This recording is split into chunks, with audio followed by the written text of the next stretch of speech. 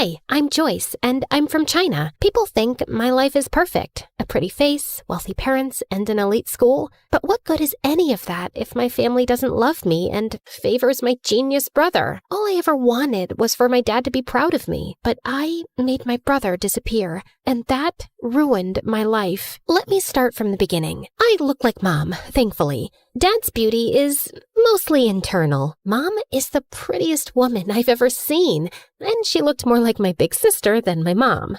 She looks like you, but I hope she doesn't have your brain, or she'll turn out useless like you. Well, I had learning difficulties and barely spoke more than a few words until I was 5. Dad hated me. He spoiled my brother Dustin rotten. I wanted to impress him too, but Dustin, 3 years younger than me, was already a genius. Dustin loved me, no matter how much Dad compared us. He never let it get between us. Like this one time on my 8th birthday, Dad decided to celebrate Dustin instead of me. He invited all his employees and business partners. Dustin was on stage reciting this long old English poem called Beowulf, and people were already yawning and checking their watches. Mom and I were late because we were at the salon, and when we finally walked in halfway through the poem, every single head turned our way. People looked at us like we were movie stars. Dad came rushing over, looking pissed. What are you all staring at, huh? It's just 2 girls who care more about their looks than their brains. Joyce, you're just a disappointment. Go upstairs. Actually, do us all a favor and stay there. I went to my room, and a few people, including Dustin, gave me the thumbs up and told me how pretty I looked in my dress. So I gave them my best princess bow, threw a couple of kisses like a celebrity, and kept walking. Once Dustin started 1st grade, my parents adored him even more. Dad gave him the entire 2nd floor, 3 private drivers, and 1 jet. Maybe you're wondering why a 6-year-old needs a private jet. Yeah, me too. But when you're that rich and that obsessed with your genius kid, I guess a bicycle just doesn't cut it. Anyway, once, Dustin took me on his jet to France for breakfast.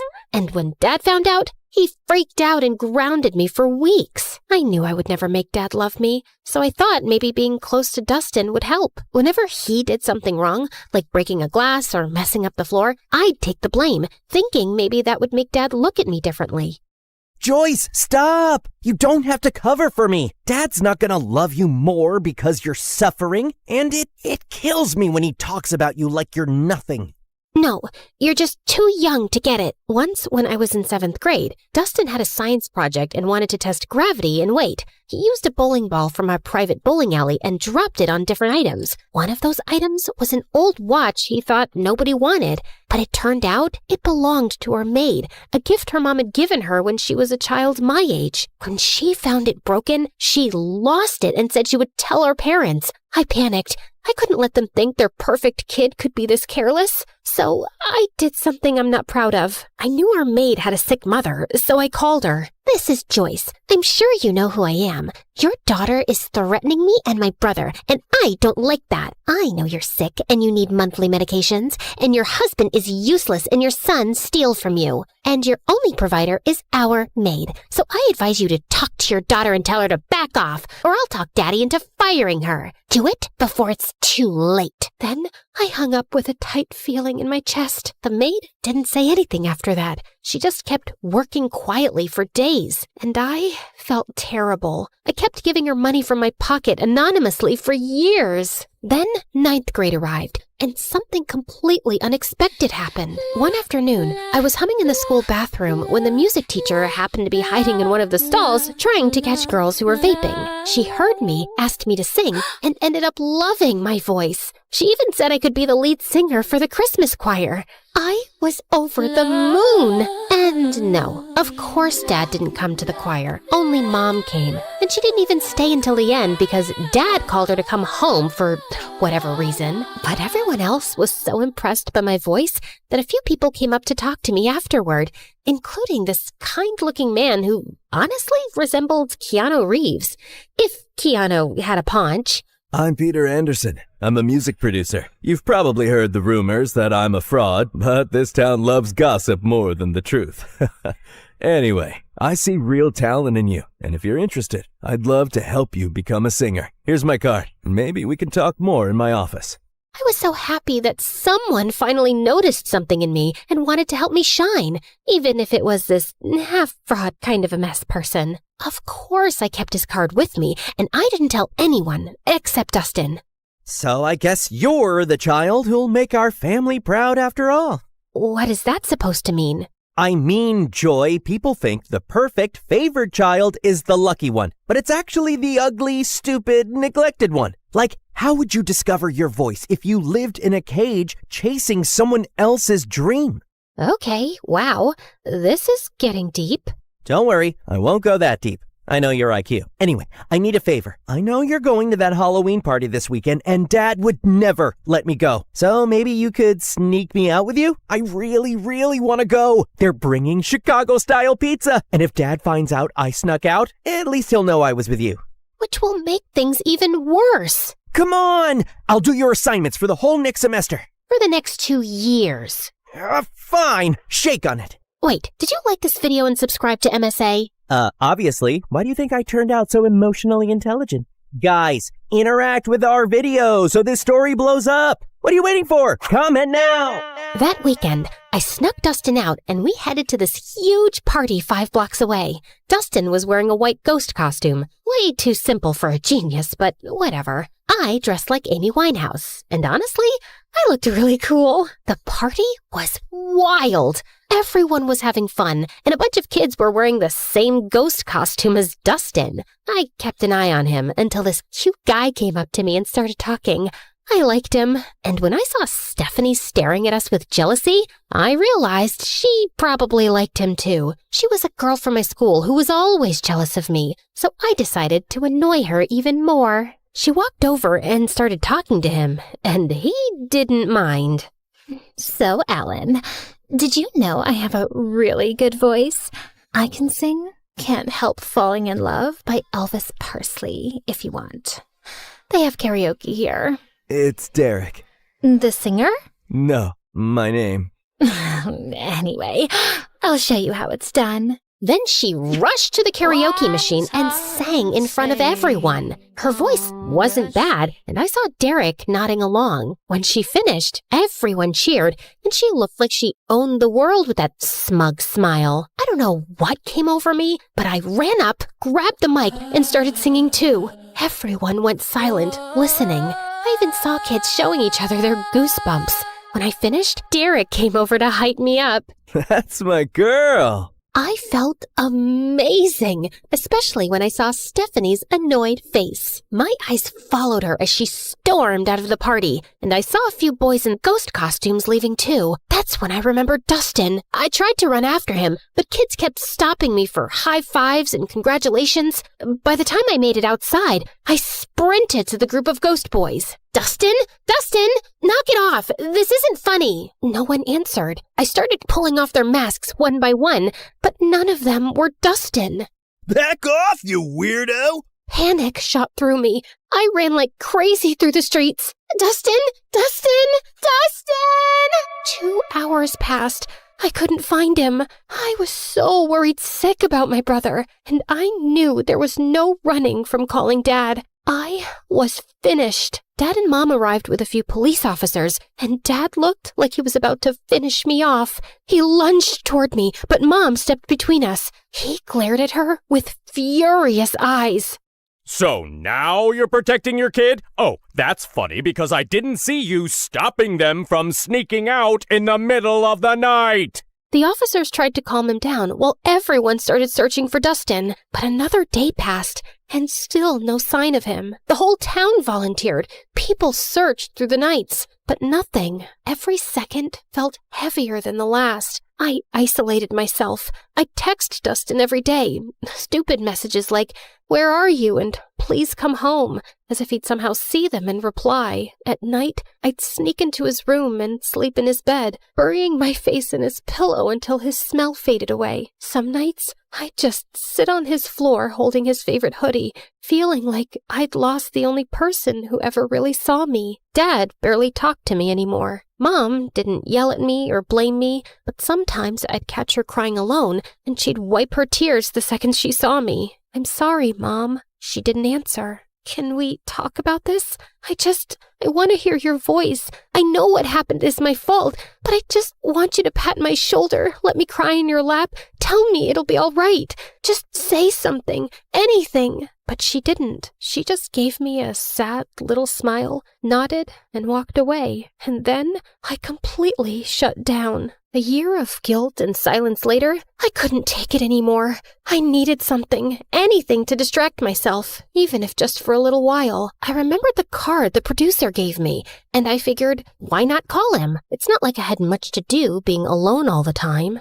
Wise decision. I'm gonna make you a star, way up in the sky, so bright, your dad's gonna regret not loving you enough.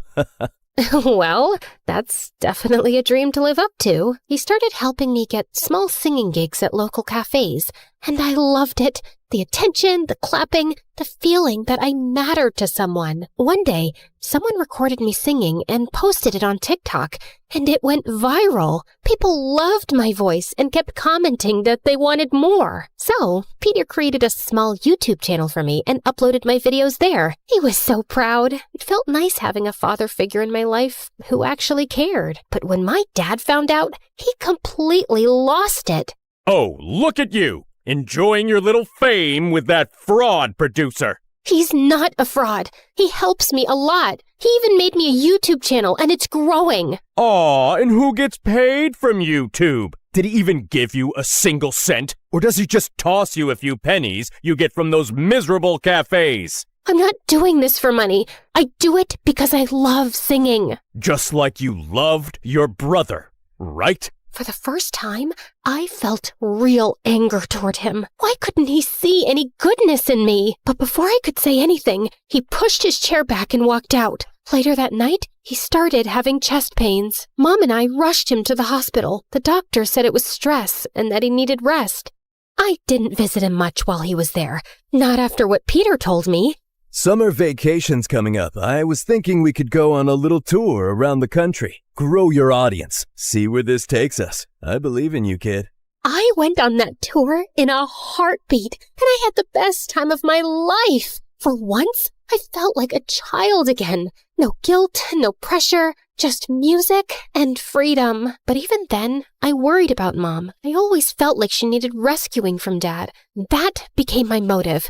Work harder, grow bigger, make more money, and buy us a house far away from him. My fame grew fast. By the time I finished high school, I was well known enough to earn a good income. One night, before leaving the house the next day for good and renting an apartment in the city, I was having my last dinner with my parents.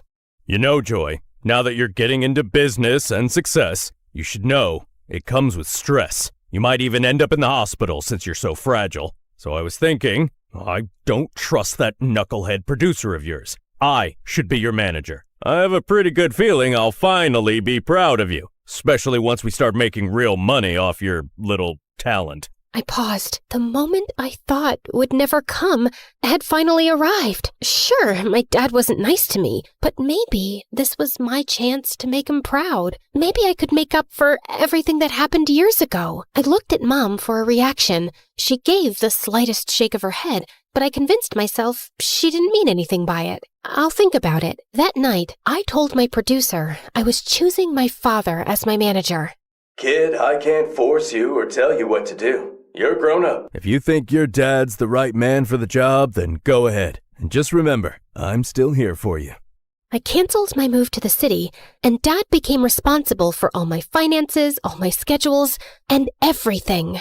Everything was fine for the first few months, but then I started noticing that my finances didn't make sense. I was earning more back when Peter managed me, and I was working twice as hard now. Still, I gave my dad the benefit of the doubt until one day I checked my bank account and it was at zero, completely empty. I freaked out and went to confront him in his office, but he wasn't there. That's when Mom walked in, pale and shaking. She turned on the TV. William Clark, the billionaire owner of Clark Investment Companies, has been exposed as the center of a massive Ponzi scheme. Authorities estimate he conned thousands of people out of nearly $300 million.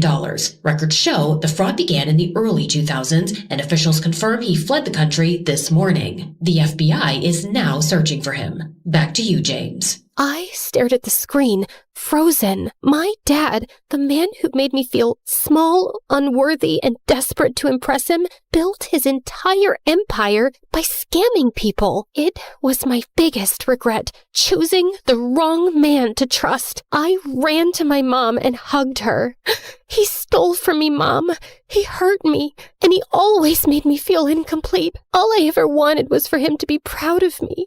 Where did I go wrong? Mom wrapped her arms around me. You were focused on the wrong parent, honey. Every time I tried to hold you, I could feel myself breaking. And I didn't want you to see that. I didn't want you to carry my pain on top of your own. Words were never my thing, but I always loved having you around. After Dustin, everything fell apart. You shut yourself away, and I didn't know how to reach you. But your father's gone now. Good riddance. It's just us. I've saved some money. Let's start over. I hugged her tighter. Her words came late, and in the hardest moment of my life, but somehow I felt happy. I never knew you could feel so happy and so sad at the same time. After that, everything happened in a blur. The FBI seized our mansion, our cars, and everything inside. Mom and I moved into a tiny apartment and hardly left it. Then one day, someone knocked on the door. It was Peter.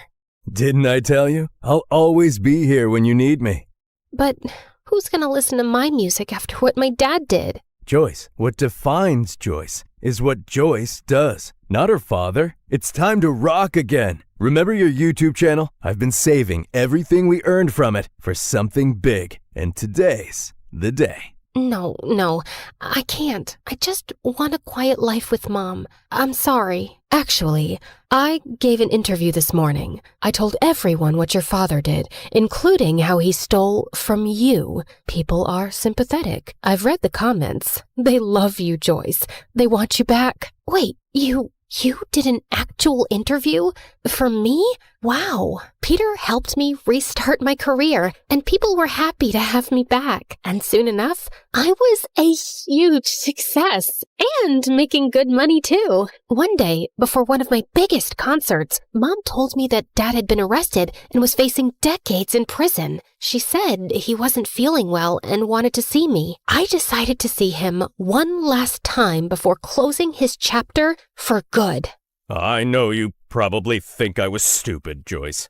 No, you committed every sin in the book, but stupidity wasn't one of them. You know what? I actually feel sorry for you. You spent your whole life putting down an innocent little girl without a shred of guilt. Well, you weren't like Dustin. For Christ's sake, he was the only one who made me proud, and you had to take that away from me. I guess it was for his own good. Otherwise, he would have grown up to be a miserable little fraud like his father. I finally get it. You were never capable of being proud of me. Not because of who I am, but because of who you are. A fraud, in business and as a father. Now, if you'll excuse me, I have a crowd of 200,000 proud people waiting for me. And with that, I spit on him and left. The moment I stepped on stage, the entire arena erupted. I looked out at all those excited faces, at Mom's proud smile, at Peter beaming at me like his daughter had made it. And then I closed my eyes, and I saw him, Dustin, with that same cute, confident little smile he always had when he believed in me more than anyone else. I keep running, like I'm trying to outrun time. I can't stop, I can't slow down with these ghosts still in my mind. And it hits me when it's quiet, nowhere left for me to hide. So I keep on moving, just to feel alive. But as I sang, the crowd grew louder than I'd ever heard. I opened my eyes. There was a guy being lifted by the crowd, riding toward the stage, and for a second, I stepped back in fear. But then my heart stopped. Dustin? I signaled for my security to let him through. He climbed onto the stage, and I swear the world went silent around us. I looked at him like I had just seen a ghost. The hostess rushed forward, tears in her eyes. After your mother's interview about your missing brother, the internet made it their mission to find him. He's been missing for 10 years. We interviewed him and confirmed with your mom. He is your long-lost brother. My knees almost buckled. I couldn't breathe. But Dustin spoke first. I was taken by some shady people. They asked Dad for ransom, but he ignored them. They took me to Mexico. We got into a car accident. I lost my memory. A kind Mexican couple adopted me. I didn't know who I was, but I always felt like someone out there loved me. I just didn't know it was you. My heart shattered and healed all at once. I dreamt about this moment every day, always imagining myself as the stupid, reckless sister who failed you. I never pictured meeting you like this, as a woman with a life and strength and dreams of her own. Welcome home, brother. I threw my arms around him, and he broke too. And when I looked up, the whole arena was crying with us. I turned back to the microphone, wiping my tears. Thank you, everyone. I learned something I wish someone told me sooner. You can't buy love. You can't chase approval. Not even from the people you want it from the most. The greatest person you can learn to love is yourself. And once you do that, everything else falls into place. Thank you again. And now, if you'll excuse me, my brother and I have a lot to catch up on. And with that, we walked off the stage together for the first time in years, and the first time all over again. Because sometimes the people who make you feel the smallest are just trying to make themselves feel big.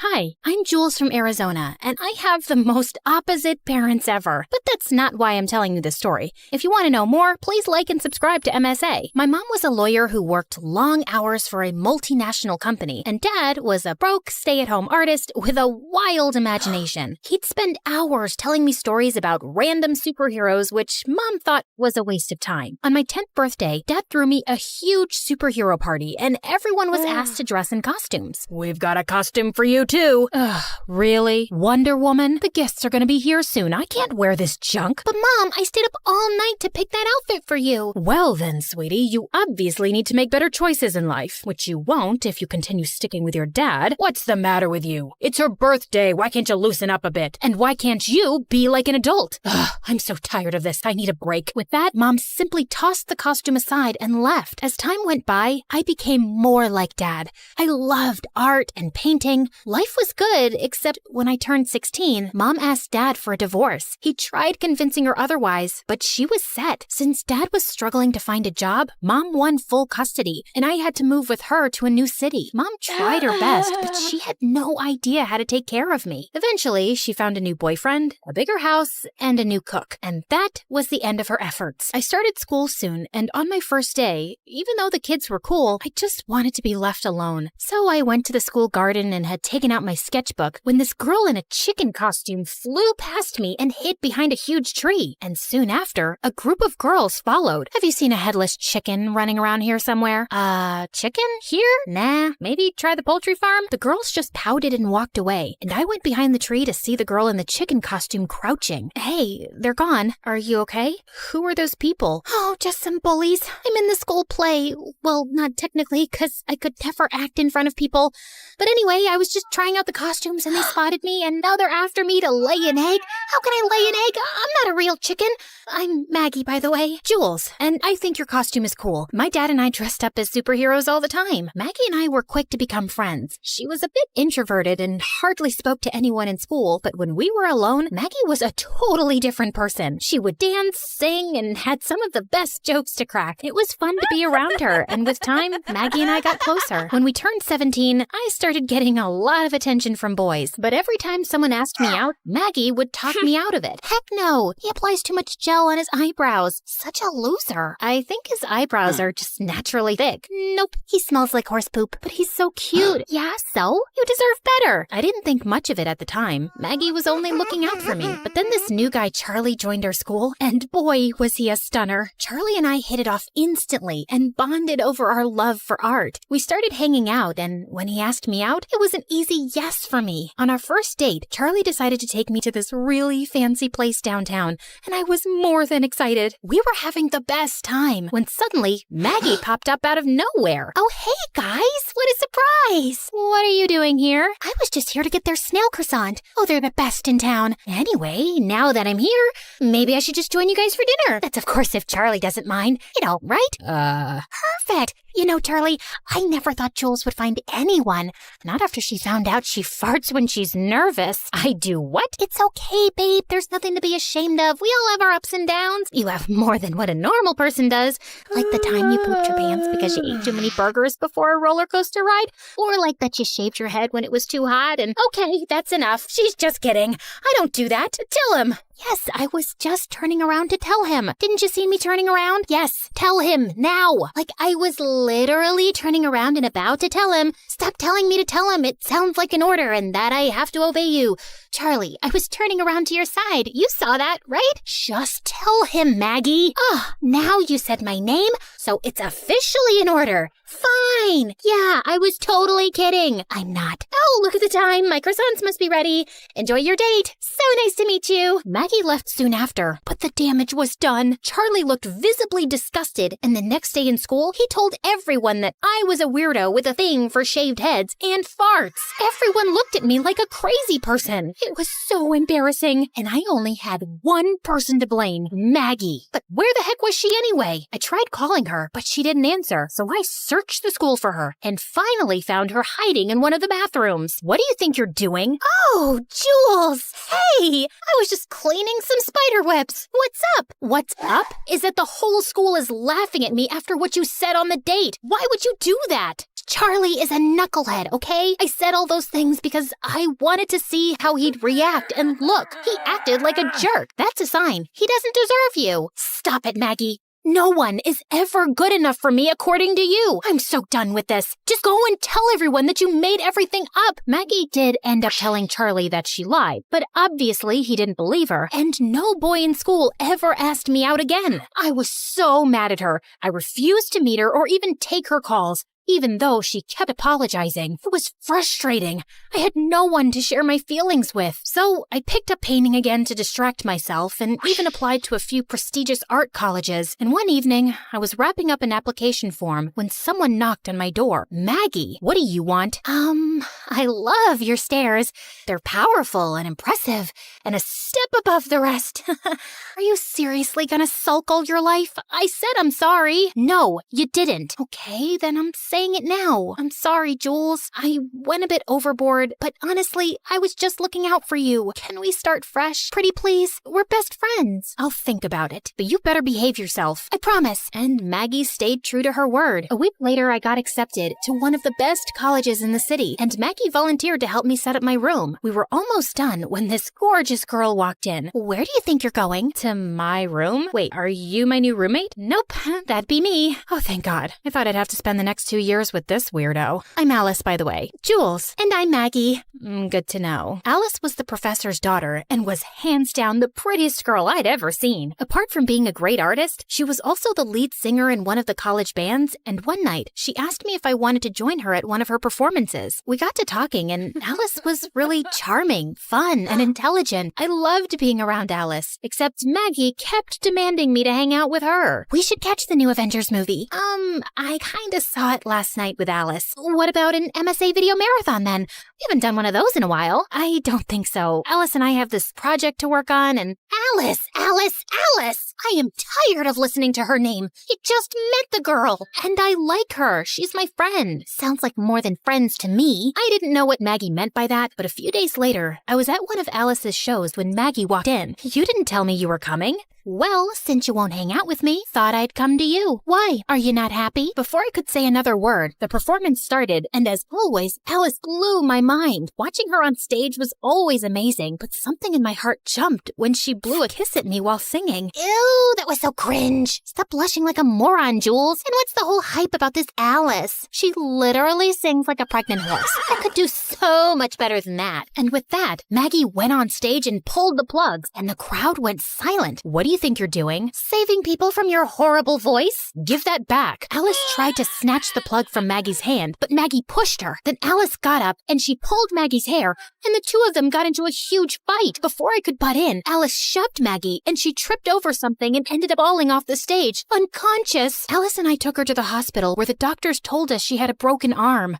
Maggie got discharged the next day, but the doctors said that she needed to rest. Her parents requested if I could help her with her recovery since she was always happy around me, so I tried to drop in whenever I could, but every time I said I couldn't come over, she'd freak out or have a full-on panic attack, making me feel like I had to drop everything and go see her. Even Alice started noticing how stressed I was. Then one day, she told me about this great art exhibition in town, and I really wanted to see it. I told Maggie that I wasn't well, and surprisingly, she understood. Alice and I were having a great time, and the exhibition was out of this world. I've missed that smile, you know. Me too. Thanks for bringing me here.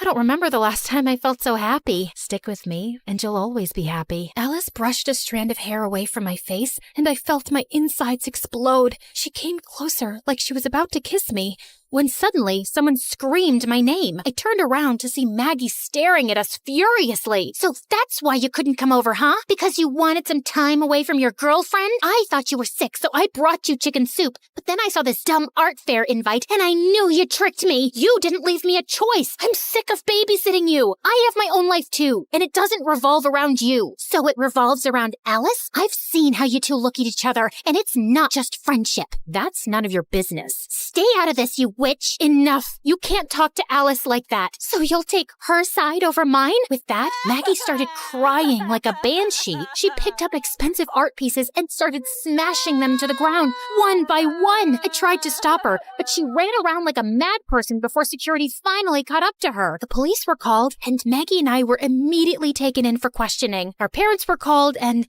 it was a huge mess. Mom dropped me back off at my college, where Alice was already waiting for me. Are you okay? Look, Jules, you need to cut that girl loose. She's clearly obsessed with you. I don't know what's gotten into her. I mean, she's always been weird, but she's not a bad person. Then why did she spread that rumor about you in school? I had a friend who went to the same school as you and did some digging. They told me how she said something about you farting. And wait a minute, you asked around about me? Why? Because I wanted to know more about this stupid friend of yours. Then you should have asked me. Don't go sneaking around like that. I'm sorry. I just wanted to make sure you were okay. You should know better and stay away from someone so toxic. She's not wrong, Jules. Sometimes it's okay to let go in order to stay happy. As painful as my separation with your dad was, it ended up being a blessing because we're so much happier. Just be selfish for once and choose your own happiness. Oh my God. You all need to stop telling me what to do.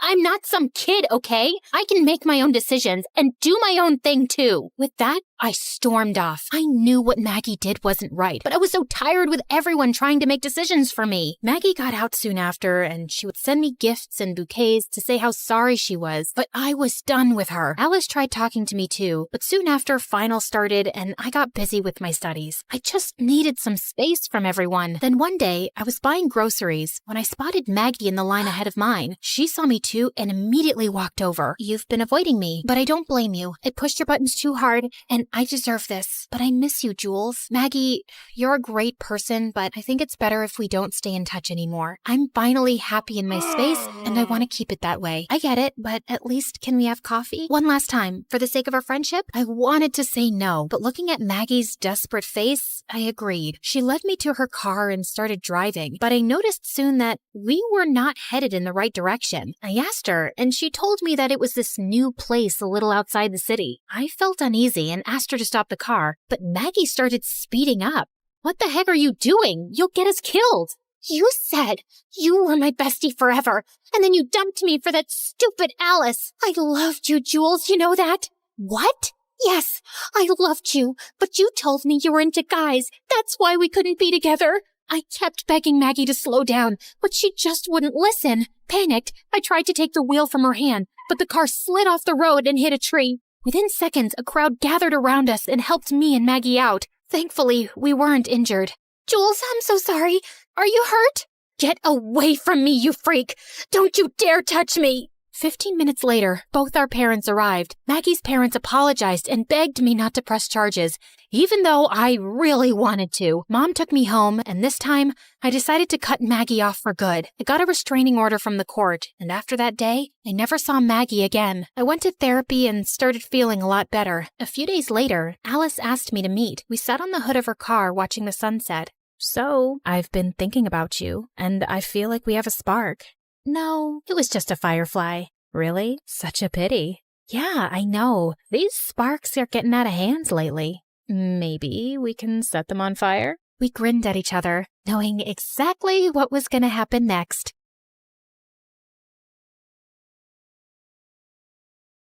Imagine being on a date at the best restaurant in town, and then the waiter trips and drops his tray full of live lobster, and one of them pinches you. And this is not even the most embarrassing thing that has ever happened to me. Let's take it from the beginning. My mom was a Red Cross advocate for women's rights, and my dad was her bodyguard, so they were always off to this gala or the other, and they left us back with an army of nannies. And when I say us, I mean me and the Chaos Crew, also known as my 5 younger siblings. Food battles, mud fights, glitter bombs, they were so extra. Even Mary Poppins would snap her little umbrella and shuffle up a chimney to escape from them. Every time another nanny left, we got the talk. I'm disappointed in all of you, but especially you, Martha. You're the oldest. You should lead by example. I haven't done anything. Exactly. How are you supposed to become a leader of the future if you can't even lead your siblings? If you were home teaching us instead of running around, I wouldn't have to take charge. What I do is important. More important than your family? When Mom didn't immediately reply, my heart shattered. I rushed to my room and locked it when Mom came to talk to me later. Martha, I'm sorry. Of course I love you. Then don't go. I have to. But we'll talk when we come back. I promise. Maybe it's better if you never come back. It was like fate really had a twisted sense of humor and heard me. Mom and Dad did not return from their last trip to the Amazon. I felt like it was my fault that they didn't return. My punishment. The police sent out search parties and even used drones to look at their plane that disappeared, but they couldn't find anything. It's a lot, right? But stay with me. You've already liked and subscribed, haven't you? Don't cry. Mom and Dad will come back. Dad's a tough bodyguard and Mom's faster than a tiger. I'll take care of you in the meantime. I'll be a leader, Mom, just like you wanted. Please come back. But I was only 15 and I knew nothing about adulting. I was suddenly surrounded by lawyers asking me questions and making me sign things. Just pretend you know what you're doing and you'll be fine. Yeah, it wasn't fine. One of my mom's lawyers turned out to be a total snake. He conned his way into getting guardianship over everything, and then he kicked us out and took control of all the assets. You can't do this! Oh, what? I'm sorry. I couldn't hear you over the sound of all the money you just signed off to me. Wait until Mom and Dad are back. They'll send you to jail. You mean when they come back from the jungle? Well, I've got a fortune to spend. Goodbye. I was super angry, but I didn't have time for it. The Chaos Crew had turned into a miserable bunch, and I needed to take care of them first. Right, first step, let's find a place to live. We all put our birthday cash together, and it was enough for a couple of months' rent. Finding someone willing to rent to a group of teenagers was quite a challenge. So I had this crazy idea to dress up like an old lady, and somehow managed to get us a lease. Luckily, it was still the summer holidays, so I had time to take up all the gigs I could find, like a plant manager, where I literally had to water plants, cornfield pollinator, and even party entertainer. These children are wilder than my siblings. Let it go! Let it go! Ah! Here, let me help you up. At least my colleagues are all kind. My siblings pitched in as well. They baked tons of cookies and sold them, pretending to be Girl Scouts. And they muddied everyone's cars at night so they could offer a wash-up service in the morning. At a premium, of course. Who knew that being little devils would come in handy? By the time school started, I had turned 16, and we had all transferred to public school. I was so nervous on the first day. And then I got to class, and all the desks were already taken. Now I'll have to stand in the corner like a potted plant. But then a girl sitting in the last row waved at me. She was dressed in this bright orange shirt with space buns, and her desk was hidden under a pile of comics. Come here, we can share. There's a desk under all that? Where can I get a chair? We'll share mine. By the way, I'm Bree. You can call me Brilliant. Bree was a weirdo, but she was also pretty awesome. She gave me all her notes and knew all the juicy gossip. That girl there, her mom works in marketing, so she always knows the latest discount codes. And that one there, don't talk about her nose. We became best friends, and eventually I told her about my story. I want to save up enough cash so I can find my parents. You're so strong. I want to be like you. You're perfect the way you are. I'm not. I'm almost 17, and I've never had a boyfriend. Everyone I confess to just rejects me, and Darius doesn't even know I exist. Darius was Bree's crush and the captain of the school's chess team. Are you sure he's the right guy for you? He is the one. I can feel it. And this time, I'm going to get my confession right. Bree's plan was as crazy as she was. She got dressed up as a chess piece and painted the whole club room as a giant chessboard with a banner that said, "Will you be my checkmate?" But when Darius walked into the door, he freaked out. Where is it? What? My chessboard! There was a game I've been playing since I was a freshman! We just moved it. There? Darius was so furious, he wanted to call the principal. And then one of his friends intervened. I didn't see who he was because I was too busy pulling a crying Bree away. Thank you, mysterious dude. After that, Bree was done with the guys. And honestly, I had my own problems to deal with. Like the time I was getting out of the shower and this gigantic cockroach came out of the drain. I screamed and hit it with the shampoo bottle, but then even more of them started crawling out. Eek! It's an invasion! Oh yeah, it happens. Why do you think the flat was so cheap? We tried spraying them with gas, but the crawlers kept multiplying. We need a new flat ASAP. Martha, wise up and ask for a raise. But when I showed up for my part-time gig at the party entertainer company, the door was sealed off with bright yellow FBI tape and the entire place cleared out. Oh man, I loved this job. At least you get to keep the costume. What costume? These are my normal clothes. That is very creative. I never thought I'd meet someone more colorful than Bree. Hey, wait a second. Cute, smart, and probably colorblind. He's just perfect. Jasper, how would you like to meet a friend of mine? The moment I introduced Bree and Jasper, it was insta-love. They were like two very colorful peas in a super bright pod. And shortly after, they started dating. Martha, you are a lifesaver. I was seriously starting to think I'd be a crazy cat lady forever. And it was an easy match. You have so much in common. A couple of months later, it was Jasper's birthday party, and he introduced me to his sister Trinity, who was like a Wednesday to his Enid. Wow, and they came out of the same womb. I can't believe someone like Jasper found such a cute girlfriend. And I'm still single. All the boys care about is looks, and no one cares about brains. As I watched Trinity cut marshmallows into cubes and stack them into perfect columns, I realized there was at least one boy who could appreciate her, so I texted him. Oh, I hope I won't regret this. The party was in full swing when, what's Darius doing here? Actually, I invited him. What? Trust me. Hey, Darius. Hi, this is Trinity, and she likes cube-shaped marshmallows. Round marshmallows make no sense. Finally, someone who gets it. And just like that, Darius the ice cube started melting. See, I told you he wasn't the right one for you. She is. OMG, you're right. You're like the matchmaking queen. I realized how happy Bree's words made me. Helping other people is so cool. But fate was once again ready to kick me down because I got a call from the hospital. What happened? They're saying my brother picked up a sandwich from the bin, but it had some glass in it and now he needs stitches. This is all my fault. If we had more money, he'd never pick food from the bin. And now how am I going to pay for the operation? We don't have insurance. I even tried to call the snake lawyer, but... Oh, I love that you think I should care. Bye. Luckily, the operation was a success, and my brother was okay. When I got to the hospital and asked for the bill, the receptionist told me it had already been paid. It was a young guy. There, he's just walking into the elevator. I tried to catch up with him, but the elevator doors shut in my face. Gosh, I swear his back looks so familiar. Who is he? Thanks to my mysterious angel, the accident had resolved well, but it had shown me how much I needed a new job. After Darius and Trinity became a thing, the whole school was buzzing with the rumor that I was the one who set them up. People were begging me to find them their perfect match. Every time I opened my locker, I was buried in a pile of profiles and love letters. How do I fix this? I'm happy to help, but I can't keep doing this for everyone. I gotta focus on finding a new part-time job. Well, why don't you open a matchmaking agency? But I feel bad to ask people to pay for love. Then only ask for a donation from the successful ones. And who knows, maybe you'll find the right match for yourself as well. Right, like I have time for that. But Bree is right. This is something I'm good at. I should at least try. So the next day, I got Bree and Jasper to help me throw my first matchmaker party. By the end of the night, the donation box was bursting with cash, and everyone was coupled up. Almost everyone. As I stepped into the bathroom, a girl ran up to me, and she was dripping wet. How could you match me up with that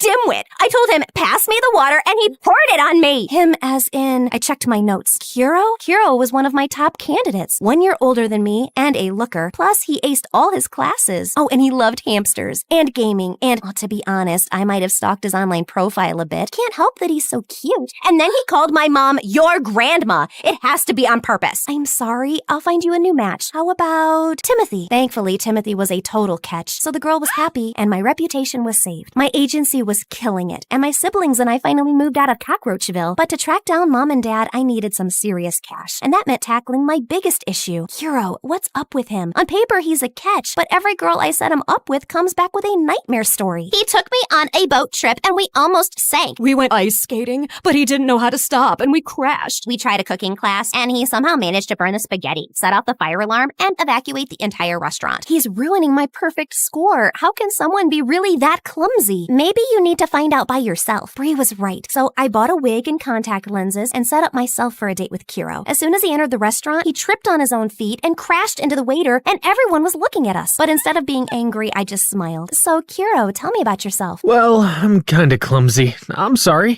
It's not so easy to scare me. I mean, I survived a cockroach invasion. A what? So I told Kiro everything about my horrible flat and crazy summer jobs. He laughed and then got back from the toilet with a whole roll stuck under his shoe, which then led to the lobster accident, which I told you about already. And gosh, he really is a menace. You're giving up? Never. The second date was better. We only got a batch full of super salty popcorn. The third date was almost normal. And by the fourth, I realized he'd done nothing clumsy. Wow, I guess he was just nervous. I started to get so comfortable around him that I even told him about my mom and dad's disappearance. Don't lose hope. I bet they're still out there somewhere. I know they are. If it hadn't been for that awful lawyer. What lawyer? After I explained how we got conned, Kiro was super mad. I can't believe he can get away with something like that. He's a lawyer. Who is the police gonna believe? There must be some evidence. The more I listened to Kiro, the more I realized he was right. I didn't have time or money before to go after him, but now it's time for the Chaos Crew's return and get our revenge. That night, we went to our old house and stuffed some old rotted beans in all the air vents. Less than half an hour later, the people inside were opening all the windows. Stage 2, go! Dressed up as a cleaning crew, my siblings rang at the door while I sneaked through a window. It was dark, but I grew up in this house. I know it like the back of my hand. I waited until the Chaos Crew started to fill all the vents with flour, making everyone cough, and then I went into the study. Okay, focus. He won't leave around a folder with evil plan written on it,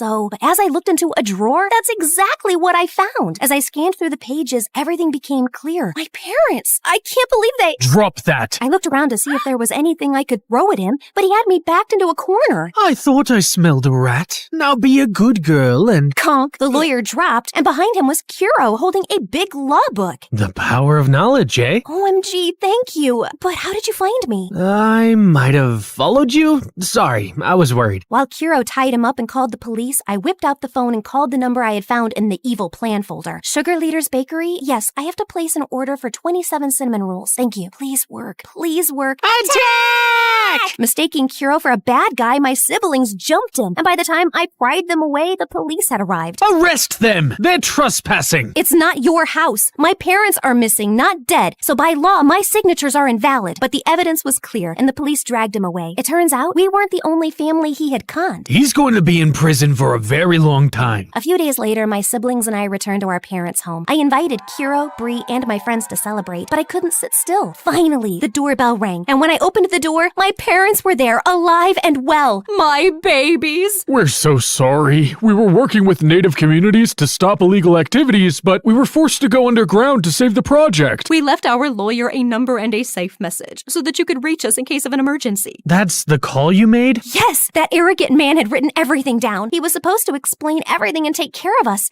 Instead, he even told our parents to stay away because we had received some threats. We should have never trusted him. But now you're home and you're going to stay, right? Mom and Dad looked at each other, and for a moment, I was afraid that they might leave again. Of course we're staying. We learned our lesson. And who are all these nice young people? I introduced all my new friends to my parents and told them how much they had helped me. But when it was Kiro's turn, I hesitated. Is he a friend, a date, a boyfriend? He doesn't even know I'm the matchmaker. This is Kiro, and I've never been completely honest with him. I turned to him. I hope he understands. Kiro, I'm not one of your matches. I am the matchmaker. I braced myself, expecting rejection, but— I already knew. What? Why do you think I was such a loser with other girls? I've had a crush on you since Bree's wild confession to Darius. But you were so wrapped up in your agency, you never even gave me a second glance. I had to do something drastic to get you to notice me. Bree's confession? But I squinted at him. Right, he was the guy who stopped Darius from going to the principal. And OMG, you also paid for my brother's hospital bill. Yeah, I overheard you talking about it at Jasper's party. Why didn't you tell me? I didn't want you to go out with me because of money. I couldn't believe he'd done all that just to date me. I guess this answers my question. Mom, Dad, I'd like to introduce you to Kiro, my perfect match. I grabbed Kiro's hand, And as I saw the happiness on his face, I knew I had made the perfect choice. Welcome to the family, Kuro.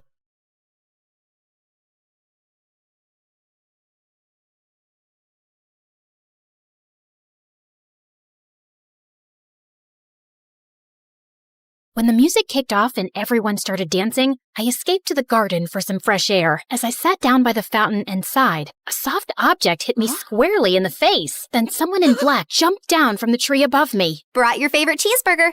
Meredith, what are you doing here? And why would you hit me with a burger? Wait, are you dressed up like Catwoman? Yeah, it's been my look for weeks now. 1, it shows off my fantastic figure, which is a service to humanity. 2, every vigilante hero needs a costume, and I've always found Catwoman classy. 3, vigilante hero? You basically rob people. Yeah, like Robin Hood, stealing from the rich and giving to the poor. You steal for yourself. I am the poor. And what's all this you nonsense? Last time I checked, we were a team. But sis, what's taking so long with this mission? It's not that simple. It's pretty simple. You make this rich dude fall for you, get access to his vault, steal the painting, and we run off to Bora Bora. Are you having trouble making him fall for you? Maybe he hates your eyebrows. I don't know, but I feel like punching you in the face every time I see your eyebrows, which is basically every time I see your face. Shut up, Em. Everything's going fine. Okay, but hurry up. This catsuit is giving me a butt rash, even though I use baby powder under it. I want to put it away soon and retire on a beach in a bikini. Aren't you looking forward to it? Just take the stupid suit off. You're a con artist, not a cat burglar. And of course I'm looking forward to it. You should go before you blow my cover. And thanks for the burger. It's not a gift. Duh. You're gonna pay me back. I've noted it in my diary. See ya. I couldn't help laughing as I saw her clumsily climb the wall, then fall over to the other side. But as I turned away, I felt troubled. The problem wasn't about making this rich guy I had to rob fall for me. He already had. The problem was, I'd fallen for him too. Let's start from the start, okay? Hi, I'm Claire, originally from Connecticut. And yes, you might have heard some fun words being used for me. Deceitful witch, manipulative liar, and con artist might come up, none of which is an exaggeration, but people change, okay? Before I tell you my crazy story, please like and subscribe. My mother was born into what she always called old money, which basically means her family had been rich for a long time and their wealth was passed down generations. Unfortunately, it skipped our generation. Apparently, my dad was extremely charming and swept Mom off her feet when she was just 20. She married him against her parents' wishes and they cut her off from their wealth. Then, 2 years later, Mom gave birth to twins, Dad met another woman, and he abandoned us. At least he left us the house in a nice neighborhood, but my grandparents refused to help Mom out and said she had to live with her decisions. Mom, how are you feeling now? Like my organs are shutting down one by one. So, same as this morning then? Here's some chicken soup. There's no chicken in it. Well, you asked for chicken soup when there was no chickens in the fridge, so I guess we all have to use our imaginations, don't we? Oh, the soup at my parents' house always had chunks of chicken and big fat prawns. What has life come to now? I was raised as a creature of luxury. I'm like that fairy tale princess who couldn't sleep because of a single pea under her mattress. So you say, but there's a bunch of sharp pebbles under your mattress and you sleep like a log and snore like a bear. What? How could you put pebbles? I do not snore. Leave me to decompose, please. Well, you have to return to your waitressing job, so get well soon, Mom. Shall not. I loved Mom, but she was basically a spoiled, selfish child who just couldn't adapt to her change in fortunes and start acting like a freaking parent. My sister Meredith and I were twins, but we looked nothing alike. With her soft blonde hair and big baby blues, she looked like the kind of sweet soul who saved kittens from trees, helped old people across the road, and sang to birds. She didn't look like she had an ounce of evil in her, which wasn't true, like at all. But we'll come back to that later. From an early age, it was clear to me and Meredith that we had to be resourceful for money. I started doing odd jobs for our rich neighbors in the 8th grade, like raking their gardens, walking their dogs, and babysitting their kids. But Meredith was always finding more creative ways, like taking stupid boys in her class on paid exclusive tours to an alien site she'd discovered in the nearby forest. I'd seen her digging up the crater where the spaceship had landed, or selling youth water to high school girls, claiming she'd traveled far to the Fountain of Youth over summer break and had a limited supply. They actually thought she was telling the truth because it tasted different. Yeah, that's because she was filling up bottles from the neighbor's gross jacuzzi. People eventually caught on and stopped buying from her, and that's when she started stealing from me. But whenever I'd confront her, she'd throw a tantrum and deny it like I'd accused her of killing someone. So the next time, I hid money in my diary and made my latest entry. Dear Diary, guess what? What? When Mom took Meredith to the hospital for her sore throat the other day, the doctors made a shocking discovery. Meredith has a rare, incurable disease. She only has a few more months with us. We've decided not to tell her so she isn't scared and lives the rest of her short life in peace. Yes, I'm sad, but not that much because my baby sister is going to a better place and leaving me all her stuff. I knew my trick had worked when Meredith came down one morning with swollen eyes. When Mom asked her what was wrong, she burst into tears about her incurable disease. Where would you get an idea like that? Yes, Meredith. Please, tell Mom where you got this idea from. You wrote it in your... Wait, you chubby witch! You made me believe I was dying! Meredith lunged at me and we went rolling all over the kitchen floor. But she ended up getting grounded for a month for stealing and invading my privacy. I soon started missing her at dinner time though. So late one night, I snuck into her room with ice cream to find her playing darts with my face as the target. I'm sorry you're stuck here, but you did steal from me. I know we don't have a lot right now, but we'll work hard and make money in the future.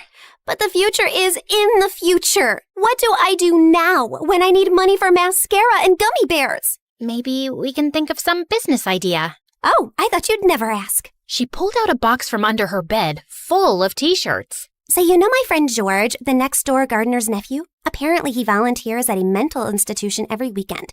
The owners got t-shirts made from all the patients, but they refuse to wear them, blah, blah.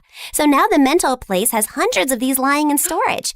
George said he can score them for me, and we could have our own t-shirt range with cute things written on them. Look, here's one I made for myself. I want to go to Bora Bora, but I'm Bora Bora. Please help me.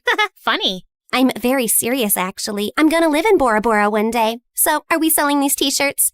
I'm in. I also made one for you. That'll be $10, thanks. Money can't buy happiness, but poverty can't buy anything. Please help me. You should pay me for wearing this. Meredith didn't have the best reputation in our neighborhood or school to sell things, so we decided to hit the other end of town and set up a t-shirt stall outside a private school. With my salesmanship and Meredith's flirting, we managed to sell quite a few on the first day. We started setting up shop at different locations, and one day as we were heading home, Meredith suddenly said she had to pee really badly. So we walked up to the closest house to ask if they'd let us use the bathroom. We rang the bell, but no one seemed to be home. I was peeking in through the window when suddenly I turned around to see Meredith already crawling halfway through one. Are you crazy? That's breaking and entering! I'll kick in your face so hard that you'll need plastic surgery, which we don't have money for. If you don't want to be ugly for the rest of your life, let me pee.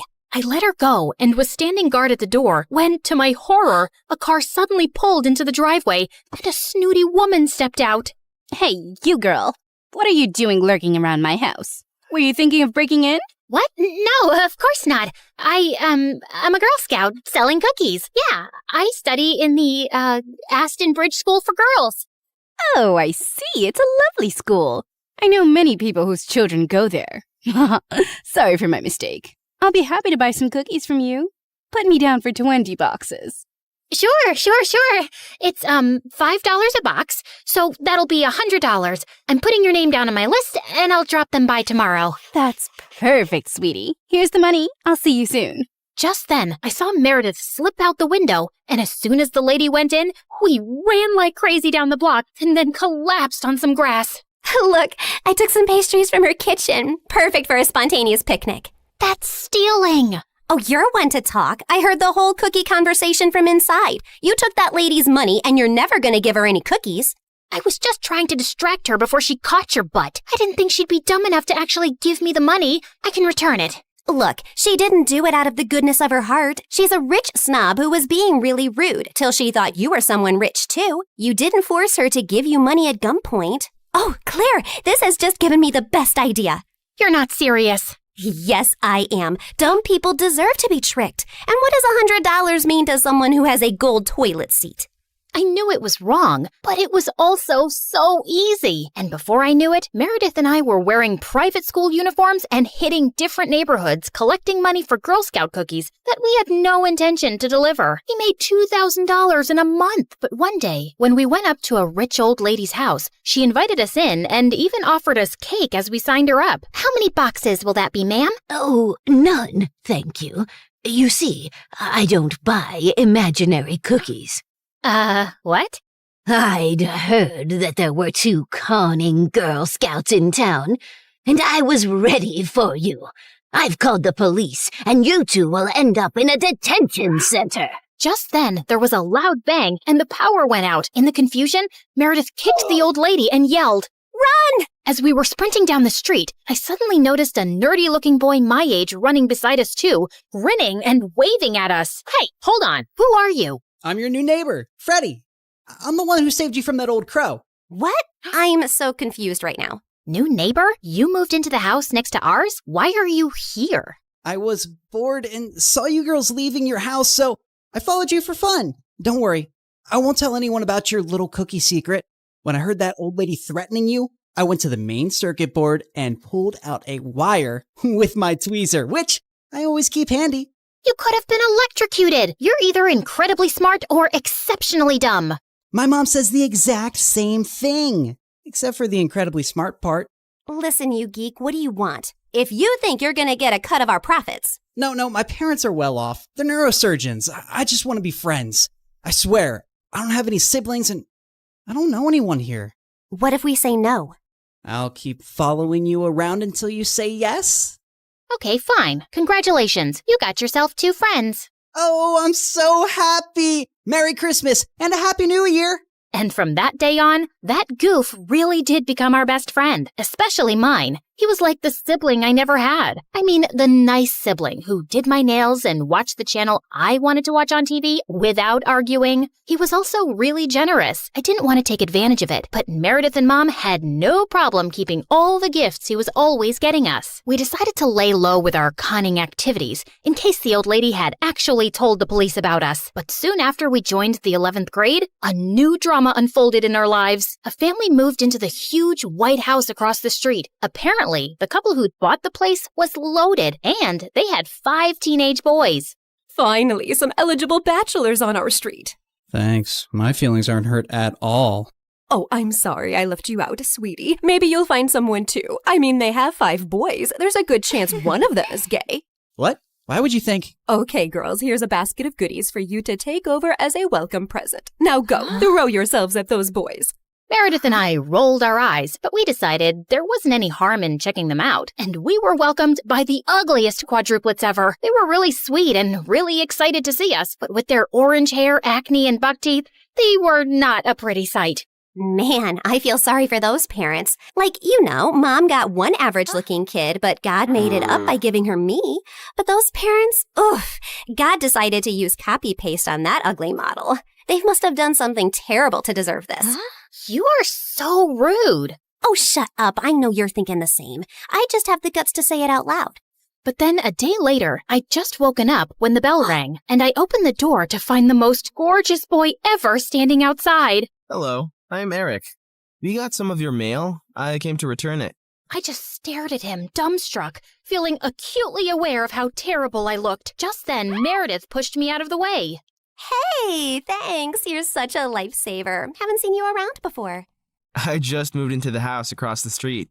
The big white one with the quadruplets? Yeah, they're my brothers. What? No, they can't be related to you. They're very unattractive. Meredith, can't you ever sugarcoat anything? I am sugarcoating. Did I call them ugly ogres? I am so sorry. It's okay. People have this reaction often. I'll see you girls around. He flashed his beautiful smile at us and then left. Wow, Eric stole his brother's luck, the schoolboy's luck, the neighborhood boy's luck, and his mother's and his father's luck, and the whole town's. I agree. He's beautiful. I hope he's smart and funny and kind too. I'm sure he is. I'd never believed in love at first sight till I met Eric. Okay, maybe love is an exaggeration, but I was crushing on him hard. Freddie, how does this purple dress look on me? Claire, what the? You can't just come in without knocking. What if I wasn't wearing a towel? Well, you are. So unclench your butt. Now, what do you think about the dress? Hey, Freddie, I want your opinion on this red dress. Oh, hi, Claire. I didn't know you were here. Have some respect for my privacy. What are you talking about? Actually, I don't care. Now tell me, I look hot, right? Of course I look hot. I could wear a potato sack and I'd look hot. I can do hot in my sleep. What's the dress for? The party at Eric's place? What, did you think you're the only one who got invited? The red's a bit much for a casual housewarming party, no? Yeah, you're right. It's more of a second date dress. Thanks, I'll look for something else. And your dress looks lovely. I am not your sister, and you can't treat me like this. I am a man. Okay, thanks for the news flash. Come on, Claire, let's go before Freddie has a heart attack. The party was coming up soon, but I knew there would be many guests, and I wouldn't really get a chance to talk to Eric then. So I decided to drop by to borrow some sugar one evening. But my heart sank when I spotted Meredith and Eric in the kitchen, and they were kissing. I couldn't believe that witch. It was so obvious I was crushing on Eric, wasn't it? Can you give me some mashed potatoes, Claire? I lifted a spoonful and threw it straight at her face. Claire! What the heck? Oh, I'm sorry. You didn't want them on your face? You should have been clearer then. You got a problem with me? What a genius. Since you're so smart, I'm sure you already knew I liked Eric, but you went after him anyway. Yeah, I saw you two kissing. Oh my God, what? You like Eric? I had no idea. You should have been clearer too. Cut it out, okay? You knew. Did not. Okay, so now that you know, will you stop seeing him? No, duh. Are you really into him? Not really. I barely know him, but he's cute and rich and he likes me. You did see that he was kissing me back, right? I flung another dollop of mashed potato straight in her eye and stormed off. Fine, that jerk could have Eric. I wasn't even gonna go to the party now. But on the night of the party, when I heard music floating from across the street, I couldn't help myself. Eric had just known Meredith for 2 days. This battle wasn't over yet. I knew I looked smoking hot as I marched up to Eric and Meredith in her stupid red dress. She looked furious to see me before she turned sickly sweet. Oh, hi. I thought you were unwell and not coming, honey. How are you doing now, honey? I'm good, honey. How are you, honey? I'm great, honey. Do you like my honey, honey? What honey? Honey? The honey, honey. I see no honey. Honey? What's happening here? Don't worry about it. Let's go get some honey, honey. We don't have any honey, Meredith. Honey! You ruined it. You should have ended the sentence with honey. Don't mind her, Eric. You already know she's rude. And she has a vile temper. She once tried stealing money from an old lady and kicked her hard when she resisted. Oh, so that's how it's gonna be, huh? Eric, did you know that Claire is so dumb? I told her when we were kids that if she ate bluebells, her eyes would turn blue like mine. She ate a bunch and then pooped her pants in school. Didn't Meredith tell you she used to fart in the neighbor's jacuzzi just because they said they liked me more than her? It went on for a month. Oh, how about the time you dropped Mom's toothbrush in the toilet and just put it right back? Imagine someone being so awful to their own mother. Meredith has a boyfriend who works in a mental institution, and he steals the patient's clothes from there for her. Imagine doing that to sick people. Claire keeps acting like she doesn't know her best friend is in love with her, and she keeps using him for his money. What? Are you talking about Fred? I've never used him, and he's not in love with me. Oh, please. A blind person can see Freddie's been in love with you since day one. Shut up. You shut up. How about you shut the heck up? Not till you shut up first. I pushed Meredith out of my way, but I ended up pushing a little too hard, and she crashed straight into the punch bowl. She got up and charged me, and we landed straight on the food table. As Eric was trying to pull us apart, Freddie suddenly ran in. Claire, Meredith, stop! Your mom, she isn't okay. You gotta come now. We ran outside to see Mom unconscious and being wheeled into an ambulance. Since Freddie's dad was a neurosurgeon, he took Mom's case and ran tests for weeks to discover that she had some inflammation in her brain for unknown reasons, which had sent her into a coma. Freddie's dad decided to enter her name in a clinical trial for rare brain diseases since she met all the criteria. But what's it going to cost us? We take one pro bono case for the trial, but there will still be other hospital expenses. And you girls will have to figure out something soon. Do you have any relatives? We had to contact our grandparents, but to our surprise, Mom didn't even have their numbers saved in her phone. All we had was a framed picture with their names signed at the back. Freddie offered to hire a private investigator, and within a week, he said they'd been found and were flying over to see us. But I couldn't help noticing as they got out of the cab that they didn't look rich at all. Those paupers are our grandparents? They're definitely the people from the picture. Why do Grandma's shoes look like something out of a museum? And Grandpa's coat is missing 3 buttons. The old lady hobbled towards us and hugged us tight. Oh, girls, it's so good to see you. We had no idea we had granddaughters till yesterday. You look nothing like our son, though. Your son? No, we're your daughter's kids.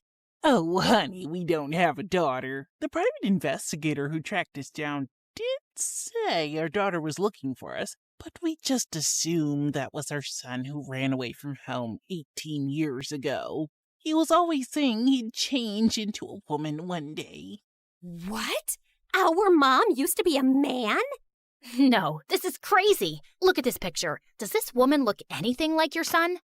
Our son is ugly, and I remember this woman. Alfred, you remember this beautiful lady came to stay at our motel many years ago? She disappeared suddenly one night, and the next day some mafia men turned up looking for her.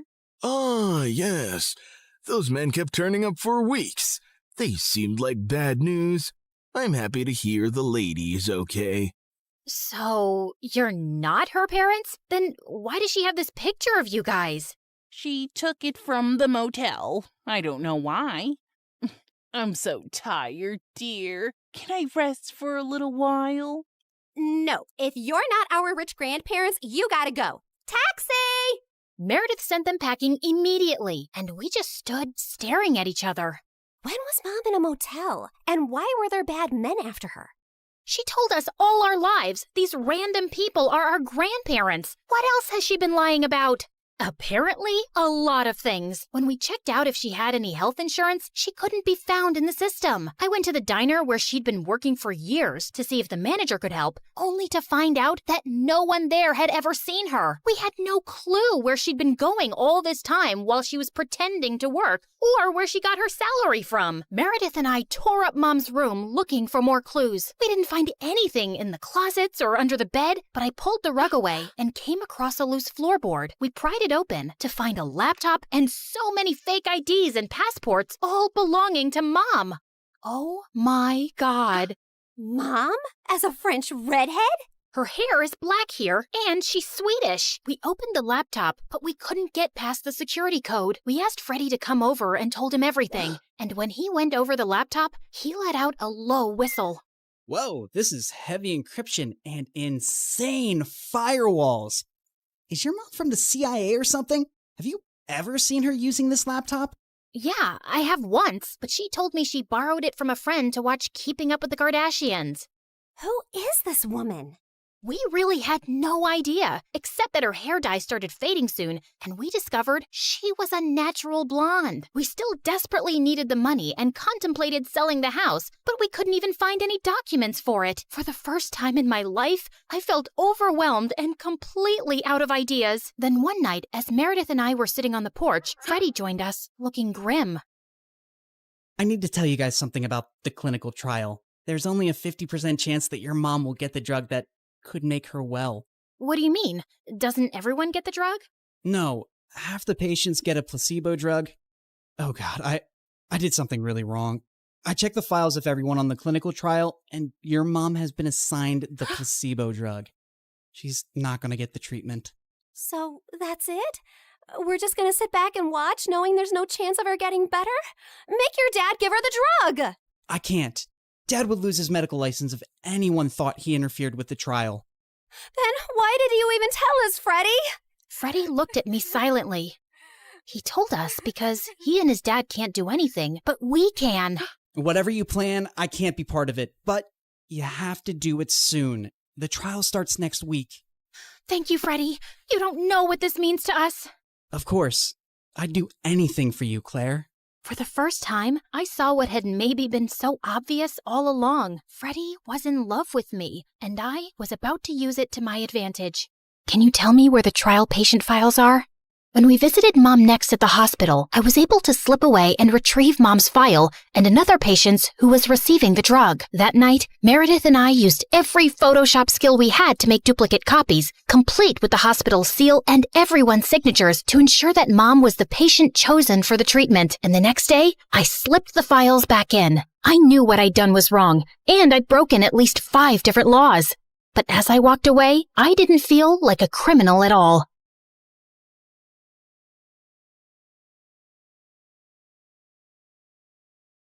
I was walking down the hospital corridor with Freddie when Meredith came running towards us. Where have you been? Mom's awake. She's finally awake. Oh my God, seriously? This better not be a joke, Meredith. I swear on my beautiful face, it's the truth. The doctors are just checking her vitals. Can you girls stop making so much noise?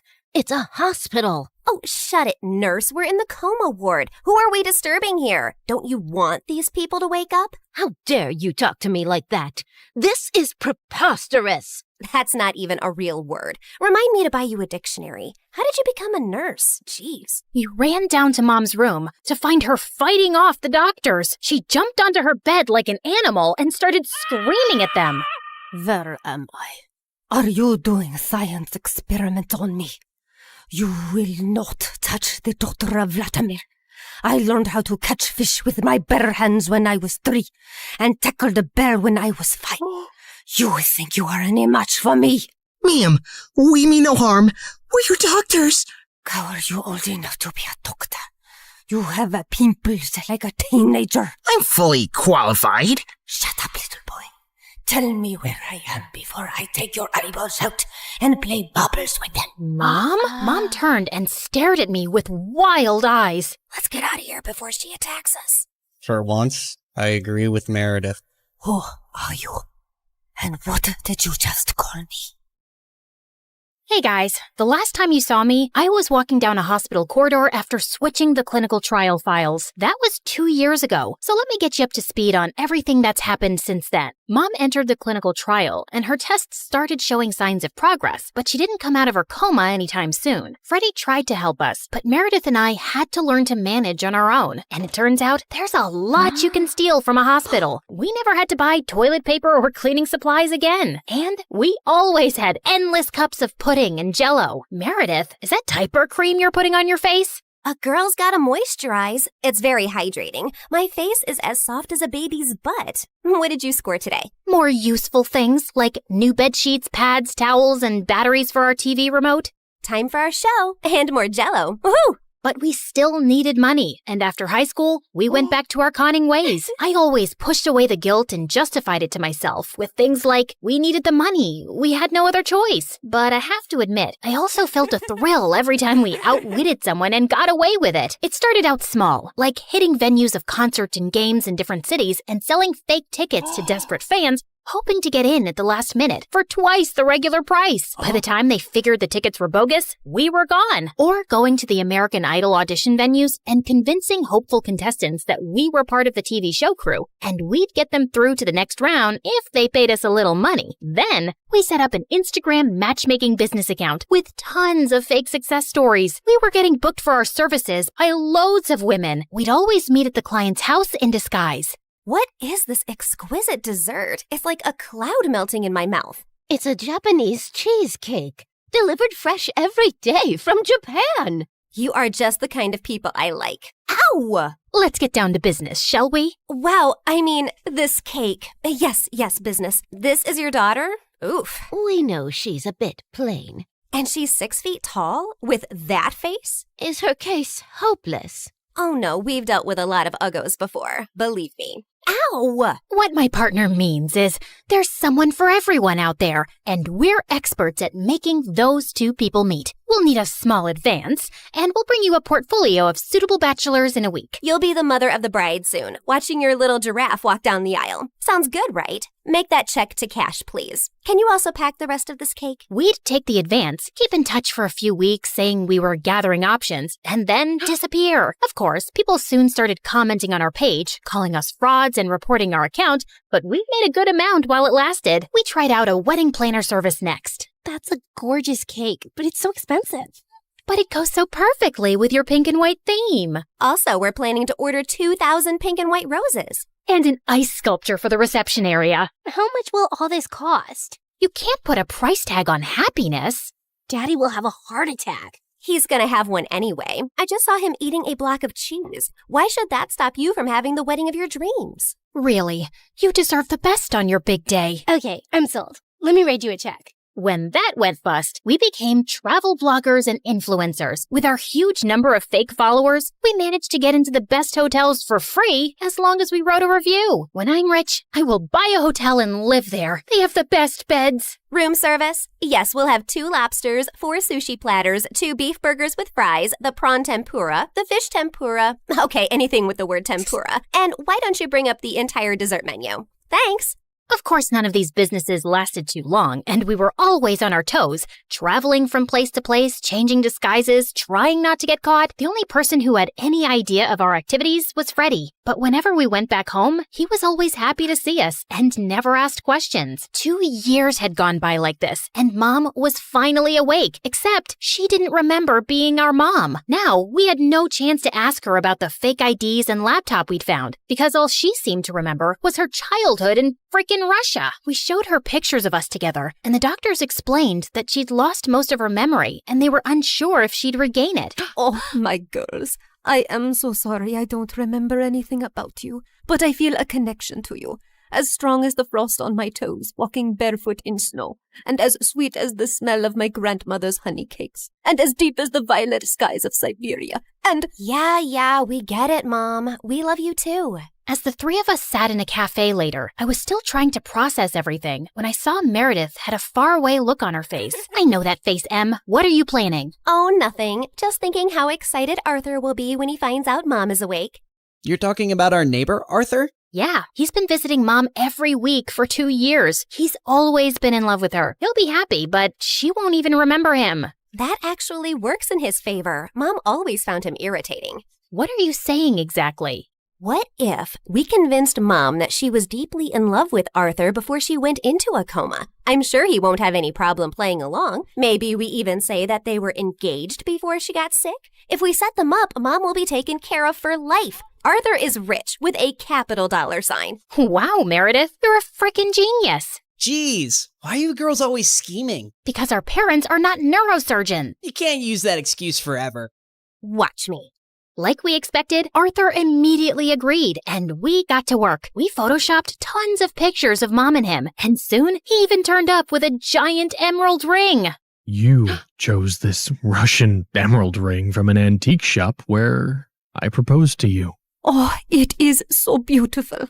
I wish I remembered all of these moments. But I do feel a connection to you, as strong as the smell of lavender on a Russian summer breeze, and as warm as Papa's fur coat, and as comforting as a bowl of kidney pickle soup, and— Kiss her, now! As Arthur and Mom kissed, Meredith and I walked out of the room and burst out laughing. We laughed till we almost peed our pants. Oh God, my tummy hurts. Are we doing the right thing? Fooling Mom? She's no fool. She asked me how rich Arthur is yesterday. Now she feels very connected to him. And within a month, Mom was walking down the aisle in a grand wedding in Arthur's garden. Of course, Meredith and I had made all the arrangements and totally overcharged Arthur. I promise to cherish and to love you forever, and follow you to the ends of the earth. We will go to Russia and start our new life there in the lovely house you have bought me as a wedding gift. And yes, I will cherish and love you and whatever, etc., etc. Now you may exchange rings. Did you just hear what I just heard? Are they moving to Russia? That can't happen. Is it too late to object to this wedding? Shh! You guys are ruining the ceremony. What's wrong with you? Are you a moron? You know she can't go to Russia. Why not? She's Russian. Isn't she? Oh, yeah, she shouldn't go to Russia.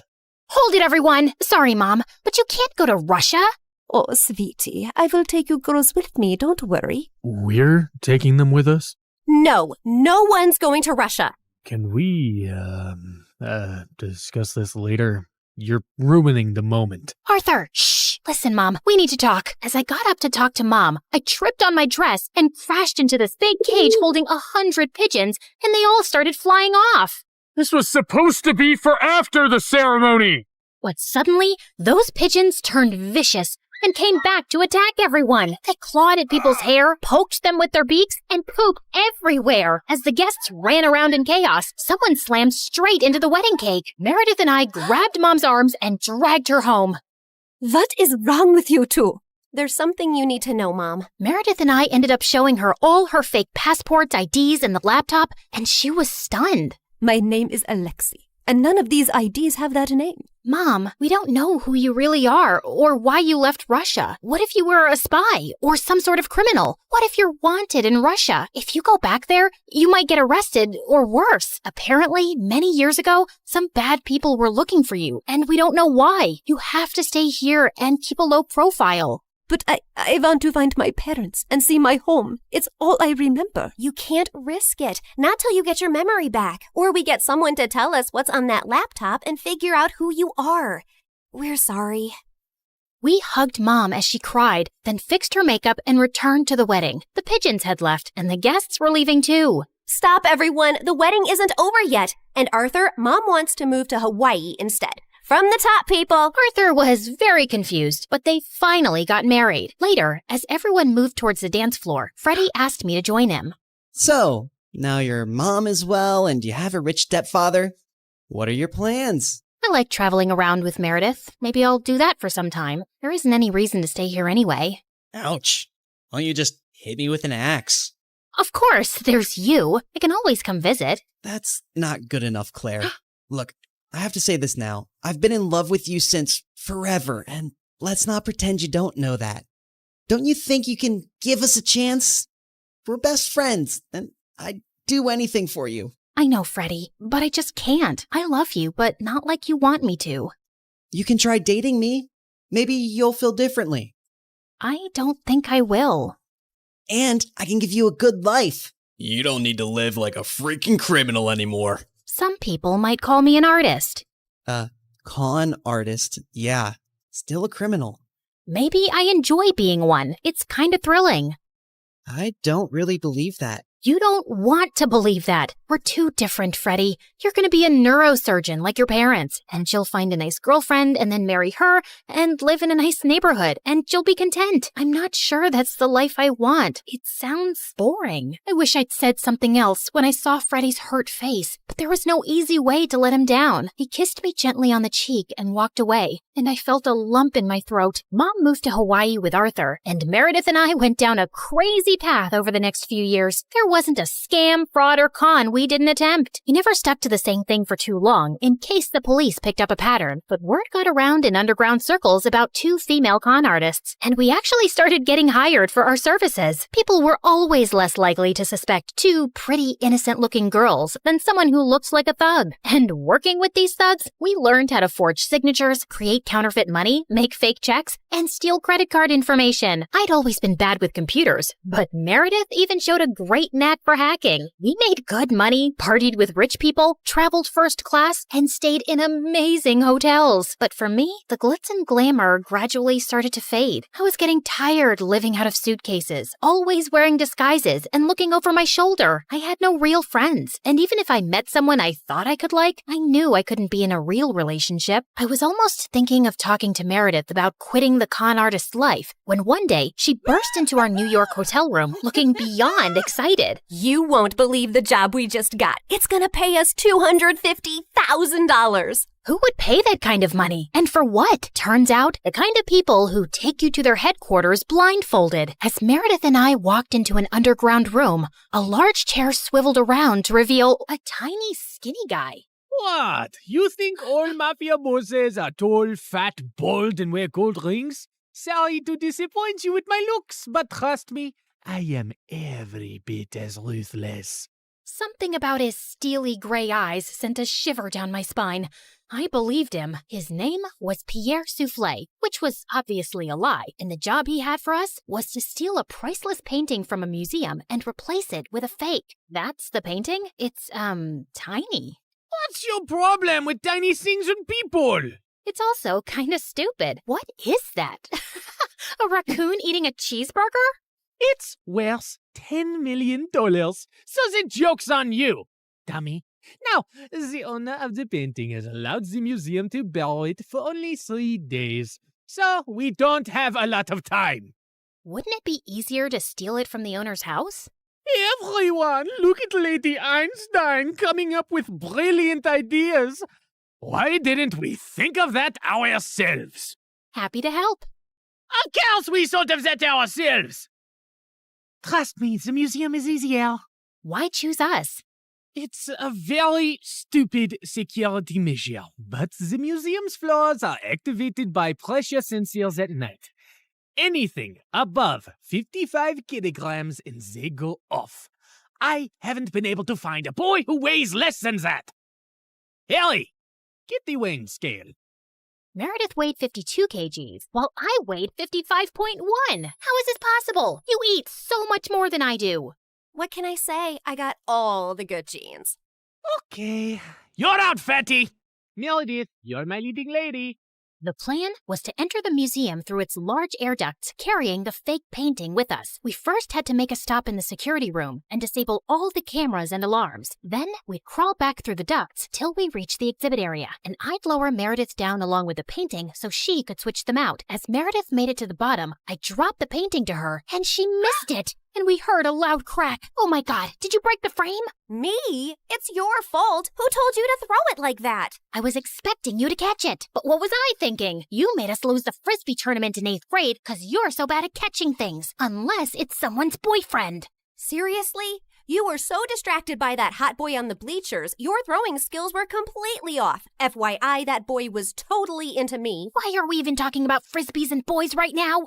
You started it. No, I didn't. Okay, shut up. Let me think how to fix this. Are you trying to glue it together with your saliva? You got a better idea? Any idea would be a better idea than that. Look, it's a museum. They must fix broken, ancient things here all the time, right? I'm looking at the floor map, and there are some offices in the left wing. I'll go get some glue. It took me an hour to find glue and return to our spot. And I found Meredith eating a bowl of ramen. Where did you get that? I brought a packet of instant ramen with me, and you were taking forever, so I went to make it in the staff kitchen. There was someone's chicken sandwich in the fridge, so I used the meat from that. And there was also some tofu, and I added a dash of oyster sauce. I'm so happy you chose this moment in your life to become a gourmet chef. Just send the painting back up so I can fix it. Tried to fill in the crack as best I could, then sent it back down to Meredith, who took the real one off and put the fake one on the wall. But just as she started walking back, the whole floor lit up suddenly, and a blaring sound went off. Oh my God, what's happening? I don't know. Is the painting heavier than the fake one? Just hurry up. We gotta get out now. They pulled up Meredith and the real painting and closed the opening in the ceiling seconds before security burst in. We crawled down the ducts and out of the building as fast as we could. We ran a few blocks down where Pierre's van was waiting for us, and we sped away. Oh, I would have preferred if you hadn't alerted all of New York about the break-in.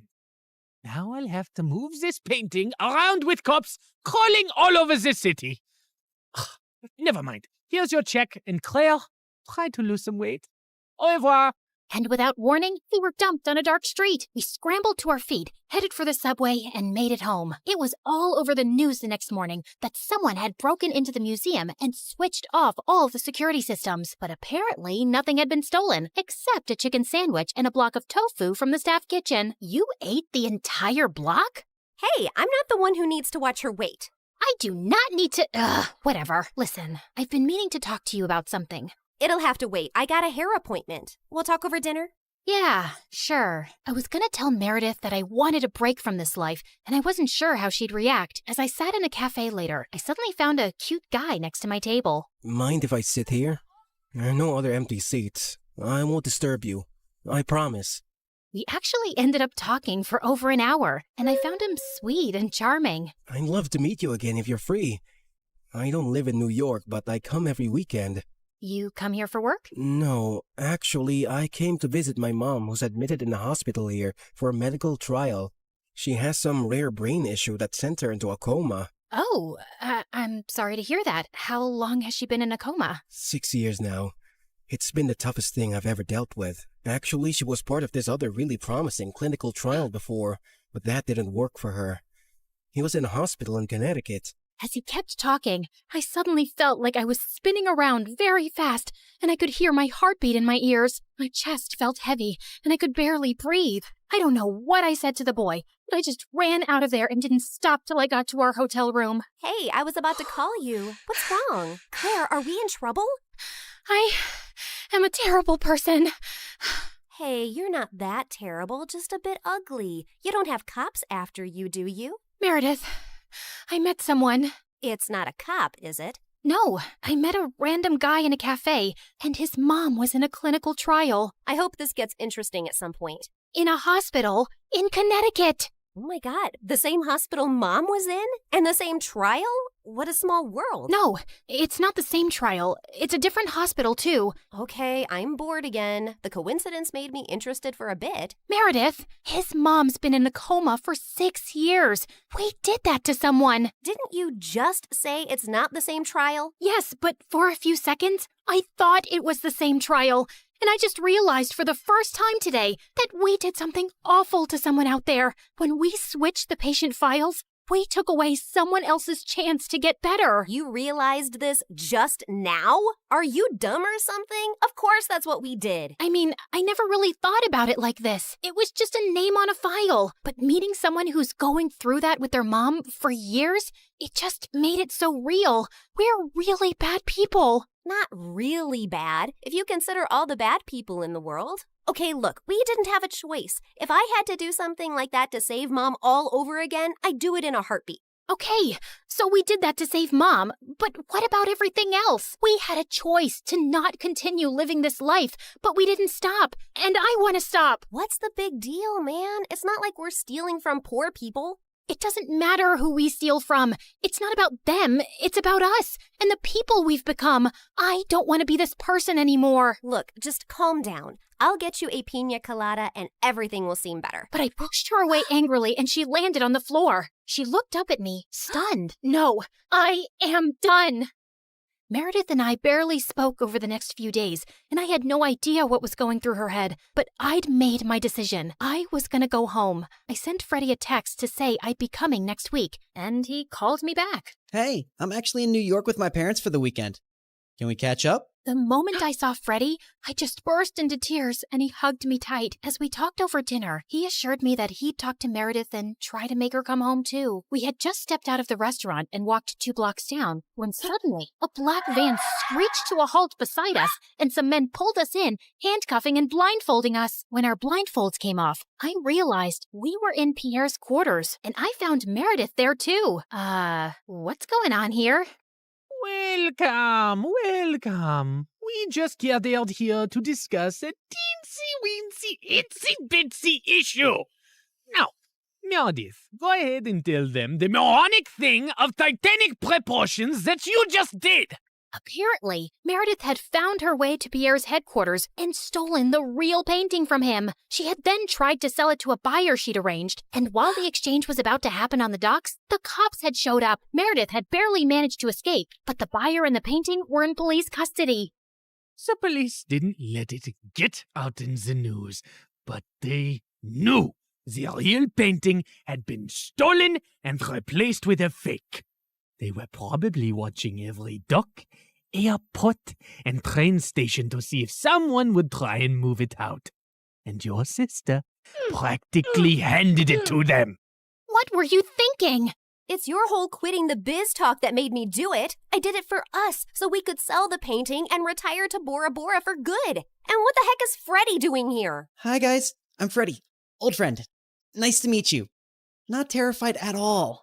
You made me lose a fortune, and you double-crossed me. And Pierre does not take betrayal well. Harry! Sam! Yes, sir! You know what to do.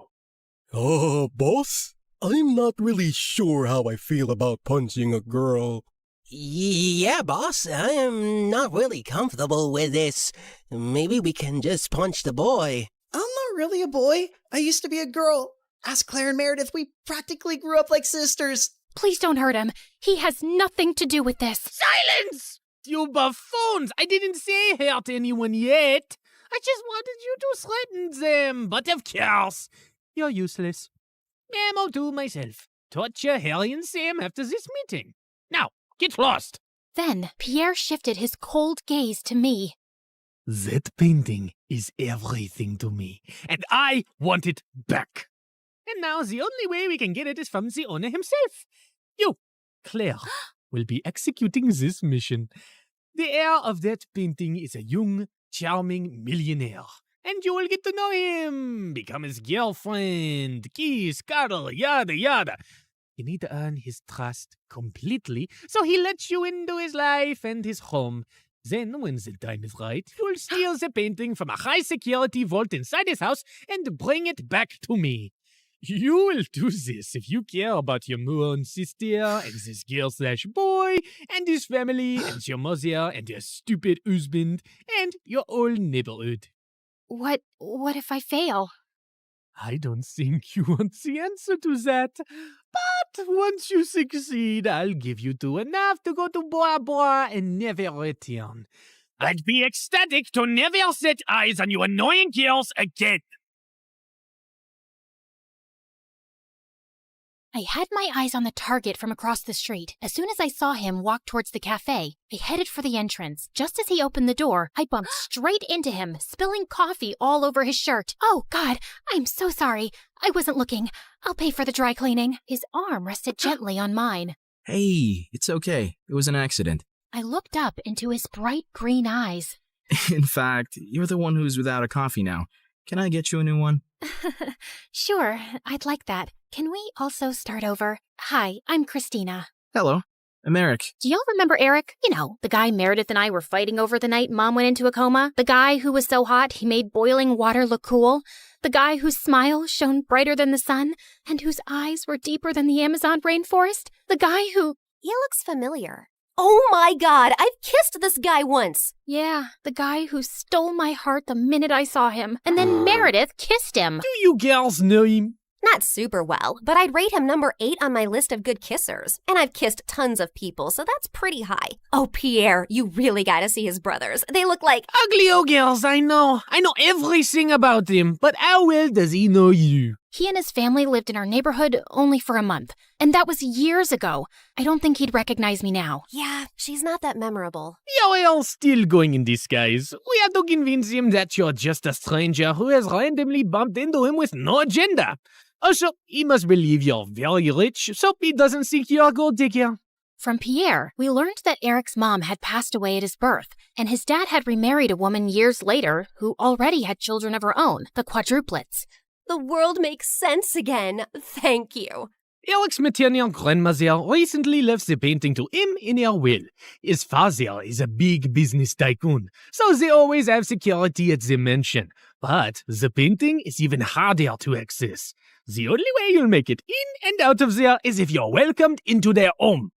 I couldn't believe that of all the millionaires in the world, I had to pretend to like Eric, make him fall for me, and then rob him blind. And how was he even better looking now? Over the next few days, I took on the identity of Christina Delafore, a wealthy socialite with a law degree who lived in a beautiful apartment in a posh area and wore only designer brands. Wow, this Givenchy coat is stunning. It's Givenchy, you moron. Okay, geez. Also, Pierre, can't someone do a background check on me and easily find out that I did not graduate from Harvard and that I don't have parents who made a fortune out of selling toilets in India and now live there? If anyone runs a check, they'll find all this information to be accurate. I've made sure of it, and no one is interested in the law or toilets. So they won't ask you many questions. Now, show me how to walk in heels like a rich lady. Fine.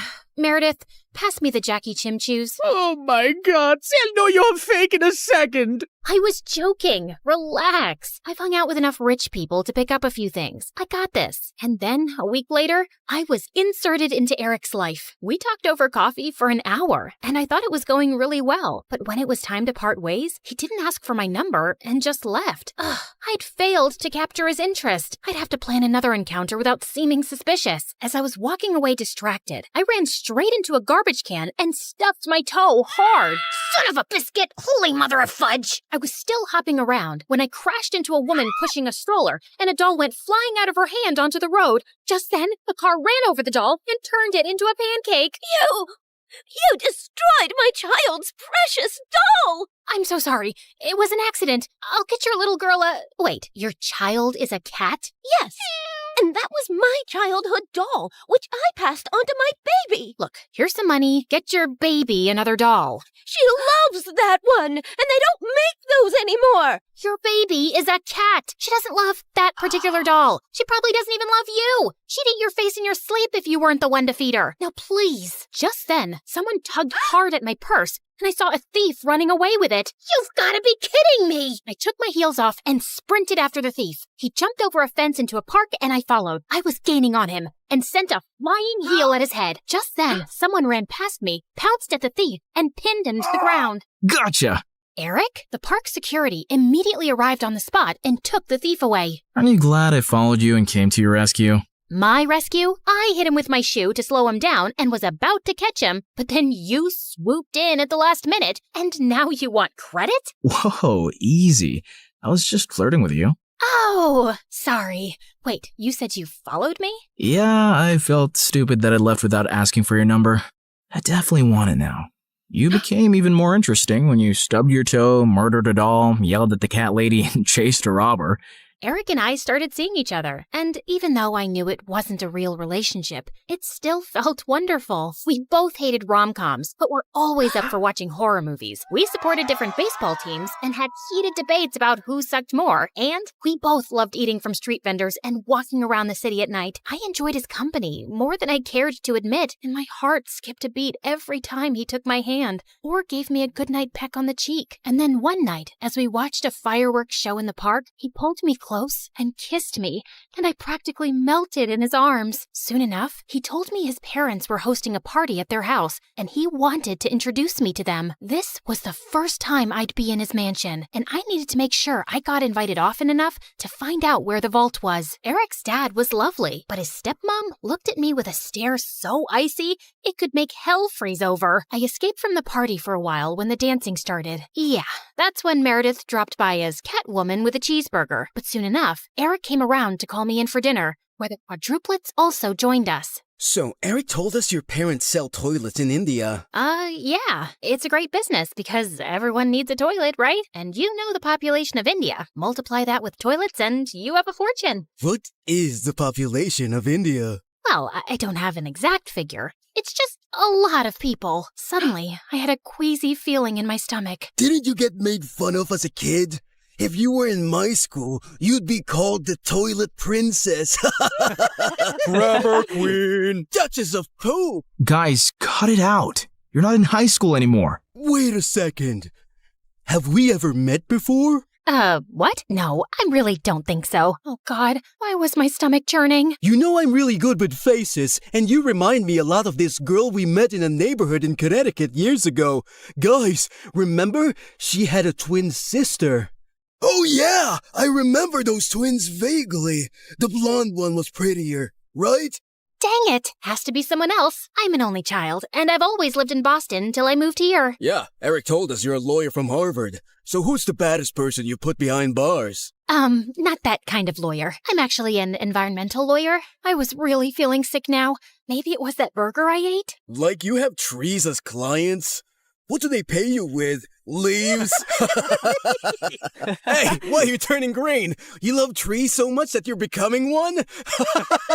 You guys stop. You're not even that funny. No, look at her. She's green. I think I'm gonna hurl. Eric called the doctor immediately, who said I had food poisoning. He gave me some medicines, and Eric insisted I stay over for the night in one of their guest rooms. I fell asleep immediately and woke up a few hours later feeling thirsty. As I made my way down to the kitchen, I realized I had the perfect opportunity to try finding the vault. Just then, I heard some low voices from some room, and I slowly crept up to find Eric's stepmom talking to one of the bodyguards in the library. Were you able to figure out how to unlock the vault? There's no way. I've tried everything for weeks. I'll have to use a tiny explosive device to destroy the lock. The vault is all the way up in the attic. No one will hear a thing. But we have to steal a painting the day after tomorrow while your husband and Eric are away on business. Are you ready for this? And then he pulled Eric's stepmom into his arms. I can't wait to run away with you, James. I'm so tired of seeing you secretly, and I am completely ready. As the two locked lips, I turned around and tiptoed away as fast as I could. Okay, so the vault was in the attic, the lock could only be destroyed with an explosive device, and I couldn't let Eric's cheating stepmom and traitorous bodyguard run away with it. The next morning, when Eric came to check on me, I decided to tell him the truth for once. Eric, I have something really difficult to tell you. I got up last night to get some water, and I heard your stepmom and this bodyguard James talking. They were talking late at night? Yeah. Do you have some vault in this house with some painting inside? How do you know that? That's what they were talking about, breaking in and stealing the painting. They're planning to do it the day after tomorrow. And your stepmom said something about running away with James. I saw them kiss. I'm so sorry. I wish I hadn't. No, I'm glad you did. This is gonna be a huge blow for Dad. But it would have been much worse if we'd found out everything afterwards. Thank you for telling me. And please, keep all this to yourself. I know I can trust you. Eric kissed me gently before walking away, and 2 days later, when the bodyguard and Eric's stepmom were about to escape with the painting, police officers immediately arrested them. This is fantastic. They might link the museum robbery to the bodyguard and stepmom too, and assume the painting is now safe. So it'll be easier for you to steal. Good job, mon chéri. I knew you was a smart twin. After Pierre left, I sank into my armchair, but then I noticed Meredith staring at me. What? You should be happy, but you don't look happy. What's up? Nothing. I just can't wait for this job to be over. You can steal the painting soon, right? You know exactly what to do, and Eric trusts you. By the way, have you two kissed? I've been dating him for 2 months. Of course we've kissed. We text every day and you never mentioned it. I didn't know I had to. So, how is it? It's fine. It's whatever. It's like kissing anyone. My memory's a bit fuzzy, but you know I've kissed him. You never let me forget. And I definitely wouldn't call it a whatever kind of kiss. Yeah, okay. It's nice. It's good. Nice? Good? Oh, wow. Don't make me jealous with all the passion. Okay, you want to know what kissing Eric is like? It's like flying through space, like a meteor that explodes into 1,000 stars, and then jumping into really cold water that makes you feel alive all over, and then feeling warm and tingly down to your toes, like having hot chocolate next to a fireplace on a snowy winter night. So, I'm guessing it's better than kissing the pillow you used to practice on? I did not! Shut up! You're in love with him, aren't you? I was about to snap at her again, but then I just sighed. Yes, I am. The night of the heist arrived, and I felt sick to my stomach, but I just wanted to get it over with. Eric's dad was away, and Eric was holding an important shareholders' dinner, with which most of the household staff was busy. I'd volunteered to host the dinner with them, and got ready to leave before their meeting started. Thanks for your help tonight. You're the best. Oh, it was nothing. Don't thank me. So, I'll see you tomorrow at our coffee shop? It's a date. As Eric walked away, my heart felt like it was breaking into a million pieces. This was the last time I'd ever see him again. I gulped down my tears, and instead of leaving, I sneaked up unnoticed to the attic. Inside, I found a heavy metal door to a vault. I took out the tiny explosive device Pierre had given me, placed it on the lock, and activated it. In a few seconds, there was a tiny pop and a sizzling sound. Then, I heard the lock click open. I walked into a tiny, dark vault and found the painting under a glass case. Praying to every god that no alarms would go off, I lifted the case carefully, put the painting in my bag, and started sprinting down the stairs. But just as I'd reached the second floor landing, one of the Ninja Turtles blocked my way. What are you doing? Hey, bro! You know when I stayed over a few weeks ago? I dropped a necklace, and I was looking for that guest room, and I got lost. But it's fine. I'll just get new earrings. See you later. He suddenly grabbed my bag and pulled out the painting. Do you think I'm a moron? A moron? You? No way! Sorry, which one are you? Michelangelo. Okay, no one has time for that. Now listen, Mike, you're definitely the smartest of your brothers, and just a tiny bit better looking than all of them too. We're identical. That's what they want you to believe, but I know you're better. I think you and I can strike a deal, okay? I'll sell this painting, and you and I can go halvesies on it. Just give me an account number and I'll wire the money to you. No, you're not leaving with it. Okay, look, dude, I'm doing this for your mom. I have to sell this painting so I can pay for her bail and get her a really good lawyer. Don't you want that? No, my mom's in jail because she did something wrong, and she abandoned us all. She shouldn't have stolen Eric's painting. What do you care about Eric? Don't you hate Eric? He's so good-looking and smart and perfect and gets all the ladies. It makes you guys look even worse than you really are. You should want to hurt him. So let me take the painting. That'll really hurt him. Eric's the best brother in the world, and I love him. Okay. I have an offer you can't refuse. How about I become your girlfriend? I bet you've never had one. I'm gay. Jesus! All right, I surrender. Just one last thing. Without warning, I punched his face so hard that he went reeling back with shock and dropped the painting. Then I kicked him into a room and locked the door shut. I'm sorry, Mikey. You're a really good guy. I sprinted down another flight of stairs and jumped out of the first-story window. I ran across the garden to the fountain, climbed the tree next to it, jumped onto the wall, and then landed softly outside on all fours. Just as I got up, I found myself facing Eric. What are you doing here? Isn't the meeting going on? Nope, that's just what I told you. I sent everyone home and was now waiting for you to steal the painting and run away with it. What? After the painting was stolen from the museum, the FBI contacted me to help them catch the guy they suspected was after it. Does the name Pierre Souffle ring a bell? Nope, never heard of him. What a dumb name. They told me you would probably strike again. I really didn't suspect you until one of my brothers said something about you looking like a girl we once met in Connecticut, who had a twin. I just couldn't shake that off, and wondered if you were hiding something. I had the FBI look into you, and most of your information checked out, but then they told me that they'd seen a suspected art thief and a girl your age leave your apartment a few times. Okay, so let me get this straight. Tonight was a trap? How could you trick me? Hello? Should I get a mirror for you? You've been tricking me from the very start. That's different. Only if different means exactly the same. You'd really send me to jail? You'd really walk away with that painting? Eric, I have to do this. I don't have a choice. It's to protect everyone I love from Pierre. And I'm guessing that list doesn't include me, does it? As we stared breathlessly at each other, suddenly Pierre's van stopped beside us. Good Lord, get a room! And before I knew it, his men had grabbed both me and Eric and put some rags on our faces, and I instantly drifted into unconsciousness. When we came about, Eric and I found ourselves tied to chairs on some boat. The Sleeping Beauties are awake just in time for me to say goodbye. You're not getting away with this. Oh, yes, I am. It's not like you are smart enough to call the police to your house when you caught Claire.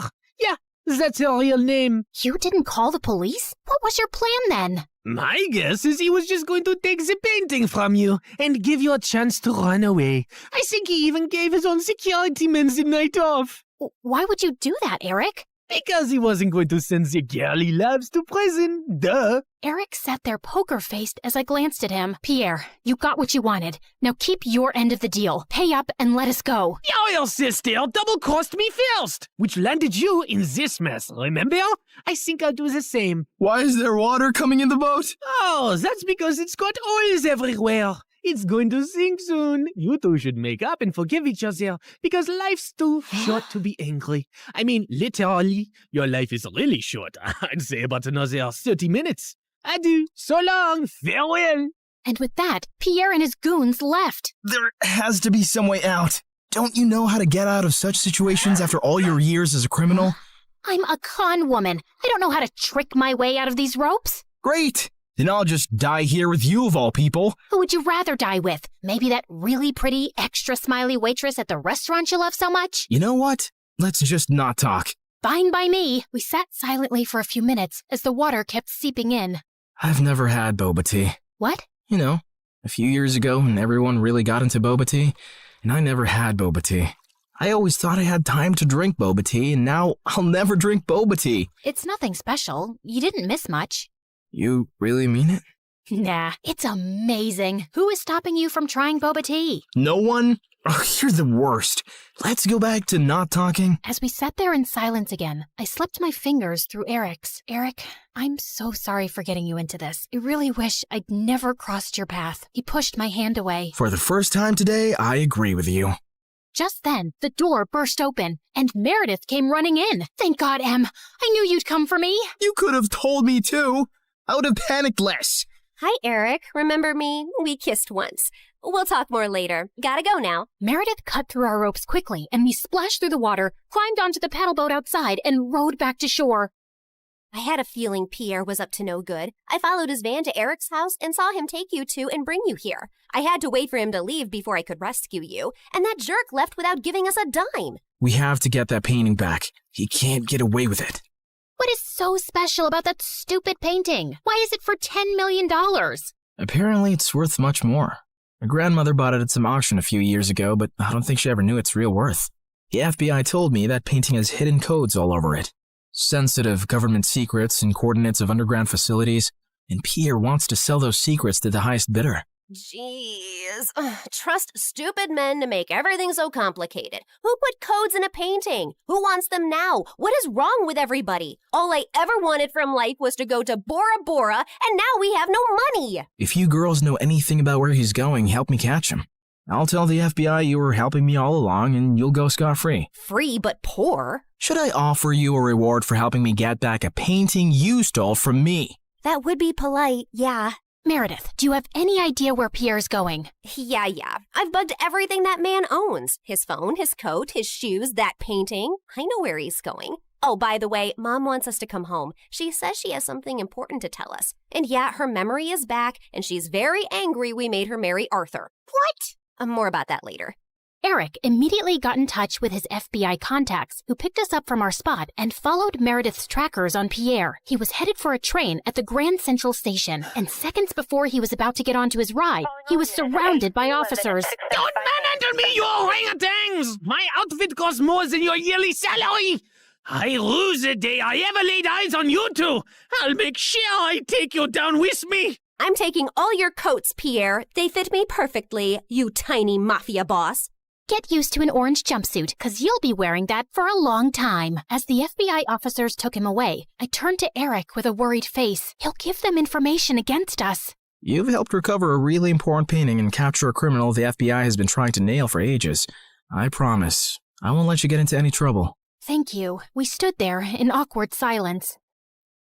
Okay, this is super uncomfortable. Do you guys need privacy to talk or something? I'll grab us some hot dogs. Do you want relish or mustard or... No, actually, I think we're done here.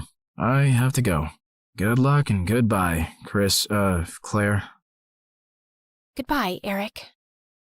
Meredith and I took the next flight to Connecticut to see Mom back at her old house, and I was really happy to see her with her memory back. And then, Mom shocked us with her whole story. Many years ago, I was a government scientist in Russia, working on top-secret technology, and our team later wanted to sell it to an enemy country.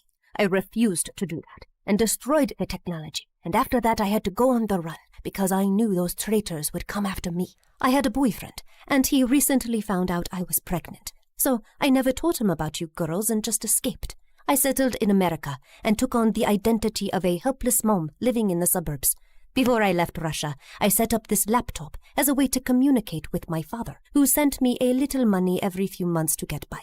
I was even afraid of working in any place for too long, as being part of any system by which I could be tracked down. Whoa! Mom, that's insane and so cool! I'm sorry we never had much, but I was glad you grew up independent and resourceful. When I finally recovered my memory a week ago, I was able to access the laptop and get in touch with my father. He hadn't heard from me in so long, he thought I wasn't even alive anymore. He told me that the traitors working on the project are all behind bars now. It's safe for me to go home. So we're going to Russia? Man, it's so cold there. I always wanted to go to... Bora Bora, I know. That's all you said growing up. We'll visit Russia to see my family, and then we'll go anywhere you girls want. Mom, we're kinda poor, especially since you've left Arthur too. Oh, but my family isn't poor at all. I come from old money. We've been rich forever. There is a God out there. Thank you. Claire, we're finally going to Bora Bora. Yeah, it's everything we ever wanted. I tried to be as excited about the trip as Mom and Meredith, but my heart felt heavy. I wish things had ended with Eric on a better note. On the bright side, I got to meet Freddie, and I was so pleased when he introduced me to his lovely girlfriend. I'm so happy for you, Freddie, and I don't know if I can ever thank you for everything. You're amazing. I know. Just don't forget about me and come to visit, okay? On the day of our flight to Russia, we just reached the airport when Mom and Meredith turned to me with strange smiles on their faces. What's going on? Here's your ticket. That's a ticket for New York. Why? Are we going there? No, Mom and I are going to Russia, then Bora Bora. You're going to New York. What? Why would I do that? Come on, Claire. You've been so mopey lately. I can't stand your face anymore. Just go talk to Eric, okay? You're in love with him. And even though he's way out of your league, he loves you too. And that's something you shouldn't give up on so easily. Pretty sure he hates me now. Claire, go meet him once. You'll regret not trying. And in case it doesn't work out, you know where to find us, love. Go get him, loser. Mom and Meredith hugged me, and I felt tears flowing down my face fast as I turned away. Suddenly, I got the wind knocked out of me as Meredith gave me a bear hug. I can't say this with you looking at me directly, so don't turn around, okay? I love you more than anyone in the world, sis. You're my BFF and my soulmate and my better half, so you better not stay away too long because of some stupid boy. No one's ever coming between us, Em. I love you too, and I'll see you soon. As I walked out onto the New York airport, I was feeling so nervous about visiting Eric that I accidentally bumped into a man's luggage cart and went down with the suitcases. Are you blind? You blind idiot? It was an accident, sir. You don't have to be so rude. You don't have to be so blind, you blind idiot. You're so obnoxious. I grabbed the bagel the man was holding, threw it on the floor, and started jumping on it. As I continued jumping and he kept yelling, I suddenly found Eric by my side. I'm sorry, sir. She hasn't taken her meds today. So sorry. Jeez, what's with your temper? He started it, and what are you doing here? You texted me that you were coming and wanted me to pick you up. You said it was an emergency? Oh, I'm guessing that was Meredith. Yep, but I did come to New York just to see you, Eric. So I might as well say my piece now, which I've been rehearsing on the plane, and I've forgotten every single word. Dang it. Okay, I'll just spit it out. Look, I'm really sorry about the tricking and the lying and stealing and hitting your brother and endangering your life. The one thing that wasn't part of this assignment was falling for you, but I just couldn't help it right from the start. In fact, you made me fall for you years ago, and I often wondered what had happened to you. I really wish we'd met again under different circumstances, and I know I don't deserve another chance, but here I am, asking for one anyway. Well, they say third time's the charm. They do say that, whoever they are. Just as Eric pulled me closer, we suddenly found ourselves surrounded by federal agents. Did you set me up? I swear I didn't. Ma'am, there's no need to panic. We got notified about your arrival in New York when you checked in for your flight. We've also apprehended your sister before she could leave for Russia. We've been looking for you girls for a long time, actually, but you always managed to get away. Now we have a deal for you. Come work for us and help us nail some con artists, and you'll have a clean slate. Are you offering me a job? Yes, and a really well-paying one. The only catch is that you two will have to serve 6 months jail time first. We have to do that as a formality. No, officer, there has to be another way. Eric, wait, it's okay. I think I need to do this actually. Maybe we got away for too long without any consequences. If this gives me a chance to start over fresh, I'm willing to do it. What about Meredith? Oh, she's gonna be pissed, but she'll do it for me. So, will you come see me in prison? It's a date. How many weeks has it been here already? It's just been 2 days. Oh, God. I was so close to Bora Bora. And you're so ugly and orange. How am I supposed to look at you for 6 months? I think you're actually happy we're getting to spend more time together. You know, since I'm your BFF and soulmate and better half. That was so cheesy. Ow!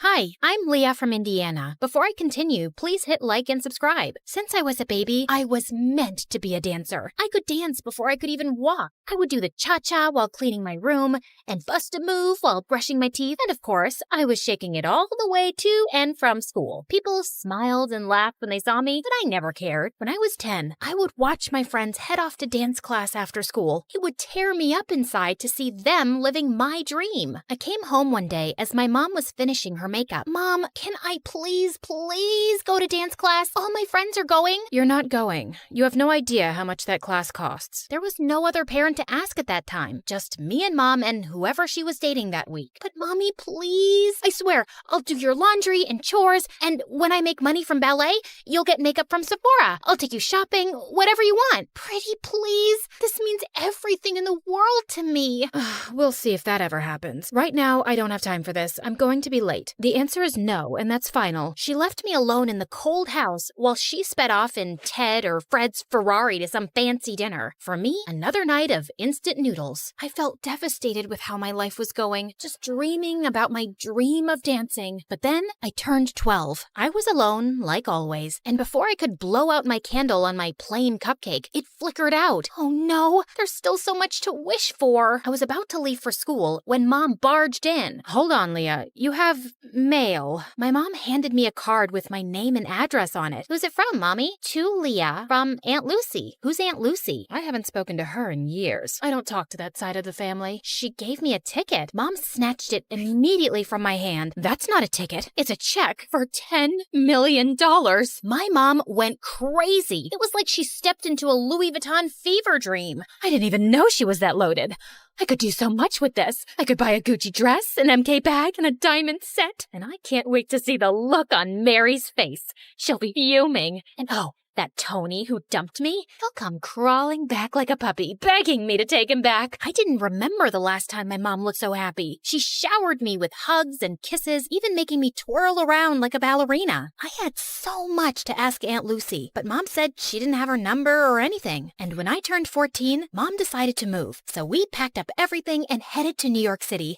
That's right, the Big Apple, the city that never sleeps. We were ready to start a new life. I finally signed up for dance lessons at an art school. Me, the girl who used to have holes in her shoes, had ballet slippers. I practiced every day until my legs cramped, but I was ecstatic. My mom also had new friends, like Tiffany, Chanel, and Fendi. I had always wanted to be close to Mom, so I joined her shopping sprees, and it worked out great. I guess that's what I was always missing. We would spend our time stalking the malls for the best clothes, handbags, and of course, shoes. Oh, Leah, we have to get these too. I was covered with shopping bags and balancing shoe boxes while scooting through the aisles. I could barely see in front of me through Mom's hall. Hurry up! We don't want to miss the first drop of Balenciaga's new collection. I'm right behind you. But honestly, when we were in these very posh stores, I felt like a princess. I was offered fancy drinks, tried on expensive dresses, and best of all, I felt so close to my mom. I walked out of the dressing room in a sparkling dress. Now spin around. Oh, beautiful, so beautiful. We'll take it. I looked at myself in the mirror. I could barely recognize myself, but maybe this is who I was supposed to be. I carefully teetered in the heels my mom had picked out for me, but crashed into the mirror. Do you think we could look at some flats? While I spent so much time with my mom, I might have been distracted from my dancing. My dance teacher seemed to be losing patience with me. Okay, Leah, you're up next. Saute. I smiled nervously at my dance teacher, attempting to jump, but fumbled the landing. The other students giggled at me. Have you been practicing? Yes, of course. I lied. What time did I have to practice? School was out at 3. I told my mom I would be at Bloomingdale's by 4. I mean, it was so unreasonable. Besides, I never looked more like a ballerina. The clothes, the hair, the shoes, the makeup. I was the definition of what a ballerina looked like. It wasn't my problem if my teachers couldn't see it. By the time I was 16, me and my mom had our routine down. Shopping, dining, and dining. Mom had friends she'd visit while I was in school, and we'd chat about them over dinner. And you wouldn't believe her hair. It's turned this terrible orange color. And her roots? Oh, her roots could be seen from outer space. Honestly, Leah, I'm beginning to think you're my only real friend. She loved me. My mom loved me. Just then, 2 men walked into the restaurant and surrounded us with serious faces. Jeannie Roberts?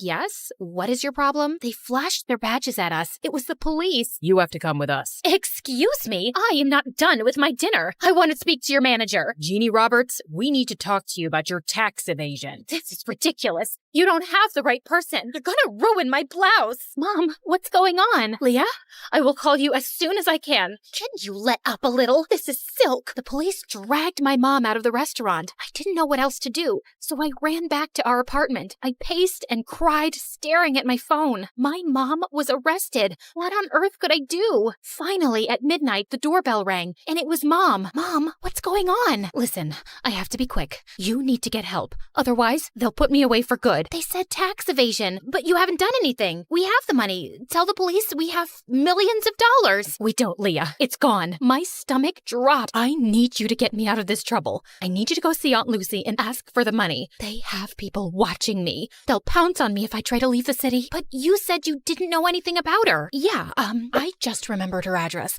Go to her and get the money so I can get out of here. I had no other choice. It was just me alone, and I had to save my mom. I hopped on the first train I could find. There were 1 million people on the subway, and I squeezed my way through the crowd. The train car jerked, and the guy's soda splashed all over my face. He glared at me. Hey, watch it. But he splashed me. Finally, I arrived at my aunt's house and knocked on the door. Her house towered over me with dozens of closed shutters and fading awnings. I'm not interested in buying anything. I'm not selling anything. I'm Leah. Are you Lucy? I'm looking for my great Aunt Lucy. Leah? I ran to her and opened my arms for a much-needed hug, but I was taken aback when Aunt Lucy sidestepped me like she was avoiding a bug. Do you know you look very sticky? I know. I took the subway here. My mom asked for your help. You helped us before, and we appreciate it, so I didn't help you. Well, with the money you graciously gave us, you helped us a ton. That was your father's last investment. I was instructed to cash it out and send it to his next of kin. That's you. My dad? I can only recall bits and pieces of him. I know. You're not missing out. So, Jeannie's in trouble. You want something from me? Why should I bother? We're family, aren't we? I always disliked your mother. Spoiled, selfish, and vain. Does the apple fall far from the tree? You look just like her. But I didn't look like myself. She wanted me to leave, but I couldn't. She was my only hope. I kept pestering and pleading with her for days,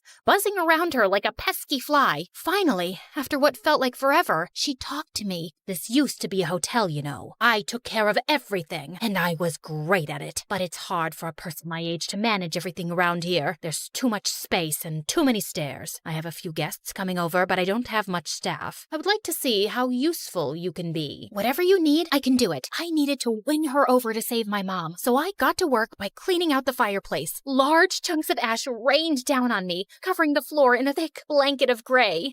Oh my God, what a mess. Leave this and go wash your face. And when I scrubbed the windows, one of the panes cracked and a large piece of glass fell. I caught the glass right before it hit the floor. Oh no. I heard some guests coming, so I quickly shoved the glass under the bedspread. A large older man entered the room and plopped down on the bed. The glass made a large crunching noise and the man screamed. New sheets. You must need new bed sheets. I scampered out of the room and caught Aunt Lucy giving me the death stare. On the way to get new bed sheets, I bumped into a flower vase and knocked water everywhere. I sprinted off into the hall and grabbed the mop to clean, and then thud, the rest of the guests slipped and fell. Oops, I think I forgot the wet floor sign. Ugh, it's gonna be one of those days. I totally screwed up, and I knew there was no way she'd forgive me. So I hid from her, and when she finally found me, I started bawling like a baby.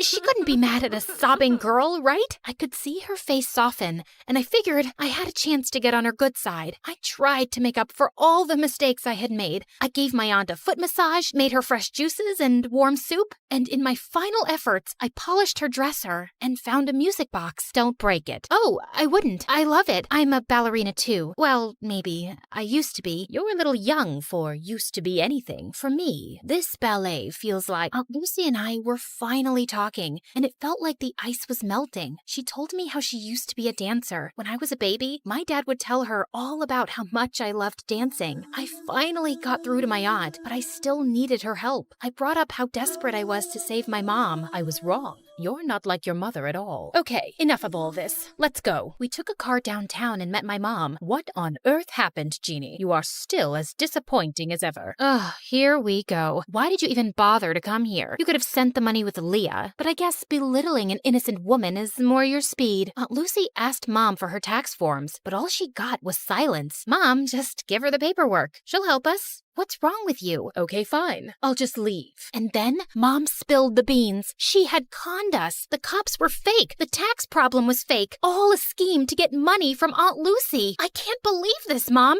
How could you do this? I had to. The bank was going to take the apartment, so I had no choice. I was in debt and knew only you could convince your aunt. I'm sorry. I know I spent a little, but I spent on you too, and it was for us, right, Leah? It made you happy, right? You were happy, and that's what made me happy. But I'm behind on all of my classes. We're out of money, and we don't even have the apartment. And now you're definitely not happy anymore, so I'm not happy. And I don't see how I could ever become a dancer. Enough. Leah, you need to go to school and work on your studies. You want to be a ballerina? Yes, of course. Then you are coming with me. And Jeannie, you need to pay all of this off. You'll need a source of income to dig your way out of this. This is an impossible situation. I know I made a mistake, but I want to change. And I can't live without you, Leah. I had doubts, and I was furious too. I even stepped outside with my aunt to leave. But then I realized I couldn't abandon my mom, not even after all the things she did. Okay, Mom, I think we should try to be a family, all of us together. I believed that this time it was going to work out. The three of us went back to the hotel and were ready to start our new lives together. But the next morning, Mom, I ran around the hotel but couldn't find my mom. Her clothes and purse were gone. I searched up and down until I got to the front desk. The cashier's box was completely empty. She left and took my Aunt Lucy's money. I was devastated. I brought her here, and it all happened because of me. What should I do? I had brought on enough trouble, and I had to earn and return every penny back to my aunt. Leah, are you leaving too? I'm so sorry, Aunt Lucy. I just wanted us to be a family. I don't want to cause you any more trouble. I thought it would be better if I just left. I'm so sorry about my mom. I wanted to believe that she would be different, but she wasn't. Just the same horrible, selfish woman. Leah, you don't have to go. It's not your fault. We're family. Sometimes the family you're given isn't the family you end up with, and that is okay. Really? Really, I love you. And I do have some good news. I made a few phone calls, and you have an audition next week. Oh, thank you. I love you too, Aunt Lucy. At the audition, I danced my heart out, and for the first time ever, I was supported and loved by my Aunt Lucy, and that sounds like the perfect kind of family to me.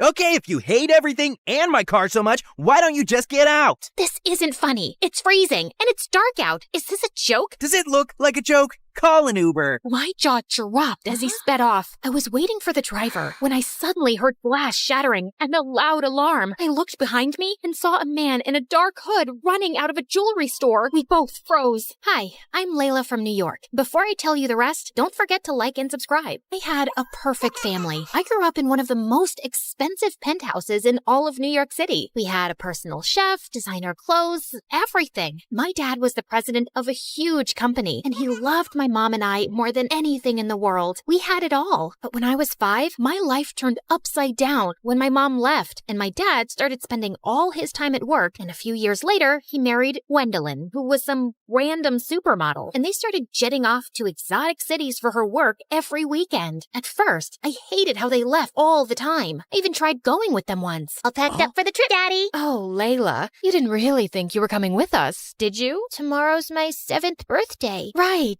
The housekeepers will make you the biggest cake you've ever seen. Toodaloo! But as I got older, I got used to them being gone for weeks, and eventually, I totally loved it. Who needed actual parents when you had their credit card? An empty house meant having epic karaoke parties, movie marathons, and makeover parties whenever I wanted. My parents didn't care as long as no one broke anything that cost more than $10,000. Having the best party house in an elite private school was like being royalty among royalty. Oh my god, Layla, your party this weekend was incredible! When's the next one? Don't think I didn't see you break my stepmom's favorite vase. For you, there won't be a next one. Like any queen bee, I had to keep my hive in line. And most importantly, I had to have a super hot king by my side. So I had a boyfriend, Jackson, who was the heir to a massive family fortune. Hey, babe, want to take my dad's helicopter to the Bahamas this weekend? Ooh, the Bahamas. Should we ask our parents?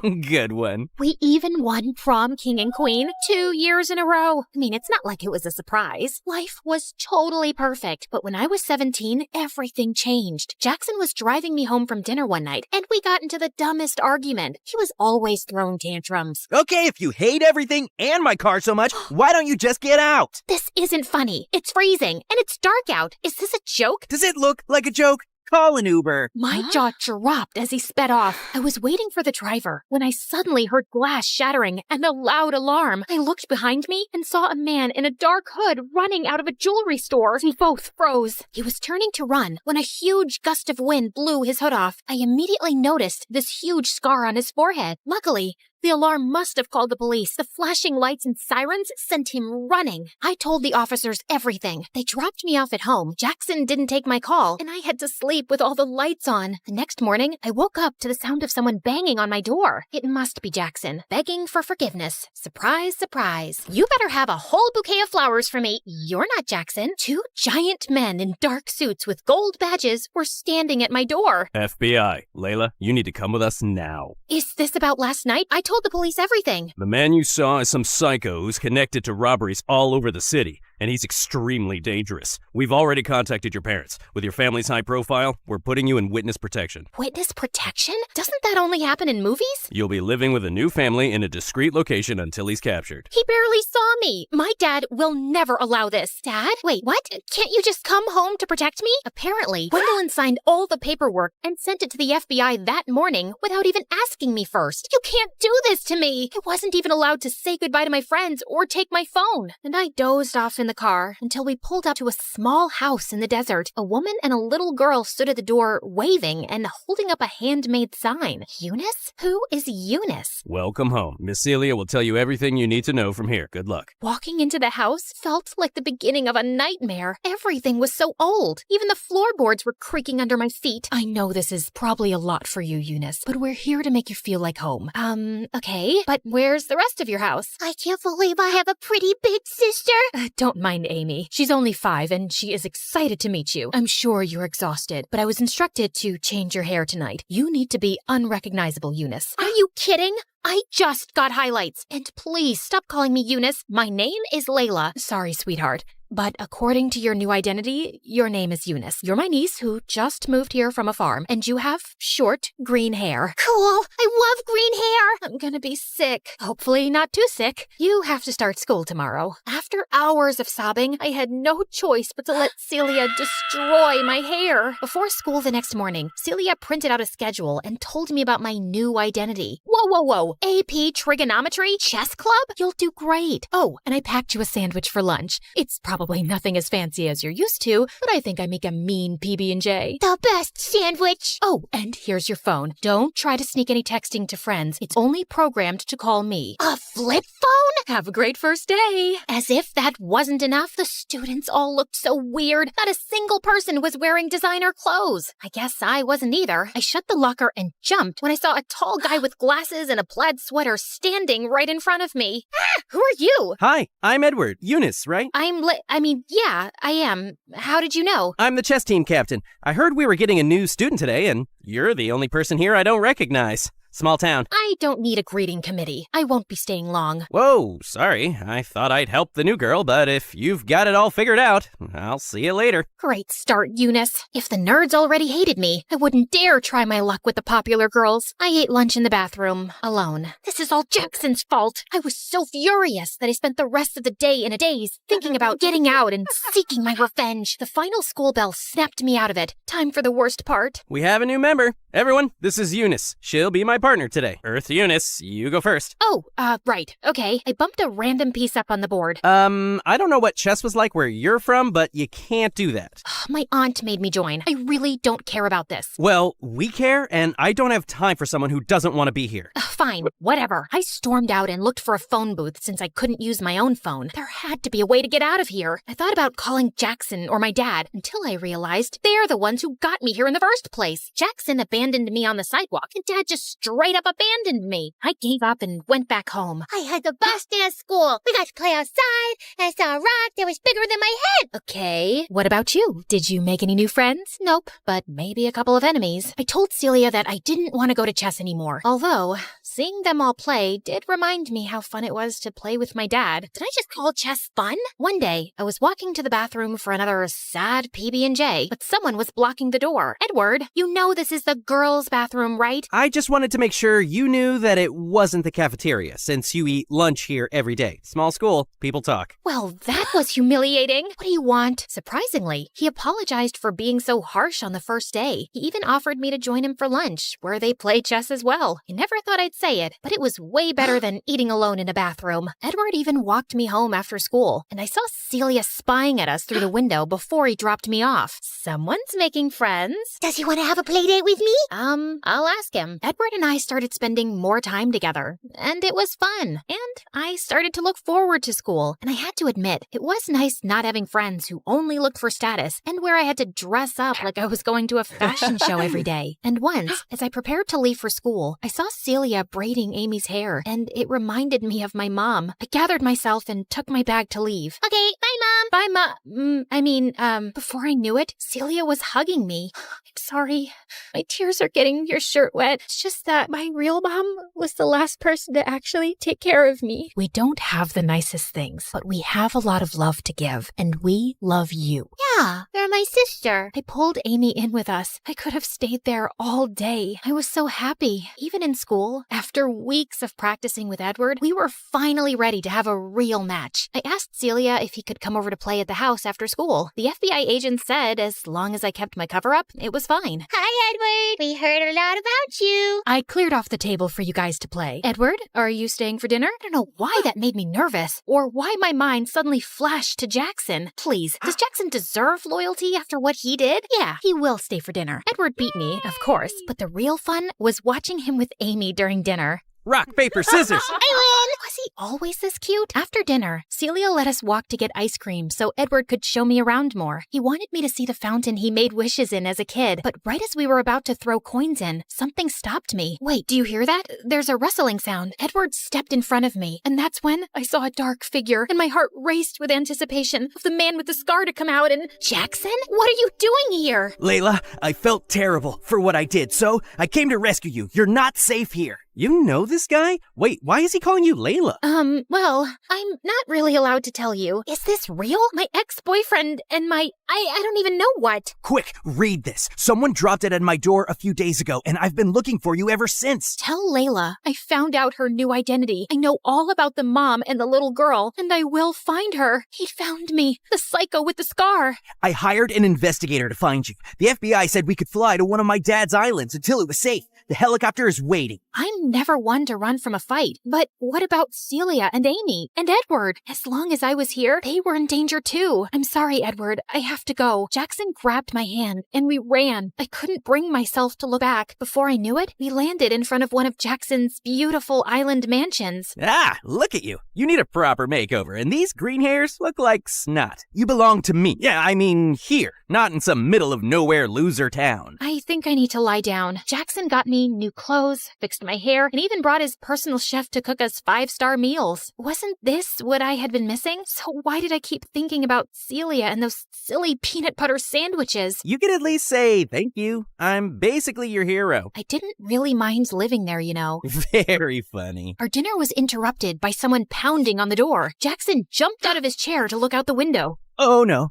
FBI, open the door. FBI? What did you do? He tried to block me, but I pushed past him to open the door. Good, you're safe. Celia thought something terrible happened to you. We've been looking for you for days along with your dad. We asked him to wait for you at home. But Jackson said I showed them the letter. Miss, the man you identified has been on trial for a few days. We were waiting until he was in prison to tell you it was safe to return. There's no way he could have written that letter without us knowing. I can explain. Jackson, you ruined everything again. I had a family who cared about me, friends who wanted me for more than just parties. Why do you even care? You got me into this mess. Because no one walks away from me. Only I can decide that. I am Jackson St. Germain. I always get what I want, and I still want you. Walked away? I was in witness protection.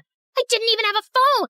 You're insane! The agents had to put Jackson in handcuffs to put an end to one of his famous tantrums. Get him out of here. The FBI told everyone I was safe and took me back to my penthouse in New York. Walking through the empty rooms, I thought about Celia and Amy, and I suddenly understood the difference between a house and a home. My baby, Layla. I'm so sorry for not being here with you all this time. I can't go back to the time that has passed. I know I was so focused on work because I was trying not to miss your mom, and I didn't realize how much you had grown up. You look just like your beautiful mom, and when I got to know that you were in the witness protection program, I used all my connections to find the scumbag bandit as soon as possible. And when I found out you'd gone missing, I realized what a terrible father I am. Oh, Dad, you'll always be my dad, but I really want to go back to finish high school with Celia. My dad accepted as long as I had a bodyguard for protection. There was just one thing I had to do before going home. Driver, can you please make a stop at the local jail? You better tell them to let me out.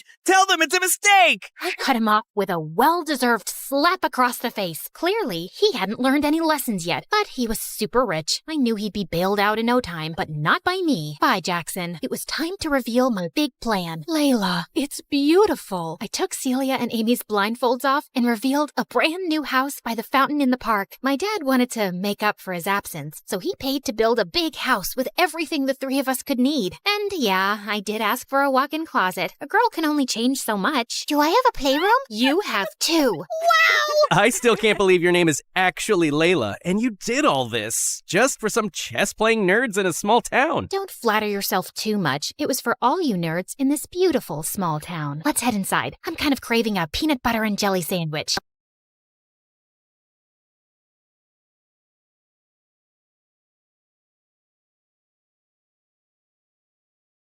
Bonjour, my name is Andrea from Paris. Please like and... Nah, I'm just kidding, guys. It's me again. Gotcha. You didn't know I spoke multiple languages, Verdado. So, where were we? Oh yeah, my band almost broke up. My manager tried to take control of my life. My father was in an accident. My boyfriend was keeping a huge secret from me. And my mom had come back into my life after almost 10 years. Am I forgetting some other misery? Yeah, I'm also really hungry. Oh, right. I hadn't eaten anything since before the concert. But at that time, we had more important things on our plate. Alice, I told you to get away from him. Who does she think she is to tell me what to do? No. First, you owe me an explanation. Why have you left? Where have you been all these 10 years? Why have you never called? Why are you coming back now? Why? Well, I guess she owed more than one explanation. Maybe we should leave. And miss the showdown? Yeah, let's give them some privacy. Yes, better. What are you even doing here in the first place? We'll wait outside. No, nobody leaves. And you better start talking before we start improvising a bad cop, good cop scene. And no, Luke, you can't be the good cop. But Alice, no excuses. Just spill the beans. My mom took a seat and a deep breath, then remained in silence for a few minutes. I couldn't wait to know the truth. I was impatient, nervous, stressed, and hungry too. But most of all, I was tired. Then she started talking about her life, blah, blah, blah, some really revealing stuff and other things, and then the end. I'm sorry, guys. I'm just exhausted. It's not that easy to narrate 4 parts in a row. The life of an MSA star is harder than it looks. You know what, guys? Let's mix things up a little. I know you're probably tired of hearing my voice. At least I am. So let's hear my mom's story told by herself. See you later, alligators. Hi, kids. I'm Carrie, Alice's mom. I know most of you must hate me, but hold off until you hear my side of the story. If you still hate me later, well, don't put it in the comments.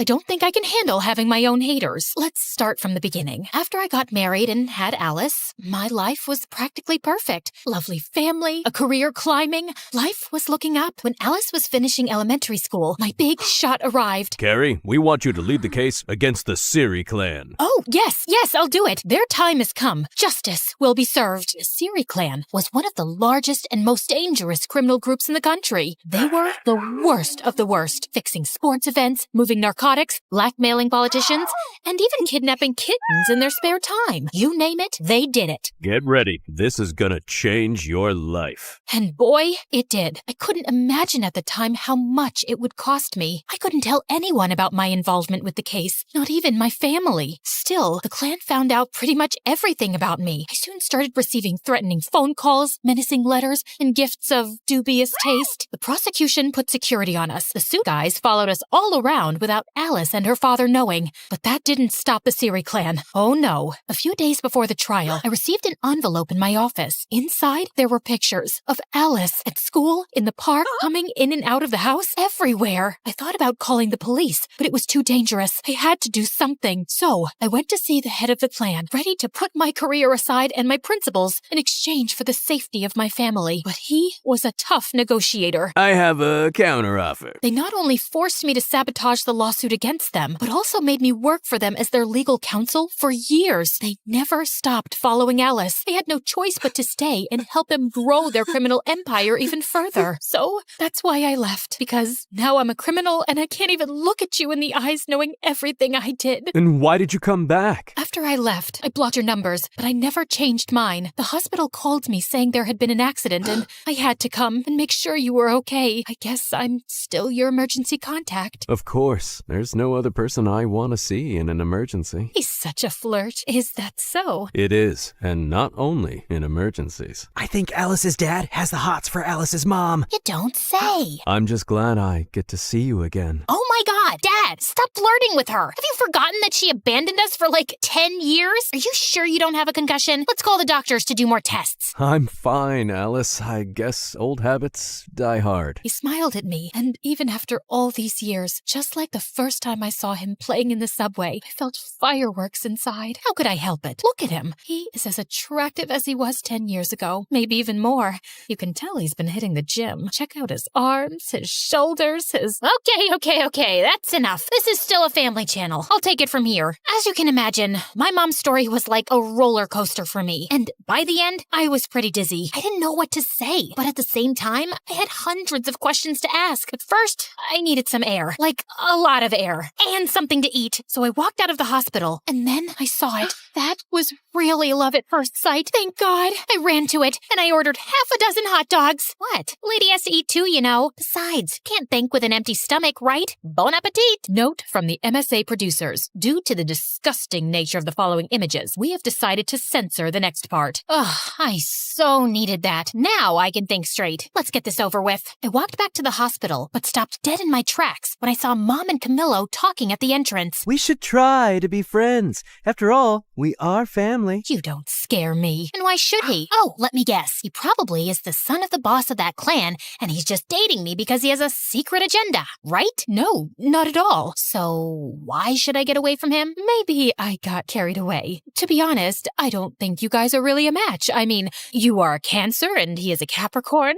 Those are the least compatible signs in the horoscope. I'm actually a Scorpio. Oh, then it's okay. You have my blessing. Great! Thanks, Mom. Camillo hugged my mom. Their performance was as believable as a bunch of elementary school kids acting out Shakespeare for the end of the year play. Of course I knew there was something wrong. I'm not an idiot, guys. I asked Camillo about it like 1,000 times. Why does my mother hate you so much? What did you do? But he always came up with different excuses. It's because I'm Italian. She hates poets. She doesn't like my cologne. I think she must be in love with me. Eventually, I stopped asking. I know it sounds crazy, but after so much time, things were somehow in order and part of me didn't want anything to change. Sure, I knew that things sooner or later were gonna bite me. And trust me, when they did, it hurt like a dog bite. The next few days were truly bizarre. My mom came back into our lives as suddenly as she had left. Every time I went to visit my dad, she was there. And the two of them together were absolutely unbearable. You guys know I'm a sucker for love, but they were too much even for me. Here comes the plane. Can I have a bite of the pilot too? Oh, don't start.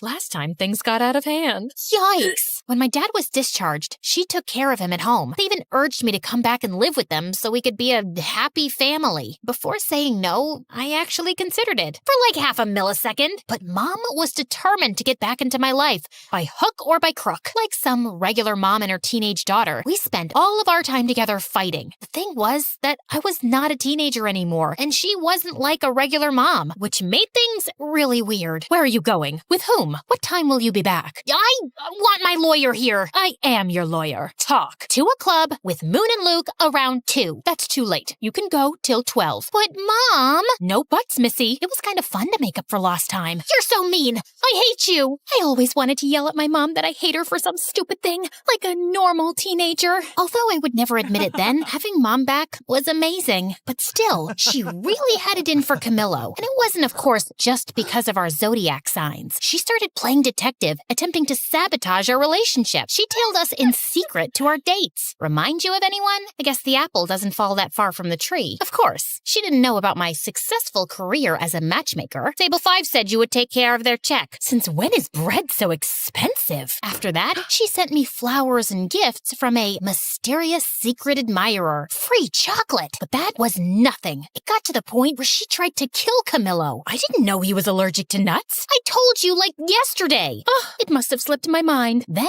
she went all in and planned a blind date for me and Kwan, who was a few days away from returning to Korea. I had to admit that it was a beautiful date, and Kwan looked so attractive. But I had a boyfriend and he had a girlfriend. I'm so sorry my mom put you up to this. Don't worry. It's always nice to spend some time with you. Won't your girlfriend mind? I don't have a girlfriend anymore. She left me. She said my heart was still entangled with something here. And what is that something here? I think you already know. Kwan smiled at me, and I blushed so much that I could have become a stunt double for Poe. You know, the red Teletubby. Change the subject, Alice. This could get out of hand. I don't know what my mom has against Camillo. She hates his guts with a passion, but he didn't do anything. I think you should trust your mom. I know you two have a complicated history, but she must be doing this for a very good reason, and you can't keep ignoring it. At first, I thought Kwan was only saying this because he was jealous, but then I started to think he had a point. Turns out, his words were absolutely right on target. When I got home that same night, I did what I promised I would never do. I went through my boyfriend's computer. Guys, this is me not setting a good example. Don't follow my lead on this one. Remember how I said things would come back to bite me in the butt? Well,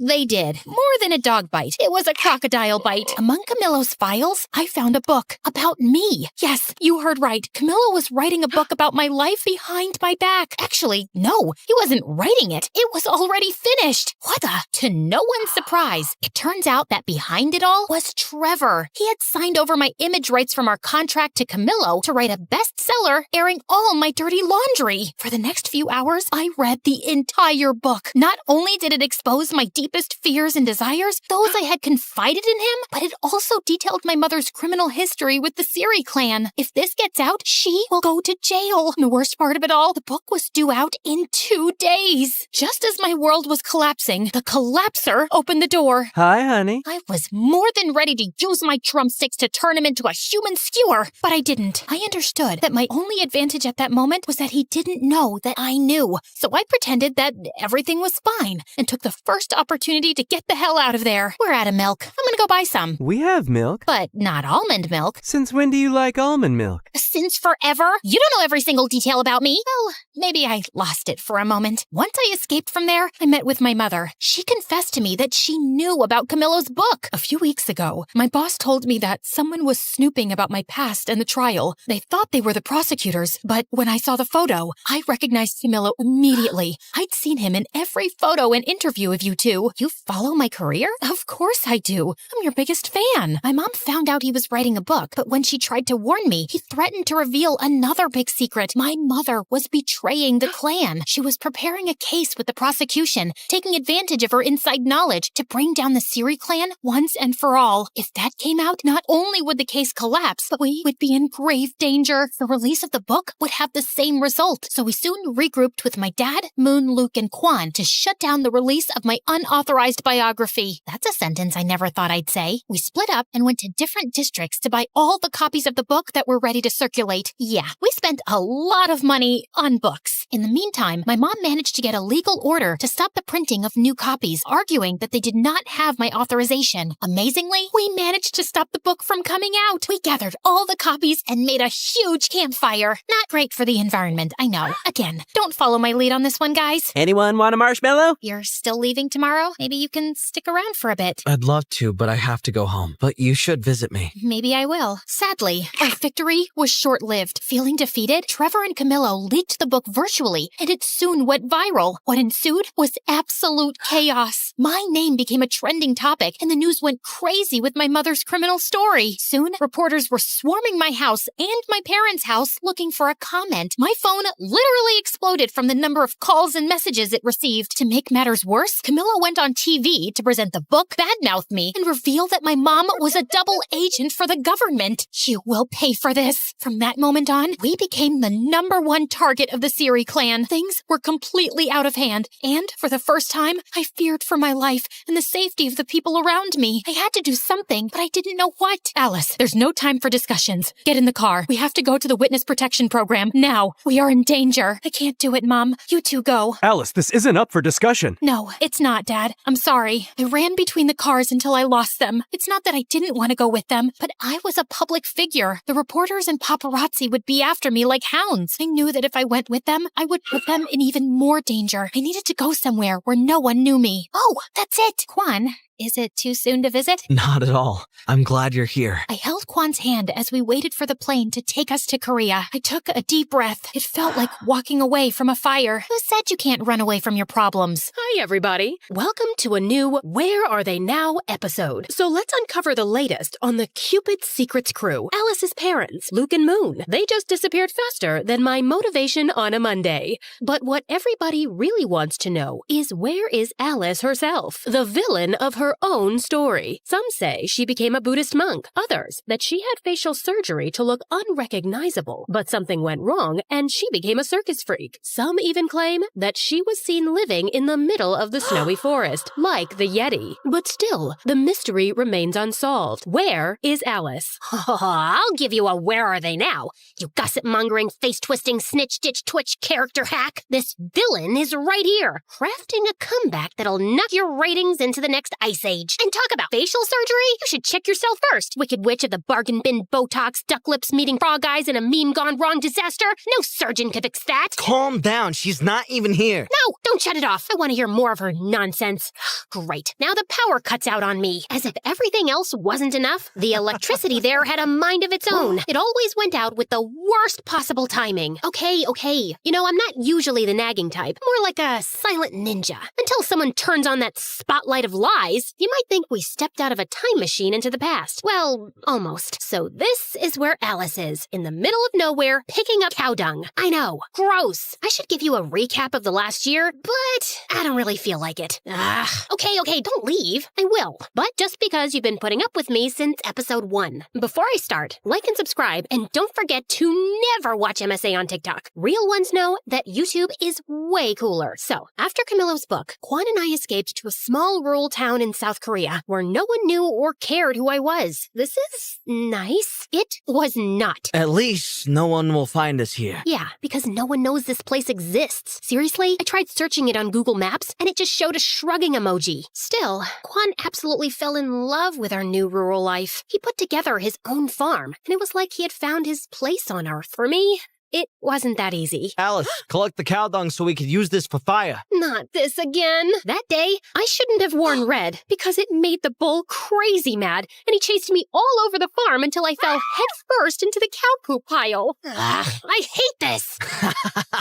Look on the bright side. It's good for your skin. Oh, really? Then come here. I'll make you a good hydrating mask. Stop running! Living with Quan was awesome, but it never felt like my real life. I just wasn't myself there. To make me feel better, Quan once took me to a nice restaurant in the city, but I felt so paranoid that I went with a full disguise.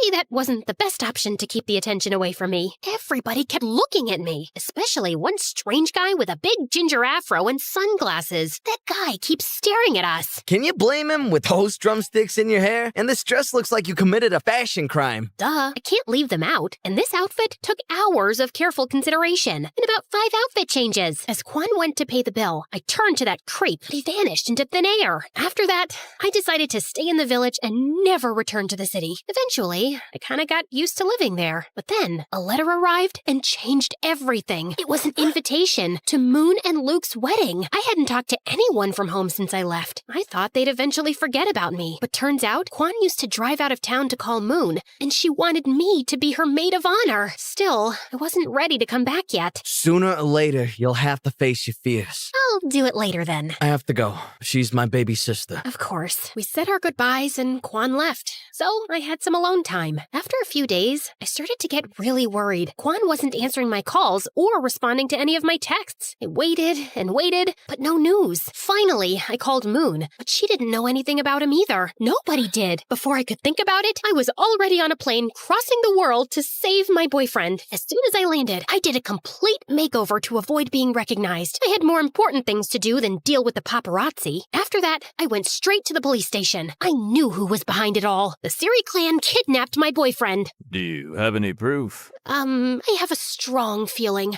Does that count as proof? Maybe he just ran away from you after reading the book. The whole police station laughed at me. I wanted to throw all their donuts into the garbage, but I didn't. I just stole a few for later. Besides, we already captured Siri Clan's leader. What? After I left the police station, I had so many questions in my head. Just then, I saw Trevor drive by in a cool Porsche and stop not too far away. My heart was beating super fast, and I decided to follow him. I hid in an alley where it was kind of dark. I couldn't see much, but then I heard him talking on the phone. Keep a low profile. We can't afford any slip-ups right now. I had planned this all along. I even made that foolish Camillo reveal the clan's secrets in his book to have the leader imprisoned so I could take over the empty throne of the Siri clan. I did a lot for him, and that thankless man never recognized me. Now, see who the boss is? Me. Trevor. Only Trevor. The terror. He went inside, and I crept closer to the building's window and peeked inside. There he was, stood before a group of exhausted kids. Kids, if you don't do it my way, you'll be swimming with the fish.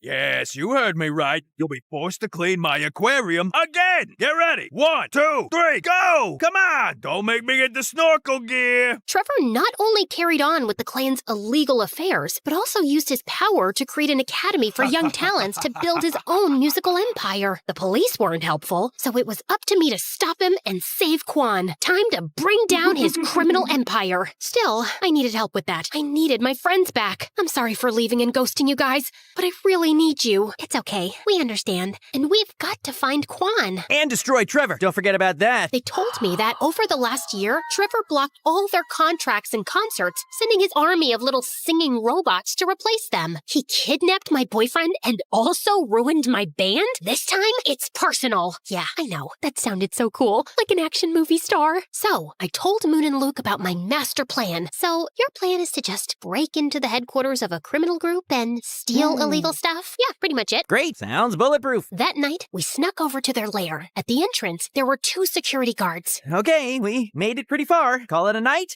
No, we have to take them out. So, Alice, you do it. What? Why me? They won't recognize you with your new makeover. Distract them while we try to find another way in. Before I could protest, Luke and Moon threw me towards them. First, I thought I could use my Riz to win them over. Content warning, guys. This might turn into a cringe fest. I walked to them, flirtatious, but I looked like I was just learning to walk for the first time. Excuse me, guys. Do you have names, or can I call you mine? I'm Frederick. Mike. No, I meant I thought your names were Google because you two have everything I've been searching for. Well, that one bombed even harder than my first pickup line. I need to work on my flirting game. In a desperate distraction attempt, I twisted swiftly, aiming for a masterstroke. Fate intervened. My wig slipped off. Uh-oh. You! So, time for plan B. What was plan B again? Stop her! They jumped on me, but at that exact moment, their radio started playing my favorite song. I went full John Wick mode for real. I grabbed the 2 drumsticks that I always carry around and turned them into lethal weapons. Oh, I forgot to mention that during my time in Korea, I became a black belt in Taekwondo. Silly me.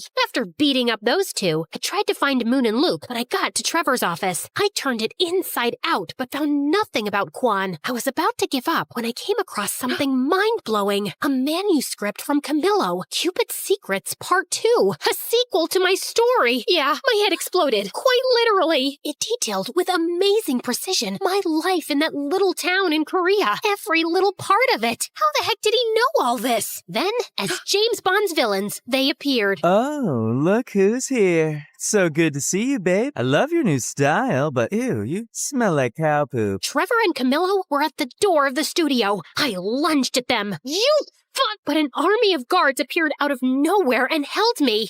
No, dear. This is not a kung fu movie. Guards, just take this little rat away. Trevor, wait. Don't be so hard. She is my ex, after all.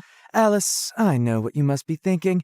How did I know all that? Just take a look at the notes. I looked at the notes. It was some kind of daily report, a really complete one. Then my heart stopped. The name that signed all the notes was Quan. It isn't true. Quan would never betray me like that. You're lying. Tell me where he is. Well, you thought the same about Camillo, and look where that got you. You see, Alice, everyone's playing their own game. Quan, in this case, is playing hide and seek. Hide until the book is out and seeking a fortune. He's gonna be rich, and he just had to sell us his relationship with you. A bargain, if you ask me. Tears began to roll down my cheeks. Once again, my boyfriend stabbed me in the back. I told you it was a mistake to fire me, kid. Now leave with your dumb friends. And Luke, just a piece of advice. Next time, don't yell when trying to sneak in somewhere. Oh yeah? I was caught in a half-open window. What should I have done? Probably not screaming like a maniac. Push my butt up! Push my butt up! I was completely defeated. I didn't even fight back when his goons kicked us out. Don't go too far this time. I need good material for our next book. Remember, all good things come in threes. Luke and Moon kept asking me what happened inside, but I didn't say a word. I just said goodbye and went straight to the airport to disappear once again, and this time for good. Just as I was about to board the plane, I got an audio message from Moon. So, remember that our wedding was supposed to take place today, but got canceled after Quan disappeared? Well, surprise, it's happening, because Quan is back. What? We couldn't find another date available for over a month, so we're gonna get married now. We're just waiting for you. Hurry! Furiously, I rushed out of the airport to confront him. Still, I did a quick pit stop at the hairdresser. Then I did my makeup and put on my dress. What? I was still furious, but it was a wedding. I had to look great, and I did. I burst into the ceremony, and I saw him, next to Luke, who was waiting for Moon at the altar. I dashed toward him like lightning. Alice, you look... Wonderful? Beautiful? Yeah, I know. What's wrong? What's wrong? Are you for real? Let's see. Where should I begin? Maybe by the fact that you disappeared from the face of the planet for days? You told me to do that! I did what? Yeah, we were being really loud in a church, and everybody was staring at us. Guys, maybe we can discuss this later? When did I tell you to disappear? You sent me a message saying that I should hide and get rid of my phone because the Siri clan was after me. So, stayed locked in a hotel all this time. It was quite boring, by the way. I even learned how to walk on walls. I'll show you later. But I couldn't miss Moon's wedding, so I'm here. I'm so glad you're here today too, by the way. That didn't make any sense. I hadn't sent any message. He was lying again. What about the book? Yeah, I found your little report notes. But how? You wrote everything. All our private moments and secrets just to sell them to Trevor and Camillo? Wait, what? I did write all of that, but I didn't sell anything. I lost them at the airport. Like I'm gonna believe that. I would never sell that. I just took notes of everything because, well, it's quite embarrassing. More embarrassing than getting your butt kicked in a church by the bridesmaid? Okay. The truth is I wanted to write my own book about you. To show the world how nice and cute and wonderful you truly are. Yeah, this is the part where you go, aww. Still, at that moment, I was confused and shocked. I didn't want to believe him, but when I looked into his eyes, I saw that he was telling the truth. I felt so embarrassed. But then I saw him hiding among the rest of the guests. That weird-looking ginger afro guy that used to spy on us in Korea. Stop that guy! He ran, and I chased after him. Just when he was about to escape, Moon appeared, rocking her wedding dress and blocking his way. He turned around, and I hit him with a crazy taekwondo kick that sent his afro and glasses flying. He was Camillo. He had followed us to Korea to spy on us, and when he found out about Quan's notes, he stole them from him at the airport. As if that wasn't enough, he and Trevor sent the message pretending to be me and telling Quan to hide. Why the heck are you here? I needed to see the showdown.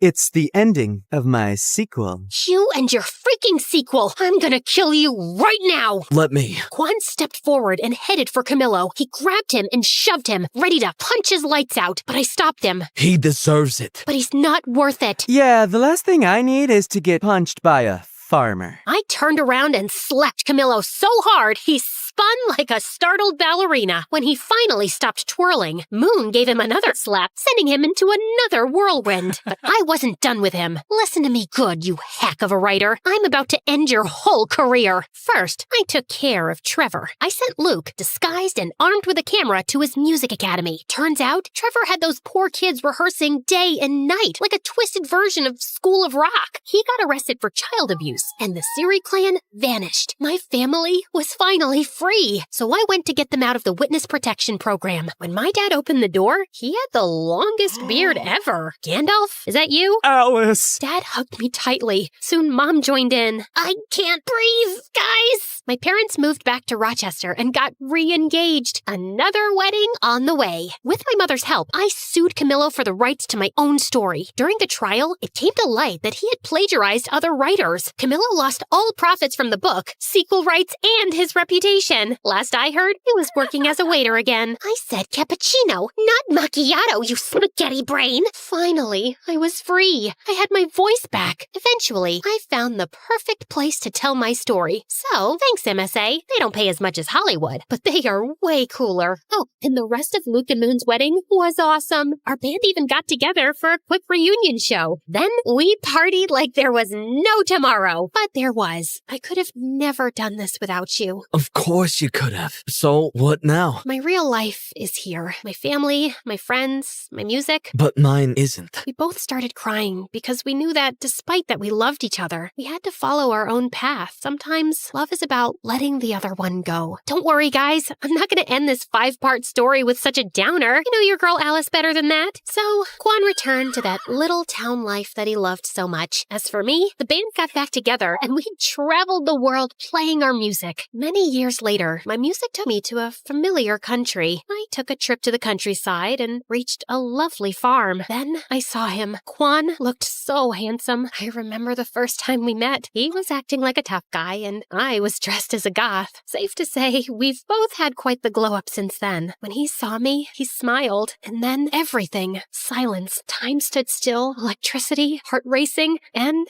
of course, the famous fireworks. I ran to him, and that was it, guys. The end of my crazy and long journey. I guess love always finds its way in the end.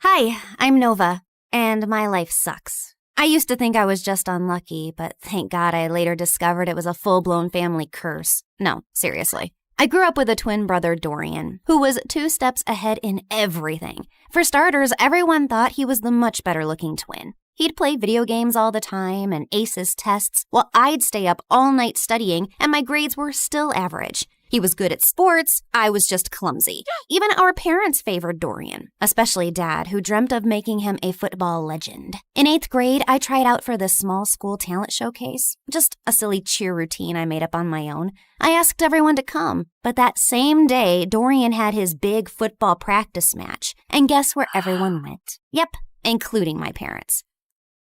What's going on? Your brother scored the winning goal at his big match, so we called all his friends over to celebrate. So you missed my talent show for a dumb match? You participated in a talent show? Why? You're so uncoordinated. Just last week you tripped over a sock and hurt your head. Thanks, but I don't need your judgment. I'm just saying, maybe next time choose something you're good at. Oh wait, you can't. You're bad at everything. Shut up or I'll kick your face. Ugh, so annoying. I ran upstairs fighting tears when I heard a soft voice calling from a bedroom down the hall. Nova, is that you? That's Ella. She's my younger sister, and she's been sick since forever. Doctors didn't even have a proper diagnosis, just a fancy name that meant they were still trying to figure out what was wrong with her. And since our parents were too busy making Dorian a star, it was usually left to me to look after Ella, which I didn't mind at all. Hey, how was your talent show? What did Mom and Dad say? They never came because Mighty Dorian had a match. So what? Did you have fun? I almost did a backflip and only tripped twice, so yeah, it was fun. Then that's all that matters. Talking to Ella always made me feel better, but I could never tell her how I really felt. My problems just seemed so pathetic compared to everything she was going through. Even at school, I mostly kept to myself while Dorian hogged the spotlight. The only time people spoke to me was to ask for Dorian's number, so I barely had friends. Until I met Maya in high school. She was new and asked me if I could show her around, and we hit it off right away. We liked the same music, same shows, and I finally had someone I could pour my heart out to. She was the only person I felt free and happy with, but that changed on her 18th birthday. Maya decided to throw a costume party. I was gonna be French fries, and she was gonna be ketchup. It was gonna be epic. But when I got to her place, I was the only one in a costume. I checked my phone wondering if I'd missed a text from Maya, but nothing. And worse, I found her standing near the pool talking to Dorian. Oh, wow. Looks like someone didn't get the memo. What is he doing here? And wasn't this supposed to be a costume party? Oh, shoot. I thought I texted you. I wanted to have a costume party, but Dorian thought it was stupid for an 18th birthday. And since when did you start taking advice from Dorian? Since we started dating. What? He asked me out last week, and I said yes. Why? Of all the men on the planet, why him? And you couldn't stand that there was finally someone who liked me more than you, could you? Would you stop overreacting? You look like angry McDonald's French fries, and I can't take you seriously. Also, my feelings for Maya are totally genuine. Genuine my butt. Everyone at school knows you change girlfriends faster than you change underwear. Maya, listen to me. Whatever garbage this guy's been feeding you, it's not worth it. But I love him. No, you're infatuated. Like every normal girl your age is with some butthead like him. Come back to your senses. Fine, I can see this is a total waste of time. So before I embarrass myself any further, I'm leaving, and we're done. I stormed off dramatically, only to walk straight into the birthday banner. I tried to fight it, but stumbled and knocked over an entire balloon arch. Maya ran to help me, but I spun around mid-fight and accidentally slapped her in the face. Did you just hit my girlfriend? I grabbed a paper cup and hurled it at Dorian's head. Ow. Wow, that really hurt me, Nova. How will I ever recover from this concussion? Everyone laughed as I ripped the last streamer off my leg and stormed out, and went straight to Ella. She was the only person who'd understand me. Oh, wow. You look tasty. I don't know about tasty, but I am definitely tragic. Mom never let me have fries. Said they're too oily. Here, take a bite. It might cheer you up. You're weird. And you're stuck with me. And I put my head down, and we dozed off. The next morning, I woke up to a bunch of missed calls from Maya, but I ignored them. So she sent me a bouquet with my favorite ice cream scoops, flew drones past my window with I'm sorry banners. At one point, she actually climbed up to my window to talk to me, but I just drew the curtains and ran into the attic so she wouldn't find me. I was looking for some boxes to hide behind when I accidentally knocked one over and a diary fell out. It had my grandmother's name on it, with a photograph of her standing next to someone who looked exactly like her. And there was a note. Lumiere se dara kinso, veher dul ambrax? What? That's what it said, written in this bizarre language I've never seen before. Luckily, someone had scribbled a translation underneath. To break the curse, balance must be found. One light shall rise, one shadow bound. I read more and found out that my grandma had been overshadowed by her own twin, too. So she teamed with a psychic named Margot and crafted spells to break the twin curse, a generational cycle where one twin always thrived while the other faded into the background. I knew it sounded ridiculous, but this just couldn't be a coincidence. I was constantly lagging behind Dorian, not because there was something wrong with me, but because I was cursed. The note also said that to unlock the curse, like and subscribe to this video and leave a comment. Gotcha. She didn't write that. But seriously, like and subscribe. Things are about to get weird. I had to find out more, so the next day I skipped school and tracked down the psychic Margot. It wasn't too difficult since Grandma had her address in the diary, and by afternoon I was already knocking at the door of a rundown apartment. I waited for some old witchy lady to open the door, but instead it was a girl not much older than me. Sorry, I think I must have gotten the wrong address. No, you're in the right place. We've been expecting you. Like me and the spirits. They told me you were coming. You're Nova, right? Hilda's granddaughter. You know me? I know a lot of things. Like it's gonna rain in about 5 seconds and you should come in. And right on cue, it actually started raining. Freaky. Anyway, I walked in and the girl told me she was Margot's granddaughter and her name was Coco Lin. My dad's Chinese and my mom's American. They couldn't decide whether to give me a Chinese name or an English one, so they mashed them together. Kinda has a ring to it if you say it on repeat. Coco Lin, Coco Lin, Coco Lin. Cool, right?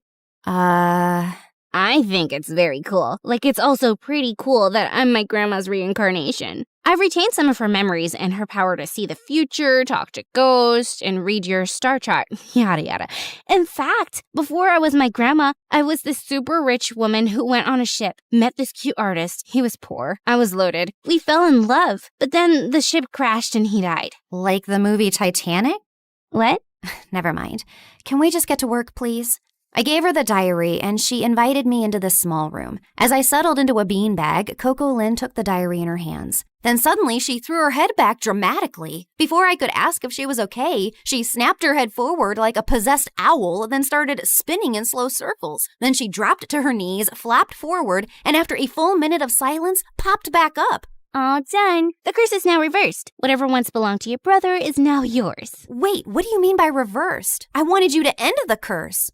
Yeah, well, unfortunately for that, you'd have to find the original witch who cast the curse on your family. And she's probably dead. So unless you have a shovel and a time machine, this is the best I could do. Now remember, every spell has its repercussions, so just be aware of potential side effects. What kind of side effects?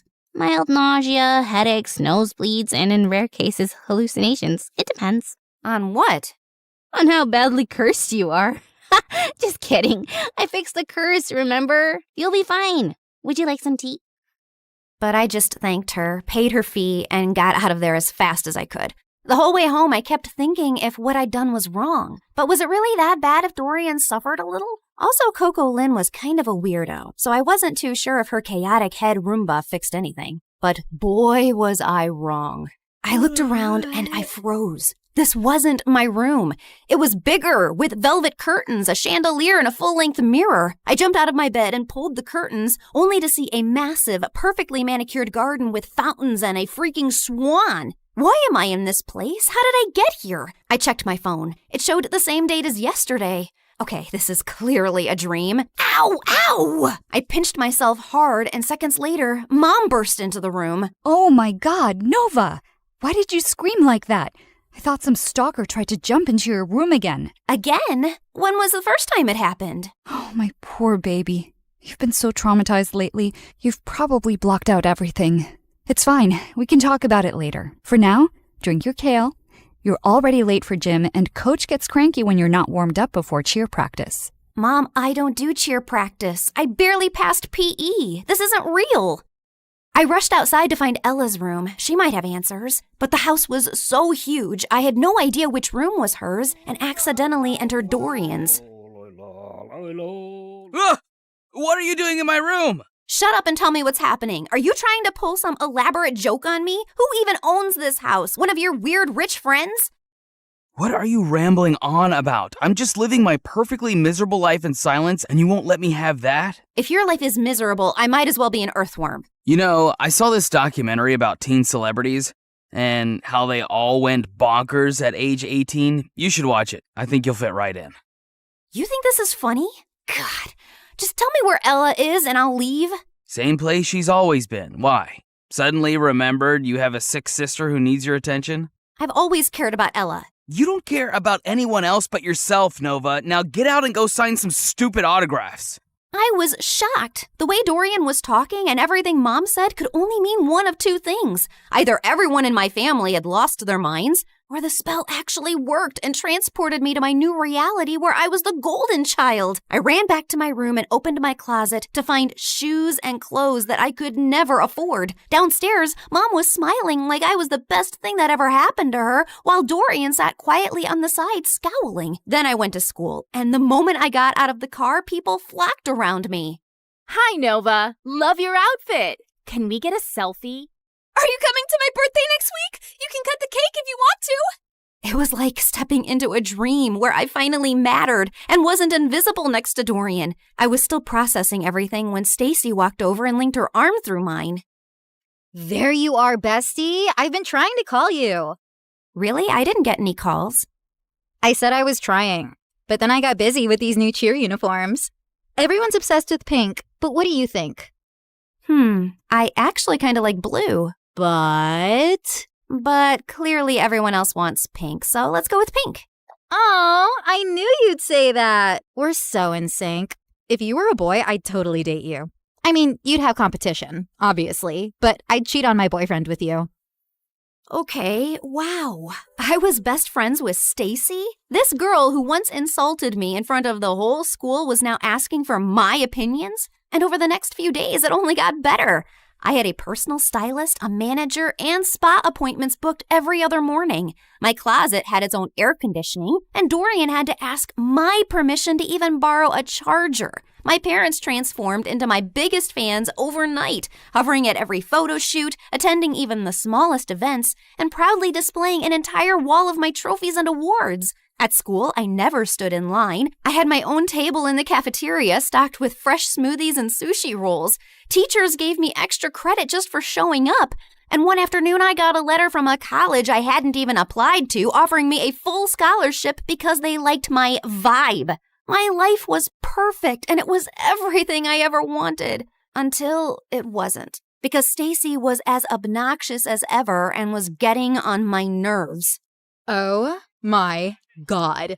Who died and left you that hideous skirt? And why are you carrying a Prada purse when I don't have one? You need to pay fashion tax. What?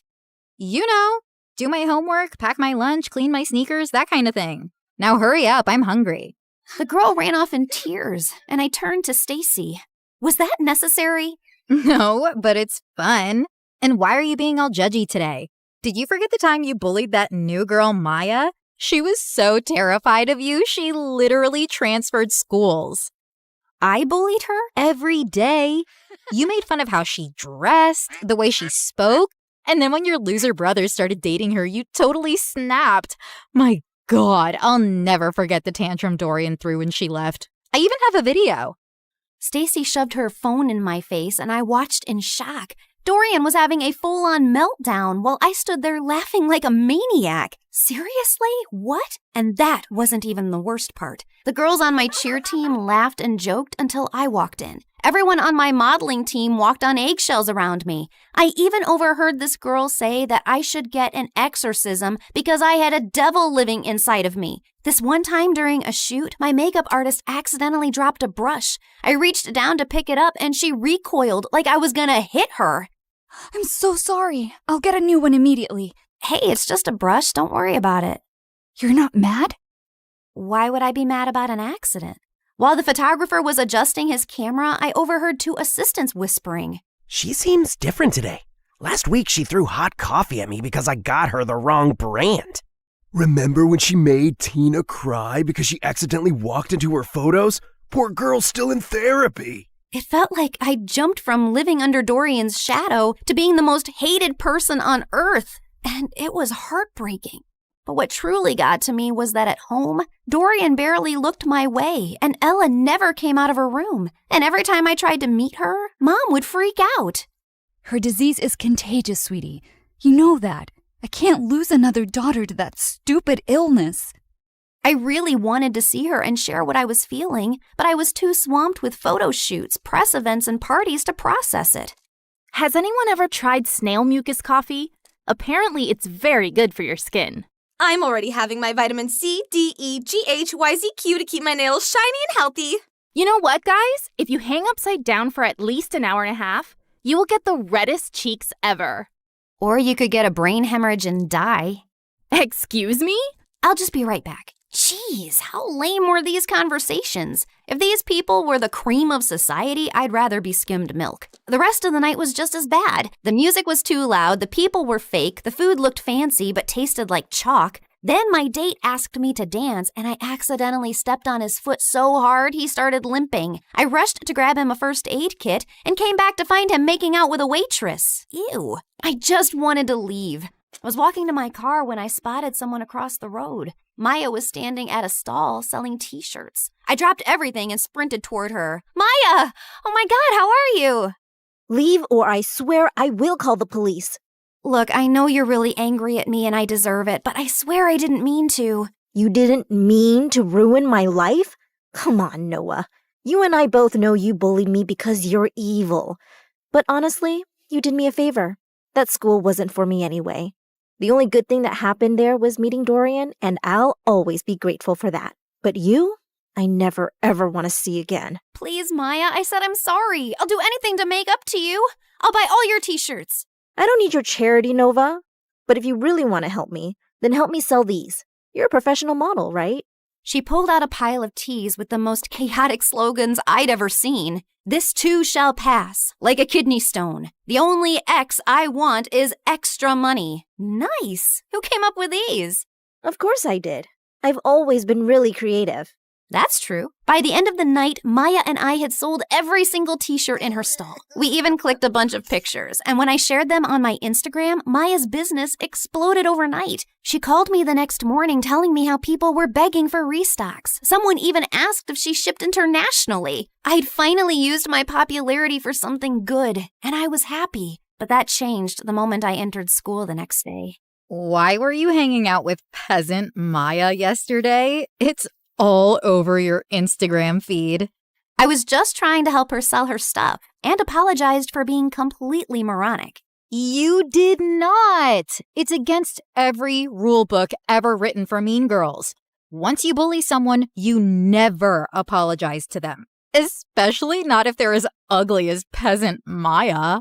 Stop calling her that. She's a brilliant and hardworking girl, and she's 10 times the person you'd ever be. 10 times fatter, sure. She's a real inspiration for stretchy t-shirts. Say one more word about her and I swear.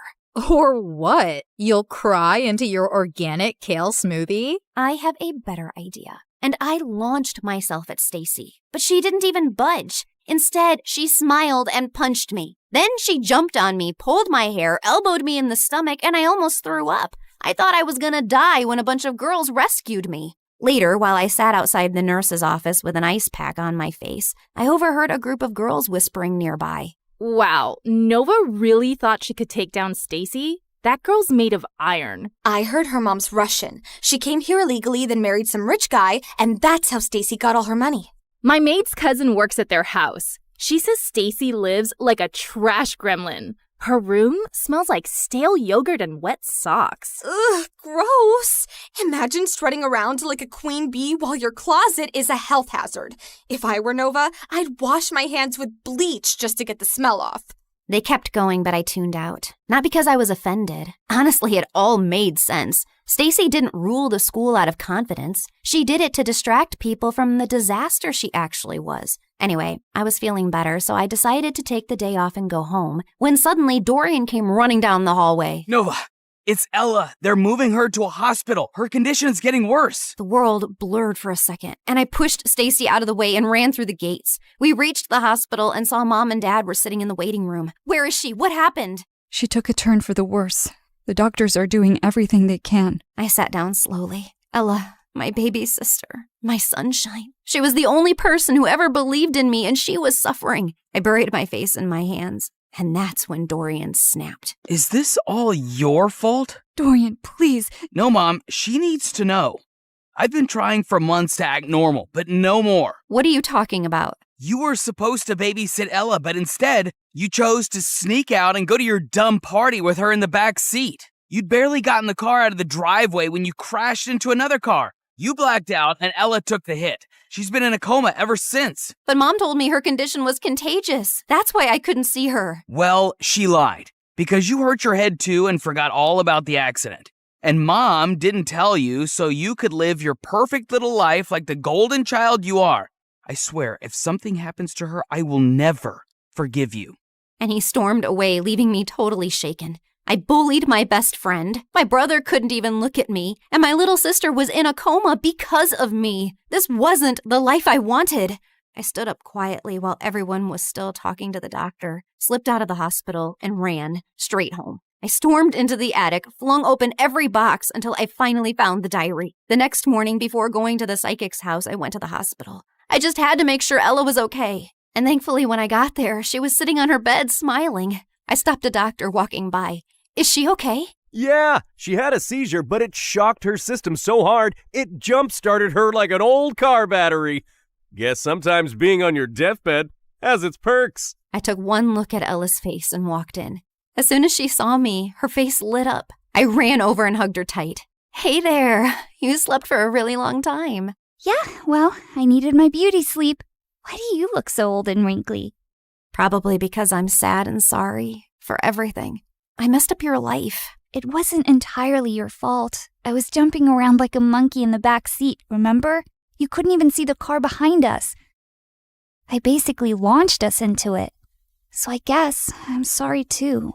Well, I'm sorry too, Nova. I shouldn't have snapped like that yesterday. I haven't always been the best brother because I've often let jealousy get in the way. I wasn't exactly the best sister either. What I did with Maya and how I treated people around me was horrible. Yeah, but you're changing. I saw what you did for Maya. That's growth. I nodded slowly. I'd spent so long being angry about everything I wasn't. I forgot to appreciate what I had. My adorably flawed family. And all I really wanted to do was to go back and mend things now. Namaste, fellow seeker. What brings you here today? Oh, it's you. Welcome back. You recognize me?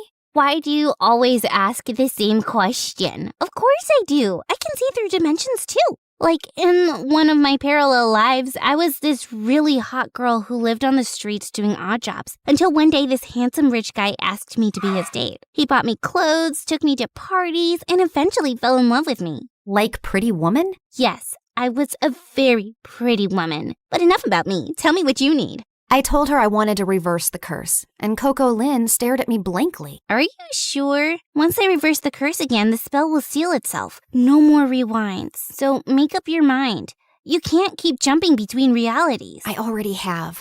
I want to go home. And this time I won't hide behind Dorian's shadow or bad grades. I spent so much time being angry and dejected that I never really focused on myself. And that's why I never got anywhere in life. I can't control how people treat me, but I can control how I take their opinions. So now I'll live for me, with kindness and purpose. Spoken like someone who's truly ready. She stood, cracked her knuckles, and started chanting. The candles flickered, the walls shimmered, and then everything went blank. I woke up to the smell of burnt toast and the sound of birds. I sat up slowly and looked around. My old room.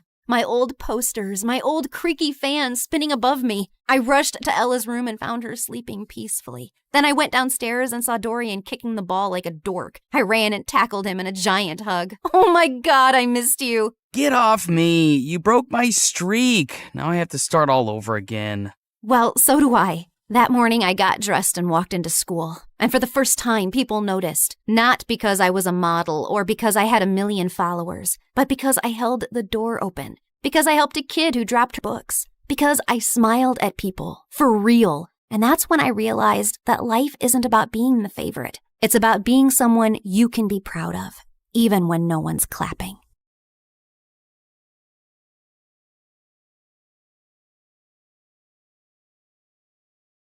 Hi, I'm Luna. I'm 16, and while most people see me as just another shy girl, my life is anything but ordinary. I keep to myself, lost in books and daydreams, trying to navigate a world that doesn't quite seem to fit me. But my life is a delicate balance of hiding and longing, and a secret I guard with everything I have. My family and I recently moved to a small town called Whispering Pines, nestled in a deep forest. My mom, Celine, said it was for a fresh start, but I knew better. She was always anxious, her eyes darting around as if expecting something to jump out at her. She constantly reminded me to stay hidden and keep your secret. Okay, back to my secret. Each night as the moon rose, I slipped into the woods and transformed into a unicorn. It's a magnificent form with a shimmering white coat and a horn that glowed like moonlight. In the forest, under the cover of night, I was free, a creature of magic, running wild and unbound. But by day, I was Luna, the girl who avoided mirrors and hid under a hood. I was isolated, not quite fitting in with any group at school. I didn't seek out friends or companionship because getting close to anyone could have put me in danger. So I remained on the fringes, living a double life that was both exhilarating and exhausting. Then there was Jasper. He's an artist with a sketchbook perpetually in hand, always drawing and observing. There was something different about him. His eyes seemed to see beyond the surface, and he had been curiously watching me ever since I arrived. His presence was a mix of intrigue and unease for me. One day, after school, cornered me by my locker. Hey, Luna, I've noticed you always wear that hood. Is there a reason? I shrugged, attempting to sound nonchalant. Just like it, keeps me warm. He raised an eyebrow, unconvinced. There's something more, isn't there? You're always hiding. I laughed nervously, trying to deflect. What about you? Always drawing? Jasper flipped open his sketchbook to reveal a detailed drawing of a unicorn. My heart skipped a beat. The other night, while I was walking through the woods, I found these strange tracks in the snow. So I did a little research, and maybe, just maybe, there are unicorns out there. I tried to maintain a casual demeanor, though anxiety bubbled beneath the surface. Unicorns aren't real, Jasper. He looked at me. His eyes sparkled with curiosity. What if they are? What if there's something magical out there that we don't know about? I forced a smile, feeling a sense of dread. Maybe. But I wouldn't worry about it. Despite my attempts to dissuade him, Jasper's curiosity didn't wane. He continued to question me, probing with a mix of genuine interest and persistence. His questions, though innocent, hit too close to the truth and made me uncomfortable. The next day, while I was walking to the local bookshop to get a new journal, I saw 3 men and 2 women exiting a large black SUV, all wearing the same black suit and tie. As I stayed hidden in the shadows, I got close enough to hear them speaking to Whispering Pines local sheriff, Marty Luca. They told him they belonged to a government agency of environmental researchers, but their high-tech gadgets and probing questions suggested otherwise. It was clear that they were searching for something, and I couldn't shake a feeling that it might be me. Later that night, I told my mom about the mysterious group of strangers that had arrived. Immediately, my mom's anxiety reached new heights. I watched as she ran to the closet and pulled down an old photo album from behind a row of hat boxes. She flitted the pages until she stopped at an old newspaper clipping with a photo of the same people I saw earlier that day. Luna, we have to be extra careful now. The OSS is here, and they're not what they seem. I looked at her, confused. What do you mean? Who is the OSS? She gripped my shoulders, her voice trembling. Office of Supernatural Sightings. They're looking for magical creatures. If they find out what you are, they'll capture you and use you for their own purposes. You must stay hidden. But I need to go out at night. It's the only time I truly feel alive. My mom's eyes filled with tears. I know, sweetheart, but it's too dangerous. Please, promise me you'll be careful. I nodded, but in my heart, I knew it was a promise I may not be able to keep. The allure of the forest and the freedom it represented was too strong. That night, I snuck out as usual, but the OSS's presence was palpable. Their advanced sensors and patrols made it clear they were on the lookout for something. My heart raced as I navigated the forest. I was careful to stay out of sight, but in my panic, I accidentally left behind a few strands of my magical mane caught on a branch. The next day, Jasper found the strands while sketching in the woods. He was intrigued, examining them closely. Later, he approached me in the school hallway, holding the strands out with a mixture of curiosity and excitement. Luna, look what I found! He held them up to the light. They sparkled with cosmic energy. They're different, almost magical. I tried to dismiss his concerns with a laugh, but Jasper's gaze was unwavering.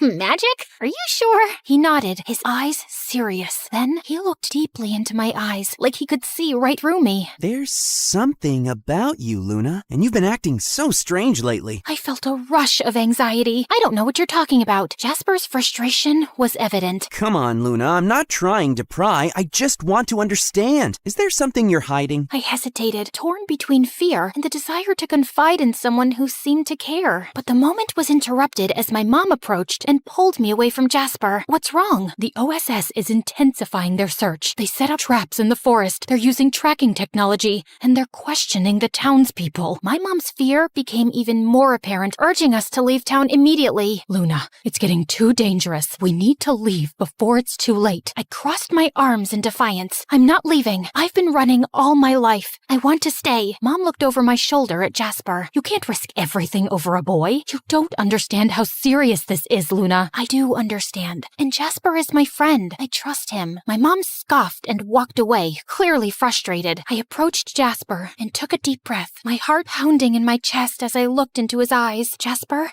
there's something I've been hiding from you. Something I thought you could never understand. My hands twisted nervously. I took Jasper into an empty classroom so we could talk in private. I'm not like everyone else. I'm a unicorn. As the words left my lips, a soft, ethereal glow surrounded surrounded me, and a single shimmering horn slowly appeared on my forehead, illuminating the night with a radiant, magical light. I watched his face, waiting for his reaction, fearing he would turn away, but hoping beyond hope that he would stay. Jasper's face softened, and a smile slowly spread across his lips. He reached out and gently touched the glowing horn, his fingers trembling with awe. I always knew there was something magical about you. Thank you for trusting me enough to share this. He let out a soft laugh, his eyes bright. You're beautiful, Luna. All of you. In the following days, Jasper and I spent countless hours together, working on a plan to outsmart the OSS. His artistic talents became crucial. We created detailed maps and tracks to mislead them, and in the hours we spent together, the bond between us grew stronger. Jasper's presence was a source of comfort. For the first time, I felt that I wasn't alone, that there was someone who truly understood and cared for me. One afternoon, Jasper voiced a troubling thought. What if they catch you, despite our efforts? What if they find out everything? I took a deep breath,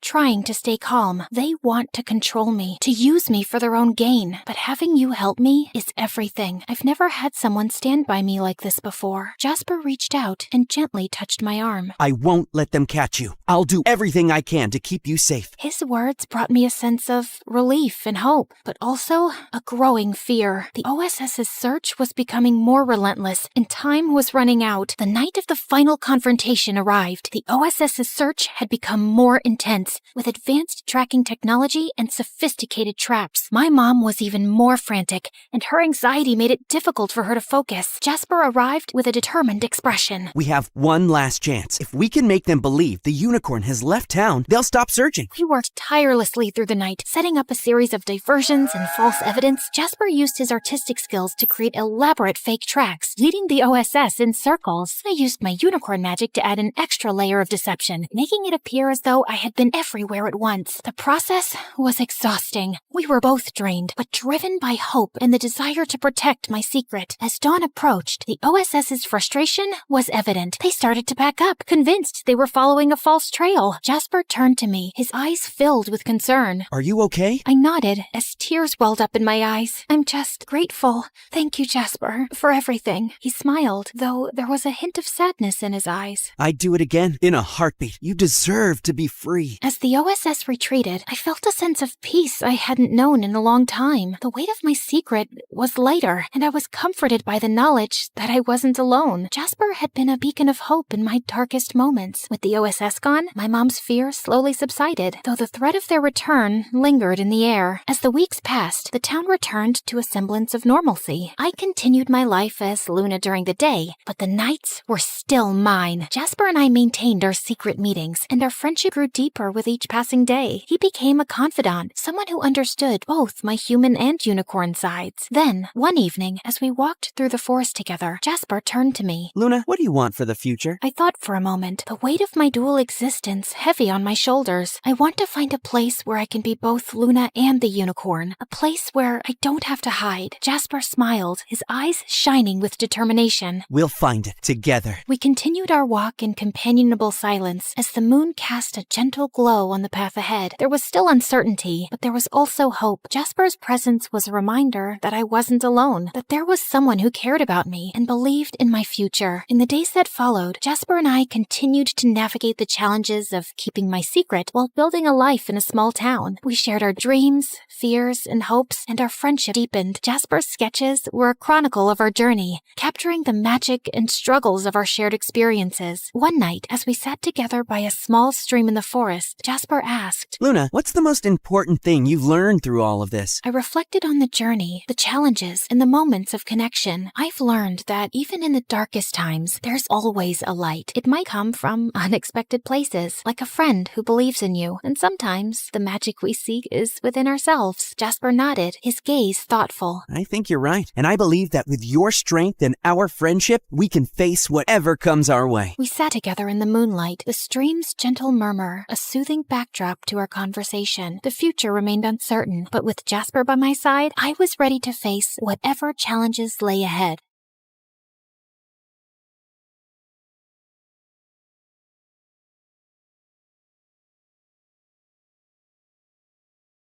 Hey, it's Juniper, the rhyming whiz. Ever since I was a kid, I've loved poems. It all started with my amazing grandma and her incredible library. People would line up just to catch a glimpse. But when I turned 13, something really bad happened. My grandma left us, and because of a big business loss, my parents had to close down the library she loved so much. It was heartbreaking to see her special books being sold off. I felt so sad and lost without her and the library. Life went on, but one day, I spotted a real gem. My grandma's collector's edition book of Emily Dickinson's poems. I knew I had to get it to honor her memory. OMG, OMG. Mom, Dad, I need to have this. Please, please.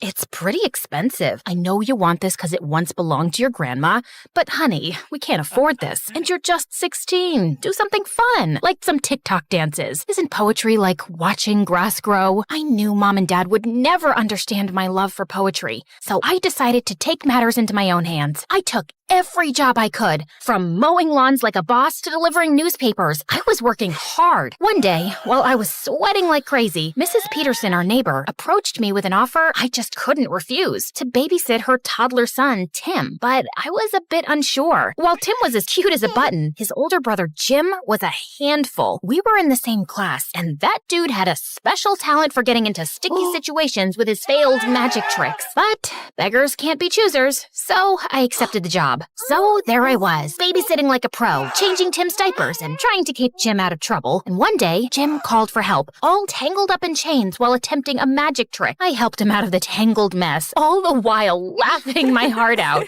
You really need to be careful with your magic, Mr. Magician.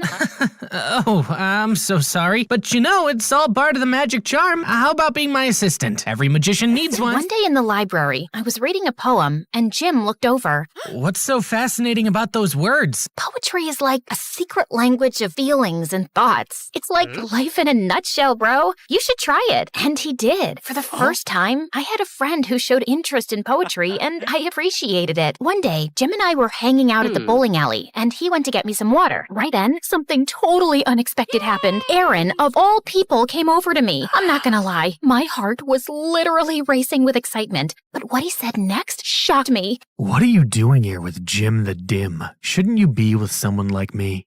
Do you really have to? No way I was gonna just stand there and listen to him diss my bestie. Hey, don't call my friend that.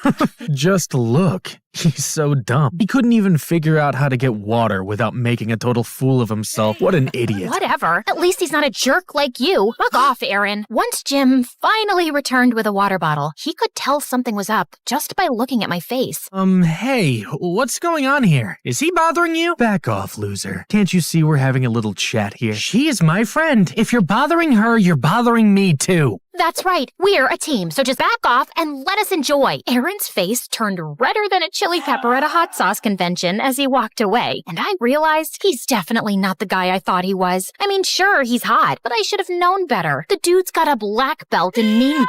Lesson learned. Next time, check for both hotness and kindness before developing a crush. But the next day at school, when I saw Jim, I was stunned. He had a black eye. What the what? Who did this? It's nothing. I fell from... Don't you dare give me that fell from the stairs. Spill the beans. What happened? I got into a fight with Aaron. He did that? Oh, I am so gonna teach that jerk a lesson. Saying that, I ran to the parking lot where I knew Aaron always hung out with his goonies, and the moment I saw him, I threw a punch at him that left him stunned. You'll regret this, Juniper. I'll make you pay. How? By hitting a girl? You're worse than I thought you were, Aaron. Back off, Jim. It's between Juniper and me now. So, Junie, you think you're tough? Yes, she is. Want to see how tough she is? Let's settle this with a rap battle. Yeah, I know you've been preparing for it. So, Aaron, are you up for the challenge? 'Cause Juniper destroyed you here, and she's gonna destroy you there, too. Bet I will. I'm not afraid of you, Aaron. We'll see about that. But just so you know, if I win, you'll have to go on a date with me. No way. Oh, you will. And if I lose, I promise I'll apologize to Jim in front of the entire school. Fair deal, right? Bring it on. As Aaron walked away with his friends, reality hit me hard. I had just agreed to a rap battle with Aaron, and if I lost, I'd have to go on a date with him. While I would have been thrilled about the idea before, now that I knew Aaron was a jerk, I had zero interest interest. Jim, I don't know if I can do this. Juniper, you don't have to do this if you don't want to. But think about it. The cash prize is a whopping $5,000. We can split it. You can finally get those poetry books you've been dreaming of, and, well, I can perhaps get that PlayStation 5. My mom's been denying me forever. His words sparked a glimmer of hope within me. Maybe, just maybe, I could pull this off. All right, let's do this. And so, we went all in, writing and rehearsing like crazy. Aaron and his crew seemed just as determined, and we saw them often practicing at the nearby park every day after school. One rainy afternoon, as I was on my way home, I was about to slip in a puddle, but Aaron caught me just in time. Careful there. I didn't need you to rescue me. Even though I didn't want to, we both ended up finding shelter under a small roof. And there, I felt a bit uneasy. It was a tight space, and we had to stand close, making the situation all the more awkward. I never thought I'd be stuck in the rain with my archenemy's BFF. I don't know why you think he's your enemy. Jim's an amazing guy. It's you who's a grump all the time. Just like everyone else. You also probably think I'm just a jerk. Duh. You think you've got it all figured out, huh? Well, I've got it figured out that a tough guy act you put on, it's to keep others away. You know, you don't have to be a meanie all the time. Whatever. It's just that things at home aren't good. Everything feels like a mess. Well, everyone has problems, Aaron. I guess it's time you realize that and perhaps show people the goodness in you. You're weird. You know that? Takes one to know one, I guess. As Aaron and I kept talking, I realized he wasn't so bad after all. Once the rain finally eased up, we both went our separate ways, but I couldn't help but feel a newfound understanding for Aaron. As the days passed, I saw a new side of Aaron, and it amazed me. One time, I spotted him helping a stray dog find its way home, and another time, he even shared his lunch money with a classmate in need. One day, I noticed Aaron leaving school in a hurry, forgetting his phone. I chased after him on my bicycle and found him at a hospital, sitting in a room and crying. Hey, Aaron. What are you doing here? You left your phone at school. Is everything okay? You seem upset. It's none of your business. This is my mom. She's been in a coma for a long time. I come here every day to see her. Oh my God, I had no idea. I hope things get better for you. Yeah, thanks. From that day on, I saw Aaron in a totally new light. And when I told Jim about how Aaron's mom was sick, without revealing the part that I spoke to him, he just rolled his eyes. That guy's a phony. Don't believe everything you hear, Juniper. Jim hated Aaron, but I guess I had started to have feelings for him. One day, at lunchtime when Jim wasn't around, Aaron approached me. Hey, Juniper. Want to catch a movie together? Barbie's playing. I heard it's hilarious. Sure. Why not? But just as friends, right? But Barbie? Are you sure? Absolutely. I know you'll love it. If you love it, I'm sure I'll love it. I'm talking too much. See ya. Day of the movie arrived, and I had come up with a plan to watch Barbie with Aaron without Jim knowing. I told Jim I was feeling sick and needed to rest, which wasn't entirely a lie because I felt butterflies in my stomach at the thought of spending time with Aaron. At the cinema, Aaron and I laughed our hearts out at the silly scenes in Barbie.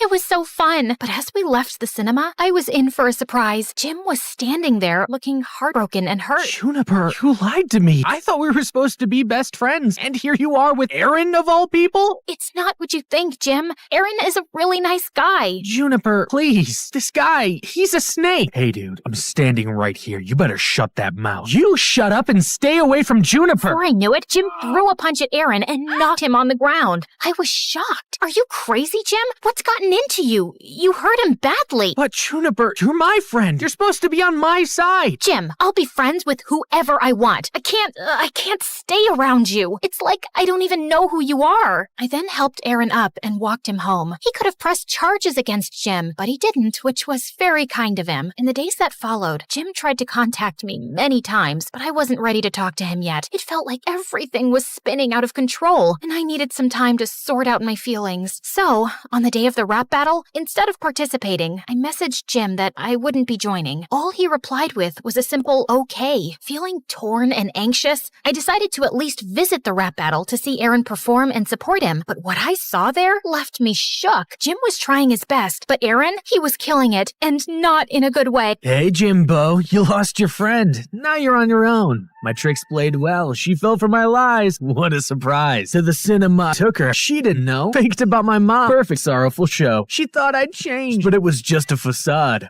Remember that call? I tipped you off. So odd. To gain her sympathy, I took a punch so tough. Now she's on my hook. My power to show it's enough. My emotions went wild as I heard Aaron's hurtful words. Seeing Jim's pained expression, it hit me hard. He was right about Aaron's tricks. It all clicked. He had done the whole nice guy act to distract me from the rap battle. He messed with the wrong girl. Without even thinking, I jumped on the stage next to Jim. Jim, my buddy, you know I got your back. Through thick and thin, we never lack. Fake friends leave, but we stand tall. Bonds unbreakable, never gonna fall. They're just haters, but we're the real deal, and that's all. As for you, Aaron, you're a fake, always playing games. Lies, manipulation, it's all the same. Emily Dickinson said, tell the truth, but tell it slant. But your lies won't fool me. They won't enchant. With Jim, I stand firm. Your tricks won't grant. Hearing this, Jim jumped up and down and hugged me tight. I knew you'd come. I had to. Now come on, let's win this thing. Jim and I were doing amazing.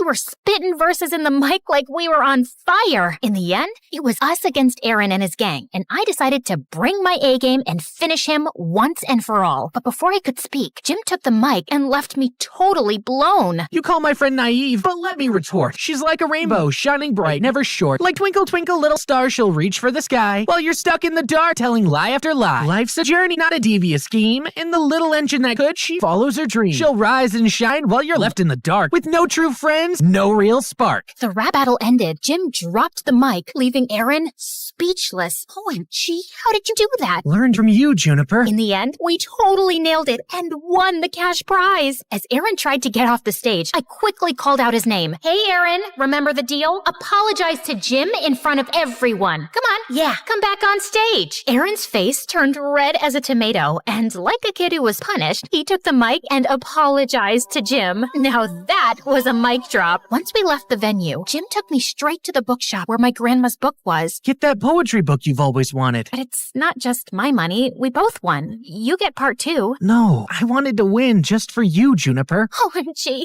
you're the best friend ever, Jim. Remember, true friends got your back, no matter what. Fake people and lies can't break real friendship. Trust your buddies.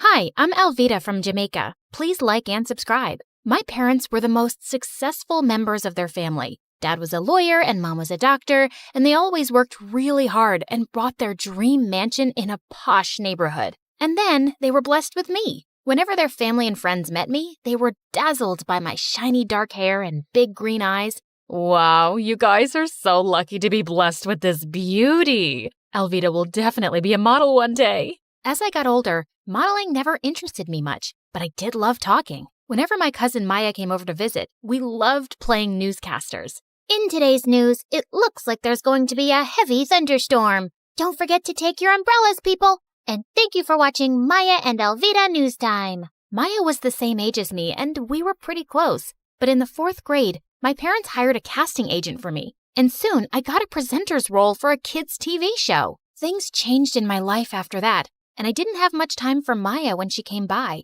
You want to go roller skating today?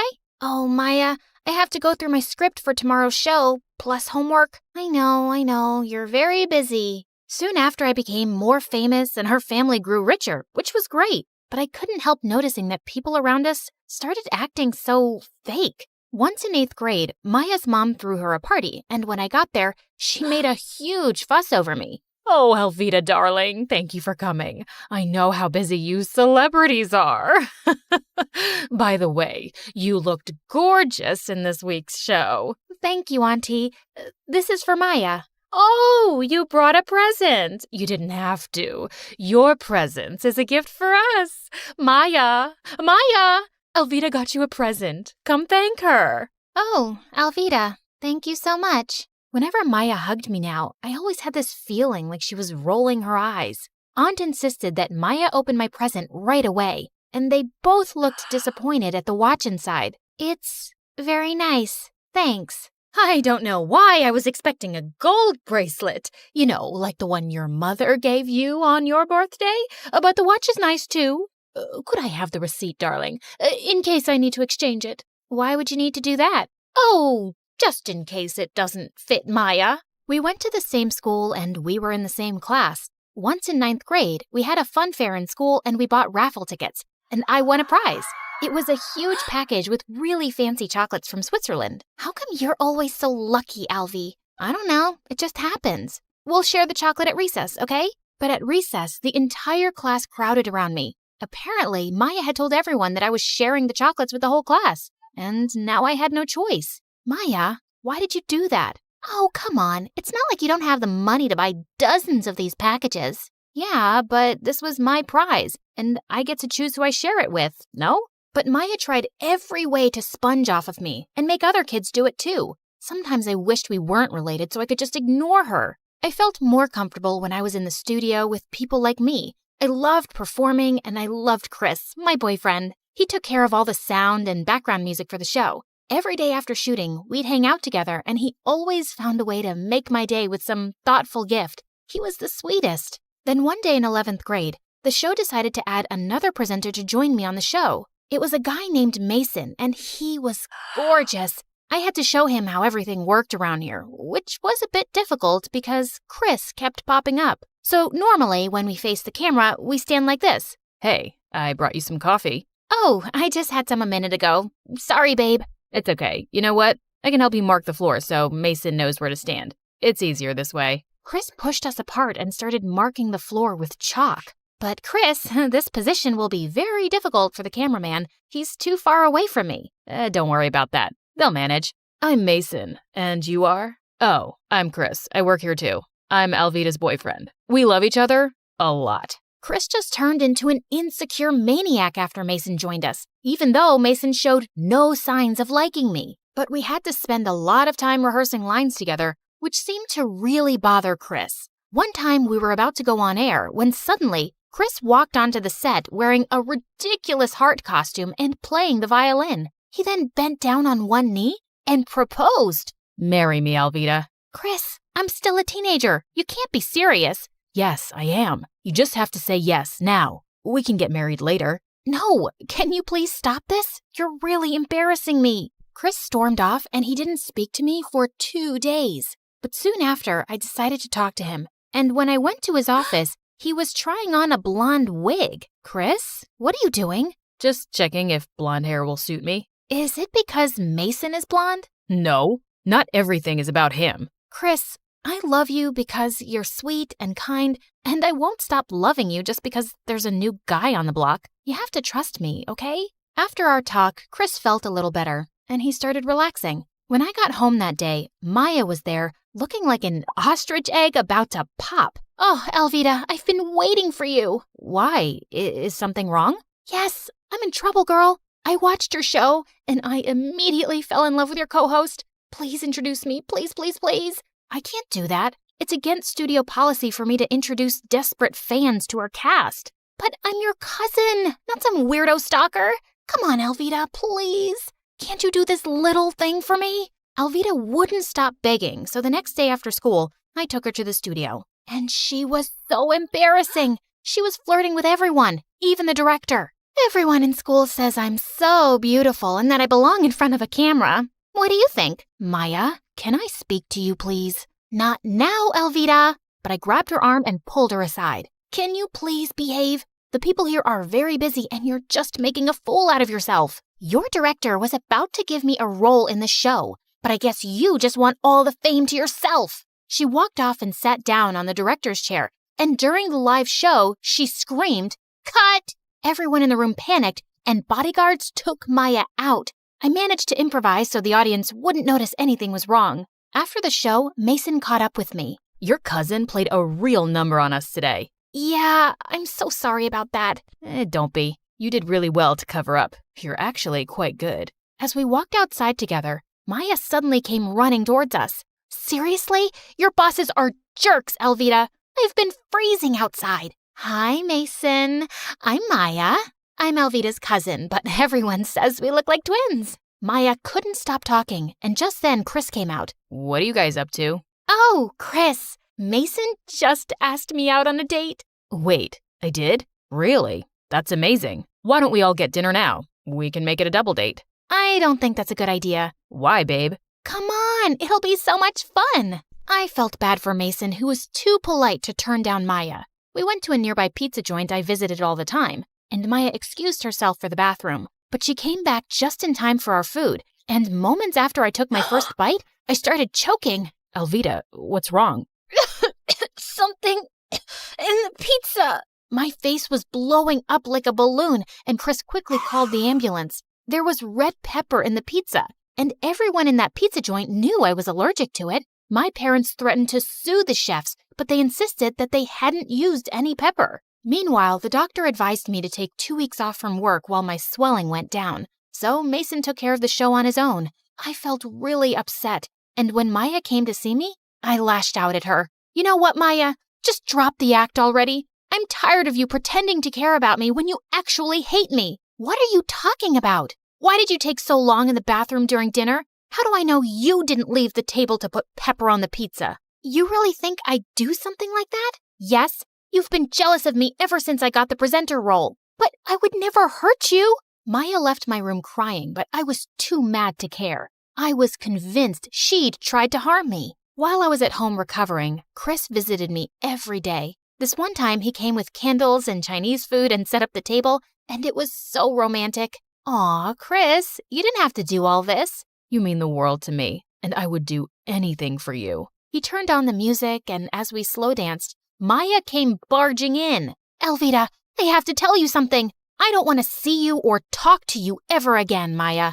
Please, hear me out. Hey, we're having a romantic moment here, so please, get out. But Maya glared at Chris and just switched off the music. Elvita, you have to see this. There aren't any security cameras in the kitchen, but there is one in the restaurant's back alley. I tracked this video down from the city police's office. The video on Maya's phone showed a customer entering the kitchen from the back. Chris, why does this person have the same jacket as you? I don't know. And what are you saying? I was with you the whole time. Yeah, but I also remember you had a phone call and you went outside. Chris's expression changed, and suddenly he knocked over our table and the candles, and food landed on the floor. A rug caught on fire, and Maya rushed to throw a blanket over it. Chris, it was you! Oh my gosh! You were getting so close to Mason, so I had to do something. Aren't things so much better between us since you've been away from the show? You just needed to see how much I love you, Elvita. No! You made me so sick you could have killed me. That's not love. Well, if I can't have you, then no one can. But before Chris could do more damage, we heard police sirens. Too late. I already called the police. Chris tried to run out, but the police caught him and he was taken away. Maya, I owe you an apology. Maybe you were right, Elvita. Sometimes I have been jealous of you, but I swear I'd never hurt you. I know, and you have every reason to hate me. I don't hate you, but do you really have something going on with Mason? No, and there never will be. I know you like him. A few days after, I went back to school and my job, but a lot of things had changed in such a short period. Mason was now showing me what to do. The director really likes all my ideas. We've decided that now you only need to come in to introduce the next program. But that's just 10 seconds on the screen. Yeah, but that's what the show wants. I was so disappointed, but I went with the flow. One day after the show, I was leaving when Mason caught up with me and took my hand. Mason, what are you doing? I see the way you look at me, and I think I like you too. What? Are you... Elvita, what are you doing? I turned around to see Maya behind us, and Mason was still holding my hand. Maya, this is not what you think. But Maya ran off angrily, and I stomped hard on Mason's foot and went after her. Maya, there's nothing going on between us. Yeah, right. So you were just holding his hand because it's part of the show?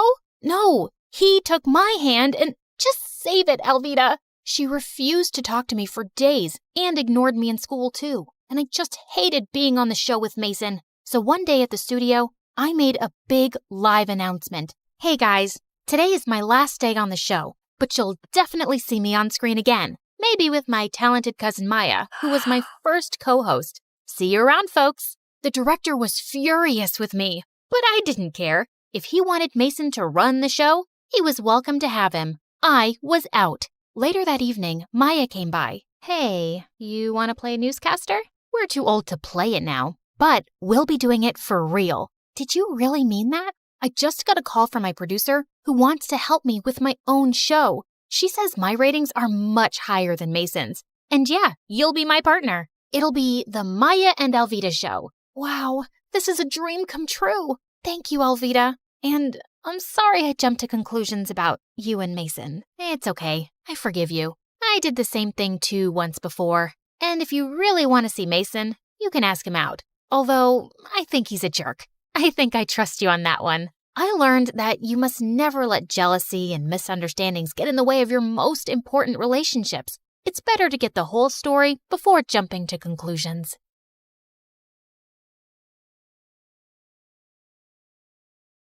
Some superheroes strut around in capes, while others rock pixie boots and a trendy poncho. Because, yes, you are looking at a real superhero. Hi, I'm Annie, and I'm from New Jersey. Don't be fooled by my cute pink locks and dazzling big blue eyes, because as it turns out, I'm also a bit of a crazy, jealous maniac. You know, every superhero has a weakness. Mine was my dad. My dad was the center of my world. Mom left when I was 3, so it was always me and him. We'd hang out all day, and he'd do whatever I wanted. Let's jump on your bed and then go fishing for sharks in the park.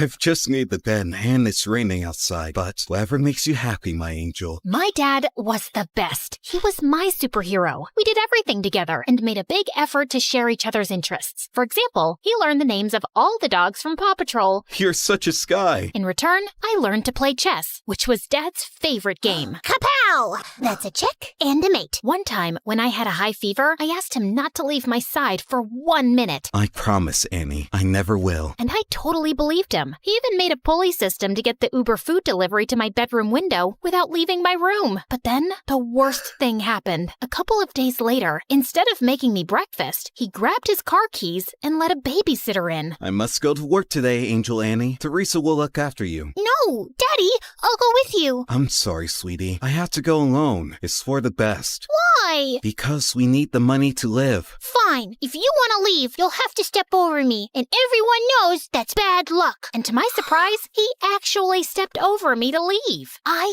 hated babysitters and caused as many problems as I could to get my dad to come back. He used to be late for work pretty much every day and had to sneak out during lunch and leave early to take care of me. So you can imagine what happened next. I got fired. Yay! Daddy's at home forever! Yeah! I was ecstatic, thinking things would go back to normal when I got the biggest shock of my life, kindergarten. I cried all the way and threw a total hissy fit at the front gates. Why? To learn and get a good job when you're older. Jobs suck! You'll make lots of friends. Friends suck! I hated it and let everybody know that I did. I hated it!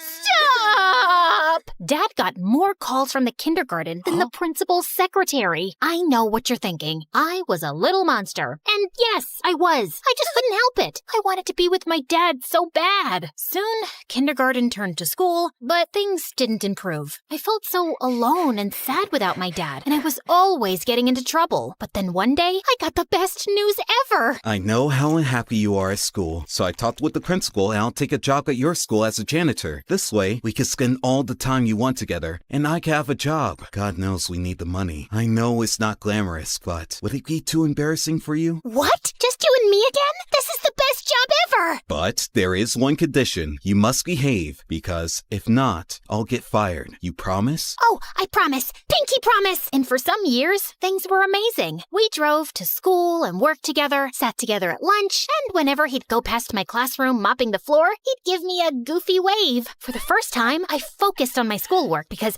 I didn't want to mess up our arrangement. Other kids were even inviting me to parties. You should go. Make some friends. Maybe you could come with me? Annie, you must learn to do things without me. Rely on other people. Really? Maybe you're right. I guess I can go for like half an hour. Nah, let's just hang out here and watch TV. But then it all changed. I was supposed to be meeting some peeps at the movies, but then remembered Dad's favorite TV show was on. So I decided to go back home and watch it with him. But when I opened the door, I found that Dad was having dinner with a woman with candles and flowers on the table. Annie, Angel, I wasn't expecting you. This is Fern, my new friend. Hello, Annie. I've heard so much about you. It's great to meet you at last. Funny, I've heard absolutely nothing about you. I was hoping we'd spend some time with Fern, Annie. For carries a crowd. Suddenly, I felt so jealous. Why would he want to spend time with her and not me? Soon, Fern became a permanent fixture at our place. Despite my grumpy face when she was around, she was always super nice to me. Wanna hit the shops? I have the biggest discount card. Maybe you can use it to buy another book on winning over skeptical teenagers. And at school, Dad was always calling her. She even joined us for lunch some days. I tried to do everything to get his attention when they were together. Like the time in the canteen, she'd made us all sandwiches and I pretended to choke.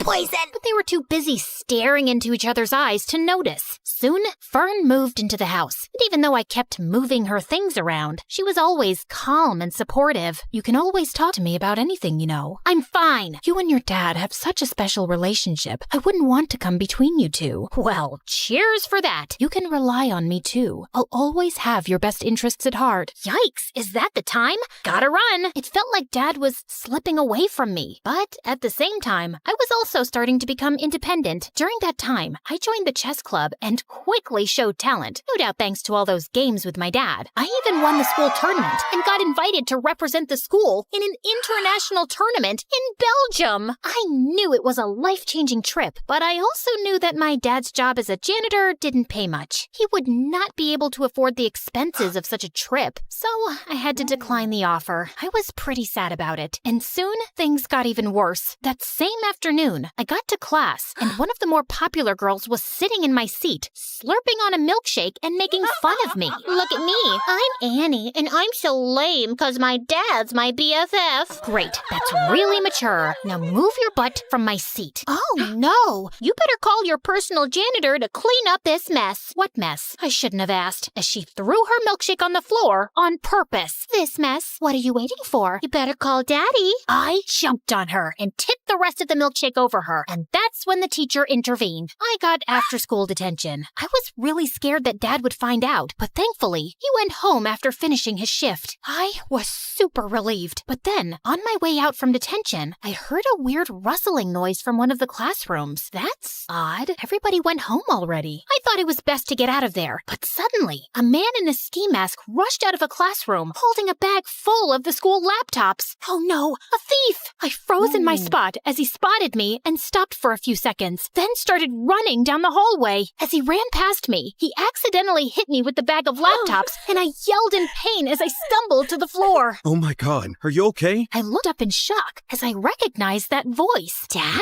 Suddenly, he dropped the bag and ran down the hallway and out of the school. I tried to follow him, but he was too fast. So I sprinted home, and there he was, Dad, completely out of breath and with the ski mask in his hand. The first thing he told me was to keep my voice down so Fern wouldn't hear. Dad, seriously? Stealing from the school? Are you crazy? Annie, you've got it all wrong. Oh, really? Ski mask? Swag bag? Come on! Keep it down, will you? We can't let Fern hear this. Start talking. I did it for you, Annie. Professor Parker told me about the chess tournament and the trip to Belgium. He told me that you turned him down without even telling me. I want the best for you. I don't want you to lose out on something like this because of me. But the moment I saw you, I knew I couldn't go through with it. Now, we can't let the police know. They'll lock me up. If you think about it, no harm was done. Nothing was stolen, so everything's great. Of course, everything wasn't great. While his intentions were sweet, he made a huge mess in school. The principal had reported the attempted robbery to the authorities, and I had to testify in front of the police as the only witness. I couldn't turn in Dad, so I had to lie. I told them that the thief was super short and had green hair. I hoped to keep a low profile about the whole thing, but the next day at school, I was treated like a hero. The girl who saved the school. My hair would have just frizzed out in fear. You're like a real superhero now. Yep, I guess that's me. Want to hang out with us and tell us all about it? And oh, let's snap a selfie. I need to boost my feed with some genuine hero vibes. But the worst thing was, since I caught Dad red-handed, he'd become increasingly clingy and hardly left my side. I guess he was scared I'd confess the truth, but it was really annoying. Like when this really cute boy Warren, who I liked but I didn't think had ever noticed me, talked to me. Hey, Annie. I'd love to take you out for a burger. Sorry, she's busy. Dad? Come Come on, hun. It's lunchtime. The first one to our seat wins the pudding. Sorry, Warren. I'll just have to go now. A burger soon, though. Sure. But soon, I started hanging out with Warren and his new friends all the time, while Dad's excuses to drop by became increasingly awkward and downright embarrassing. I came by to check if you seen my lost, mop. Thought I might have wandered into your classroom. And he'd always pick the worst times to barge in. I think I'm falling for you in a big way. I think we need to clear the air here. Dad! I'd had enough, and on the way home, I thought of ways to let him down gently. But I ended up screaming the truth at him in the driveway. Dad, it's time for a reality check. You can't shadow me forever. How about picking up a hobby that doesn't involve stalking me? You're suffocating me. Then he looked down and rolled his puppy dog eyes. I began to feel very guilty. But then, big news popped up on my phone. A very short man with green hair had been arrested for the school robbery. And it was all because of me. Annie, we must go on the run. No, Dad. You need to confess. Confess to what? And suddenly, we both turned around, and Fern was standing there with the groceries. To not cleaning the bathroom properly. You have never cleaned it properly, Annie. Oh, I think my sock drawer needs some reorganizing. Annie, you can tell me anything. I'll always take your side. You can trust me. I didn't tell Fern. I thought she wouldn't understand. I tried to forget the whole thing, but I felt so guilty. That innocent guy was in jail because of me and my dad, and we needed to set the record straight. But I just couldn't turn my father over to the police. That night, I didn't sleep at all. I was so angry at my dad that the next morning, I skipped breakfast and took the bus to school. But when I got there, I saw him getting into a cop car. Dad! Loads of people were standing around, watching and filming, and I was mortified. I tried to make my way through, but when I reached the police car, it drove away from the school. Then the principal came over and pointed at me. Warren and my friends were shocked. It seems Annie isn't a superhero after all. She was an accomplice to her dad. I've never felt such deep shame. If I had superpowers, I'd have vanished right there or zapped myself to the North Pole. I covered my face, crying, and was ready to run away from there, but a cop caught my arm. Time to face the music and confess. But when I finally told the truth, I felt like a weight had been lifted from my shoulders. They let me off with just a warning since I was a minor, and my dad took full responsibility. Fern came to pick me up, and I was enraged with her. I knew she couldn't be trusted. How could you betray us like that? I must confess that I heard you guys whispering around. I quickly understood what was happening, and I knew I had to step in. You didn't deserve to live with that huge secret and with the guilt. I knew it was the right thing to call the police,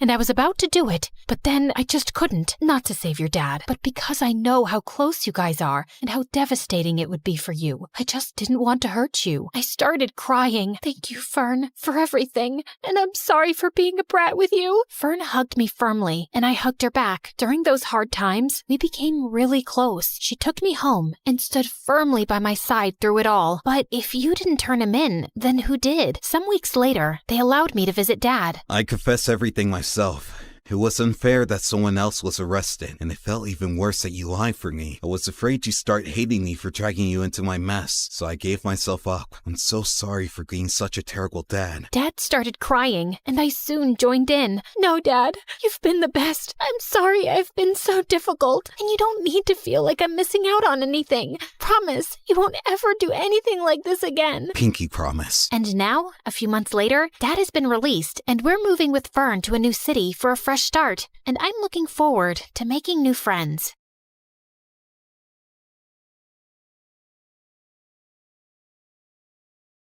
The sound of swords clashing gave me chills. Sparks were flying, literally, and my heart was racing with every swing. The fencers moved like ninjas. Every hit was sharp, and every dodge was smooth. Oh, how I wish I could move like that. Unfortunately, I was built different. I'd been trying to pass the fencing team tryouts for a while now, but my coordination had other plans. I would just trip over air and smack my face with my practice sword. After the match, I suddenly remembered that I dropped my ID earlier near the backlot. Completely distracted, I headed there while replaying every flawless fencing move in my head. Suddenly, I tripped over a loose panel, stumbled forward like an idiot, and fell straight into an open excavation pit. I looked around frantically and checked my pockets for my phone, but I couldn't feel it. No, I must have dropped it earlier. Hello? Somebody, please, help me! I'm stuck here! but there was only silence. Eventually, I gave up and slumped down, feeling totally defeated. I must have cried myself to sleep, because when I opened my eyes again, all I saw was total darkness. I had no idea how long I'd been stuck down here. It was so cold, and I couldn't see a thing. Somebody, please, help. I looked up and noticed the faint blue glow of the moonlight spilling over the edge. It wasn't much, but somehow it felt comforting. Then suddenly, a girl's head slowly peered over the edge. Hey, could you help me out? Please, I've been trapped down here for hours and... I trailed off when I noticed her cold, crimson eyes glowing with an emotionless stare. Hi? If you made it down, then the path upward exists as well. Whether you find it is up to you. Right. Super inspiring. But maybe instead of a life lesson, you could toss down a rope, a ladder, a vine, a thread, or a snakeskin? Seriously, I'll climb anything at this point. Hey, wait! Where are you going? I panicked when her head suddenly disappeared. Come back, please! At least toss down my phone. It fell out of my pocket up there, somewhere. But she didn't respond anymore. Unbelievable. Just my luck to meet a weird and mysterious girl in the middle of the night.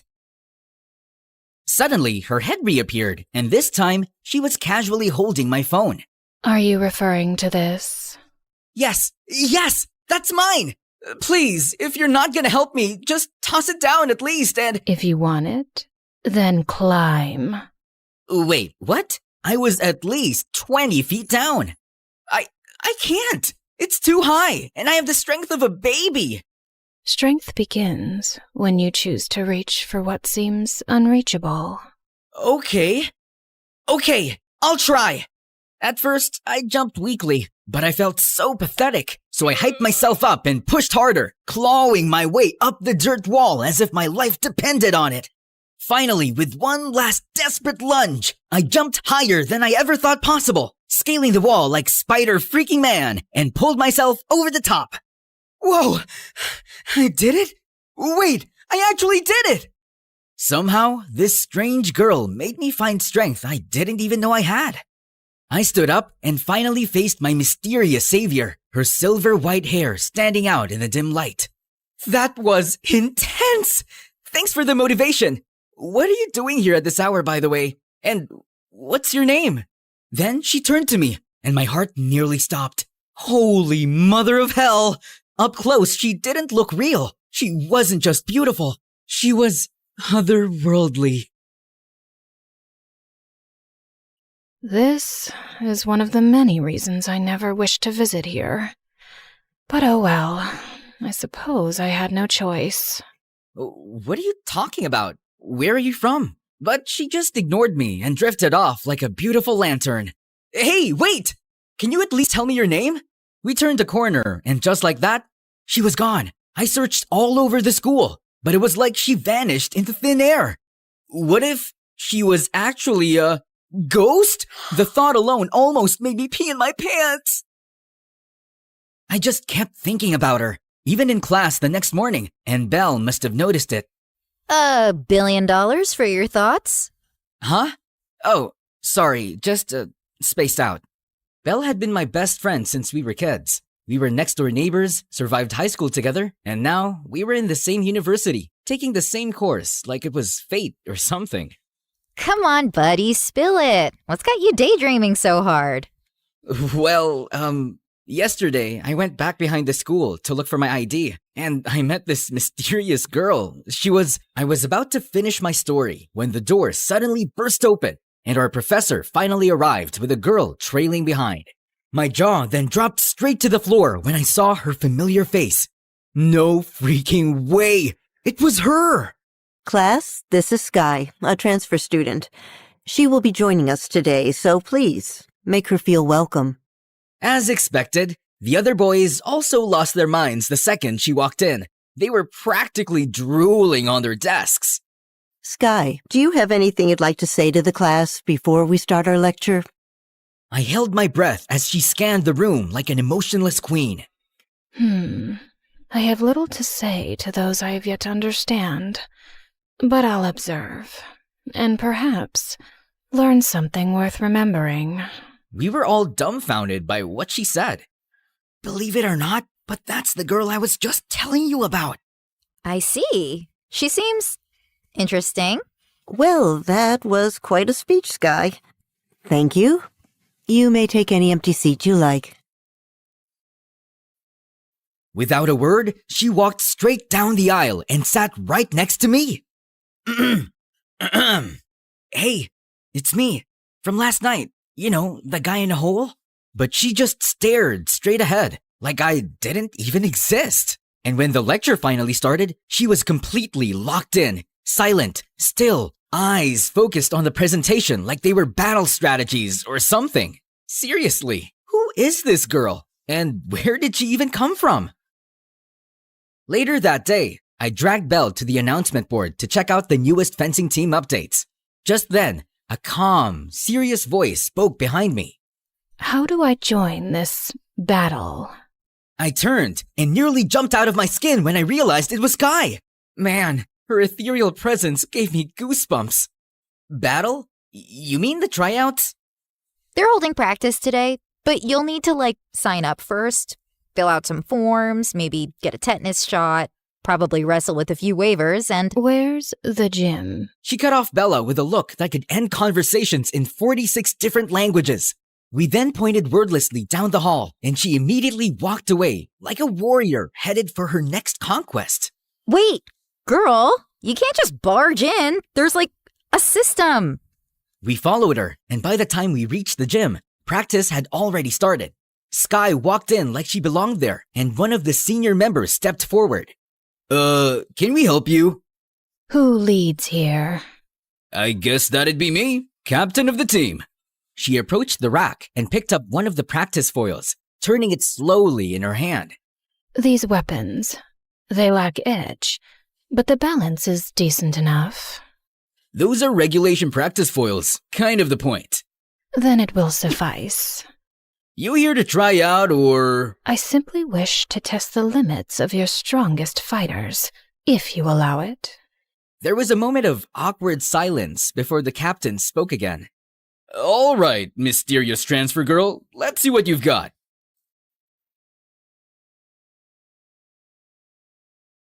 What the?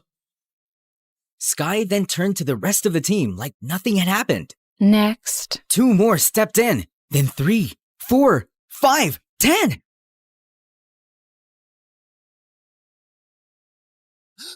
What in the world is happening? Suddenly, the whole gym started to feel colder. She moved like water with a blade, fluid, graceful, but dangerous.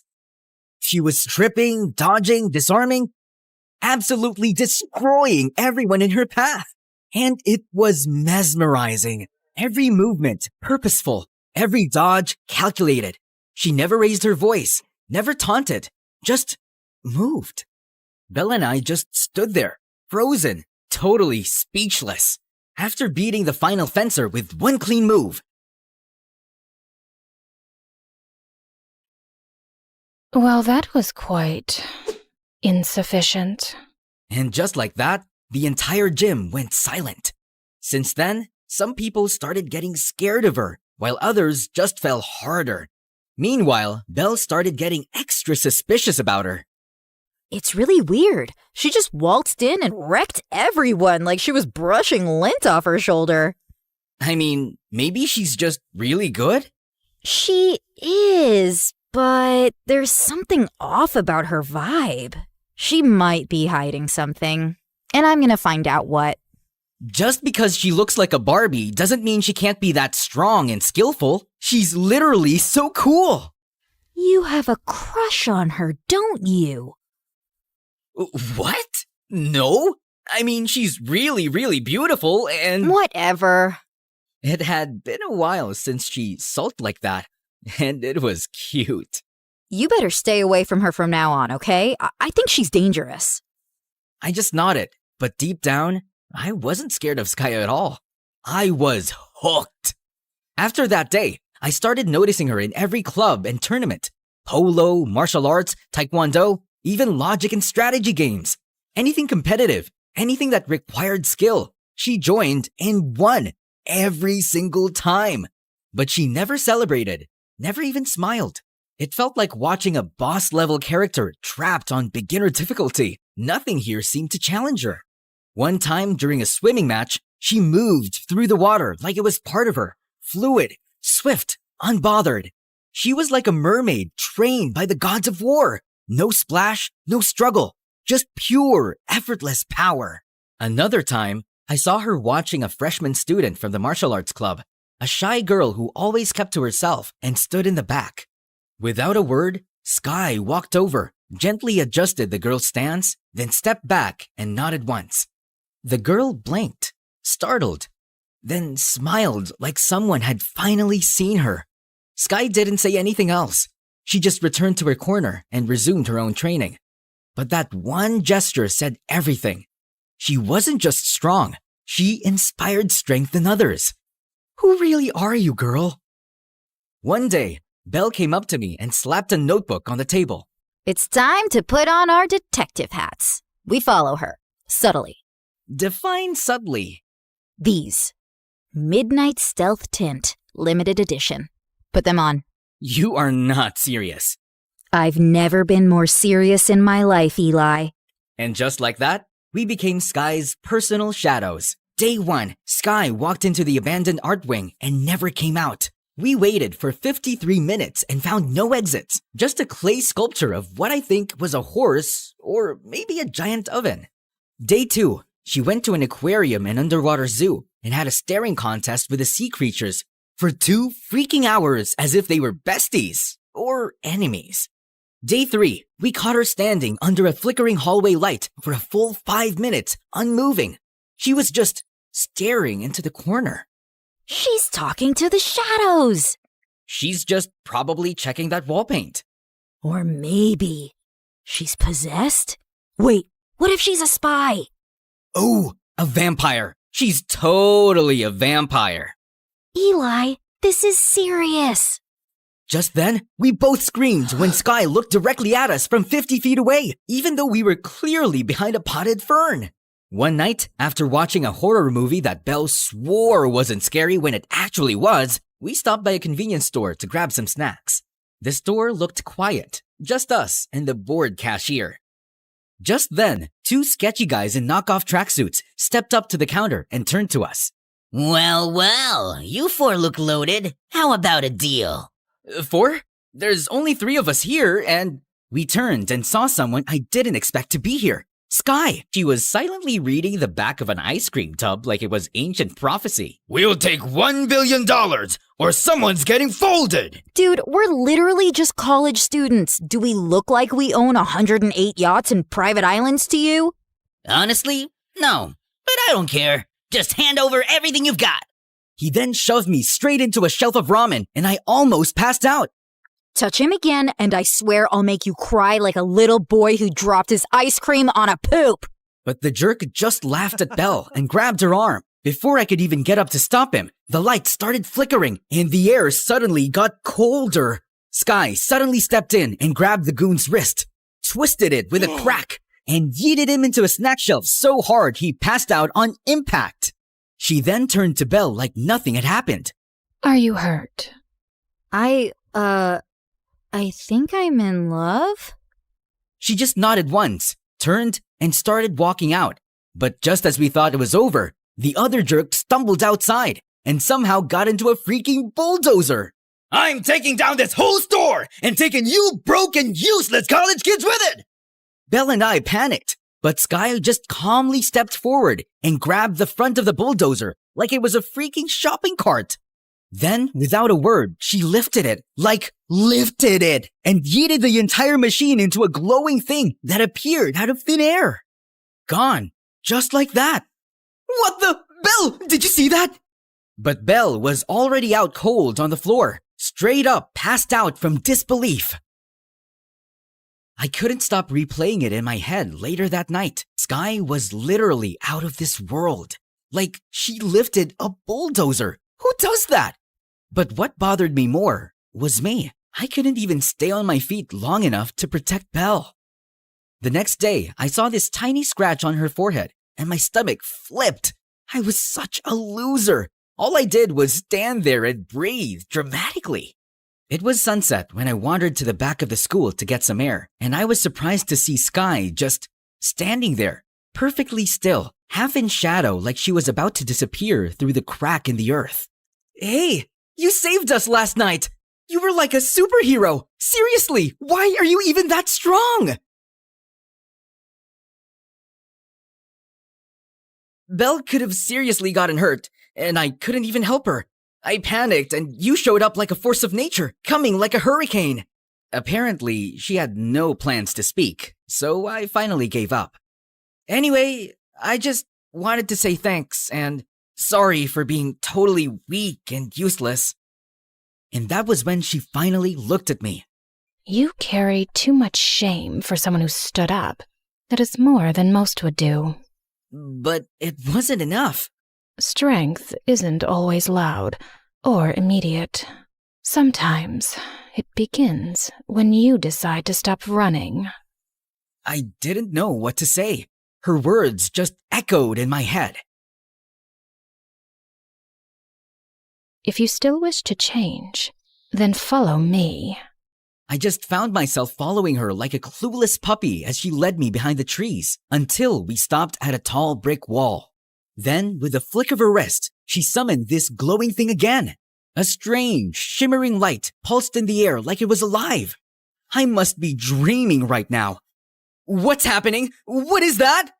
She then stepped through it like it was nothing, and without thinking, I followed. Suddenly, I was standing in a massive, dimly lit space. Blades lined with the walls, swords, spears, weapons I couldn't even name. Let's begin.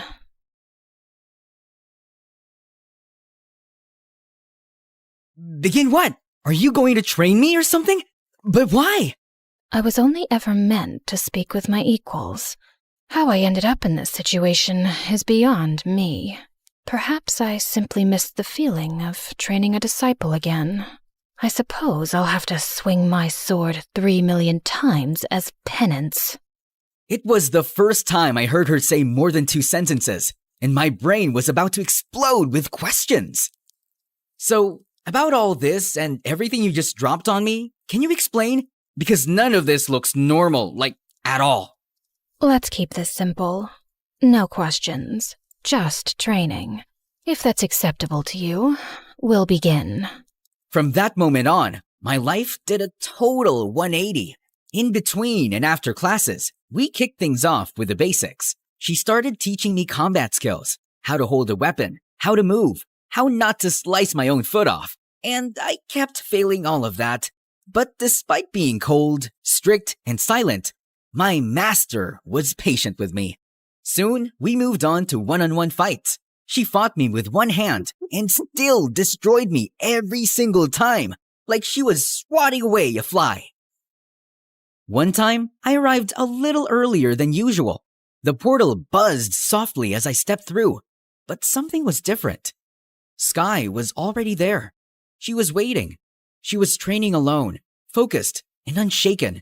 With a sword in hand, she moved through a relentless series of drills. Strike, spin, parry, recover, over and over. Not a single break. Only 2,972,000 left. I froze. She wasn't counting victories. She was counting some kind of punishment. I stood there, hidden in the shadows. And for the first time, I realized she wasn't just strong. She was relentless, and that made her unstoppable. When I tried to ask her about it, all she did was give me a cold stare and continued training me. As the days went by, Belle got more and more suspicious of my frequent disappearances, but I kept throwing out excuses. Until one day, she caught me sneaking back to class looking like a total mess. Okay. You've been disappearing, coming back looking like you lost a duel with a garbage disposal. Talk. I was jogging? Try again. Belle? Spill it. I saw you with Sky. You're doing something sus with her, aren't you? You were following me? Are you kidding? I've got notes, charts, a full Sky timeline. Okay, fine. I'm training with her. Training? For what? Is this like fencing? Demon hunting? A secret society initiation? To become stronger. Eli, I know you. You're soft. You're gentle. You cry during dog food commercials. But I'm tired of being weak, of always being the one who needs saving. I couldn't protect you at the store. I saw that scratch on your forehead and, Belle, I hated it. I hated myself. I'm done feeling like a loser. Yeah, but she's weird. She's powerful and quiet, and we don't know anything about her. I did a background check. Nothing came up. No school records. No socials. It's like she didn't exist until the day she showed up. What if she's from another world? Or a different dimension? What if she's dangerous? I didn't even know what to say because I myself was wondering too, because Sky never answered my questions. I just miss my best friend, you know? I'm still here, but I need to do this. For you. For me. Belle didn't smile, but she nodded. Okay, fine. Just don't get possessed or anything. No promises. A few more days of training passed. Bruises, sore legs, and Sky silently judging my every move. But somehow, I got better. Then came the next fencing tryouts. I stood at the edge of the gym floor, foil in hand, heart pounding. The whistle blew, and I finally moved. No tripping, no freezing, just focus, speed, and everything Sky drilled into me. By the final strike,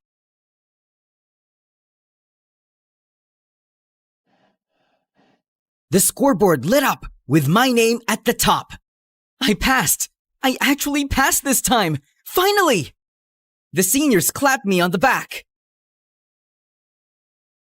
Who trained you, man? A ghost? Maybe a goddess. Still not sure. I left the gym feeling like a superhero with only one thought in mind. I needed to tell Sky about this, so I ran straight to the portal. But when I stepped through, she wasn't there.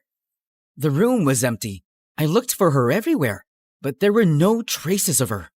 She hadn't shown up in days, and it was driving me crazy. Then one night, just as I was about to sleep, I suddenly felt that familiar chill in the air. I found myself walking to my balcony, as if something is calling me.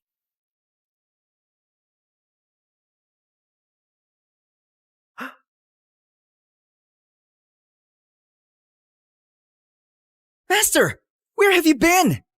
I need to go. There are matters I must attend to. What kind of matter? There is no point in explaining which you cannot yet understand. Okay, fine.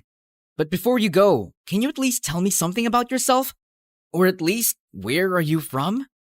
To live in itself is a blessing. But once a person dies, the bonds he once had with this world shall all turn to curses. Huh?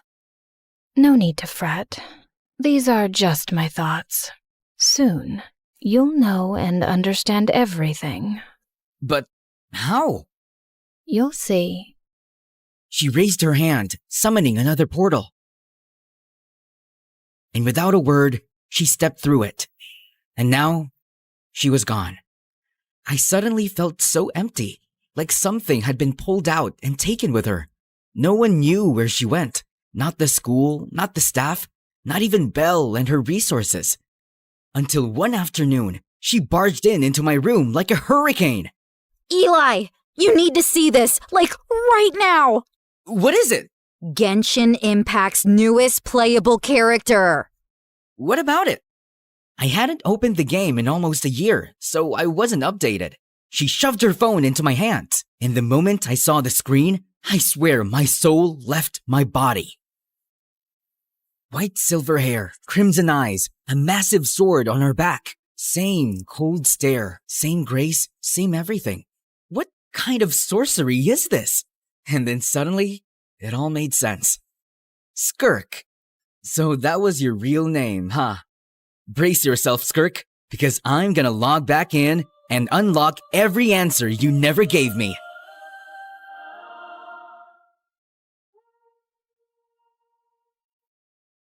The next chapter of Genshin Impact is here, and it's bigger than ever. Step into Teyvat, a world where 7 elemental powers surge in this open-world RPG game, playable on mobile, PC, PlayStation, and Xbox, in version 5.7, Skirk. The formidable cryo sword user who commands the cosmos' darkest energies finally joins the game.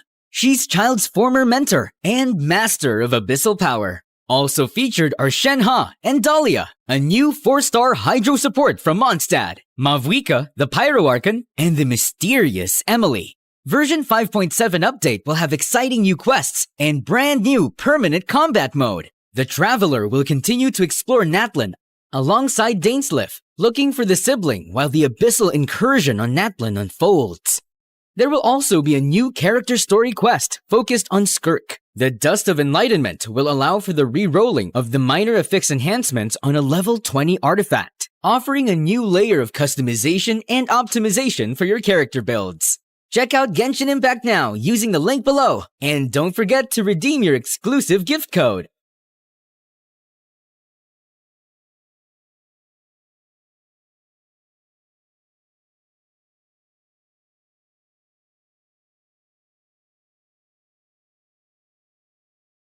Hi, I'm Clara, and I'm a story hunter. I see a story in everything, and I won't stop until I find it. But before we get into it, please like and subscribe to MSA. My parents thought they'd never have kids, but 10 years after their marriage, they had me. While Mom was over the moon, Dad always seemed annoyed when I tried getting his attention. Daddy, look! I found a ladybug in the park. Isn't she cute?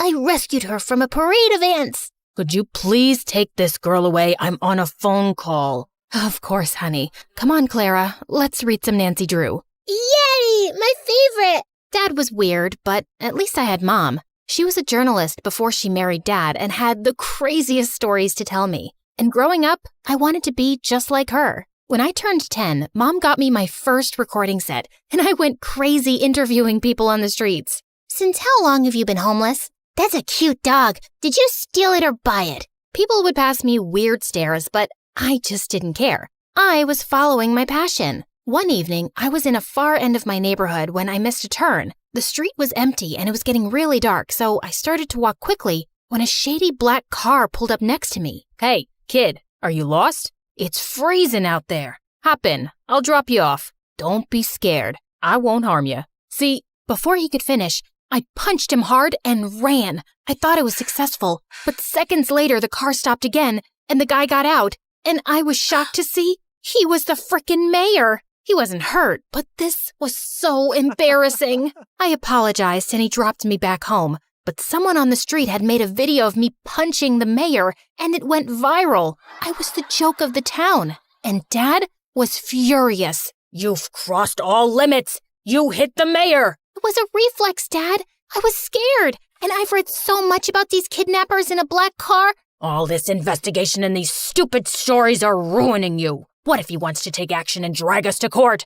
I'm a really private person. I don't want this. Jeez, relax, Dad. He won't. He knows it was just a mistake. Why are you getting so worked up? That's it. You're grounded. And no more story hunting. But why? Mom, say something. But as always, Mom said nothing, and I was done for. Growing up, Dad and I drifted further apart. He stayed cooped up in his office while I got busy with school and perfecting my investigation skills. On my 15th birthday, I begged Mom to get me a professional recording set with a mic, but she simply refused. We just don't have the money for it. I decided to try my luck with Dad and ask him for some money. I wouldn't tell him what it was for exactly, but he wasn't in his office. As I was leaving, suddenly my foot got caught in the carpet and I landed on some boxes full of money. Oh my God, Clara, what are you doing in here? Mom, you said we don't have any money. What is all this? It belongs to your dad and it's not your concern. But it's a lot of money, Mom. It has to come from somewhere. Is Dad a mafia guy? Oh my God, he robbed a bank, didn't he? Stop it. Please, Clara, you don't understand. You need to leave, now. And don't say a word about this to anyone, least of all your dad. Promise me. Something was definitely fishy, but I'd never seen Mom so serious. So I did what she said. I wanted to know more, but I just didn't get the chance to go into Dad's study again. Soon, I got busy with school and forgot all about it. One time in 11th grade, Lena, the head cheerleader and the most popular girl, walked up to me. I heard you can uncover any truth in the world. Is that true? That depends on what kind of truth you want. Well, don't tell anyone, but I think Nick's cheating on me. Who's Nick? Do you live under a rock? Nick's my boyfriend. He's the captain of the football team. Got it. What about him? I just told you. He's cheating on me, and I want you to find out the truth. Oh, yeah. Leave this to me. Be careful. He's a very good liar. No liar can ever hide the truth from the world's greatest investigator. Go and chill, kid. I got this. I started following Nick around everywhere, but I couldn't find any dirt on him. Until one day, I saw him sneak into the coach's office and saw him making out with another girl. I waited till he left without noticing me, and then, right in the middle of the cafeteria, I made him pay. I dropped an entire carton of milk all over his head. What the heck? What do you want, weirdo? Listen up, everyone. This jerk right here cheated on his girlfriend. No, I didn't. I knew you'd say that. Here's the proof. Nick looked at me in shock as I showed him the video of his makeout session. Lena broke up with him instantly, and he was getting a lot of backlash for cheating on the most popular girl around. Soon after, he left and got transferred to North High, our rival school. After that, Lena and I started hanging out and became besties.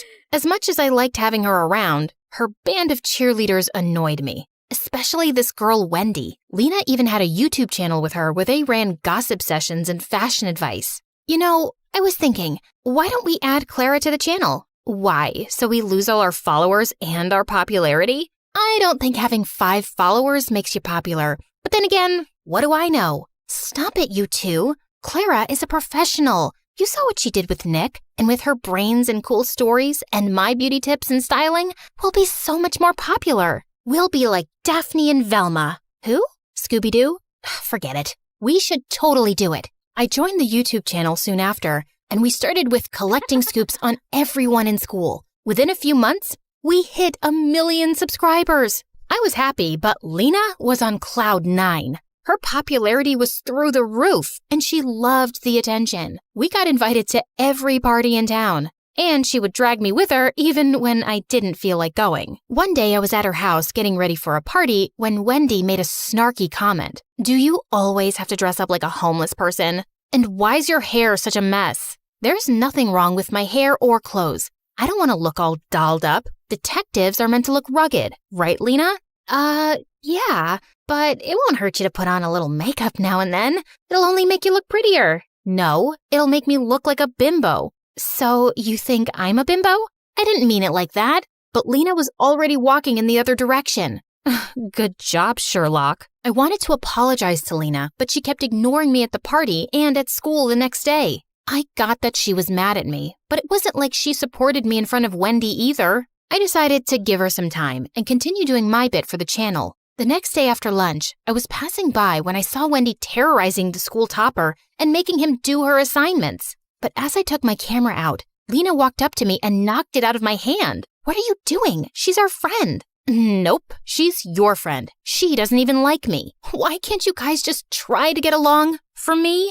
I know you think we're bimbos, but that's the least you can do as my best friend. Oh, you're so dramatic. Okay, fine. I'll let this go. Just this once. And I don't think you're a bimbo. I'm sorry. Stop talking and meet me for boba tea later. Deal? Deal. And just like that, we were back to being besties. And I tried to tolerate Wendy better, even though she still got on my nerves. Soon after, the entire school was buzzing over the senior day prank wars with North High, and Lena was determined to crush the rival school, mainly because Nick was their new student body president. We need to ace this. They should never see us coming. How about we break into the school? You can't be serious, Wendy. You guys will get caught. Not with these masks, we won't. And why are you so negative? I'm being practical. It's the dumbest plan on earth. Back me up, Lena. Actually, I like it. No one will ever know. Now, are you in or out? Out. You know my dad.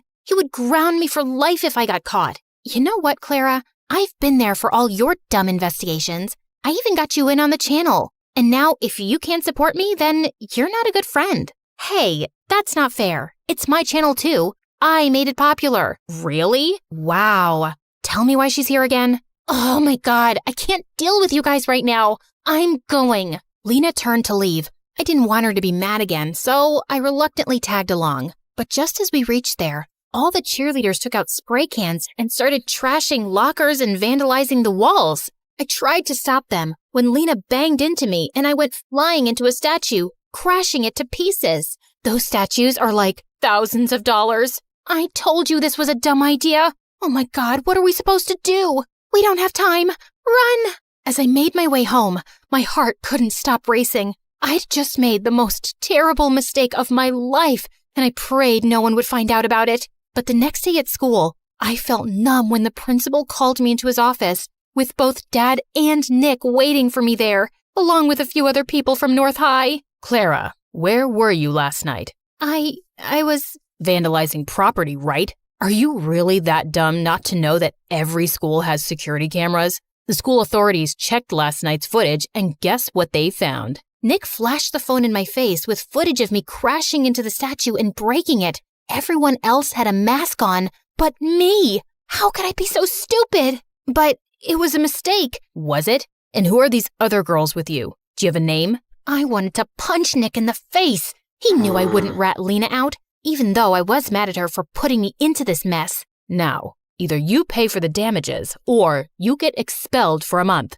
or you give me the names of all the other girls involved, and I'll think about reducing your punishment. I can't. I'm sorry, Dad. Expel her. There's no way I'm paying that money. With that, Dad simply got up and left, leaving me in tears. How could he do this to me? I knew it was my fault, but he was my father. Wasn't he supposed to look after me or something? That evening at home, I had the worst argument with Dad, while Mom just stood in a corner like a stone. Were you at that school for some dumb story? You're such a nuisance. I can't believe you're my kid. I can't believe you're my dad either. What father gets his own child expelled over a few bucks? You never supported me, and you always acted like my existence bothers you. And it's not like you're so perfect yourself. What do you even do, Dad? How do you really make money? How dare you talk to me like that in my own house? I don't have to take this. Mom, are you just gonna stand there and say nothing? This suspension will go down on my record. How can you be such a coward? What is she gonna say? Listen to me, kid. You better stop throwing tantrums and do as I say, or you'll be out of here. I wanted to scream in Dad's face, and I felt angrier at Mom for being quiet. That night, I felt the most alone I'd ever been. The worst part about this was I couldn't talk to Lena either, even though she'd tried calling me 1,000 times. That night, I slept with the worst headache of my life. And the next morning, I woke up to loud noises and Lena shaking me like a mad person. Wake up, dummy. Wake up. Fine, I'm up. What is that noise? Get dressed and come out. Your mom needs you. It's your dad. He's been arrested. Arrested? For what? Just come down. I rushed downstairs, and I was shocked to see our entire yard was surrounded by police cars and reporters shoving cameras in my face, asking a million questions all at once. How does it feel to be the daughter of a lying thief? Did you know about your father's crimes this entire time? Oh my God, what was happening? Just then, I spotted Mom talking to one of the reporters. Mom, what's happening? And why is Lena saying that Dad's been arrested? What Mom told me next shook my entire world. Your father is a criminal, Clara. He was laundering money from his company to fake accounts abroad. I just knew it. That's what all the money was for, right? Yes. I didn't say anything because I wanted to protect your dad. But what's the point of saving his sorry butt when he couldn't even stand up and protect his daughter? So I told the police everything. I even gave them evidence. I don't want to live like a coward. Mom, I'm so proud of you. And I'm sorry for calling you that. It's okay. I know it was a lot for you. Now, let's start afresh. Talking about a fresh start, can we be friends again? I miss you, and I'm sorry for dragging you into this mess. Looks like you did me a favor there. If not for you, I wouldn't have been expelled, and Mom would have never taken this step forward. So, thank you. So that means we're cool? Well, Will you treat me to boba tea later? And keep that Wendy away from me? You got it.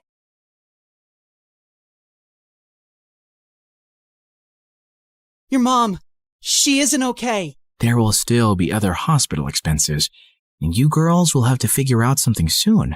Do you have any relatives? Of course. I'd do anything for you, Claire. Can you tell me where the trial patient files are?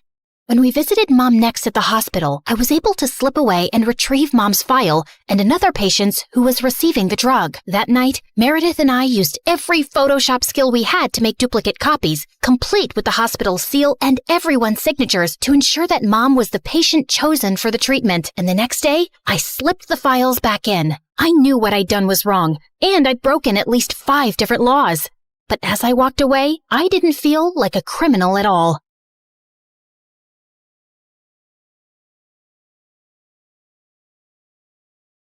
I was walking down the hospital corridor with Freddie when Meredith came running towards us. Where have you been? Mom's awake. She's finally awake. Oh my God, seriously? This better not be a joke, Meredith. I swear on my beautiful face, it's the truth. The doctors are just checking her vitals. Can you girls stop making so much noise?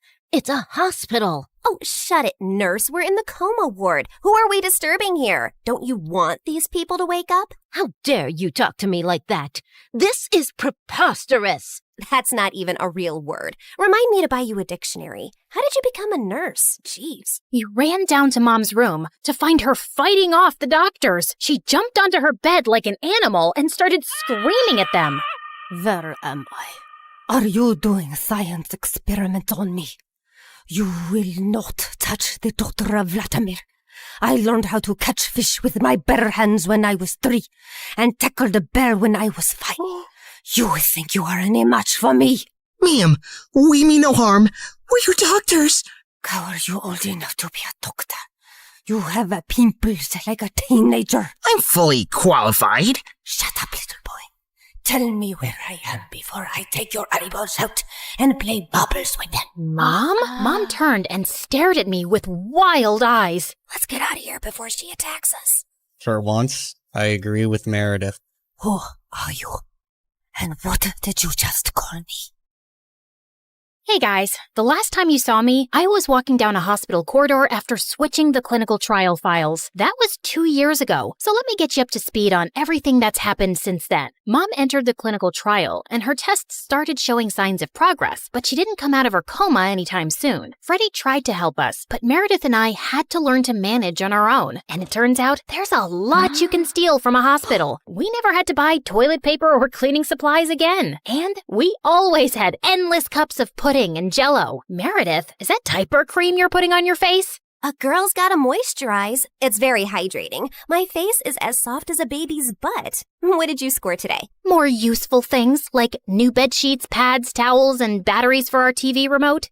Time for our show and more Jell-O. Woohoo! But we still needed money, and after high school, we went back to our conning ways. I always pushed away the guilt and justified it to myself with things like, we needed the money, we had no other choice. But I have to admit, I also felt a thrill every time we outwitted someone and got away with it. It started out small, like hitting venues of concerts and games in different cities and selling fake tickets to desperate fans, hoping to get in at the last minute for twice the regular price. By the time they figured the tickets were bogus, we were gone. Or going to the American Idol audition venues and convincing hopeful contestants that we were part of the TV show crew, and we'd get them through to the next round if they paid us a little money. Then, we set up an Instagram matchmaking business account with tons of fake success stories. We were getting booked for our services by loads of women. We'd always meet at the client's house in disguise. What is this exquisite dessert? It's like a cloud melting in my mouth. It's a Japanese cheesecake, delivered fresh every day from Japan.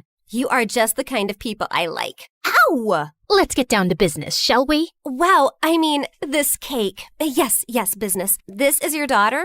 Oof. We know she's a bit plain. And she's 6 feet tall? With that face? Is her case hopeless? Oh no, we've dealt with a lot of uggos before. Believe me. Ow! What my partner means is there's someone for everyone out there, and we're experts at making those two people meet. We'll need a small advance, and we'll bring you a portfolio of suitable bachelors in a week. You'll be the mother of the bride soon, watching your little giraffe walk down the aisle. Sounds good, right? Make that check to cash, please. Can you also pack the rest of this cake? We'd take the advance, keep in touch for a few weeks saying we were gathering options, and then disappear. Of course, people soon started commenting on our page, calling us frauds and reporting our account, but we made a good amount while it lasted. We tried out a wedding planner service next. That's a gorgeous cake, but it's so expensive.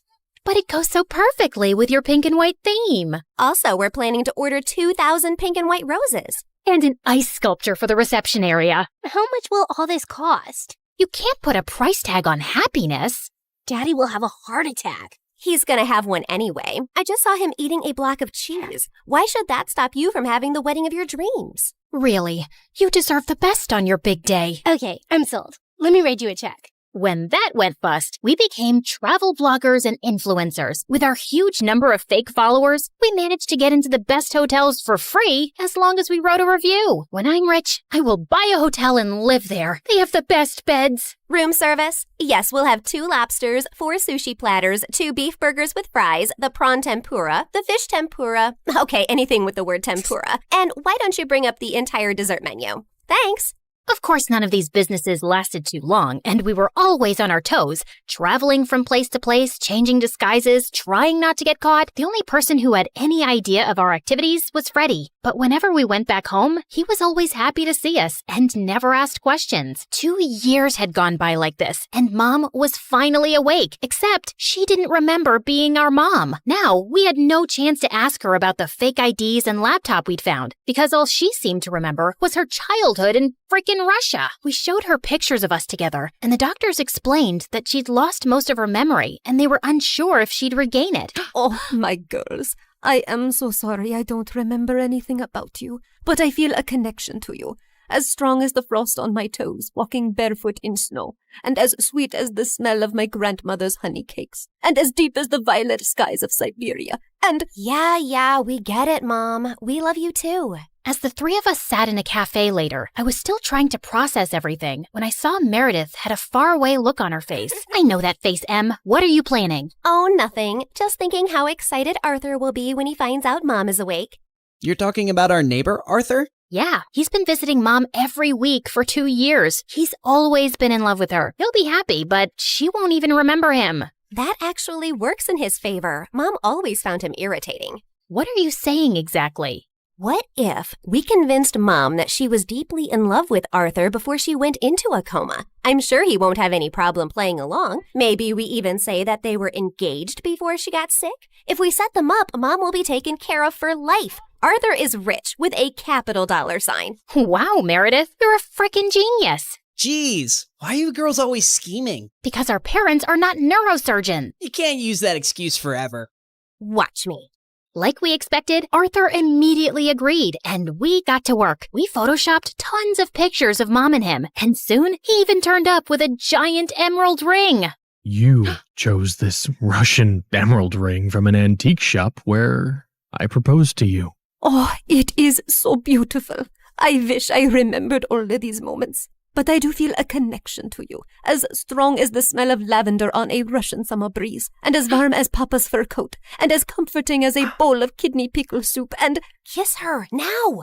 As Arthur and Mom kissed, Meredith and I walked out of the room and burst out laughing. We laughed till we almost peed our pants. Oh God, my tummy hurts. Are we doing the right thing? Fooling Mom? She's no fool. She asked me how rich Arthur is yesterday. Now she feels very connected to him. And within a month, Mom was walking down the aisle in a grand wedding in Arthur's garden. Of course, Meredith and I had made all the arrangements and totally overcharged Arthur. I promise to cherish and to love you forever, and follow you to the ends of the earth. We will go to Russia and start our new life there in the lovely house you have bought me as a wedding gift. And yes, I will cherish and love you and whatever, etc., etc. Now you may exchange rings. Did you just hear what I just heard? Are they moving to Russia? That can't happen. Is it too late to object to this wedding? Shh! You guys are ruining the ceremony. What's wrong with you? Are you a moron? You know she can't go to Russia? Why not? She's Russian. Isn't she? Oh. Oh yeah, she shouldn't go to Russia. Hold it, everyone! Sorry, Mom, but you can't go to Russia. Oh, sweetie, I will take you girls with me, don't worry. We're taking them with us? No, no one's going to Russia. Can we, discuss this later? You're ruining the moment. Arthur, shh! Listen, Mom, we need to talk. As I got up to talk to Mom, I tripped on my dress and crashed into this big cage holding 100 pigeons, and they all started flying off. This was supposed to be for after the ceremony! But suddenly, those pigeons turned vicious and came back to attack everyone. They clawed at people's hair, poked them with their beaks, and pooped everywhere. As the guests ran around in chaos, someone slammed straight into the wedding cake. Meredith and I grabbed Mom's arms and dragged her home.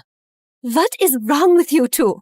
There's something you need to know, Mom. Meredith and I ended up showing her all her fake passports, IDs, and the laptop, and she was stunned. My name is Alexei, and none of these IDs have that name. Mom, we don't know who you really are or why you left Russia. What if you were a spy or some sort of criminal? What if you're wanted in Russia? If you go back there, you might get arrested or worse. Apparently, many years ago, some bad people were looking for you, and we don't know why. You have to stay here and keep a low profile. But I want to find my parents and see my home. It's all I remember. You can't risk it. Not till you get your memory back. Or we get someone to tell us what's on that laptop and figure out who you are.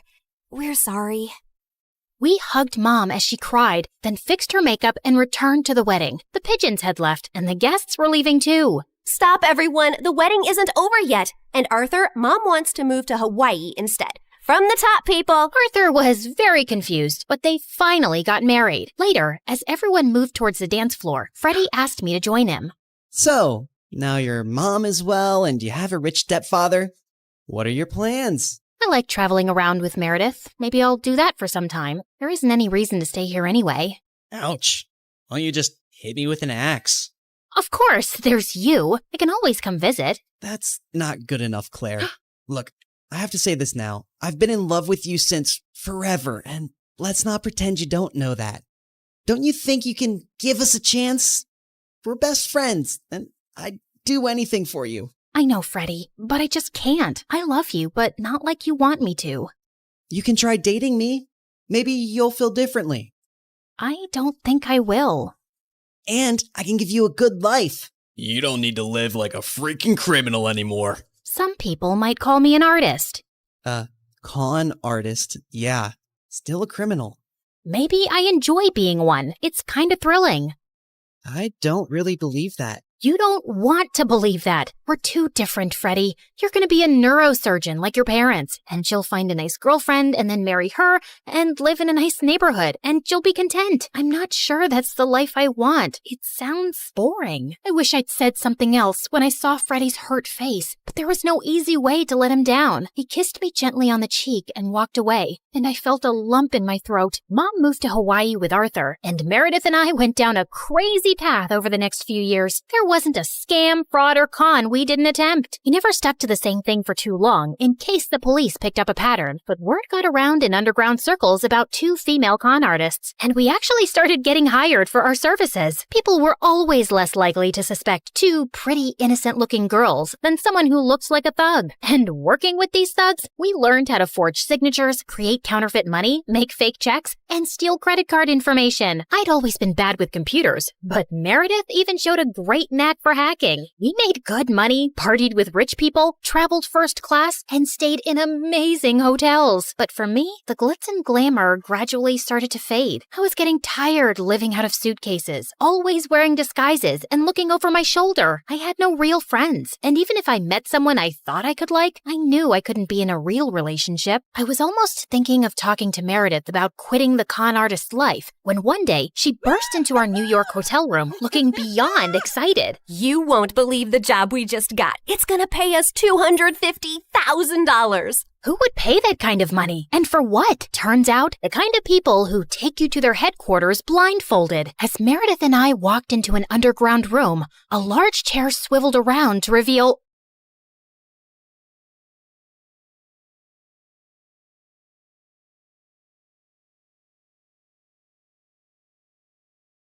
Hi, I'm Sasha from Florida. Please don't forget to like and subscribe.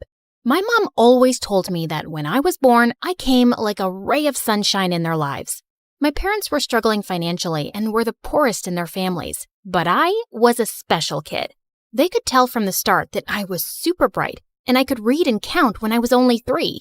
This made them so proud, especially since my brother Damien, who was 2 years older than me, was just a troublemaker.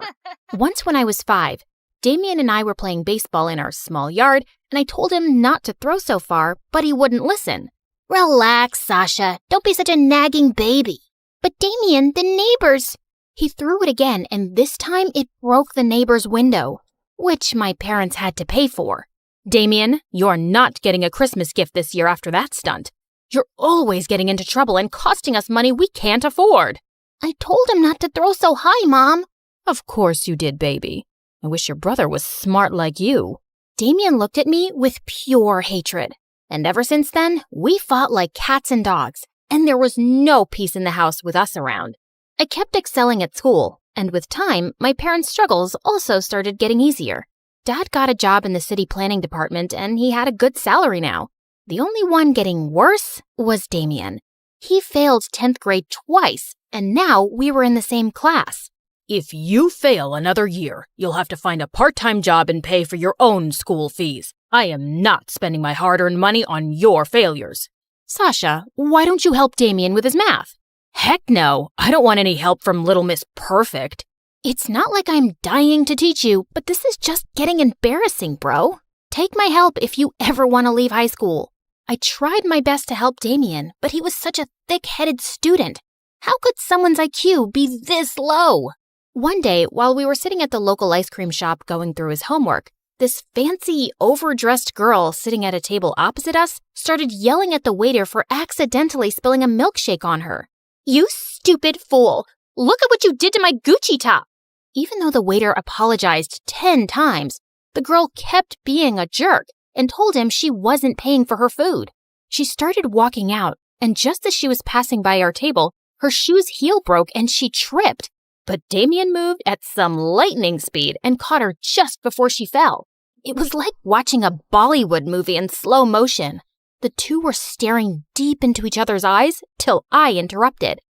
Hey, Superman, these algebra exercises won't solve themselves. Thank you so much. You really are my Superman. You saved my life. I'm Chanel. Watching Dumb and Dumber making gaga eyes at each other was making me nauseous. So I left them and took the bus home. But I was surprised to see Damien and Chanel already there. How did you get here so fast? Chanel drives a Lamborghini. Didn't you see it parked outside? What surprised me even more was that my parents were smiling from ear to ear at her. Her father is actually one of the richest people in town. Yes, and your brother and Chanel are dating now. Isn't that amazing? Dating? They just met. I had no idea what this girl saw in my brother or what she wanted from him. So when she was leaving, I caught up with her. Excuse me, Chanel, right? Yes, and you're Sasha. Your parents tell me you're so smart. Yeah, and I love my family very much. And even though my brother's dumb, I don't want to see him get hurt. So what's your deal? What do you mean? I just like him, and I'm going to ask my daddy to transfer him to my school. I didn't think Chanel was serious. But a month later, Damien was going to her school, and she was coming over to our house for Sunday lunches. My parents started giving Damien all their attention, and I stopped existing. Damien, my darling, we're so proud of you. We always knew that there was something special about you. Hey guys, I got selected to participate in the international math competition. Oh, that's nice, dear. Oh, and Chanel, thank you for speaking to your father. Because of you, I now have a good job at the bank. But Mom, you don't even have any banking qualifications. Who needs qualifications when you know people in high places? My house was turning into a fake zone, and everything was about Chanel and Damien now. I wasn't used to this at all. When I was in 11th grade, Chanel invited us to her mansion for her birthday party. We were welcomed warmly by her mother, but her father was forever on a phone call. While my family were busy mingling with the rich, I found a quiet place on a balcony. Just then, this tall Superman-type guy appeared beside me, and I immediately felt nervous. The view is beautiful from here. I'm Clinton, by the way. I haven't seen you at any of Chanel's parties before. I'm her boyfriend's sister, not really a close friend. How are you related? Oh, I'm her ex-boyfriend. Why would you come to her party? Her father and I are very close, and he still wants me and his daughter back together. What? But she's with my brother. Chanel's father has helped me and my family a lot, so I'd do anything to help him out. Like, break up my brother and Chanel? Is that what her dad wants? And you'd do it? That's just crazy. They've been together for a year now, and they're in love. That's what you think. Sasha, what are you doing here with this jerk? He's obsessed with Chanel and keeps asking me to break up with her because he wants her back. You are such a fool. I'm just trying to help you, dude. Damien lunged forward to punch Clinton, who pushed him away roughly to defend himself. Just then, Damien tripped on a rug and landed hard on the floor. Damien! He was unconscious, and we quickly called an ambulance. While my parents and I sat in the hospital waiting room, I went to get some water when I found Chanel in Clinton's arms. You lying, cheating snake! My brother's seriously hurt, and you're here playing makeup with your stupid ex. You can't talk to me like that, Sasha. Oh, drop the act, you witch. Sasha, why are you making such a commotion? Because your son is in the hospital, and it's all because of this stupid girl you adore. Just then, I spotted Grandma's pearl necklace around Chanel's neck. Hey, what are you doing with that necklace? It was a gift from your mother. Mom, why would you give her that? You always said it was mine. Sasha, please calm down. Chanel has done so much for our family since she came into our lives. You need to be more thankful. Chanel is fooling all of you. She is not who she seems. Enough of your jealousy. Not everything is about you, Sasha. After my dad said that, I suddenly lost it and pulled the pearls off Chanel's neck, sending them flying everywhere. I ran away before my blind, foolish family could say more. When I went to see Damien later, he did not look great. You bruised like a peach, bro. But I'm glad you're awake. Where's Chanel? Listen, there's something I need to tell. I'm right here, Damien. Oh, you had me really scared, babe. Damien, don't trust anything she says. Just hear me out first. Sasha, just mind your business, okay? Chanel is the love of my life. Now please, get out. I saw that I was just wasting my time with my family, so I stopped talking to everyone and minded my own business. But a week later, everything came crashing down. Damien came home looking devastated because Chanel had broken up with him without any explanation. And when Mom returned, she said she'd also lost her banking job. I should have listened to you, Sasha. Chanel just threw me away like a toy she got bored of. And now, I'm back to being nothing. But you were never nothing, Damien. Yes, I was. I was always a disappointment next to you. But once I started dating Chanel, they finally noticed me. I was worth something. It was true. I'd enjoyed all their attention without ever thinking about how he felt. And for the first time, I hugged him. Just then, Dad appeared, looking frantic. Chanel is a bigger traitor than we could have imagined. She stole some important work documents from my study, which proved that our entire neighborhood was built on some illegal land decades ago. Her father has those documents now, and he's planning to demolish the whole neighborhood to set up his factory here. Son, I think this is why she was dating you all along. And now we'll lose our house, and I'll definitely lose my job. I couldn't believe how far Chanel had gone to deceive us all, and I had to do something. I was sitting at the local cafe wondering what could be done when I spotted Clinton in the corner looking upset. Why do you look like you've been crying? Aren't you back with Chanel? No, I'm not. That day at the hospital, I was only hugging her because she was really upset about your brother. Whose heart she broke, by the way. Upset my butt. She totally used him. You don't know everything. It's all because of her dad. Anyway, I told him I didn't want to get back with Chanel because I don't love her, and he fired me from his company. Well, I'm sorry to hear that, but right now I have to figure out how to save our entire neighborhood from getting bulldozed by Chanel's dad. I know how you can stop him. Look, I still don't really trust you, but I'm listening. Clinton told me that Chanel's father had some important documents in his safe at home, which proved he'd committed fraud to steal people's lands. I still have the access card to his home office, and the whole family goes to the golf course every Saturday morning. That's when we can get in. If we expose him, he'll be ruined.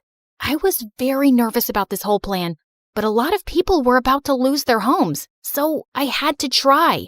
When the day arrived, we managed to get into his office and get the documents from the safe when suddenly Chanel walked in. "What are you doing here?" "Chanel, I should call the police." I was scared out of my wits, but suddenly she took my hand. "But I won't.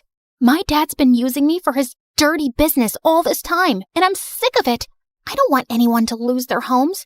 So go and save your neighborhood." I suddenly hugged her. "Thank you, and I'm sorry. No, you had every right to be angry, but you have to know, even if it started off as an act, I really did fall in love with your brother." "Come on, Sasha, we have to go. They'll be back any moment now." The documents we had were enough proof to get tons of lawsuits slapped on Chanel's dad and shut his illegal businesses for good. And our neighborhood was safe. "You did it, Sasha." "We're so proud of you, love." Well, I wasn't alone. Clinton helped me. And Chanel. Just then the two walked in and Damien looked furious. "What? Why would you have anything to do with these people, especially her, after what she did?" "She only hurt you because of her father, Damien. You have to give her a chance." "Yeah, and all that time I warned you about breaking up with Chanel. I was just trying to protect you from her dad's plans. Because you're a good guy, Damien. Also, you should listen to your sister because she's strong and smart." I was taken aback by Clinton's words, and the way he looked at me gave me butterflies. "We don't know about Damien, but we will never forgive her." "Mom, Dad, you aren't completely innocent here either. You only started giving Damien attention when he brought a rich girlfriend home, and you accepted all kinds of favors from Chanel, even though you didn't deserve them. Let's just all forgive each other and start over, okay?" We left Damien and Chanel to talk things over, and I was certain things would be right between them because they truly loved each other. We make a good team, don't we? I guess you could say that. We should, team up more often. Okay, I'll contact you next time there's another neighborhood that needs to be saved. Or how about you try to understand what I'm saying and realize I'm asking you out? Yeah, I understood that the first time. And sure, why not?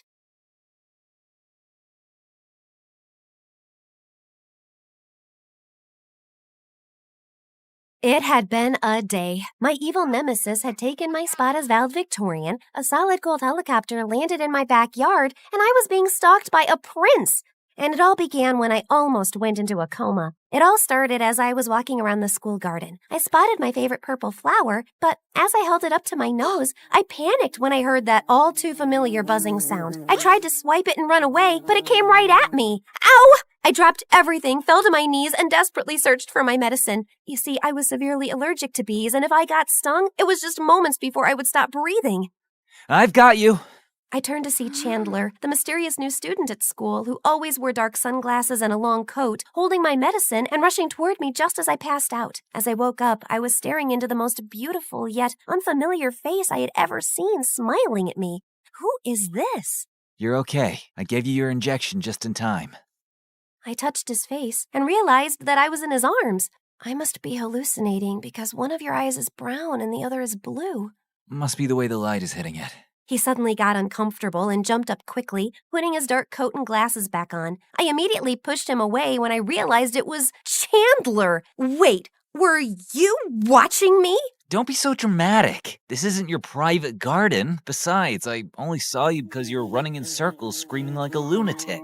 I looked around to gather my things and pick myself up. And what's with the outfit, Dracula? Are you afraid I am going to discover your secret identity? And as I turned towards him, he was already gone.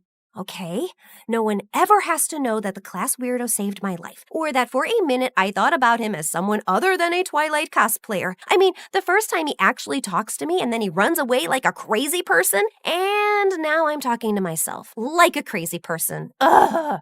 Hi, my name is Monica, and this is my story of how my biggest nemesis became the reason I found happiness. But before I continue, please like and subscribe. That weekend, I invited my best friend Phoebe to play tennis at my house on our private court. I told her what happened, and she started screaming like a Swiftie. Oh my God, Mon! He's totally into you. Ew, gross. Well, he never talked to any of the girls at school before, so it definitely meant something. He's too weird for me. Besides, I have so much going on with being valedictorian and homecoming queen this year. I don't have time for a fan fiction fanatic. Rumor has it that his family has ties to the mob, and that will make your love story even hotter. I can see it now. Coming to theaters soon. Mafia queen and her mysterious man. That might be your fantasy, but mine is a little more Prince Harry than Dirty Harry. Suddenly, a solid gold helicopter landed right on the tennis court. Talk about be careful what you wish for. We had to hold on to the net so we wouldn't get blown into the next yard. The truth is, I was more annoyed than surprised, since we lived in a very rich neighborhood, and our neighbors were constantly landing at our house by mistake. Oh man, if this is one of the Blackpink girls again, my dad's gonna explode. But it was actually my childhood friend Ross, who'd moved to Germany when his mom married royalty. I hadn't seen him in 5 years. I barely recognized him. He ran to me and hugged me. Hey, hot stuff. Tell me how much you miss me. Ross? Holy extreme makeover! You look amazing! Where's the rest of you? You like it? I lost 80 pounds, got rid of my acne, and now I wear contacts. Are you, posing for me? Just then, he spotted Phoebe standing behind me. Who's the dweeb? Dweeb? This is Phoebe. She's my best friend. Of course. You needed a pet to keep you company while I was away. Okay, well, I'm back now, so run along, dweeby. Monica and I have a lot of catching up to do. I put my arm around her to stop her from slapping Ross and smiled uncomfortably. Wow, you sure have changed. I know. The new and improved 3.0 Rosso-Rama. He flexed and winked at me. Why don't you go say hi to my parents? I'll meet you inside. Just as Phoebe was about to say something to him, I put my hand over her mouth. I know he seems like a jerk, but growing up he was the sweetest guy. Please, just give him a chance.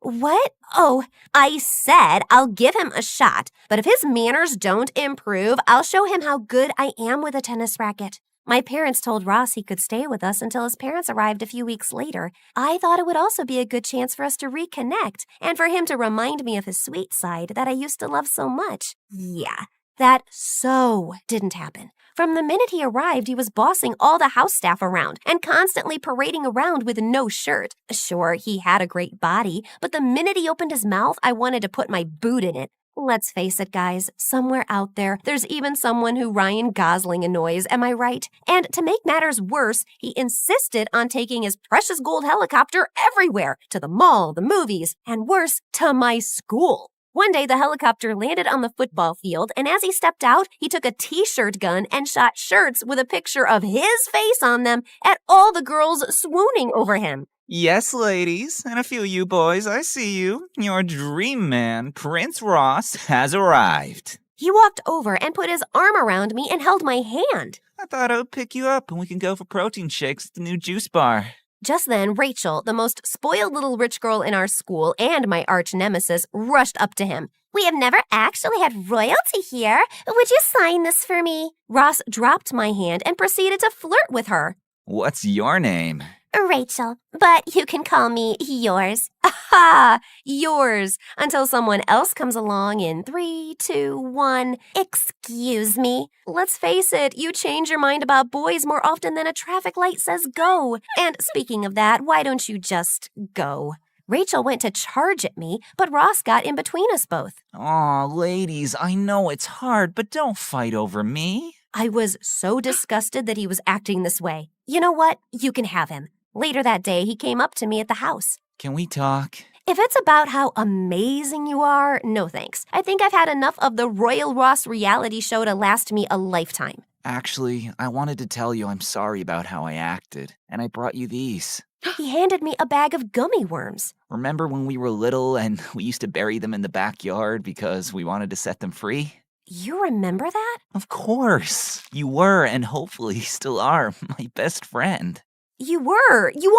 It's just that you were acting... I was just trying to impress you. You befriended me when no one else did, and I wanted to show you that I was finally worthy of you. You don't need all that to impress me. I chomped on a gummy. Just you, me, and maybe we eat the worms instead of burying him this time. We stayed up all night talking, and it was like I had my best friend back. I was in such a good mood until I got to school and heard the announcement. Our new valedictorian and also homecoming queen for this year's senior class is Rachel. I didn't hear anything after that. My blood boiled. How could she have beaten my GPA? Wasn't she failing math last week? I was so mad I wasn't looking, and I bumped into Chandler and almost fell over, dropping all my books. But he caught them and me before we hit the floor with almost superhuman speed. He pushed his sunglasses to the tip of his nose, and he looked at me with a hypnotic stare as he held me. Running from another bee? I could only manage to mutter as I started to melt into his gaze. GPA,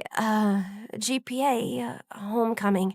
Oh yeah, I heard. You should definitely ask for an investigation because Rachel is as likely to have gotten those 2 honors as I am to wear ballet slippers to school. I felt like time stood still, and I never wanted it to start again. But then Phoebe walked up with a big grin on her face and tapped me on the shoulder. What you doing? I was startled, but Chandler didn't let go. His big, strong arms just held me. Oh, I'm okay now. You can let me go. He released me, took a step toward me, and whispered in my ear. I don't know if I can let you go. Okay, Twilight. If you're done talking with my bestie into joining your coven, we're late for class. As we walked to class, Phoebe couldn't help but tease me. He's too weird for me. I don't have time for that. I want Prince Harry. Yeah, I know. I'm just saying, hubba hubba. I had after-school activities that day, so I got home late and walked into an unusually quiet house. Mom? Dad? Where is everyone? Even the staff was gone. Something was wrong. Then I heard a strange noise from the living room. I grabbed an umbrella from the closet and held it up, ready to beat up the intruder, and slammed open the door. Whoa, okay, you can pick the movie. I looked around to see Ross had set up a movie night for us with popcorn and gummy worms. Ross? Hey, baby, I heard about the whole Rachel thing, and I thought you need a little cheering up. Where is everyone? Your mom and dad mentioned going to dinner across town. I think they left you a note on the kitchen counter, and I gave the staff the night off so we could chill together. It did seem sweet, but something still felt off. I sat down next to him on the couch, and he handed me the popcorn. Wait, how did you know what happened today? Did you have one of your groupies spying on me? Aw, babe, are you jealous? Of your Rossettes? Never. Good, 'cause you're the only girl for me. He put his arm around me and went to kiss me. I was so shocked that I dumped the popcorn on his head. What are you doing? We are just friends. I don't think of you that way. Maybe in time, you will. I'm a prince now. I can give you even more than you already have. I'm sorry, Ross, but it's been a long day. I'm just gonna go to bed. As I walked to my room, I could feel him watching me. Okay, but I'm here if you need anything. When I woke up for school the next day, the house was still eerily quiet. I looked in my parents' bedroom and the bed was still made. I remembered that Ross said they left me a note and went to the kitchen. When I read the note, I screamed. What is it? What's wrong? The note. My parents have been kidnapped. They said if I call the police, I'll never see them again. It's okay. I'm here for you. We'll find them. He went to hug me, but I had a bad feeling, so I moved away and reached for my phone instead. Who are you texting? I need Phoebe. No! I'm your best friend. You don't need anyone else. You have me. He knocked the phone out of my hand, smashing it into pieces. I ran out the door. I had to get as far away from Ross as possible. Instead of putting Phoebe in danger by going over to her place, I ran towards the one person I knew who could possibly handle the kidnappers, someone who lurked in the shadows. I need Chandler. I ran all the way to school and snuck in, just in case Ross was around. But trying to find Chandler was like looking for a needle in a haystack. Just when I was about to give up, I felt a hand on my shoulder. Looking for me? You scared me! Oh, we need to work on you approaching people head on. But yes, I need you. I'm flattered. No, you don't understand. My parents have been kidnapped, and I need you to use your mafia connections to help me get them back. He stopped for a minute, then burst out laughing. You are horrible! You are laughing that my parents got kidnapped? I knew this was a mistake. Forget you. Forget all the boys. I'll do this myself. No, wait. I'm sorry. I was just laughing because you think I'm involved in organized crime. I mean, I've heard all the rumors about me. I have fangs. I'm a spy. My favorite is that I'm a 30-year-old undercover cop, but the mafia, that's a new one. He touched my face and wiped my tears. Wait, you're not? No, sorry to disappoint you. No, that's actually a good thing, although this might have been the one time I needed it to be true. I'm so sorry to hear about your parents, and of course, I'll help you find them. Maybe it was his confidence or the fact that I didn't know who else to turn to, but I believed him. So, the first thing is... Just then, Ross came barreling down the hallway in attack mode, heading straight for Chandler. Take your hands off of her. I'll save you, Monica. Chandler whipped off his trench coat and mocked Ross by waving it at him like a bullfighter. Toro. Just as Ross was about to pounce, Chandler pulled back the coat to reveal a locker, and Ross drove head first into it. That should slow him down for a little bit. But Ross got up and was as angry as ever. She's mine. And as soon as I stop seeing double, I'm coming for her. Or maybe not. Time to go. He grabbed my hand and we rushed out of the school doors to his motorcycle. I'm not getting on that thing with you. But then I turned to see Ross running towards us. Change of heart? He tossed me his extra helmet and we took off. We drove for a while to make sure we weren't followed, then pulled over. I think we should go back to your house, see if we can find any clues. Good idea, but we have to be careful because I don't want to run into... The Rossinator. But before we go, I need to know, why did you agree to help me? We don't even really know each other. You mean saving your life doesn't fall under the category of we're friends now? Okay, good point. But I feel like you are avoiding telling me about you. Well, I would love to take you for coffee and tell you my life story, but you might want to rescue your parents first. Also a good point. Okay, there's a door at the back of the house that leads to the wine cellar. It's been sealed off, but if we can get in, I can get into the house from there without anyone seeing. Once we got to the house, I tried to pry it open. Ugh, it's been closed so long it must be rusted shut. Here, let me try. He handed me his coat. If it's easier, you can take off your shirt too. He paused for a moment and gave me a flirty smile. I mean, so it doesn't get dirty. Oh, I think you would like me if I was dirty. Then he tore off his shirt, and it was like I had won the hot guy lottery. Yet when he tried to open the door, he only got it to move a little. Maybe if we both try. You grab the handle first, and I'll wrap my arms around you and we'll pull together. The one time I don't have my phone to post this on Instagram. As he put his huge muscular arms around mine, I could feel his heart beating. And once again, I wish I could have made this time stand still in that moment forever. Then suddenly the door gave way and we both went tumbling backward. I landed on top of him with our faces so close that our lips were practically touching. Your eyes are so beautiful. Were you born that way? No. He looked embarrassed. What is it? You can trust me. I actually grew up in the poor section of town, and one day I saw a little boy wandering the streets about to get hit by a car, and on instinct I dove in front to save him. The next thing I know, I'm waking up after surgery with this eye, and it turns out the boy was the governor's son. He paid for the best medical care and even sent me to finish my education at your school. Holy Bruce Wayne! Is this guy too good to be true or what? This would be that moment in the movie when we would have our first kiss. Just then, I paused because I heard quiet yelling, except I didn't imagine hearing my parents yelling my name in the background. Then I realized it actually was my parents. I jumped up and rushed into the wine cellar, and there were my parents tied up and blindfolded. I ran to set them free and hugged them. Who did this to you? We don't know. Last thing we remember, we were on our way to dinner, then we heard a helicopter and everything went dark. Then we woke up here. Helicopter? Obviously, Ross. But we can't prove it because we didn't see him. We only heard a female voice. I think I might have an idea, but we would need your mom and dad to stay out of sight, so Ross continues to believe that he controls the situation. My parents agreed, and we brought spare food, blankets, and a corkscrew from the pool house down to the cellar to make them more comfortable. Call the police in exactly 3 hours and tell them to come to the school to arrest your kidnapper. And Mom, Dad, don't drink all the wine in the cellar. We rode back to school and snuck in through the gym. Okay, Super Cop, what's your plan? Well, you know how you think I'm all mysterious? I'm about to reveal to you who I really am. He walked me into the audio-visual classroom, and all the movie nerds turned to look with their mouths open. You brought a girl into the secret chamber? How many times do I have to tell you, Joey? It's not exactly a secret. It's a classroom at a school. Potato, potato. Hold up. You're a movie nerd? Yep, I'm proud of it. And me and my group of nerds are gonna catch Ross confessing on tape. You see, we helped install the security cameras in the school, so we can access them. Security cameras? Can you access footage from a few days ago? Sure. What are you looking for? I'm not sure, but I'll know it when I see it. Go back to a few hours before they announced the valedictorian. Hey, weren't you supposed to be? Don't remind me. There! Right there! Is that Ross sneaking into the office and changing the winner to Rachel? I knew that jerk wasn't working alone. I bet he did that for her, so she would help him kidnap my parents. That must have been the female voice they heard. Now to put our plan into action. I borrowed one of the nerds' phones and called Ross to meet me at school. Once he saw me, he ran and hugged me. It was all I could do not to vomit, so I played it cool. Oh, Ross, thank God you're here. I was so worried for you. The police arrested Rachel for tampering with the school votes, and she said she was going to blame you for kidnapping my parents. What?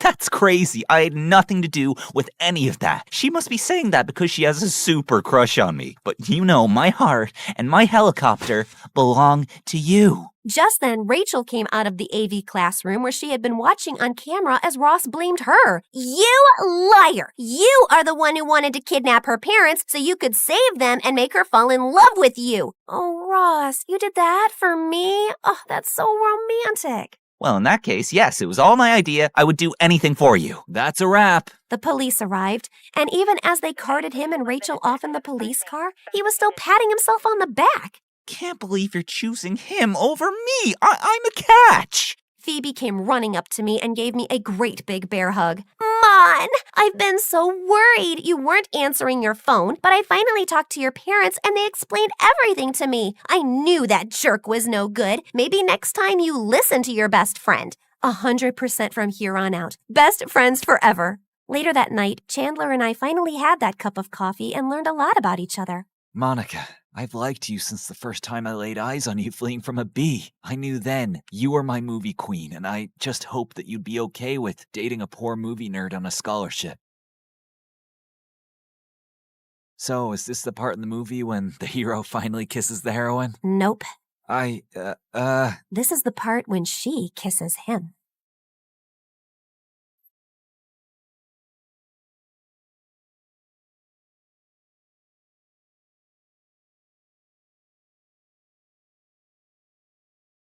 I sat in the audience for the 1000th time watching my annoying sister Mara's talk show. I was just about to fall asleep when suddenly a spotlight shone on me. There she is, my twin sister Brooke. Come help us play the game, sis. Wait, what? Before I could say a word, the audience started chanting my name and my parents nodded at me encouragingly. Mara was waiting on stage with her guest star, who was some famous model. So, Brookie, you and Iris are going to play the card game War, and whoever wins breaks an egg on the other's head. Can I jump off a building first? Always such a little party pooper. I played the dumb card game until I won, so I cracked an egg on Iris's head before turning to go off stage. Ow! You just hit me in the head with an egg. That was the goal of the game, genius. Well, you did it way too hard. Ow! The next day, my accidental egg assault was all over YouTube and social media. Sister of talk show host Mara gets violent with popular model Iris. So melodramatic. My life wasn't always like this. I'd never asked to live in the public eye. All of this started when my bimbo sister got her own show a year ago and became a child millionaire. Then here I was, just trying to get through high school without punching or kicking walls. Hi, I'm Brooke from Manhattan, and this is my story. But before I rant about my drama, please like and subscribe. Everyone at school brought up the stupid talk show incident. Look, it's Mara's extra crazy sister Brooke. Should we refer to her as the egg beater? I can beat an egg over your head, but don't worry. I'll avoid smashing your new nose.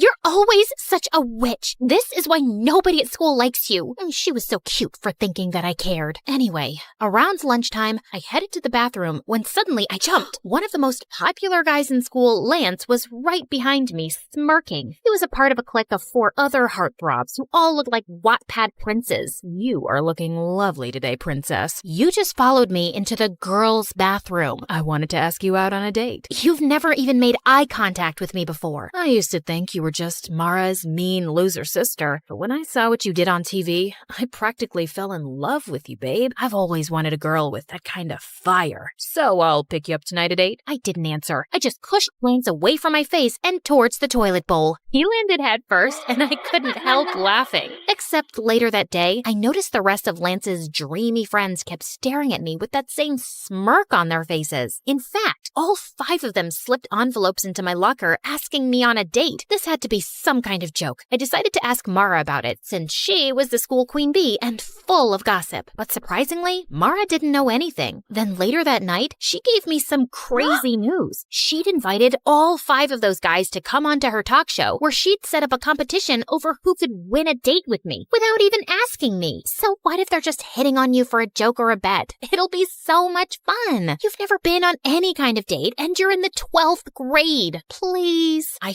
finally gave in, but I knew those boys were up to something, and if they were gonna mess with me, I was gonna mess with them too. On the night of the show, I sat center stage behind a table while the 5 idiot heartthrobs lined up behind a rope. Each of them had 30 seconds to impress me. After you pushed me into the toilet, I went and bought you flowers. I also have chapstick to put on before kissing you for our date. Too bad your breath smells like a sewage drain. Next. If you were my girlfriend, I'd take you to a restaurant right on the ocean and buy a giant ice cream sundae with ice cream makes me puke. So I used to be an underwear model, but then I'm embarrassed for you. I had this flown over from Japan. No! By the time the 5th guy, Zeke, came over, I was already exhausted. Then I noticed he was holding a guitar. Oh my God. Brookie, oh Brookie, honey, my heart is yours. Yeah, Brookie, oh Brookie, Brookie, my sassy princess I adore. The audience went wild, and I wanted to cringe. But for some reason, I found myself smiling. So when it was time to choose the guy I'd go on a date with, I chose Guitar Boy Zeke. I just had to remember that he probably didn't really like me, and if he was planning on humiliating me, I had to beat him at his own game. So when I met Zeke for our picnic date, I came wearing my mom's wedding dress. What's that you're wearing? A wedding dress. That way, we can imagine what it'll be like when we get married one day. Ever since the talk show, I've fallen head over heels for you, and after that song you sang for me, I know now that you feel the same way. I'd hoped the guy would run scared and crying, but instead, he laughed. I must have really won you over with that song I played you. I'm not done with you yet, Prince Charming. During our picnic, I sat on his lap and made him feed me every bite of food and hold the water cup up to my lips. And when he turned to get a napkin, I started fake crying hysterically.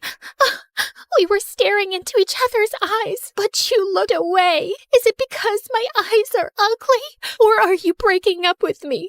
I have nothing else to live for now. You are so extra. I know what'll cheer you up. Let's have a romantic dance. Wait, what? Before I could say a word, Zeke turned on classical music and pulled me up to dance. He started spinning and twirling me around and even threw me in the air. God, he was crazy. Later on, Zeke drove me home, but he said he needed to stop at his house first for something. I decided then I'd confront him. Look, I know you're either dating me because you bet your friends money or you guys want to humiliate me as a joke. Either way, I'm just telling you, I didn't fall for it. I told those guys you'd be too smart to trick. It was Lance's idea to bet money on which one of us can win you over. I never wanted to do it, but I couldn't tell Lance that, because whatever Lance wants, Lance gets. Zeke then told me his dad and Lance's dad were friends, and because Lance's family was rich, his dad was going to pay for a music college Zeke got into. Therefore, he could never afford to ever piss off Lance. And don't tell Lance I said any of this. Please, just let me tell him you fell for me and you asked me to be your boyfriend. I really want to go to music school. Come on, you don't care what anyone thinks, and you're already unpopular and barely have any friends, and no offense. How little self-respect did this guy think I had? I wanted to give him a good slap in the face, but just then, Zeke stopped by this really run-down trailer next to a pile of garbage. Okay, we're here. My dad's sick, so I have to check on him every few hours.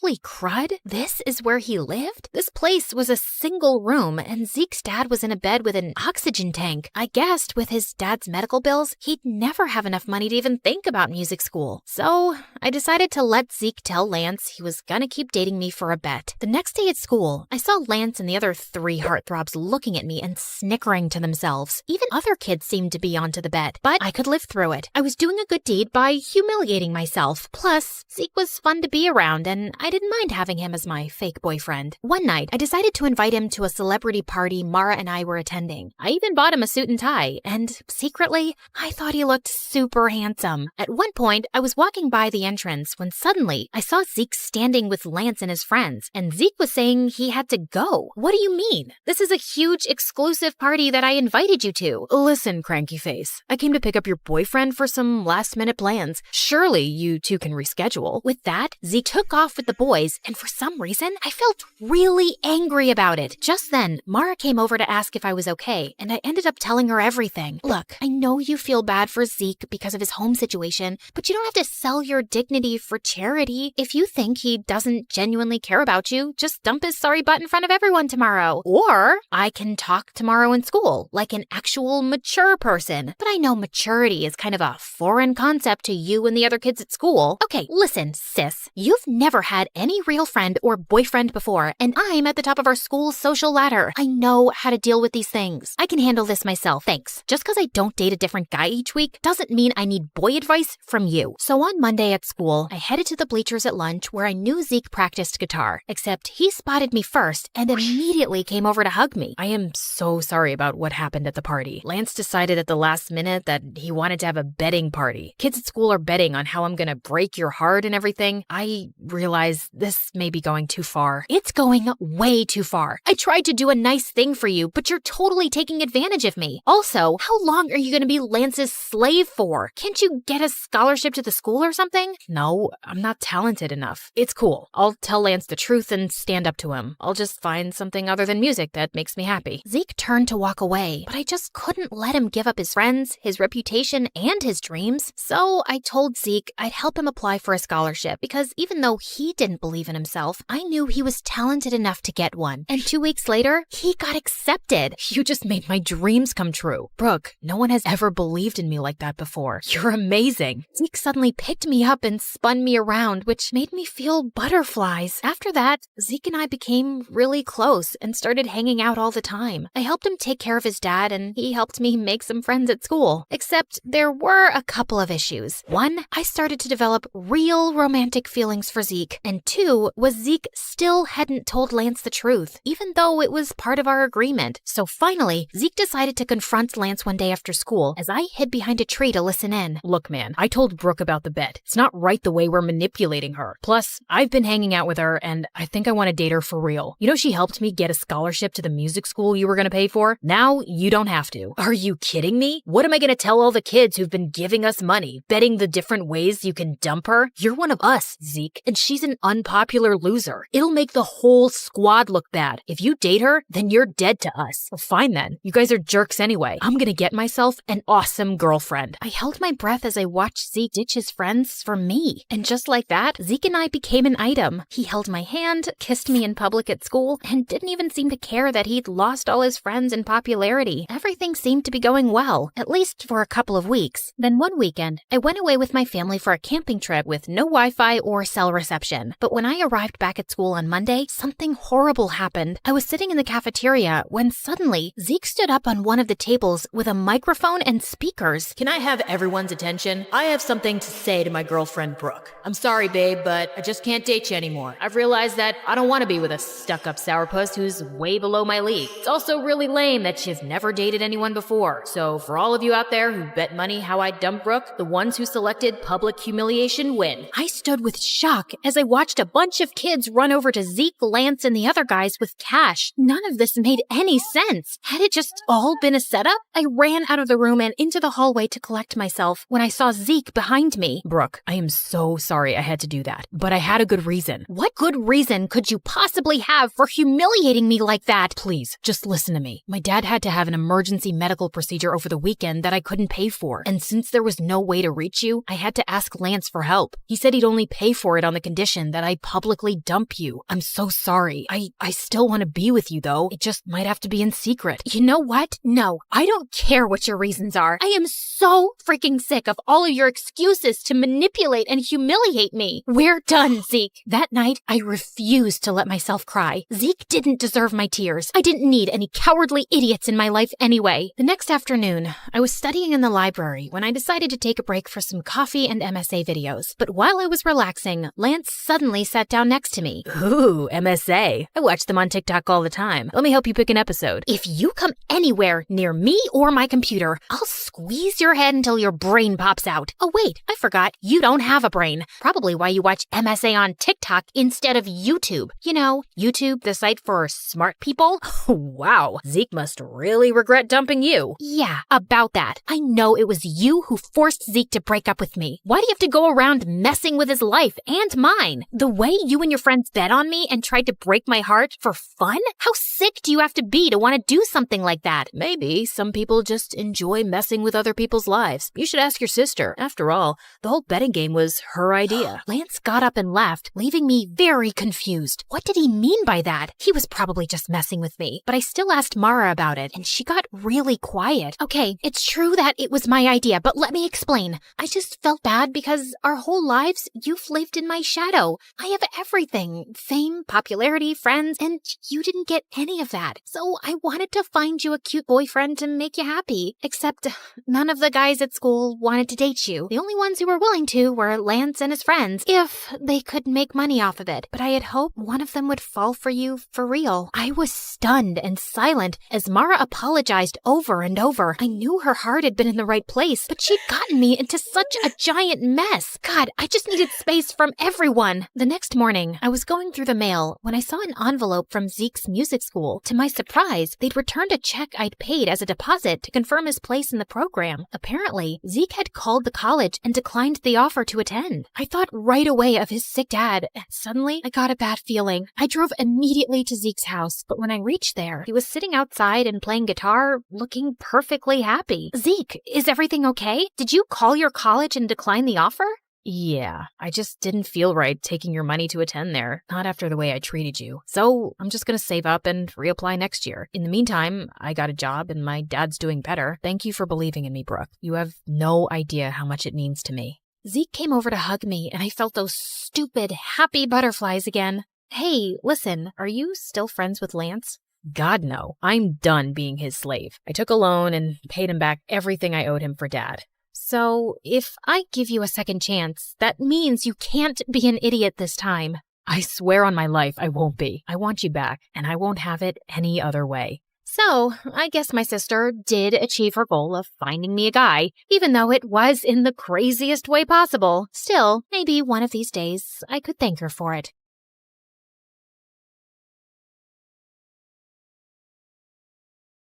Hi, my name is Alice, and I'm from Rochester, New York. Please like and subscribe. You know how people say that when you meet the love of your life, time stands still and your heart skips a beat? Well, my dad had his own version of it. Love feels like a bunch of fireworks exploding inside your heart. That sounds dangerous. Oh, honey, it's the most beautiful feeling in the world. Dad always tells me about when he met Mom. He was playing on the subway, and when she stepped in, he felt fireworks go off inside of him. And that was it. My life changed forever. Our life changed forever. My mom was a big shot lawyer, and my dad worked as a music teacher at my own school. I inherited my dad's love for music, but wasn't into singing, so I used Mom's lawyer skills on them and convinced them to buy me a drum kit. My life was simply wonderful, but everything changed when I was 12. Mom got stuck on one big case and was working crazy hours, so there was no time for anything else. Not even for me. For months, I kept bugging her to notice me, but the answer was always the same. Not now. I can't, Alice. Of course, this also led to fights between my parents. They used to argue in the kitchen at night when they thought I was asleep. Finally, one night, she just left. There were no explanations, no clues, no goodbye letter. Nothing. It was a rough time, but my dad and I always stayed together. As time went by, we both started feeling a little bit better. Despite everything, I never stopped believing in true love, and I eagerly awaited the sensation my father had described so many times. When I turned 16, I witnessed the fireworks of love up close. I was at home cooking an egg when these bratty kids kept ringing our doorbell and running away. My blood was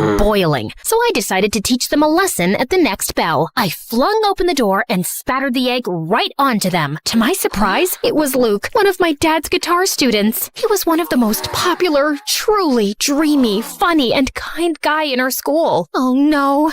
This egg. Lucky you. You just won a tuition discount from Dad. I quickly made this up, but he kept staring at me in complete awe. Then it happened. It struck him like lightning, just like my dad described. The whole fireworks and electricity package. Hi, Alice. I love you. But here's the twist. I didn't feel the same way. However, from that moment on, Luke embarked on a mission to win my heart, while I tried to refuse his advances without hurting him. Flowers for you, Beaut. Bees. It has bees. I baked brownies for you. Thanks, but I prefer vegetables. He invited me to the amusement park, but I pretended to be dizzy when he was going to kiss me on the Ferris wheel. And then he also asked my father for my hand. So, what do you think? Tell him that he has to provide 4 sheep, 5 cows, and 1 unicorn in exchange. Yet Luke never gave up. And finally, he went all in. He performed for me on my balcony, singing the very same song my dad used to woo my mom back in the day. And I swear I could see Dad helping him the whole time. Then he asked the big question. Do you want to be my girlfriend? Luke, I like you, but I'll take that. I It's a love story, baby. Just say yes. I know what you might be thinking. How could you not love Luke back? He sounds like the perfect guy. And you'd be right. He was everything I could have wished for, and more. He even quoted Taylor Swift for me. I decided I should give him a chance. Maybe the fireworks would appear slowly for me. Okay, let's do it. After a few months, things were going great. He was a great boyfriend, and I cared for him. One day, as we hiked up a hill, my foot clumsily met a cluster of rocks. I was about to fall when Luke grabbed my hand and held me. Are you all right? I nodded. The sunlight hit him just right, and he looked just beautiful. He leaned in, and he rewarded my safety with a kiss. It was a scene right out of a movie. Come on, guys. You see? I tried, but I just couldn't help feeling nothing. By the time we reached the top of the hill, I decided to end things. Luke deserved someone who could truly love him. After a brief pause, I managed to muster the strength to share my feelings. However, as I looked at him, tears were welling up in his eyes. Alice, there's something I have to tell you. Yes, Luke? I'm thrilled that we're together. I've been looking for the perfect partner for what feels like forever. Tears began to fall down his cheeks, and I hugged Luke tightly. How could I break his heart after that? I just couldn't. I needed a new plan, a way to end things without hurting him. Just then, I got an idea. I needed to find my boyfriend a new girlfriend. Yet, it was easier said than done. Finding the perfect girl for Luke was certainly a tough mission. I introduced him to Sarah in a bowling alley, but it turned out she was only interested in using Luke to make her ex-boyfriend jealous. On trivia night, Claire and Luke had a heated argument about the best pizza toppings. They didn't get along after that. Lastly, how can I forget about Julie? When I introduced her to Luke at a party, it was pretty clear that she was more interested in me than in him, much to Luke's amusement. Of course, he knew nothing of my plan. I introduced so many girls to him, pretending they were my friends, but none of them sparked even the slightest explosion. Luke only seemed to have eyes for me. Darn him! After a few weeks of failures, I was about to give up hope. But then, right in my dad's class, the solution seemed to fall from the sky, almost literally. Boys and girls, we have a new exchange student from South Korea. This is Moon. That new girl seemed quiet, but she was a total stunner. We have a little welcome tradition here. You've got to sing us your favorite song while standing upside down. What? You could actually see Moon's soul leaving her body. Kidding. But come on, it'll be a blast. So, which song are we going with? For a brief moment, Moon seemed to be torn between making a mad dash for the exit, pretending to faint, or fighting my dad to ignore his request. Love Story by Taylor Swift. Bingo! That was the girl who was gonna sweep my boyfriend off his feet. I couldn't have been more thrilled. Above all, she had a beautiful voice. She was perfect for Luke. As soon as the class ended, I walked up to Moon. Hi, I'm Alice. That was amazing. Thank you. I just hope I don't have to do that to introduce myself in math class. Don't worry about it. The gym teacher might make you do some push-ups in front of the whole school, but apart from that, well, that's it. I'm going back to South Korea. She even had a great sense of humor. By the way, the music teacher who just made you sing in front of everyone is my dad. But don't hold that against me. I won't. He seems cool. He is, in his own unique way. Surprisingly, considering that if my plan worked, Moon would steal my boyfriend from me, the two of us immediately hit it off. I was happy to make a new friend, but the most important thing was that I had an inkling right from the start that she and Luke were a match made in heaven. I had to rush to my plan. By the way, I'm in a band. Ever considered becoming a rock star? A rock star? Sure, but only if we get to wear sunglasses indoors. Of course. You can't make great music if you don't look cool. With my master plan in motion, I organized a rehearsal in my garage for that same night. As usual, Luke and I began a friendly battle over which song to play next. But just as the tension was mounting, Moon made her grand entrance. Hi there. When Luke turned to meet her gaze, something magical unfolded between them. Their fireworks were so intense that, for a moment, I thought the neighbors were bombing my house. Hi, I'm Alice's Luke. Nice to meet you, Alice, Luke. I'm Moon. That's a beautiful name. Moon turned red as a tomato. I mean, it's cute. I mean, it's not, horrible name. They were so awkward and cute that they looked like two penguins trying to dance. The first part of my plan was complete. Over the next few weeks, I did everything to bring my new friend and boyfriend even closer. I planned this adorable picnic for the three of us, but then I faked a stomach pain, so they both got time together. Alice, are you okay? Oh no, not again. What's wrong, Alice? It's my, pigmatitis. Okay, let's go see the doctor. Clearly, my plan failed. Next time, I took them to the movies to watch an old, sappy romantic film. Where's Alice? She told me she wasn't coming because she hates Sandra Bullock. She hates Sandy B? Is that even possible? Right? I said exactly the same thing. They watched the movie together. All the while, I was lurking secretly in the background. In a particularly romantic scene, their shoulders leaned against each other. They locked eyes, and their lips came closer. It seemed that it was the moment, but... Want some more popcorn? Yeah, sure. So close. By the way, I, of course, don't hate Sandra Bullock. Slowly, I was running out of ideas and excuses. I even signed us up for a romantic bread baking class, only to remember right beforehand that I was gluten intolerant. Silly me. Since when? It's very recent. I don't want to talk about it. We can make gluten-free bread. It's not the same. Go on without me. Tragically, I had to keep up that lie and not eat a sandwich in front of them for way too long. Oh, the lengths I went to. But despite all my efforts, nothing was happening. They clearly had feelings for each other, but neither was making the first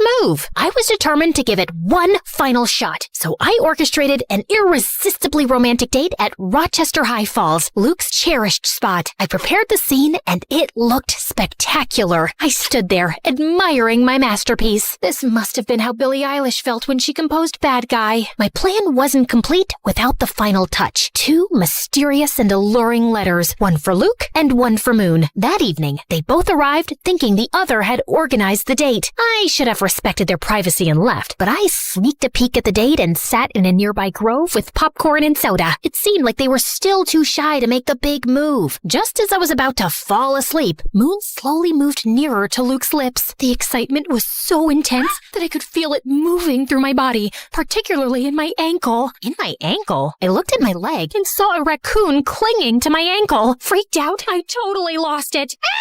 I sprang from the bushes just in time to disrupt their big moment. Alice, what are you doing here? Oh, hi! Just taking a walk. Around the falls? Alone? At night? Well, you know what they say, when nature calls. Don't judge me. That's the best I could come up with. Alice, this isn't what it seems. We were just... Their embarrassment and guilt were clear. I'm sorry. They clearly felt terrible, and I felt even worse. It was entirely my fault. It was time to tell the truth. You don't have to feel guilty. I orchestrated the entire thing. What? You? Yeah. I couldn't help but notice the magic connection between you two.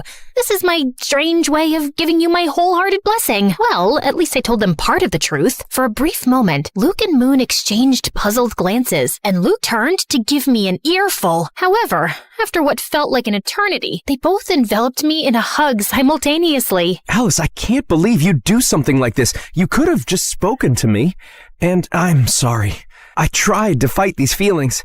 No need to apologize. The heart wants what the heart wants. Are you sure you're okay with this? Absolutely. You two are meant for each other. I'll step aside and let you enjoy the rest of your date. I walked away swiftly, but before I got too far, I turned back to see them finally sharing their first kiss. Well, you could have at least waited for me to leave. Just kidding. Carry on. This may appear like the happily ever after ending, doesn't it? But believe me, there are still some more fireworks to discover. My grand plan had succeeded. Moon was perfect for Luke, and they were really happy. However, sometime later, I started to feel increasingly sad. While I was genuinely thrilled for them, a feeling of loneliness began to take over me. Eventually, I decided to share with my dad my deepest fear. Dad, what if I never experienced those fireworks? Alice, just like music, love has its own tempo. It won't come if you're expecting it, but trust me, sooner or later, your moment will come. But what if I end up with a broken heart, like you when Mom left us? That can happen. Love is not perfect, but believe me, it's still worth it. After that, I decided to give the whole love thing a rest. I just focused on school, my friends, and of course, music. For several months, everything went smoothly. Surprisingly, my dad was right about love. My moment was bound to come just when I least expected it. Boys and girls, we have a new exchange student, this time from Italy. This is Camillo. And that was it. Boom, boom, boom! Just like my dad had predicted, my moment to feel the fireworks had arrived, and it came on strong when Camillo strolled into the classroom. I couldn't take my eyes off of him. And to be fair, no one else in the class could either. He was so irresistible, incredibly handsome, cool, stylishly dressed, and smart. My dad tried to get him to sing a song to introduce himself, but Camillo instead recited a poem in Italian. I didn't understand anything. I was too captivated by him. Ah, right. It's a very lovely and romantic poem. Not really. It's about what hell is like. Marry me. I knew I had to beat out tons of other girls to win his heart, but if there was one thing I was truly confident about, it was my matchmaking skills. Game on. During lunch, I went up to him. He was sitting by himself, with all the girls gazing at him from afar, too mesmerized to strike up a conversation. But I wasn't like the other girls. Hi there. What's cooking, good looking? Not my best pickup line, I know. Hi, you. Alice. Oh, right, Alicia. Already? My name, or a variation of it, coming out of his mouth made me shiver. What are you reading? Robert Frost. Oh, he's the one who invented frosting? Because if so, I want to congratulate him. No, he was one of America's most renowned poets. I felt like my confidence had crumbled like a house of cards. I guess I'm more of a takeout menu reader. Camillo shot me this weird smile and went back to his book. I left feeling defeated and humiliated, all while the surrounding girls erupted into laughter. Still, I wasn't going to give up so easily. You guys know I can be very stubborn. Over the next few days, I did everything I could to get Camillo's attention and interest. So, you're a photographer? Yeah. Me too. I love selfies. And when I thought I couldn't get any lower, Camillo, I wrote you a poem. Okay. Twinkle, twinkle in your eyes, like the stars in moonlit skies. In your arms, I feel so right, like a star that's shining bright. He rested his hand on my shoulder with second-hand embarrassment. That was very sweet. What was I thinking? Are we going or not? The most stunning gothic girl was walking towards Camillo. Sure thing, Bella. They just walked away while my hope lay shattered on the floor. After the humiliation of a lifetime, I crawled home and locked myself in my own room for days. Is this karma for not loving Luke back? Unwelcome love is horrible. Why didn't anyone tell me? I decided to never leave my room again. But Luke and Moon swooped in to save the day. Alice, what are you doing? We were worried about you. You haven't been to school for days. And I'm not going back. I'm officially a hermit now. Come on, Alice. You can't give up so easily. What else can I do? He's too cool and smart for me. And he clearly has a thing for goth girls. Well, maybe that can be arranged. Moon showed me the flyer for a costume party happening the next day at school. Maybe this wasn't quite over yet. The following day, I visited Moon's house for the first time for a unique makeover session. She was determined to transform me. And after an intense half hour of makeup and dressing, I emerged as a whole new person. Camillo will be head over heels for you. After a while, I headed downstairs to her kitchen to grab a glass of water. Moon's house was massive and a bit eerie, with dim lighting and an unsettling silence. As I turned the corner, I bumped into a tall, mysterious guy. I let out a scream of surprise. Who are you? I'm Alice, Moon's friend. I glared at him. He was wearing a suit, like a gangster from a lousy movie. I'm Quan, Moon's big brother. Oh, right. Why are you dressed like that? We're going to a costume party. A costume party? So childish. You're like just a year older than us. Besides, you look like you're dressed up too. Whatever, just watch where you're going, kid. Kid? Oh, just then, Moon showed up, probably after hearing my screams. When I turned to face him, Quan had already disappeared down the dark hall. What? Why are you smiling? You know, your brother is a real piece of work. Aha. Moon acted weird. I think that runs in their family. Shortly after, we left for their party. Luke, dressed as a mad scientist, welcomed us. Alice, you look like you just stepped right out of a dark and mysterious fairy tale. Great job, baby. Thanks, baby.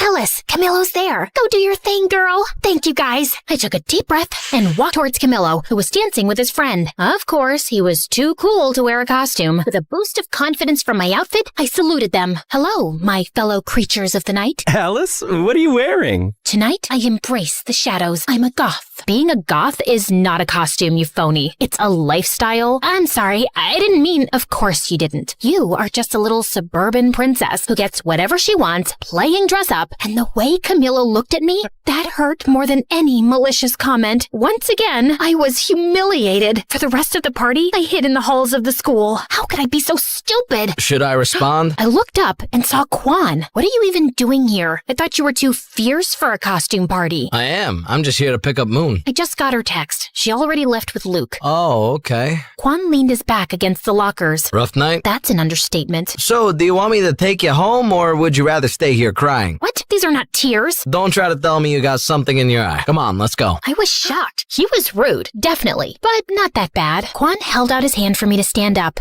As I was getting up, our eyes met. Time stood still. Electricity. And yeah, it happened again. Boom, boom, boom.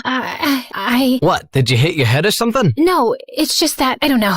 Forget about it. I'm fine. If you say so. As Quan drove me home, I kept looking at him out of the corner of my eye the whole trip. I was spellbound. I tried to strike up a conversation with Quan, but he didn't pay much attention to me. So, tell me about yourself. Pass. Come on. What do you like? Silence. Clearly, Quan was not very interested in getting to know me. Soon after, he dropped me home. I couldn't believe it. After years of dreaming about those fireworks feelings, I finally got them. Twice in 1 week. Plot twist, both guys are just not that into me. This was obviously karma. It was Cupid's way of getting back at me. Destiny laughing in my face. Or maybe it was just my teenage hormones. I hate my life. But what I didn't know was that Moon hadn't left the party when Quan arrived. In fact, she was in the bathroom and saw and heard my entire conversation with her brother. Although Quan didn't notice my fireworks explosion, Moon did, and decided it was her turn to play Cupid. Moon started finding excuses and forcing situations for Quan and me to spend time together. She would invite me to her house, but when I arrived, she wasn't there. Is Moon home? For the 4th time this week, she's not. Despite how Quan acted like he didn't care, Moon was determined to make it happen. She even locked us in an escape room. I guess we're gonna have to solve this to get out. This could take a while.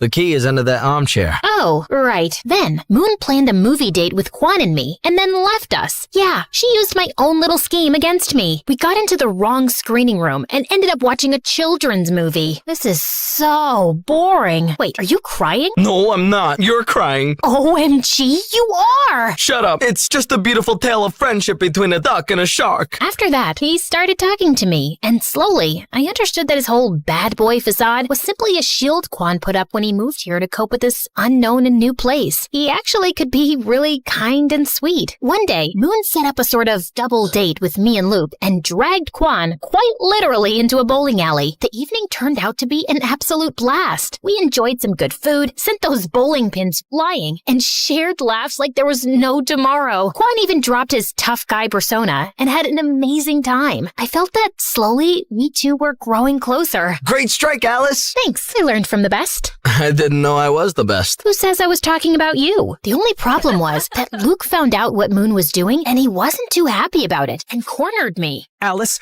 Quan's not right for you. He once told me, if you hurt my sister, I'll turn your hair pink. And he walks around in sunglasses indoors, too. And don't even get me started on his weird spoons collection. Did you see the massive plastic to fancy spoons display in his room? I'm just worried you'll end up hurt. But I wasn't very convinced. And then the next day, as we were preparing for our band rehearsal, Luke arrived with a surprise visitor. Camillo came to rehearsal, if you girls don't mind. If looks could kill, Luke would be dead now. Oh, that's why you said not to bring Quan. We'll talk later, baby.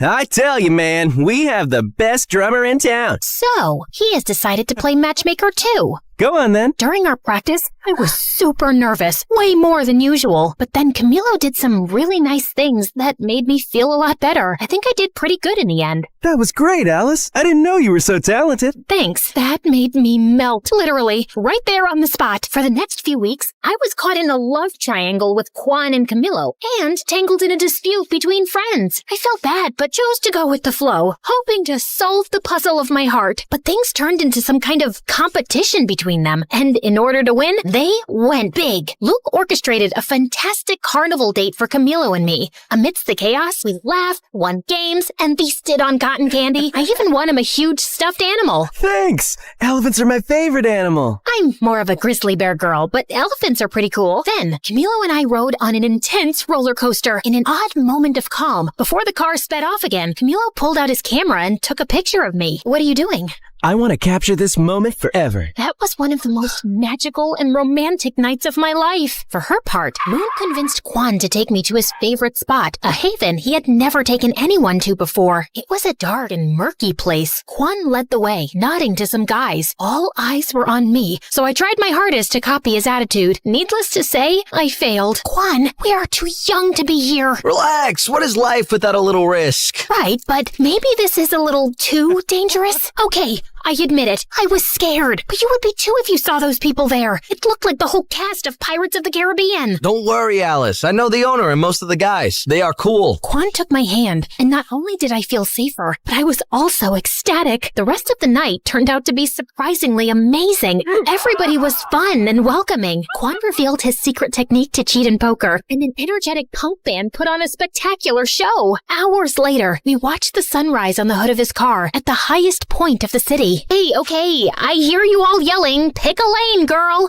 But come on, deciding between Camilo and Quan is like choosing between chocolate and vanilla when you love both. It's driving me nuts too. It was impossible. Like Camilo wrote and recited to me in an open reading the most beautiful poem I had ever heard. But then Quan got us the chance to play our first gig in the same place he took me. Clueless of what to do, I turned to the greatest source of wisdom I knew, my dad. Okay, yes, I was truly desperate. Dad, is it possible to be in love with two people at the same time? My dad took a deep breath before answering. Alice, time has taught me not to put any limits on love. Love can be many different things. It constantly mutates, so maybe it is possible. And what should I do? I can't date two people at the same time. No, you have to be mature and thoughtful. Take care of your feelings, but also those of others. But I don't know how to decide this. If you are stuck in this situation, you might not be ready for love. Maybe the best thing to do now is to focus on yourself. And it wasn't very helpful. Maybe my dad wasn't the fountain of wisdom I thought he was. Before you guys go off in the comments, I know this is like the best kind of problem any girl my age could have. For days, I ignored both Camilo and Quan, but finally, the day of the concert arrived. Surprisingly, I was pretty calm. Well, that was until I saw both Quan and Camilo in the audience. At that moment, all my fears surfaced and I completely panicked. I couldn't face it and locked myself in the dressing room's bathroom. Alice, what are you doing? We have to go on stage in 5 minutes. I can't do it. This is all too much pressure. After failing to convince me to go out, Moon and Luke took it out on each other. Why did you invite Camilo? This was Quan's moment. He got us the gig. And Camilo can't be here? He's really supportive of the band too. Why are you doing this? What do you have against my brother? He thinks he's a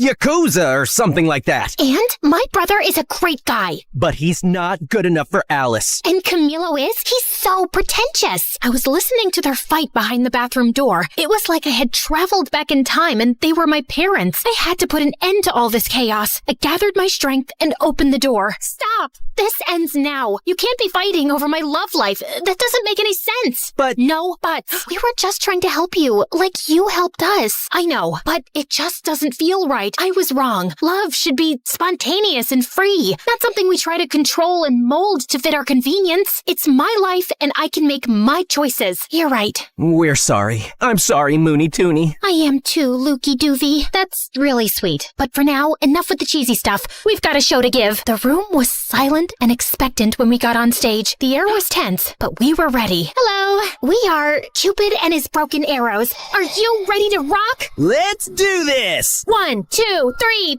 4. The show was incredible. To be up on stage playing our music was a life-changing moment. There, I felt everything. Electricity, adrenaline, nervousness, and firework. And I can proudly say that it was the first of many shows. As for the guys, I decided to follow the advice of my father, who, as always, was right. I wasn't ready for love, and I didn't want to risk hurting them. I took them aside individually and told them the truth. Luckily, they both understood, or at least I think they did. I decided that I should focus on my first love, music, and that would pay off big time. Cupid! Cupid! Cupid! Ladies and gentlemen, are you ready? Well, it's a good thing you are, because this is Cupid and his broken arrows! Oh, hi guys. Yeah, as you can see, a lot has happened since the last time we chatted. Where were we? Oh yes, after our first show at that shabby place, Luke, Moon, and I promised to do everything we could to get to the top of the music world. First, we decided to go on tour. We rented an old van and set off on the road to our dreams. Well, at first, it was looking more like a nightmare than a dream. Not exactly the Four Seasons. Tell me there's no cockroaches. I can't sleep here if there are cockroaches. Of course not, Moon. Maybe just some 8-legged roommates, but I'm sure they're very friendly. The top bed's mine. Those first few weeks were challenging and scary, but Luke, Moon, and I stuck closer than ever. Sometimes literally. Relax, guys. Nothing bad ever happens to teenagers in horror movies, right? Initially, our gigs were confined to really small and quiet venues. Good night. We are Cupid and his broken arrows. Yeah, there were literally more crickets than people, but slowly, people caught wind of our shows. Our songs started popping up everywhere, and we gathered a group of loyal fans. It wasn't an overnight thing, but somehow we became kind of famous. However, the sudden fame had its downsides. The biggest downside of them all was him. That's Trevor, our manager. He discovered us when we were playing in a tiny, sleazy venue in Los Angeles. Hello, kids. I'm gonna make you stars. Talking about terror? Oh, I mean Trevor? See? It's like his name was meant for a crooked manager role. I'm just spitting straight facts here, guys. Where do you dream of playing? Just name it. In the forum? That's a little too ambitious. I'll make it happen. Sky's the limit for us. Despite Moon and Luke's excitement, something didn't smell right to me, so I decided to keep an eye on Trevor. Follow that car! I always wanted to say that. I tailed him to the forum offices. Oh, tailed is what spies say when they follow someone. Too many spy novels, I guess. So, Trevor got out of his car, but returned as if he'd forgotten something. What could it be, you might ask? His briefcase? His parking permit? Maybe his wallet? Well, not exactly. A gun? Who brings a gun to a business meeting? It's like bringing a gun to a business meeting. I figured he was a little shady, but he was actually dangerous. After a while, he walked out of the meeting with a big smile and put his gun back in his suit. Oh my God! That night, after Trevor gave us the news that he got us a slot at the forum, I revealed what my fierce investigation had unmasked. It's over, Trevor. I saw your gun and how you used it to get us this concert. We can't be involved in something as dark as that. Oh, you mean this? Trevor pulled out his gun and pointed it directly at me. My life flashed before my eyes. Moon, Luke, and I screamed in terror as he pulled the trigger. To find out what happened next, join part 4 of this story. Now relax, I'm just kidding. Trevor fired, but all that came out of the gun was water. Phew, that was a close call. Well, maybe not really. Are you crazy? Why are you carrying this with you? For protection, in case, a small cat attacks me. And why did you use it in the meeting? Oh, that! Those guys never water their plants. They were so dry, poor things. Maybe I had misjudged him. Still, if you don't want to be involved in something as dark as me, I understand. Maybe it's for the best. No, Trevor, please don't take this personally. Alice is just like that. Excuse me? Yes, we really want to work with you. Great then. Are you in, Alice? Outvoted, I had no choice but to accept Trevor. His impact was soon felt. He devised everything for us, from trying on silly, smelly costumes, which I'm sure he had stolen from the thrift store to keep the extra money for himself, to making us do some bizarre and really embarrassing publicity stunts. Yet, while I hated to admit it, he did take us to the next level. He even got us a record deal. Maybe he isn't all that bad. He certainly wasn't the worst thing that came with fame. Paparazzi were a real headache. Hey, Alice, aren't you dating someone? People want to know about your love life. Oh, it's a full-blown love triangle. Me, my couch, and my Apple.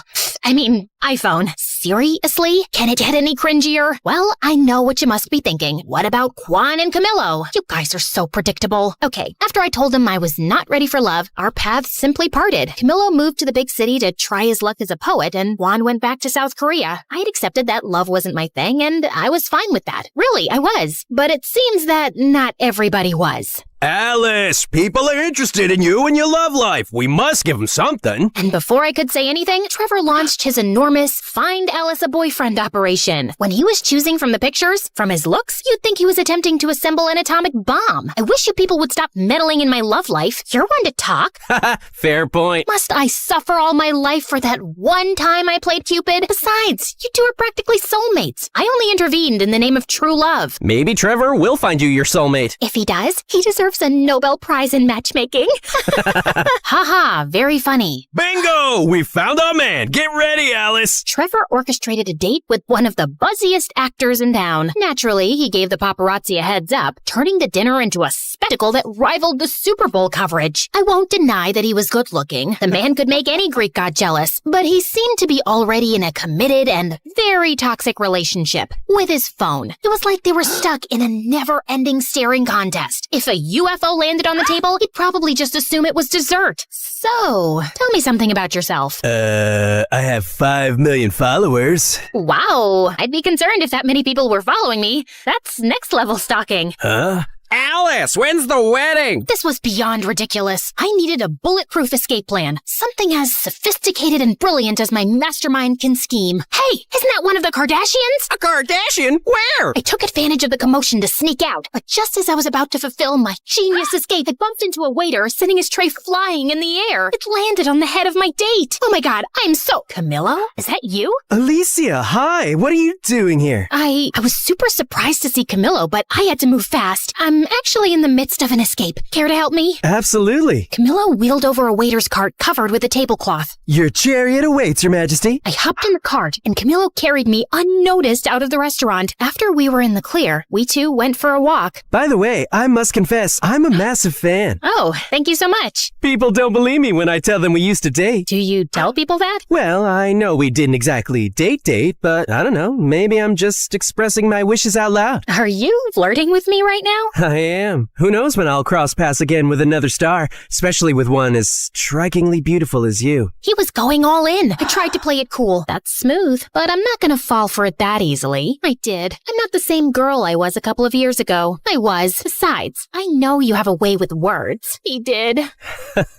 You know what they say, nothing worthy is ever easy. Of course. My inner fireworks were about to start a pyrotechnic show that could rival New Year's Eve. I know, guys. I'm too weak. The rest of the night, we walked around the city just talking. It was pretty magical. The next day, Trevor woke me up. Alice, who the hell is this? Trevor pointed out a couple of pictures of Camillo and me walking through the city last night. Damn paparazzi. They got me again. Just an old friend. TV and social media are going nuts over these photos. Just read these headlines. Drummer ditches movie star for poet waiter. This is genius. I am a genius. I was about to remind him that it wasn't his idea when he went off on a long rant about how Camillo and I needed to start dating for the sake of the band. Well, I hated Trevor butting into my life like that. Dating Camillo didn't seem like a bad idea at all. For the sake of the band, of course. Over the next few weeks, Camillo and I became a thing, and Trevor's scheme worked like a charm. Strangely, every little thing we did became big news that the whole country should know. Look where we are now. Camillo's really turned things around for us. Yeah, but Camillo's writing is taking off too. It's a whole thing, though it felt strange to me. But we were too caught up in enjoying all the attention to bother about it. Guys, you guys are breaking the internet right now. Any advice for your followers? Just be great. Be as incredible as we are. We know that's a pretty high bar. Yeah, I know. I wanted to pinch myself too. But dealing with fame was hard. Everyone wanted a piece of you. And soon, all this glitz and glamour also got between Moon, Luke, and me. You're late again. Sorry, loves. We play in Rochester in a few days. We need to rehearse. I'm here, aren't I? Try to relax a little bit, kid. Kid?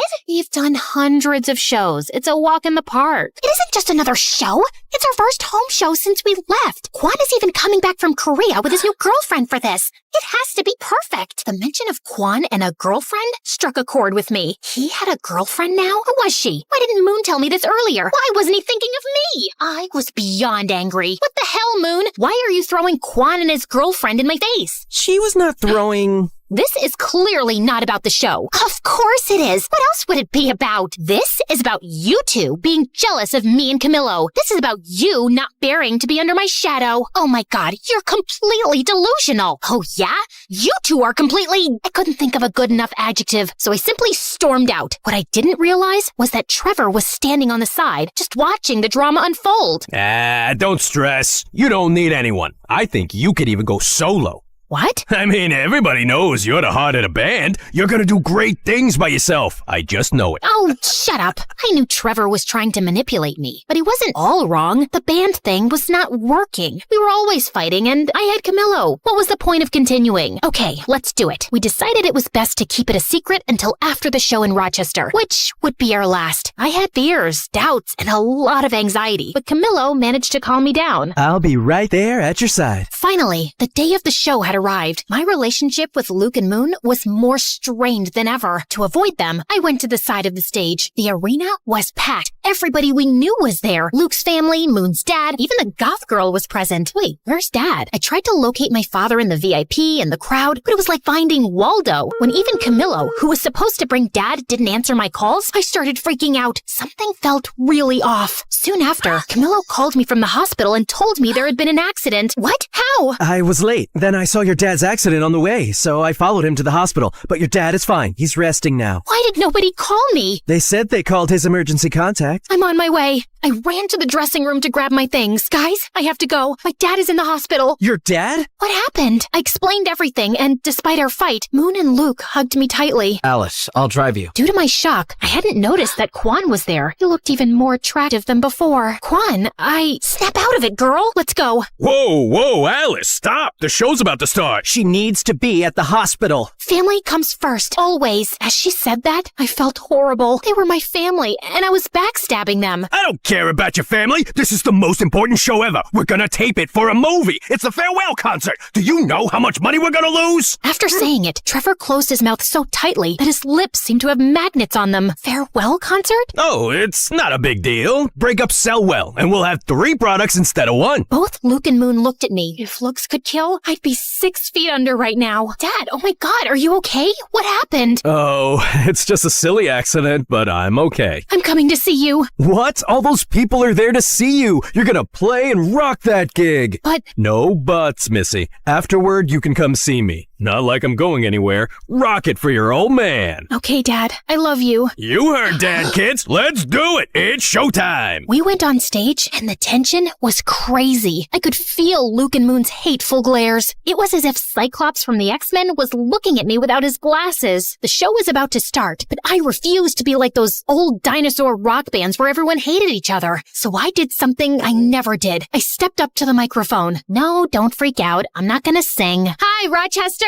I want to dedicate this show to my family. To my dad, who needs to stop riding his bike at night, and to my siblings, Luke and Moon. No one has taught me as much about love and friendship as you two have. I love you, and I'm sorry, guys. Luke and Moon smiled at me. Now that we got that out of the way, it's time to rock. Then the show finally started, and it was simply incredible. Luke, Moon, and I played like it was the first time in my garage. The show was, without a shadow of a doubt, our best. After that, we 3 reconciled in a big embrace. While they were still angry, at least now it didn't look like they were going to scheme to murder me. Shortly after, Trevor joined us. Oh, Trevor, just the man we were looking for. What? Should we share the honors, guys? At the count of 3. 3, 2, 1. You are fired, kid. Trevor tried to manipulate and scare us with threats, but when we were together, that didn't work. That's why he wanted to split the band. He knew he could control us if we were divided. You're making a huge mistake. This is not over. Can you close the door on your way out? Thanks. We went to see my dad, and apart from a few scratches and a large cast on his leg, he was fine. You'd think I now had everything, and you'd be right. I had my band and friends back, my dad was okay, and I had my boyfriend. It was finally time for my lived happily ever after moment. Well, that lasted for about 2 seconds. Literally. Someone suddenly burst into the hospital room. Babe, are you all right? Mom? Babe? What are you doing? Alice. Well, I guess now I know who his emergency contact was. My mom looked at me smiling, but when she saw Camillo, her face completely transformed. Alice, get away from him. I was beyond confused. I looked at Camillo. His face revealed that he had something to confess. I imagine your faces right now are exactly like mine at that moment. Once again, fate had a curveball for me. But this is running too long. I know no one likes cliffhangers, but you know what they say? Nothing worthy is ever easy.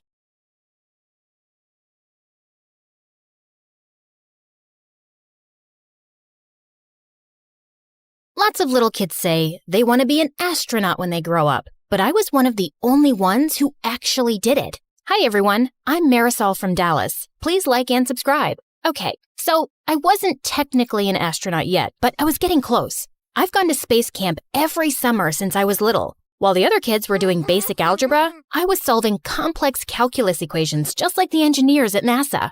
My heroes were Valentina Tereshkova and Sally Ride, two of the first women to go to space. I wanted to follow in her footsteps and inspire other girls one day. My parents thought I was strange for only eating freeze-dried space food, but I didn't care. Maybe I wasn't an astronaut yet, but no one could say I wasn't living the lifestyle. I had to hide the food, though, because my little brother was always chasing our cat around the house and squirting her with space ketchup. Rodrigo, that only works when there's no gravity. My dad didn't approve of my dream to go to space. He wanted me to aim for somewhere more practical, like a courthouse or a hospital. But being a lawyer or a doctor just wasn't my dream. One day at school, I saw some students gathering around the bulletin board. I pushed through to see what they were looking at. It was a flyer for Space Cadet Tryouts? My heart leapt into my throat. This was exactly the opportunity I'd been searching for. The tryouts were this weekend at the Space Center in Houston. Now I just had to convince my dad to let me go. Absolutely not. It's out of the question. But Dad, an opportunity like this might only come along once in a lifetime. You need to focus on your studies. I have straight A's. You have chores to do. So if I get all my chores done before the weekend, you'll let me go?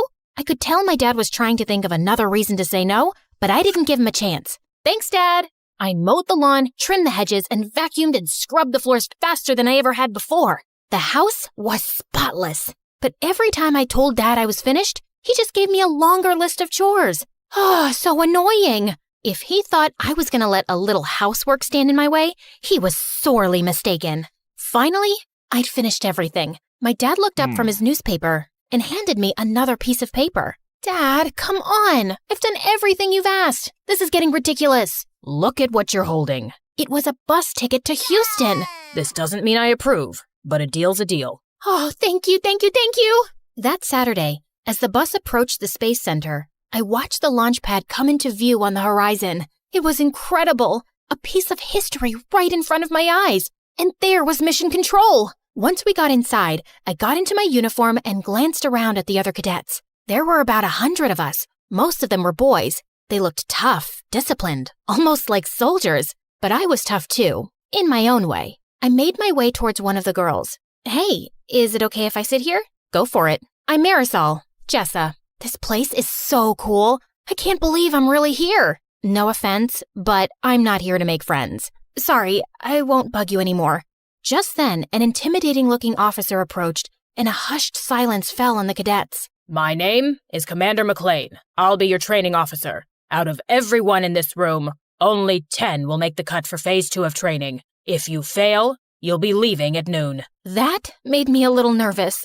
It would be so embarrassing if I came all this way just to leave before lunchtime. Of the 10 who make the cut, only 1 will be chosen for the mission. Here at NASA, we only take the best of the best. And before I knew it, we were completing an obstacle course. A lot of the cadets had an advantage over me because they were taller and stronger. But I was smarter. I noticed on the climbing wall that the ropes were frayed. Most of the cadets grabbed the ropes to scale the wall, but I used the handholds instead. While I climbed, I glanced back to see the ropes break, and a bunch of cadets crashed to the mat below. A boy was climbing right beside me, and he winked at me. Who did he think he was? If he thought that was going to distract me, he was wrong. I hit the ground running. The other cadets were coming up fast. Whoa, Jessa was way ahead of the rest of us. I pushed myself as hard as I could, and I finished right behind her. Congratulations. You just made it to Phase 2. I stopped myself from jumping and cheering loudly, but on the inside,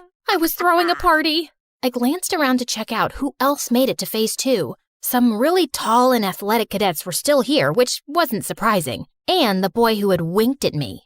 I was so excited and really wanted to chat with Jessa, or someone anyway. Here I was, in a room with 9 other people who shared my passion for space exploration. But maybe Jessa was right. They were my competitors, and I needed to be serious if I was going to be the top performer. Forget about everyone else and just focus on training Marisol. After lunch, the same boy winked at me again. I could feel myself blushing, but I was annoyed. I'm not here to make friends. Okay. Our next training exercises made the obstacle course look like a piece of cake. We had to master all kinds of skills, like working the life support systems, orbital mechanics, and space medicine. Thankfully, all my time practicing calculus equations gave me a huge leg up here. The next exercise was the one I'd been most excited to try. Zero gravity training. We floated around the chamber like it was a sea without water. It was amazing. Be aware, your bodies are not yet used to the effects of zero-G. Most of you will get space motion sickness. Sure enough, when I looked over at the boy who'd winked at me, his face turned green and he threw up. I didn't mean to, but it made me laugh. I caught the boy's eye and he grinned at me. Jessa was floating around like this was just another walk in the park to her. She was the only one who didn't get sick. During our next break, I decided to explore the Starship Gallery. There were a bunch of spacecraft and even a real moon rock on display. I thought I was alone, but then I noticed the boy checking out the lunar module. It's incredible, isn't it? I'm Nick. It really is. I'm Marisol. It's so wild to actually be here. I've been dreaming of this since I was 2. My bedroom is covered in planets and stars and model rockets. I'm embarrassing myself, aren't I? Your room sounds a lot like mine. I've been obsessed with space ever since my dad brought me my first telescope when I was little. I think he regrets it because all he talks about now is me becoming a lawyer or a doctor. He probably worries about you. This is a dangerous job. It's not that. He doesn't believe it's a realistic dream. Not for most people, maybe. But he didn't see how impressive you were in training earlier. It's nice to talk to someone who cares about space like I do. I felt Nick's fingertips touch mine. It gave me butterflies. Surrounded by all the spacecraft, in the dark with the little starlights on the wall, it was almost like we were really in space. Nick leaned in to kiss me, but at the last second I turned my head. I'm sorry. I really do want to, but I can't. This is my dream. I can't afford to get distracted. No, I totally get it. I was glad he took it so well. He really did seem like a great guy. Under different circumstances, I would have kissed him in a heartbeat. But this wasn't the time or place. You know this means I'm going to do my best to beat you, right? I'd expect nothing less. Our break was over. Now it was time for something super cool. The space flight simulator. It was awesome at first. It was so realistic that it was easy to forget we were on the ground. But then an emergency alarm started to beep. Mission Control, we have a problem. There was an explosion in the service module. It ruptured oxygen tank number 2. I redirected power to our primary oxygen tank, but then a second alarm started beeping. Red lights were flashing everywhere. There's a line ruptured in your primary oxygen tank. You're losing oxygen fast. I did my best not to panic. My hands were shaking. Wow, this was intense. All the cadets were scrambling to figure out how to solve the problem. Remember, only one of you will be chosen for the mission, but this is a group exercise. If you can't work together as a team, you won't survive.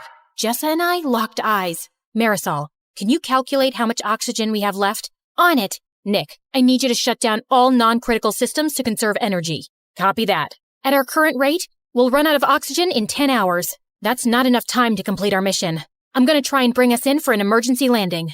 All of us got to work, nervous and sweating, but we were in sync. It's too rocky. There's no safe place to land. You got this, Jessa. We believe in you. Even though it was just a simulator, I had to admit, it was scary. What if this happened on a real mission? That's what you're preparing for, Marisol. So if it does, you'll be ready. Suddenly, the emergency signals were silent. We all looked around at each other, breathless. Congratulations, cadets. You've just successfully executed an emergency landing. All of us cheered. I even gave Nick a hug. We really pulled together and overcame the odds. It made me stop seeing the other cadets as my competition. They were good people who wanted the same thing I did. And when one of us succeeded, we all did. Later, I was hanging out in the observation area overlooking the launch pad. The sun was setting outside, and it cast a beautiful glow on the shuttle. Mind if I join you? Of course not. I'm sorry if I was rude earlier. The truth is, I was afraid if I opened up, it would make me vulnerable.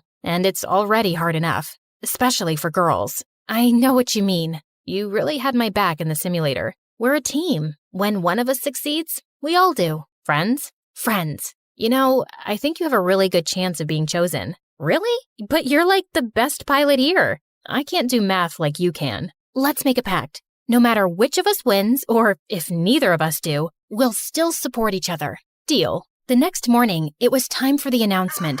We gathered around and waited for Commander McLean. I think everyone was too nervous to chat. Finally, the commander approached. All of you did good work here. I want everyone to walk out those doors with their heads held high. But as I said, there can only be one. I tried so hard to keep it together, but I was dying to know who was chosen. Cadet Jessa, congratulations. You're our top performer, and you'll be joining our crew for our next mission. I felt all the wind go out of my sails. Don't get me wrong, I was happy for Jessa, but I'd wanted this all my life. I had gotten so close, and now it was out of reach. Still, I told Jessa I'd support her, and I meant it. I gave her a big hug, and we promised to keep in touch. Nick and I exchanged numbers too. When I got home, I looked around my room. Maybe it was time to grow up. I took down my space stuff and put it in a box. Then I decided to take one last look through my telescope. Orion and the Big Dipper were shimmering in the sky. It was so hard to say goodbye. What are you doing? You were right. I should find something more realistic. Please, don't say I told you so. Oh, Marisol, I wasn't right. You were. What? Maybe being an astronaut isn't the most realistic goal, but that doesn't mean it's not achievable. This world needs dreamers. If anyone can make it happen, it's you. From that moment on, I never doubted my path again. I was going to give it my all, no matter what the odds were. And maybe, just maybe, one day I would inspire a little kid, just like my heroes inspired me.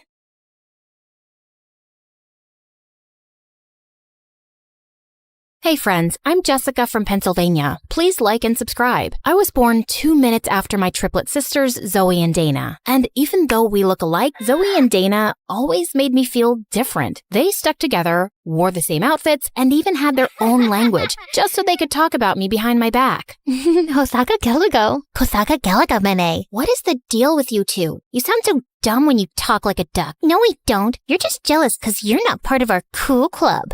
Whatever. They were right. I hated being the odd one out. I think my sisters were jealous because I was prettier, taller, and smarter. And when I turned 13, I landed my first modeling gig for an international teen magazine. And we just grew more distant. They begged Mom and Dad to get them into modeling too. And my parents went out on a limb to get Zoe to walk a fashion show. But she kept throwing tantrums. OMG. This color makes my eyes look small. Is this Diet Coke? No? Get lost then and get me one. This makeup artist looks like a homeless person. Get me a prettier one. It was so bad, they kicked her out and she never got a call back. I don't get it. We're dressed up better, obviously prettier, and yet somehow you get all these great gigs. Ugh, don't whine if you can't get what's mine. And I'll let you in on my secret, but you have to promise me never to tell Mom. I walk on my arms 3 times a day, every day, for at least 50 minutes. That's ridiculous. We've never seen you do that. I won't do it in front of you, dummy. It's called a secret for a reason. Walking on hands helps me with my posture, and I walk better on the ramp. It was a lie, of course, but my sisters were so dumb. They tried doing everything, but couldn't even land a handstand. And one time, Zoe ended up falling and crashing right into Mom's $1,000 vase, smashing it into pieces. Mom was furious, and they both ended up getting their butts grounded, while I had the TV all to myself for a good 2 weeks. Absolute bliss. But after that day, they never trusted me, but I couldn't care less. Eventually, they gave up on their dream of ever becoming a model. As for me, I continued being the professional that I was, and I only got more famous. One day while working on an ad, I was a bit confused about my lines. It makes me look hot. Excuse me, this is supposed to be a winter wear commercial, right? The lines are all wrong. Let me see. I turned around and saw Peyton walking in my direction. He was modeling royalty with over 10 million followers on Instagram. I was doing this commercial with him? How did I miss the memo? Say it like this. I feel so hot when I'm wearing these, I can barely feel the cold. You try. I feel cold, hot. No, wait. I can get this right. It's okay. I have that effect on girls. I'm Peyton, by the way. I'm sure you've heard of me. Who hasn't? It's such an honor working with you. Peyton and I absolutely nailed that winter wear ad, and our chemistry was so good, we ended up doing a lot of ads together. We started hanging out more and more, and soon became good friends. The more I got to know him, the closer to him I felt. You know, Apart from good looks and almost perfect body, I also happen to be an amazing singer. Oh, how cool. I've always wanted to be a model, but do you want me to sing for you? Oh, yes, I'd love to. Before I could even finish my sentence, Peyton started singing, and it was so bad. I could feel my eardrums cry. But despite that horrible singing, when Peyton asked me out that evening, I happily said yes. And when my sisters found out, they burned with rage. Seriously? You think I won't know you're talking about me and Peyton? Guess your secret language doesn't make you cool enough to be with someone like him, so I'm just gonna ignore you. Ignore us all you want, but you can't ignore the fact that Peyton is too good for you, and you'll never be able to keep him happy. Say what you want, I'm late for my meeting with my super hot boyfriend. It felt so good to rub it in their faces. The next few weeks were bliss. The news about me and Peyton being an item skyrocketed our reputation, and everyone wanted to sign us up. Life was perfect, until my agent booked us for a Christmas ad, and this time, they wanted to use my whole family, including Zoe and Dana. I begged my agent not to go through with it, but she didn't give a rat's butt about it. The press is big on this, Jess. If you guys crack this, people will run to get in line for your autographs. Come on, I'm sure your sisters are not that bad. They're horrible! But if this brings more work, then I'll try and give it a shot. I tried to make peace with it, but the next day when the photographers came, Zoe plopped her butt right next to Peyton, and I felt my insides explode.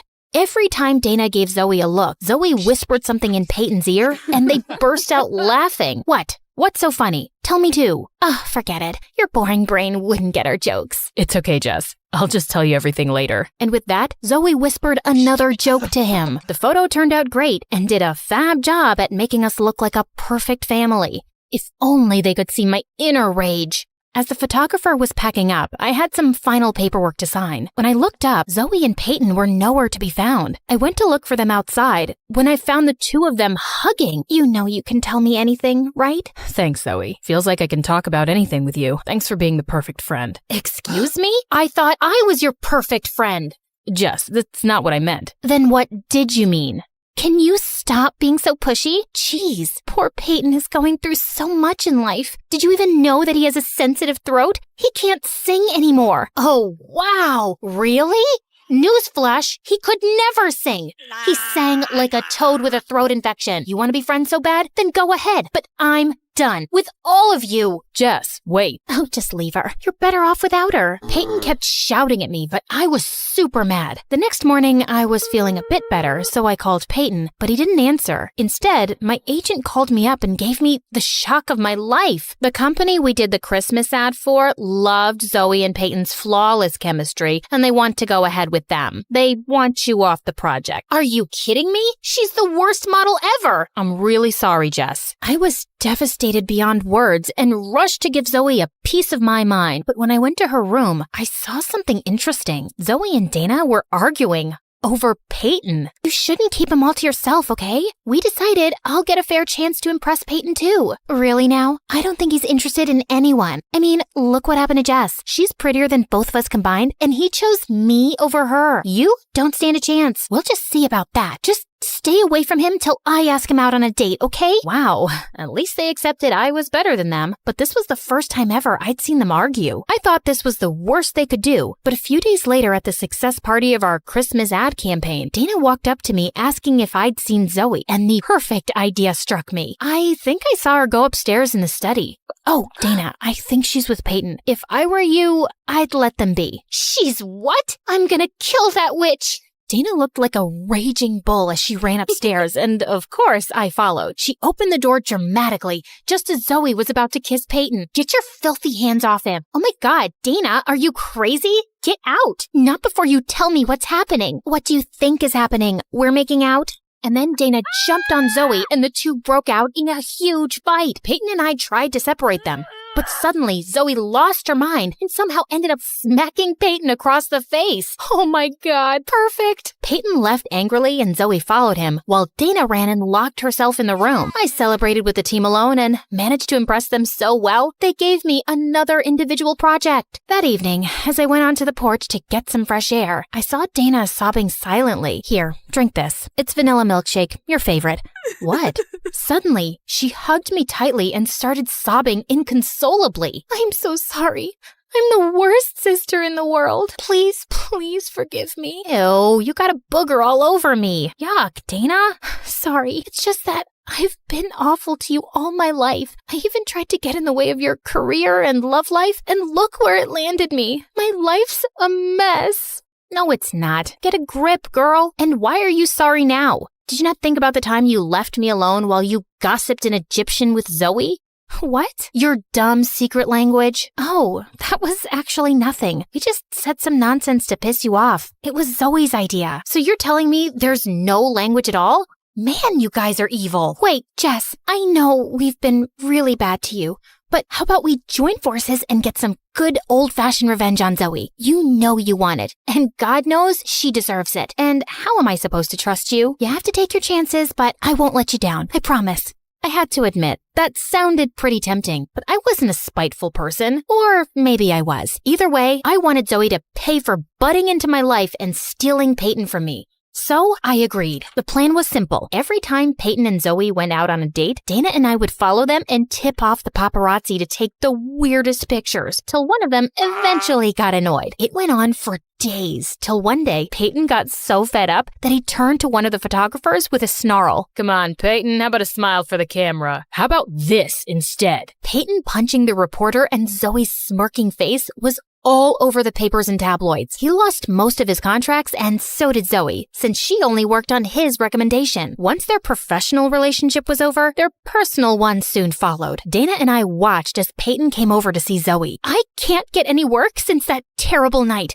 Why couldn't you control yourself? It wasn't such a big deal. Of course it's not a big deal to you. You like the attention. I don't. What do you mean? I mean that a small-time dumb model like you would want cameras to follow you everywhere. Wait a minute. Maybe it's you who keeps tipping them off. This makes no sense. Oh, it makes perfect sense. Getting photographed with someone as famous as me would be a dream come true for someone like you. Shut up, Peyton. You can't talk to Zoe like that. Why are you jumping to her defense? Did you forget how she took over your life and your boyfriend? Seems like she did me a favor there, because I can do a lot better than a bug-eating idiot like you, and so can Zoe. Now do us both a favor and get out before I knock your teeth in. Peyton pouted and left, and Zoe turned to me. Why did you do that? I clearly don't deserve your sympathy. You're my sister, Zoe. The only person who can talk down to you is me. But I hope you learned a lesson. I did, and I'm sorry for everything. All the times I've been mean to you. Yeah, we're sorry too. We're the ones who tipped off the paparazzi. It's okay. I kinda deserved it, so we're good? Might take me a little while, but I'll get there. Even if it takes us years, we're gonna prove to you that we've always got your back. Triplets. To the end. A few days later, my agent told me that due to bad publicity, Peyton got dropped from his modeling agency. Zoe and Dana worked non-stop to get back into business, and I helped my sisters in every way I could, till they were eventually good enough to land their own gigs. Working together brought us closer. But I think the best part was when we got to go on vacation and just relax and do little things together like chatting and even learning new languages. Agana binagutge, amunkachukadu.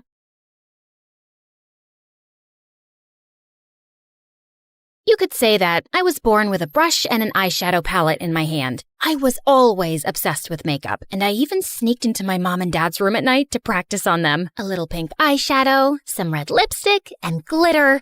Perfect. Hi guys, I'm Regina from Seattle, Washington. Before I continue, please hit like and subscribe. I had a happy family. My dad was in the army and was as big as a bear and as strong as a lion. When I was little, I used to daydream about all the exciting missions he went on. Daddy is defeating tigers today. He's building a hospital for children in Africa. Despite how proud I was of my dad, I couldn't help but miss him. Luckily, my mom was amazing too. She worked at a cosmetic store, so she was like my personal shopping assistant and taught me everything about fashion and makeup. But everything changed when I turned 7. Mom fell madly in love with an accountant, and Dad let her go.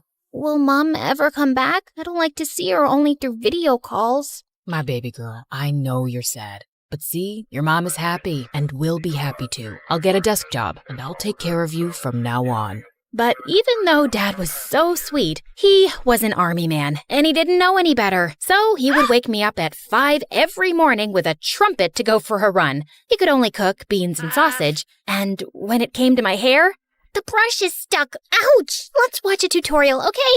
before I end up completely bald. After a good dose of online tutorials and MSA videos later, Dad finally evolved into a normal parent. Here's your packed lunch and your PE bag. Ready for school? Thank you, Daddy. You're the best. Except when it came to boys. When I was in middle school, one of my classmates gave me a chocolate heart for Valentine's Day, and I showed it to him. Dad, look! A boy asked me out. My dad snatched the chocolate and ate it in one enormous bite. No boyfriend until you turn 21. You'll have time once you're grown up, but right now, you need to focus on your studies. Okay, Dad.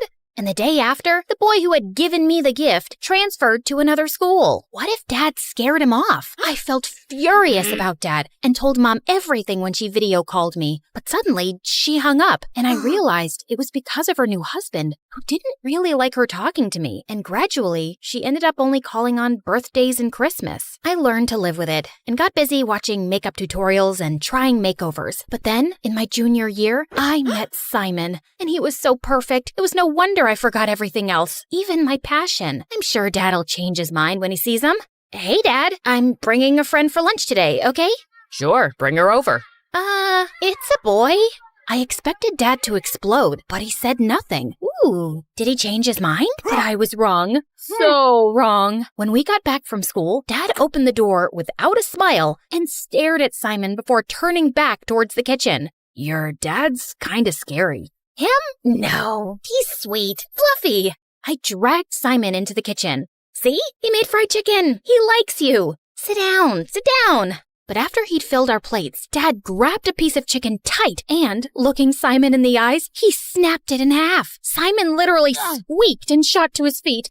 I suddenly remembered I have to water my fish. I mean, iron my plant. Bye. After that, Simon dumped me, and everyone started whispering that my dad was a crazy, dangerous dude. I thought all the guys would stay away from me now, but I was stunned when they all asked me out to prove they were daring and not scared. Ha! See, Dad? Your strategy backfired. It felt like being on The Bachelorette, with everyone trying to win my heart. Too short, too tall. Lame joke. Smells bad. Ew. Yeah, you'll do. But like a dragon guarding a princess, my dad made them all run away. That was until the next year when James transferred to our school. As soon as he walked in, I knew he was the one. Tall, with abs like a washboard, and hair that looked straight out of a conditioner commercial. He was the captain of all the school teams, top of the class, and richer than Elon Musk. Well, a little poorer than Elon Musk. Oh boy, is it even legal to be this hot? I was pretty, but for someone in James's league, I had to up my game. The next day, I woke up at 3 a.m., and after literally hours of careful styling, I was ready. That day at lunch break, I gathered my courage and went straight to sit beside James. Hi, I'm Regina. And I'm amazed. Haven't I seen you on TikTok? You look like a celebrity. Then he kissed my hands like a gentleman. Played cool. Breathe. James asked me out a few weeks later, so I brought him home. There's no point in dating him if he can't get past Dad. Just so you know, my dad can be a bit hyperprotective. Don't worry, he can't resist me. Dad pulled the same tough guy routine, but James was unflappable. When Dad told James to carry super heavy stuff, James did it whistling. Then they got into an eye-staring contest, and James didn't back down. Okay, I'm going to bed. Have fun, you two. Eventually, Dad ran out of ideas. Now that he's survived my dad's trials, we can start dating for real. We had so much fun, but then James started to get a little bit too enthusiastic. Every time we were alone, he tried to kiss me, and I wasn't ready. But I didn't know how to tell him, so every time he got closer, I dodged. During the movie, I spilled soda on myself. Ugh, I'm so clumsy. In the library, I sneezed. Ugh, allergies. Walking home, oh look, a penny. Ouch. Oh no, are you okay? No, I'm not okay. What is wrong with you? He'll understand. Tell him. Can we take things a bit slower? What? I like you, but maybe we should get to know each other better. You know what? I only dated you because everyone said your dad was too scary, but he's not all that. You're breaking up with me? It's more like we never even dated since you don't want to kiss me. What a loser. As James left, I felt my heart break in two. That night, I was too ashamed to tell my dad what had happened with James, and I didn't want him to tell me, "I told you so." But at dinner, I couldn't hold it in anymore, and I started crying into my soup. Dad got up and hugged me until I stopped. "You were right, Dad. I'm sorry I didn't listen." Baby girl, I don't care about being right. I just don't want to see you hurt. Remember, you don't need anyone. You're a smart girl, and I know you can succeed. But don't forget yourself. Didn't you love makeup? You haven't given me a makeover in years. Oh, Dad, you're the best. And then I vowed to myself, no more boys. From that day on, I only focused on my life and school. I made friends with a few awesome girls, and I started to go back to my passion, which was makeup and fashion. Once, when our teacher invited the whole class to her wedding, my friend couldn't believe I didn't hire a professional stylist. "Your makeup is flawless. Maybe you could give me a little touch-up?" "Of course. Let me ask my dad to bring my beauty case." When my other classmates saw my friend's new look, they all wanted a makeover too, including my teacher. After that moment, word went around that I would give the best makeovers, and I became the school's unofficial fashion guru. Girls and boys lined up after class to talk to me. "Have you tried an autumn palette? Ironic bow ties are for clowns only. You cut these bangs by yourself, didn't you?" I liked how makeup positively affected my friend's self-esteem, and I spent all my pocket money on it. I wielded my brush like a Japanese samurai's sword. But then one day, a girl came to me with a problem I couldn't solve. "I want to go blonde, but the bleach ruins my hair. Is there an alternative?" After Googling for a day, I realized that the only way to go blonde was to damage the hair. But what if I can find an alternative solution? Imagine how many people I could help. And so I went down the rabbit hole of research. And when I thought I had found a solution, I got permission from my teacher to use the chemistry lab, even though chemistry was the only class I had failed. Okay, hair sample, check. Dye sample, check. Now, if I put this here, and then a drip of that there, OMG, it's on fire! My hair sample is on fire! A boy in the lab came to help me. "Oh, thank you. You saved me. I'm Regina, the girl who has a scary dad. I'm Tyrell, and I'd love to know why you were setting fire to my lab." Your lab? Let's say I'm the resident chemistry nerd.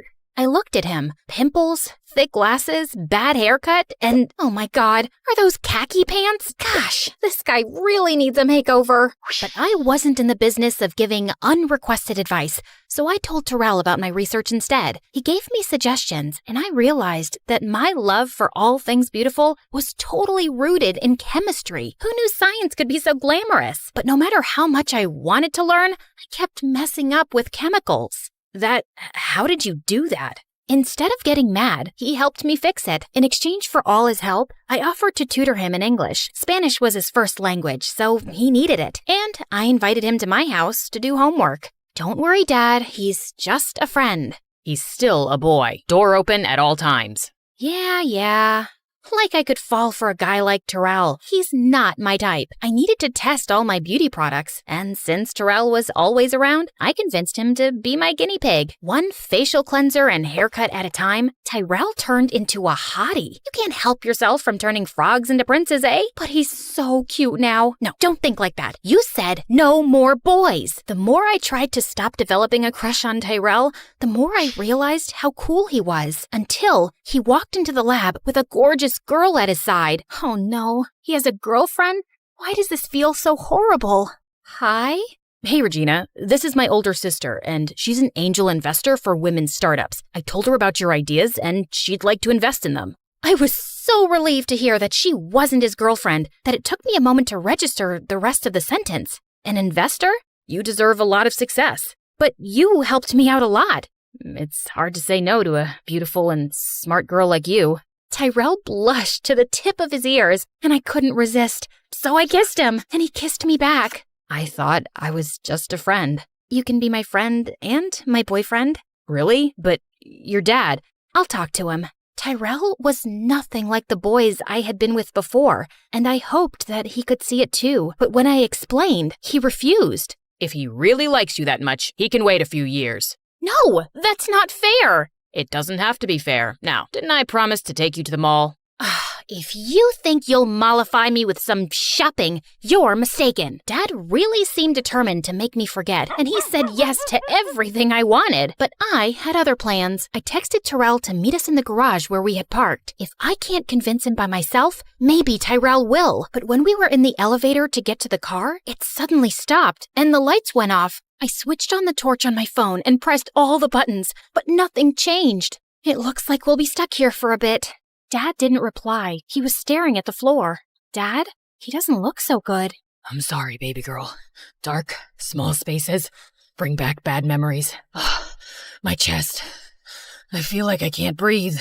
I looked at my dad, stunned. I always thought he was invincible, but the truth was, he was just human. I pressed the emergency button, but nothing happened. Dad started breathing very fast. He's having a panic attack, and there's no signal in here. Sit down, put your head between your knees, and think about nice things. I miss your mom most of the time. I sat beside my dad and wrapped my arms around him. I miss her too, but we are happy together, and you've been an amazing dad. I'm so proud of you. And I am of you too. I kept talking to my dad until he was a little bit calmer, and then the doors to the elevator opened. It was Tyrell and the firemen, and they were getting us out. My hero! I'm glad you're okay. I got worried when you weren't answering the phone. I realized the elevator was stuck, and I called the emergency service. That was very clever of you. I think your daughter is amazing. I came here to convince you to let me date her, but I know how much she cares about you. And if it's really important, I'll wait for her for a few years. But just maybe, please don't let me wait forever. Dad looked at me, and I could see something changing in his eyes. You have shown me that strength is not always in the muscles. Some old memories brought me to my knees, but you kept your cool and helped me through it. So yeah, I think you're strong enough to take care of yourself. And I like this guy. Oh, thank you, Dad. But if you hurt her, I'll crush you. Like a can. That is very clear, sir. Luckily for me, Dad didn't have to crush anyone because Tyrell was the perfect boyfriend who grew up into a perfect man. With his help, I developed a makeup line that became a global sensation, and Tyrell became my head of research. Knowing I was in good hands, Dad retired early and started traveling the world, challenging himself to explore the darkest caves. And in one of those caves, he met a spry, adventurous widow, whom he married the next year. See, Dad, true love always finds a way.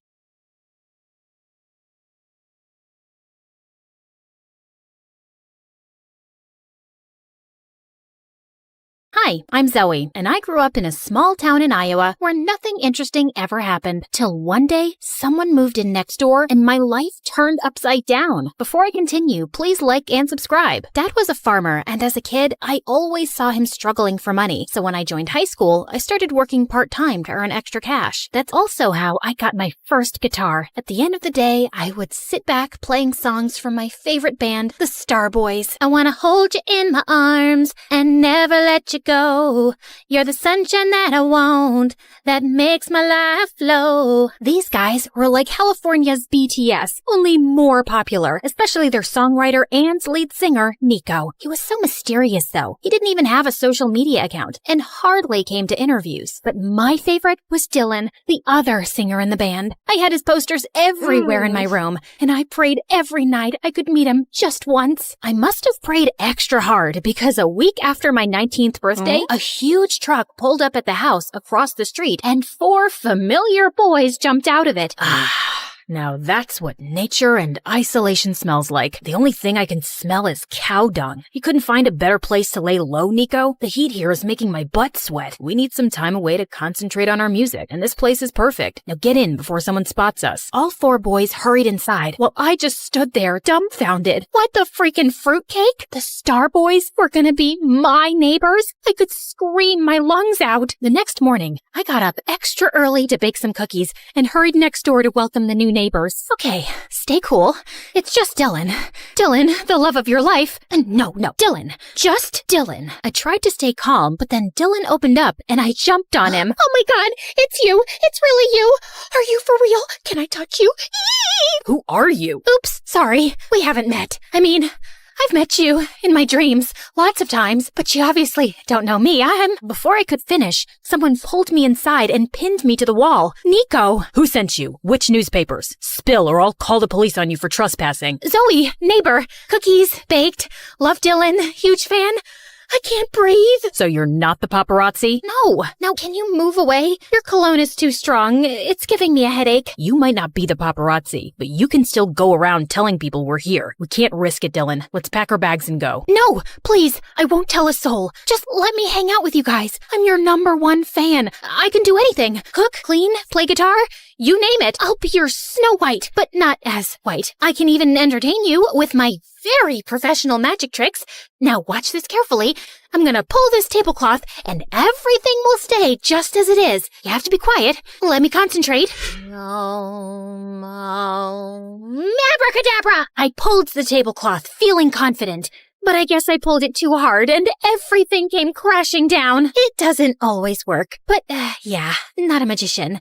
Snow White, remember? That's enough. Look, we don't need anyone. Just shut up and leave. I wanted to argue more, but Nico looked really mad, so I ran off. Over the next few days, I tried everything, from posing as the pizza delivery guy to prank calls, but nothing seemed to get past Nico. Then one evening, I was pretending to jog outside their backyard, trying to get a glimpse of Dylan, when I heard someone arguing. You really have no business telling me what to do when you're not half as talented as I am. We're here because of my talent, Dylan. I'm the one who writes all the songs. If people knew how fake you are, you wouldn't be standing here. What? I wanted to hear more when suddenly I heard someone unlatch the door. I turned around too fast, got a head rush, and landed flat on my face. I tried to sneak away, but Nico caught up with me. How long have you been standing here? I wasn't standing. I was just getting a feel of this grass. It's so nice and dewy at this time of night. Snow White likes nature and... Stop lying. I know you heard something. Oh, you mean how Dylan's fake? Yeah, okay. I heard everything. So he's not the singer everyone thinks he is? Does he use auto-tune? OMG, that's big. Dylan, yeah. That's it. You caught us. He's totally fake. But listen, Zoe, no one can know. It'll destroy the band. Do you want that? No, I don't. Okay, fine. I can stay quiet, but you'll have to buy my silence. Help me date Dylan. Even if he's fake and all, he's still cute and I want him. That's impossible. You're not his type at all. Well, cool. Then maybe the press is his type. I'm sure he'd love to have a little date with them. Wait. Okay, I'll think of something. But you have to promise to me to keep your big mouth shut. Shake on it. And just like that, I was in. Nico welcomed me into his home as the new housekeeper, and everyone, including Dylan, was so confused. But Nico explained how I was really good at cooking and cleaning, so everyone got on board. In the house, I kept a close watch on Dylan. I noted the time he ate, slept, pooped, everything. I tried to get close to him, but Nico ruined the moment every time. Hey, Dylan, want me to help you with that? I'm really good at applying sunscreen. You are? Great. Too bad Dylan has to leave. We have to discuss the new song. Chop chop. Dylan! Oh, you're working out. Let me help you with those crunches. Go 1, 2, 3. Give me one more. Yes! That's very inspiring. But I'm starving. Make me an apple pie and some pumpkin spice latte because I'm craving Starbucks. Do it right now or you're fired. So annoying. I pulled Nico aside the next time I saw him. What's wrong with you? You're supposed to help me date Dylan, but you keep pulling me away from him. Relax. You need to play hard to get. Boys like that. Have patience and stop drooling all over him. But I was anything but patient. Then one evening, I was leaving for home when I saw Dylan swimming. And holy cow, he looked so hot. I was just admiring his perfect body when suddenly I saw a strange guy in a hoodie tiptoeing his way around the pool. He was definitely some intruder. So before he could harm Dylan, I sprang into action, but he dashed inside the house. I was running after him when I slipped and landed into the pool instead, right on top of Dylan. I tried to get out using Dylan's shoulders as a makeshift ladder without realizing that I was pushing him into the water. What do you think you're doing? Stop drowning me. There's an intruder. He just went inside the house. Help me get out. Put your hand under my butt and lift me out.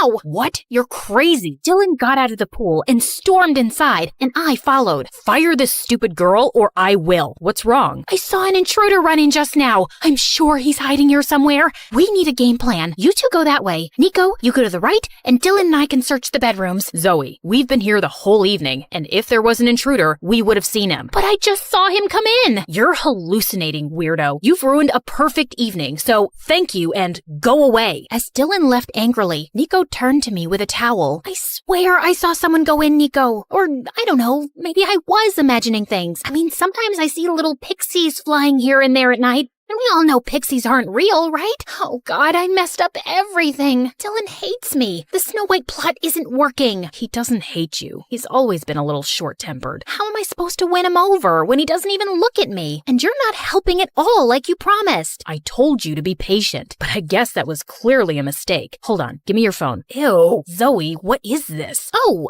I always keep a banana with me. What if the world runs out of food? What if I'm stuck in a hurricane with no food? Girls gotta be strong, and bananas are a great source of potassium. You want some? No thank you. Just go online and see some of the girls Dylan's dated in the past. The more you look like them, the more he'll notice you. I spent the night studying each girl carefully, and the next morning I dressed exactly like them. But Nico took one look at me and burst out laughing.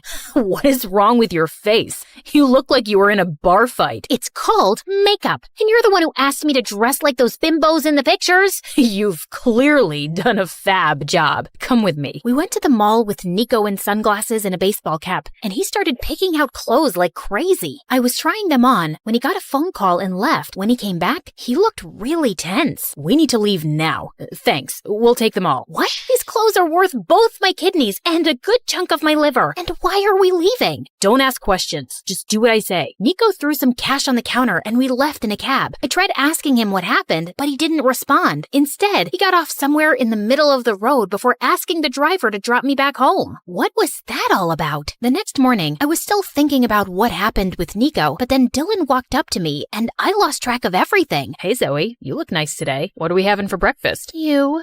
A few eggs and some bread. Sounds great, babe. Dylan winked at me and I felt my knees go weak. He called me babe. I wanted to update Nico on the progress, but he was nowhere to be seen. Then later that evening, I was leaving when finally Nico came home. Where were you? I've been waiting for you all day. Why? Relax, Snappy. Just wanted to tell you that Dylan noticed me today. Finally, like Snow White's prince and all. And why are you so tense all the time? You know you can tell me all your secrets, Nico. I'm a very good secret keeper. Okay then, here's one. I think you're very annoying.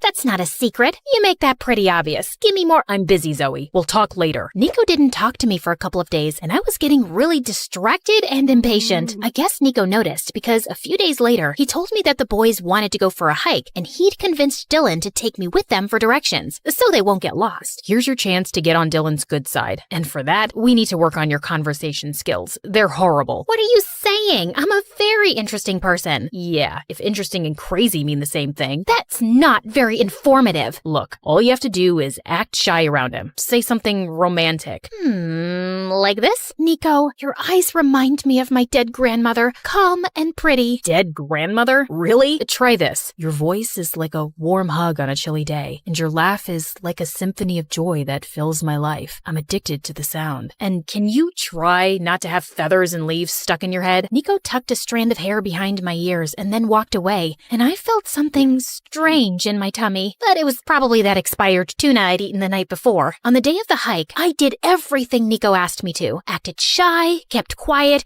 and even tried to flirt a little. I guess it worked because by the end of the hike, Dylan asked me out on a real date to a club. I spent hours getting ready. I chose a black dress and was almost done with my makeup when Nico showed up at my door. Heard Dylan finally asked you out on a date. Wait, you're wearing that? Yeah, what do you think? You look good. I mean, good for Dylan, but you don't look like yourself. It looks like you're trying too hard. Seriously? First, you asked me to dress how Dylan likes, and now there's still something wrong with me? I didn't say wrong. Never mind. It's not my place. Good luck on your date or whatever. With that, Nico left. What was his problem? I was still a bit annoyed when Dylan showed up, but we actually ended up having a great time together. He even asked me out on a second date, and I was thrilled. After the date, Dylan excused himself to the washroom while I waited for him outside when someone tapped on my shoulder. Nico. So how was it? Wait, why should I tell you? You didn't even say sorry. I'm sorry, okay? You don't mean it. Hold on. Have you been waiting here all all this time? I had to make sure you didn't end up making a fool of yourself, and it looks like you didn't. One sec. Nico came closer and opened my hair, setting them loose, and I felt something turn in my belly. I really needed to stop eating tuna. Just as he left, Dylan walked up to me and we left, but I couldn't shake Nico off my mind. It was so difficult to figure him out, and I was failing miserably at it. Dylan and I started dating officially. The first few days were great, but as time went by, I realized that we had nothing in common. He was totally self-obsessed and didn't give a hoot about anyone else. What do you think about my hair? How about my shirt? This is vintage Prada, by the way. I'm pretty sure you've never seen a shirt like this before, right? Well, you will now, because you're my girl. Have you seen my shoes? By the third date, I was practically yawning on Dylan's face, and I thought he felt the same, except at the end of the night, he kissed me. Before I could react, a bunch of photographers jumped out of nowhere and started taking our pictures. I thought Dylan would tell them off, but instead he started posing. I panicked and hid behind a tree. Who is that? The paparazzi, obviously. They've tracked me down. Look, just come out. You can't hide like this. They'll make a joke out of me. Dylan pulled me out and introduced me as his girlfriend. At one time, this would have been my dream, dating Dylan, but now I just wanted to run away. Soon, Dylan and I were the hot topic,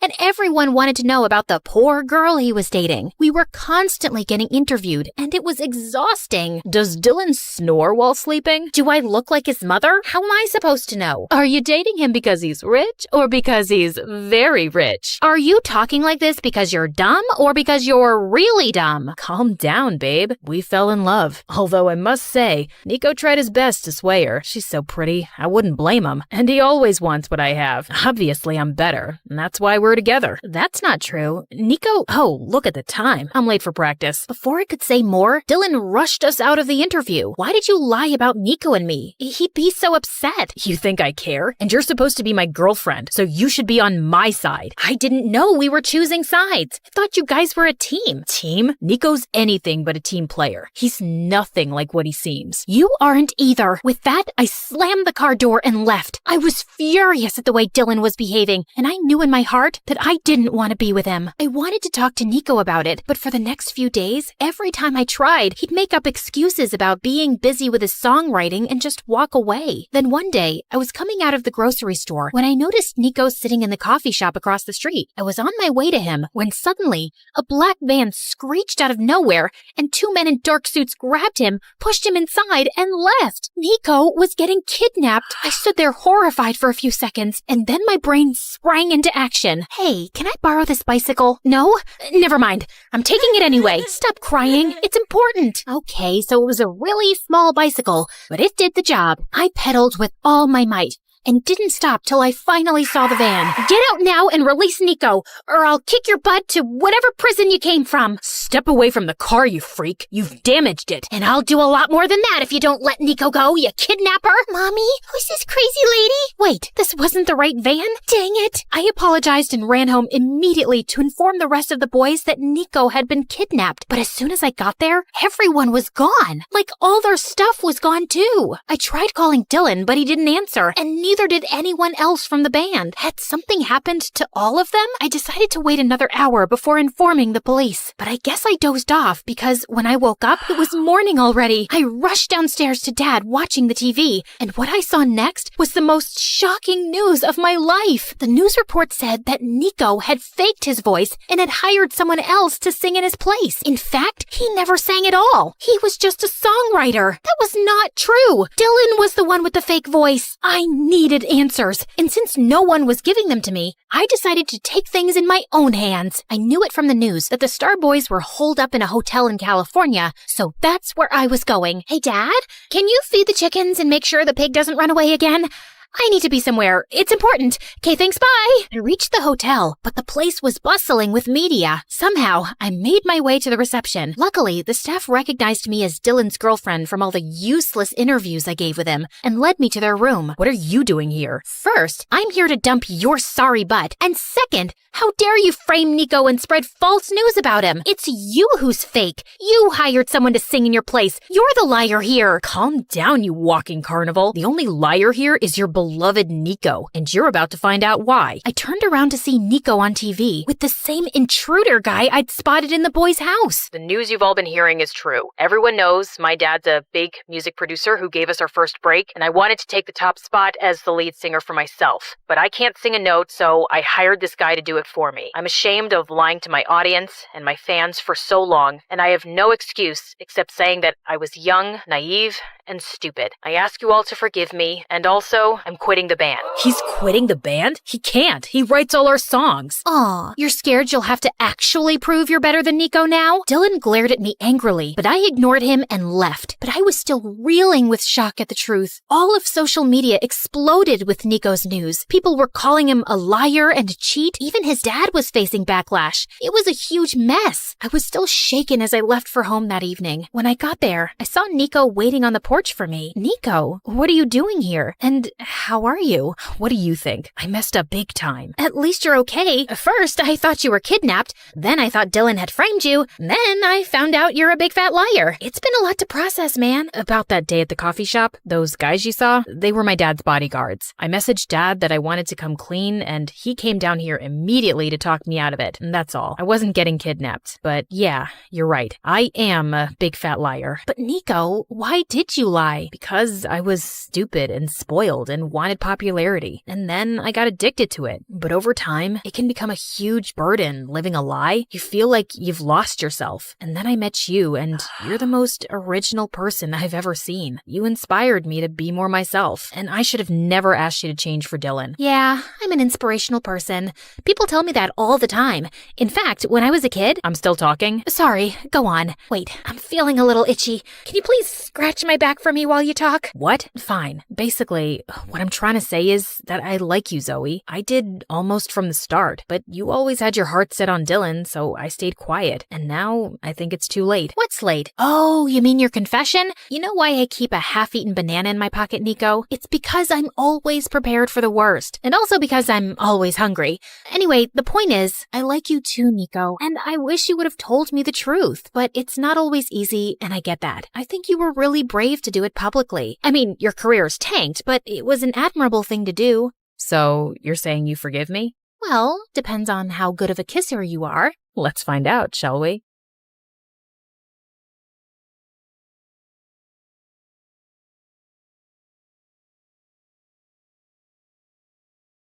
I was about to shoot my target when suddenly someone appeared from the shadows and snatched the apple away. It was the most popular guy in school, Travis, and lately he'd been flirting with me every chance he got. Let's play a game. If you miss the target, I'll have to kiss you. But if you hit it, then you'll have to kiss me. What do you say? Sure, why not? Everyone knew how good I was in archery, and as expected, it was a bullseye. Deal's a deal, cream puff. As he closed his eyes for the kiss, I called for the school cat Loki and whispered something to it. You can open your eyes now. Loki scratched his face like a wild animal as I walked away, in total satisfaction. Hi, my name is Bianca, and I'm incapable of falling in love. Well, that's what I thought. But before I continue, please like and subscribe. My mom owned a huge chain of hotels, and I was the sole heiress to the business empire. Our family name was well known already, but I'd really made us famous. Teen heiress seen kissing alleged gangster? Spoiled princess seen at archaeological site closed off for public? Princess Bianca announces to pay any amount to straighten the Leaning Tower of Pisa. Oh, each headline is worse than the one before. Alleged gangster, Mom. We broke up. And you know my keen interest in history. I had to see that site. And come on, am I the only one annoyed by that Leaning Tower?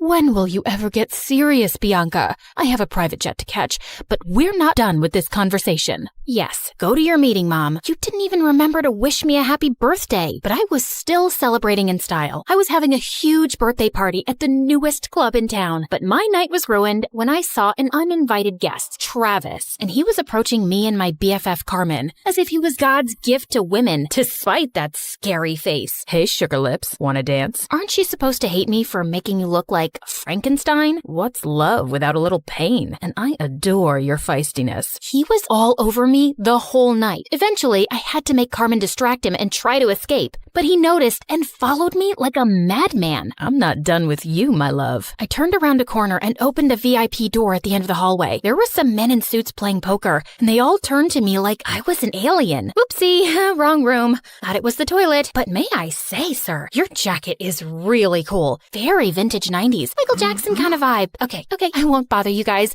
May the best man win. Bye. Travis was nowhere to be seen, so I took the chance to finally leave the club. But of course, I couldn't avoid him at school, and he was being such a nuisance that eventually I got a restraining order against him. My life was finally peaceful, till a few days later when Carmen told me that her cousin from the village would be joining our school. Since when do you have a cousin? Ever since he was born? You never told me about him. I love to collect snake skins and samurai swords in my basement. I didn't tell you about those either. What? Friends should share everything. I think some secrets are good. Oh my god, my cousin's here. I turned to this guy who was walking towards us like he was the king of the underworld. Judging by his walk, he knew he was a fine specimen of the male species. But suddenly, he tripped over nothing and fell into the fountain nearby. And then he immediately got up like nothing happened. I felt like I was watching a comic cartoon strip. Are you sure he's not some hot model you paid to act as your clumsy cousin? Nice way to say that he's hot and adorable. He then spun her around like she was a cotton ball. Carmen, my favorite girl. I missed you so much. The guy turned to me and I was stunned. He was even more handsome up close and also really familiar. You must be Bianca, Carmen's best friend. I'm Slater. Nice to finally meet you. Did you just curtsy? And have we met before? No. Is this how city people greet each other? Excuse us a moment. Carmen pulled me out of Slater's earshot. What you doing?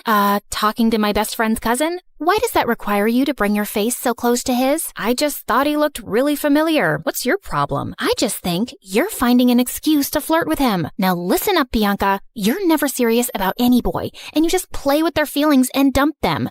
And you're not allowed to do that to my cousin. He's not even my type. Relax. Just don't get involved with him that way, or it's friendship over. Understood? Loud and clear, ma'am. Since then, the three of us started hanging out together, and I was having a hard time believing someone like Slater existed. Sheer perfection on the outside, but with the poorest balance a human could possibly have. He tripped, slipped, and stumbled everywhere. He even got a black eye while tying his shoelaces. But one night, while I was admiring one of the paintings at home, it hit me like a bolt of lightning. I remembered where I'd seen Slater before. You gotta trust me, Carmen. Your cousin's up to something shady. Mom and I attended this art exhibition downtown last month, and Slater was there. He was one of the artists. We even bought a painting from him. Only his hair and eye color was different, but it was him, and he wasn't clumsy. He must have been a look-alike. Slater has lived in the village his entire life and just got here last week, and he can't even draw a circle, trust me. I even showed Slater's picture to Mom, and she said it's him too. Now she's contacted the artist to buy more of his work, and he's coming soon, and I'll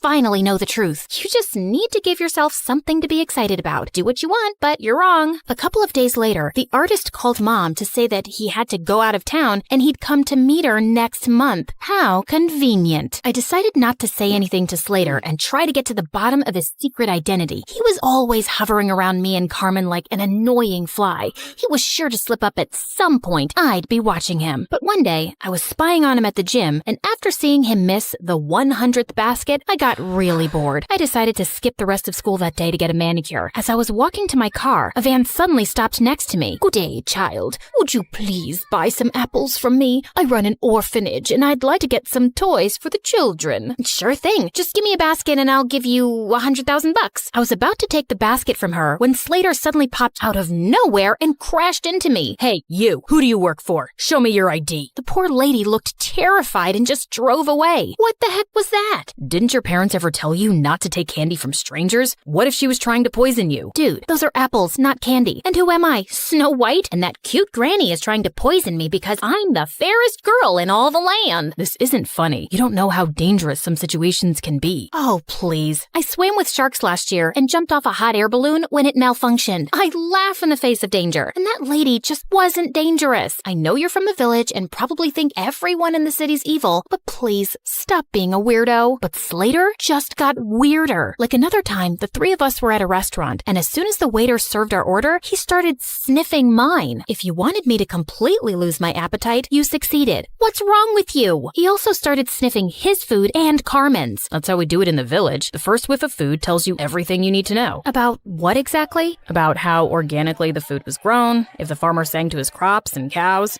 I ordered a giant brownie sundae with whipped cream and sprinkles. Are you insane? Just give me that. Just then, there was a loud crashing sound next to us, and Slater jumped towards me and brought me down to the floor, covering me like a human shield. He was looking down at me, and I was a little breathless. And then I saw everyone else staring at us like we were mental. Apparently, a waiter had just dropped a tray full of glasses. Oh, my bad. I thought it was a gunshot and maybe some robbers had come in. I just acted on instinct.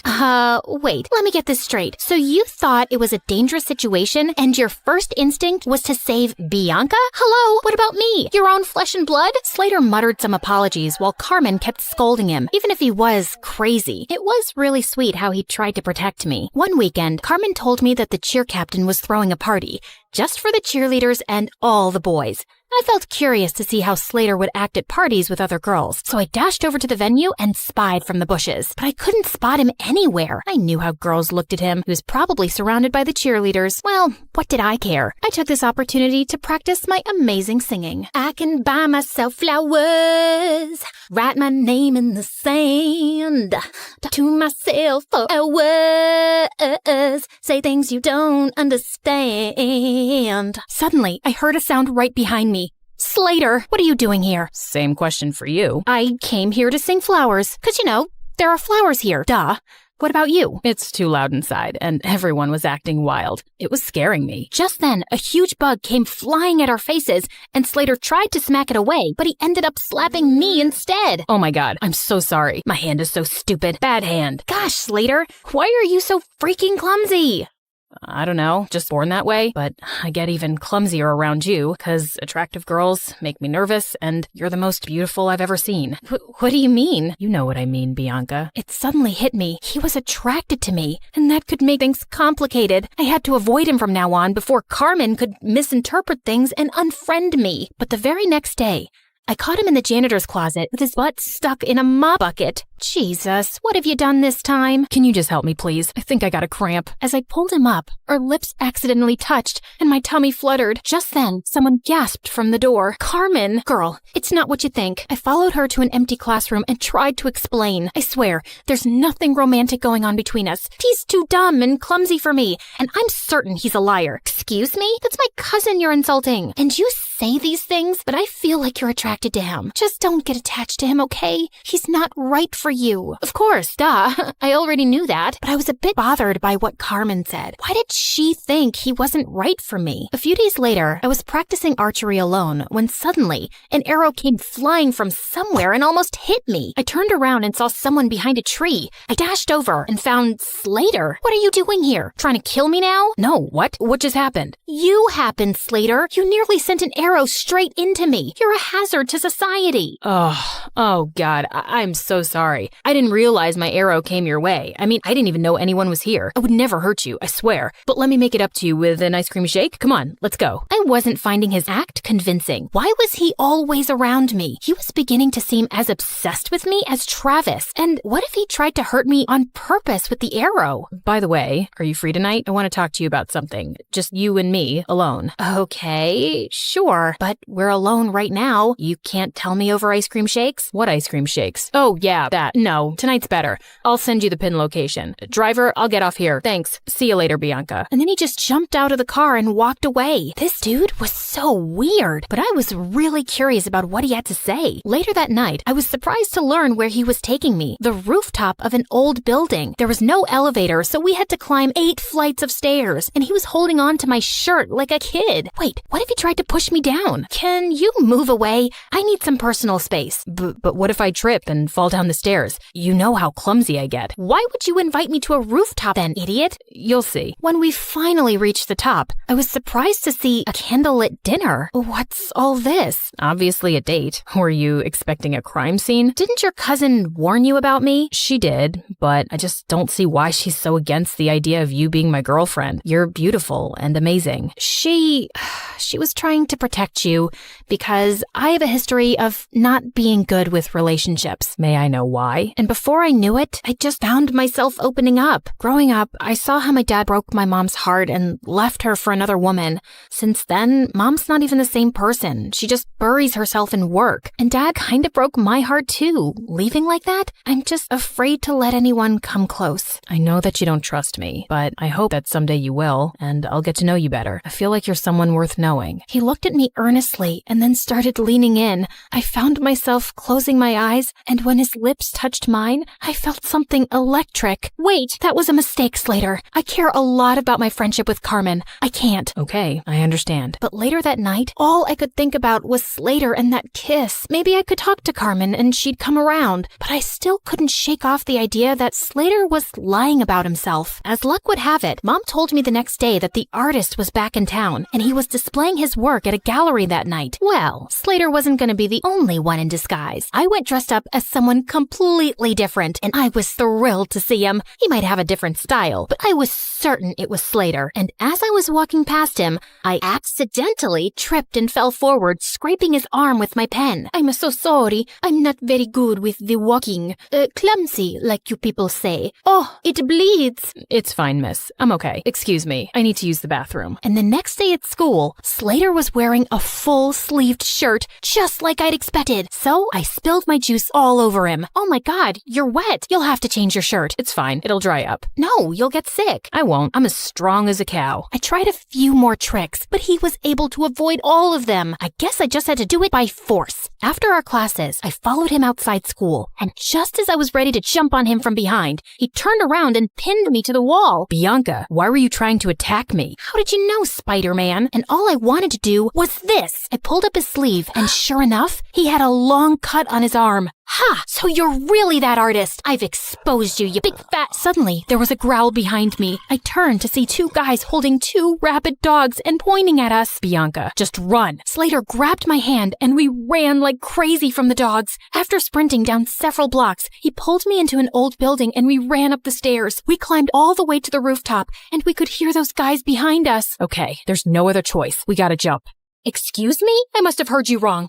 And what is going on? Questions later. And what's the matter? I thought you laughed in the face of danger. Ha. Now is not the time to be sarcastic. Just hold on to me and you'll be fine. Do you trust me? Of course I don't trust you. You're the clumsiest idiot I've ever met. Listen, Bianca, I'm not who you really think I am. I just need you to trust me right now, okay? I won't let anything happen to you. I promise. My instincts told me to trust him, and I did. And what happened next was the most thrilling thing ever. We went flying through the air, then landed straight in a garbage dump. Ew, fish heads. Come on, this isn't over yet. I needed answers about why I was currently running a marathon with my BFF's mystery cousin around the city. Slater, why are these people after us? Listen, something happened. He didn't get to finish because the gangsters finally cornered us. Slater pushed me inside one of the diners as he started fighting them expertly. What were these kung fu ninja moves? He was so hot. Just then, one of the guys came up behind him with a metal chair. I looked around for anything I could throw at that scumbag before he could hurt Slater. Bullseye. That's my girl. Just then, a bunch of policemen arrived and surrounded the men, and Slater pulled out a badge. You're under arrest. What? He was a detective?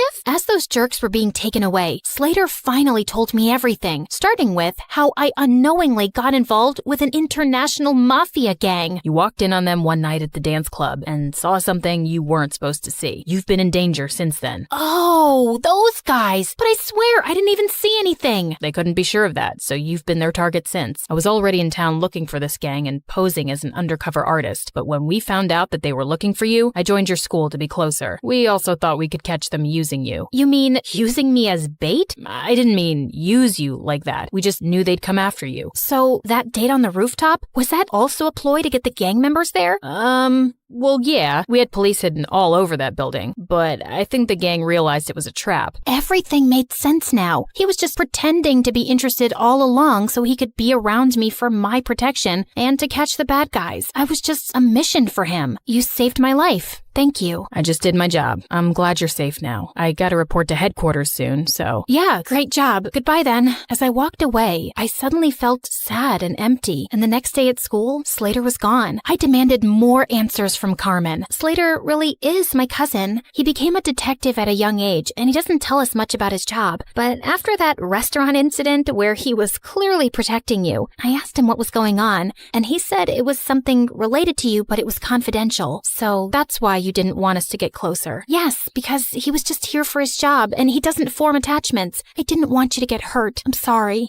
What for? I can see it in your eyes, Bianca. You're in love with him, but I don't think he can make you happy. Oh, please. I've told you. I'll never fall in love with anyone, if you say so. Over the next few days, I tried my best to get back to normal, but I couldn't get Slater out of my mind. Even Mom noticed something was up with me. Haven't seen any crazy headlines lately. No new adventures? Yeah, it's been kinda quiet, but I did make one stupid mistake, falling in love. Mom sat down beside me and then pulled me into an awkward hug. Sweetie, I know you've been affected by what your dad did, but don't close your heart off. Falling in love isn't stupid, and you'll find the right guy one day, and it'll be amazing. Trust me. Mom decided to take some time off work, and we planned a vacation together. But just as I was leaving for the airport, I heard a loud crash from the main hall and saw Slater had pinned Travis to the ground. Slater? Travis? What are you both doing here? Bianca, my cream puff, I couldn't go on any longer without seeing you.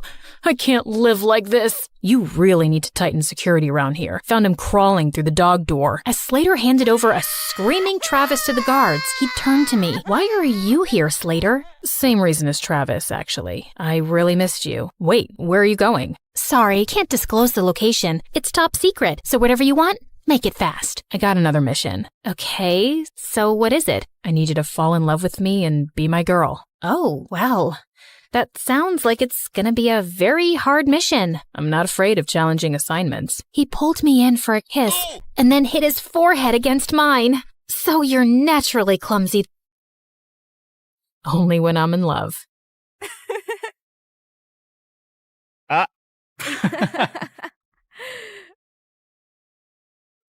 Good day, everyone. My name is Odette, and I'm in the 10th grade. They say you can tell a lot from someone's face. Mine says, please look away. I'm an only child with only child parents, meaning I have no aunts or uncles. My life is boring. My parents are calm and reasonable in that polite, suburban way. I always believed even my face looks boring. You know, Odette, it's time to have some purpose in your life. Well, I'm just waiting for the tragic twist in my life arc, because you guys didn't give me a dramatic backstory to work with. Okay, maybe start with a job? Yeah, Sharon, lead with that next time. Don't make it sound philosophical. You just want another income stream. Whatever. I'm going to my room. Where did we go wrong with our one and only? A few days later, I started babysitting. It was the worst decision of my life. I got an email from a woman saying she had a disabled daughter and needed someone to start immediately. She'd already left for work, but there was a note on the fridge with a list of instructions and $300 on the kitchen table. The daughter was quiet, sweet even. I gave her food, helped her to the bathroom, and for a few hours, everything was fine. Then I started noticing things. Shadows in the hallway, footsteps behind me. You know, classic horror movie nonsense. Long story short, she wasn't disabled. She was just pretending, for fun. People are weird. Yeah, I think my purpose in life can wait. Maybe my purpose was to find a boy instead. I saw my classmates getting boyfriends and having cute relationships. Except me. I have this friend in particular. Her name is Lila, and she genuinely loves boys. God created Adam and noticed he was bored. Imagine being in heaven and still feeling bored. So Eve was made to entertain him. Can't you see it? We girls are men's heaven. All you have to do is just smile and entertain them. But Odette, you're a frowny, boring little creature. Smile so you attract good energy. And by that, I mean boys. But I didn't know how to smile to attract boys. I didn't have it in me. Whenever I saw a boy, I'd just frown and keep my head down and walk away. I once tried with the new boy. He was wearing sunglasses indoors. I don't know if he thought he was famous or had an eye infection. Either way, I decided to smile. Are you sneezing or threatening me with your face? I stared at him, frozen. Okay, I'm calling you Snarly, like Charlie, but with a snarl. People laughed, even me. That was Rafe. He went from being the new student to the popular one instantly. He had this annoying way of making fun of you and still making you laugh. From that moment on, he kept showing up in my life. Unfortunately, so did the name Snarly. Every girl tried to be his girlfriend, especially Lila. Oh, the heck she tried. He said he was waiting for someone special to have a relationship with. What does that even mean? He's a teenager, a popular, cool one. Just hang out with the prettiest girl in the school, which is me. But seriously, what's wrong with him? Maybe romantic guys do exist. Ugh, you're so naive. Anyway, what did your mom cook today? I smelled meatloaf, so that. Again? Hey, beggars can't be choosers. Hey, you. First of all, I really don't want to stay with that ugly stepmom of mine. Second of all, I'm doing you a favor. It's not like you found a better friend. The heck, you only have me.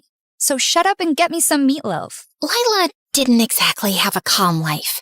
Her dad was a useless, handsome man who somehow got tricked into divorcing her goddess of a mom, thanks to a stepmom so ugly she could curdle milk. Her real mom either ran away or fell into depression. We don't know. What we do know is that Lila never saw her again. Then one day, Rafe was playing in the final, super important basketball game of the year. Everyone was cheering for him. Some girls were even crying. If they lose, I'll spit on their faces. Except Rafe. He can spit on mine if it helps him release some of that frustration. Do you not have even a shred of self-respect? Everyone glared at me. Apparently, I was the fun killer. And an idiot. Why are you like this? You don't have to take life so seriously. Just chill and enjoy the vibe. Then Rafe scored the final shot, and our school won. The crowd went feral. People were chanting his name. They lifted him up on their shoulders like he was a national hero.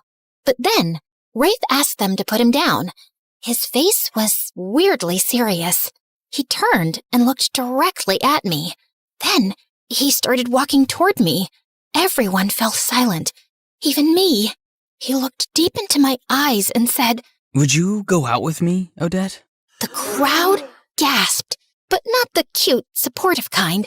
More like an, is this a prank gasp? Rafe, nice one. But Rafe didn't laugh. He just kept looking at me with this soft, serious expression. I wanted to laugh it off. I really did. But something about the way he looked at me made my stomach flip. Some girls laughed nervously and touched his shoulder. A few boys joined in, filming the whole thing. One guy grabbed Lila's hand. Will you be my girlfriend? Oh no, wait, what did Rafe say? Oh yeah, would you go out with me, Lila? Then, out of nowhere, Rafe shoved him hard. The laughter died instantly. Then he just turned back to me, calm as ever. So... Just say yes for now. Let's see where this goes. Yeah, I'll go out with you, Rafe. He grinned from ear to ear, picked me up on his shoulder, and carried me away. Everyone just stood there, blinking, whispering, filming, trying to figure out what had just happened. And from that day on, my life changed forever. For a while, everything felt perfect. Rafe and I became that couple, walking the halls hand in hand, skipping class to sit behind the gym and share terrible vending machine snacks. My parents were totally against me dating Rafe. I don't get it. He's handsome, funny, and successful. Yeah, but something's off. Like how he just sat in our living room with his feet on the coffee table. Little things like that say a lot. Oh, come on, Daddy. Listen to your old man, daughter. He's no good news. For God's sake, last time I checked, you're an accountant living a boring life with dead parents, no siblings, and 0 friends. Since when are you a psychologist, David? Oh, Dad, come on, honey. It's his vibe, his aura. Are you a psychologist? No. Do you read psychology books? Human behavior? Facebook posts don't count. No. Then please, just let me have this one. Finally someone notices me. And he's not just anyone. He's the most popular boy in the entire school, maybe the whole city. That's what makes it even more fishy. Why would he choose you? Honey, that's not how we agreed to phrase. Aha! So it is because he chose me, not his aura or his feet on the coffee table. Why am I not even surprised? Can we please never talk about this again? Lila was the happiest for me. Look, I know most besties would be super jealous if their average, boring-looking friend got the hottest guy in school, especially when that bestie is as pretty and fun as me. But trust me, I'm proud of you. Thanks. But why are you spraying that pink stuff on your feet? Oh, I've got a date with this rich guy. He's a couple years older than us. Well, maybe a couple years on top of those couple years. He's 5 years older, okay? But love doesn't care about age. I just want everything to be perfect, including my feet. So you're gonna tell him nice to feet you? Ha ha. You're actually so stupid sometimes. I love it. So, how's everything with Rafe? It's fine, I guess. But there's this nagging feeling. Like something's off. I don't know. I know that feeling. It's called insecurity. Just live in the moment, babe. Stop overthinking. Oh, and I just had meatloaf. But brace yourself. It was actually good today. Like, edible. Anyway, I gotta go. Love ya. Mwah. Maybe Lila was right. Maybe it was all in my head. Maybe I just needed to loosen up. Until things took a different turn. I started spending more and more time with Rafe. He was sweet and generous, but he never invited me to his house. I kept asking. Then I started nagging. Finally, he agreed to take me there. I was surprised by how old and worn down the house looked. The front porch creaked under her feet. Just as Rafe opened the door, a glass flew past us and shattered onto the street. Rafe yanked me back. Where did you put the money, you useless witch? I bought food with it. What, you want me to leave money here so you can waste it on more cigarettes, you junkie? Well, welcome to my house. We stepped inside. The place was a mess. Dark, musty, with dishes piled up and clothes tossed over furniture. His mom looked pale and worn out. His dad looked like he hadn't showered in weeks. Mom, Dad, this is Odette, my girlfriend. Oh, so now it's Mom, Dad, and not Dad, Mom. Why is she first, huh? You stinking little disappointment. You can't tell me how to speak. I said what I said. What are you gonna do? Hit me? Burn me? Go ahead. What do you even want from us? Why are you still alive? Oh, trying to show off in front of your girlfriend? Like you're the man of the house? Joke's on you. She's not even pretty. Don't listen to him, sweetheart. Don't talk about her like that. Fine, let's talk about you then. Hey, bimbo, this kid you're dating still wets the bed. His mom dragged him to every doctor in town, but some people are just born failures. How dare you! She grabbed a rolled-up newspaper and smacked him across the head. I stood there, frozen. Rafe took my hand without saying a word, and we walked out. Well, I guess I'll never complain about the boring life my parents gave me again. Yeah, I get it. Now you know why I never wanted you to meet them. I'm sorry you had to see all that. Don't be, Rafe. I'm your girlfriend. I'll accept you no matter what. Cool. I like acceptance. So, not leveling up yet? You know, like love? Because, Odette, I love you. Finally! What took you so long? It's been, like, a few weeks, but yeah, I mean, you're amazing. I'm lucky to have you. And when I become this huge, successful basketball player, I'll give you the best life. He was ambitious. He had dreams, and I liked that about him. Then he leaned in to kiss me, and my stomach flipped. But just then, my phone rang. Ugh, it's my mom. Don't answer, Snarly. Let me kiss you and take you to your favorite diner. Rafe and I were only getting closer, which I didn't want my parents to know about, so I kept lying more and more to them. My grades slipped, but I told myself it was fine. I'd catch up later. I just needed time. Time to be with Rafe, to support him, to listen to his rants, to calm him down when he got angry for no reason and swore he wasn't actually mad. We had a routine. After school, I'd meet him behind the gas station near the edge of town. We'd sit on the curb, share a soda, and talk about how fake everyone else was. He said I was the only real person he knew. He started asking for little favors, borrowing my phone, asking me to cover for him when he missed something, lying to his mom. I did it all. That's what you do when someone loves you, right? Sometimes he disappeared for a day or two, and when he came back, he acted like nothing happened, and so would I. I stopped hanging out with Lila as much. You've been ditching me like you're in a full-time relationship with a ghost. He's just going through stuff. Right, and you're the emotional support animal. You're the one who told me to follow my heart and live in the moment. Yeah, the moment. Not the weeks, not the months. Odette, your parents call me all the time asking where you are. I lie and say you're with me, or studying in the library. It sucks. I hate lying to them. Then don't.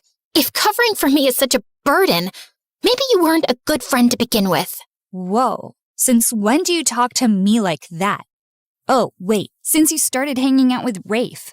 Open your eyes, Odette. Don't lose yourself. Oh, please. Says the girl dating some guy 5 years older than her just because he's rich? You want to talk about self-respect? You know what? I'm done with this conversation. I'm leaving. No, wait. Stay. You love my parents. They love you. You feel sorry for them, right? You can play the perfect daughter they wish they had. I'm leaving. We have SATs coming up, Odette. Don't you care? You're ruining everything for yourself over that dumb jerk. Surprisingly, Lila got a good score on the SATs. I got an acceptable grade, but not good enough to get into nursing school like I'd always planned. Rafe didn't even take the test. He overslept that day.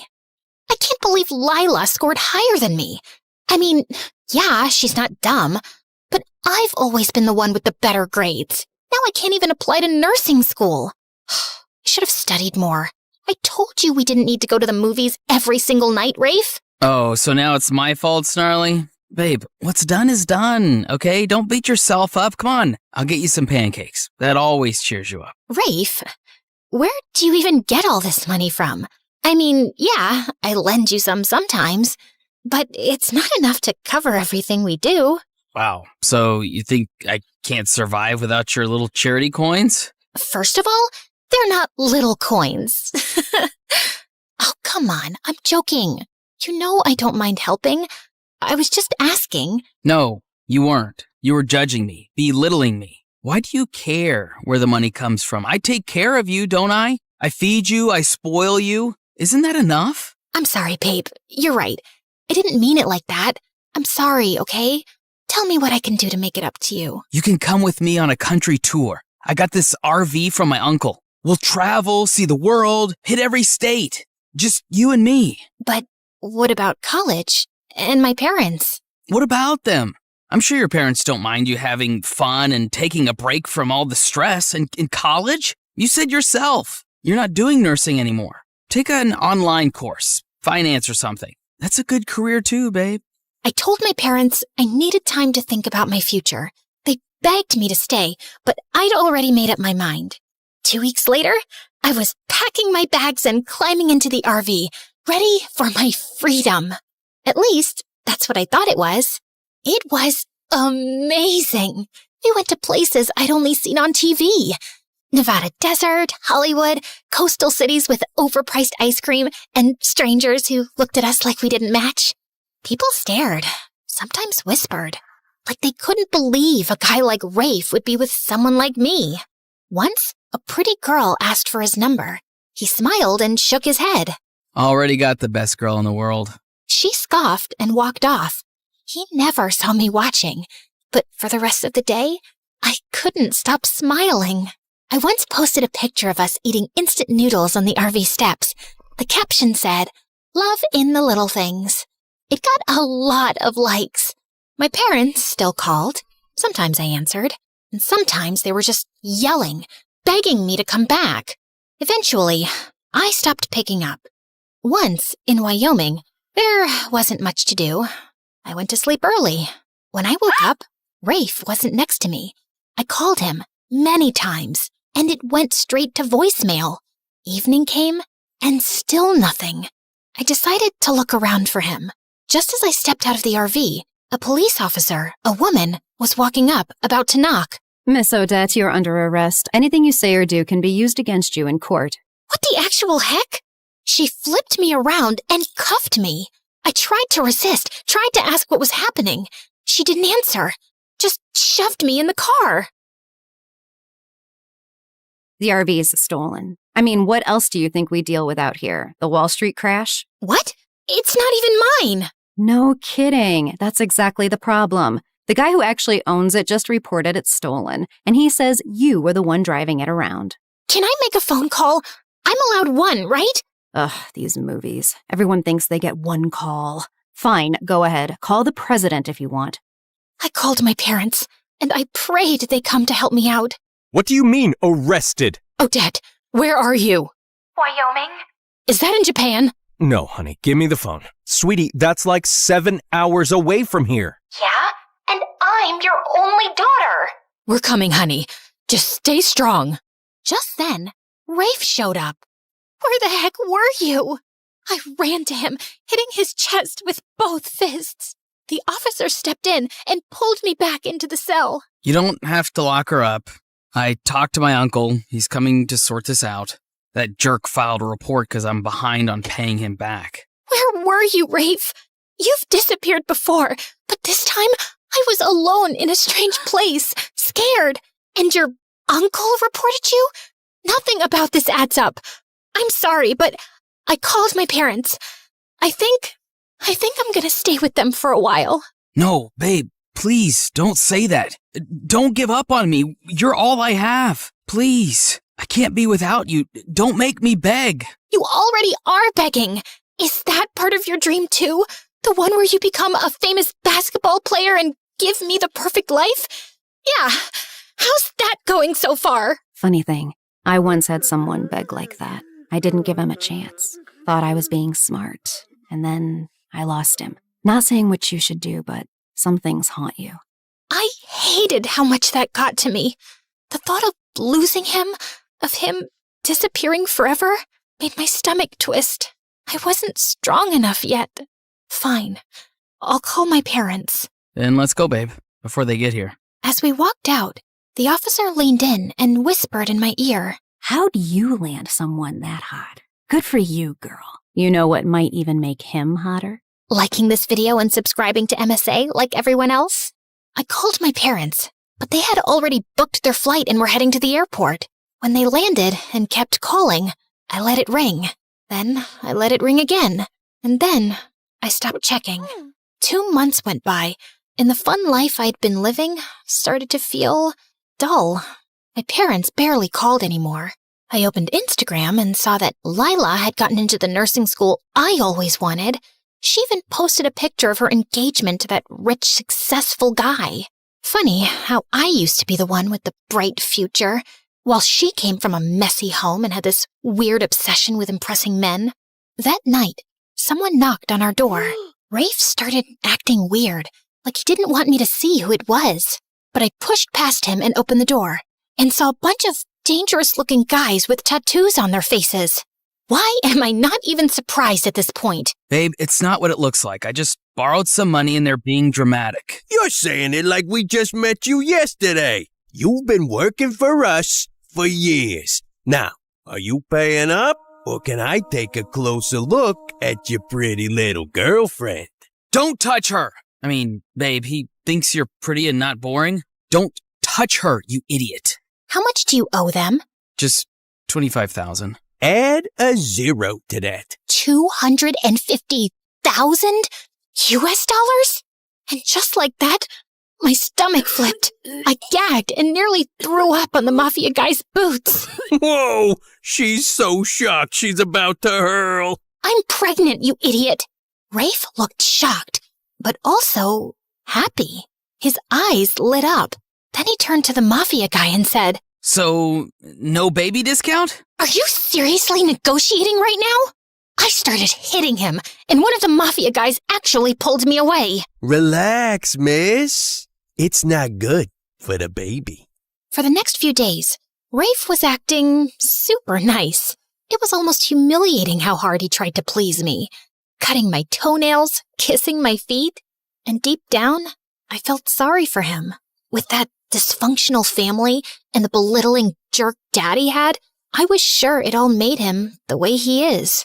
But I also believed I had lost so many years with him. I knew what was happening was wrong.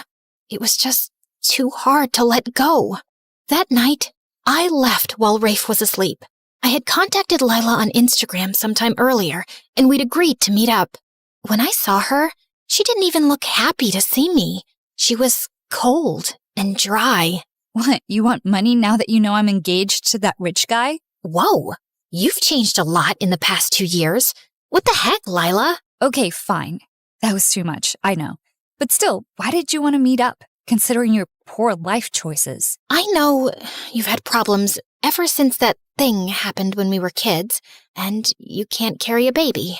So, I'm offering you something. Please don't take it as charity. I'm pregnant, and I thought maybe you'd want to adopt the baby. Lila looked shocked. Then her eyes lit up. She smiled wide and hugged me. Oh my God, my man doesn't even know I can't have kids. I've been too afraid to tell him. He'd probably leave me. But this is perfect. I'll just fake being pregnant, and when you give birth, I'll take the baby as mine. Wait, you don't mean legally? You don't want the papers to show I'm the biological mom? Who cares? You always said your life was boring. Abandoning a baby just fits you. I know this might feel hard because, well, having a baby might be your only achievement in life, but babe, if cats can do it, it's not that deep. Let me get this straight. You think this is about achievement? Do you even know how hard it is to give up a baby that came from your own body? Not so hard for you, apparently. I mean, you're handing the baby away the second you found out you had one. What kind of mother does that? And bam! I slapped her. She slapped me back. This'll slap you back to reality. You were my safest place, idiot. Look at you now. Take this. Do you hear yourself? Wake up, you stupid witch. Take this and this and this. So, what are you gonna do? If you can't adopt my baby, then maybe adopt me. Odette, nothing is forcing you to stay with him. But he loves me. And let's be honest, Lila. Girls like me don't exactly get love stories. That's a lie Rafe told you to believe. You're lovable. You just forgot. And sometimes love destroys people, Odette, especially when it's too much, when it blinds you. But he's a victim, Lila. He grew up with an abusive dad and a wrecked home. That messed him up. Maybe so, but your support has to stop when it starts destroying you. Don't turn yourself into the victim of your own choices. I don't even know why I gave him another chance. Maybe I didn't have the strength to leave, or maybe I was afraid of being pregnant and alone. Maybe I believed him when the tears came and he promised he'd change. In the next months, Rafe came home bruised, limping, once even from jail. Other times, he just didn't come at all. I spent nights alone at the hospital while he lost track of time. And when he did show up, it was with apologies and bruised knuckles, not flowers. Then one evening, I came home from a long hospital checkup to find him sitting outside the RV, staring into nothing. I have to sell it, the RV. I owe them and they want their money. Wait, what? No, don't sell it. I think I can help. He looked at me like I was a ghost, then grinned. You're gonna borrow money from your parents. Borrow. As if we'd ever pay them back. I didn't answer. What, are you gonna rob a bank or maybe call a friend that hates me? Just wait for tonight. You'll know. I love you, Snarly. What would I do without you? That night, I messaged Lila, asked her to meet me halfway. I told her I needed to go home, and she came and didn't ask me any questions. The drive was mostly silent. I watched the highway lights. She hummed softly. When we reached my parents' house, I braced for anger and shame. Instead, Mom opened the door, saw my swollen face and belly, and pulled me into an embrace so tight it cracked everything I'd been holding in.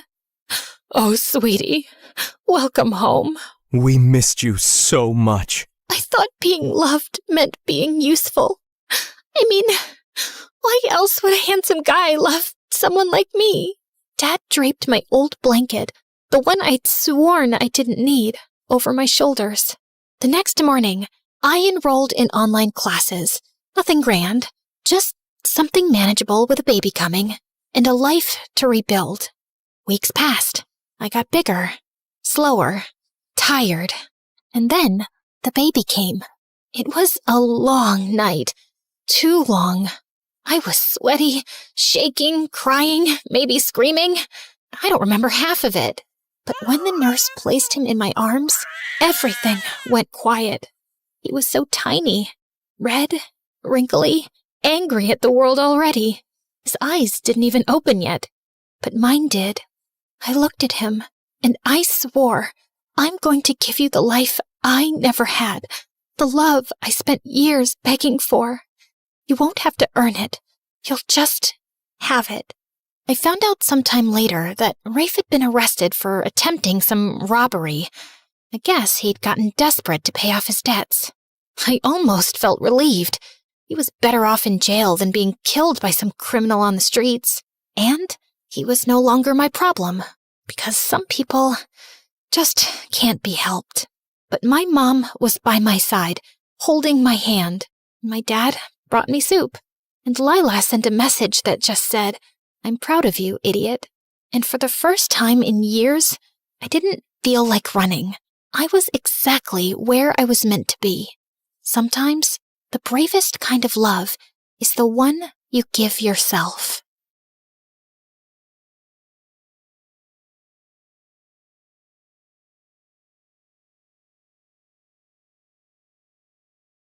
Little Natalie's tummy couldn't stop growling. She had been hungry the whole afternoon, but it was evening now and her mom wasn't home yet. Those rich people should stop making my mom work so much. I wish we'd never moved from France. Mom didn't have to work so hard there like she does here. As she walked outside, she heard loud music coming from the biggest mansion in the whole countryside from afar. Her tummy told her to go there, and she found out there was a large party happening in the garden. Natalie started drooling when she saw the huge feast. She tried to sneak in, but a group of women blocked her. Where do you think you're going, little girl? I'm hungry. Can I have some meat, please? And a glass of juice, too? Just look at her dirty clothes and hands.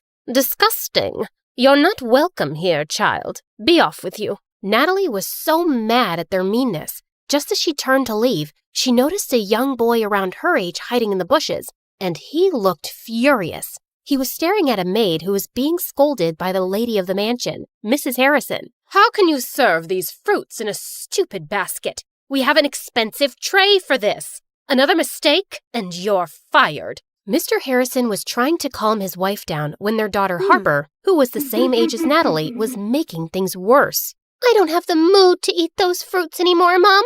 That woman ruined my night. Natalie felt so bad for the humiliated maid. She joined the boy in the bushes. I hate these people. Me too. And that's my mom they're yelling at. They don't deserve all this delicious food. I have to teach them a lesson. Wait, are you going to do something bad?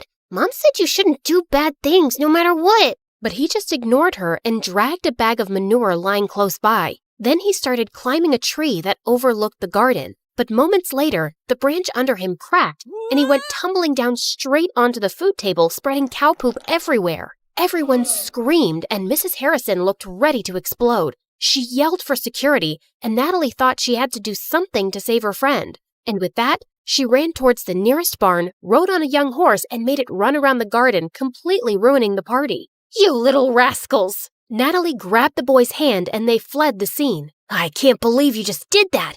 You're so cool! Natalie's tummy suddenly let out another growl. He chuckled and took out an apple from his pocket. For you! Make it 2, 'cause I saved your butt. I'll get you another one soon, promise. What's your name? Natalie. And you? Caleb. Nice to meet you, Natalie. Can we be friends? Okay.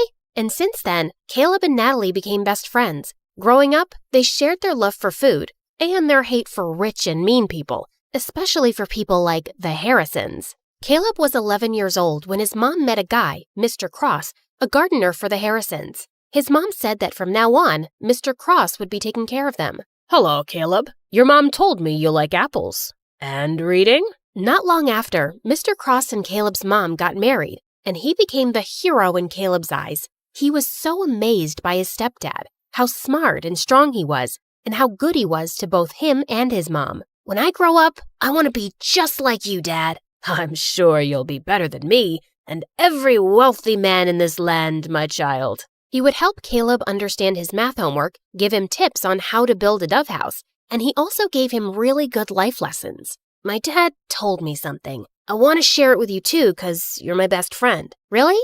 Tell me. He said, sometimes we need to stand up for ourselves and fight back, whatever it takes. Yes, we fight back the right way. Mom said we shouldn't do bad things no matter what. I know, you told me. But is it bad to defend ourselves? Do we just let other people do bad things to us and say nothing? You always speak about how unfair the system is in this town for poor people. Yeah, I do think that. Like, if someone hurts you, I'll hurt them too. Natalie was surprised by how firmly Caleb said it. Suddenly, as she changed her position, she lost her balance and fell. Caleb laughed and helped her up. Now, I don't know how to hurt the fence or the ground, but Caleb then kicked the fence and stomped his foot on the ground. Natalie found it funny. She liked the thought of Caleb as her protector and felt really lucky to have a best friend like him. And over the years, she grew to like him as much more, but she was too scared to admit it, too scared to ruin their friendship. One day in high school, she decided to cook his favorite food and surprise him at lunch, but her heart ached with jealousy when she saw him laughing with some girls in the canteen. She was leaving when Caleb called her name and walked up to her. Is that for me? Before she could reply, the girls jumped in and glared at Natalie. Why are you friends with that dumbhead, Caleb? Same question. Handsome boys like you should hang out with pretty girls like us. Suddenly, Caleb wrapped his arm around Natalie's shoulder. My girlfriend is not a dumbhead. She's the smartest, coolest, and most beautiful girl I've ever known. So please, stop talking rubbish about her. Girlfriend? As the humiliated girls left, Natalie turned to him. Why did you tell them that nonsense? Those girls are going to hate me forever. Are you mad? Yes, I'm mad because you lied. We're not dating. We're just friends. Fine, I'm sorry. But what if I wanted to be more than that? What do you mean? Can I hold your hand? No. I love you, Natalie. I've loved you since we were kids. Do you love me too? Caleb's sincere gaze made her melt. Yes, I think I feel the same way. Caleb started to lean in closer, and when their lips finally touched, she felt like she was on cloud 9. After that, the best friends became lovers, and Natalie was really happy with Caleb as his girlfriend. But over time, things started to get complicated. His mom fell really sick, and his stepdad's earnings weren't enough for her medicines. So Caleb was forced to take more part-time jobs around the farm. He hardly had any time to spend with Natalie anymore. Meanwhile, that night at the Harrisons, the family was having their usual dinner. Mr. Harrison was talking about the progress of their business, while Mrs. Harrison was being pushy towards their son to date someone. I don't understand the rush. I'm so young, I'll have plenty of time later on. You have plenty of time now. I don't, Mom. I'd rather focus on school than date. Love is nothing but a stupid distraction. All work and no play makes people really dull, darling. Remember Sheila? Benjamin's daughter. I think she's a nice girl. Mom, I don't like her. She's weirdly obsessed with me. Duke, she cares about you. Let him be for now. Don't push him so hard. He'll eventually find someone. But Sheila might not be around till he decides he's ready. And I think she would be so good for him. She's a smart young woman. They're perfect for each other. I have no interest in wasting my time on girls right now. Oh, brother, how about boys? Do you want to share something? Shut up, Harper. Well, Sheila and her parents are visiting us soon, and you will spend time with her so you can get to know each other. Who knows? Maybe it will end in a wedding. Hearing that, Duke suddenly felt the urge to lie. I'm sorry, Mom, but I already have a girlfriend. What? I said, I'm not dating Sheila because I already have a girlfriend. Since when do you have a girlfriend? Since 6 months ago, but we kept it a secret. I don't want people in my business. Duke left the table and decided to take a walk in the gardens to cool off. Suddenly, he heard someone behind him and turned around to see it was just Mr. Cross. Oh, sorry, Master Duke. I didn't mean to disturb your walk. You look a little upset. I'm not. It's really nothing. Just sometimes parents can be too much. Do you have kids, Mr. Cross? A son, the same age as you. Maybe I'll introduce you sometime. Duke was feeling too preoccupied, so he just smiled at their gardener and walked off. That weekend, Natalie's mom caught a serious flu, so later that day she went to town with Caleb to buy some medicine. While they were in the pharmacy, his stepdad called him. I need to stop by a dad's friend's place to pick up a package.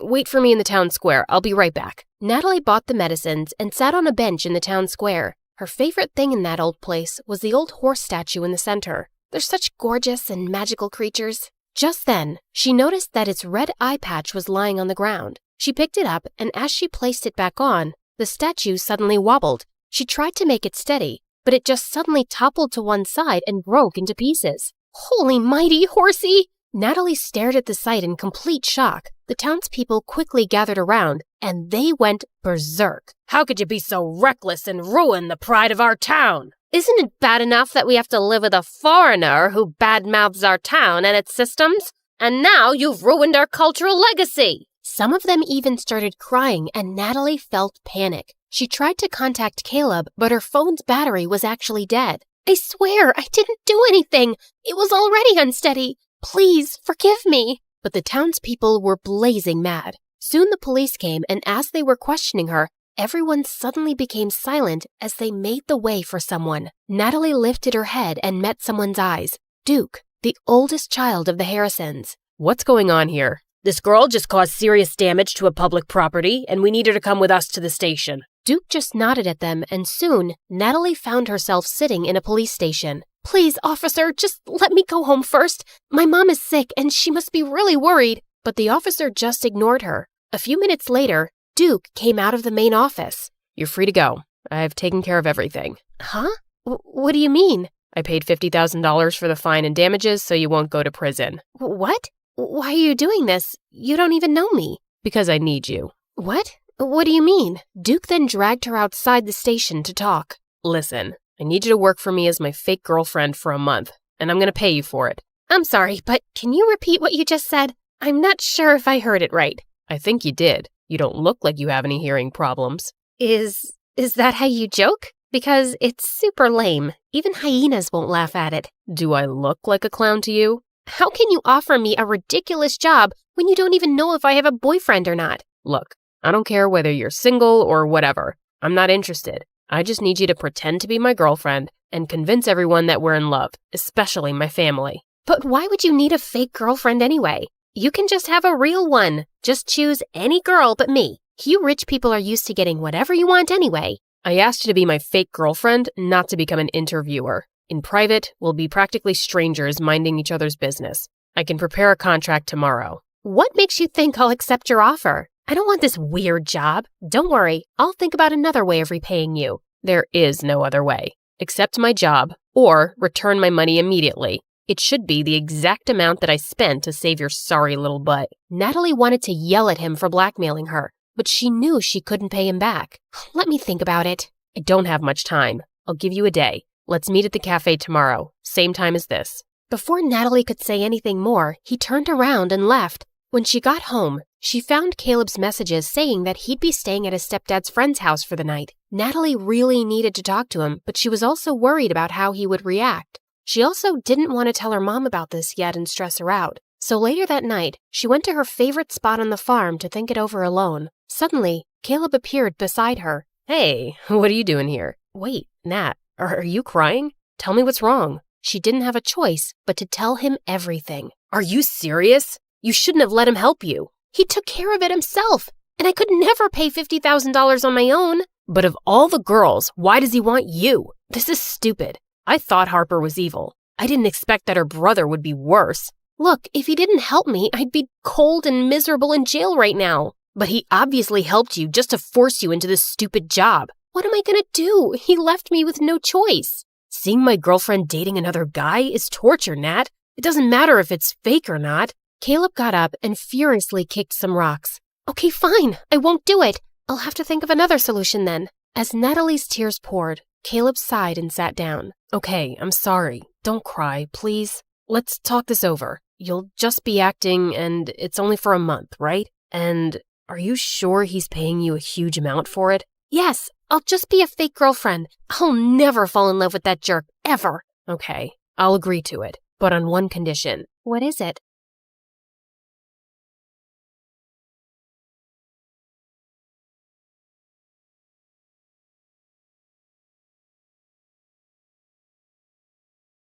People call me the queen of entertainment, a famous pop icon, a musical superstar. You can take your pick. As for me, I like to be called the Queen of Hearts. Hi, I'm Ariana Grande. I was born in 1993 in Florida to overachiever parents who were super successful in their careers. Right since I was a toddler, I loved to sing. Mom would sing me lullabies and I'd sing along with her. You have a beautiful voice, my baby, just like an angel. I'm not so sure. I didn't get selected for the school choir. Don't let that dishearten you, sweetheart, and have confidence in your talent. I'm sure you're meant for greater things. Although I loved singing, I was also fascinated by theater and acting. I performed on stage for the first time when I was 8 in a musical named Annie. Are you nervous, Ari? No, not at all. In fact, I can't wait to set the stage on fire. And I did just that. That musical was a great success, and it marked the beginning of my musical theater journey. After that, I performed in so many other local productions like Beauty and the Beast and The Wizard of Oz. Life was going smoothly, but then my parents got separated. I felt devastated for a while. But thank God I had my pet dogs to keep me going through that tough phase. Just so you know, I have 10 rescue pups. One of them is named Sirius Black. Yeah, I'm quite obsessed with Harry Potter. But then, aren't we all?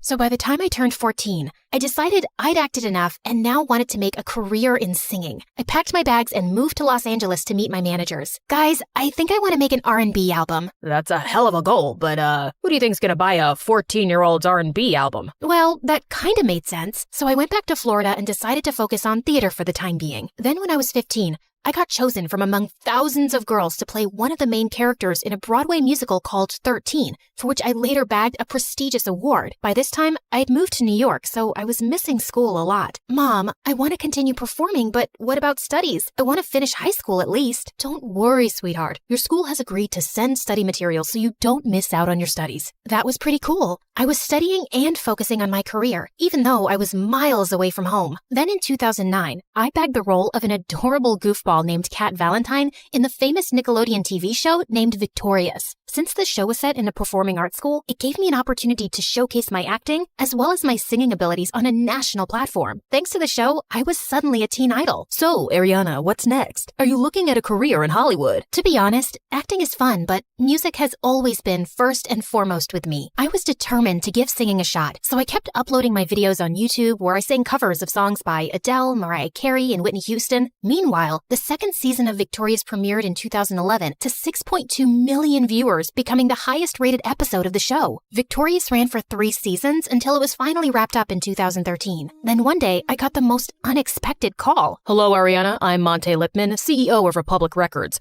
I saw your YouTube videos and I want to sign you up for the label. Are you interested? Yeah, of course. I'd love that. I put down my phone and did a little happy dance. My music career was finally taking off. The next 3 years, I focused completely on my vocals and singing and collaborated with many contemporary artists. The result was my first album, Yours Truly, that debuted at #1 on the US Billboard 200 albums chart, and it sold 138,000 copies in its first week. After that, there was no looking back for me. Today, I've sold over 85 million records worldwide, broke 27 Guinness World Records as a singer, bagged 2 Grammys, and was listed among the 100 most influential persons in the world by Time magazine. So friends, I hope my story inspires you to never give up on your dreams, since miracles do happen. Just believe in yourself, because if you don't, who else will?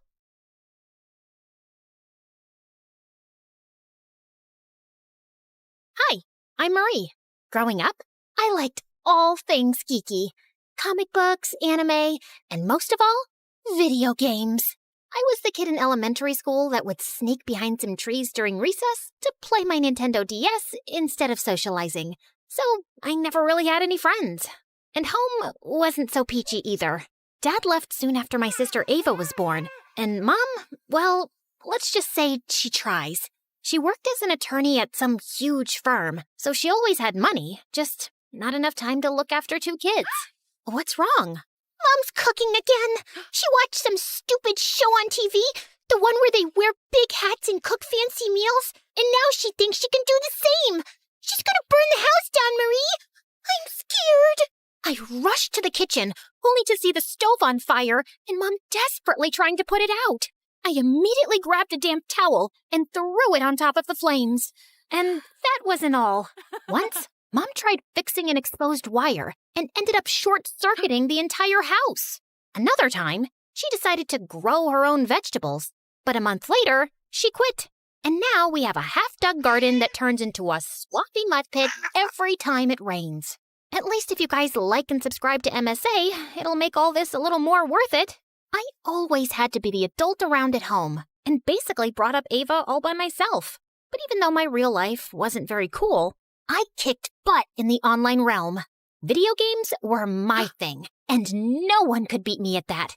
Except Hero. The first time we met was on the first day of high school. He was new, and the teacher asked me to help him catch up. And I quickly found out that, just like me, Hero loved video games. His mom didn't make a lot, so he was always jumping from one part-time job to another. And it was his dream to become a world-famous gamer. Slowly, we became friends. And every weekend I'd invite him over and we'd go bonkers on my gaming system. Easy peasy, lemon squeezy. I'm the winner. You're just lazy. That's not even a phrase. But you get the point, right? So yeah, having Hero around was fun, and I was glad to finally have a friend. But then I turned 18 and things kind of glitched. Hero and I had planned on checking out this new game store in town, and I was waiting for him at school, but he never showed up. I even tried to sell, but he didn't answer, and his social media accounts were gone. He disappeared without a trace, and as weird as it was, I decided to stop chasing after him and move on. I threw myself into my studies, topped my class, and got into a good college. With Ava in high school now, I figured she could handle herself, and I could finally get a fresh start away from home. Then one night, I was in my dorm playing video games when I got stuck on this one particular level. After my 5th attempt, I was ready to throw my controller out the window when I heard someone behind me. Need a hand? I turned around and found myself looking up at Adam, a senior, and easily the most charming guy on campus. What are you doing in my room? Just came by to say hi to a friend down the hall. And then I saw you struggling, so I figured I'd stop and help. I appreciate your not-so-called-for help, but hey! Adam had snatched the controller from my hands and started pressing buttons like a pro. Within minutes, he'd cleared the level like it was nothing. The trick is all in the NPC interactions. They each have coded movement loops that line up with the mission objectives. You pick up on those patterns, follow the right ones, and they practically guide you to the finish line. Of course I knew that. I was just trying to improve my timing. Right. You know, my friends and I are playing at the video game arcade tomorrow. You could join us if you want. Thanks, but I like to play alone. Suit yourself. But just in case you change your mind... And he wrote his number on my desk and left. I tried to shake off his offer, but then I thought it had been a while since I was playing solo and maybe teaming up with others wouldn't be so bad. So, the next day I called him and he sent me the address. I expected it would be a casual gaming session with a few friends, but I was stunned to see that it was a massive gaming tournament. Hundreds of gamers sat around, dead serious, fingers flying over controllers, and eyes glued to screens. Just then, Adam spotted me and ran over. Hey, perfect timing. You're playing with me. I nodded and took a seat next to him.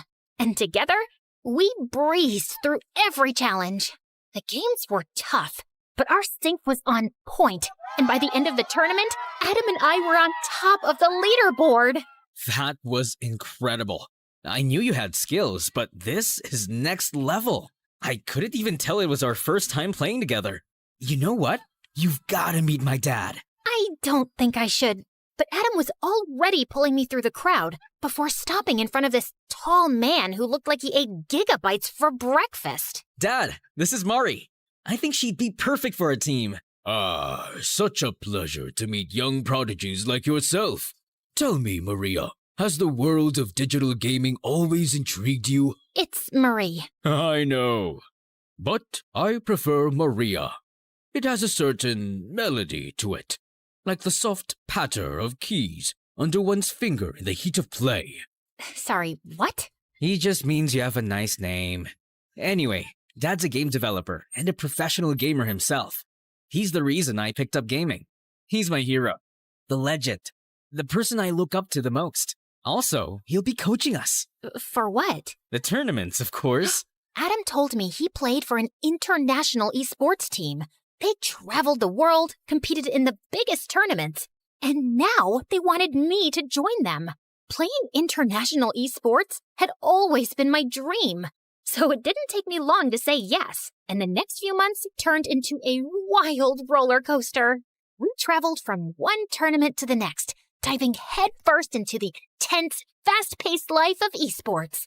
And while I loved competing, Adam's dad made things really complicated. Our primary objective is to establish dominance in the early stages by monopolizing resource nodes and obstructing adversarial progression. What is he saying? He wants us to capture as many resource points as we can at the start and block the other team. Why doesn't he just say that? That's just how he talks. You'll get used to it. But Adam's dad's constant hovering and descriptive plans made every practice session feel like a mental marathon, and I just couldn't keep up. Then one day, after a grueling practice, I was scrolling through my phone when I came across an invite to the closed beta test of Infinity Nikki, a game that had been making waves as the coziest open-world experience out there. I was tired of playing endless battles and high-stake combat games with Adam, and I was looking for something that felt more comforting and fun. And the game seemed like the perfect escape. So I enrolled for access to the closed beta, got in, and boy, was that the best decision ever. The game took me into the magical world of Mirrorland, where Nikki, the main character, went on amazing quests with her cute companion Momo. The coolest part of the game were the ability outfits that helped Nikki navigate Mirrorland, gather resources, and complete quests. I got to explore dungeons, tackle boss battles, ride vehicles, and even capture beautiful moments with the photo feature. It was so much more than a dress-up game. It was pure magic. I was so amazed by it, I even joined Infinity Nikki fan forums to know more about shortcuts and outfit combos. And I found myself chatting regularly with one user in particular, Silent Warrior. Oh my god, Momo camera is so cute. I could pose in front of that forever. Oh, but here's something that makes it even better. Usually, you can only take pictures of the scenery in Nikki, but there are certain spots on the map where this Feywish sprite, Dakabo, will suddenly pop up and look straight at the camera while you're capturing the shot. I swear, it's the funniest and most unexpected thing ever. No way. How did you even figure that out? Spent hours wandering the map, taking random shots. The first time Dakabo appeared, I almost dropped my controller. You've got to try it. It's seriously worth it. Well, since you've been so helpful, I've got news for you too. December 6th is actually Nikki's birthday, and to celebrate that special day, all Infinity Nikki players will be getting this stunning new dress called Starlit Celebration, absolutely free of charge. I mean, talk about a sweet deal. But you have to log into the game before December 19th to redeem it, so tell all your friends to download it now. I've already told mine. It felt like I'd found someone who spoke my gaming language, and I really wanted to meet him. So, naturally, a week later, I was one of the top players invited to play Infinity Nikki live at an exclusive arena. I walked in feeling excited, and I was at the snack bar getting a soda when another hand reached for the same can. I looked up and froze as I saw Hero smiling at me. Didn't realize this one was yours. Well, it certainly doesn't have your name on it. Just then, the announcer called all gamers to the stage for a quick face-off, and I hurried to the stage. I was settling down in my seat when Hero pulled up the chair next to mine. He opened his mouth to say something, but I shushed him and focused on my game. I entered the breezy meadow, collected a bunch of daisies, and was just enjoying my walk through the vibrant flowers when Momo told me that there was a Whimstar nearby. So I hurried through the meadow, collected the Whimstar, and upgraded to a new outfit. Wow, you're still as good as I remember. Oh, so you do remember me. I thought the way you vanished, you probably forgot all about me. Okay, yes, I deserve that. But I had a reason for leaving so suddenly, Mari. That's when Hero told me that his mom had lost her job, and since they lived in her employer's house, they had to pack up and move to a new town, almost overnight. You could have dropped a text, at least. I just couldn't find the time to. I had to pick up jobs to help Mom out, until I figured out a way to make money through gaming. You have no idea how many times I thought about calling you, but I just didn't know what to say. So when I saw your name on the Infinity Nikki forum, I decided to send you a message as Silent_Warrior. Wait, you're Silent Warrior? So you took me for a fool not once, but twice? That feels good. I'm sorry, I just didn't know if you'd talk to me. I even learned the whole game just to get to this live event and meet you, Mari. So what do you say? Can we restart? I kinda miss you. Okay, yeah, I missed him too. Hero was the one person who always understood me, and he did genuinely sound sorry for the way he'd acted. So I agreed, and we reconnected. We spent hours chatting about games, and I told him everything about my new team and life at college. Our conversations felt effortless, and I was happy to have him back in my life. But while things with Hero got better, with Adam, it only got more tense. Maria, grab the plasma cannon next to you. You're wasting essential resources. I'm pinned down by these two enemies. I need to deal with them first to advance. Incorrect. Your role is to support Adam. He's leading the mission. Provide suppressing fire, and use that weapon to neutralize the opposition. But if I expose myself, I'll get eliminated. Then strategize smarter. Honestly, you're making me question your tactical skills. Did we make a mistake by bringing you onto the team, Maria? Oh, I don't know, sire. Maybe you did. So why don't you go ahead and find someone who's better than me and can understand what you're actually talking about? And yeah, for the record, my name is Marie. And I just threw the controller down and walked out. And seconds later, Adam followed. How dare you talk to my dad like that? He's constantly breathing down my neck, Adam. It's annoying. He just wants you to do better. And honestly, Mari, you could use a little extra practice. Dad doesn't think you're ready for the tournament, and he might be right. Your dad thinks no one is ever ready. And every time I talk to him, I feel like I'm in the middle of a test I didn't prepare for. I don't think I can play like this. And before Adam could get out another word, I flung my bag over my shoulder and left. I was so distracted that evening, I could barely focus on my game with Hero. I had to jump through some glowing hoops in a sequence before the time ended, and I just couldn't keep up. Hero immediately understood something was off and asked me what happened. And I told him everything. Why are you even with them if they don't value your skills? It's not all bad. The rest of the guys on the team are great, and Adam's a bit edgy, but he's a good player. It's his dad who gives me the ick. My mom's a saint compared to him. At least she never trash-talked me the way he does. Mari, you're a great player, and from what you're telling me, this Adam sounds like a jerk. I think you should just quit and play with me instead. We're good. I just laughed at Hero's suggestion. He was clearly joking. There's no way he'd actually expect me to quit my team at the last minute. Although, I'll admit, the idea was kind of tempting, considering how Adam being on the team was seriously getting on my nerves lately. Later, I ended up talking to my sister Ava about it, and the next day, she and Mom showed up at my dorm with dinner to cheer me up. I was struggling through the lasagna Mom made, when suddenly there was a knock at the door. Hero? What are you doing here? Okay, don't freak out, but I kind of put our names down together for the tournament tomorrow. What? Why? Because your team sucks, Mari. Adam and his dad are dragging you down, and it's obvious you're not happy. But playing Infinity Nikki with you these past few days made me realize how amazing we are together. If we team up, we actually have a chance of winning. And I found out from my sources, and the prize money on this tournament is insane. Hero, Planning to ditch me at the last minute? I saw Adam standing behind Hero with a hard expression on his face. You're taking this the wrong way. Oh, am I? Wasn't he just telling you to leave us and join him?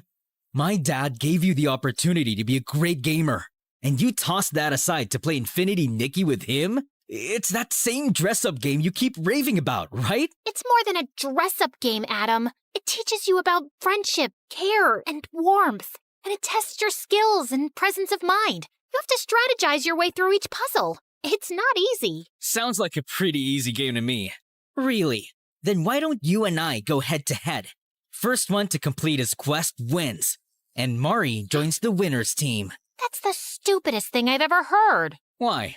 Scared I'll kick his butt? We'll see about that. But the food's getting cold.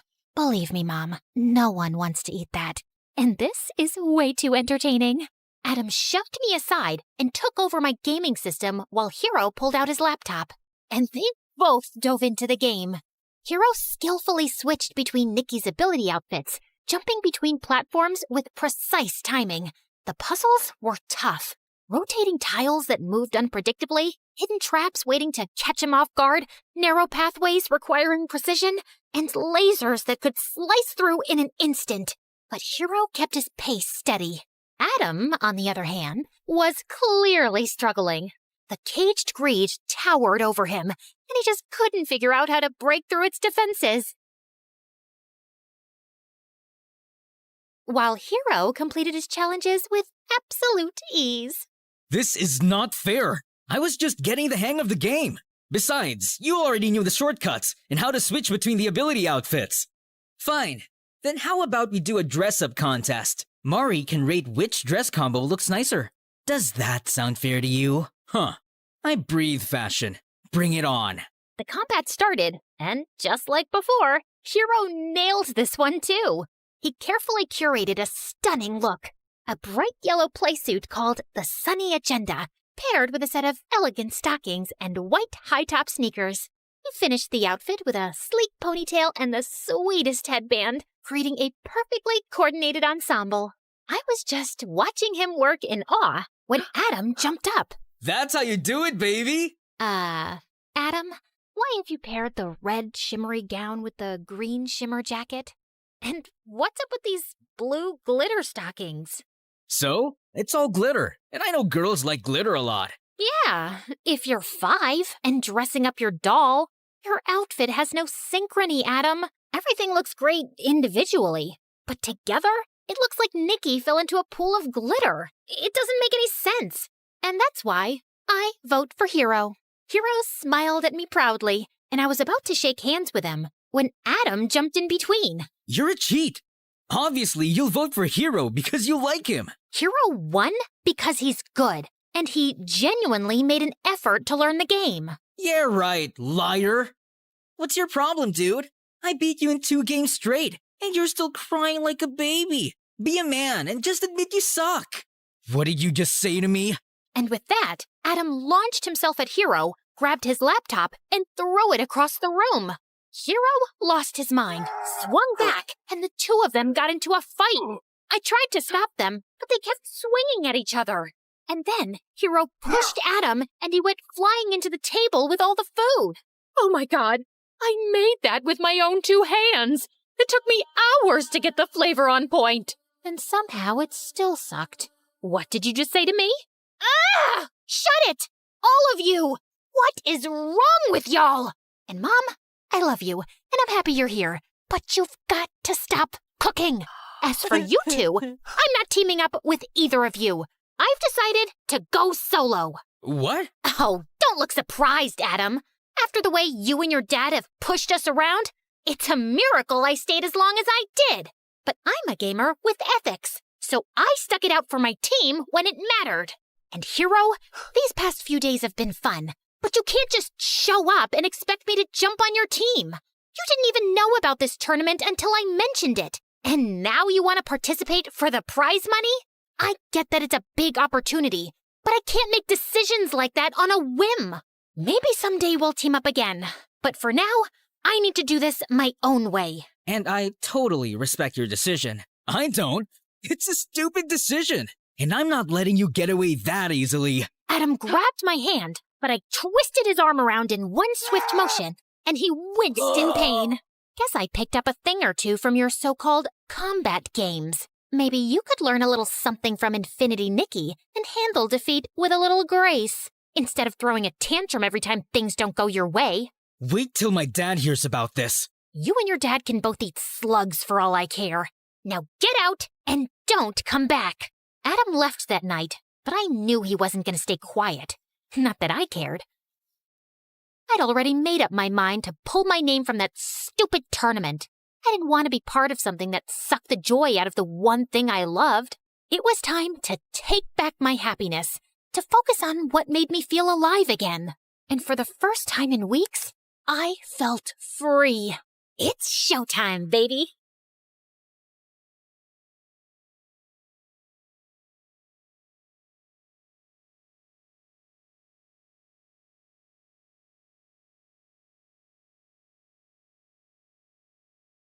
My thumbs flew over the controller at lightning speed as I battled my coworker Andy while everyone else cheered from the sides. How did you get that level up? Where have you learned these moves?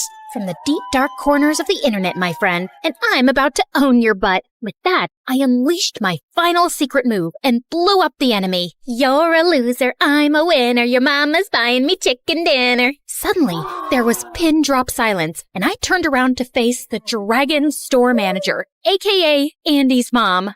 You have 10 seconds to clear up this mess and get back to your jobs. Or you're on fire!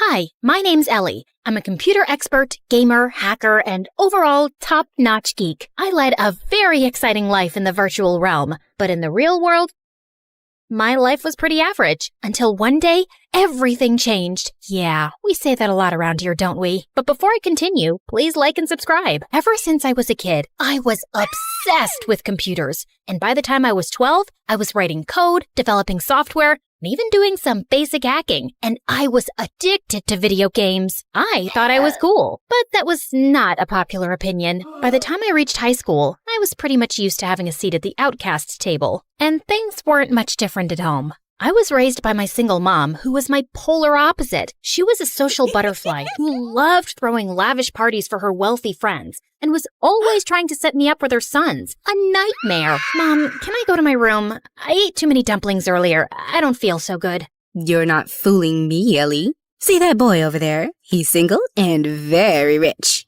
Go talk to him. That boy played football at my school, and he was surrounded by some popular girls. And I walked over. Hi, oh God, save yourselves. Then I threw up all over the boy and the head cheerleader. Of course, I was a laughing stock in school the next day, and I started hiding out in the library. One day, I was playing a game when I got an invite to a virtual treasure hunt with a huge cash prize. The disclaimer read, "Only super smart hardcore gamers need apply." It was like someone was describing me. I breezed through each challenge, but when I got to the last level, my computer suddenly froze, and then it became lifeless. No! But this was just the beginning of a series of unfortunate events. Soon after my 18th birthday, Mom suddenly fell really sick. The doctors ran a million tests and gave her expensive treatments, but nothing was working. And we had a ton of medical bills we couldn't pay because Mom's credit cards were all overdrawn. We're poor and I'm sick. Find a rich man so you can have a good life. How am I supposed to do that? Boys don't even notice me. We're poor. Find a rich man. A rich man. Find my daughter. What did I say? Daughter, find rich? My man? Find a rich man.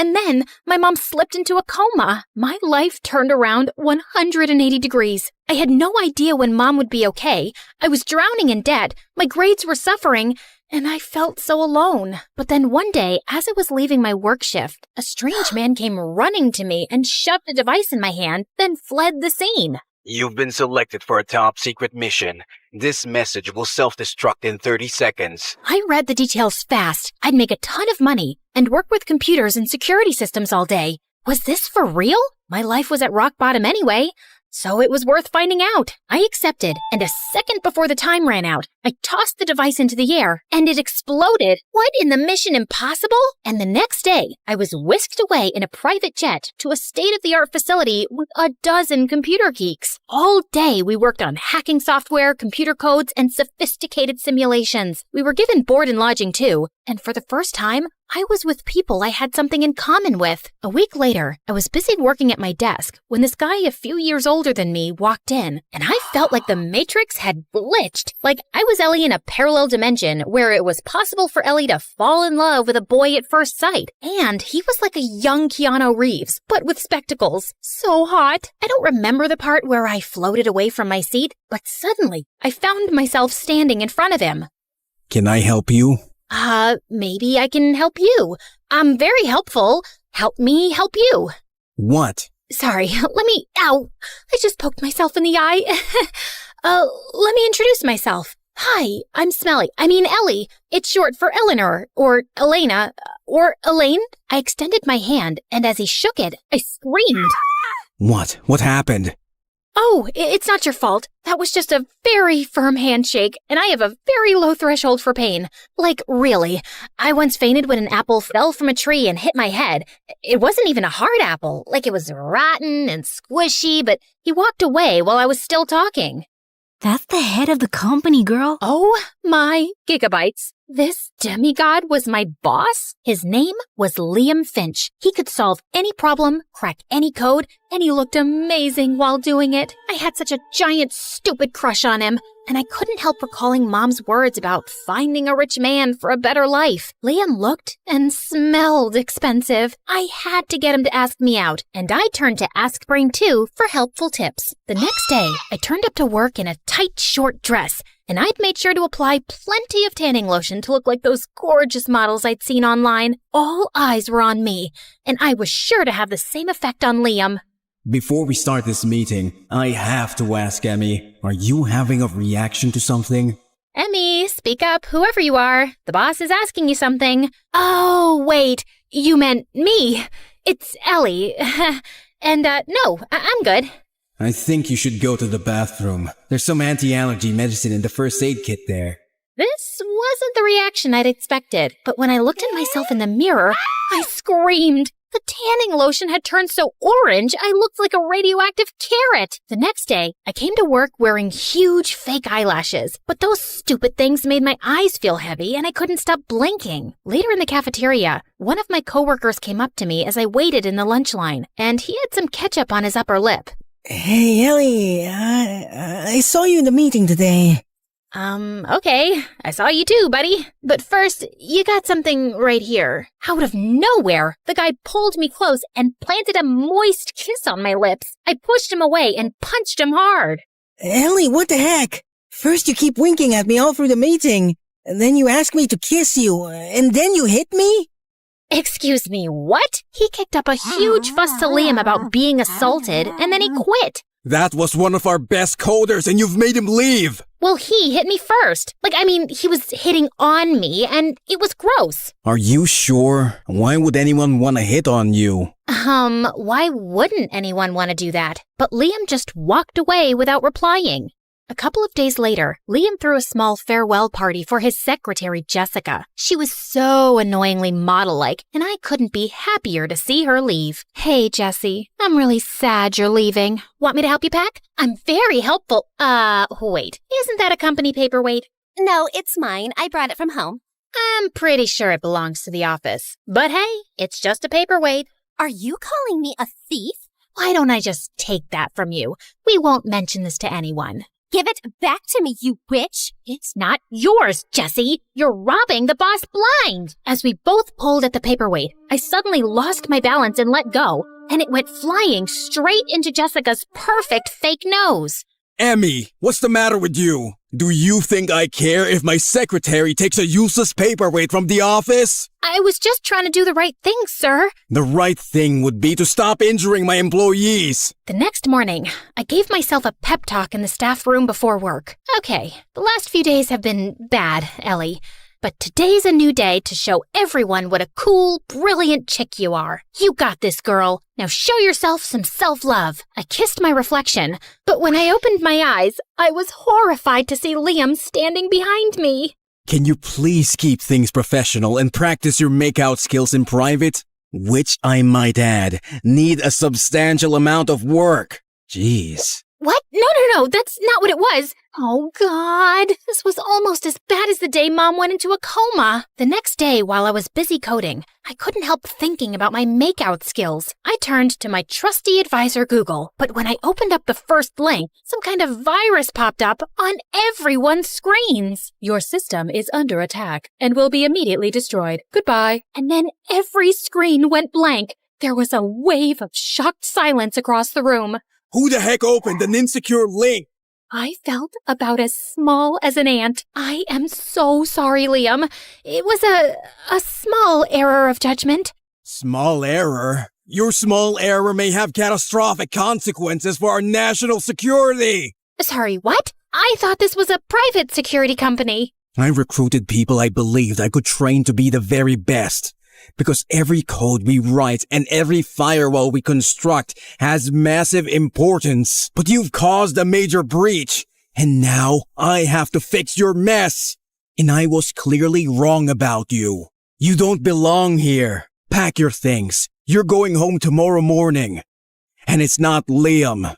It's Mr. Finch. I felt like I'd been punched in the stomach. This place was the most at home I'd ever felt, and I'd really screwed things up. The next morning, I was going to the office to turn in my employee card. When I stopped short, the building had been sealed and was surrounded by police officers, and my coworkers were being arrested. I slipped away quickly, my heart racing. What the heck was going on? The only thing I could think of was finding Liam, if he hadn't been arrested already too. I made my way to his place and rang the buzzer a few times, but no one answered. Then I overwrote the code of the security lock and the door clicked open. I'd just taken a few steps in when someone leapt at me and pushed me to the ground.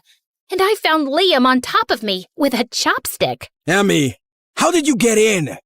And why do you know where I live? It's a top secret location. We sell that lock at the store where I worked at before, so I'm very familiar with the software. And I, hacked your smartwatch to track your whereabouts a few weeks ago. Just for fun, I swear. See, smartwatches aren't actually that smart. They should be kind of called dumb watches. Also, were you gonna poke my eye out with a chopstick? Get up. Why are you even here? Because I went to the office and everyone was getting arrested. Well, it's all your fault. What? Since our security systems were down after you downloaded that virus, something invaluable was stolen from us last night. And now, we're all in big trouble, and I have to go into hiding. You're leaving? Will I ever see you again? Unlikely. You've ruined everything. Just go home. Look, Mr. Finch, this is ridiculous. There are plenty of problems in your security system that I've been studying for the past few weeks, and someone would have figured those out sooner or later anyway. So stop blaming me, and please tell me what's going on. Also, why is it so hard for a genius like you to remember that my name is Ellie? Liam looked surprised at my outburst, and just as he was about to speak, we heard cars screeching outside. The police are here for me. I gotta go. Whoa, wait. I'm coming with you. I can't survive jail or torture. I told you, I have a very low threshold for pain. Oh God, just shut up. Liam grabbed my hand and led me to the kitchen, where he opened a trap door in the floor and started climbing down, and I followed. Dark, narrow spaces. I hate dark, narrow spaces. I'll die if a mouse jumps on me. We ran through an underground passageway, climbed up another ladder and out of a gutter hole and onto a main street several blocks away. Liam dashed towards a car and we jumped in, but just as we were driving off, several police cars came to a stop in front of us. Wow, we managed to escape for all of 2 minutes. Okay, Mr. Finch, Liam, whatever. If I never see you again, I just want to say that you're the most beautiful... Suddenly, Liam hit the pedal hard and started driving in reverse like a maniac. Oh my God, what are you doing? I'm too young to die. I've spent all my life behind computer screens. I haven't seen the world. I've never even been on a beach. You know what? I'll go to jail. You can drop me off anywhere convenient. Liam took a sharp turn into a street, avoiding a truck by half an inch. He turned the car around 180 degrees and started driving even faster. I saw 2 black cars hot on her tail. Emmy, I need you to get a freaking grip and tell me the coordinates of the city's main bridge. We're gonna be jumping off of it. You can swim, right? Of course I can't swim. I'm terrified of water. That's why I've never been to a beach. We're not jumping off any bridge, you psycho. Can you please do what I'm saying and just trust me?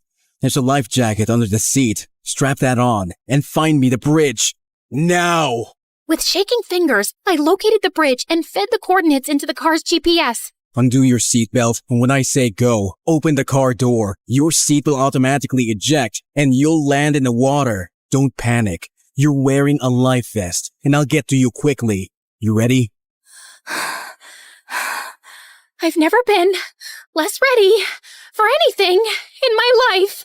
Okay then, go! Liam swerved the car off the bridge and into the air. My seat ejected immediately and I landed head first into the water. Before I could panic completely, Liam swam over to me swiftly, grabbed me by the waist, and pulled me onto the shore.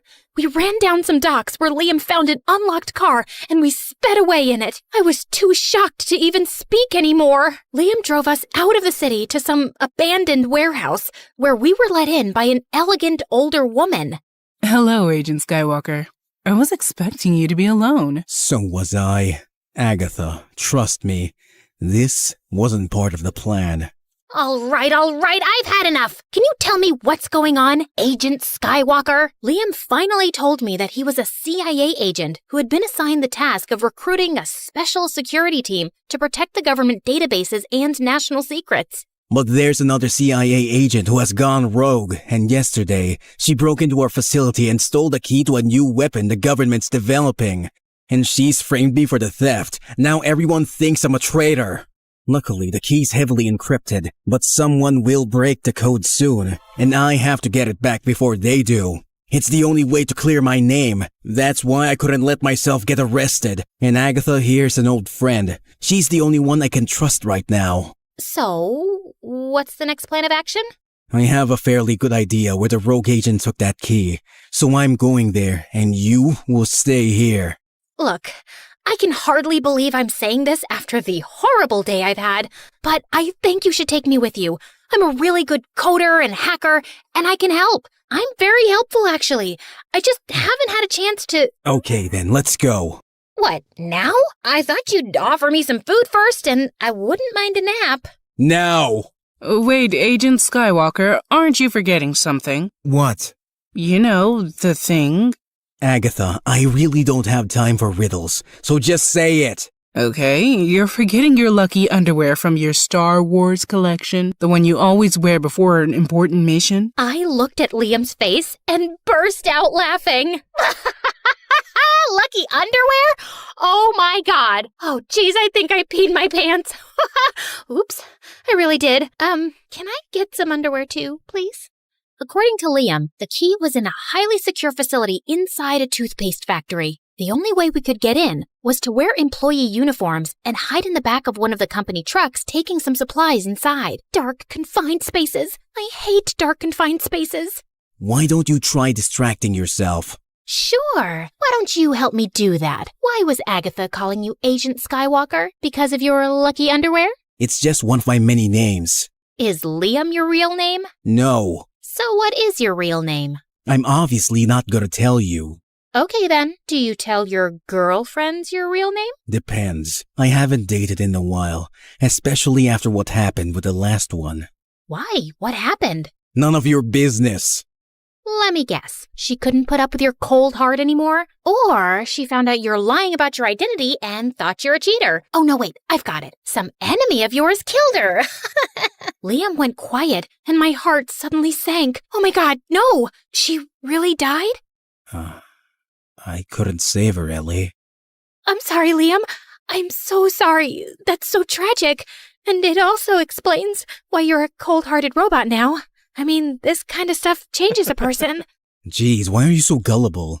I'm a CIA agent. I'm trained to convincingly lie about anything. That was a joke? Dude, that's just mean. Well, if you still want a sob story, she did betray me.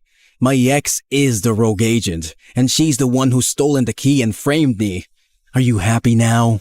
Oh, wow. That's a lot. So, how do you feel about it? Like, I just want you to be quiet now. I silently processed everything I'd just heard, but after a few minutes, I started feeling anxious again. I wish I was special, so very special, but I'm a creep, I'm a weirdo. What am I doing here? I don't belong here. Please stop. You're sucking up the limited oxygen in here. You're not the boss of me. Well, you were, but then you fired me, remember? And since you won't talk to me, I'm gonna sing. How you gonna make me shut up, huh? I can think of at least one way. Suddenly, Liam moved closer and put his hands on my face. Oh my God, was he about to kiss me? Just then, the truck jolted to a halt and Liam pushed me away. Rude! We quietly slipped out and made our way to the entrance. We scanned the fake IDs Agatha had given us and we were inside the building. Liam had the building's blueprints and he led the way to the surveillance room. We peeked inside to see a security guard observing the screens and Liam quietly crept up to him. Just then, my nose started itching like crazy and I tried desperately not to sneeze.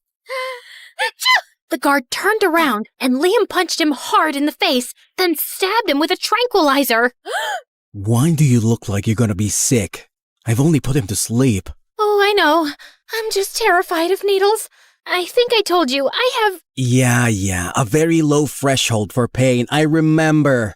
Okay, we gotta check all the rooms in this place. There's gotta be a team working hard to decode that key. We scanned all the screens, but it seemed like there was hardly anyone in the building. Just then, I spotted an empty room with only a glass case in the center. Liam, do you think the key's in that vault? Yeah, it looks like it. Listen, Ellie, I need you to hack into their system and find out whatever you can about the security measures in that vault. I'm gonna be by the door to keep an eye out. You got it. I was totally lost in my work when suddenly my eyes flitted to one of the screens. Liam, what did you say your ex-girlfriend looked like? I don't think I said anything. Would you say she's a skinny supermodel type with lovely blonde hair, a perfect jawline, and very, very long legs? Yeah? Why? Well, if we don't scram out of here in the next 3 minutes, I think you're about to be reunited with your ex. She's coming this way. Liam grabbed my hand and we ran out and down the corridor like crazy. Suddenly, security alarms started blaring all over the building. I guess she found the unconscious guard in the surveillance room. Ellie, why have you stopped running? I'm so out of breath. I'm a computer person on my butt all day. Not used to running. Suddenly, Liam swept me up like a sack of potatoes, flung me over his shoulder, and started running again. All the entrances were being sealed, and Liam managed to get through the last one seconds before it slammed shut. We went rolling onto the ground, then got up quickly and sprinted as some guards chased us. As soon as we got outside the gates, a car screeched to a stop in front of us. Get in! Hurry! Yet another narrow escape. Was the mission successful? Far from it. We didn't manage to get the information we needed to break into the vault where the key's being kept. What are you talking about? I downloaded every single piece of information on their system in this flash drive. This one. No, wait. Not this one either. It's the neon green one. It's my favorite. Aha! Here you go. What? Oh my God, Ellie. You're amazing. He pulled me into a hug, and I was so startled that I didn't even hug him back. I wanted to kick myself for this wasted opportunity. And when we got back to the safe house, I crashed onto my bed like a malfunctioned hard drive. I was exhausted, but I kept having nightmares, and at some point, I woke up in a cold sweat. Just then, I screamed to see a dark shadow hovering over me, and I punched it hard. Ow! Liam, what are you doing here? You were shouting in your sleep. I was just checking on you. Aw, you came to see if I was okay? Well, that's too much to hope for. I already know you're unhinged. Jeez, I think you've broken my nose. What, with these jelly arms? Come on, don't be a baby. A baby could punch harder than me. I'm not being a baby. Ugh. Since you're finally up, let me show you what we found from that information you got. Agatha and Liam then proceeded to tell me that we didn't need to break into the vault. Apparently, they'd discovered a foreign delegation was visiting the embassy in 2 days for a big event, and the stolen key would be exchanged there. The rogue agent, Princess Leia, will be disguised as a journalist. She will be secretly handing it over to this undercover foreign... Whoa, hold on. Your ex-girlfriend's code name is Princess Leia? Oh, now I get why you're Agent Skywalker. That's really cheesy. Can you focus on what's actually important? Leia might recognize you, Liam, even in disguise. I can get you in the building as the kitchen staff. But we need to send someone else in as a guest, preferably a pretty harmless-looking girl who can get close enough to the arms dealer to find out when the exchange is happening. I'm not sure I can. Wait, Ellie, you're a girl. Gee, thanks for finally noticing. She's not a trained agent. It's too dangerous. Yeah, man, stop putting me in danger. You'll just be like any other guest at the event, and I'll be close by and constantly in touch with you. Please, Ellie, this is my last chance before the key leaves the country. Okay, fine. You can act like a cute, flirty girl, right? I'm used to my mother throwing me at rich guys, so yeah, I have some practice. You should be prepared for anything. You know, once I was working the field, I had to kiss a mafia boss to distract him. It brought down his whole operation. She's not very good in that department, Agatha. I've seen her practicing in a mirror. That's not what I was doing. Look, I'm a pretty good kisser, okay? Well, it's an important skill any undercover agent should have. So, prove it. Prove it? How? You could just kiss me. Duh. What, like right now? Is that really necessary? Maybe she just finds you ugly, Agent Skywalker. I didn't say that. I mean, who would find him ugly? He's very good looking. That's just a fact. Like, I'm sure even a lesbian would find him attractive. Then it's just your bad kissing skills stopping you, I guess. Let's hope you don't need to use them. You know what, man? Just shut up. I suddenly grabbed Liam and kissed him hard. He kissed me back, and my brain exploded with fireworks. Well, that was not half bad. It was good. Great, even. Yeah, she'll be fine. I'm gonna get some more coffee. I'm proud of you, kid. 2 days later, as I was getting ready for the event, I felt sick with anxiety. Just then, someone knocked gently, and Liam walked in.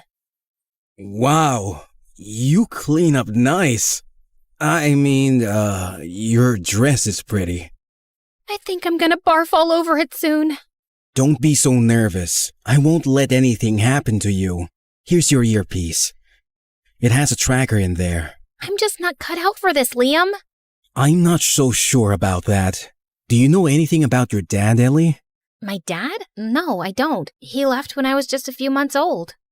Yeah, because he was an undercover CIA agent too. What? Your dad was one of the best agents in the field, and he was brilliant with computers. He's not around anymore, but he served his country well. And finding you wasn't just a coincidence. We've been keeping an eye on you, and you proved you have his skills when you crossed every level on that treasure hunt game we sent you. So maybe you are meant for all this. It's in your blood.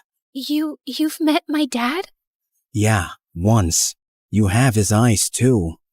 He tucked my hair behind my ear and gave me a warm smile, and my heart nearly fell out of my chest. Just then, Agatha walked in, saying the car was ready. At the event, I was looking everywhere for the arms dealer, and I finally spotted him. Just then, a tall, dark girl with glasses approached him and whispered something in his ear, and they both started walking out of the hall. Princess Leia is on the move. I think the exchange is happening now. Follow them to see where they're going. I'll come after you. I rushed out of the hall and saw them going down a corridor. They walked to the end of it and entered the room on the left. I inched closer, and as I tried peeking through the door, I suddenly lost my balance and fell inside. And all eyes turned to me. Oh, I'm so sorry. I thought this was the bathroom. Sorry. You can continue with whatever you were doing. Not so fast, girl. Ow, that hurts. Hey, maybe it was just a mistake.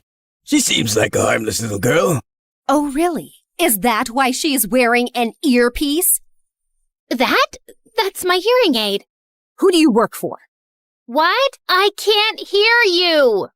Look, we can't do the exchange right now. This place is probably surrounded by federal agents. Leave immediately. I will create a distraction. And you, girl, you're staying here. Sit down. I plopped my butt into a chair as the girl took out a laptop and started typing like crazy. What you doing? You know, I'm very good at computers. You need any help? Oh, I'm just activating an explosive device linked to this laptop that will go off in 5 minutes and blow up half of this place. So that should create a nice distraction. What? I gotta run, babe. It was nice meeting you. Ciao.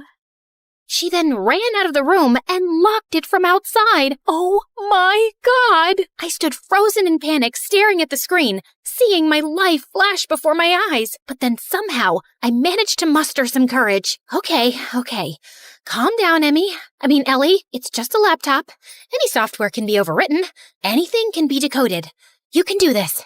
You got this, girl. I tried everything I knew, but nothing was working. And then I had a brainwave. I opened Google and typed in the website from where I downloaded the virus at work. I clicked on it and the screen turned red. Your system is under attack and will be immediately destroyed now. Goodbye. And then the laptop went blank. I'd actually done it. Oh my God. I collapsed to the floor. And just then the door burst open and Liam pulled me into his arms.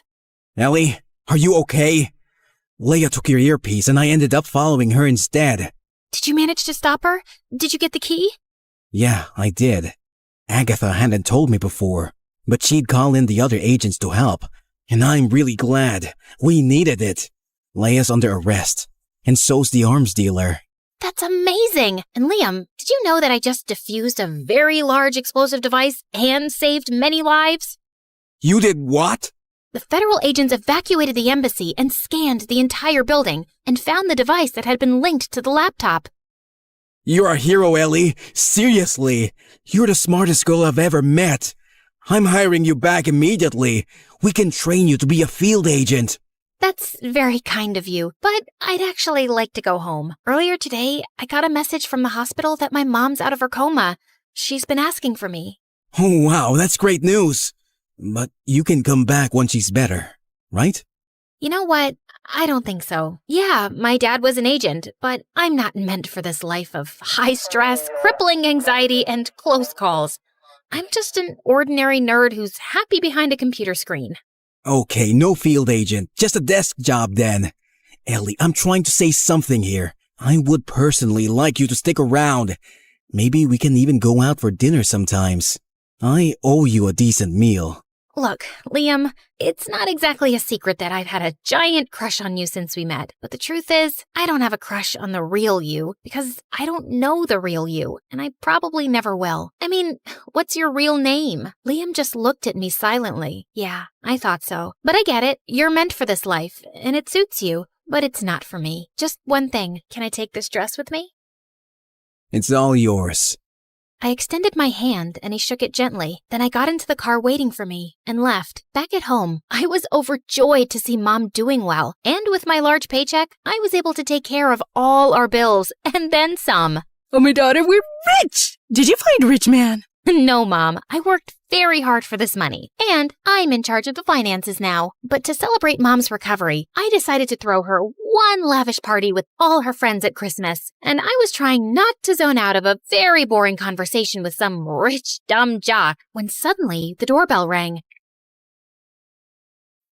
Liam, what are you doing here? It's Norman. Huh? What's Norman?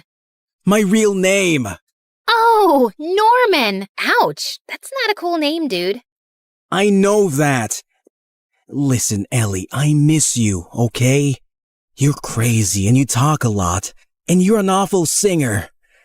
There's never a dull moment with you around, because you're also smart and beautiful and adorable. And I tried to keep a cold front because I didn't want to get too close. But despite my best efforts, I can't stop thinking about you. You're anything but ordinary. So yeah, my real name's Norman, and I'm willing to tell you more if you agree to go out with me. I'm not even your type. Evil Longlegs Barbie is your type. Not anymore. Geeky Jelly Arms computer nerd is my type now. And then he pulled me into a kiss.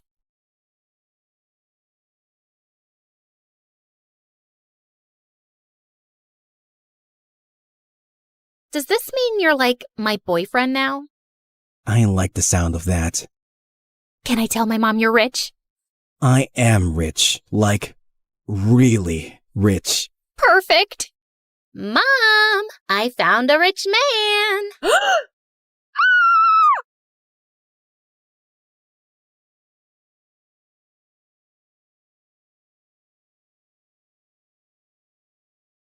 Hi, my name is Gigi, and I'm from Illinois. Before I continue, please like and subscribe. Ever since I can remember, I have loved cars. I guess it's because my dad is a professional racer. I grew up hanging out with him at the racetrack, and his pit crew always treated me like one of their own. Don't get me wrong, I'm totally a girly girl. I love to do makeup, get my nails done, shop for the latest trends, and post selfies on Instagram. But given the choice between a hairbrush and a socket wrench, well, you can't fix a car with a hairbrush. The year I turned 16, my dad was in a terrible accident while racing. It was so hard for my mom to see him in the hospital, but I did the best I could to help by keeping my little brother and sister in line while she was visiting him. I cooked and cleaned, and sure, I hated it, but I had been raised with a pit crew mentality. Everyone pitches in. I missed my dad, and I couldn't wait for things to get back to normal. At night, I would watch NASCAR videos on my phone under the covers, dreaming of the day that it would be me driving. One day at school, our mechanics teacher said he was offering extra credit for anyone who wanted to work on fixing up an old car after class. My arm practically came out of my socket as I raised it to volunteer. The boy sitting next to me sneered.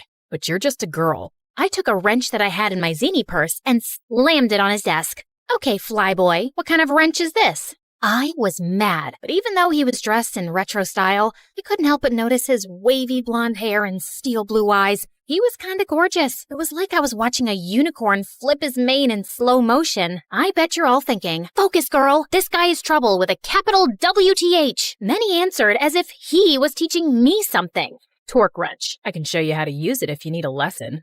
Oh, no, he didn't. The only lesson to learn here is how to get up from the floor when I knocked you out. The whole class laughed at him. He pushed his chair back and got in my face. Are we gonna fight? The class started cheering. Did they really want to see me fight this gorgeous, annoying unicorn? Hold on, was this guy my nemesis? Smart, gorgeous, and into cars? Just like me? The teacher stepped in front of me before anything could happen while he stormed out of class. I was sent to the office, and he got away. So unfair, right? As I was sitting in the office waiting, I spied him on the football field through the office window. His hood was up, but I knew it was him. I saw him hand another boy a small package in exchange for money. I had no idea what he was up to. I only knew that this is my school, and I had to protect it from bad guys doing shady things. Since you're an honor student, I'm letting you leave this time, but I don't want any more messes, and I will talk to Diego about this later. I thought if the principal wasn't going to take this seriously, I was going to figure out what this guy was really up to. After my next class, I was talking to some cute boys about our favorite subject, NASCAR, and they invited me to go dune buggy racing with them that weekend. Diego must have heard as he walked by.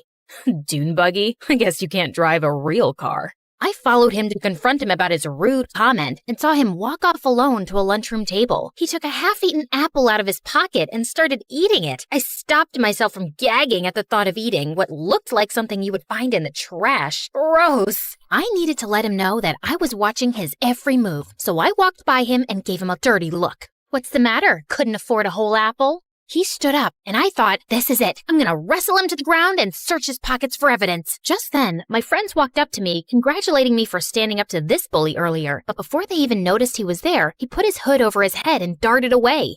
We heard what you did, girl. Chalk one up for girl power. Girls can do anything.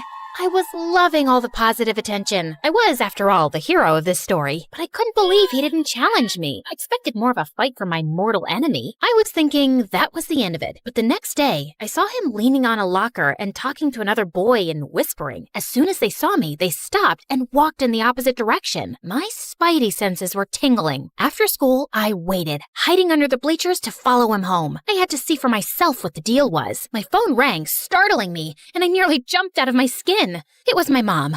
I whispered so that I wouldn't give away my hiding spot. Hi, Mom. I'm kind of busy right now. She asked me to pick up groceries on my way home. I wanted to go to the library. Can I do it after? I felt bad lying to my mom, but I needed to have time to confront this worm, Diego. He came out the back door of the school, walked across the field to a hole in the fence, and slipped through. Gotta go. Love you. I followed him. And as I hid from sight, I saw him walk up to this small, broken-down house. 3 little boys came running out to hug him. It was the first time he smiled all day. Hi, guys. Come on, let's get you into the house before... Just then, a loud car pulled up to the house, and Diego hurried the kids inside for safety. A very large, scary man leaned out of the window and just stared at Diego. Diego was clearly intimidated by this man. He dove into the house like he was trying out for the swim team. The car spun its wheels, screeching so loudly I had to cover my ears, and it took off down the street. But before it left, I managed to take a picture of the license plate. I knew he was up to no good, and now I had the proof. The next day after school, I waited for Diego again, but this time, I stopped him before he ducked through the gate. What are you doing here? What's going on? Are you breaking the law? Because we don't tolerate that in this school. I mean it, Diego. Why are you spying on me? Don't you have a life? I'm super connected at this school. I know everyone. And if you think that you're gonna... Okay, fine. I'll tell you, but just to get you off my back. That's Leo. He keeps asking me to work for his chop shop where they steal and sell illegal car parts. I knew it. You're a criminal. Suddenly, he got really calm and touched my arm. We locked eyes, and for a second, I couldn't explain it, but I wanted to kiss him so badly. I know what you guys are thinking. Love him or hate him, girl, but pick a lane. No, my dad worked for him as a mechanic, but when he found out that Leo was a criminal, he quit. And now he harasses my family all the time because he knows we're poor, but I always say no. My dad raised me better than that. My mouth fell open like the Grand Canyon. I guess I never thought about him having good parents. I felt like the crumbs in the bottom of a toaster. I wish I could take back all the mean things I said, but instead, I kissed him. Yeah, I was as shocked as you were, and I was the one doing it. Are you crazy? First you embarrass me in class, then you follow me around like TMZ, and now you want to be my girlfriend? A girlfriend? Slow down there, Flash. It was just a kiss. No, this is a kiss. He kissed me back, and after a second, he shot me a shy smile. But then I remembered why I was there. Hey, you're trying to distract me. Did it work? Never mind that. What was all that sneaking around school, handing people mysterious bags? If I didn't know any better, I'd say you were obsessed with me. You wish. Now answer the question. If you must know. He pulled up his sleeve and showed me a leather cuff around his wrist. I make these out of scraps and sell them. It's the only income I have since my dad isn't working. I felt like a monster. I wouldn't have been surprised if I had horns and a tail at that very moment. Guys, has anyone ever said to you, don't judge people until you know what they're going through? I'm gonna get that tattooed on my forehead. I'm sorry that I judged you before I got to know you. And yet, you kissed me. I felt embarrassed, but then he started talking, and I got to know that he and his brothers live with their foster dad, who wants to adopt them, but he just needs a steady job first. And just then, my phone rang, startling me again. Man, I gotta change that ringtone. Oh, I have to take this. It's my mom. And without even listening to me, she burst into yelling so loudly that I had to hold the phone away from my ear. You forgot to take out the trash and your brother dumped it all over his bed. Not to mention, I asked you to give your sister a bath. She's so sticky I could hang her from the ceiling. Diego could hear her because it was so loud, and he laughed. When she heard him, she flipped her switch from angry mom to no personal space mom. Are you hanging out with a boy? Oh, Jellyfish, I'm so happy for you. What's his name? Is he cute? I was mortified. Didn't she know he might hear her? Mom, I'll be home soon, okay? She ranted on like a teenager on a sugar rush and yelled louder. Don't rush on my account. Hello, Jellyfish's new friend.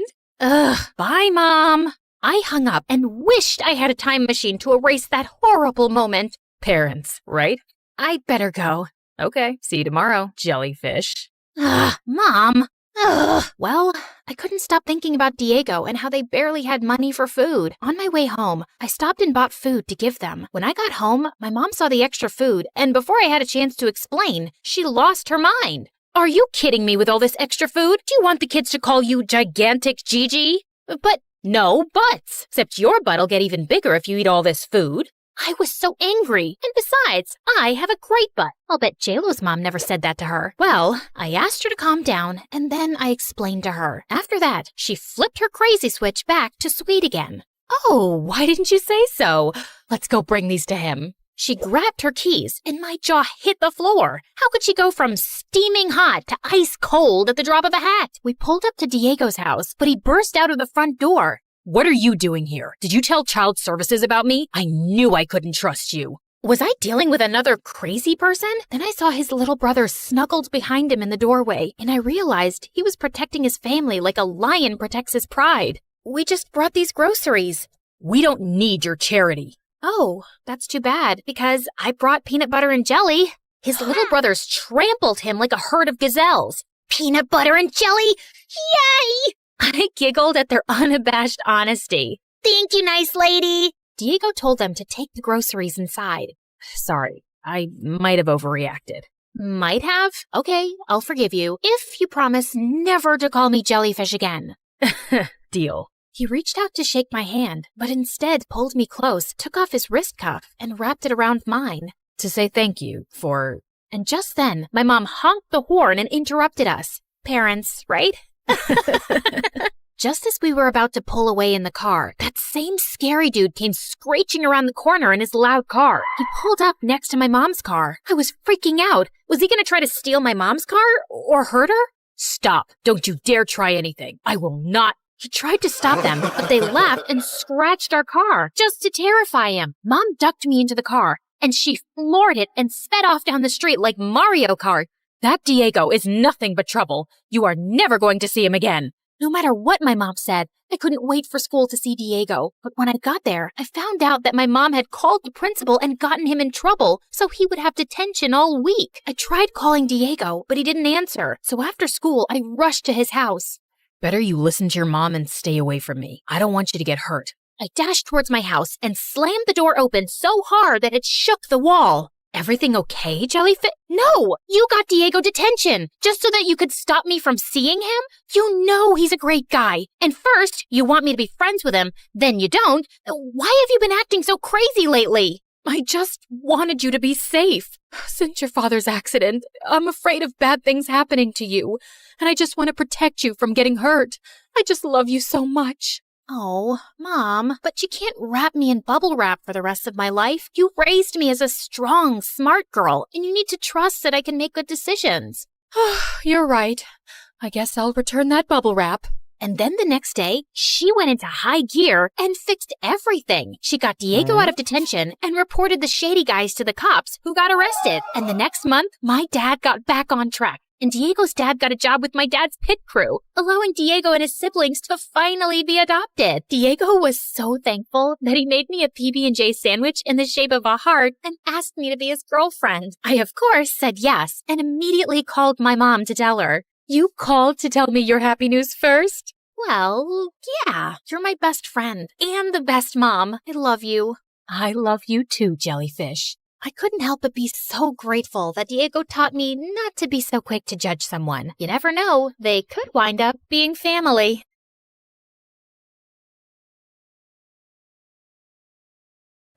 Hi, I'm Blair, and I'm about to tell you a crazy story. Before we continue, please like and subscribe to MSA. Growing up, my parents fought constantly over money. Dad was a struggling sculptor, and Mom, who was a waitress, cursed the day she met him because we constantly had money problems. She always said dropping out of school was her biggest mistake, so she made sure I studied hard. That's how I earned a full scholarship to one of the city's top schools. But my true passion was painting. I fell in love with it at 5, taught myself through YouTube, and by 13, I was winning major school competitions. Dad was proud, but Mom didn't like it one bit. Art's a hobby, Blair. You can't make a career out of it. Definitely not a successful one. It was my dream to become a world-famous artist. Well, mine and my best friend Ashley's. She was an artist just like me, and we'd been best friends since middle school. Ashley was rich, so she got to go to amazing art classes and shared everything she'd learned with me. And whenever my parents argued, I'd sneak over to her mansion. Life was just better with Ashley around,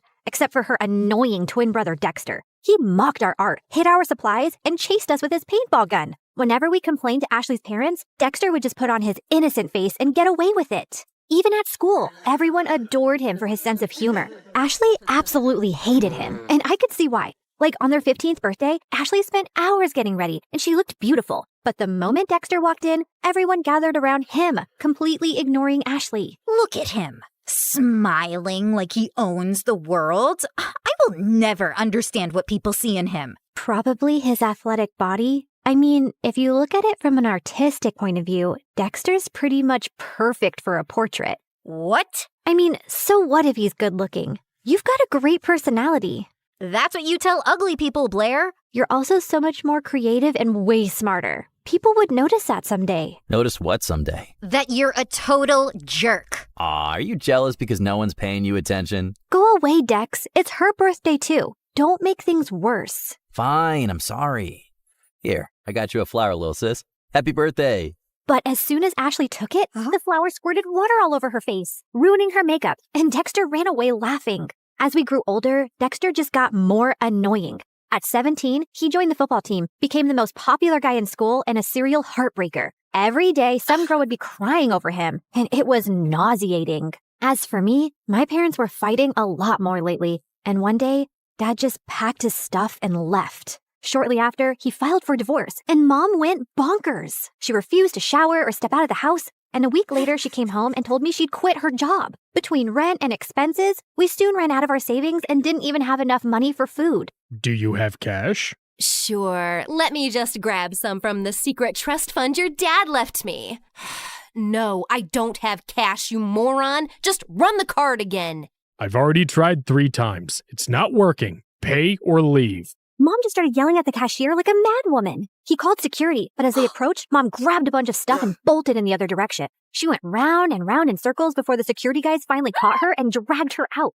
Since Mom was acting all kinds of crazy, I took up a part-time job at a cafe to help out. But between work and school, my life was miserable, and Ashley wasn't helping. What do you mean you're not coming for the concert? We booked this months ago. Things were different back then. Now I have to work. Ask someone to cover your shift. We're short-staffed, and I need the money. But Hank's gonna be there, and I need your help talking to him. You're not getting out of this. Ashley kept pushing me, but I kept refusing, and eventually she gave up. The next morning, she told me Hank had asked her out, and I was happy for her. College applications were looming, and I desperately wanted to get into NYU's art program, where Ashley was applying to. It was expensive, and I needed a strong portfolio for a scholarship. I couldn't risk my mom finding out, so I stayed late after my shifts at the cafe to work on my portfolio. One day, while I was heading back home, it started raining heavily. It was already late, so I couldn't get the bus, and was waiting for a cab when someone walked up to me with an umbrella. Dexter, what are you doing here? I was just across the road running some errands, and by errands, I mean date that didn't go too well.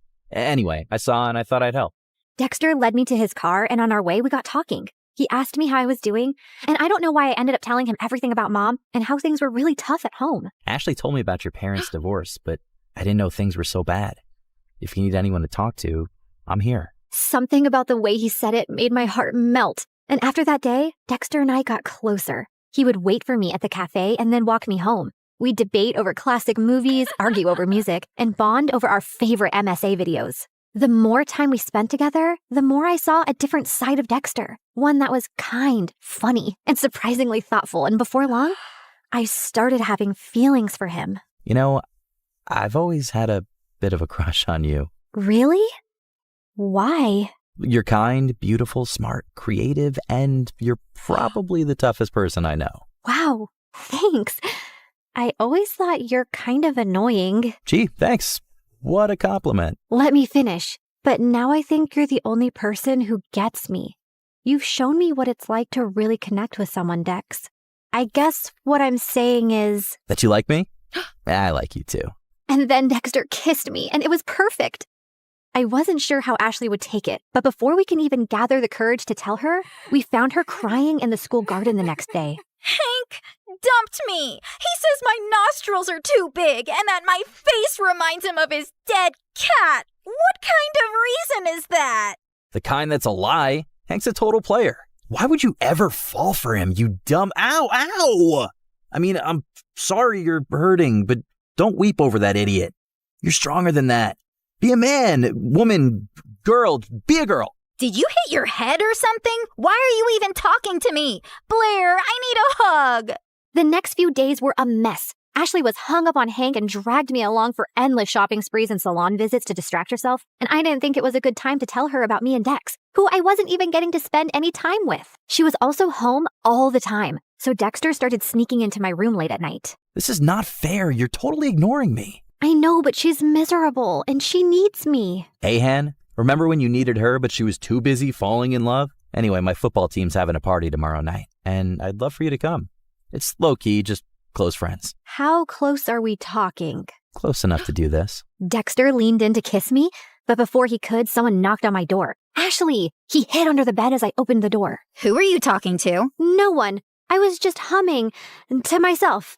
La la la. See? You tell me, what's up? No time long see. You're being weird. Anywho, I need your help. I've heard the football team is having a party tomorrow, and Hank's gonna be there. I need him to know that I've moved on, and this party is perfect for that. I have the invites. You're coming with me. No excuses. But I have to work on my portfolio. I promise I'll help you after the party. Please say yes. Ashley looked desperate that I couldn't refuse. Dexter was furious, though. He didn't answer my calls or reply to my texts. Even at the party, he ignored me. But I could see he kept looking my way. Ashley had hired some guy to be her fake boyfriend, so she left for the dance floor with him while I waited for Dexter. I was near the pool when I almost slipped, but someone held on to me. Careful there, sweet cakes. You'll hurt yourself. Blair, right? I'm Hank. I know. Great. Then let's skip the introductions and dance. I don't want to. Come on. She said no. I turned around and saw Dexter looking furious. And who are you? Her boyfriend? Yes, now back off. Or what? You'll hit me, pretty boy? You bet I will. Dexter punched Hank right in his face and he stumbled backward. Hank charged at Dexter and the two got into a fight. Everyone gathered around and I caught sight of Ashley's face in the crowd. She looked furious. I ran over to her, but I slipped and fell in the pool. I don't remember much after that, but when I opened my eyes, I was in a room with Dexter and Ashley staring at me. What happened? You passed out.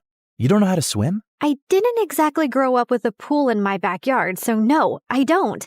You're bleeding. That's no big deal. Yeah, no big deal. Just like it's not a big deal to hide from your best friend that you're dating her idiot brother. How could you not tell me?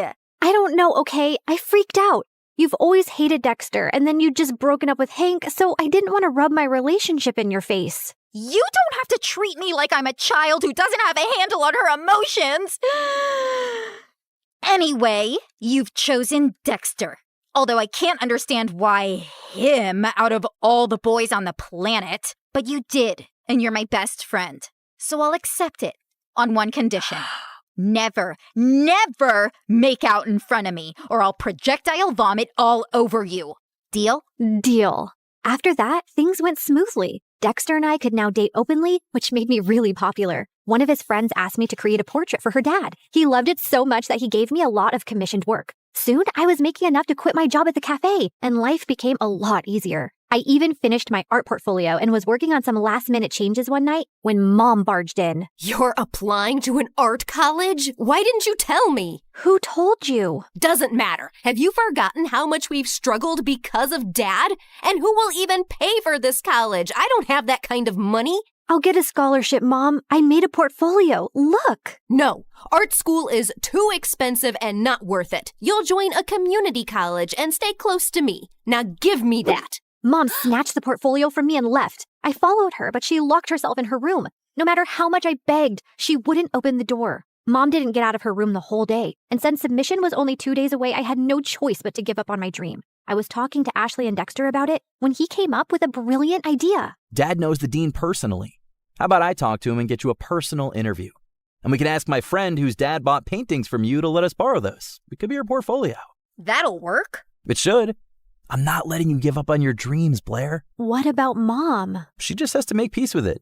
I know you love her, but what she's asking of you is not fair. She's acting like the kid in this relationship. The interview was scheduled for 2 days later, and I spent every second preparing. On the big day, I felt really confident. But as I was on my way, I got a call from the admissions office saying that my interview was canceled. Apparently, I had called and canceled my interview, claiming my mom was unwell, even sending medical reports as proof and withdrawing my application because I needed to take care of her. I tried telling them so many times that it wasn't me, but they just cut the call. I had no idea how Mom had found out about my interview, but I was furious that she'd done this. I went back home to confront her, but to my shock, I found her passed out on the floor. I called 911 and immediately rushed her to the hospital. On my way, I messaged Dad, and by the time we reached, he was already there. And what he told me next shocked me. A month ago, your mom fainted at work and was diagnosed with a rare heart disease.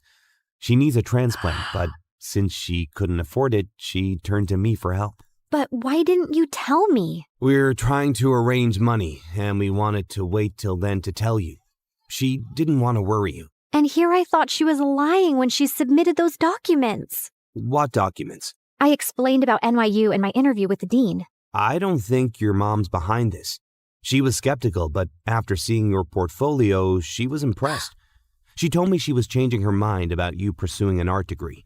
I thought she threw my portfolio away. No, sweetie.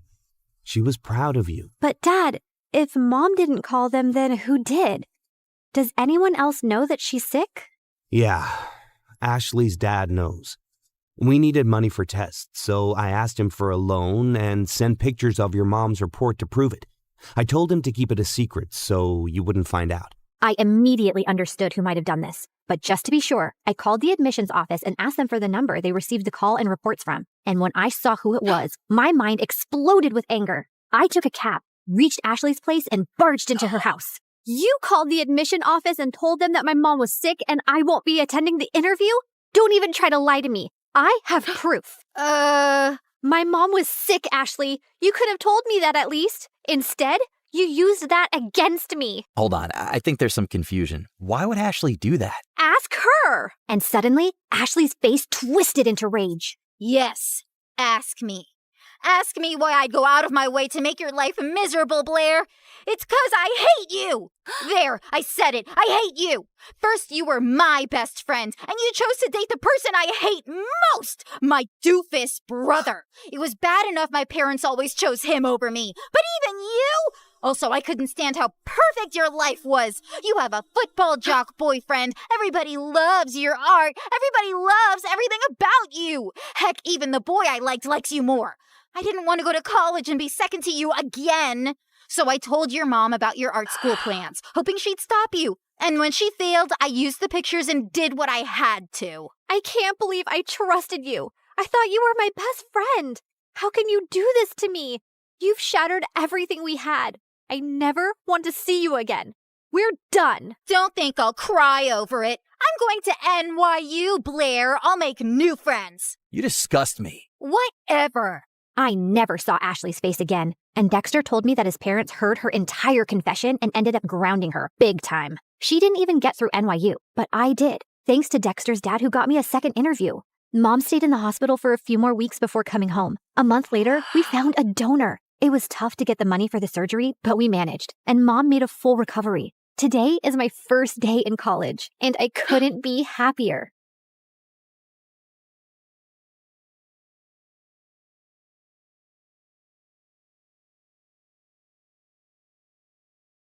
Hey friends, I'm Sabrina from Miami. Please like and subscribe. I was born to two high school sweethearts who loved me to bits. My parents were like each other's best friend, and people called them couple goals. But in reality, they were complete opposites. While Mom was a hardworking, no-nonsense lawyer at a big firm, my dad, well, he was a stay-at-home dad. Polar opposites. Yeah, I know, but still, they were so much in love. As a kid, I wanted to be just like them. I was the best student in class, and I guess that came from my mom considering what a book nerd she was, and a total goofball. That part I am 100% sure came from my dad. As a kid, I always dreamt of becoming a scientist after a field trip with my school to a science lab. I was mesmerized by the many colorful test tubes. I would read science magazines like they were fairy tales and was able to remember everything. Why is it so hard for you to wake up in the morning? Come on, we're going to be late. That's because of Newton's first law. A body at rest wants to stay at rest. 5 more minutes. Pretty please. Not happening. And don't throw your science facts at me. Ah, you little rabbit. Okay, fine. I could take a 5-minute nap too. Growing up, I was always close to Dad because he was the parent mostly around. One time, Dad took me to the water park and I was having so much fun. When I went for the water slide, I spotted a girl crying and instantly recognized her. It was Gemma from my school. Even though we were in different sections, I had often seen her. Hey, what happened? Are you hurt? No, my mom. She wants me to go down the slide. But look at it. It's so scary. It's dark. I'm scared. This one? It's for babies. Come on, I'll be right behind you. The trick is to close your eyes and enjoy. Ready? Okay, ready. Saying that, I pushed her and then followed her. When we came out on the other side, the look on the girl's face had changed. OMG! It was perfect! Let's do it again! Yay! We had a blast, but our fun was cut short when we heard some people scream and run out of the pool. I turned around and what I saw made me want to hide my face from the world forever. Dad was in the middle of the pool while the water around him was turning blue and all the kids were running out of it. No. That's your dad, right? I'm not with him. Yeah, I'd say the same thing if my dad did that. You see, my dad was adorable, but he could be pretty annoying at times. I guess that was the reason why Mom was always saying that she had to raise 2 kids instead of 1. Well, Gemma and I became pretty good friends, and the fact that she kept the whole pool thing a secret made me like her even more. While I was happy to finally have an awesome friend, things at home were going south. I started to notice that Mom and Dad were always at odds. One moment they would be smiling at each other, and the next they'd be arguing like kids. They'd bicker over the smallest things, like who would take the trash out, who squeezed the toothpaste from the middle, who left the dishes dirty, and whatnot. One time, they started a huge fight over air conditioning. Yeah, it's frickin' freezing. Where's the remote control? Do you have any idea how much last month's bill was? So, now you're gonna throw the I'm the one who brings the money in thing at me. Mom? Dad? I have homework. Can you help me?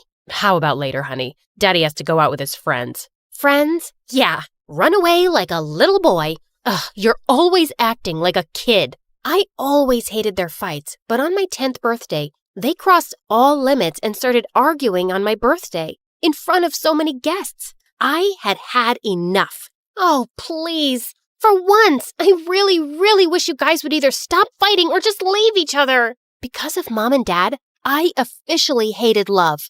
As if my wish came true. The next day, Mom left for New York, and when Dad found out, he was heartbroken. I can't believe it. How could she do this? I know we had our differences, but this? How come she didn't ever think about you? The realization stung. Mom didn't just leave Dad, but me too. For many days, my mind was in chaos. Seeing me so quiet at school, Gemma asked me what the matter was, and I told her everything. I am never falling in love. It's stupid. Totally. Friendship is the best ship. With Gemma by my side, I felt like things would be all right. But boy, was I wrong. With Mom gone, Dad was out of control. It was like his life's mission to embarrass me. One time when I had participated in a debate competition, Mom was a no-show and I knew the reason. As for Dad, he was in the audience all excited for me, dressed up like a cheerleader, carrying a huge sign. Oh my God, I might die because of embarrassment.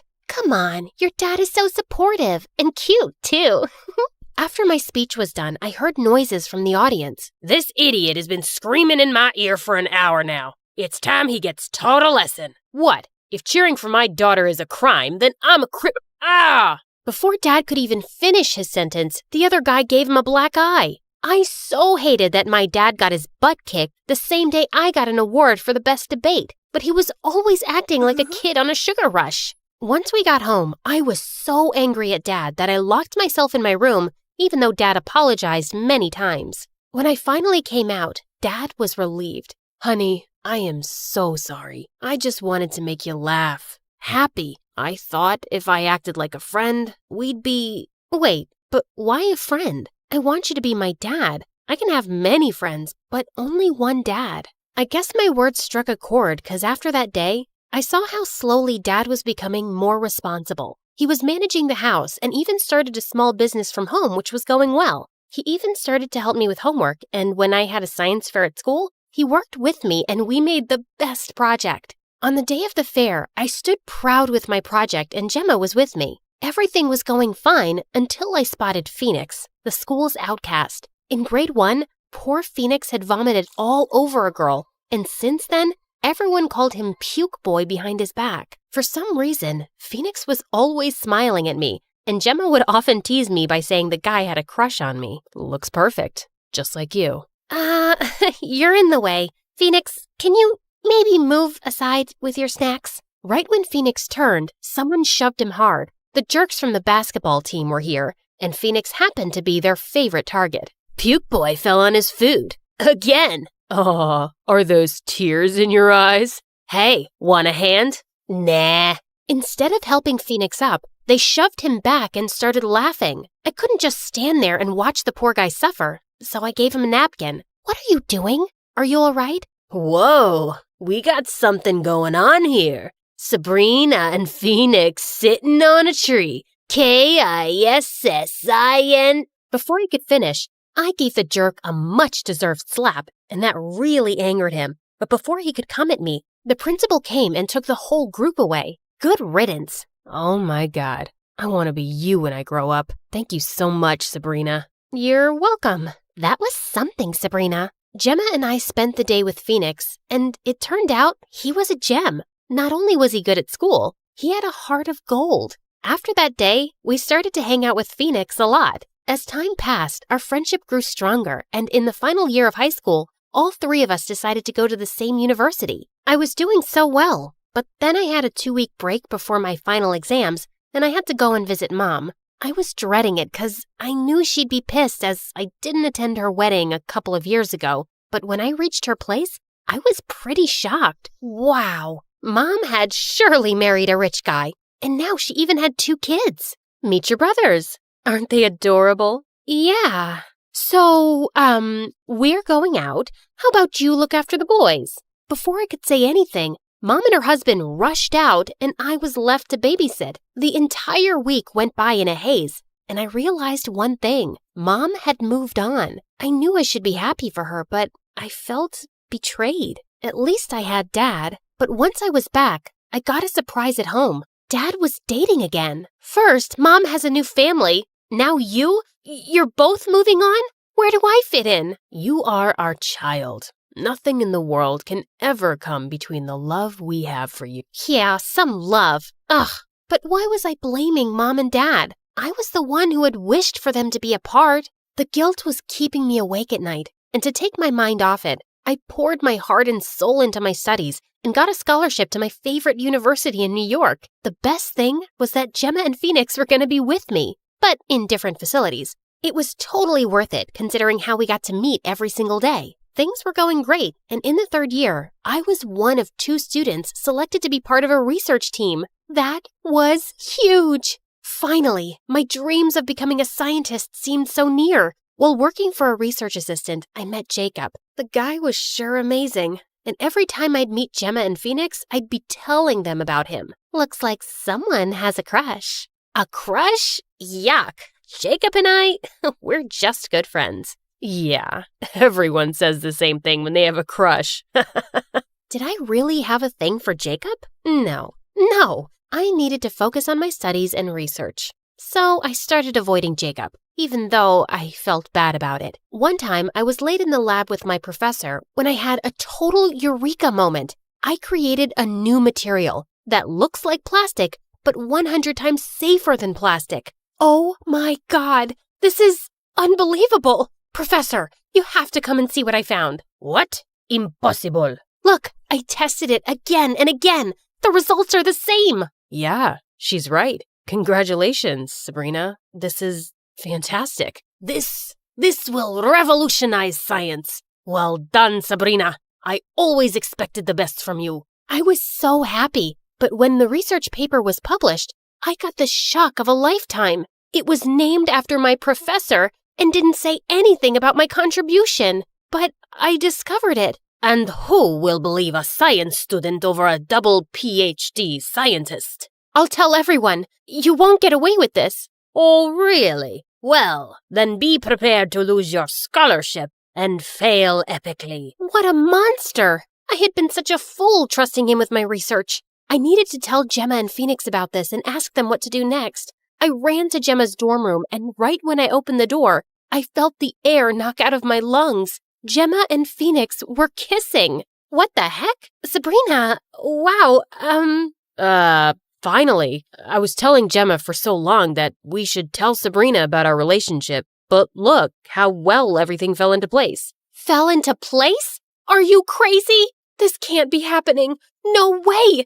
You betrayed me! It was like the walls were closing in on me. I felt like my mind was spinning. It actually was, and when Gemma came to hold me, I slapped her. Accidentally. Gemma, I am so... What has gotten into you, Sabrina? You hit her. I didn't mean to. Saying that, I ran out of there. I had been walking in the rain for what felt like forever. All my dreams were crushed. My family, my friends, and my career, everything. I didn't know why, but that night I ended up knocking on Mom's door. Oh my God. What happened, sweetheart? Mom? It was the first time I opened up to Mom, and in the end, I came clean. I told her how my wish had caused her and Dad to leave each other and how the guilt ate me because of them, how I hated love. It was never, ever your fault. You're a grown-up now. Listen, everything breaks if you don't take care of it. Your dad and I, we didn't take care of the love we had.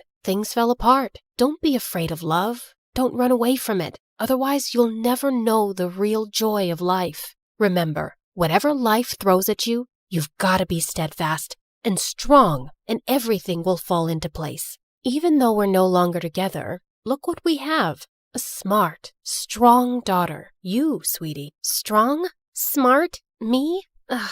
And then I told Mom what my professor did and what a fool I was for trusting him. Well, Mom, boy, was she pissed. She then brought in the big guns. She sued my professor. Perks of having a lawyer mom. On the day of the hearing, it was the first time I saw Mom in action. And boy, was she fierce. Jacob was also there to support me, and in the end, the judge ruled in my favor. I was so happy, but the victory didn't feel complete without my friends, and I knew what I had to do. Today is my wedding day. Gemma, my bridesmaid, and Phoenix, the best man, look absolutely amazing. I am so happy that they're part of my big day. It was all because I had finally accepted my fears and came clean to them all those years ago. I had told them how I was afraid that our trio would break up because of them dating, but it was Gemma who assured me that taking a chance at love was totally worth it. And I finally gained the courage to tell Jacob how much I liked him, and he felt the same way. As I'm about to say I do,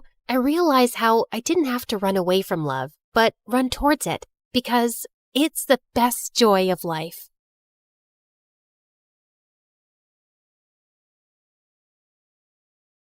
You've heard of a rags to riches story, but how about a riches to rags one? Like and subscribe to hear my reverse Cinderella story. Hi, MSA Nation. My name is Patricia, but since we're friends, you can call me Trisha, but not Patty. I hate Patty. Growing up, I was extremely rich, like next level rich, like Oprah meets Rihanna meets King Charles rich. It was all thanks to my mom, who the world knew as Cheryl. She was the most impressive person I knew. She and her best friend, whose name I won't mention for reasons that will soon become clear, were business tycoons who got a ton of investors and created a huge mega corporation right out of college. Ever heard of Amazon? Their business was kind of like that. Let's call it BFF Enterprises. It employed thousands of people all across the country, and Mom and her friend reaped the rewards of their extraordinary efforts. I aspired to have a BFF like Mom's. As a VIP daughter of a VIP, I was enrolled in etiquette classes immediately. By the time I was 5, I was practically Julie Andrews. You know, the queen from the Princess Diaries, only smaller. I was treated like a princess, with people attending my every need. When I showed an interest in art, I was gifted all of the finest art supplies and was even able to practice by creating portraits of some of the coolest celebrities. I can neither confirm nor deny that those were the celebrities who I painted. Yeah, my life was pretty much perfect until someone ruined everything. One day, there was a huge commotion next door at Mom's best friend's house. All of a sudden, the door swung open and I was shocked to see Mom's bestie in handcuffs. It turned out she who must not be named, that's what I called her, had been stealing a ton of money from their company. Because of that, their business went under and thousands of people lost their jobs. To make matters worse, an angry former employee was convinced that Mom must be to blame too. He put together a whole manifesto and brought Mom to court. Fortunately, Mom was declared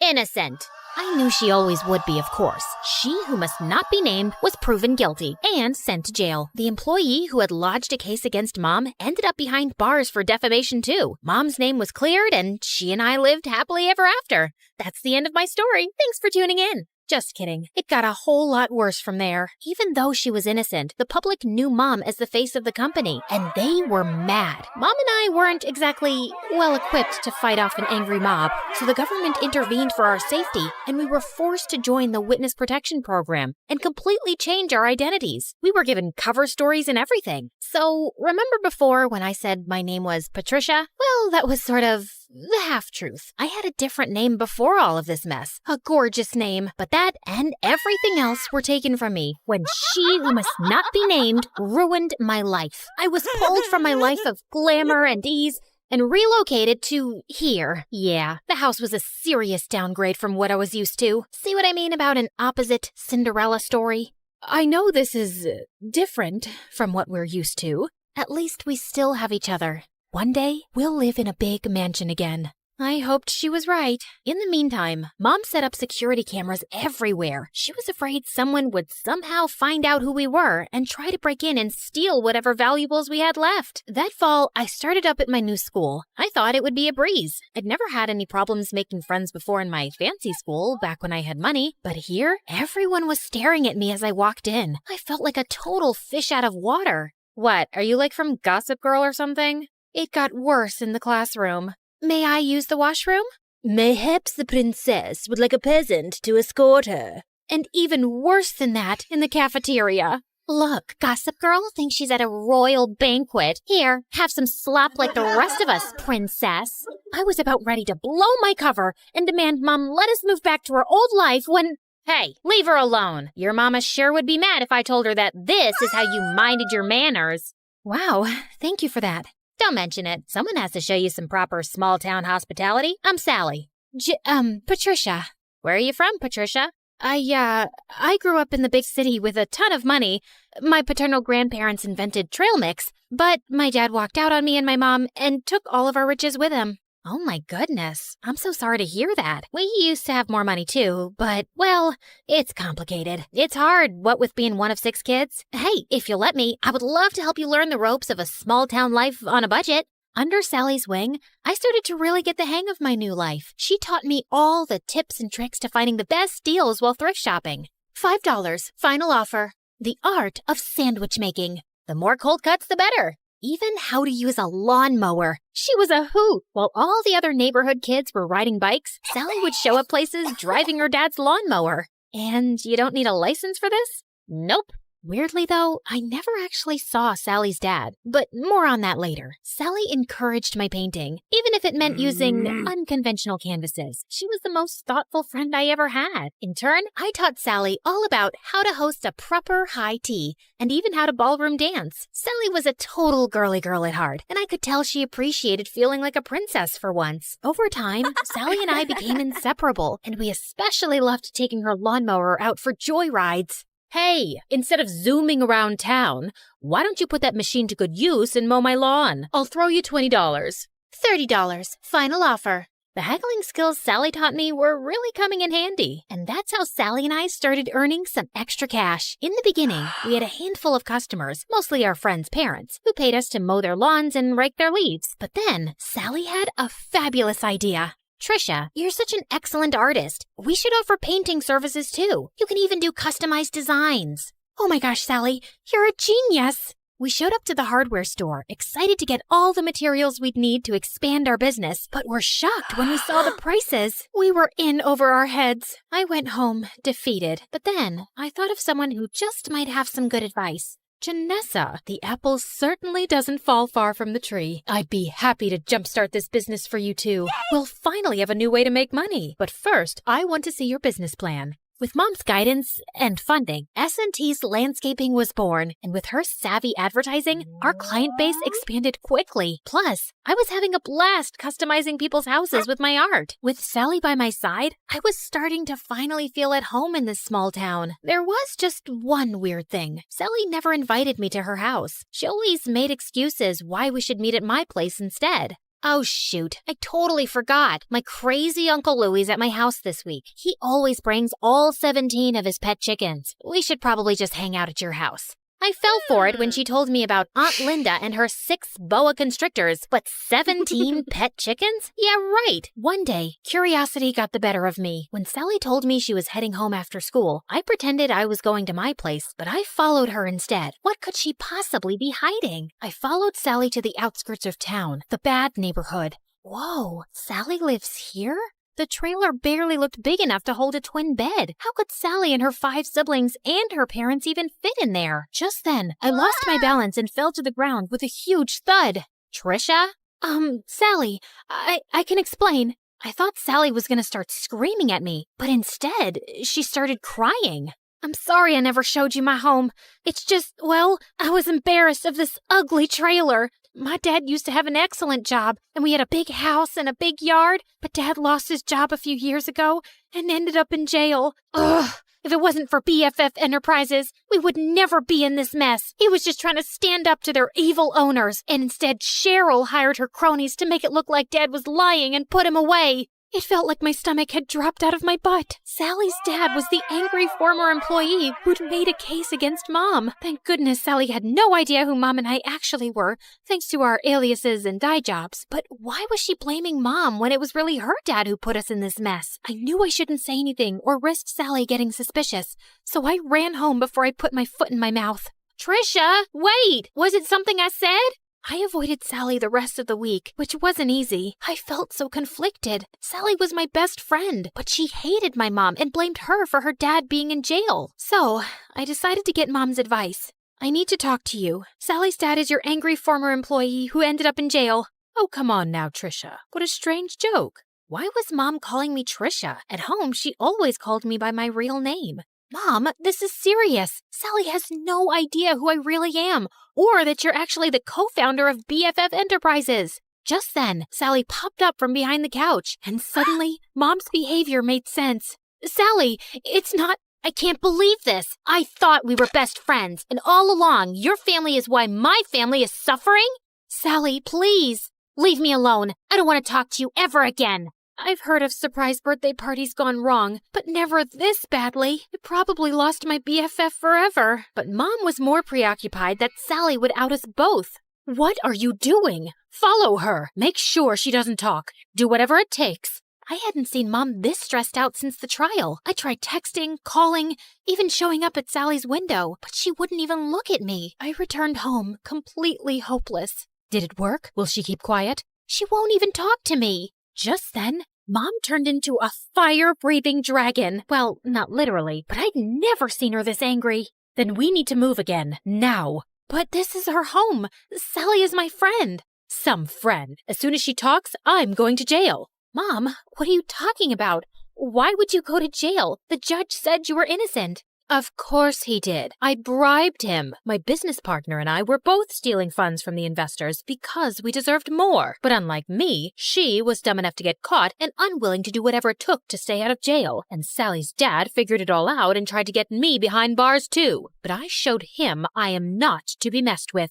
I couldn't believe it. I was so blinded by all of her generosity over the years. I'd never even once suspected that she could have done anything criminal. And I felt so awful for Sally and her family. They didn't deserve this. But then again, how could I choose between my mom and my best friend? What Mom said next, though, made everything totally clear. You got us into this mess. Now you have to get us out. Me? I'm just a kid. You're the one who was so greedy that you stole money and ruined your company and all of your employees' lives. You even let your own best friend take the fall. You cared so much about money, you forgot about what really matters, friendship. Trisha, come back here. My name isn't Trisha, Mom. It's Janissa. So, let me reintroduce myself. Hi, MSA Nation. My name is actually Janissa. Pretty, right? Okay, back to the action. I grabbed the security cameras on my way out and headed straight to the police station. It had our conversation and Mom's confession recorded. The police took my mom away, and because I had just turned 18 recently, they let me take care of myself. And that night, the story was all over the news. I knew I'd done the right thing, but I'd never felt lonelier. The next morning, I woke up to a knock at the door. Sally, you have to believe me. I didn't know about my mom. She told me everything for the first time yesterday. I can't believe you did that for me, Patricia. Well, I had to. It was the right thing. I mean, sure, I probably could have bounced from town to town with Mom for years, pretending to be someone I'm not, but I don't want to be like Mom, throwing my friends under the bus and not caring about hurting other people. I would choose friendship over luxury 1,000,000 times. And by the way, my real name is Janissa.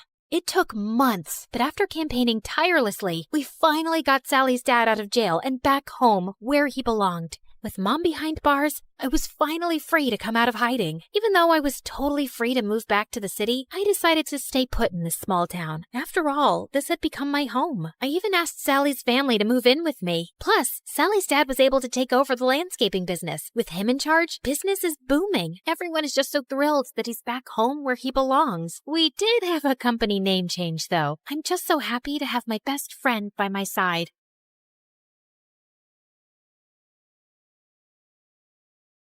Contestant 9, please state your name. Sierra? Looks like a nightmare, right? Hi, I'm Sierra, and ever since I could talk, I've had a stutter. I didn't think much of it until I moved to a new town when I was 6. Welcome to the neighborhood. I'm Dean. This is my daughter, Kelsey. What's your name, sweetheart? Sierra. Why do you talk like that? It was the first time anyone had asked me that. It wouldn't be the last. My stutter happened frequently, but it got worse when I was nervous. My mom barely noticed or cared that I had a stutter, or that I really existed. She was always working. And my dad? Well, he left the picture a while ago. Most days, Mr. Dean would watch me after school, and Kelsey and I became fast friends. We did everything together.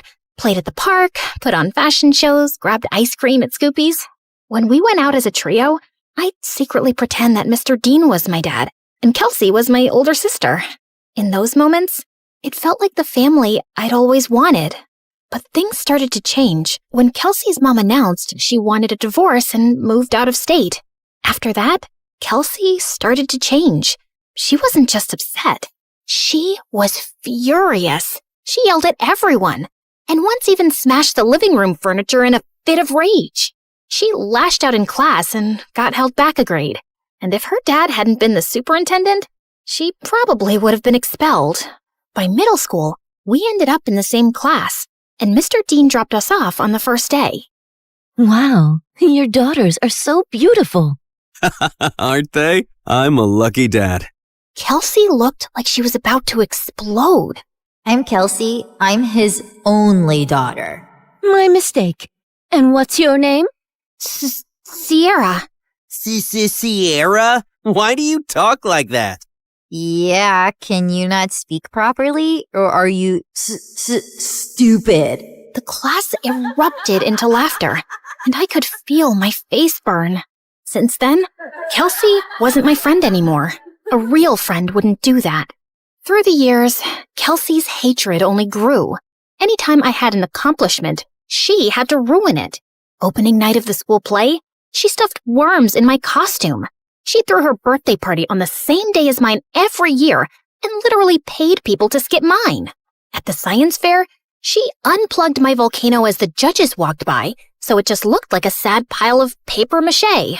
And during my middle school graduation speech, she just had to make a scene. And so, I want to say how proud I am of our class. We did... What the glitch here is trying to say is we did it. Congratulations, grads. Party at my house tonight. Everyone's technically invited, but only cool people should show up. If it weren't for being her neighbor and still being close with Mr. Dean, I would have liked to never see Kelsey again. I'm sorry about my daughter. Ever since her mom left, she's been a different person. I just wish she wasn't so mean. You shouldn't be ashamed of something you can't control. At the end of the day, your stutter is something that makes you unique. I held on to that going into high school. My stutter didn't bother me much anymore. In fact, it was getting better with age. He was right. It did make me different. And I liked that. One Friday in English, we were doing a vocabulary spelling exercise, and I was totally killing it. ESOTERIC. Esoteric. QUERULOUS. Querulous. VACILLATE. Vacillate. Everyone was surprised at how well I was doing. And honestly, so was I. Who knew I was that good at spelling? Sierra, there's a regional spelling bee in a few weeks. You should join. Who knows, you may make it all the way to nationals. That night, as I sat in my room looking over the spelling bee brochure, loud music suddenly rattled my walls. Kelsey was throwing a party in her backyard. A few classmates waved me over. Fine, just for a little. The party was fun, but I couldn't stop thinking about the spelling bee, and I decided I would sign up. I was about to leave when... What's this? She snatched the brochure out of my hand. A spelling bee? Oh, please. Like you could ever win one of these. In case you didn't know, you trip over your words. Give that back. Not so fast. I'll help you practice for your big day. She pulled out her phone and turned the flashlight on as if it were a spotlight. Some other people gathered around and did the same. I felt blinded by all the lights in my face. Why don't you show us what you got? Nothing screams fun like watching you butcher the alphabet live on stage. Your word is quiberate. That's not even a word. Okay then, your word is pathetic. I'm sure you're quite familiar with that. IRRELEVANT. Irrelevant. I'll use it in a sentence. Kelsey is irrelevant. Now give me back my brochure. But she ripped it into pieces and threw it up like confetti. I took a small step in her direction. Kelsey took a step back and fell into the pool. Ugh! You pushed me! Yeah, right. I didn't push you. Your attitude just slipped. She climbed out and stormed over to me, and I bolted. As I ran, I saw her shoving people in her way into the pool. I made it home and locked the door just as she started kicking and clawing at it. My heart was racing. By Monday, the whole school was talking about it. Someone had filmed everything, and she looked completely unhinged. I avoided her all day. After class, I asked my teacher if she would sign off on my spelling bee application, and she wrote a letter of recommendation. That night, I was recording myself practicing when I heard Mom come home early. I rushed downstairs to tell her about the bee, but she really wasn't listening, as usual. Sierra, that's great and all, but I'm working and I don't need any distractions tonight. And the Mother of the Year award goes to... Feeling annoyed, I went back upstairs and found Kelsey sneaking through my bedroom window. What are you doing here? Get out! Relax, Miss Broken Record. I'm just here to apologize. Apologize? Yeah. I saw the video from the party over the weekend. I looked crazy. It wasn't okay how I was treating you, so I'm sorry, okay? Thanks? I'm not really sure what to make of this. Yeah, well, we used to be friends or whatever. I think it's time to put the bad blood between us to bed, right? Trust doesn't just snap back into place, not after everything that's happened between us. I understand. I intend to prove it to you. Do you mind getting me some water? Climbing up the vines was harder than I thought. Uh-huh. Sure.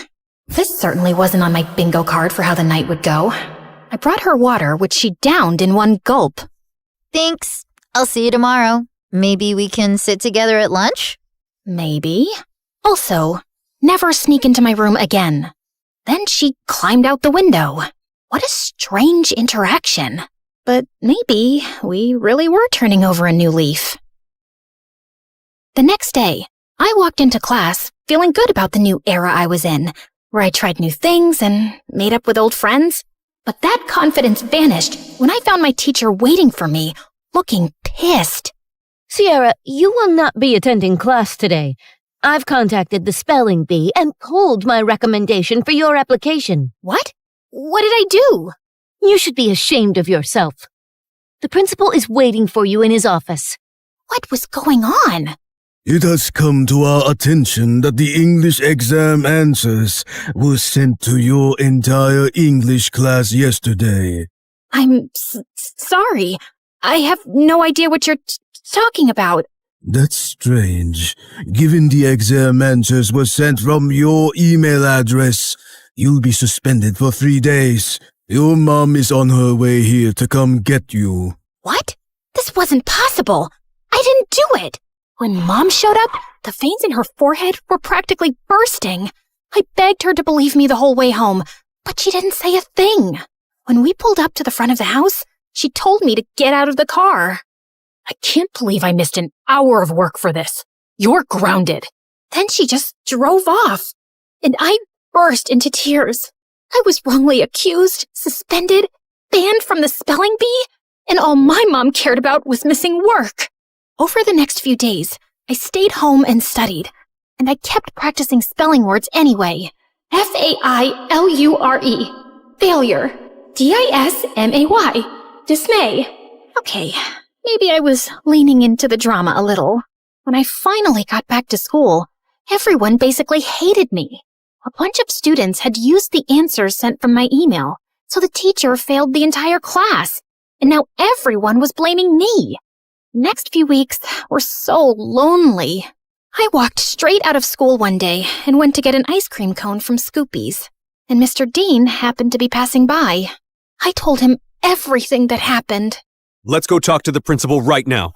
It was nice to have one person who actually listened and seemed to care. Back in the office, Mr. Dean demanded answers. It was sent from her email account. My hands were tied. Steve, you're talking like you weren't the biggest troublemaker back in school. Honestly, I'm shocked you became a principal. Mr. Dean insisted on seeing the email with the timestamp. It was around the time I was practicing spelling. Wait, I had recorded myself doing that. I pulled out my phone to prove it. We watched me spelling, then leaving when Mom got home. Then Kelsey climbed through my window and went for the laptop, but I walked in. Once she sent me away for water, she sat down and typed out the email. She did this. They called her into the office. Dad, what are you doing here? You framed Sierra for stealing exam answers when she's completely innocent. I did not. He showed her the video. Of course you go to defend her. She's never been completely innocent, Dad. What had I ever done to her? The principal and I had front row seats to their screaming match. Kelsey got suspended for a week, and the principal and teacher apologized to me and reinstated me in the spelling bee. That night, I heard a commotion outside. I looked out my window and saw Kelsey stuffing suitcases into her car. I'm over you, Dad, just like Mom was. She slammed the door, rammed the car into the garage, and peeled out of the driveway. I ran to Mr. Dean, who was covered in food. What happened? We were in a huge fight about what she did to you, and she threw everything in the fridge at me. I kicked her out, and she's gone to live with her mom. As much as I wanted to jump with joy at the thought of never seeing Kelsey again, I didn't want things to be like this. Mr. Dean looked crushed as he walked back inside, and I followed him to help clean up the mess. At school, word got out about what Kelsey did, and people started being nice again. Things weren't just back to normal, they were better. I gave an incredible anti-bullying speech at a school assembly that got a standing ovation. I started a support club where victims of bullying could share their stories. And at every free moment, I was practicing for the spelling bee, often with Mr. Dean's help. He still seemed down about being alone, but when I was around, he cheered up. He drilled practice words with me every day until regionals. And on that day, he was there in the audience. My mom wasn't. I got second place and was qualified for nationals in a month. Afterward, the top contestants did a group photo shoot. I was smiling for the camera when someone put an arm around my shoulder. I looked up. It was the guy who won first. You were a great competitor out there today. Congratulations. His accent, his eyes. Suddenly, I forgot how to breathe. Thanks. Where do you come from? Where do you come from? Sierra, are you kidding me? Is that how you speak, or did I just fluster you? Oh, no. I just have a stutter. It's adorable. I'm Leon, and I'd love to get your number. We should talk more, since we'll be seeing one another for nationals next month. Yes, please. We exchanged numbers, and I practically floated back to Mr. Dean. It felt like the best day of my life. When we got home, Mom was on the porch, arms crossed. She rolled her eyes when she saw us together. And where have you two been? The spelling bee, Mom. Remember? I won second place. She did amazing. You should have seen her. I'm sure, but I was too busy with the logistics of moving. Moving? Work wants me to relocate to California within the next couple of weeks. Mom, no! I have nationals next month. Well, that's too bad. Work comes first. You know that. Work always comes first for you, Mom. It's never me. Oh, stop being so dramatic. What if she stays with me until the end of the school year? What? I have Kelsey's empty bedroom. She can compete in nationals, finish out the year, and then move out to California. Please, Mom? Fine. Within a week, Mom was gone and I had moved into Kelsey's old room. Mr. Dean cared in a way my mom never had, and this new life felt good. And to top it off, Leon reached out. He was a foreign exchange student from Spain living in New York, and we hit it off instantly, texting all night, every night. We had so much in common, and he was so easy to talk to. I had a major crush. One night, I even felt bold enough to tell him. I was losing sleep, slipping in school, and didn't care. I had never felt like this about someone in my life. Leon and I even planned our first date the night before nationals.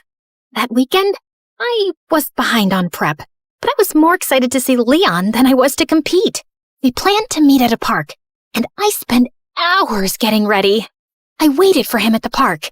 He was 5 minutes late, then 15, then 30. After 2 hours, unanswered calls, and 20 unread texts, I gave up and walked home. I got in bed and cried. Had something happened? Had I been stood up? I barely slept that night. The next morning, I was exhausted. Mr. Dean and I headed to the B. I checked in and looked for Leon. Nothing. When it was time to go on stage, I scanned the crowd. No Leon. But then backstage, I heard whispered voices. I turned and saw Leon talking to someone behind him. No, I can't keep doing this. Leon, come on. It's not that hard. He pulled away, and I gasped. Their heads snapped towards me. Kelsey laughed, while Leon froze like a deer in headlights. Was this all just a setup to mess with me? Sierra, wait! My ears started ringing, and I don't remember anything else that happened until... Contestant 9? Contestant 9, please step forward! A contestant sitting next to me tapped on my shoulder, and I walked up to the mic, trying to steady myself. Sierra, why do you talk like that? Yeah, can you not speak? Are you stupid? You should be ashamed of yourself. Like you could ever win one of these. In case you didn't know, you trip over your words. Contestant 9, please state your name. Sierra? Your word is vicissitude. Vicissitude. VICISSITUDE. That is correct. And just like that, my first round was over. With every ring of the bell that told me I got the word correct, my confidence rose. I shut Kelsey and Leon out of my mind. Contestants were dropping like flies, but I stayed strong. Until it was just Leon and I. Your word is appoggiatura. Appoggiatura. A-P-P-O-G-I-A-T-U-R-A. Appoggiatura. I'm sorry, that is incorrect. Sierra, if you can correctly spell the word, you will be our national spelling bee champion. Appoggiatura. A-P-P-O-G-G-I-A-T-U-R-A. Appoggiatura. That is correct! I did it! The audience went wild. I got my huge new trophy and went to the lobby to find Mr. Dean. But I heard Leon's voice behind me. Wait, Sierra, please! Leave me alone! Sierra, please, let me explain. It was all Kelsey. She put me up to this. She wanted to get in your head so you'd lose. Wait, don't go to the lobby. I walked through the doors, but Leon lunged at me and pushed me out of the way. The doors had buckets of slime and feathers on them, which all fell on Leon. Why did you push me away? I was trying to save you from this. Listen, Kelsey moved to my school and found out I was going to regionals for the spelling bee. She said she'd pay me to flirt with you and distract you from studying. I'm so sorry. I was just a game to you? I only agreed because I really needed the money for my mom's treatments. That's why I'm even competing in the bee. I didn't expect to end up having real feelings for you. When Kelsey found out, she stole my phone and smashed it. She even threatened to get me kicked out of school. Just then, my mom and Mr. Dean walked up. Mom, what are you doing here? Mr. Dean convinced me to attend, and I had no idea you were so talented at this. We're so proud of you, Sierra. And then Kelsey walked in. Of course my dad is here to support perfect little Sierra. And Leon, I see you've betrayed me too. Guess your mom isn't going to get any better. Why are you so evil? What did I ever do to you, Kelsey? You stole everything from me. Everything! She didn't steal anything from you, Kelsey. Oh, really? Because I remember the night you and Mom screamed at each other when she found out about your little affair, when we both found out Sierra is your daughter. What? Oh, yeah. My neighbor was actually my half-sister, the girl who ruined my family and took my dad away from me. Is this true? Yes, it is. Even though this was the craziest day ever, the news warmed my heart. I'd seen Mr. Dean as my dad since I was a kid. You didn't lose your dad to me, Kelsey. You lost him because of you. You could have told me the truth. You could have been my sister. But you chose to be a liar, a bully, and a sad little lowlife who only feels powerful when someone else is hurting. I may stutter, but I never had to hurt people to be heard.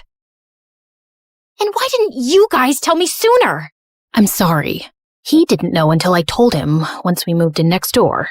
I wanted to tell you right away, but then my wife left me and Kelsey took the news really hard and started lashing out. We thought it would be best for you to not know. For your sake, and Kelsey's. I was planning on telling you.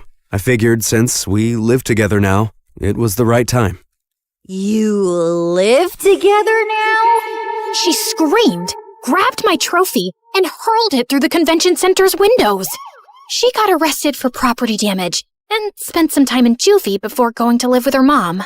I told my mom I wanted to stay with Mr. Dean for the rest of high school, and thankfully, she allowed it.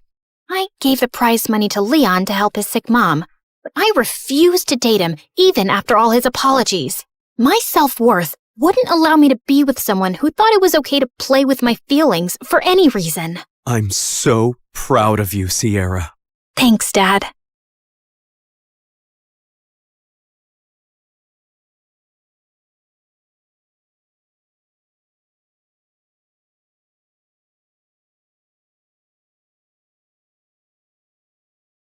I can see the clouds of danger swirling around her. She has a curse, and to protect her, you must follow these rules. She must never open a closed door, and always eat in the eastern room of the house. She must wear mismatched shoes, and never address a stranger first. But fear not, I also predict happiness for her. On her 16th birthday, the first boy she sees will be her one true love. Hey guys, it's T from Oregon. A little weird, yeah, but it's all thanks to this fortune teller who said I should have a name starting with T. I mean, why not Tina, Tyler, or Talia? Anyway, don't forget to like and subscribe if you want to know my crazy story and ramblings. You guessed it right. My parents were believers in superstitions and horoscopes, and that's the short of it. But Mom was the worst. Like once I asked her to buy me a toy, and it said on her horoscope that she shouldn't invest that day. No toys. It's a sign.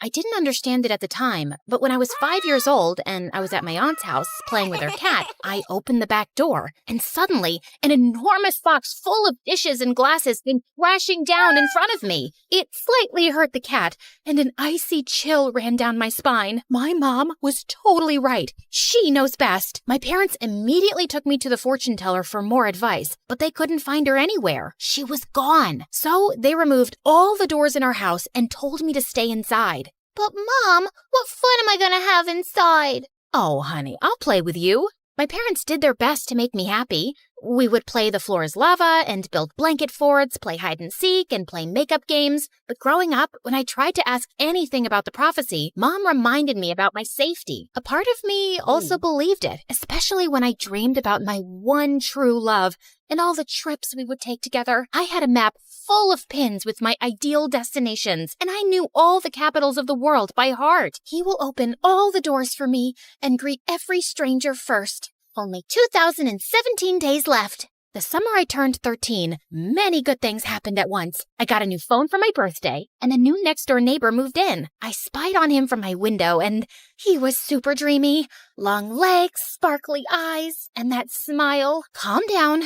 Maybe he's just cute from a distance. Since his room was just across from mine, I used to zoom in with the camera of my phone, but all I could see was the spider crawling down the wall and a poster for a video game he liked. Bingo! I downloaded the game on my phone, and only 2 players in my area. That must be him. Yeah, we girls make the best detectives, right? I went from fighting imaginary potatoes to defeating trolls and orcs online, and it was so much fun, and he noticed me. Hey, you're pretty great at this. Want to team up? Sure, you're pretty good too.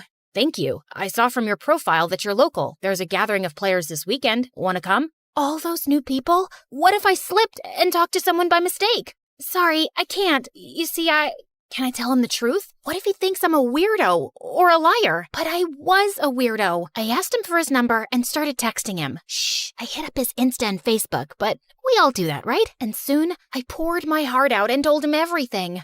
Wow, that must be tough. Are you sure the fortune teller was right? I never met her, but my parents are absolutely convinced she was, and I want to trust that they know what's best for me. I don't know if there's a fate worse than staying locked in all the time. When I went to bed that night, Sebastian's words kept ringing in my ears. I dreamed that I was going to school and traveling everywhere. So when I woke up, the disappointment was too much. I think you're right, but now I need to convince my parents too.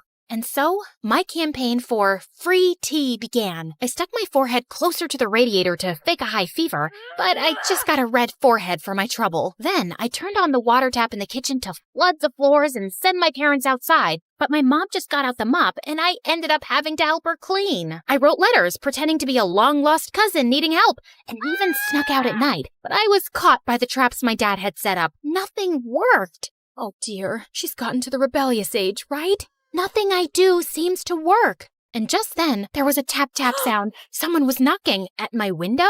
Could it be burglars? Should I scream now? I got my hair straightener and my perfume spray. Hi, it's Sebastian. Hi, I'm T. Yeah, I know. My teammate and my friend. I can hear you cheering from my room. You talk to yourself a lot, you know. How embarrassing. Was I that obvious? And I'm about to slip. I opened the window and he climbed in. I was too nervous. I had a boy in my room, and he smelled so good. I thought boys were all smelly, but he smelled like rainbow cake with sprinkles. My brain short-circuited, and I could only look at him like a fish. I apologize for scaring you. I've tried to visit you before, but your parents always sent me away. RT is very frail. She can't have visitors. I'm here to help you. Is there something your parents believe in more than a curse? No, they're obsessed with it. And just to make extra sure, my mom checks the horoscopes too. The horoscope.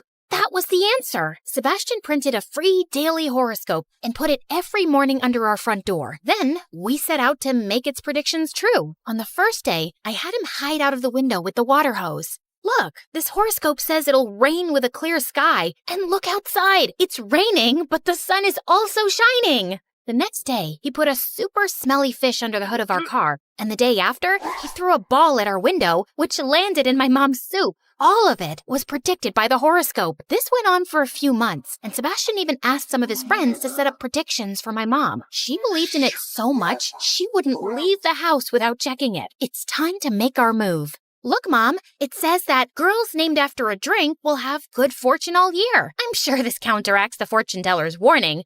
This horoscope is never wrong. I really want to go to school. I'm not sure. But T's all grown up now. She knows she must not open any doors, right? Yes, of course, Dad.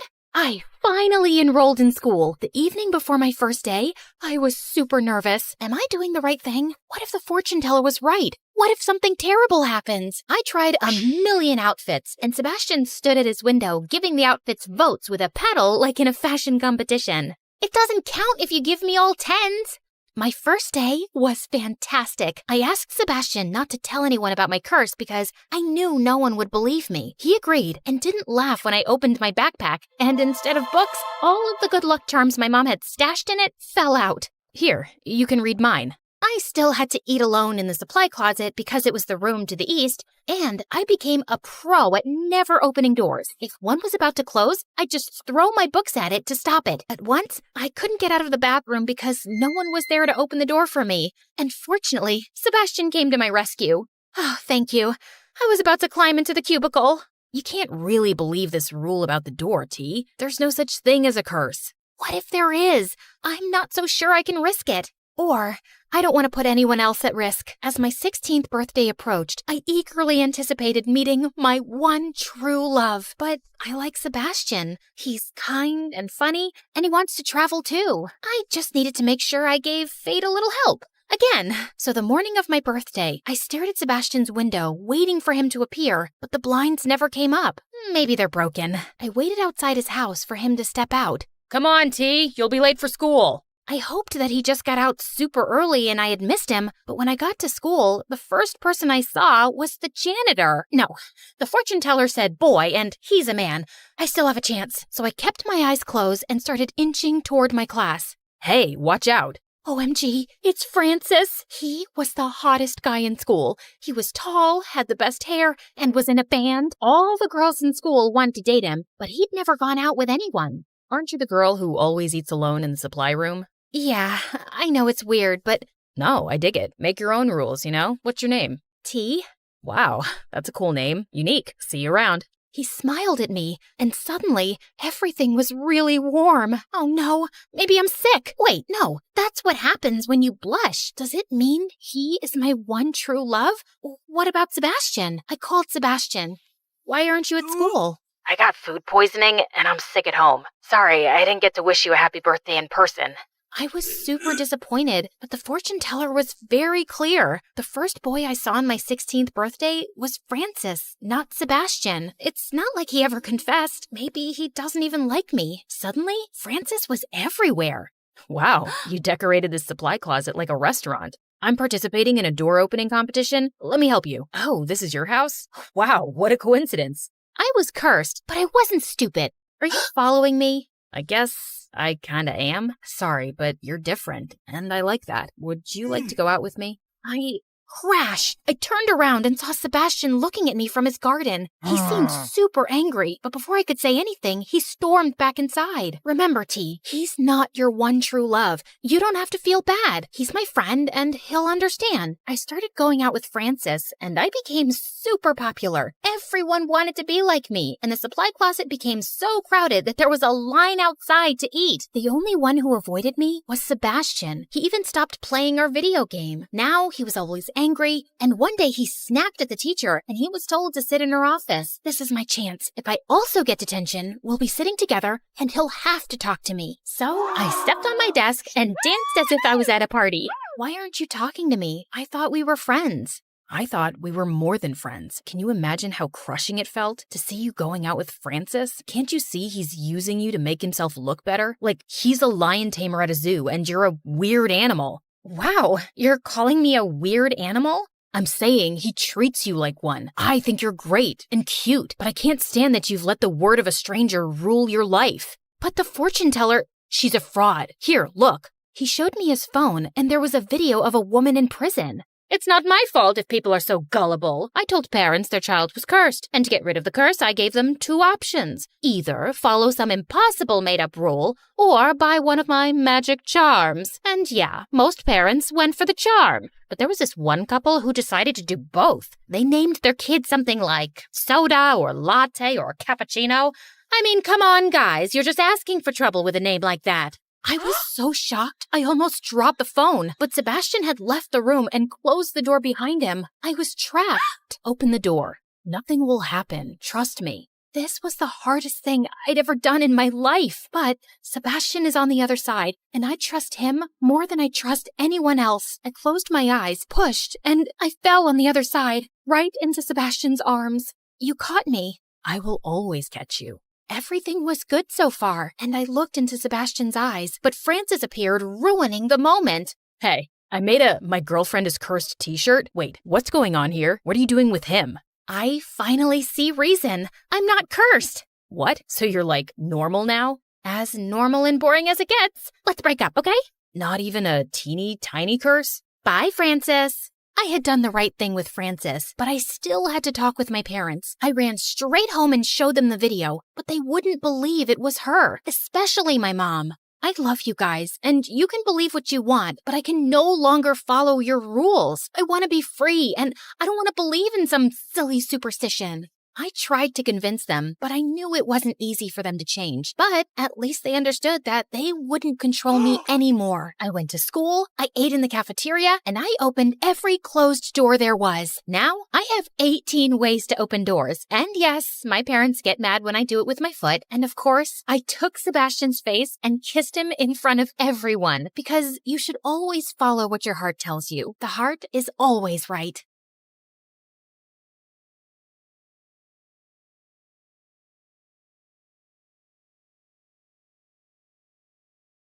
You ever get that feeling like you're destined for bigger and better things? That feeling hit me like lightning. I decided it was time for me to become cool. My name is Abby. Hit that like and subscribe button to hear all about my journey from geek to chic. My mom was a music composer for movies, and my dad was a famous chef. They were so cool, I almost felt embarrassed to be their daughter. I was super shy and nerdy. My friends and I played Dungeons & Dragons, started a Model UN club, and bragged about our new scientific calculators. Every year, my best friend May and I would wake up at 6 a.m. and binge all 13 Star Trek movies. The needs of the many outweigh the needs of the few. May even bought me a brand new scientific calculator for my 13th birthday. It has 280 functions and 40 metric conversions. It was the best gift ever.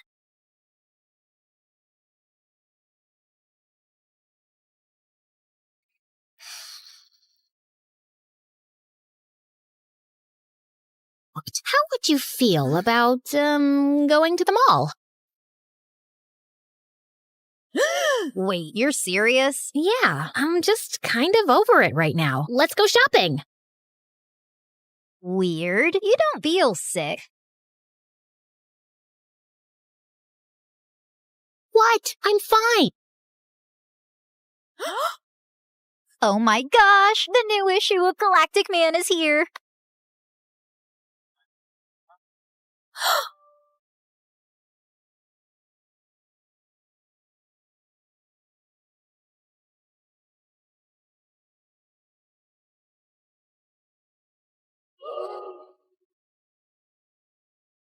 You ever get the feeling like you want to be cool? I am cool. What do you mean? I mean, you have Orange Julius on your face. Yeah, so do you. All the cool kids do.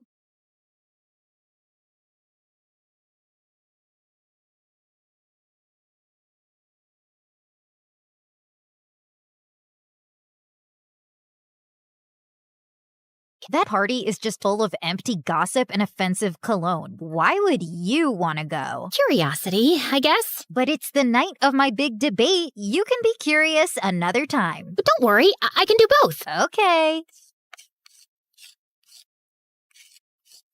Rose, can you please tell me the square root of 16? 32?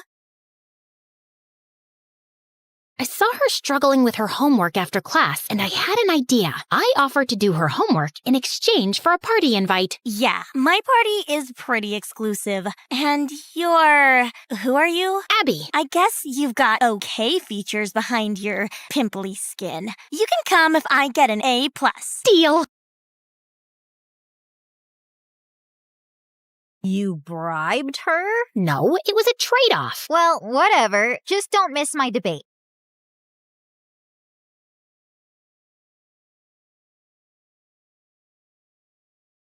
I'm so excited for you, honey. Call me if you need me to save you.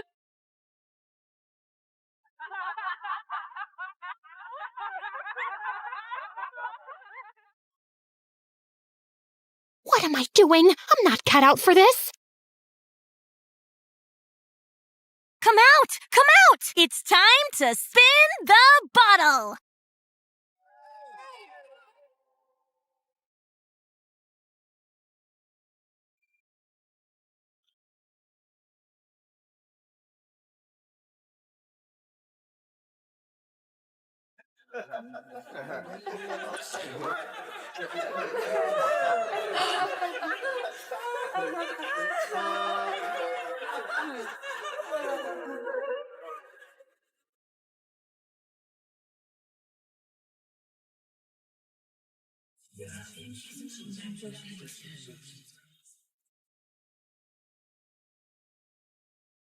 Don't you want to sit with your new popular friends? It didn't go well. Well, I hope it was worth missing my debate over.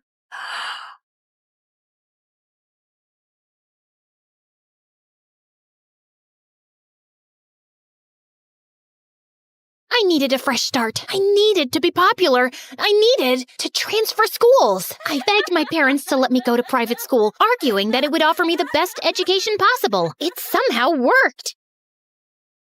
What are you doing? Transferring to a private school. What? But you always complain that private schools are full of elitist jerks. Maybe I was too quick to judge, and there are plenty of jerks here too.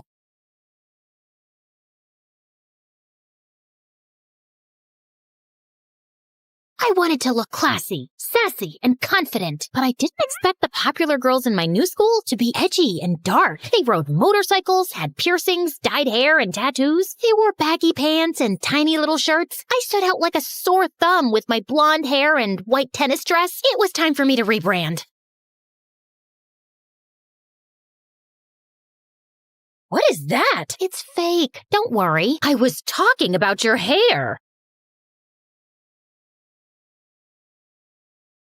I love your dragon tattoo. Yeah, it's super rad. My parents won't let me get a tattoo till I'm out of the house. Oh, my parents have no clue I have a tattoo, and they never will. You must have gone to some underground tattoo artist then. You have to tell us where you got it done. I had won the popular girls over.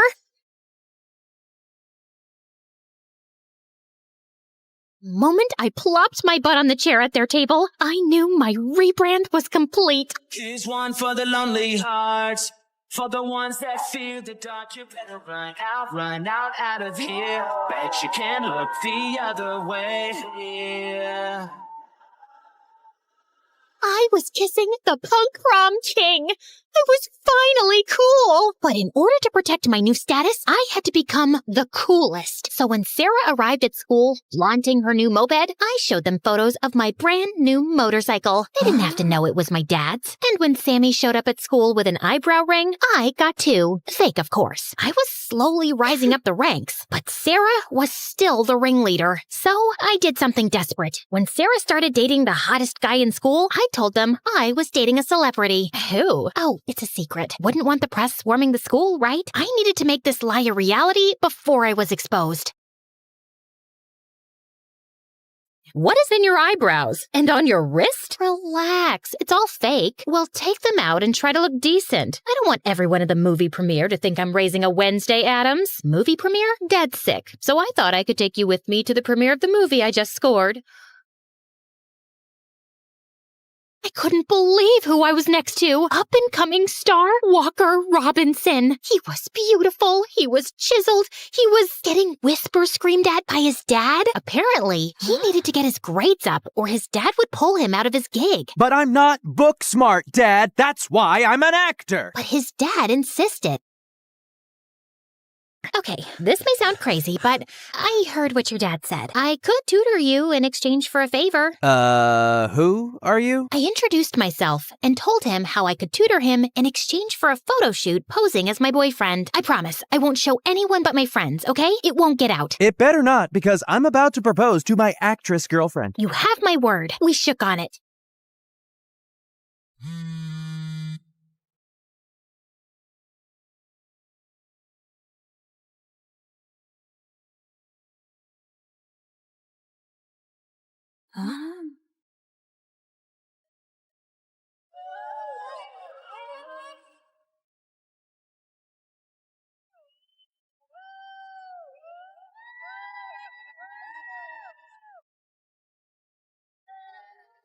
I gave everyone a tour of my mom's music studio where I was recording my first album, and I showed them my motorcycle helmets. It was all going super smoothly until I ordered a pizza.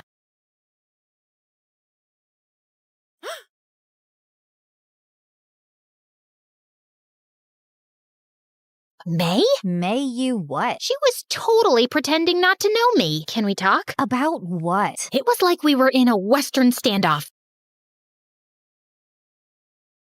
Oh my gosh, your little outfit. Guys, come look at this girl's getup.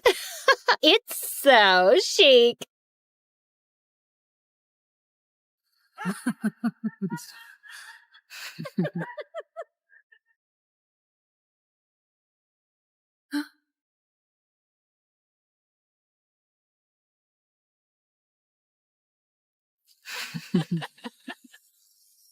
Oh my gosh, she reeks of geek. Everyone was laughing at May, but instead of jumping to her defense, I said nothing. To May, the silence spoke volumes. You guys are mean, and Abby, you're a fraud and a liar. You guys deserve each other. What was that all about? Oh my gosh! Walker is engaged! Weird. How could that be if he's dating you, Abby? Let me see that. That liar! He was dating someone else behind my back, and I had no idea! I can't believe it! What a jerk. We can't let him get away with this. Let's make that snake pay. Wait, where are we going?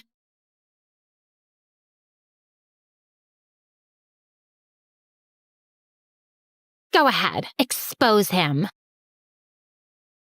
Aren't you pissed that your boyfriend was engaged behind your back? Or are you a fraud who never even dated him? Ugh!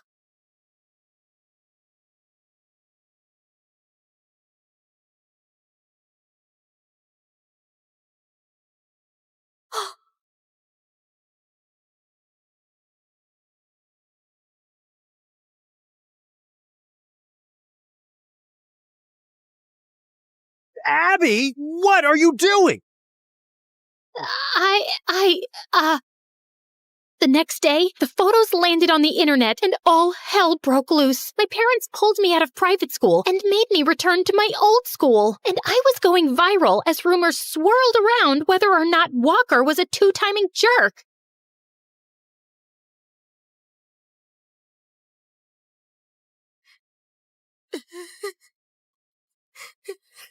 Honey, I found this lying by the front door.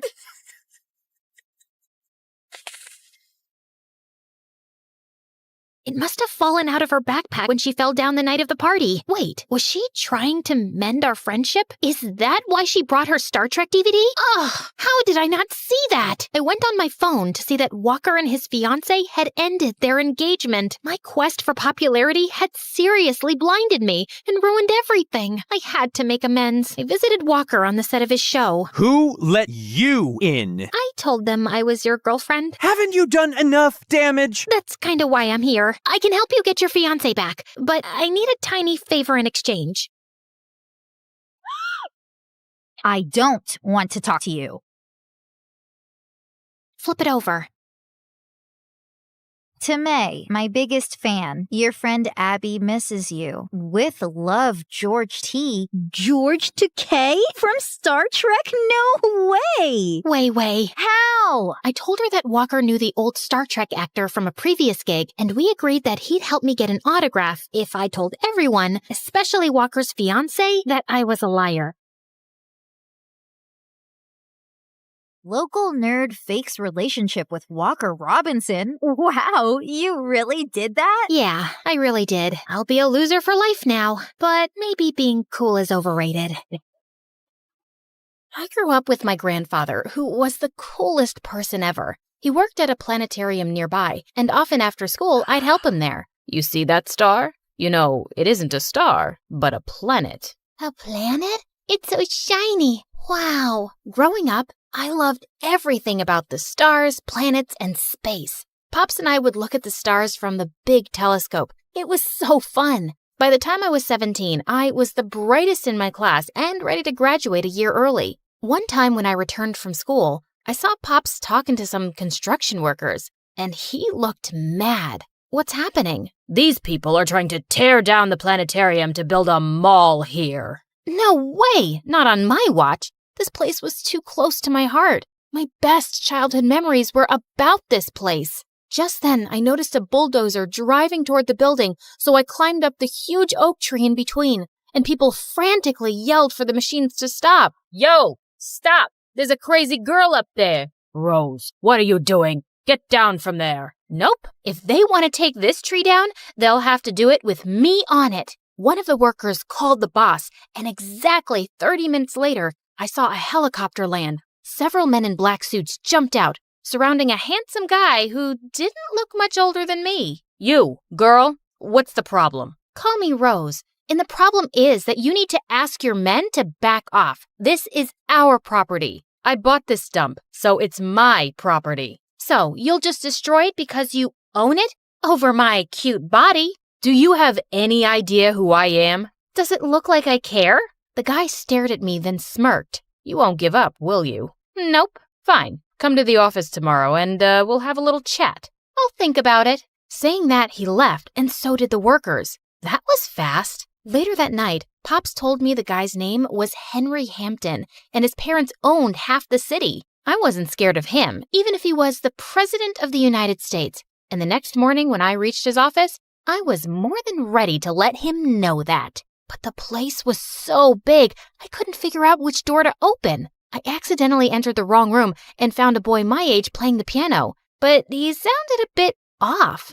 Try working with an F minor. It's much smoother. Excuse me? I wanted to apologize for butting in, but before I could, a security guard came and escorted me to another office where Henry was waiting for me, and he looked so intimidating. Our meeting yesterday had me rethink the mall project, but on one condition. I want you to work as my assistant. What? Why? I've had many pretty assistants over the years. Now I want a smart one. Did he just call me ugly? But I'm a space nerd. There really isn't much I can do here. Why don't we start you off at $4,000 a day and leave the rest to me? Okay, that was a lot. Henry stared at me, waiting for an answer. My gut screamed no, but what choice did I have? It was either this or lose the planetarium, and no way I was going to let that happen. Ugh, fine. The entire next week, I regretted my decision every second. Henry was mean, rude, and a total brat. He made me skip classes and called me at the oddest hours for work. If I refused, he made me number all the empty white sheets in the printer. What a nightmare. To top it all off, I was asked to help with all the new transfer students at school. And one of them caught my attention instantly. The piano guy. When he entered the class that day, girls couldn't stop staring at how handsome he was. I'm Rose. Noah, you work for my brother, right? You're Junior Hampton? Ding ding. And you're the brave girl I've heard so much about. Pleased to meet you. Noah was the complete opposite of Henry. He was kind and friendly, and we started hanging out every day. I complained to him about Henry all day long, and he didn't seem to disagree. He told me they were half-brothers and never got along. He's just jealous I'm the better-looking brother. One night, as Noah was playing his latest tune for me, Henry barged in looking mad. I lost an important deal because you mixed up the papers. I thought I was hiring a genius, but I was so wrong. I looked at him in shock, and he went ballistic on me. Hold up. I didn't ask you for this job. I'm tired, exhausted, and you're just so ungrateful. If you want me out, I'll leave, but I won't take your sour attitude. Henry looked crazy with rage, and before he could react, Noah jumped in. Easy, Henben. I'm sure we can work something out. Stay out of my business. Understood? Saying that, he stormed out of the room, and Noah turned to me. Thanks for standing up for me. I won't let him bully you, as he bullies me. Such a bozo. Just then, Noah came a bit closer, and my tummy did a wild spin. Do you want to maybe get dinner sometime? Like a date? Yeah. How does 8 p.m. tomorrow sound? Sounds perfect. I wanted my first date ever to be amazing. I bought a cute dress and did a little makeup too. But just an hour before I had to leave, Henry texted me to get his dry cleaning. Can it wait? Unless you want to fly to Korea to deliver it, I suggest you get going. Did he have a tracker on me that rang every time I was unhappy? I texted Noah that I'd be late and hurried to the shop. But on my way back, it started raining heavily and I got completely soaked. I slid my way into the house and saw Henry glaring at me. I missed my meeting thanks to you. I missed a date thanks to you. Achoo! He wrapped his jacket around me as I sneezed like a crazy person and asked one of his servants to take me to the guest room. When I came down, he was standing by the fireplace with a cup of cocoa. Drink this. You'll feel better. You made this? Do you see anyone else around? Why was he suddenly being so nice to me? And why did that make me feel so good? So, about this boyfriend. Who is he? I don't have a boyfriend. And why do you want to know? Just wondering. Well, don't, because you're killing my chances of ever finding someone. Henry laughed, and he almost looked human. One heck of a good-looking human. What made you say that? I was all set to meet Oh my God, Noah! I'd totally forgotten to tell him that I won't be able to make it. I reached for my phone, but it wasn't working, so I pulled one out of Henry's pocket and frantically dialed Noah. But he was already standing behind, looking like a raging bull. Well, well, look at that. Noah, I'm so sorry. I totally Save it, Rose. It's not the first time Henry's had eyes on my girl. Henry looked at me in surprise. He was your date? Well, that's disappointing. Before I could say anything, Noah took the vase lying on the table next to him and flung it at Henry, who missed it by inches. That was totally uncalled for. Work on your aim, little guy. But Noah left without saying a word. When I turned to Henry, he was smiling.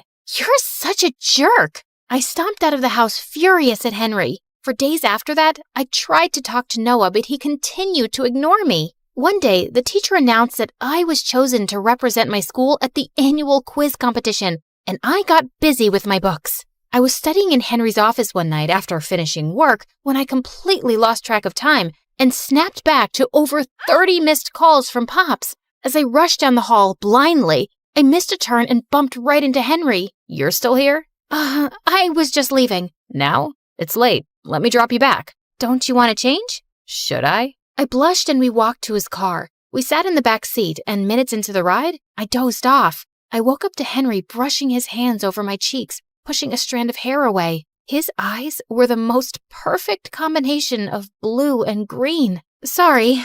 Don't be. I enjoyed your snoring. I don't snore. I must be really tired, I guess. You work too hard. Take the day off tomorrow. Why do you do this? What? Be nice one second and an absolute moron the next. Henry looked straight into the mirror before turning toward me with a stern look. Maybe that's just who I am. A boring moron. But you're nothing like I imagined. He leaned forward, and I thought he was about to kiss me. I literally stopped breathing when he took a bottle lying next to me. He totally did that on purpose. When I got back home, I felt my heart beating hard. This was wrong, but why did it feel so right? A week later in school, I was doing some last-minute preparations in the library when I got stuck on an annoying question. My concentration was all over the place. I could solve that in under 15 seconds. I almost screamed when I felt Noah's hand on my shoulder, and I was annoyed to see him. Now you want to talk to me? Give me that. He took the notebook out of my hand and started scribbling something,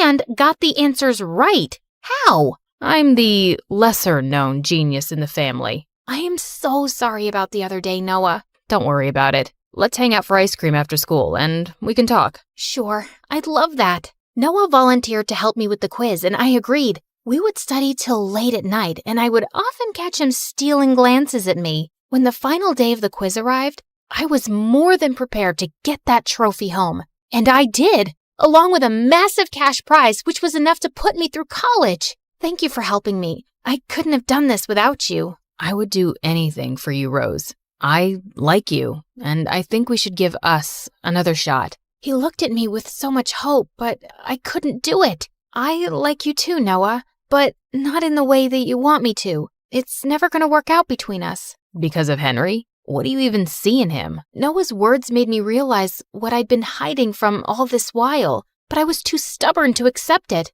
No, it's not him. I have to work hard for my future, and I can't afford distractions. Noah looked at me heartbreakingly and left. After that day, I realized the whole thing was getting messier by the day. I decided on talking to Henry about it, but when I met him a few days later, he had something waiting for me. I'm leaving for Korea. You are coming. What? No. Listen, Henry, I have to talk to you. Just think of it as this one last thing before you leave. I'll let you go as soon as we're back. He was nothing but a pain in my butt, and I should be happy this was finally getting over with. Only I wasn't. If anything, it broke my heart. We flew the next day early in the morning in Henry's private jet, and he took me to a house in the city. I entered to see an old lady lying on the bed, and she lit up when she saw him. Henry sat next to her holding her hand while I watched him from a distance. He looked so tender, and it made me fall for him even more. When I found him alone, I asked him who she was. My grandmother. I lost my dad when I was a kid, and she's all I have. What about your stepdad and Noah? They're my mom's family, not mine. He looked so vulnerable, and I don't know why, but I felt like hugging him. I know how you feel. My granddad is my only family too. Looks like we have more in common than we thought. He placed his hands on mine, and I suddenly felt so close to him. I was in love. I knew it. When we flew back that night, I wanted to confess my feelings for Henry, but just as we got there, we were welcomed by Noah, Mr. Hampton, and a house full of guests. Everyone, meet Rose, the reason why we're celebrating tonight. What do you mean? While you were busy falling in love, I got the deal signed, and we are going to demolish that precious planetarium of yours. But that's not fair. Too bad. Life's not fair. Like it wasn't fair to me when he came over and took everything that was mine. Just when I thought you couldn't stoop any lower. My mind went spinning in 1,000 directions, and suddenly I slapped Noah hard on his face. You are a horrible person, and I'm ashamed I ever called you my friend. I ran out of that place feeling crushed, but I had no time to sulk. Pops, I, and a few other people collected as much money as possible to hire a lawyer to file a motion. A few weeks later, Pops came to me with shocking news. I just got a call that the Hamptons are ready to give the planetarium back, along with $1 million. What? That's amazing! But how? He handed me an anonymous letter that had all the details about exactly what had happened and how Noah had manipulated the situation. It was easy to guess who it was when I saw the handwriting. Henry. I called his office and his assistant told me that he'd left for Korea a week back. I'd lost him. When Pop saw me sulking later that night, he walked over and I told him everything. Go. Tell him how you feel. I hugged him and left for the airport. I reached Henry's grandmother's house and found him sitting on a bench in the grass. This view is so much better than your fancy office. Rose, what are you doing here? I got your letter. I just wanted to say thank you. You came all this way to say thank you? That's not wise. Wait. You're weird, stubborn, and a complete jerk. Are you trying to insult me? No, idiot. I'm trying to say I love you. I love you too. My twin sister Brooke and I were born to a single mother, and we were the prettiest set of twins with gorgeous blonde hair. Oh dear.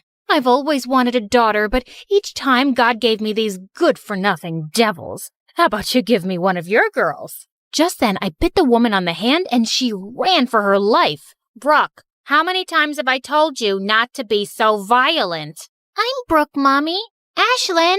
Mom was shocked because usually Brooke was the one with the nasty temper, and I was the well-behaved child, but I just couldn't help it. People always tried to take us away because of our super long hair, which even Mom thought was going to make us super famous one day. But I wasn't very fond of the whole famous thing. I was a studious kid and I loved books, and Brooke was the polar opposite of me. Everyone at school was her friend, and she was head of the drama club with a huge fan following. In the 6th grade, I topped my grades, and Mom took us to a fun fair as a treat. But on our way, she bumped into a friend, and while I checked out the stalls, Brooke went on to buy some ice cream. But minutes later, I heard her scream. I ran to check, and some guy was fighting with her over the last piece of ice cream flavor they both wanted. I was here first. Let go, you crazy witch. Hey, leave my sister alone. Give it to me now, or both of you will go home crying. Suddenly, Brooke took the ice cream and shoved it into his face,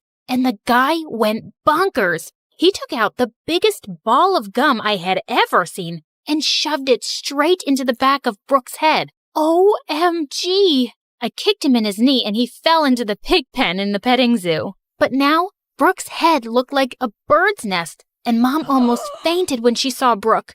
She immediately took her to the hairdresser, but even the hairdresser freaked out when she saw the giant mess. There is no way we can remove this. We'll have to cut it all. What? No! But since there was no other option, they gave Brooke a buzz cut, and she looked devastated. The entire way home, I tried to cheer her up. It's just hair, Brooke. It'll grow back in no time. But she didn't say a word, and when we reached home, she ran up to her room and locked herself in.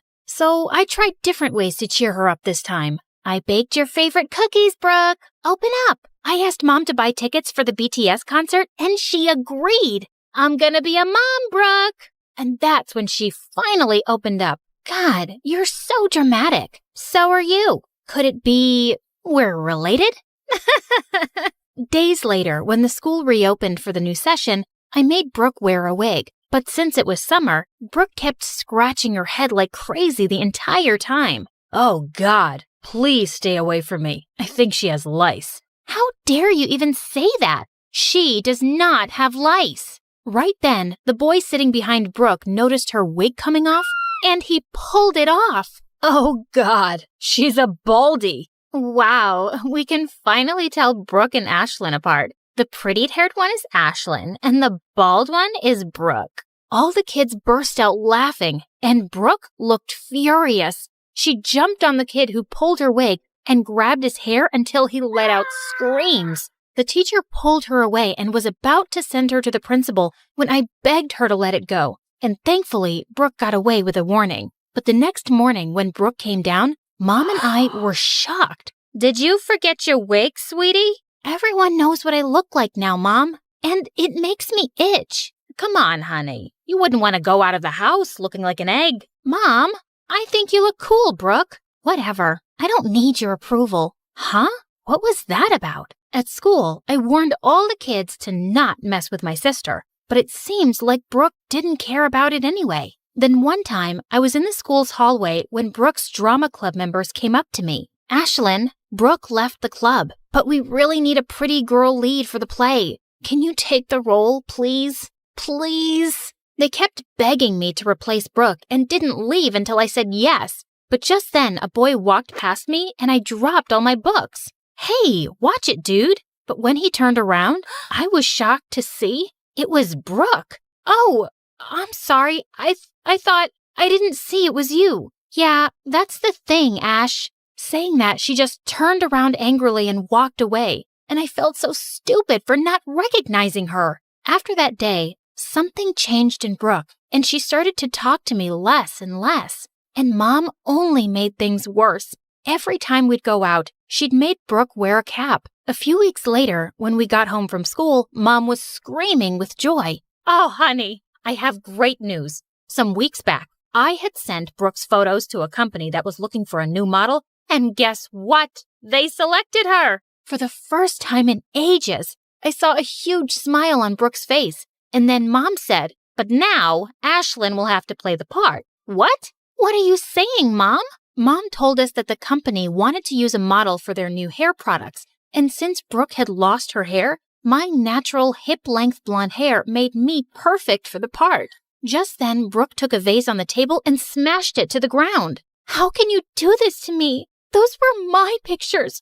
I was the one who got selected. She cannot take my place. But what can we do if your hair won't grow back? It's been like that for months now, and God knows if it's ever going to grow back. Listening to Mom's words, Brooke ran to her room crying, and I told Mom I was not gonna do it. Oh, Ash, I wish I'd never have to tell you this, but things are really tough at work for me right now. They might even fire me, and I'm so worried about how I'm going to take care of my girls. Seeing Mom so stressed, I had to say yes to the offer. But now, Brooke was super mad at me, especially after Mom took her to the doctor and we discovered that her hair growth rate had slowed down drastically for some reason. That's why her hair was taking so long to grow back. Later that night when I was sleeping, I felt someone pulling my hair, and when I opened my eyes, I saw it was Brooke, trying to cut it off.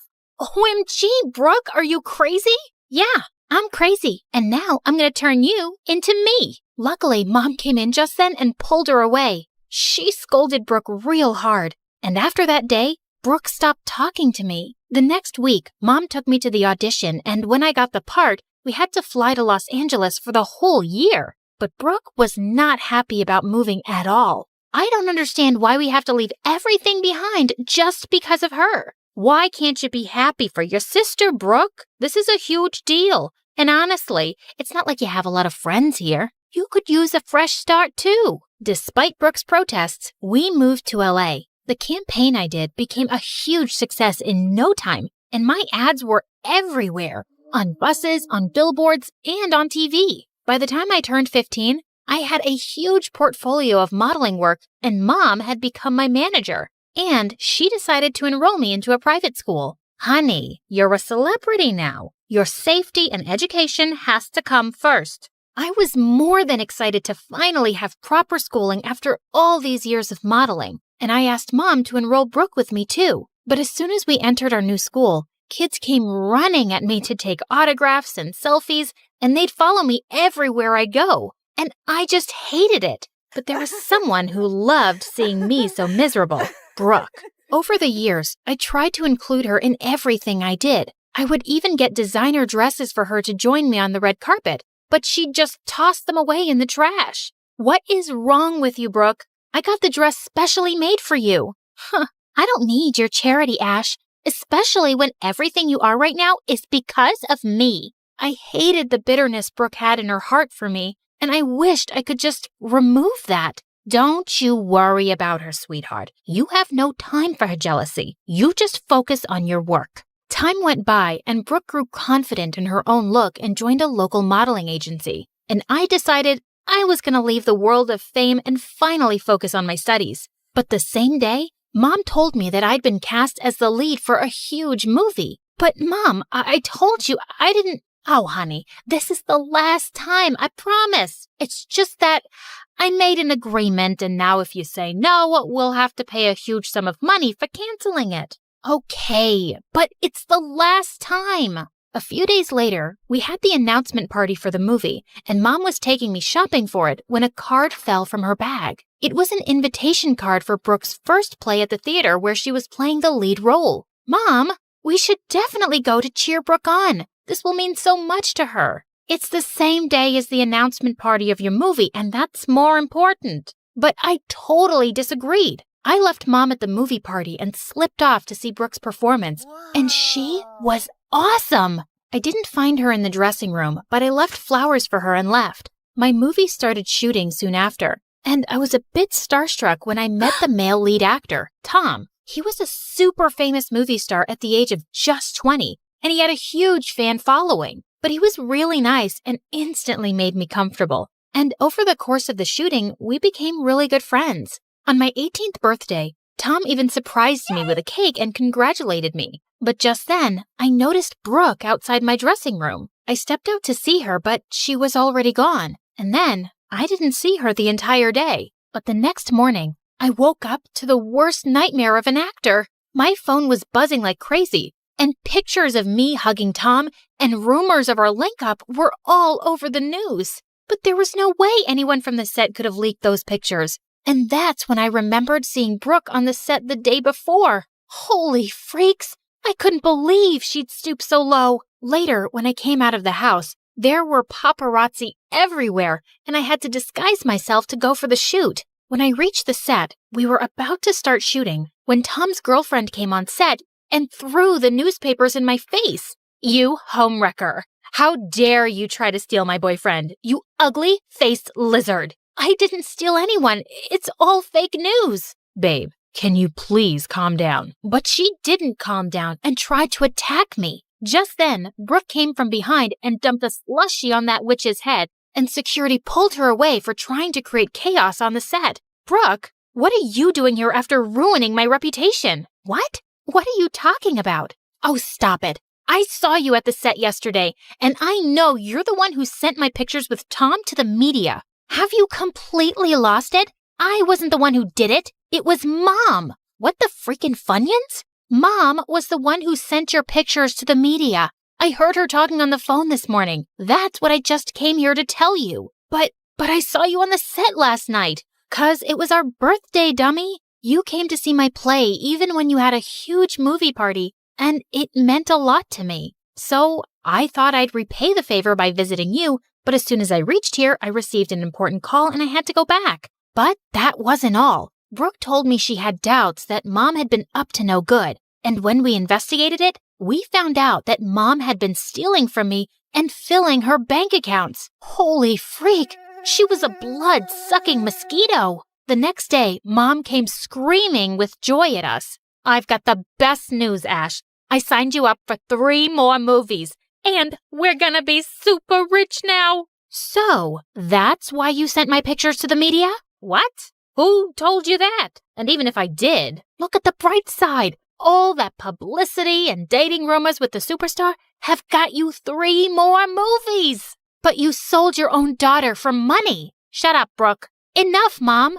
We are not kids anymore whom you can manipulate so easily. Yeah, you broke our trust and stole from your own child. You're the worst lying butt manipulator that I've ever seen in my life. Oh, no, don't say that, Ash. I did everything for you guys. You're a liar, Mom. You did everything for yourself. And that's why I have canceled all your contracts and removed you from my manager's position. No, you can't do that. Guess what? We already did. Suddenly, Mom completely lost it and tried to attack me. But thankfully, Brooke had called security and the cops, and they took her away. I'm so sorry, Ash. I always thought you were a bad person and always blamed you for everything. But Mom was the real devil and played with us as she wished. It's all right, Brooke. You have nothing to apologize for. But yeah, I don't think I can continue to shoot this stupid movie. How about you take my place in it? Really? You mean it? Of course.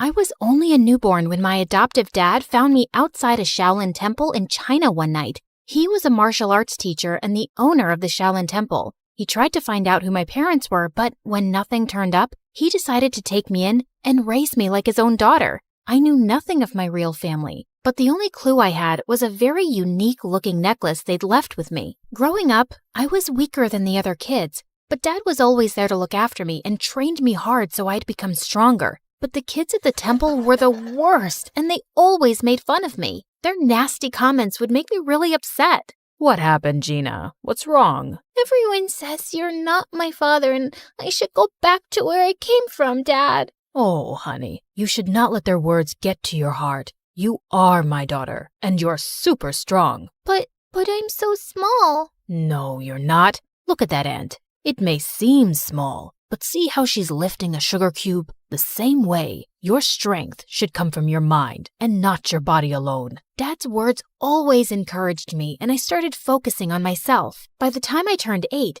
I had a sudden growth spurt, and suddenly I was taller than most kids my age. With time, even my martial arts skills improved a lot, and I started winning many competitions. But the kids at the temple would feel jealous and try to mess with me all the time. This went on until I was 17, and then one day, something weird happened. I was in the market when I crashed into someone, and all my groceries fell to the floor. Hey, watch where you're going and say sorry. But he just ran off into the alley, and I went after him and pinned him down. Oh God, stop. Are you gonna kill me? What were you trying to do, huh? He told me his name was Drake, and he was a super famous singer from the US. And now he was running away from some crazy fans who were chasing him. I left my hotel in disguise to take a walk around the city, but my fans somehow recognized me. I'm totally lost. Please, help me get back. I decided to help him, but he didn't even know the name of his hotel. What? But you have your phone, right? Call someone. I left it at the hotel. Gosh, he was such a handful. Take me with you. What? I can't do that. No outsiders were allowed inside the temple, but this guy kept begging me, and I decided to sneak him in. You have to stay all quiet in here, okay? Ugh. I sneaked in my share of the food, and he ate like he was starving for days and didn't leave any for me. That's it. You're gonna have to leave tomorrow morning, or you're saying all this because you have no idea how popular I am. Otherwise, you'd have never wanted to let me go, baby girl. Huh? Who did he think he was? Suddenly, he grabbed my phone and started showing me all these pictures of himself online, and that's when I noticed something very strange. A woman in one of those photos was wearing the exact same necklace as mine, and she looked so much like me. Who is she? You want to know her and not me? Ah, fine. She's a family friend, but why? Could I really have some connection with this lady? But what were the chances? The next day, I woke up to loud noises in the temple and saw Drake was being taken by his security people. Turns out, one of the girls from the temple knew him and reported it to his managers. I didn't even get to say goodbye. But ever since that day, I kept wondering about who my real parents were and why they left me. And my dad could tell soon that something was bothering me. Gina, it seems like you're lost, my dear. What's the matter? I told Dad everything that was going on in my mind, and he had the best advice. If it bothers you so much, you should go out there and seek the truth for yourself, my love. But Dad, how can I leave you and go all by myself? I raised you to be strong and independent. I know you're going to be just fine. Oh, Dad. A few weeks later, when I reached the U.S., I tracked down Jake's place and went over, but his security people wouldn't let me in. But I know him well. Oh, yeah. All the crazy fangirls know him well and try to break in all the time. You see that line over there? That's why we're hiring personal bodyguards for him. Yeah, that's exactly why I'm here, to be his bodyguard. Nice try, but it's male bodyguards only. Now off you go, little girl. I couldn't give up like that. Only Drake could lead me to that woman, and I had to find a way to get to him. So, I bought some makeup and wigs from a nearby shop and disguised myself as a guy. Later, when I went to audition for the job, everyone was fascinated by my smooth martial arts skills, and they hired me in an instant. They even gave me a room to stay at Drake's mansion. On my very first day, Drake's manager told me that he was running late for a photo shoot and asked me to go wake him up. But when I reached his room, I saw a girl trying to click pictures of him while he was asleep. You, get away from him. I pulled the sheets from under their butts and they both fell to the floor. What? Are you nuts? You broke my butt. Before she could record more, I took her phone and threw it out the window and she jumped onto me. You jerk! That was my brand new iPhone.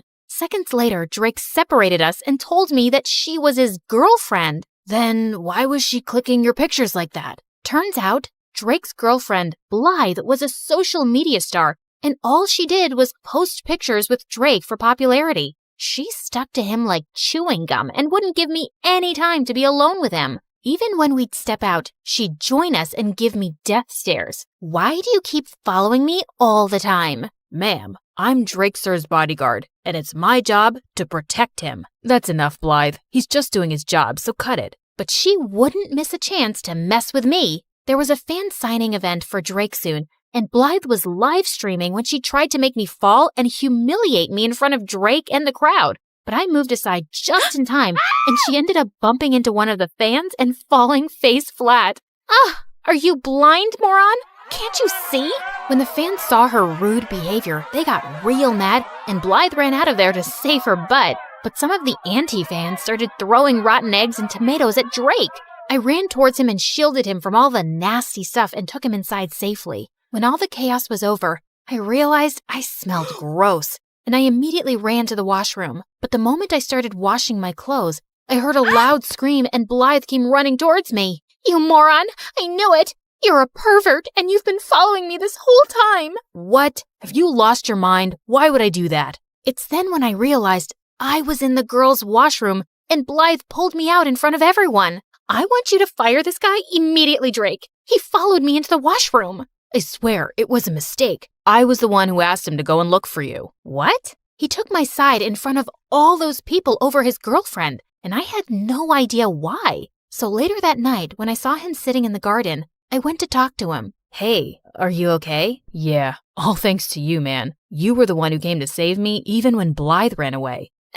That's just my job. He then signaled me to sit down, and I did as he asked. Why did you take my side today? 'Cause I knew Blythe was lying. I've known her ever since we were kids, and I know when she doesn't like anyone, she makes a huge fuss about it. But still, she's your girlfriend. Sometimes, I wish she wasn't. I always saw her as a friend, but one day, she asked me out. I said no, but my mom and Blythe's mom are best friends, and Mom said I couldn't break Blythe's heart. But you should have told your mom you didn't love Blythe. I did, but she didn't listen. Like she never listens to me about wanting to quit music for a while. But I thought you loved creating music. I do love music, but I just want to do it at my own pace. But my mom keeps pushing me into advertisements and other projects all the time. Then you should tell her to stop. If you don't like something, you don't have to do it, Drake.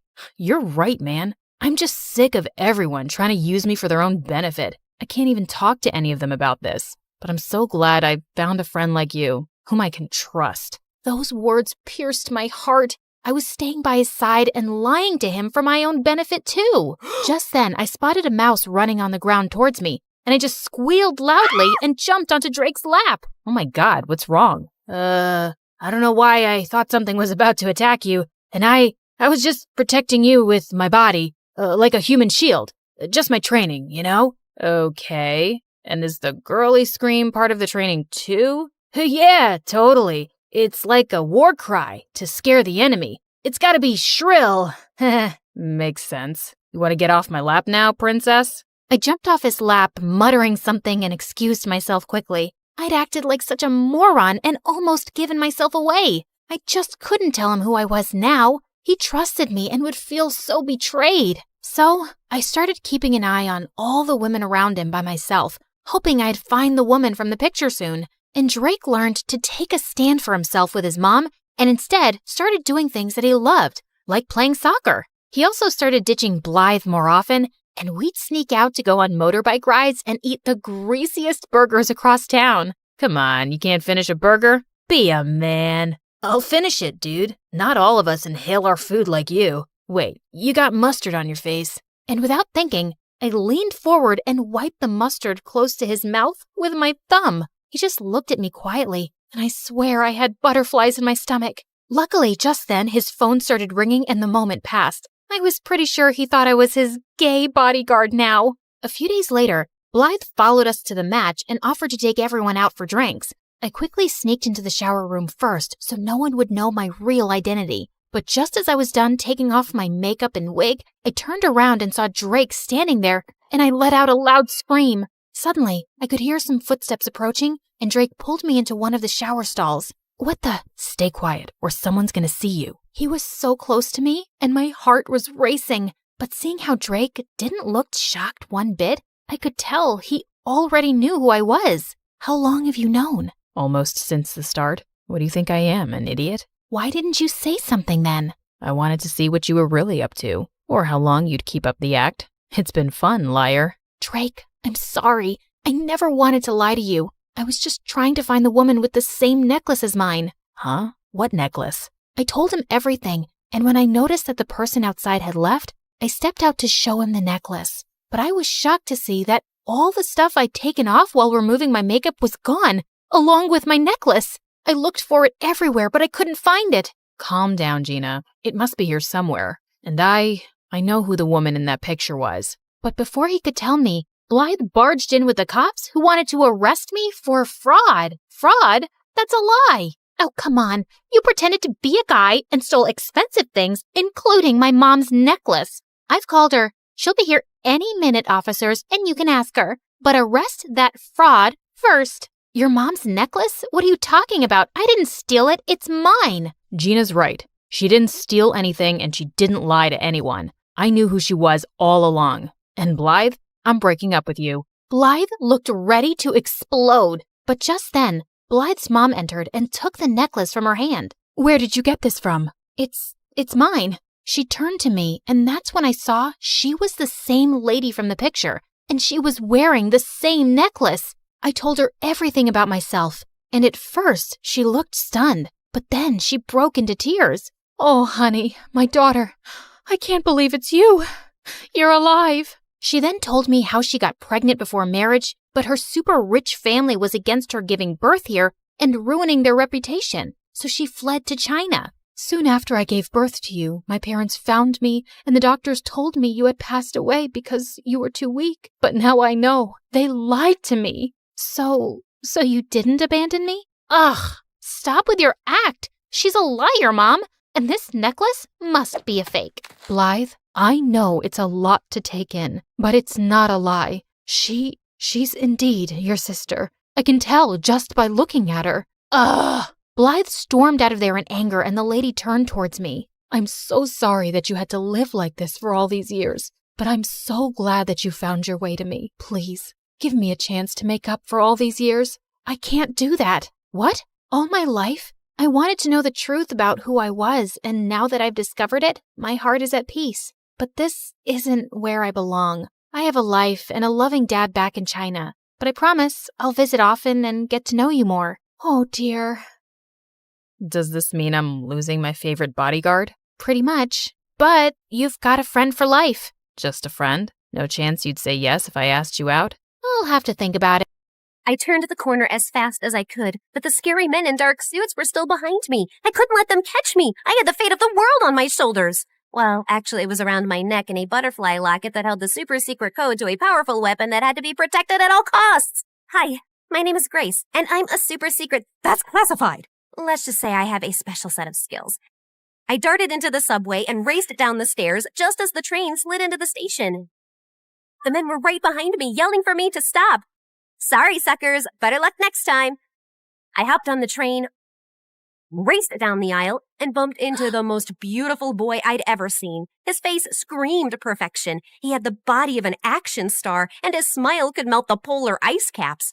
My special AI glasses analyzed him in half a second. His name was Nate. He was the quarterback of his high school football team, and his dad was a successful businessman. He seemed too good to be true. And then he opened his mouth. Hey, sweet thing. Yeah, I know I'm handsome. I'm a perfect 10. No, an 11. Maybe a 12. I'm the best looking guy you've ever seen. Am I right? Nate pulled out a marker and started signing his name on my arm. What the heck are you doing? You don't want my autograph? I'm a famous football star. At least I will be in a couple years. Though the way you're looking at me makes me think I might be the man of your dreams. You're pretty cute, too. I mean, pretty and cute. Both? Get it? Suddenly, I saw the angry men in black suits running down the aisle headed in my direction. The last thing I needed was to get caught with the necklace, so I pulled Nate into a kiss, distracted him, and quickly slipped it into Nate's backpack.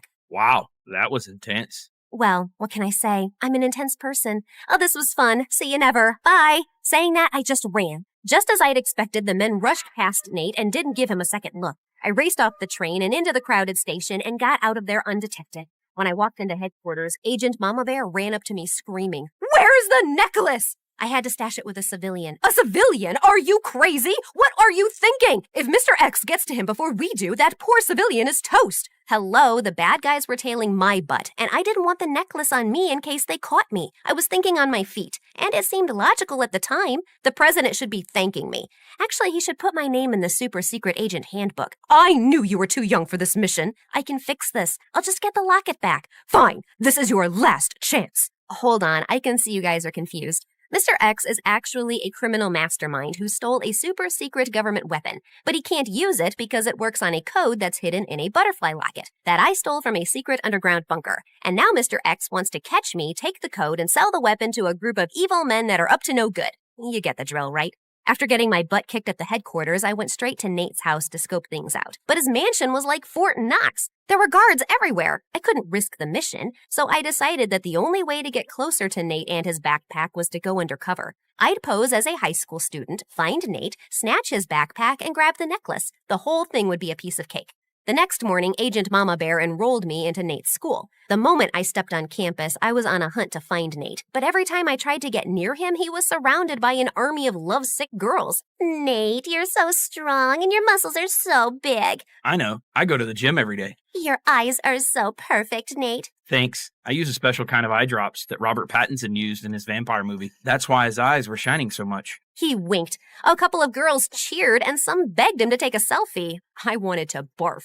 A couple of hours later, I saw Nate alone at his locker. He had his backpack on, but it was zipped shut. So I crept over like a cat burglar and reached for the zipper. Just as I was about to open it, Nate turned around. Our faces were inches apart. He looked at me with his dreamy brown eyes, and I swear I heard angels singing. Then some kid ran by and bumped into me. I lost my balance, fell forward, and suddenly my lips were on Nate's, and then we were kissing. You really can't seem to get enough of me, do you? That was a mistake. I have to run. Not so soon. I'm not letting you get away this time. How about you be my girlfriend? We can kiss all the time, and you can stop playing this game. I don't have time for games. You have something of mine and I need it back. Did I steal your heart? Well, baby, you stole mine too. Enough of this. You're wasting my time. Just as I was about to snatch his backpack and grab the locket, this rich girl named Pam walked up with her minions and two burly bodyguards. She was the spoiled daughter of a rich politician. Pam shoved past me so hard I almost lost my balance. Hey, jerk, you pushed me. That's what I mostly do with garbage. Is this street rat bothering you, Nate? If she is, I can tell my guards to send her away. She's not a street rat. She's a nice girl. We met on the subway. The subway? Yeah, it's this thing underground. People use it for transportation. It's been around for over 100 years. Duh, I know that. It's just disgusting. How many times must I tell you, Nate? You shouldn't hang out with peasants. You could get cooties. Cooties aren't real. Yes, they are. My cousin got them, and she was in the hospital for a week. Nate, let's go. I'm allergic to poor people. If I stay near that girl any longer, I'll get a rash. Pam grabbed Nate's arm and whisked him away. Nate looked back at me and winked. After that, every time I tried to talk to Nate, Pam showed up and acted like a maniac. I saw Nate outside at lunch, but when I approached him, Pam started screaming and threw herself on the ground to get his attention. Nate, help! Monster ants are eating me alive! Of course, Nate fell for her act. He rushed to her side, picked her up, and held her in his arms like she was an overgrown baby. She was beyond annoying. Later, Pam and her band of minions ambushed me in the bathroom. Hey, subway girl, I'm getting really sick of you chasing after Nate. He's mine. Back off or else. You're the one chasing him like a lovesick puppy, and honestly, it's pretty pathetic. Get some self-esteem, girl. Oh, you're gonna regret that. Pam started jumping around like she was a boxer. I really don't think you want to do this. Ha! You're ugly and stupid. Can't you count? It's 3 against 1. Pam charged at me like a raging bull. I stepped to the side, and she ran straight into her friend. The third minion ran up to me, and I threw water in her face. She slipped on her shoelace and fell on top of Pam. Pam and her minions ran to the principal's office and told the principal that I'd attacked them. But my AI glasses caught the whole thing on camera and sent the principal a video of the incident from an anonymous email account. Pam, your behavior is unacceptable, and I have no choice but to suspend you and your friends. Out of nowhere, one of Pam's bodyguards walked into the room, whispered in the principal's ear, erased the email, and left. On second thought, sorry, Pam. You and your friends did nothing wrong. Please enjoy the rest of your day. What the fudge? Then the principal sent me to detention. And by the time I got out, the school day was over and I couldn't find Nate anywhere. God, I needed that necklace desperately. I checked his social media and saw that he was out partying at Pam's mansion, at a nightclub, and raced around the city in a limousine. Pam's bodyguards were stuck to them like glue, and her driver was guarding Nate's backpack like a hawk. I couldn't go near it without raising an alarm. It was almost 3 o'clock in the morning when Pam's driver dropped Nate off at home. I was so tired from following them around all night that I could barely keep my eyes open. I parked my car to rest my eyes, but I must have drifted off to sleep because when I woke up it was morning and Agent Mama Bear was glaring at me from the passenger seat. I thought you were working. Ah! Ah! Oh, here you go, as fresh as a daisy. I was working, I just dozed off. We don't have time for naps. You can't let Mr. X get that locket before you do. Anyway, I've got some fresh information. Agent Mama Bear told me that Nate's dad was holding a fundraiser at his house tonight. The mission was for me to enter Nate's house dressed as a maid, grab the locket, and leave. And Agent Mama Bear was my backup. We changed into our disguises and walked right up to Nate's front door. The guards let us in without a hitch. When the time was right, I went around the house looking for Nate's room and finally found it. I slid inside like a fast ninja and immediately spotted Nate's backpack. I opened it, searched for the locket, but it was gone. I panicked. How could this moron lose the locket? I turned the room upside down but couldn't find it anywhere. I glanced out the window. Nate was lounging near the pool, sunbathing his six-pack with a stupid smile on his face. Gosh, he's so cute. Nope. Get a grip, girl. I rushed down the stairs, and just as I was about to step outside, I saw a tired old woman scrubbing the floors, and then I saw Nate walk in. I immediately hid behind a pole to avoid getting spotted, while Nate walked over to the old woman with an envelope of cash in his hand. Ma'am, please take this money and use it to go see the doctor. I can't, sir. I have to work to help your father with the party. If I leave, he'll be very upset. Don't worry about my dad. I'll talk to him. Come back when you're feeling better. The old woman thanked Nate and left. I was shocked. I'd never seen him act so selfless. I was about to say something, then Nate's father rushed past me. Have you lost your mind? No, it's where I left it this morning. This isn't funny. I saw what you did for that maid. You think money grows on trees? I swear you're as dim as a broken light bulb. Try not to embarrass me tonight in front of Pam's dad. And why haven't you asked Pam to be your girlfriend? By now, you should be engaged. Marrying that girl will make you filthy rich, and then you can invest a ton of money into my business. Dad, I don't want to marry Pam. She's a nice girl, but I'm not interested in her that way. I didn't ask you for your opinion. You're too simple to make good decisions. You just focus on throwing your football and staying in shape and getting that girl to fall in love with you.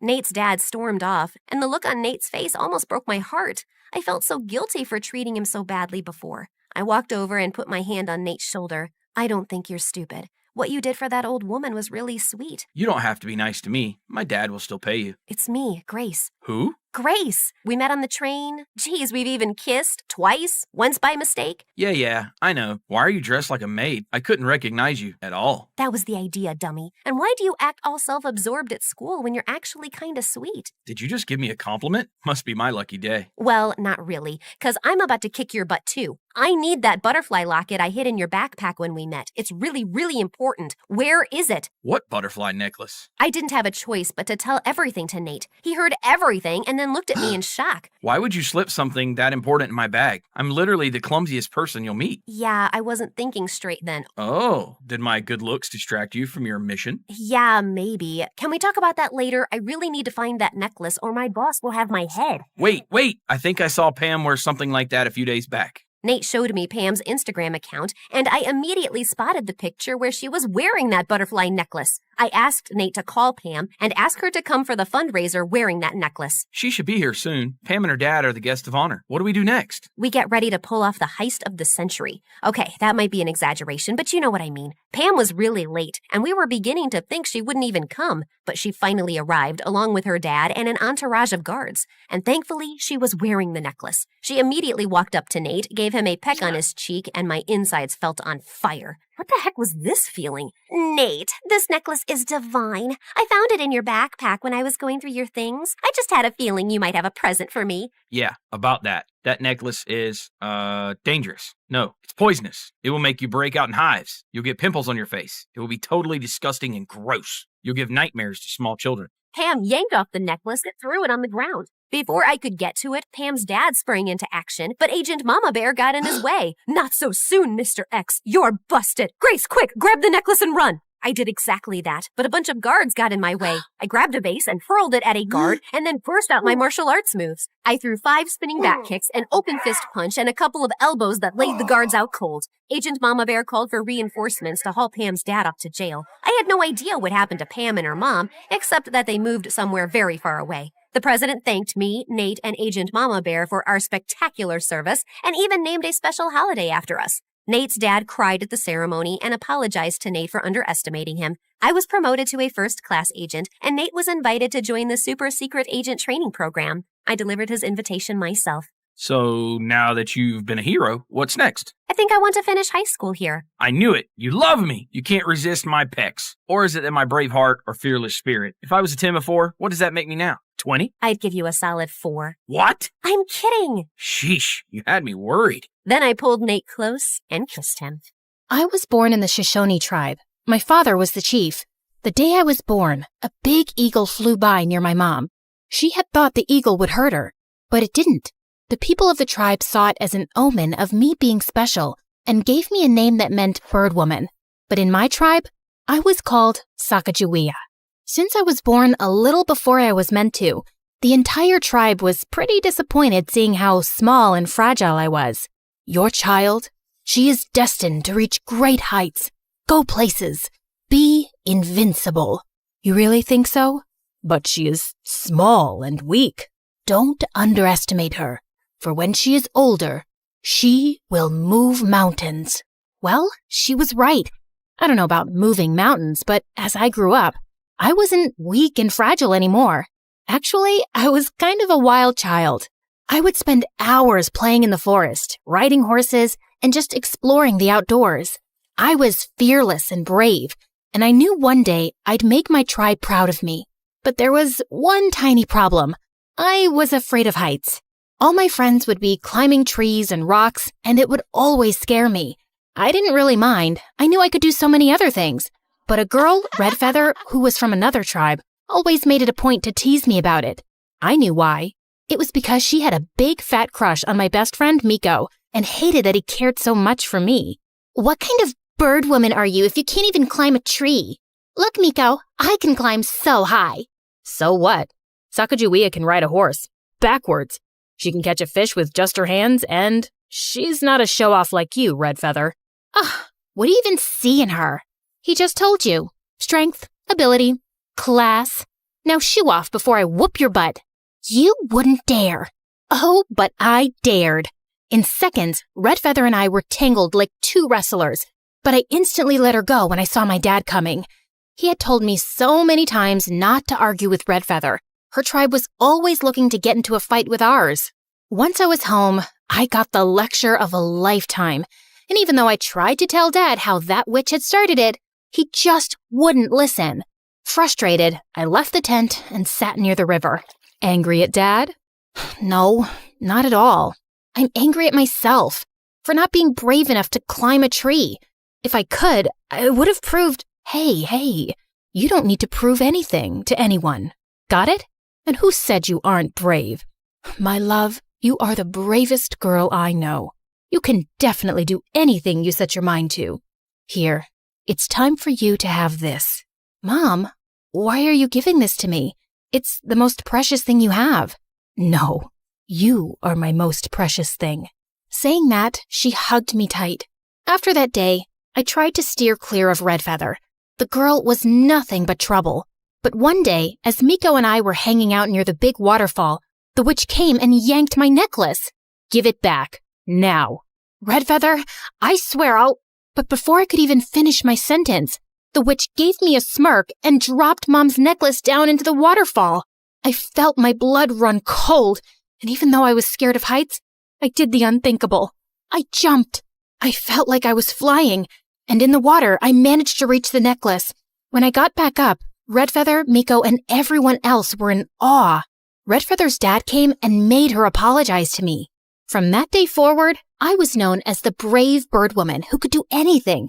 I had made my mark, and I was so proud of myself.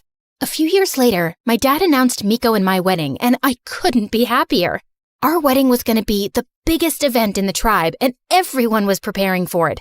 Even Redfeather, who had been surprisingly friendly since the necklace incident, was helping out with the decorations. One night, Redfeather asked me to meet her by the waterfall. I was a little hesitant, but I thought maybe she wanted to apologize for her past behavior. I was wrong. As I approached the waterfall, I saw several men standing in the shadows.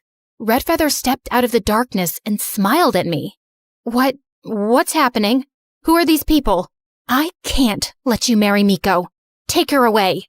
Before I could say anything else, the men dragged me away and everything went dark. When I finally opened my eyes, I was in a carriage.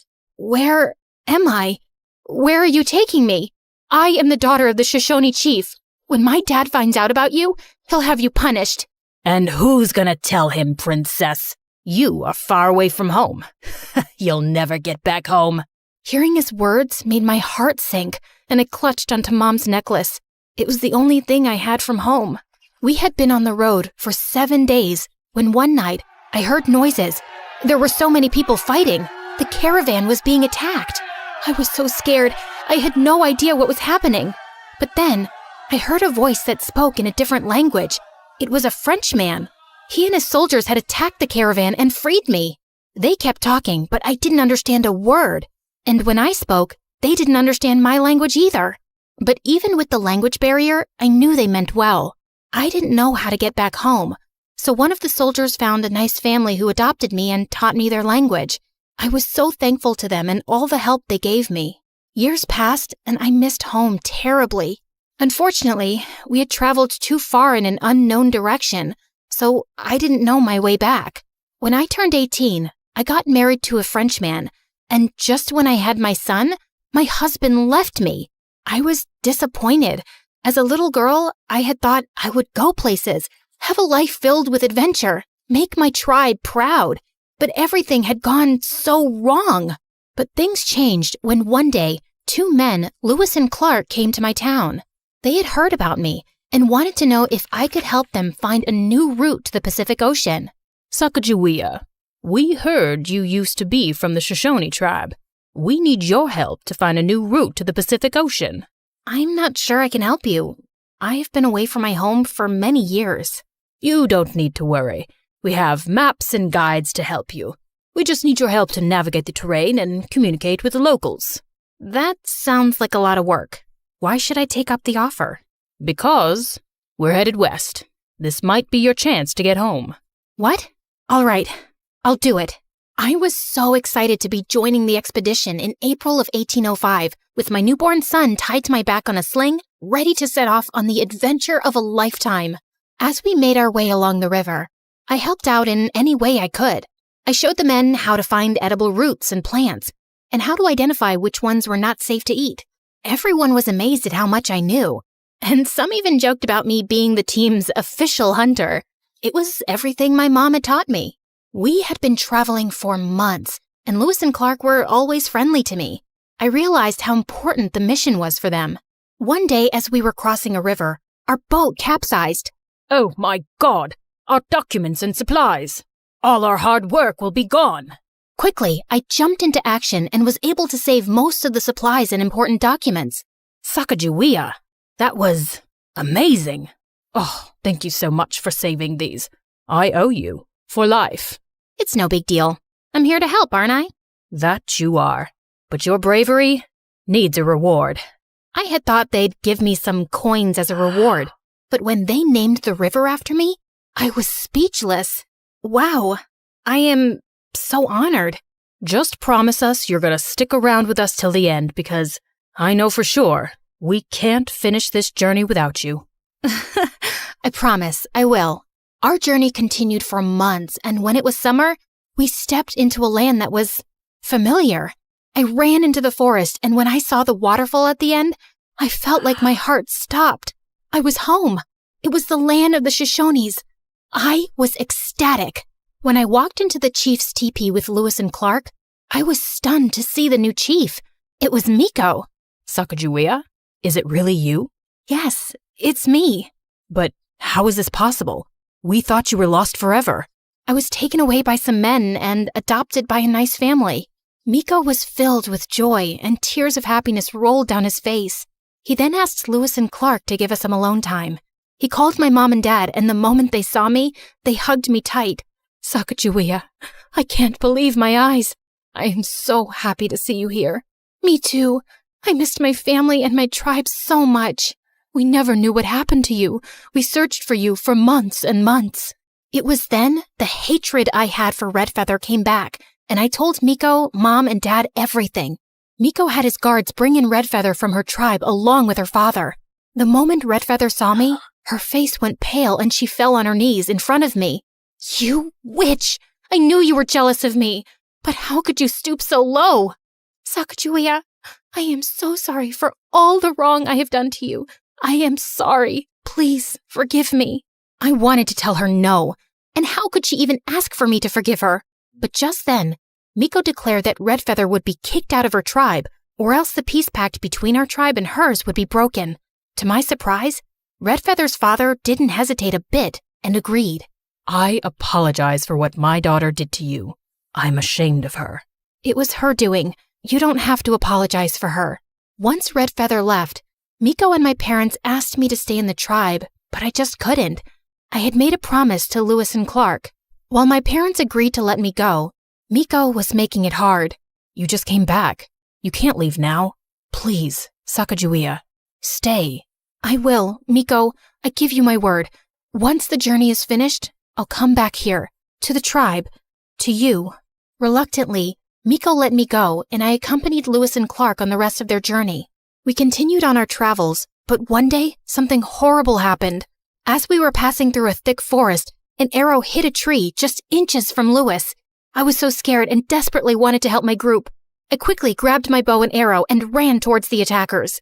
I was determined to protect Lewis and Clark, and I started shooting arrows at the attackers. One of the attackers stopped, and seeing a native woman protecting the European men, he called off the attack. You are with them? Yes, I am. They come in peace. Please, let us pass. Everything has a price. Give us something. Perhaps the necklace around your neck. Will you let us pass if I give it to you? Yes. With a heavy heart, I took off my mom's necklace and handed it to the man, and the attackers left, and I ran to Lewis and Clark. I was so relieved that no one got seriously hurt. Sacagawea, why did you give your necklace? I know what it means to you. It was precious to you. For me, my friends are more precious. Your safety means everything to me. I just did what I had to do. No, you did more than that. You saved us all. I felt so proud of myself. Finally, I had done something that my parents and the tribe could be proud of. We continued our journey and finally made it. After months of traveling, here I was, standing by the Pacific Ocean. I felt like I was in a dream. The sound of the waves crashing against the shore, the smell of the salt in the air, and the feeling of sand between my toes. It was breathtaking. I couldn't believe I was here. I had been on this journey for so long, and now I was standing at the edge of the world. I realized in that moment how much I had grown. I had gone from a scared little girl who was afraid of heights to a brave and fearless woman who had gone on an amazing journey. We stayed for a month, and when it was time to return, Lewis and Clark asked me to come with them on another expedition. I really wanted to because I loved adventure, but I had other plans. When I returned home, the first thing I asked was where Miko was, and my parents told me that every morning he sat by the waterfall. So I snuck up to him and hugged him, and we both ended up in the water. Oh my God, you came. I promised, remember? Saying that, I kissed him, and it felt so right, like I was finally where I belong, finally home. Today, there are more statues in the United States dedicated to me than any other American woman. I'm remembered now as a hero and as a symbol of courage, strength, and peace for safely guiding the expedition to the Pacific Ocean. My story continues to inspire and remind people that no matter who you are or where you come from, you can always make a difference. I woke up in a cold sweat as I heard a pack of wolves howling outside. Seconds later, the cackling hyenas joined in, and then I heard the blood-chilling roar of a lion. I was surrounded. I walked over to my window, opened it, and yelled, "Be quiet and let me sleep, you buffoons! Do you want me to look like a raccoon in the morning?" Wow, it actually worked. They don't always listen to me. And yeah, I said the whole waking up in a cold sweat thing for dramatic effect. I'm a melodramatic girl. You see, I am surrounded by wild animals, but they're all in cages. And I live inside a zoo. Now please go away. I'll tell you the rest of my story in the morning. So yeah, I really did grow up in a cottage inside the zoo, since my parents were the zookeepers. And I know I called the animals buffoons earlier, but I didn't mean it. It's like when you call your siblings morons, but you still love them, right? The animals were my first playmates, so naturally, I couldn't quit horsing around, even in school. Listen, I can howl like a wolf. Ow! Tina, can you stop making animal sounds? You're disturbing the whole class. At least I'm not putting them to sleep. I heard that, young lady. You're staying back in recess to reflect on your behavior. The only thing I reflected on was how to prank my teacher. So the next day, when she opened her desk drawer, a tarantula casually walked out and then jumped on her arm. She screamed and flapped her arms around like a rabid chicken, then tripped on her chair and fell on her butt.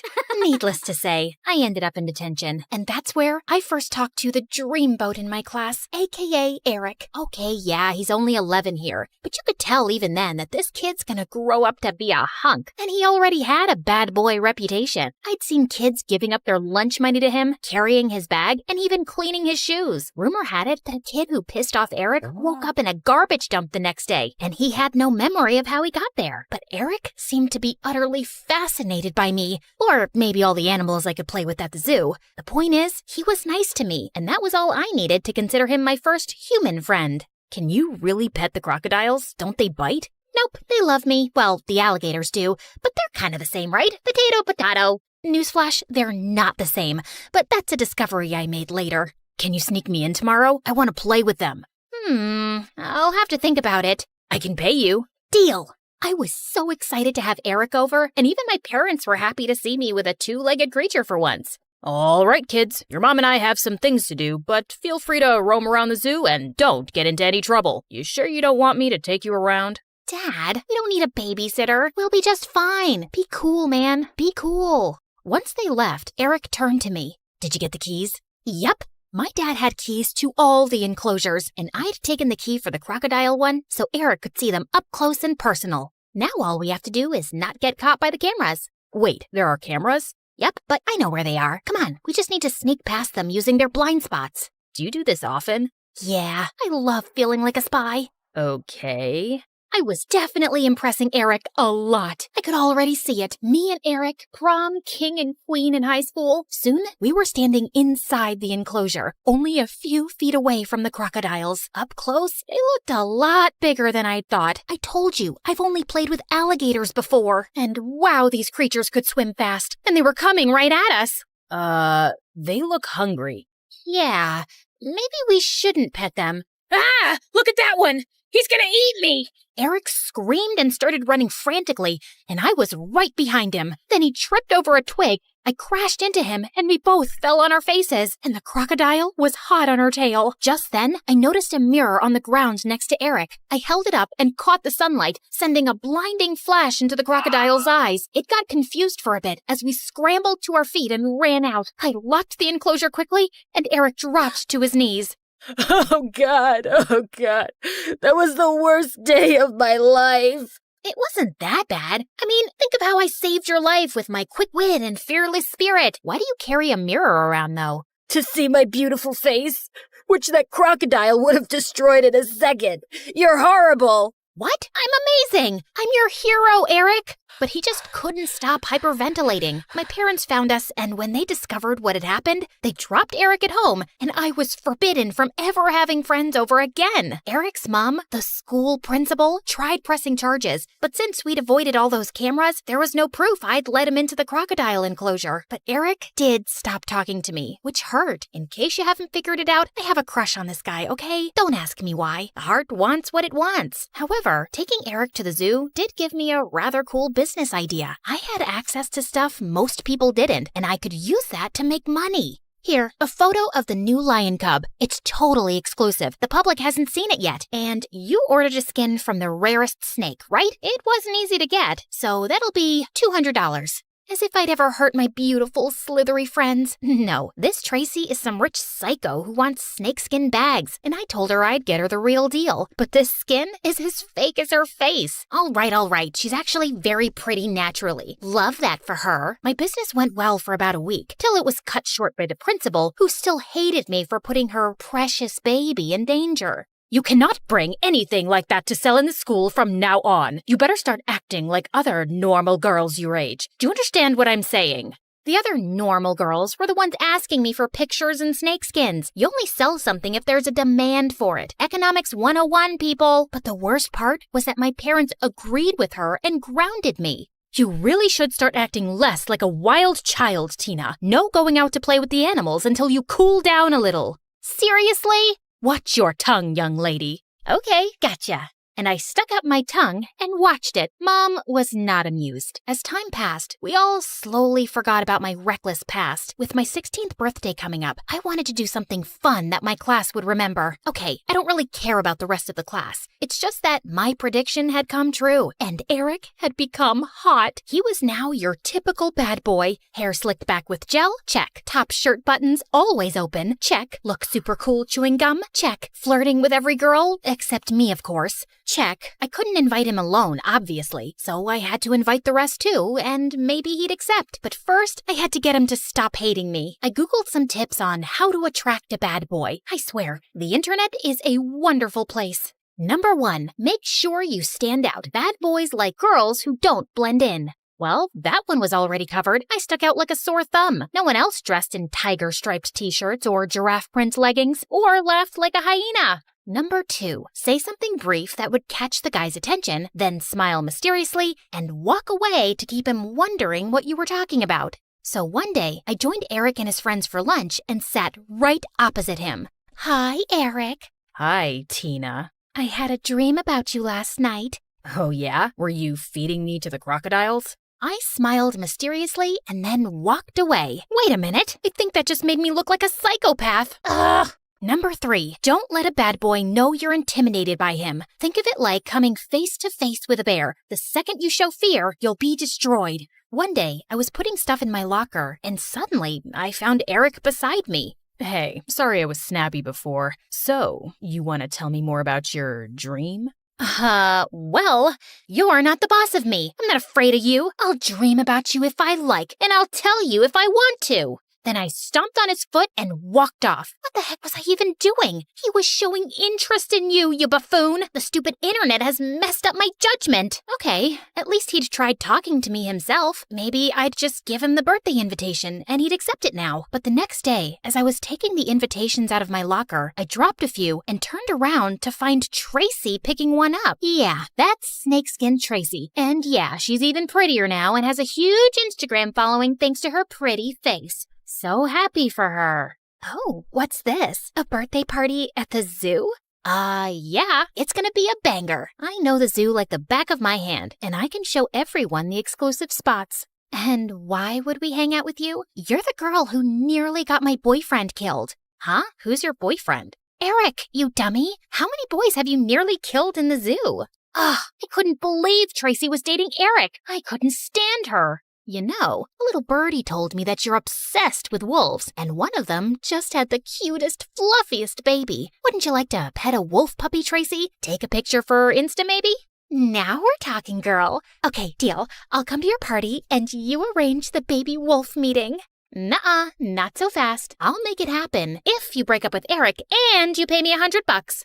What? But I love him. Can't help you then. Bye.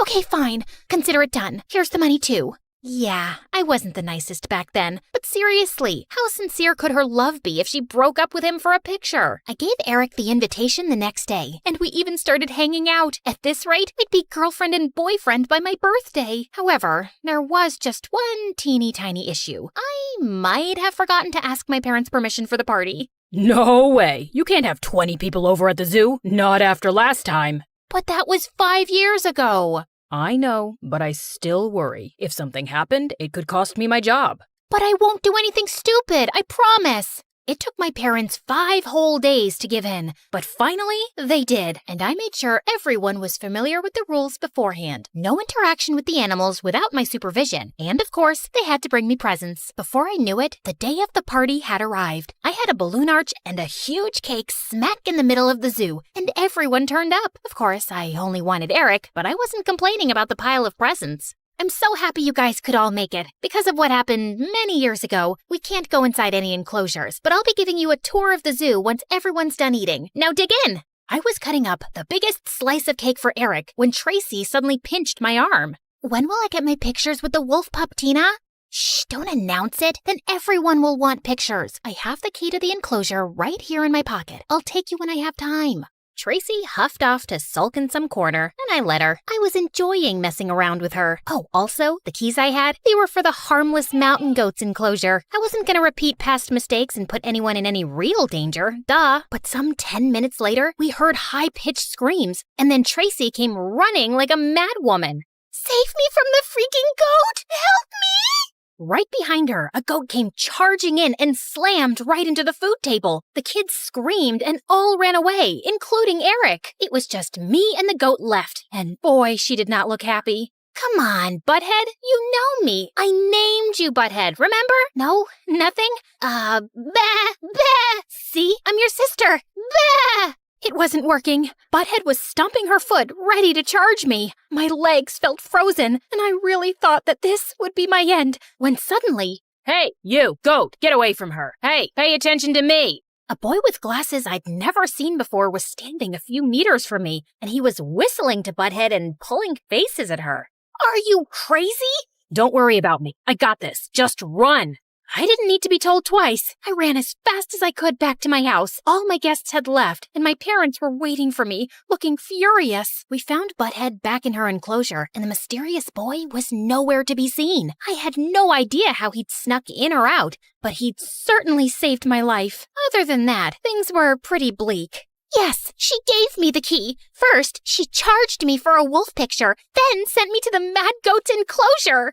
I never gave you the key. You stole it from me. And I've never seen a goat behave like that before. You must have done something to make it so angry. Maybe it's just your face. You have that effect on some people. Trust me. But everyone was against me. Even Eric. Well, especially Eric. You're such a weirdo, Tina. And all you do is put us in danger. Just stay away from us. The zoo authorities reviewed the case, and they didn't fire my parents, but they told us we had to move out of there. I was banned for life. We moved into an apartment, and I spent the next week in my new room crying, and also very much grounded, before Dad came to me. I think it's time for you to grow up a bit, Tina. This summer, we'll send you away to a camp where you can learn some discipline. What? And well, that's how I got here. This place is boring. We sleep outside in tents, which are not comfortable, and all we do is study. Fine, sometimes we go swimming in the lake too, but mostly it's just annoying. To make it worse, Tracy was there too. Don't go near Tina. She grew up with animals and has their diseases. She might bite. Don't say I didn't warn ya.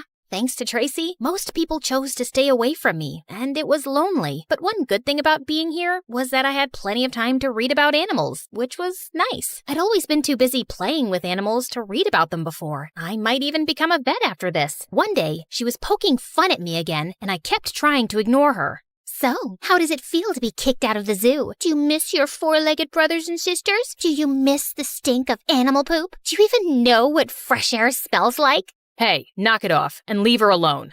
That voice was so familiar, and I turned around to see the mysterious boy from the zoo. Wait, it's you. You saved me from the goat. Yep, I'm Mason, by the way. I've been sneaking in and out of the zoo for ages. I just like hanging out around animals. And that day, I was just roaming around when I happened to see your friend Tracy here stealing the keys from your pocket. So I took some pictures. You took pictures? Yeah, right. You're lying. They're right here on my phone, but it'll be $5 if you want to see them. Why would I want to see them? How will you know if I'm lying or not? Ugh! Tracy paid up, and Mason really wasn't lying. I spoke to the camp leaders about how her lies had caused so much trouble for my family, and how she was harassing me even now. And Mason backed me up, and Tracy got kicked out. Mason and I became quick friends, and spent the summer together for the most part. He was really nice, and we could talk about animals all day. At the end of camp, I was kind of sad to know I wouldn't be seeing him every day. You see, I developed a small crush on Mason, even though he was a very good boy. I really have grown up. Promise to write to me every week? I will. And when I went back home, I also showed the pictures to my parents, and they apologized for not believing me before. Even my zoo privileges were reinstated, and I could visit anytime I wanted. Mom, Dad, I want to be a vet, and I think I want to change schools. I've looked up a few where they start vet courses in high school. That sounds like a good idea, and it's a very fitting job for you, sweetheart. Things were going well, except that Mason didn't really stay in touch, which made me kind of sad. I was both excited and nervous on my first day in my new school. I didn't know anyone, and I wasn't the best at making friends. Just then, someone came and sat next to me. Hi, Tina. Mason, hi! You're in my class? Or you're in mine. Either way, we're both here. Listen, I meant to stay in touch, and things have just been crazy. I'll tell you all about it, but first, I really missed you. I missed you too. Guess I didn't have to start from scratch after all.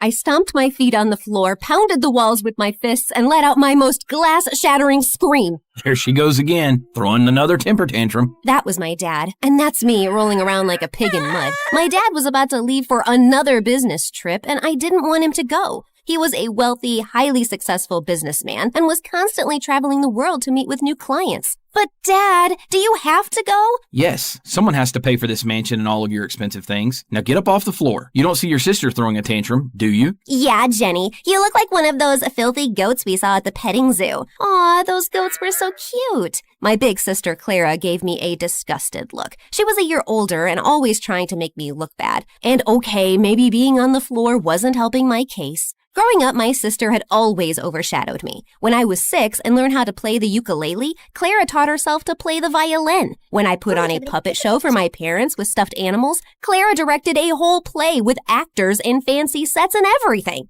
One time when I was 12, the president and the first lady came to visit our house for dinner. It was a big deal. There were a bunch of reporters, and the staff prepared the house for weeks. My dad was so nervous that he started yelling at a servant. This is gold cutlery. I told you to use silver. The first lady hates gold. Fix it now. Yeah, everybody knows that. Are you stupid? When they walked away, I sneaked over to the servant, who was in tears. You're doing a great job. And then I slipped her a huge tip. I put on my best dress for dinner. I thought I looked cute, at least until I saw Clara. She looked like an absolute princess. At first, it made me feel invisible, but then I decided to be brave. When it came time to serve the soup, I jumped up. I got this. I was thrilled. Finally, a chance to make Mom and Dad proud. I walked gingerly to the First Lady, being extra careful, when suddenly a foot stuck out and tripped me. The soup went flying all over the First Lady and the President. Then a bunch of Secret Service guys tackled me like I was an assassin or something.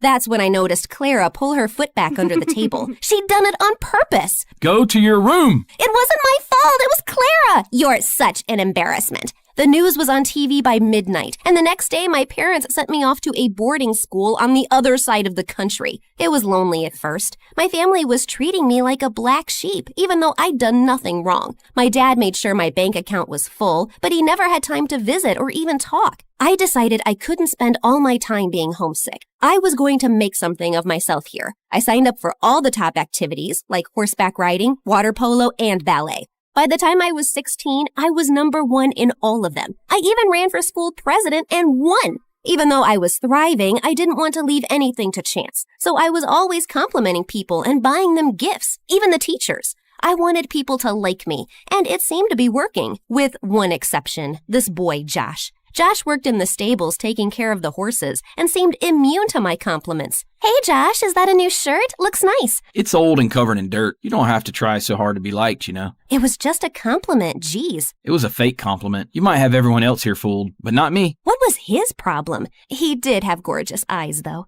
As he handed me the horse's reins, our hands touched. It was electric, an instant spark. But then he pulled away. How about I take you out for lunch at La Rosa? It's the fancy place by... No, I don't need your bribes. Happy riding. It wasn't a bribe, it was an invitation. But Josh had already walked away. With race day only a week away, I needed to focus on training. But as hard as I tried, my mind kept wandering back to Josh. Maybe the right gift would win him over. Hey, Josh, I saw these boots and thought of you. Told you I don't want your bribes. Do you even know what a bribe is? I'm not asking for anything in return. Yeah, you are. You're asking me to like you. So you admit you don't like me. What did I do to you? I didn't say I didn't like you. I just don't know the real you. At that moment, he leaned in close to me. Oh, my heart fluttered. Was he about to kiss me? But then he stretched past me to adjust the saddle. I totally knew that's what he was doing. Why would I even want Josh to like me? He was always dirty, smelled like a farm, and he was the least friendly person I knew besides my sister Clara. Maybe that's why. For all the success I'd had at this school, Josh was a reminder that back home I was no one special. On the day of the race, I was feeling nervous, but I stayed focused and came in first place. My parents hadn't visited me since I'd arrived, but part of me was still hoping to see them in the stands cheering me on. Of course, they weren't there, but to my surprise, Josh was. Congrats! I can't believe you came to support me. You do like me. I was already here. It had nothing to do with you. Liar. Josh smiled at me and butterflies danced in my stomach. As he walked away, I patted my horse Nessa on the neck. You hear that, girl? I think he likes us. The next day, me and Nessa were on the front page of a national newspaper. Not long after that, I got a FaceTime call from my dad. I was shocked. He normally just sent me emails. Hey, honey, I wanted to let you know we're very proud of you. Feel free to mention my business the next time you talk to reporters. Thanks, Dad. I will. Do you think you'll be able to come visit soon? I'm afraid not. We're in Japan with your sister right now. Japan? Sorry, honey, but we'll definitely come when you try out for the Olympics team. That's the big one. Just then, Clara's face appeared. Yeah, anyone can win a national race. An international race is the real challenge. That's not fair. I worked really hard. You've never won a national race. We have to go, honey. We just got to the Hello Kitty store. Then he hung up without even saying goodbye. I couldn't help it. I started to cry. And that's when Josh found me. Go ahead, make fun of me. You know you want to. I never wanted to put you down. I just wanted you to be real. And it looks like you finally are. Yep, real tears and snot here. As real as it gets. Come on, I want to show you something. Josh held out his hand. I felt a rush of warmth as I took it. Josh took me to the fields behind the school and showed me the foals running around. It was the cutest thing I'd ever seen. I approached the mom slowly so I wouldn't spook her. Whoa. She doesn't like most people. Be careful. Just then, the mom nuzzled her nose against my hand. Aw, you're just a big sweetie, aren't you, girl? I noticed Josh looking at me funny. What? I just never realized how gentle you are. After that day, Josh and I started hanging out more. He was strange and funny, and I loved how kind he was to animals. I was surprised to learn that he didn't actually go to our school. No way my parents could ever afford that. They've been struggling with money, so I took this job to help out. Josh, I'm so sorry.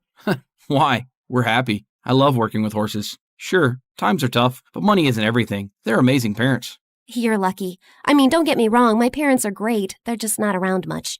But as the months went by, I started hearing from my parents more and more often. They even came to visit. I was winning races left and right, and the media nicknamed me the Jockey Barbie. I was on TV, magazine covers. My life was a whirlwind. Honey, I thought you were going to mention my business during your interview today. I did, didn't I? Yes, but only once. We agreed on 4 times. Repetition sells. Okay, I'll try harder next time. My favorite moments were the quiet ones, just me and Nessa, going for rides before sunsets, and my long talks with Josh in the stables. One day our hands touched, and I felt that same charge I did before, but this time Josh didn't pull away. He took my hand in his and leaned in, our lips nearly touching. Ew, are you seriously about to kiss the stable boy? Ugh, Clara's timing was the worst. I have a name. It's Josh. Oh, whatever you say, Josh. What are you doing here, Clara? Just wanted to remind you that you may think you're hot stuff now, but you're still the same old loser you've always been. Sounds like you're jealous that Jenny is finally getting the spotlight instead of you. Josh, that's not nice.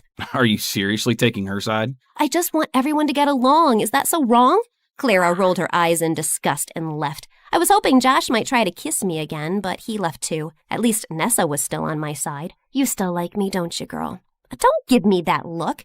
Thankfully, Josh didn't stay mad at me for long. He even invited me over for dinner to meet his parents. Their house was tiny and chilly from a broken heater, but his parents were the sweetest. His mom made the best dumplings for dinner. Later that night, Josh showed me the hill where he loved to lay out and look at the stars. One day, I'm going to have enough money to open stables of my own. I'll buy my parents a ranch, and it will be filled with horses and happy animals roaming free. Sorry, I'm rambling. Not at all. I think it's a beautiful dream. Josh gazed into my eyes, and in that moment, we had our first kiss. I wish I could have stayed with him on that hill forever, but I had a race to win.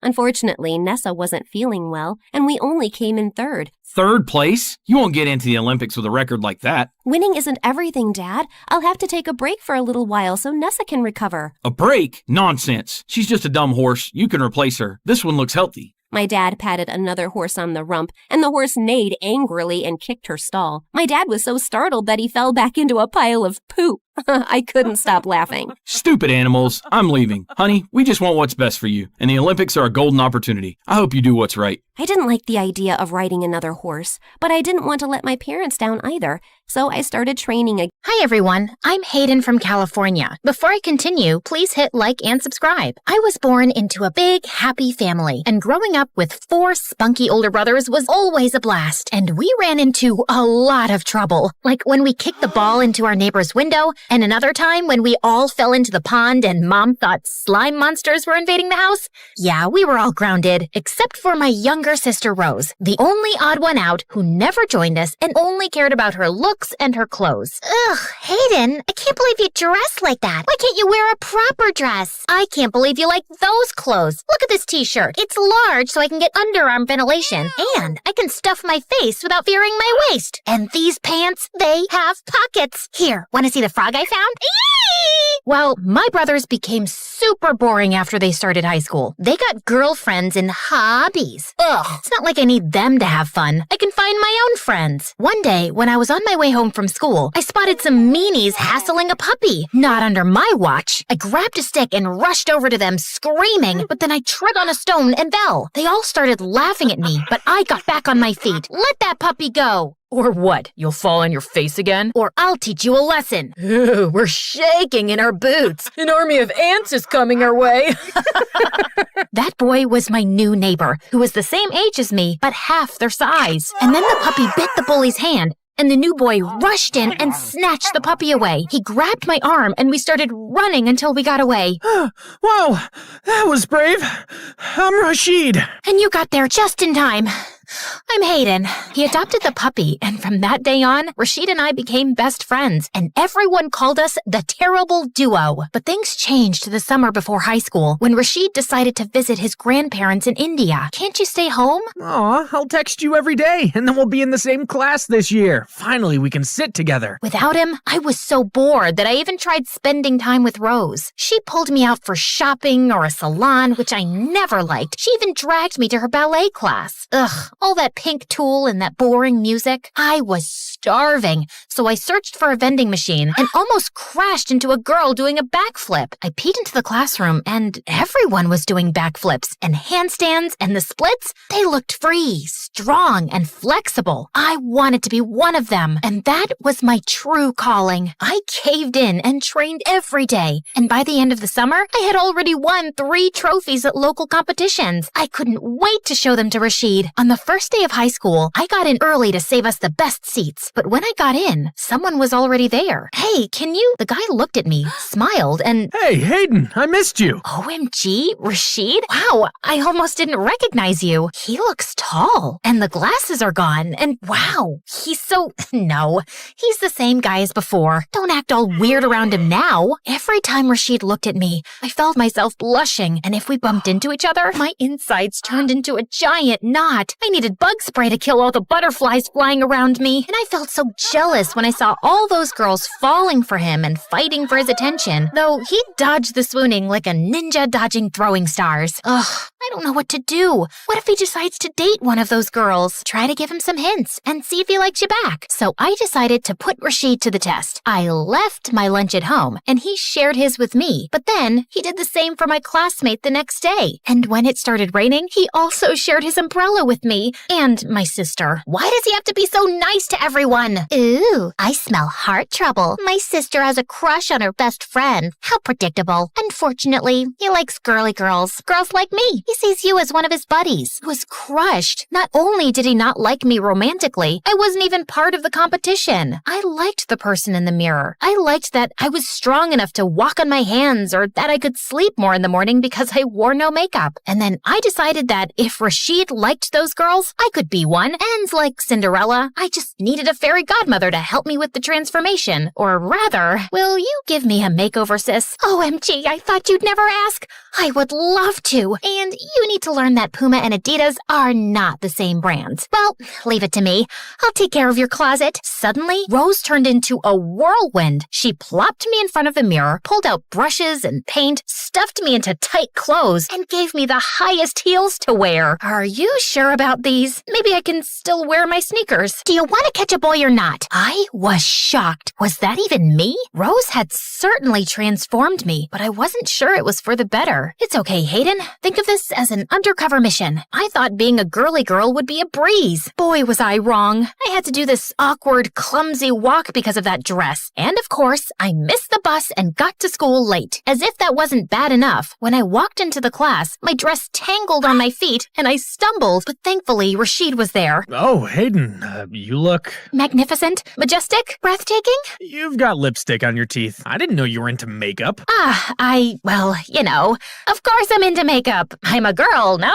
Okay, let me help you with that backpack. It worked. Rashid had never offered to carry my books before, but every day I got into a new accident. Once I sneezed while putting on mascara, and I drew a line all across my face. Another time, I found a fake nail in my lunch and almost swallowed it. No matter what I did, it felt like we were growing distant. Rashid was treating me more like a girly girl and less like a friend. No more games of basketball or all-you-can-eat buffet lunches on Saturdays, but I'm still the same person. I can stuff my face even if I wear a tight shirt, right? Luckily, I still had my gymnastics practice where I could burn out my frustration. I trained so hard that I was ready for the regional competition by the end of the year. Congratulations! I'll come and cheer you on. Perfect. I'll tell him about my feelings there. With Rashid cheering me on from the stands, I felt like I could do anything, and soon enough, I won first place. It was such an exciting moment. Even a scout stopped to watch. I run a prestigious academy for stunt actors. You've got the looks and you've got the moves. If you want to make it in Hollywood, give me a call. It's never too early to start. I wanted to run to Rashid to talk, but I was a disgusting sweat fountain. Plus, I needed the time to rehearse the speech I had prepared with the help of Rose for him,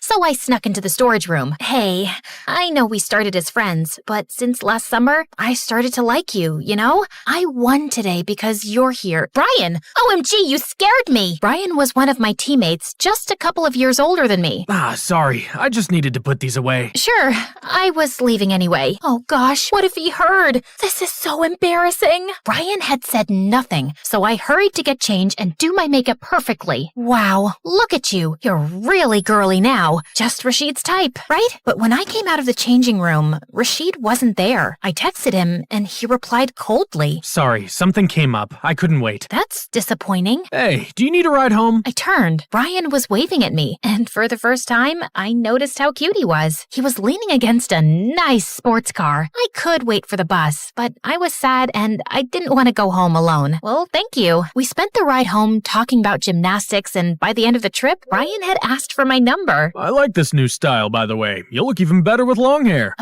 Long hair is such a chore, but I guess that's what guys like. From that day on, Brian started texting me, and soon he asked me out on a date. I still liked Rashid best, but he had barely spoken to me since the gymnastics competition. It was clear he wasn't interested. I might as well go out with someone who appreciates me. Brian had booked a super fancy restaurant. I wore my high heels, and I even borrowed a wig from Rose to complete the look. When I walked into the room, I felt everyone looking at me with awe. You look stunning. All the boys here are jealous that you're my date. Wow, this is what being a girly girl looks like? Everyone is always staring at you? Brian was impressed, and we started chatting about ourselves. Brian already had his life figured out. He would work for his father's company. And what about you? I don't know. I might consider this stunt acting gig. I'd get to kick butt for a living. Aren't those film stunts too dangerous for a girl? What? How could you say? Just then, the fire alarm rang, and a fire started erupting from the kitchen. Everyone started running toward the exit, but I heard a cry and turned around. An old lady had fallen, and nobody had noticed. But with my high heels and tight skirt, I couldn't run. So I took off the shoes and ripped the dress and rushed to help the lady up. We made it out just in time, and nobody was hurt. I can't believe you rushed back like that. Thank God you made it out, but you look like a proper fright. Well, I wouldn't have had to rip my clothes if I wore my old t-shirt and sneakers. Of course I look a fright. I just ran into a building on fire. Oh, wait. Please don't sit in the car. You see that ash on you? Ugh, let me call you a cab. You know what? I'll get it myself. We're done. But you like me. That letter. That wasn't for you, jerk. And you know what? You were my biggest mistake. I left. And with the fire, all the cabs were stuck in traffic. So I decided to walk home. And after a short while, it started to rain. I was miserable, dirty, and wearing no shoes. So when I saw the diner where Rashid and I always went, I walked in to wait out the rain. But as I stepped in, I froze. Rashid was there with his friends. Hayden, what happened? Are you okay? I'm fine. Just a bit. Well, I was going home, but I couldn't get a cab. I'll take you. But I'm all dirty. What about your car? He didn't care about his car, and he drove me home. Around him, my heart fluttered, and my feelings for him rushed back like they'd never gone. And I couldn't hold it in anymore. Hey, so that day at the competition, I wanted to tell you that since last summer, I started to like you. Wow, you really have changed. I didn't think you were the type of girl who jumps from one boy to the next. What? You mean Brian? I only went out with him because you kept ignoring me. You're the one I've liked for a long time. Sure, well I don't. Bye, Hayden. Rashid drove away, and I felt devastated and humiliated. When I walked in, I saw Rose. I hugged her and told her everything. I'm sorry. I feel like this is partially my fault. I actually don't know what kind of girl Rashid likes, but I lied so we could spend more time together and share everything like sisters do. You're the only sister I have, but you were always hanging out with our brothers. I was stunned that my sister lied to me, but I understand her. It wasn't all her fault. That same night, I called the Stunt Academy director. I'd like to accept your offer, but I want to move in immediately. Rashid texted me after I started going to the academy, but I ignored him and even blocked him. One rejection is enough, thank you. The classes at the academy were intense. I was learning the most amazing moves and killing it as a stunt girl on big sets. Who needed Rashid when I had my passion and talent to keep me going? I also abandoned the heels and skirt and went back to my style. No one cares what you wear if you can jump from a moving helicopter. Years later, I was at the premiere of my latest film when I saw Rashid as one of the waiters. He was even more handsome than before. Forget him. He rejected you. You're not even friends anymore. But everywhere I turned, he was there. And finally, he cornered me at the buffet table. What are you doing here? And when did you become a waiter? I tried to get into your premiere, but all the tickets were sold out. So I sent flowers, but you weren't interested. So I had to dress up as a waiter and sneak in. Whatever. Hayden, please stop running. Talk to me. At least let me explain. You were very clear the first time. Look, when we were at the competition, I overheard overheard your confession, and I saw Brian, so I thought it was for him. When you confessed to me, it kind of made me feel like I was your backup plan. It made me pretty mad because I had a crush on you. And later, I got to know the truth from Brian, and I felt too guilty. I tried to reach you, but you blocked me. Wait, you had a crush? Yeah, since we met. After you started dressing more girly, I got really confused because I liked you the way you were. So I didn't need to change for you? Absolutely not. You were perfect, and I never stopped liking you. I couldn't believe it. All these years, I could have been with Rashid, and it was all because of a stupid misunderstanding. Well, it was clear now what I needed to do. I spun on my heels and perfectly landed into Rashid's arms in the perfect position to kiss him. I never stopped liking you either. Let's get the camera rolling.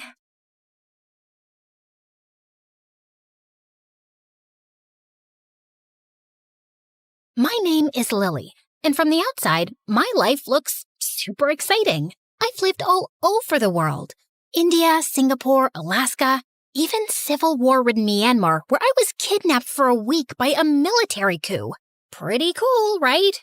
But the craziest adventure I'd ever gone on was in a boring suburban home in Boston. But first, let me tell you more about myself. My parents were investigative journalists, and they went wherever the story was.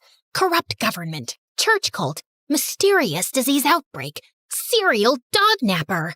Sure, they were living a life full of intrigue, and my younger brother Jacob totally idolized them. But for me, it was constant whiplash. I craved normalcy, stability, and safety. And my parents' homeschooling techniques were questionable at best.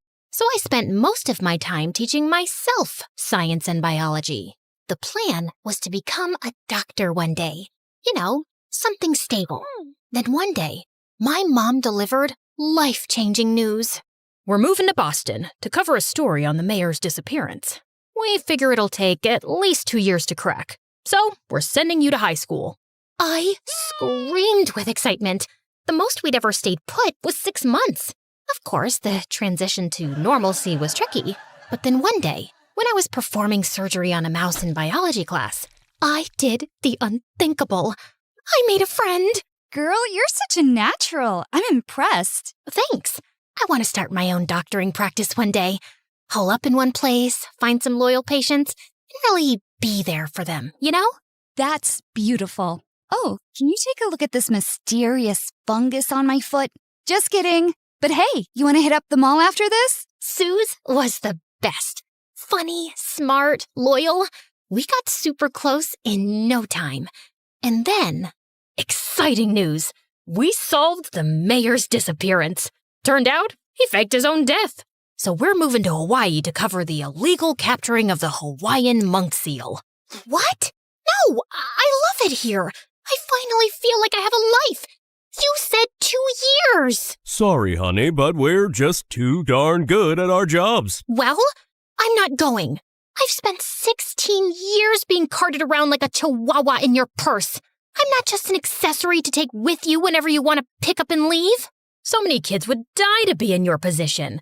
Getting to see the world, experiencing new things.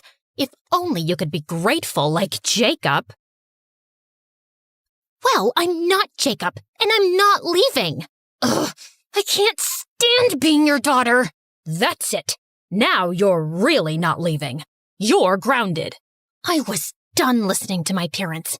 I ran out of the house and hopped on my bike, pedaling as fast as I could to Suze's house. I was in such a frantic state, I didn't even see the truck turn into my lane. And smack! I went flying off my bike, launched into the middle of the road when my head slammed against the cement. And then, everything went dark. When I woke up, my head was throbbing, and my bike was destroyed. But otherwise, I felt weirdly fine. I could have died, and it was all my parents' fault. I'll admit, I was a little disoriented. I didn't know if a day had passed or a week. And when I finally got home, I was shocked to see that my parents' cars weren't in the driveway. Were they out looking for me? When I walked inside, I thought my eyes must be deceiving me. The entire house was empty. No family photos, no TV, no furniture, no family. A sinking feeling overcame me. Hello? Is anyone here? Hello? I checked every room, but not only was no one home, none of their stuff was here. And without the furniture, the place felt really eerie. When I got to my room, I was afraid to open the door. But to my surprise, it was exactly as I'd left it. I grabbed my phone to call my mom, but it went straight to voicemail. What the heck?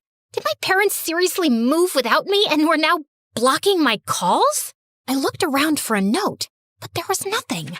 This was insane. But then it occurred to me, maybe this was my parents' way of letting me have my way. So I decided to stay put. I'd live my life, graduate in a year, and go to college. I'm sure my parents would call me back tomorrow, and I'd deliver the news. But that night, as I was falling asleep, I heard footsteps. I ran downstairs to see who it was. Hello? Mom? Dad? Jacob? Guys? I tried to turn the lights on, but they didn't work. Then something brushed past my foot. Ah! It was just a mouse. Okay. I was just freaking myself out. Everything would be fine. And then a strange, cold breeze swept over me and disappeared. Maybe I'd sleep at Suze's house, just for the night. I grabbed a backpack and opened the front door, but it was jammed or something. I pulled and pulled, but it was stuck. I tried the back door, but it wouldn't budge. What was happening? Something felt off. I decided to sneak out through the window, but when I went to lift it, it slammed shut, right on my hand. Ow! I frantically tried calling Suze, but it also went to voicemail. What was happening? Okay, I had to calm myself down. I bandaged my wound and tried calling my dad. As the phone rang, there was a pit in my stomach. It went to voicemail. Dad, it's me. I just got home and no one's here. And for some reason, I can't leave. Where are you guys? I got into an accident. Sorry I didn't come home sooner.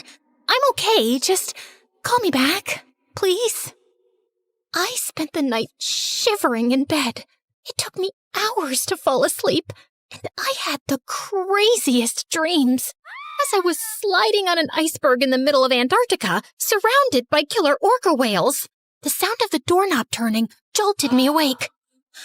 Oh my gosh, I was so relieved. My parents had finally come home. And then I heard something strange, a voice I didn't recognize, of a teenage girl laughing.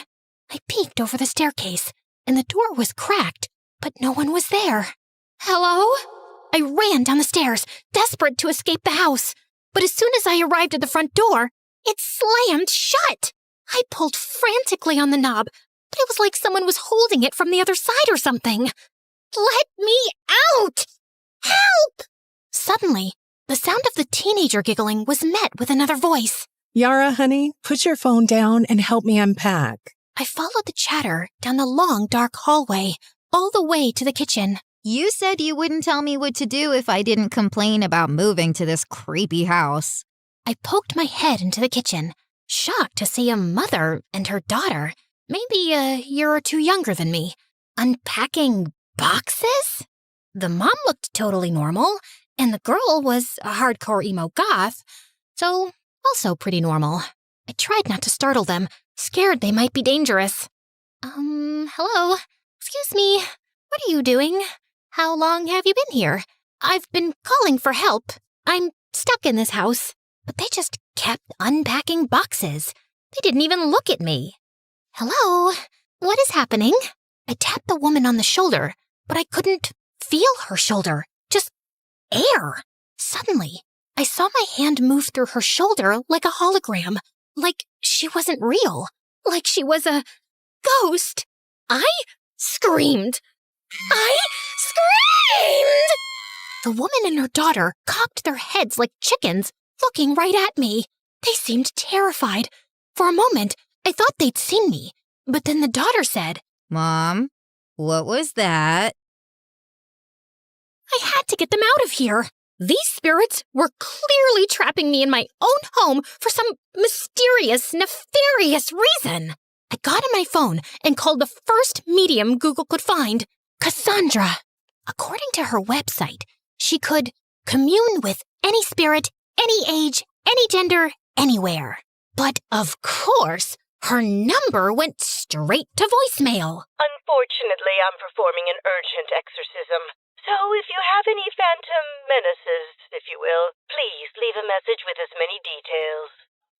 Yeah. Hi, Cassandra? My name is Lily. There's a mother about 47 years old.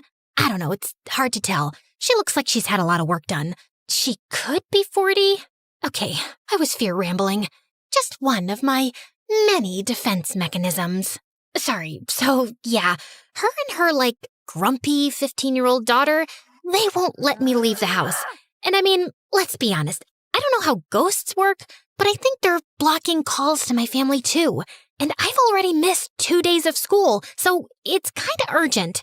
My address is 4332 Pine Grove Alleyway Road. Come quick, please. I didn't know what to do, so I barricaded myself inside my bedroom. I fell asleep and woke up the next morning to the smell of bacon? I went downstairs and peeked into the kitchen. The mother had a full breakfast buffet going. Bacon, eggs, waffles. It smelled delicious. I should have been starving, but I was way too traumatized to be hungry. Mom, what is the largest organ in the human body? Then I saw the daughter was doing biology homework at the kitchen table. Was this normal ghost behavior? Mom, what's the answer? I don't know. I'm a future bed and breakfast owner, not a scientist. The lungs? Yeah, that's right. Wrong. It's the skin, obviously. I saw the girl filling it in on her paper, and for some reason screamed, "It's the skin!" But she couldn't hear me. So I wrote it on a Post-it in big red ink and slid it in front of her. She slid back in her chair, almost toppling over. Did she see the note? Who are you? Why are you in our house? Honey, stop with the hysteria. Mom, you're not supposed to call women hysterical, especially your own daughter. There's an evil being here. I can feel it, and I'm not going to be around when it enacts its vengeance. Whoa, whoa, whoa. Who was she calling an evil being? She had it totally twisted. She ran towards the door, making a run for it. Hey, don't you leave this house. But was met instead with a super tall, slender woman wearing a robe, carrying a Dan's Donuts tote bag with a bunch of supplies. This was... Hi, name's Cassandra. Someone called in for a phantom cleanse. Oh, thank God. What the heck? How could we both hear Cassandra? Cassandra looked at the three of us. It was unclear who she was looking at since she was wearing sunglasses. Give me a second. I need to talk to the spirit. It's reaching out. Desperately. Thank you. Cassandra approached me, standing inches away from my face. She took her sunglasses off, and her eyes shot open, like she was activated. What is your purpose here? I called you. I have ghosts. You probably can't see them, but they're standing right behind you. Oh, darling. Oh, sweet dear. No, you are the ghost. What? Then how are you talking to me? Because I'm a medium, and you are in between. Wait, are you sure? How do I know you're not a ghost pretending to be a medium? And you answered my call. Only a human would be able to call you? She called. Cassandra pointed to the 15-year-old girl cowering behind her mom, watching this strange lady seemingly speak to me, a ghost. No. There's no way.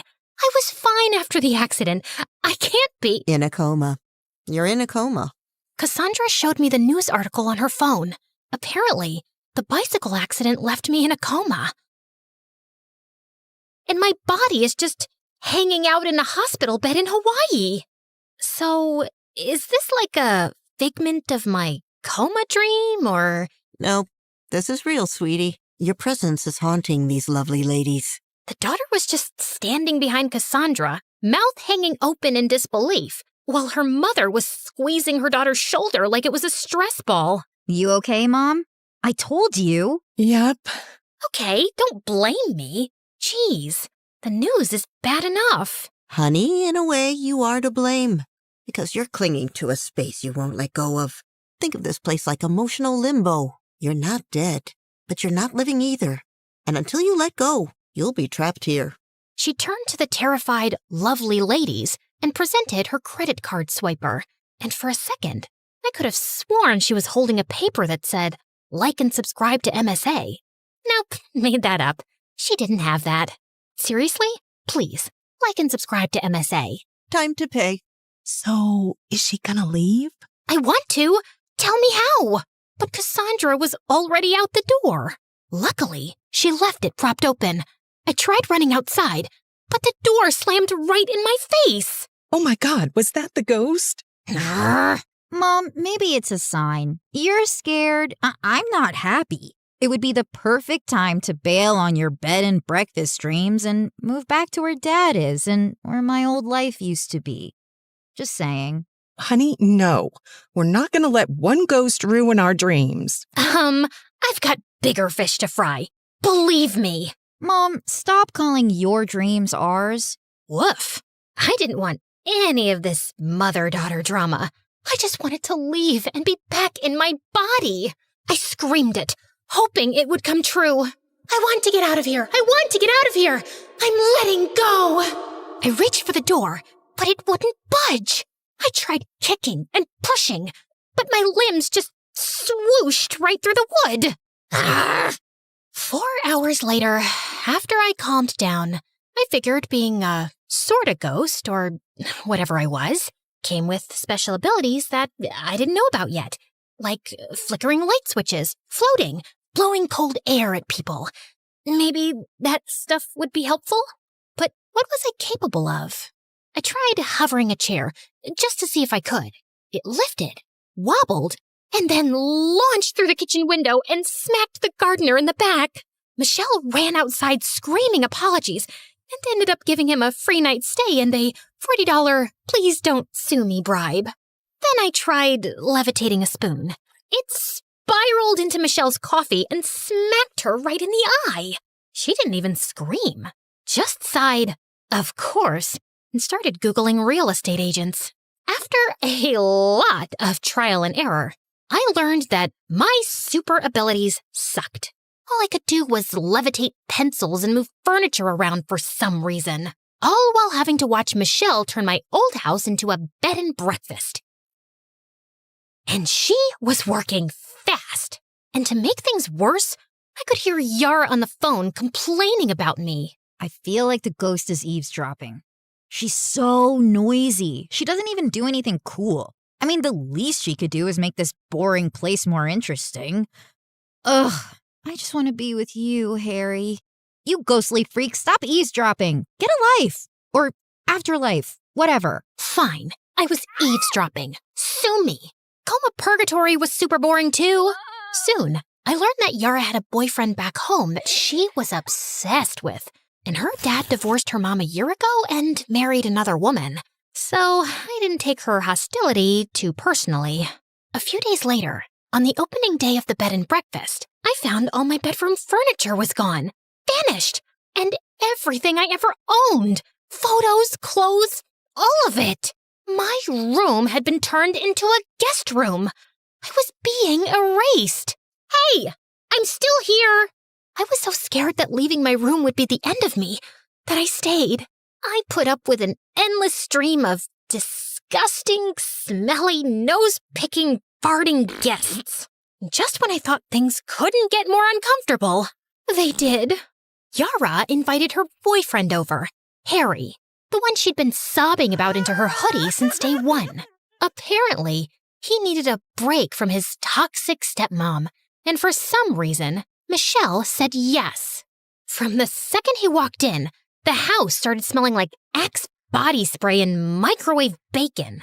He flopped right onto my bed, kicked off his sneakers, and yelled, "Yo, babe, this Airbnb is fire! You guys got snacks or what?"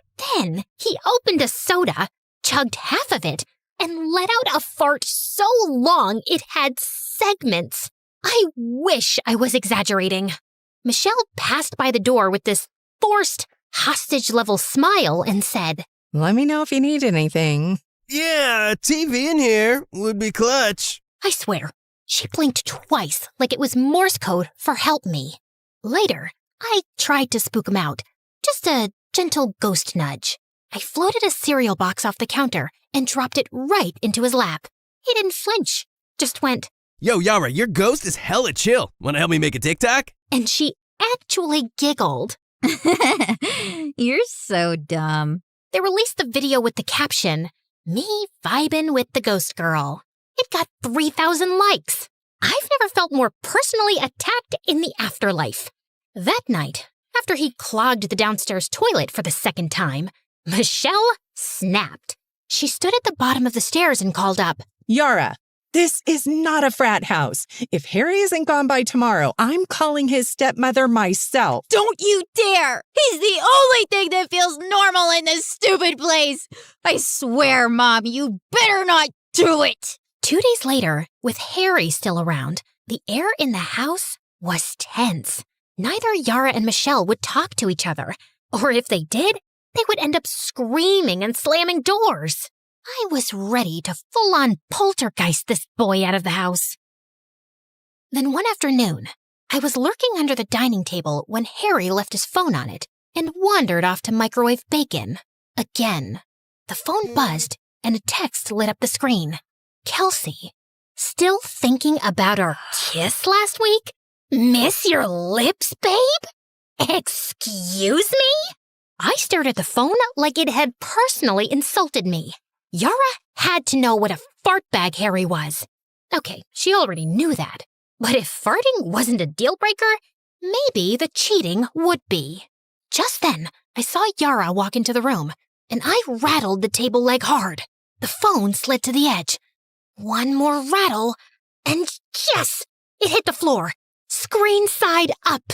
Yara looked startled, then bent down to pick it up, and as soon as she saw the screen, she froze.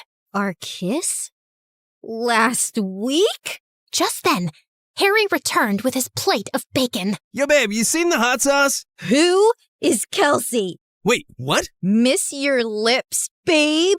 It's not what it looks like. Oh, really? Because it looks like you were swapping spit with someone named Kelsey while I was crying into my hoodie in this cursed house. I didn't think we were, like, exclusive since you moved. As the two argued, I took the opportunity to rush upstairs and kick Harry's crusty backpack down the stairs and into the dining room, where Michelle was now standing too. All of this is your fault, Mom. Are you seriously saying it's my fault that your good-for-nothing boyfriend is a two-timer? Yeah! If you hadn't made us leave, he wouldn't be sneaking around kissing other people behind my back. She's not wrong, you know. Get out! As Harry picked up his backpack and left, Yara started to run out too. But Michelle threw her body against the front door, blocking Yara from leaving. Everyone in the bed and breakfast had gathered at the noise and were staring. I know you're upset, but you deserve so much better than that useless, toilet-clogging piece of garbage. You're a beautiful, brave, and resilient girl. You could have... Ugh! Just stop. This is so embarrassing. Just leave me alone. Yara shoved past her mom and darted toward the bathroom, locking herself inside. The guest seemed super confused. Suddenly, I was reminded of the fight with my mom. But instead of running after me or stopping me from leaving, my mom just let me go. And then wasted no time before moving to Hawaii. She didn't care about me at all. I had to fight for myself and find my way out of here. And then, the next day, some super old guy left his laptop open in my room. I had an idea. I focused on levitating a pencil over the keyboard, typing my name into the search bar, key by key. Maybe I could at least find out what the status of my body was. But just as I was pressing the last button with my mind, I heard a shriek. There's something here! My keyboard! It's moving! I jolted, startled, and fell out of the swivel chair, launching it to the other side of the room. The chair just tried to attack me! There's a ghost! All of the guests ran over to see the commotion. I tried tiptoeing away, but tripped and knocked into the lamp, toppling it over, the light bulb shattering. Suddenly, all the guests were screaming and running. It was like a scene out of a horror movie, but I was the horror. Wait, don't go! I wasn't trying to be spooky, I swear!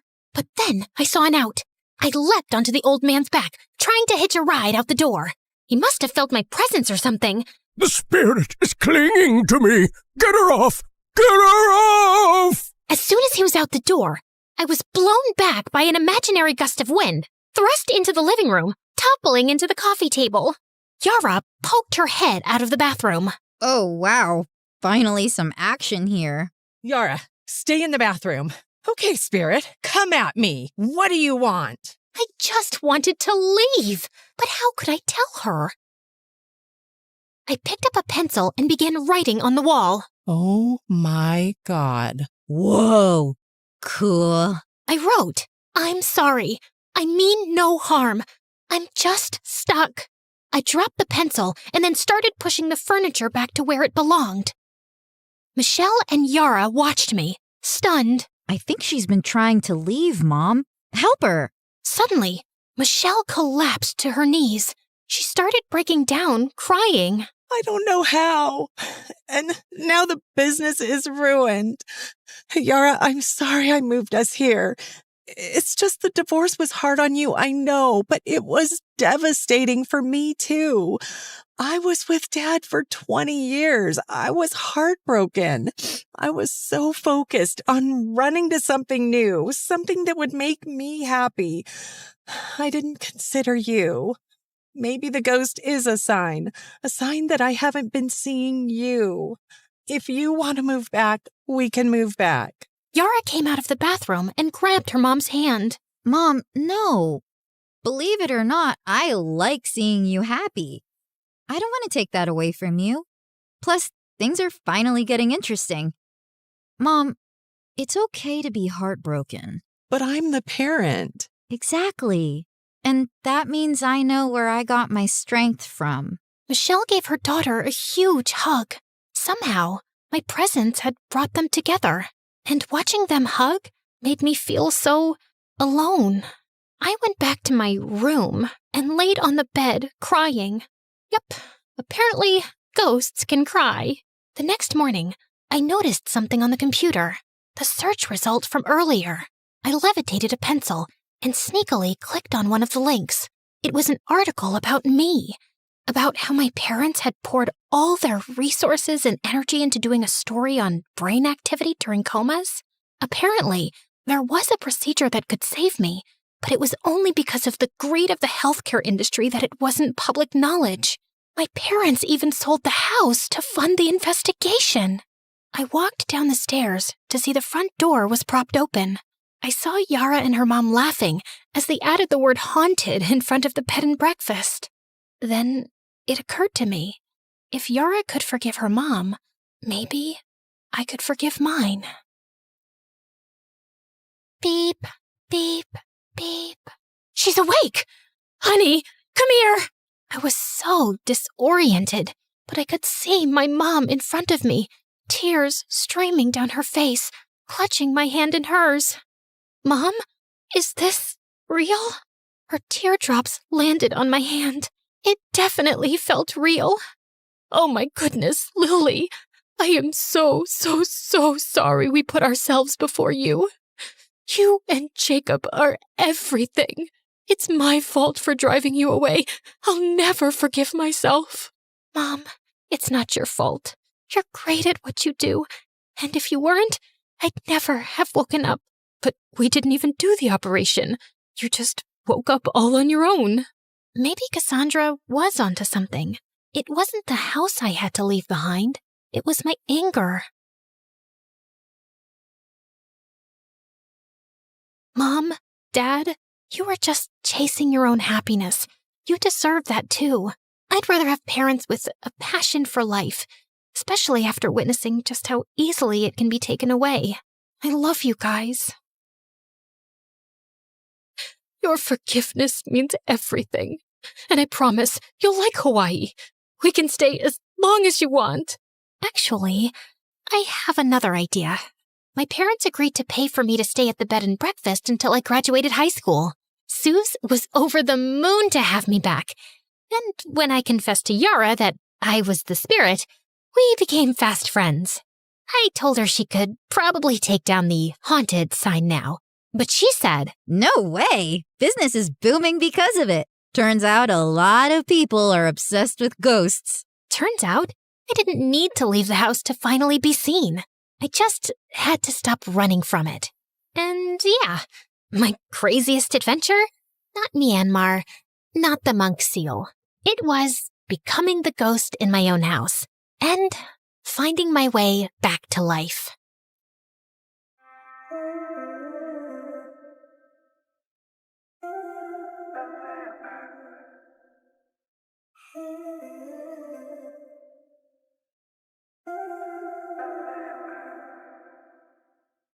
Okay, listen.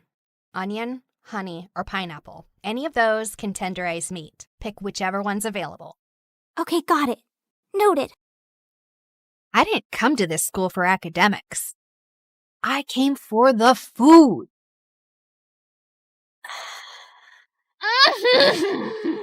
The texture. Oh, the crunch. The glaze. The magic. Ah! There she freaking goes again. Her freaking scream makes me want to freaking lose my freaking appetite. Freaking... And that's exactly why you don't have friends. You treat food like it's your boyfriend. So what? I've got you. They're reopening the Culinary Society for freshmen, and they're choosing 10 new members. The announcement's tomorrow at the auditorium. I'm joining that club. You in a cooking club? Babe, you're way too lazy for that. But I have a golden tongue. What was he doing here? Don't tell me. He also cooks? Broody boy has kitchen skills? The world doesn't revolve around you and your stupid food cravings, you annoying brat. We only passed because of you. We almost failed because of me. You wasted all of this? For what? For your stupid little practice? Goodbye, Wi-Fi. Goodbye, sanity. Welcome to the life at MSU, where the story's changing and the lead is you.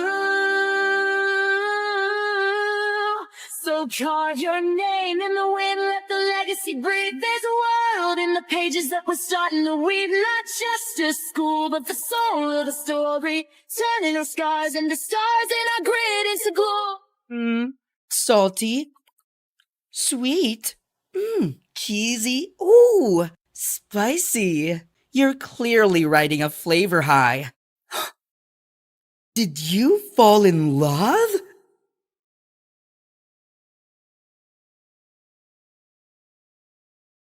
As I sat in my sports car preparing for the race of a lifetime, my manager Ruth shot me a nervous look. If your dad finds out, we're dead meat. They're probably giving away some charity award somewhere. Besides, they already control everything. This is my way of living my life. Now sit still. As I drifted and turned the car around, Ruth was screaming, "Slow down, Your Royal Highness!" Oh, come on. The fun has just begun.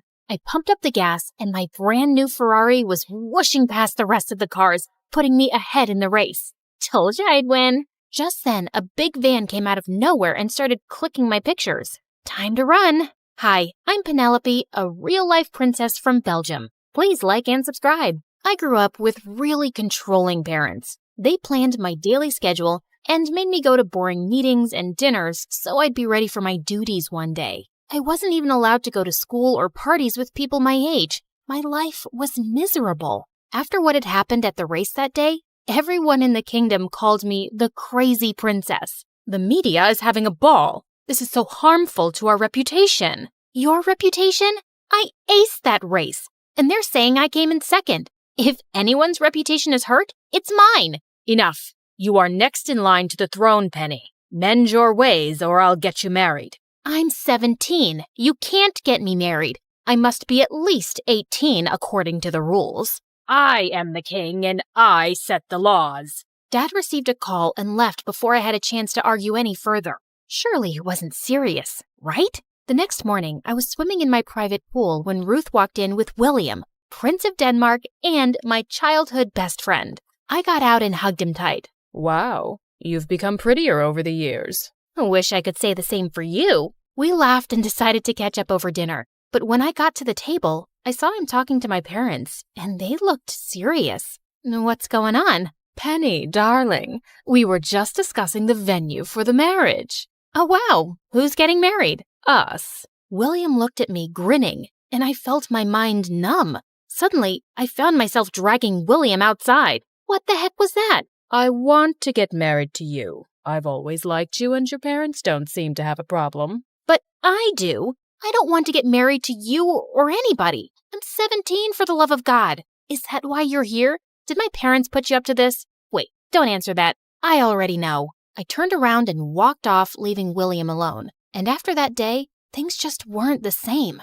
I avoided William all day long, and it came to a point where I couldn't step out of the house. It was insane. Just as I was trying to figure out a way out of this, Ruth told me she was leaving for New York on official duty for a year. You can't leave me. You're the only one on my side. Then join me. Nobody knows you there. You'd be free to do what you like. That did sound like a brilliant idea, but I knew Mom and Dad would never allow that. That didn't mean I couldn't try. So the next day, I went to their chambers to have a one-on-one. I want to finish my last year of school in New York. No one, least of all William, should know where I am. And why should we listen to you? You have to if you want me to get married. If this is the last year of my single life, I'd rather spend it away from all this drama. After hours of arguing, they finally caved and agreed to enroll me in one of the best schools in New York under a different name, Mia. Within a week, I was on a plane to my new life. But New York was busier than I'd imagined.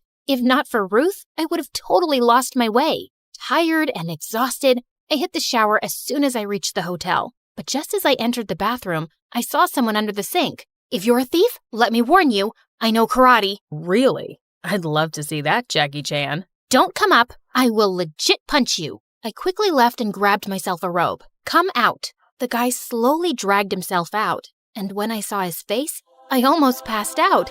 He had to be the most handsome guy I'd ever seen. If you're done staring, can I leave? I have another job to get to. Not so soon, mister. Do you know what would have happened if I didn't see you? This is a strict violation of human rights. I'm late. Call a protest, light a candle, I don't care. My job's done. And he turned around and left. What a jerk. That night, I couldn't get a wink of sleep and woke up feeling annoyed and exhausted.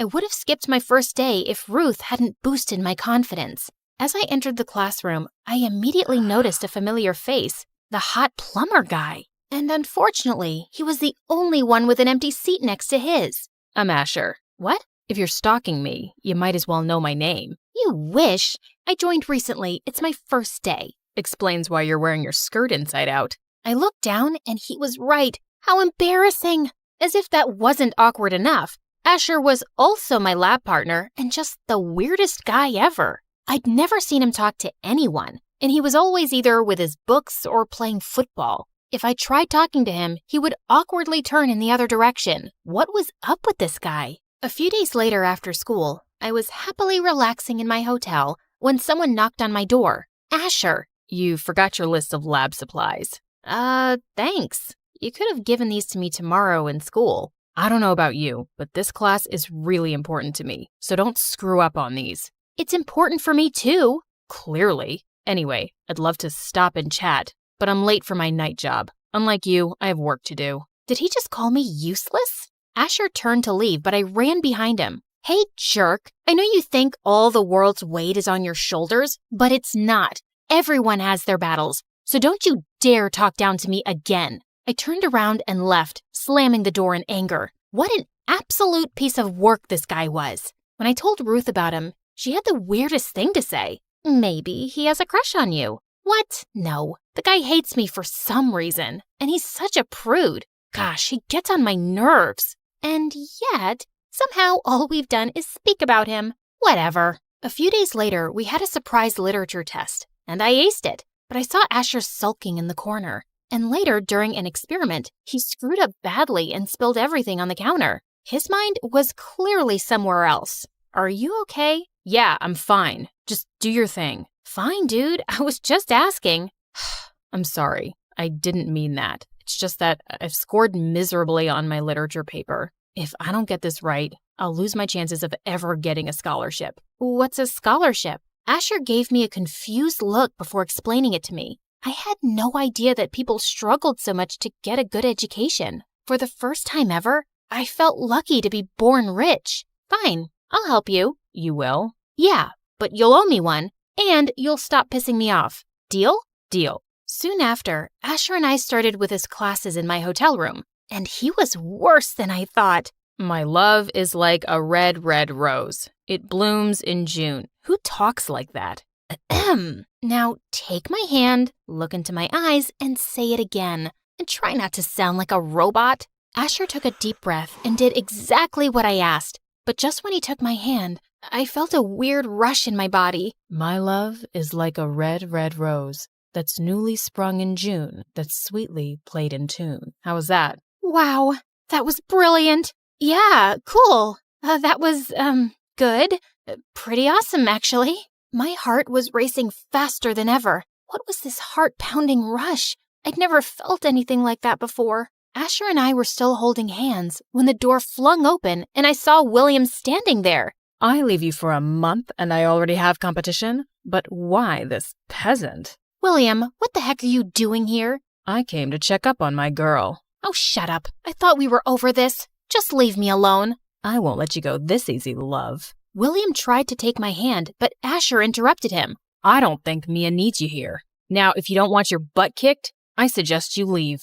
Her name's Penelope. If you like a girl, at least get her name right. I'm leaving now, but this isn't over. After William left, Asher turned to me, confused. What was he talking about? Asher looked at me confused as I told him the whole story. Whoa, that's insane. You're an actual princess? Yeah, I'm sorry. I just wanted to live like a normal person for once. Suddenly, I felt my hand on his, and my stomach erupted with butterflies. I hope you won't throw me in the dungeons for being a jerk to you before. I just might, if you annoy me again. After that day, Asher and I got a lot closer. He promised not to tell anyone about me, and I promised to help him with acing his literature tests. Once we got talking, I learned that we had a lot in common. My parents are too busy in their own world. I was always ambitious, and they had no money, so I figured out a way to make it on my own. Now, I love being independent. I wish I could make my life the way I wanted. You can. All you gotta do is be brave. From here. As he laid my hands on his chest, I could feel his heart pounding, fast and hard. I was falling for him, and I knew he felt the same way when he asked me to be his date for the Halloween party. Life was good, except William was always around me, and that was kind of annoying. When I told my parents about him, they were actually supportive of his behavior. You should be happy he loves you so much. I suggest you come back and let go of this foolish adventure. Why did they hate me so much? One day before the party, when I walked into school, I saw William waiting for me on his knees and a life-size bouquet. Beautiful flowers for my beautiful date. I'll pick you up at 8 tomorrow. No need. I already have a date. Who? That peasant from the hotel? Come on. You deserve a prince like me. Only royalty can match royalty, and you know that. That's enough, William. You were my childhood friend, and I respected that for as long as I could, but I'm done. Teach your lessons on royalty to my parents who love you so much, but leave me out of it. You'll regret this. Yeah, whatever. That evening, as I got dressed, I got a text from William that he was leaving, and I couldn't be happier. Good riddance. When Asher came to pick me up, I was shocked to see him stepping out of his car, looking like an absolute dream. We entered the party dressed as Cinderella and Prince Charming, and people couldn't stop gushing over how amazing we looked together. The mood became better when the song shifted to a slow number. You look beautiful tonight. Just tonight? I fell for you the day I saw you, and I never stopped liking you. Is that why you were so rude to me? It was a way of keeping my feelings under control. I thought you'd distract me from my goals, but I was so wrong. Asher pulled me closer till our faces were inches apart, and he gently kissed me on my cheek. And suddenly the song changed again, and we lost our moment. Let's get out of here. I'd like that. Asher took my hand and took me to the school rooftop, overlooking the entire city of New York. It was beautiful. Penny, I know you're a princess, and I would never be able to match your status. But will you date me and make me the happiest person on earth? It was a dream come true to meet a guy like Asher, and I was the happiest I'd been in a long time. But just as I was about to say yes, the door of the roof crashed open, and suddenly I had people taking my pictures left, right, and center. Is he your new boyfriend, Penelope? Will you leave the crown to get married to him? Show us the ring. I wanted to leave, but there was no way out. Just then, I caught a hold of one of the guys with the camera. Who sent you? Tell me now or I'll destroy your career. The guy got scared and told me he got an anonymous tip from someone named Asher. No way! I immediately started looking for Asher when I saw him taking money from one of the media people. How could you betray me? Penny, listen to me. This isn't what it looks like. I'm not blind. I just saw you taking money from him. If you needed money, you could have just asked. You're worse than William. At least he didn't lie. Asher tried to stop me, but I was too heartbroken to stop. Soon after, I called Ruth and asked her to get me on a private plane back to Belgium. I wanted her to come along, but her work in the States wasn't over yet. As soon as I landed, the driver took me to the hospital and not the palace. What's happening? Where are we going? You'll find out soon enough, Your Royal Highness. My heart was beating nervously as the security led me to a private room and saw Dad with 1,000 machines beeping over his head. Dad, oh my God, what happened? Penny, you're a sight for sore eyes. I turned to Mom, and she told me that Dad had been unwell for quite some time. When he learned that I was dating someone out of royalty, he just couldn't take it. I'm sorry, Dad. I let you down, but I've learned my lesson. I'll do everything you say. I just want you to take over the crown and get married to William. He's perfect for you, honey. Even though I didn't agree with Dad, I nodded with a heavy heart. The news of my marriage and coronation spread like wildfire. Mom planned a major event inviting all the royal families of the world. As I stepped into my wedding gown, I could feel my heart sinking. Asher was the love of my life, but I had to make the sacrifice in the name of my family. I was walking down the aisle when Ruth came running into the church. Stop! Stop the wedding! Ruth, what are you doing? I have to do this. For Dad, Stop being dramatic. He doesn't love you. He's only after your money. Ruth told everyone how after I'd left, she went back to the hotel to get the rest of my stuff and ran into William. But he told me he'd left. That's exactly what I was wondering too. So I followed him to a club and saw him making out with random girls. She went on to tell how William's parents were practically broke and they wanted to marry their son off to recover money. That's not true. She's lying. He was the one who tipped off the media about you. For money. I looked at William, who had turned pale as paper. Spill the truth. Now. Fine. I did it. And I'm not sorry. How could you choose that peasant over me? I'm royalty. I slapped his face hard. I swear to God, if you say royalty one more time, I will have your sorry butt arrested. Now, if you have an ounce of shame, take your parents and get out. When I reached the palace that night, Mom and Dad were more than apologetic, and it was decided I'll take the throne with or without the husband. But before that, there was one more thing I had to do. Ruth, I already know. Here's your ticket. Go get him. I hugged her and left immediately for New York and booked the same hotel. When I reached the room, I loosened the sink and asked specifically for Asher. Excuse me? Anyone home? I'm in here. Hand me the screwdriver, please. Ma'am, could you come out, please? Sure, let me just... Oh! Penny, what are you doing? Get out of there. Are you hurt? Probably not as much as I hurt you. I'm sorry for not trusting you. Ruth told me how William manipulated the situation. I was just paying them to get rid of them. I know that now. So, you think you can forgive me? Or, I'd rather order you since I'm the queen and all, so... Asher pulled me in for a kiss, and it was everything I'd hoped for.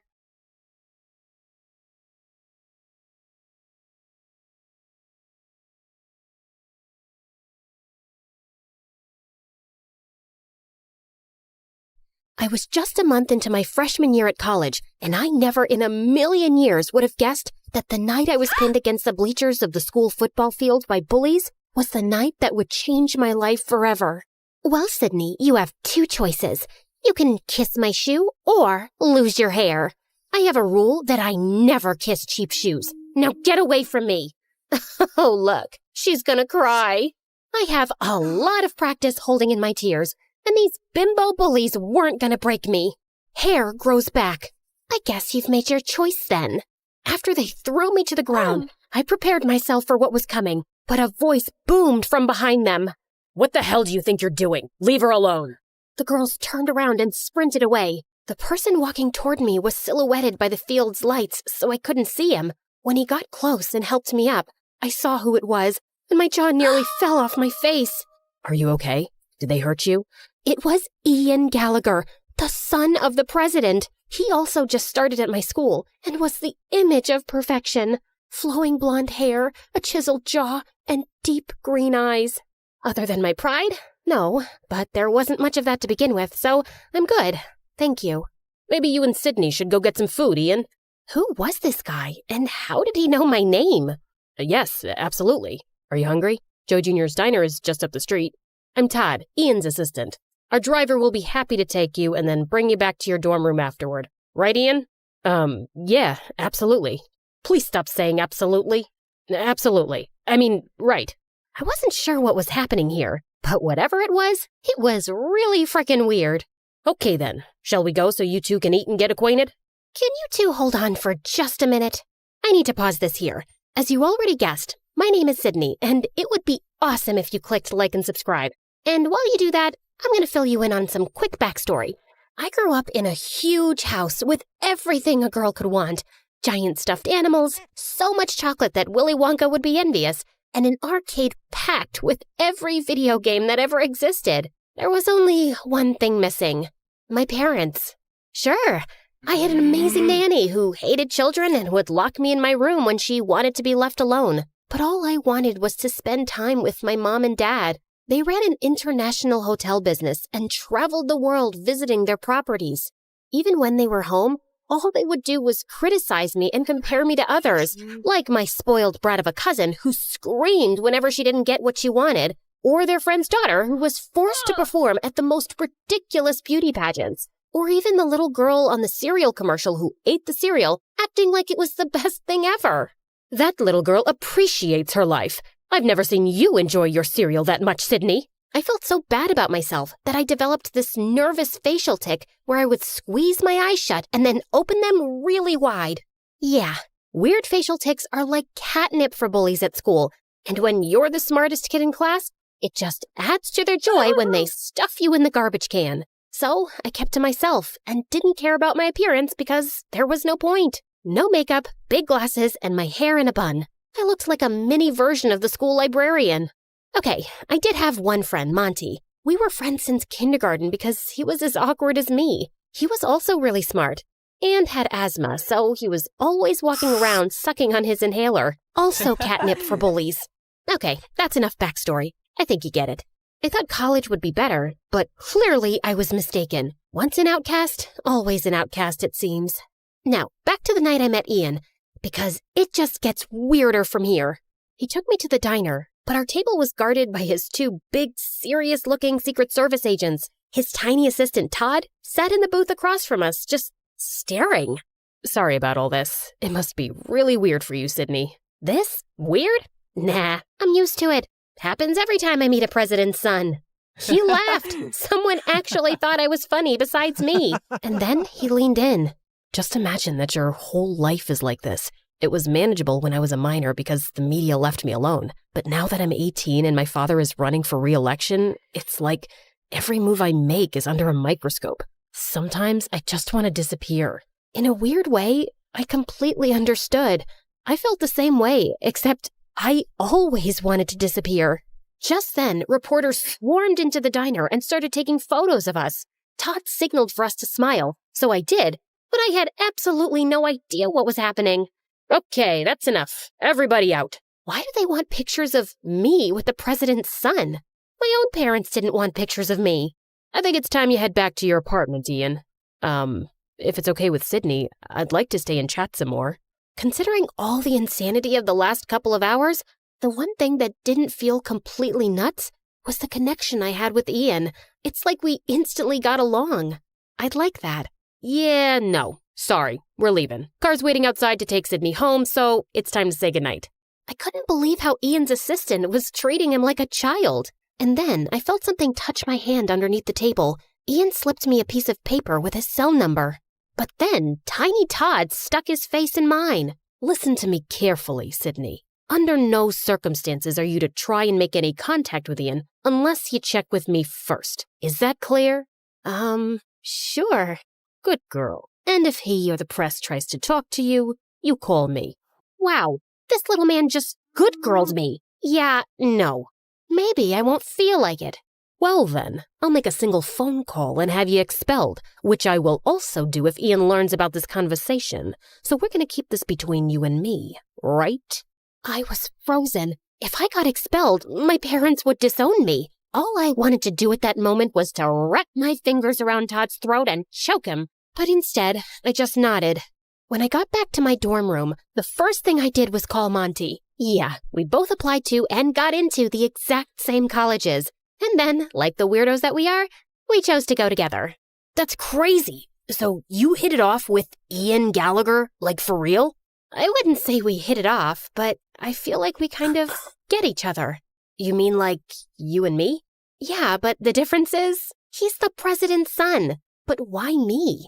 Because you're amazing, Sydney. You're like the smartest person I know. You're funny, you're not deserving of Ian's attention, that's for sure. That's not true. You're deserving of anyone's attention. You're just saying that because you're my best friend. I want to call him, but I'm scared his tiny jerk assistant will find out and get me expelled. So, don't let him find out. I stared at the number on the piece of paper for like an hour before I got the courage to call Ian. And then, late that night, he snuck out of his apartment and picked me up. I'm so glad you called. Now hold on to me. They let you have a motorcycle? Nope. They have no idea. And then we sped down the road, and it was thrilling. I actually had to pinch myself to believe that I wasn't dreaming. We raced up to a narrow, twisting road to a spot that looked out over the city below. Wow, this view! I found this spot when I first got to school. I needed a secret place to get away from everything. My dad, his re-election campaign, Todd. He was so sincere. When he looked into my eyes, I thought I would melt into a big puddle.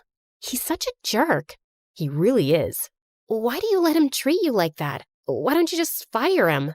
I wish I could. My dad hired him to manage me, and now you're in it too. I'm so sorry. What do you mean I'm in it too? He then handed me a copy of the morning newspaper. On the front page was a photo of Ian and me at the diner with the headline, Ian Gallagher's new college girlfriend? I couldn't believe what I was seeing. If you never want to see me again, I totally understand. This is my life, but it doesn't have to be yours. I had spent my whole life avoiding attention, and here I was, about to be on the front page. My instinct was to run away as fast as I could, but Ian needed someone, and for some reason, that someone was me. We just sat on a rock and talked and laughed for hours, but as the sun came up, Ian looked at his watch and panicked. Oh no, they're going to be looking for me. We have to go, now. We sped down the road, but suddenly there were flashing lights behind us. It was the police. At that moment, I knew I was going to get expelled. My life was officially over. But instead of being pulled over, Ian floored it. We raced down the road away from the police car. Forget about being expelled. I was going to jail. Ian pulled behind a tree and shut off the motorcycle lights. We watched as the police car sped by. My heart was racing, but Ian looked at me, and we both just burst out laughing. The next day, when the papers came out, I walked through campus, and everyone at school was just staring, including the 3 bullies. All I could do was smile. For the first time ever, I cared about how I looked. Monty went with me to get a prescription for contact lenses, then to the salon to get my hair done, and finally to Sephora to get a makeover. Listen, Sid, something feels off about this whole thing with Ian. Wow, is somebody getting jealous because someone else is taking up my attention for once? No, that's not it at all. You said it yourself. Why did Todd know your name? But I wasn't listening. All I could think about was seeing Ian again, and then the cosmetologist turned my chair around. So, how do I look? That bad, huh?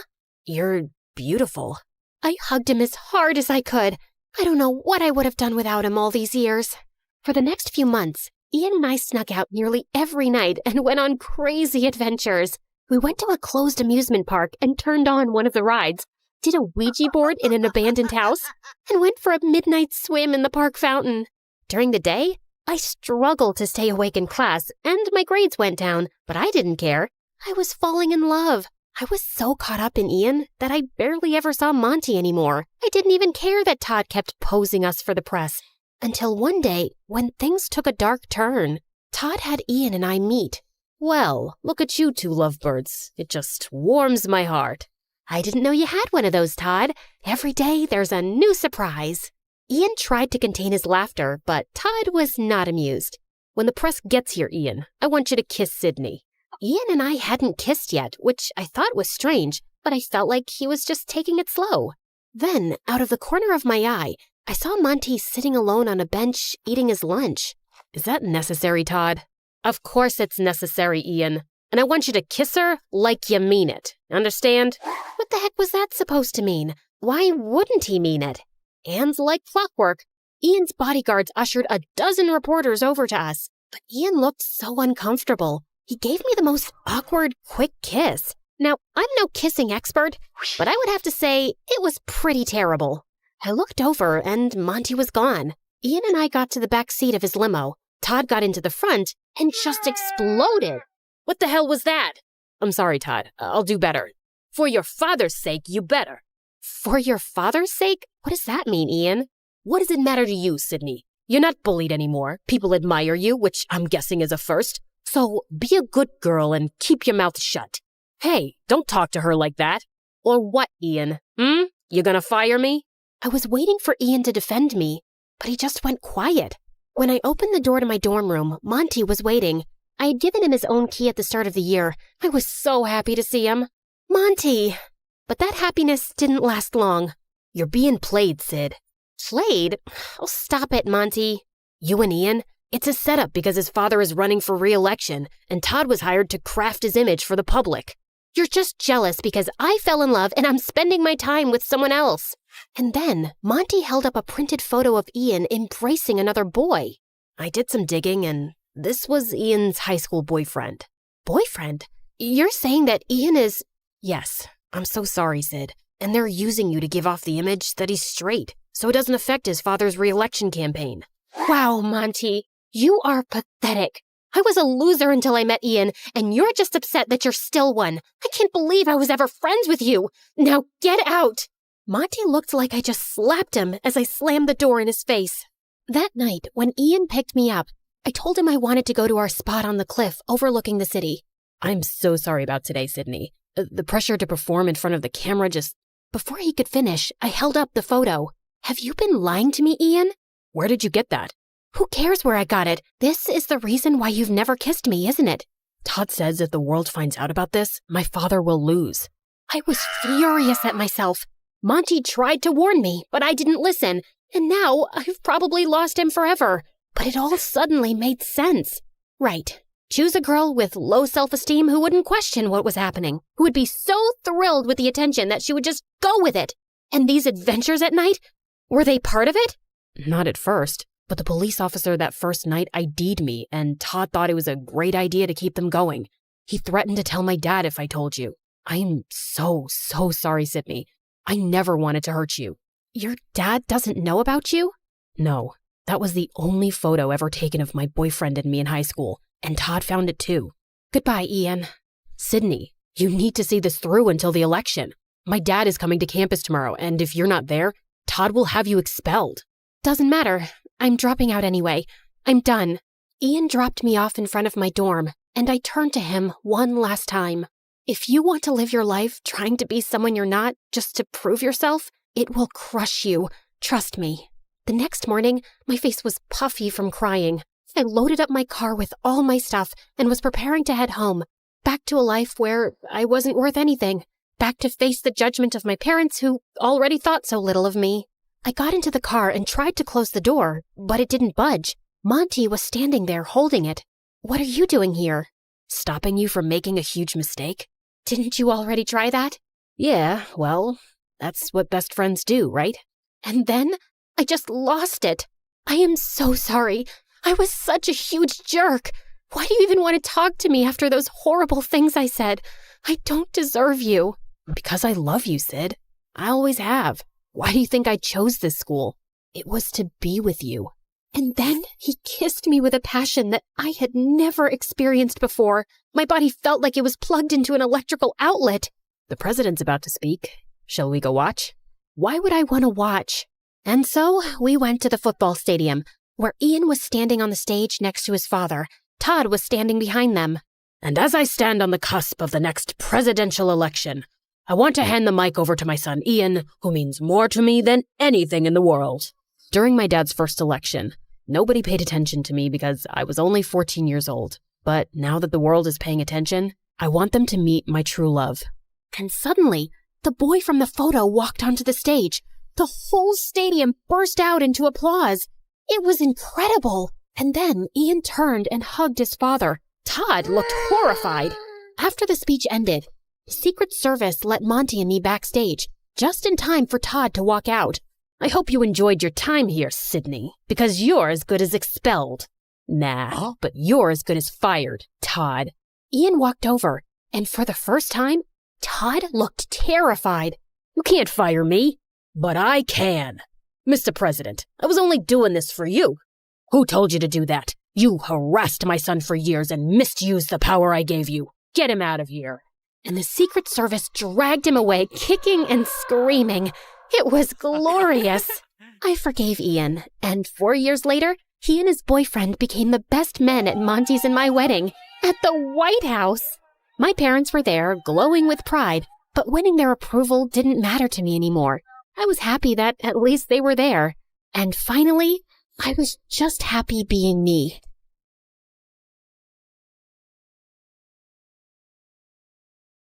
Hi, my name is Ashley, and I live next to the worst family on earth. They're the biggest snobs ever. They drive around in the fanciest cars and clothes and look down on everyone else. And they have a son named Jack, who's an absolute troll. But before I continue, please like and subscribe. If you do, you might see a shooting star tonight. When I was 6, I was playing with my favorite doll, and Jack ran up to me, snatched it out of my hands, and threw it into the street. A car ran over it and smashed it into pieces. Another day at school, Jack stole a bunch of cookies out of the cookie jar and blamed it on me. Ashley took the cookies. No, I didn't. She hid them in her desk. The teacher opened my desk and found a cookie inside. I got in huge trouble, and after school, I saw Jack on the playground stuffing his face with the stolen cookies. When Jack wasn't terrorizing me, his parents were trying to get my family kicked out of the neighborhood. Our house was the smallest on the block, and even I had to admit, it was a really ugly green. And my parents were a little weird sometimes. My dad loved to sunbathe on the front lawn, and every morning, my mom made this strange sound to call all the stray cats in the neighborhood to feed them. She'd also sing to the birds and make birdhouses all day. Our house looked like a zoo, and the neighbors hated it. Their yard is unacceptable. It looks like an overgrown swamp. Their house gives me a migraine every time I look at it. Mommy, my eyes hurt. You have to do something, officer. And can someone please tell that man to put a shirt on? Jack's parents threw fancy parties every week, but me and my family were never invited. We only lived in the neighborhood because we inherited the house from my grandfather, who used to be a famous investigative reporter. I wanted to grow up and be just like my grandfather. When I was 12, I joined the school newspaper, and when my teacher's cat, Mr. Whiskers, went missing, it took me less than 2 days to find him on the roof of the school auditorium. Though I suspected Jack had something to do with it.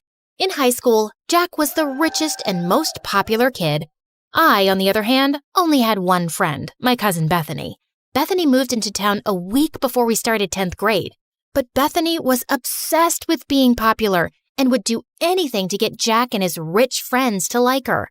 Jack's friend Sadie was the ringleader of the rich kids, and she made Jack look like a saint. Bethany adored Sadie. She'd carry Sadie and her minions' books, do their homework and follow them around. She'd even let them copy her answers during tests. They'd smile in Bethany's face and laugh at her behind her back. Why do you let them treat you like that? They're just joking around. Those girls aren't your friends, Bethany. They're jerks. Bethany never listened. She wanted to be popular so bad she couldn't see the truth. One day, my mother dragged me out of bed at 5 a.m. on a Saturday morning to volunteer at a soup kitchen. It's important to give back to those less fortunate. But do we have to do it so early? As I was serving food, I looked up to see a familiar face. Jack? Ashley? What are you doing here? Jack's face turned white, and he just ran out of the soup kitchen. The next day, I saw Jack at school in science class. The teacher partnered us up for a big project, and we met in the library after school.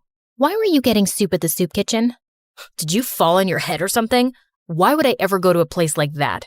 You don't have to lie to me. I'm not lying. I'm just trying to help.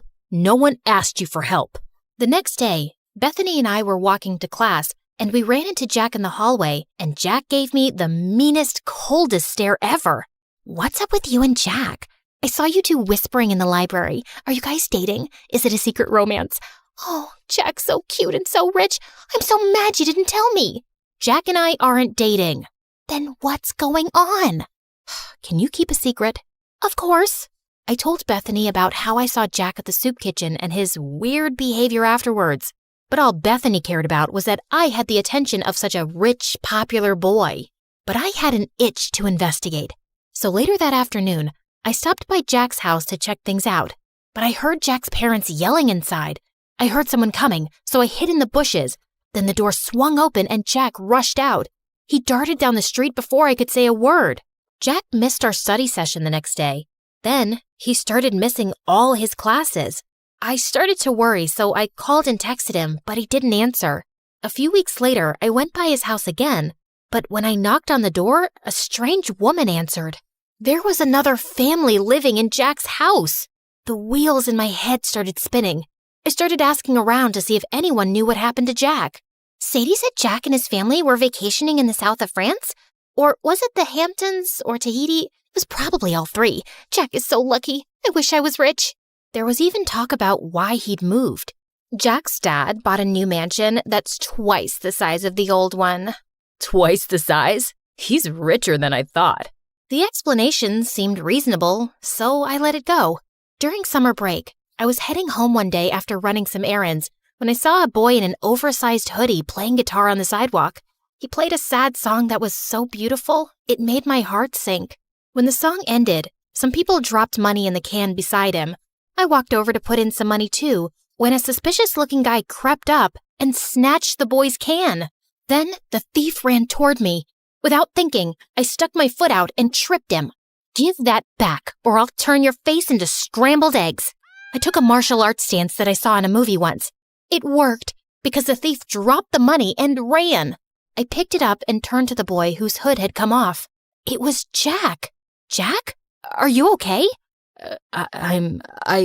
Jack shook his head and broke down into tears. He told me that his parents broke up, then his dad sold their house, stole his mom's money, and fled the country. Now Jack and his mom were broke and living in a shelter. I felt so bad for Jack. No one deserved that, not even a rich jerk like him. So I invited Jack and his mother to my parents' house. Ashley, why is this woman in our house? They're in trouble, Mom. They need our help. Jack's mom apologized for the way she treated my parents. My parents forgave her and invited them to stay in our guest room for as long as they needed. Luckily, Bethany was away all summer with her family, so I could keep the secret.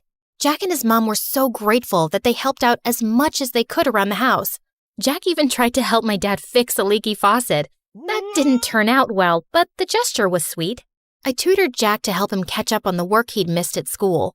It was odd having Jack in my house at first, especially when I saw him walk out of the shower with a towel around his waist. A few weeks later, Jack's mom got a job, and they moved out. I hated to admit it, but I missed having him around. On the last day of summer, Jack sent me a text asking me to meet him. What's all this? I wanted to thank you. It's not much, but it's the best I could do. Jack opened the basket and pulled out my favorite foods, chili dogs and Brussels sprouts. You and your family are the strangest people I've ever met. What's that supposed to mean? It's a good thing. No one's ever been so kind to me. And I love how you and your parents live your lives without caring what others think. It's inspiring. How do you do it? I don't know. It's just how I was raised. I wish I was as strong as you. I looked at the biceps bulging out of his shirt. I think you might have me beat. School's gonna be so tough. I'm supposed to be the rich kid with the fancy car and the millionaire parents, and you're not that guy anymore. And to be honest, you were a real jerk before. I like the new you way better. Since we're being honest, I have to admit something. What? I think I have a crush on you. Really? And I'm pretty sure you have a crush on me too. Then Jack pulled me close and kissed me. We talked for hours that night, and he even played me some songs. I saw Bethany at school the next morning after summer break. Jack passed us in the hall and he winked at me, and I couldn't stop smiling. What was that? I don't know. Jack's always been weird. Then why are you blushing? I didn't tell Bethany about me and Jack. We were taking things slow. One day, Jack and I were walking home from school when Sadie and her rich friends pulled up in a fancy car. Hey, Jack, where's your ride? You're trading it in for a new one, huh? Always trying to one-up me, Jack. We all get it. You're the richest, but I'm a close second. Yeah, my new car is going to be great. It's twice as expensive as the last one. Jack, what are you doing? Ditch that loser and hang out with us. Plus, we have to decide what color we're going to wear to the winter dance. I'm not going to the winter dance with you. Then who are you going with? Tell me you're not going to take that freak instead of me. If you're referring to this amazing girl standing beside me, then yeah, I am. Sadie was pissed and drove off. I appreciate the compliment, but you can't keep lying. About what? Your father's not buying you a new car. I know that. Then why lie about it? Why not? It's not hurting anyone. The truth always comes out, no matter how hard you try to hide it. Let's talk about something else. What time should I pick you up for the dance? I think I'll pass. I'm allergic to liars. Jack and I didn't talk after that. I'd see him at school bragging to his friends about the money he didn't have, lying about the huge fancy house he just moved into, and making fun of the poor kids. He was a rich, self-centered jerk again. I couldn't believe I fell for this guy. Jack called and texted me after school, but I ignored him and binge-watched MSA videos. What's with the frown? It'll give you wrinkles. I don't get why Jack has to lie about being rich. Some people will do anything to keep up appearances. Lie, cheat, sometimes even steal. But it's not right. Of course it's not right. Doing the right thing isn't always easy. I decided to go to the dance alone. Bethany and I were supposed to go together, but she wasn't returning my calls. When I arrived at the dance, I saw Bethany hanging out with Sadie and her crew, following them around, holding their drinks. Hey, Bethany, I've been trying to reach you. Sorry, I gotta go. Bethany was acting strange. She could barely look me in the eye. Then Jack walked up to me, and before he could say a word, everyone's cell phone started going off. I looked at my phone and saw a video of Jack's mom working as a maid. You're not rich, Jack. You're a poor loser. Then all of Jack's rich friends laughed at him. And don't try to deny it. Bethany told us everything. She even made this video. It's true. Ashley told me that she saw Jack begging for food at the soup kitchen. Shut up, Bethany. No one asked you to speak. Be a good little puppy and stand over there. I felt furious at Bethany. I'm so sorry, Jack. I never meant... It's okay. It's not your fault. I should have stopped pretending a long time ago. Sadie, you're right. I'm poor, but I don't care what you or anyone else thinks of me. You've never been my real friends anyway.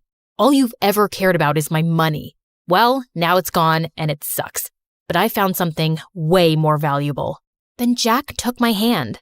Oh, geez. If you say you've fallen in love with that freak, I'm gonna throw up.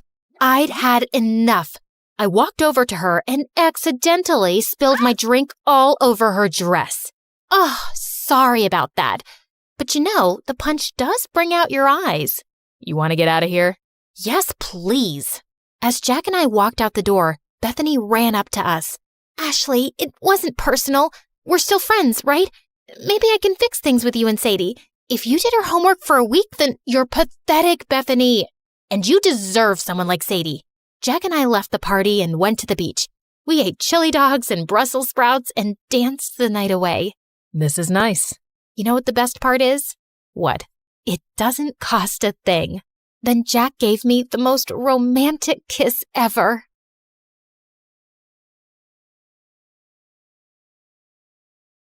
Hi, I'm Monica from California. Please like and subscribe. I was born to middle-class parents. Dad was a lawyer and Mom was a sculptor, and unfortunately, she wasn't as good as she thought. Is that a monkey's butt, Mom? Yes, it represents freedom. You won't get it. I don't think anyone will. Growing up, I was closer to my dad. He would read to me every day and tuck me into bed, while Mom stayed in her room making weird structures from mud. Every time Dad asked her to get a real job, she would lock herself in and not come out for days. One evening after an argument with Dad, Mom left the house in the middle of the night. We searched everywhere and found her in the park, crouching under a tree. What took you guys so long? Look what I made. Mom, we were going crazy looking for you. Oh, but I was right here, darling. Things changed after that. Mom and Dad started avoiding each other even more, and Dad got busier with work. I started reading to keep myself distracted, and by 17, I'd read almost all the books in Dad's library. One night, I was studying for a test when I heard Mom and Dad arguing again. I work hard all day and night, and you go behind my back to get these useless things? I'm trying to build something amazing. I knew you wouldn't give me the money if I told you. Just relax. No, I won't. I've had enough. I'm leaving. What? No, Dad, wait. Dad didn't even turn around. I was so mad at Mom for driving him away that I didn't talk to her for days.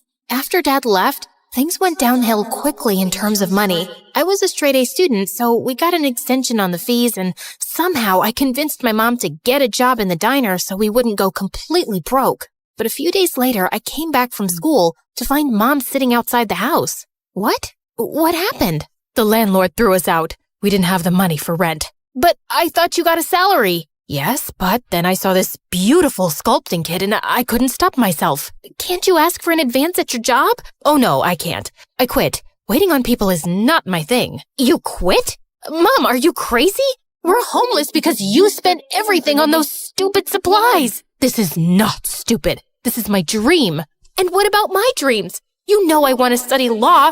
And you know what? It's my fault. I should have known better. The look on Mom's face broke my heart, but I was too mad to think straight. We took our luggage and moved to a motel nearby, and I spent the whole night applying to every part-time job on the internet. That's when I came across an ad asking for a babysitter for 10-year-old twin girls. The money was good, so I applied, and luckily I got a call back almost immediately, along with an address. The place was in the middle of nowhere, and as I stepped inside, a can of juice went flying past me, almost hitting me in the head. This is cranberry. I'm allergic to this. You want me to die, don't you? Hello? I'm talking to you. Sis? I think she's finally gone crazy. What do you think? Should we kick her out too? The poor maid stood still like a rock, staring at the floor, as the two brats screamed at her. I could see tears rolling down her face, but her expression remained cold as ice. Hi. I think they're talking to you. And you two, can you stop flinging things like that? You might end up hurting someone. Then don't stand in the way, ugly face. Who are you anyway? A trespasser from the media? Oh my God, a kidnapper? I'm here for the babysitting job? Oh, but aren't you supposed to be all old and wrinkly? And what are you still doing here? Get your deaf butt out of this room. Now, that's not a very nice thing to say, Emerald. Suddenly, a handsome guy in his 40s walked in, and the whole place fell silent. Something about his face screamed royalty to me, but when he spoke, a chill ran down my spine. You must be Monica. I'm Robbie Jackson. That's Emerald and Pearl, my daughters. Just excuse their behavior. They get hyper around new people. No problem, but they do need to treat people with respect. Of course. That's why I want a good nanny for them that could teach them some manners. You see, I'm a busy man and I need my space. Sure, but I thought you needed a babysitter. Potato, potato, you help them study, eat, sleep, everything. And sometimes you have to stay the night. Like tonight I have a charity event and I'll be back tomorrow. I'll pay you extra for this. Do we have a deal? I thought about it for a moment before agreeing, and Mr. Jackson immediately gave me $5,000 as a salary advance. This was huge. Don't get too happy. We won't make it easy on you. Consider this as our warning. Dad's soft, but we're not.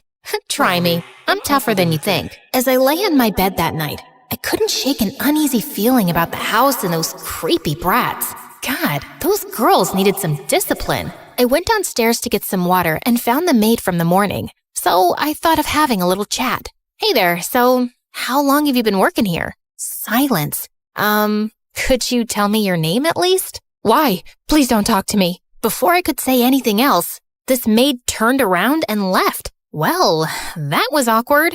I was just getting over this weird moment when suddenly I heard someone howling downstairs. I got freaked out and rushed to check up on the twins when I realized one of them was missing. What the freaking Funyuns? Diamond? Sorry, Pearl? Pearl? What? Stop screaming. Where's your sister? She's not here. Shh, stop freaking out. She went to her special place. She'll come back. Chill. What special place? How would I know? She just calls it her special place. She goes there every night and comes back later. Just try to shut up. I'm trying to get some sleep. Pearl simply pulled the blanket and turned around. Helpless, I tried looking for Emerald everywhere, but it was like she disappeared into thin air. The next morning before leaving for school, I went straight to Mr. Jackson to talk about it.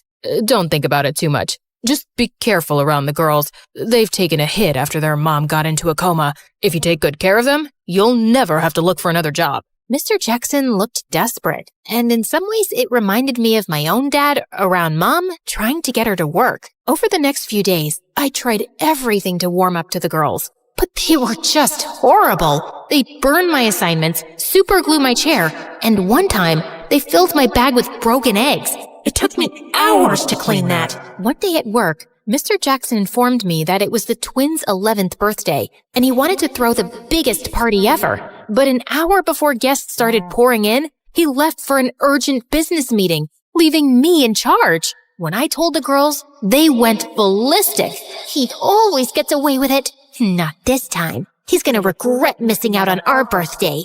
Emerald pulled a lighter out of her pocket and rushed to the library. I chased her all the way up in this maze of a house and found her with a lighter under a massive painting. I wonder how he'll feel when we burn his favorite painting down. You can't! You won't!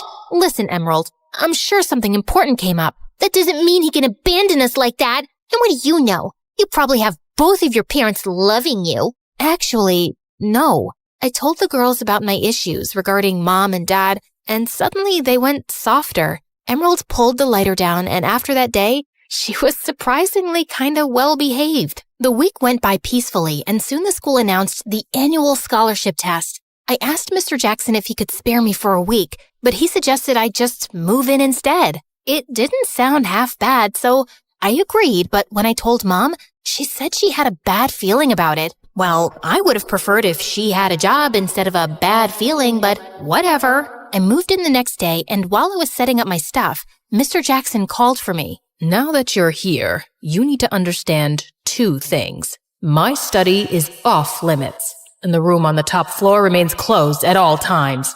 Under no circumstances are you allowed to go in. I felt a bit weird with the way he spoke, but I nodded my head and went back to my room. Moments later, the girls walked in and asked if I wanted a tour. They took me around the house, showing off their bowling alley, swimming pool, and arcade. Do you get to play many games with your dad? No, he's always busy. Oh, okay. Why do you say it like that? Like what? Like you're feeling sorry for us? Oh, look at those poor little girls. They don't have a mom, and their dad is too busy. I'm sure you're thinking that. But guess what? Our daddy loves us deeply. Hey, I didn't mean it like that.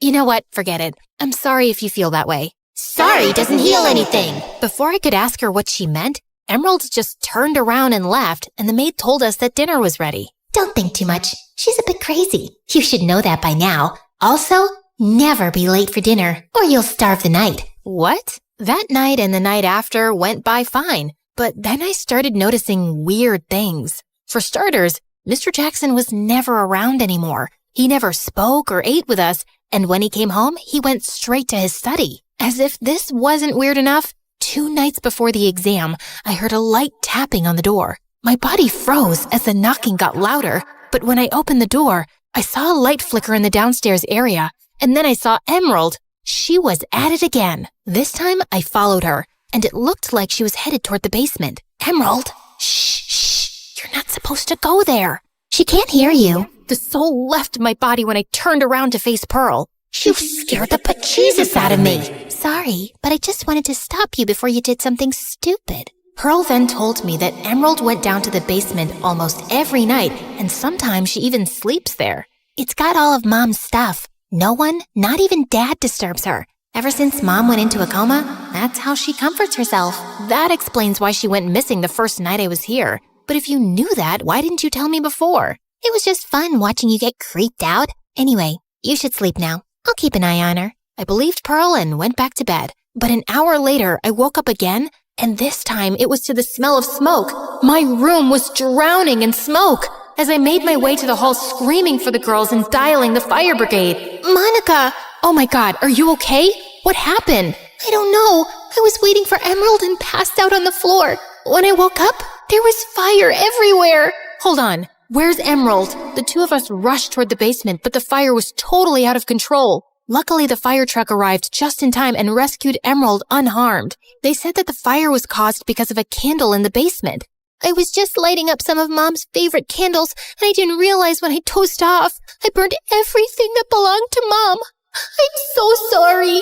As long as we found you. Emerald started sobbing, and I hugged her tight. Just then, Mr. Jackson arrived looking horrified, and when the fire guys told him what caused the mess, he lost his mind. You know what? I've done everything for you girls, and all you've done is made a mess out of my life. How could you burn the house down? I'm sorry to butt in, Mr. Jackson, but it was a mistake. Emerald feels horrible, and to be honest, you should be glad your girls are okay. And who are you to tell me what to do? Don't forget your place. You're just a servant here. You can't talk to her like that, Dad. She saved our lives. I can do whatever I want. Watch this. You're fired. Don't come here again. Gladly, Mr. Jackson. And I hope you become a better parent, because God knows these girls deserve it. I said my final goodbyes to the girls and left. Thanks to the wild night, I was super exhausted at school the next day and totally tanked my scholarship test. When I went home, Mom gave me the shocking news. Thanks to the fire, the secret room in the house had to be opened to check the damages, and thousands of gold coins and illegal cash were recovered. Everything belonged to Mr. Jackson. He was taken to jail, and the girls were sent to London to stay with their aunt. Wow! That's why he kept the room shut all the time. I'm just happy the girls are safe. Yeah, Mon, I'm sorry for putting you through this. I've been a horrible mother. You stuck around, and that's all that matters. I promise, I'll be better. And she made good on the promise, working hard and bagging a good deal on her sculptures. I lost the scholarship opportunity, but our combined savings were enough to put me through the first year at Stanford. But halfway through the year, I received an anonymous donation of $1 million. And when I saw the bank details, it was some Linda Jackson, Mr. Jackson's wife. I immediately called the number, and Linda's secretary arranged for a meeting. I was surprised to see the girls waiting for me along with their mom. Monica! I've heard so much about you from my daughters. It feels like I know you already. It's nice to see you've recovered, ma'am, and thank you for bringing these brats along.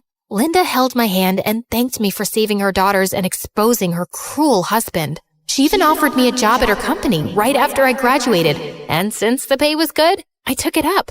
Don't get too happy. We won't make it easy for you. I'm counting on that.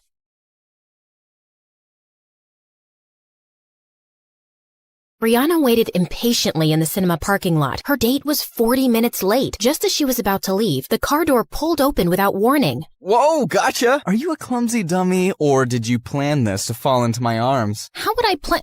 Never mind. We've probably missed half the movie, Elijah. I booked a hall just for us. The movie starts when I say it starts, babe. Once the lights went off, Brianna turned pale. The Ring? I told you, I hate horror movies. But you don't know what you're missing. You're gonna love it, sweet cheeks. Trust me. Brianna cringed as she watched with eyes half closed, and at one point, she screamed and jumped off her seat. That's it. I'm leaving. You call yourself an actress, but you can't appreciate this masterpiece? You're such a baby. And you're such a jerk. I don't know why I agreed to this. Want me to call you an ambulance, baby Brianna? Brianna dumped her popcorn on his head before storming out, and then she walked straight into somebody carrying sodas and fell on her butt. Brianna, are you okay? Jeez, can this night get any worse? Yeah, there are infinite possibilities. You could get struck by lightning, or get robbed, or be kidnapped, or get hit by a bus. Then there are serial killers. It wasn't really a question, dude. I'm sorry. I wasn't looking. I'll pay for the drinks. I can take care of this. Thanks. What's your name? Wow, you don't even know my name? Why would I? I know your name. Yeah, because I'm, famous. What's your excuse? I'm in your biology class. I joined your school 3 weeks ago. Brianna was embarrassed. The teacher did introduce some new scholarship kid, but I've hardly noticed him since. It's okay. I'm not offended. It's what I'd expect from someone like you. I'm Charlie. I'll see you around. He smiled and walked away, and Brianna felt kind of bothered. What did he mean, someone like me? Charlie knew Brianna wasn't kidding about being famous. He had seen some of her TV show on Stargirl. At school, she was surrounded by girls just like her, and guys who changed sports cars faster than clothes. Of course she hasn't noticed someone like me. The 3 most popular girls in school chilling at a pool party was a sight to behold. Their leader, Madison, was a rich socialite and model, and her childhood bestie, Amber, was an Instagram influencer who started the weirdest fashion trends. But the most popular right now was Brianna, who'd joined them in 8th grade and shot to fame with her teen TV series. People called them the Barbie Angels because they screamed perfection, but they weren't feeling great lately. Things are starting to get boring. It's not a challenge to get any of these guys around us, and it's even harder to lose them. I made out with a red-haired model last week, and later my boyfriend found a red hair on my sweater. I said I'd hugged a sad clown on my way home, and he actually believed me. I dumped his stupid butt. Seriously. I went on a horrible date with Elijah, and he texted me to say he was going to Korea, and we'd go out again once he returned. What made him think that would happen? Crazy, right? Ugh, even blind guys are drooling over me. I feel you, girl. Remember my blind stalker who tried to climb my bedroom window, but he fell down and was taken to the hospital? Ugh, so clumsy. Yeah, what a dummy. Girls, we need to spice things up. I want to find someone really different. Make him fall in love with me, mess around with him, and then dump him. Wouldn't that be fun for us? OMG, yes. I haven't felt this excited since the 11th Harry Potter book came out. Just then, something caught Brianna's eye, and she left. I wasn't even done talking. Amber, do you feel sometimes that she isn't as nice as before and her fame's gone to her head? Her head does look a bit smaller than usual. Anyway, who cares, Maddie? You've got me. I'm your favorite girl, right? You know you are, babe. Brianna had spotted the DJ at the party, and it was Charlie, looking much cuter. Wow, you're full of surprises, DJ Charlie. What? I said, you're full of surprises, DJ Charlie. Brianna, I heard you the first time. Then why did you say what? I just meant, what's the surprise? Oh, well, you're a scholarship student, so I thought you'd be a nerd. Didn't imagine you as a DJ. Guess you have a limited imagination then. My imagination's just fine, thanks. In case you didn't know, I co-wrote the series I acted in, the one that's really famous. That reality show with a bunch of rich girls doing rich things? Yeah, my coworker made me watch a few episodes. I'll have to get your autograph for her sometime. She's a huge fan. And with that, Charlie switched up the music louder. Every time I speak to him, why do I end up feeling insulted? So annoying. I have just the guy for Project Plaything, Maddie. See the DJ? His tacky t-shirt. But he's kinda cute. Why him? He's nothing like the guys we date. He's a scholarship student in my bio class, and he seems unimpressed by everyone at our school, including us. Well, that's new. I love a good challenge. The question is, will he buy it? The most popular girl in school suddenly notices him? He might think it's a prank. We'll just have to make it believable then. Plus, no guy is immune to my charms, Brie Brie. He'll be eating out of my hands in no time. Like a baby shark. I don't think it'll be so easy, but I'm looking forward to it. The girl's first move was to get Madison on Charlie's radar and paint her as an angel. So 2 days later, Charlie found Madison walking into the cinema, who he instantly recognized recognized as Brianna's friend, and she had a line of kids behind her. Hi, could I please have 30 tickets for the new Minion movie and whatever snacks the kids want? Are these kids from an orphanage? Yeah, I volunteer there, and I thought I'd treat them. It's not often that they get to go out, so I want them to have a really good time. Wow, she doesn't even have a PR team taking pictures. Charlie led the excited kids into the theater, and as he was leaving, Madison touched his arm. Wait, you were the DJ at a pool party recently, right? Right. I also go to your school. How did I not know that? Oh, don't beat yourself up. I'm super easy to miss. I'm like a pigeon in a school of peacocks, but I prefer my own company anyway. It's the best. I'm sure it is. Well, thanks for your help today. Madison kissed him on the cheek, and Charlie smiled awkwardly before running off. Was the most popular girl in school just flirting with me? Nah, she probably flirts with everybody. Later, Maddie called the others to update them. Do you think he bought your act? Of course. I'm beginning to think I'm a better actress than you are, and this is going to be a lot easier than I thought. The next day, when Madison walked into the cafeteria, she spotted Charlie in a corner, and his eyes were already on her. She helped a kid with crutches get his lunch and tipped a janitor generously before making her way to Charlie's table. Hi, do you mind if I sit here? Of course not. Yes, please sit. I am sitting. Oh, righto. You want half my sandwich? My grandma made it. The filling is probably this week's leftovers mixed together, and the bread is a bit stale, but it's not bad. I think the gravy she put inside is making it, what's the word I'm looking for? Moist. Yeah, it's moist. Tempting, but I haven't had bread in years. Just then, Charlie noticed that half the cafeteria was staring at them. They're thinking what I'm thinking. What is a beautiful, rich model doing with me? This is clearly a prank. You know, I just remembered. The librarian asked me to feed her fish, and they'll die if I don't do it right now. Really? Well, I can come with you. No, I'd rather you didn't, okay? They like their privacy. The fish. They're private people. She stared at him, and he felt more flustered as he reached for his bag and ended up stepping hard on her toe. He turned to apologize and knocked his sandwich on her clothes. I am so sorry. So sorry. Gotta run. And later in the bathroom, as Maddie cleaned up, Brianna and Amber howled. Will you two stop laughing? He had to feed the librarian's fish? Girl, that is the lamest thing I have ever heard. He couldn't get away fast enough. Oh, that was so funny too. My grandma made me this gravy sandwich. Yeah, right. His grandma came back from the dead to make him a sandwich. Maybe his grandma is just alive? But both my grandmas are dead. Aren't everyone's grandmas dead? Oh my God, focus! He seemed smitten with me when I took those gross kids to the movies. Why is he running away from me now?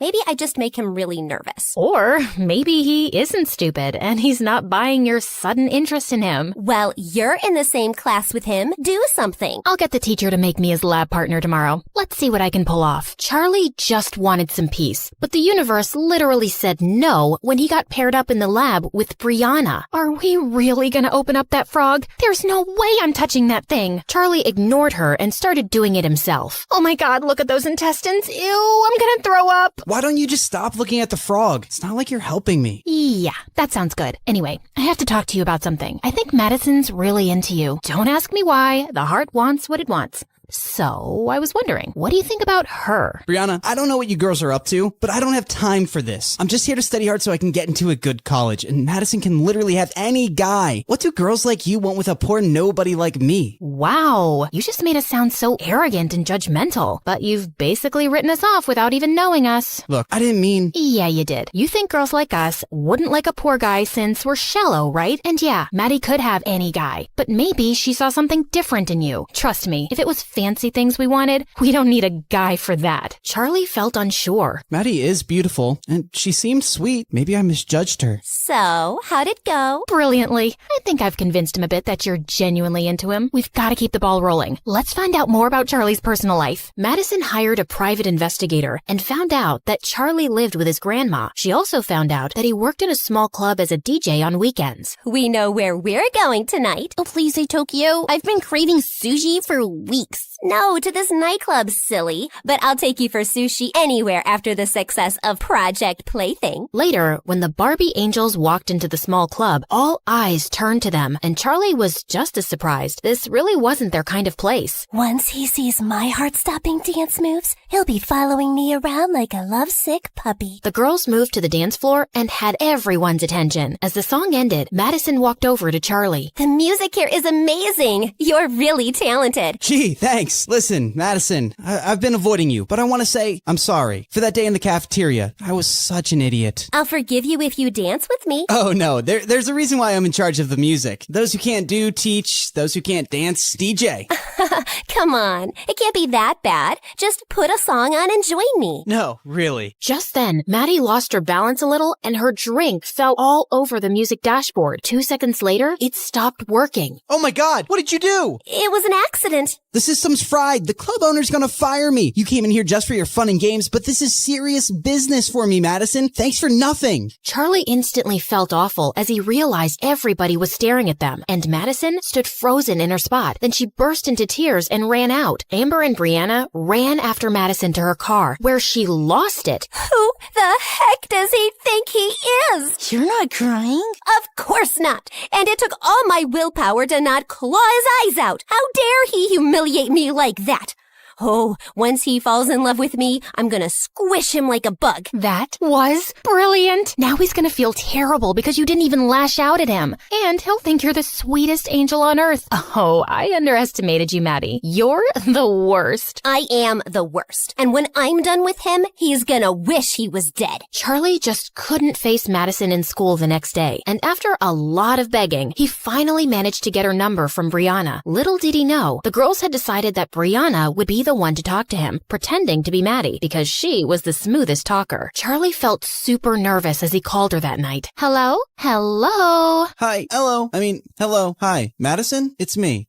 Charlie. What do you want? Listen, before you hang up, please don't hang up. I'm really, really sorry. I just lost it and you didn't deserve that. And you didn't even scream at me or hit me, which you should have. You still can. Charlie, I get it. You freaked out. I hope you didn't get fired. I did. But it's okay. I'll find another gig. I'm sorry. Are you for real? Don't say sorry to me. Do you think we could just start over? Yeah, I'd like that. Hi, I'm Charlie. Nerd by day, DJ by night, and I get free popcorn once a month at the cinema. You go. I'm Madison, and I'm a famous model. Also, I've been on a diet since forever, so I don't remember what popcorn tastes like anymore. That's the saddest thing I've ever heard. The two ended up talking and laughing for hours, and she kept surprising him. She was funny, well-read, and had great taste in music. It was 4 a.m. when they finally said goodnight. I can't remember the last time I had such a good conversation with someone. The next day, Brianna updated Maddie on everything they'd talked about, but she didn't see Charlie in her biology class. The girls hadn't seen him at recess either. So Brianna sent him a text as Maddie, and he replied, Grandma broke her hip this morning. I'm at the hospital. If you really want to seal the deal with Charlie, you should go see his grandma. Ew, I hate old people with their wrinkly skins and their weird smell. Come on, they're cute. Just be nice to her. Charlie will love it. Should I really interact with her? I don't think I could be nice to an old woman. Brianna then thought of a better idea. After 3 days, Charlie's grandma was discharged, but he had one problem, the hospital bill. He decided to talk to the hospital staff about paying in installments, but then they told him that someone had already settled it. What? Who? The person had chosen to be anonymous, but Charlie insisted so much that the staff revealed the sender's identity. Madison. Why did you do it, Madison? What do you mean? You paid my grandmom's hospital bill and tried to hide it. Why? Because I knew you wouldn't accept money if I offered it to you, and I made you lose your gig. It's the least I could do. I care about you, Charlie. You can have any guy you want, Maddie. Why me? Well, I've dated enough guys from my circle to know they're not very nice people. They're mostly after my money or fame or my parents' influence, and you don't care about any of that. You're like a breath of fresh air. But if you don't feel the same way, I won't hold it against you. Charlie was about to reply when his grandma called him, but he couldn't stop thinking about Maddie. What you did for me is amazing, but I feel scared about falling for someone like her. Charlie hadn't come back to school for a week, but he and Brianna had been exchanging texts, as Maddie, of course. She was laughing at a meme he'd just sent when she found Elijah by her locker. Ugh, why is he back? Just read something funny? Tell me, babe. I love a good joke. Excuse me? You were just laughing at your phone? I hope it's a joke and not a boy whose butt I have to kick. What are you, my dad? Because you're definitely not my boyfriend. Stay out of my business and don't call me babe again. I've forgiven you for the last tantrum, Bree. Now tell me where you'd like to have our next date. How do I spell this out for you? There won't be a next... Brianna, is this guy bothering you? Charlie, you're back. No. we're done here. Who's this loser? Did you wander here by mistake from some homeless shelter? Just leave him alone, Elijah. Charlie turned around to see Maddie, and his heart skipped a beat. What happened while I was gone? Since when did you girls start mingling with nobodies like him? Suddenly, Charlie walked over to Maddie, and he pulled her close. There you are. I've been looking for you everywhere. I've missed you. And then he kissed her on the lips, and Brianna was even more surprised than Maddie at Charlie's move. Elijah gritted his teeth and walked away. Wow. What was that about? I've been wanting to say it the whole week, but not on the phone. I do feel the same way. I care about you too, Maddie, a lot. Madison hugged him and smirked at Brianna. Once everyone knew that Maddie and Charlie were dating, his life in school took a 360-degree turn. People stopped to smile at him, say hello, crack jokes. Why does it feel like even the teachers are nicer to me? The other two Barbie angels welcomed him into their gang, and being with Madison was a dream. They went on long walks, watched sunset, ate ice cream, and kissed on top of a Ferris wheel. But later that night, Brianna and Amber cringed hearing Maddie throw up. Is Charlie trying to kill me? That gross ice cream at the amusement park made me sick, and my feet hurt from the long walks. And what is so fascinating about freaking sunsets? I think it's sweet. Yeah, 'cause you're not the one suffering. But there is one thing about Charlie. He sure can kiss. Makes you feel like you're the only girl in the world. Ugh, please, spare us the makeout details. Okay.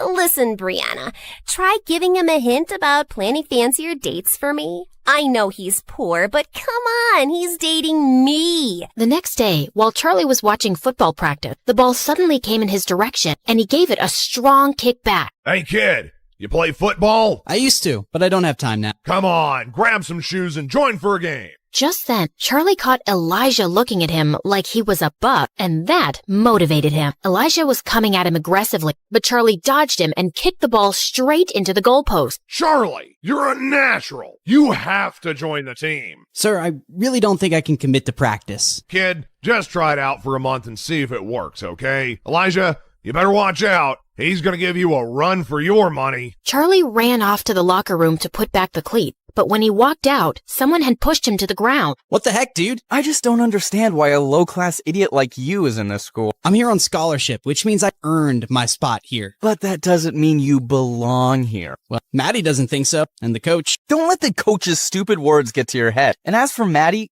gosh, you're a moron. Do you really think? Just then, someone pushed Elijah away hard. Dude, seriously, what is wrong with you? Why are you jumping to his defense? Because he's my friend. And what, are you threatened by a little competition on the field?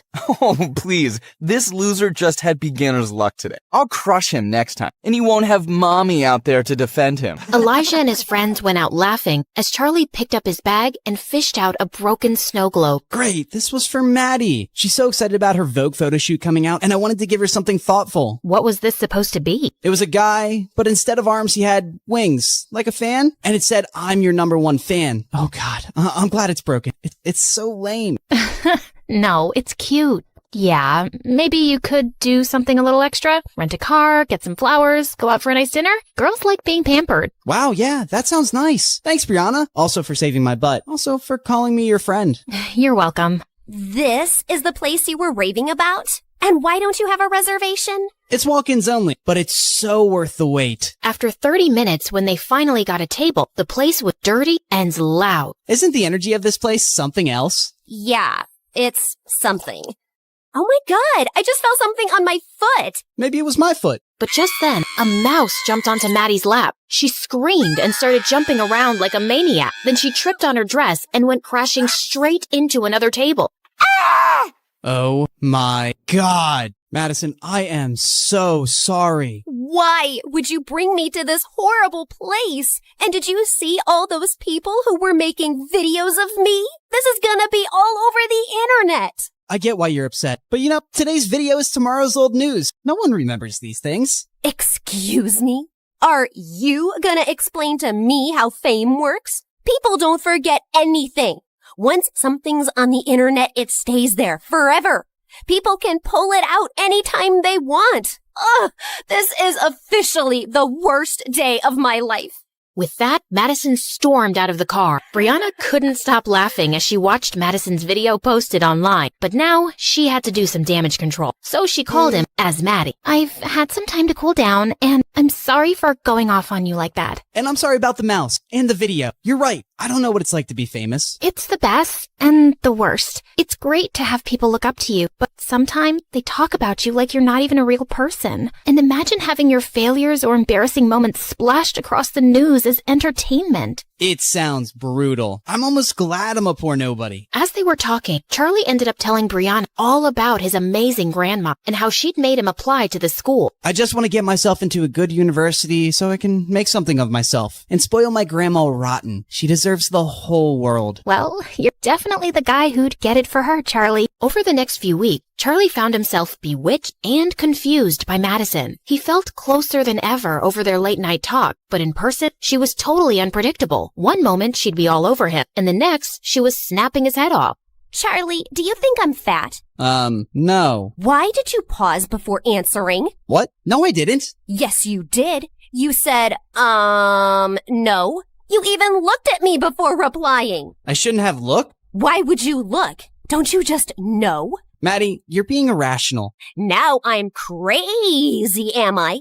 Well, I'm not fat. I'm PMSing, so I'm bloated. I hadn't noticed. Really? Ugh, you're so insensitive. You have no idea what it's like to go through this every month. Right now, I feel like killing someone. And I also really want that Thai red curry ice cream. I'll get it for you, babe. Whatever helps you feel better. You getting out of my face would make me feel better. And yes, the ice cream. Now. You got it. Amber and Maddie started laughing hard as soon as Charlie was gone.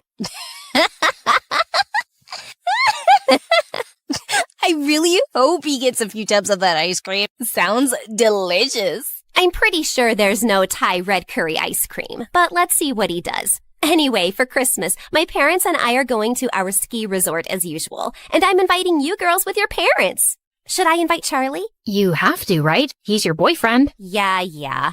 And at least 3 of my exes will be there. And I'd rather not show up single, but I'm gonna have to give Charlie a makeover before I take him. On his first day at the resort, Charlie slipped out of his room at 5 a.m. and found Brianna waiting in the kitchen. Oh, you're here. I almost thought you wouldn't come. I almost thought that too. I don't know why I agreed to the early morning skiing lesson. 'Cause you're a good person and you like me? I'm just saving Maddie some embarrassment, because you'll definitely make a fool of yourself without my help. Couldn't agree more. They headed out to one of the smaller slopes, and she explained skiing techniques to him. I think you're ready. Well, as ready as you'll ever be. If I die, please break the news gently to Grandma. You play football against Elijah. You'll survive this too. Now don't be a wuss. Time to go! Brianna whizzed down the slope, and the cold wind in her face made her feel alive. She turned around to look at Charlie, who looked like a baby goat learning to walk. Charlie, just loosen up. Come on, I'm racing you down to the end. Charlie took deep breath and relaxed. He was gaining momentum and actually starting to enjoy it. Brianna was flying ahead effortlessly, but he was catching up. But then suddenly, he was going too fast. He tried to slow down, but he just couldn't. And moments later, he felt himself crashing straight into Brianna and they went tumbling into the snow. Oh my God, Brianna, are you alive? Is your neck broken? Please don't die. Say something. Oh, can you shut up for just 1 second? Yes, of course. Oh, I thought I'd killed you. Charlie pulled her into a bear hug. You're really okay? Yeah, I just got the wind knocked out of me. Imagine the headlines if something had happened to you. Stupid, worthless nobody injures beautiful teen goddess. You think I'm beautiful? Well, duh. That's not even opinion. It's just a scientific fact. The sun rises in the east. Water boils at 100 degrees. Brianna's beautiful. You got some snow on your face. As they started making their way back, Brianna felt her heart racing. Oh, shake it off, Brianna. You cannot be attracted to your best friend's fake boyfriend. After an exhausting day of skiing, Charlie wanted to crash, but he had to dress up for a fancy dinner instead. The seats next to Maddie were taken, so he quickly took one next to Brianna. Please tell me, why are there 6 forks in front of me, and which one can I use to stab myself in the eye? Oh, definitely the meat fork for a quick death. Madison watched the two laughing, and she didn't like it. I don't want her getting more attention than me, even if it's from stupid Charlie. Hey, Charlie, could you sit next to Amber, please? Her parents couldn't come, and she, broke up with her boyfriend. She could use some cheering up. Charlie nodded reluctantly and took the seat next to Amber. So, Amber, you want to talk about your breakup? Okay, sure. Why not? It happened 3 years ago, and his name was Leo. And that's what you're sad about today? That's a bit offensive. I'm not sad. Do I look sad to you? Charlie was relieved as they were served their first fish course, but Amber was staring down at her plate in tears. I'm so sorry. Please forgive me. What are you talking about? You will be missed, Nemo. Right, Charlie? Tell him he'll be missed. Yeah, you will be missed, Nemo. Just then, Brianna's mom, who was sitting opposite him, spoke. So, Charlie, where were you studying before? Well, I was in public school in another town. I got a scholarship here, so I moved with my grandma, who raised me. And what does your grandma do? She's an amazing healer. She cures people with herbal medicines and different techniques. So she's not a real doctor? No, not in the typical sense. And this healer thing, it makes her enough money? Mom, stop! It's okay. Yeah, she earns enough. And I work at the cinema. And I also DJ on the weekends. We manage to take care of each other. There was an uncomfortable silence, and Charlie felt his face turning hot. Then, Maddie's mom spoke with her country accent. That's sweet, honey. You seem like a brat kid, and I'm sure you'll go places one day. It's funny how life turns around. I mean, look at me. I was raising little Maddie as a single teenage mom in a trailer park with nothing. And then, boom, one day I won the frickin' lottery, and we were rich. Soon after, I met my husband, and life's amazing now. Let's raise a toast. Our blessings. Brianna looked over at Madison, who looked like she was gonna crush her glass. She always felt ashamed of her past and that she wasn't born rich like everyone else. Just then, Amber said she wasn't feeling well, and as she was leaving, she tripped over the carpet and fell down. Amber, are you okay? Did you hit your head? No, didn't. But it hurts so bad lately. And even my eyes. Like, sometimes I wake up and it takes me like 2 seconds to see the light. And I swear the lights are on. You know, I'm a scared cute mouse, right? I don't sleep in the dark. Okay, I'm gonna take her to her room to rest. When Madison returned later to the main hall, she suddenly overheard Brianna's mom and another woman talking. That woman sure loves to tell her trailer park story. She's been rich for years now, but she still sounds so trashy. Money can't buy class. And now look at Madison's choice of boyfriend. I mean, he's sweet, but no amount of designer clothes can hide where you really come from.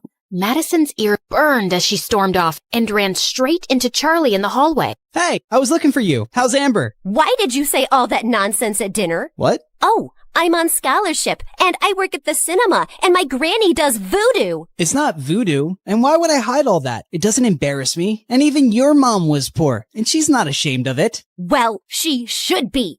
I don't know why she keeps telling that story so proudly. No one respects her for it, and I don't want to be reminded of the cheap start of my life. She said all that stuff because of you. I've been trying to please you all day, Maddie, but I'm really tired now. I hate skiing, these clothes are pretentious, and I don't like talking about my grandma like that. Charlie stormed off to his room, packed his thing, and called a cab. Charlie didn't speak to Maddie for a few days, but he gave in after all her apologies. I'm really sorry, okay? I just wanted my stepdad to like you, and he's a bit difficult.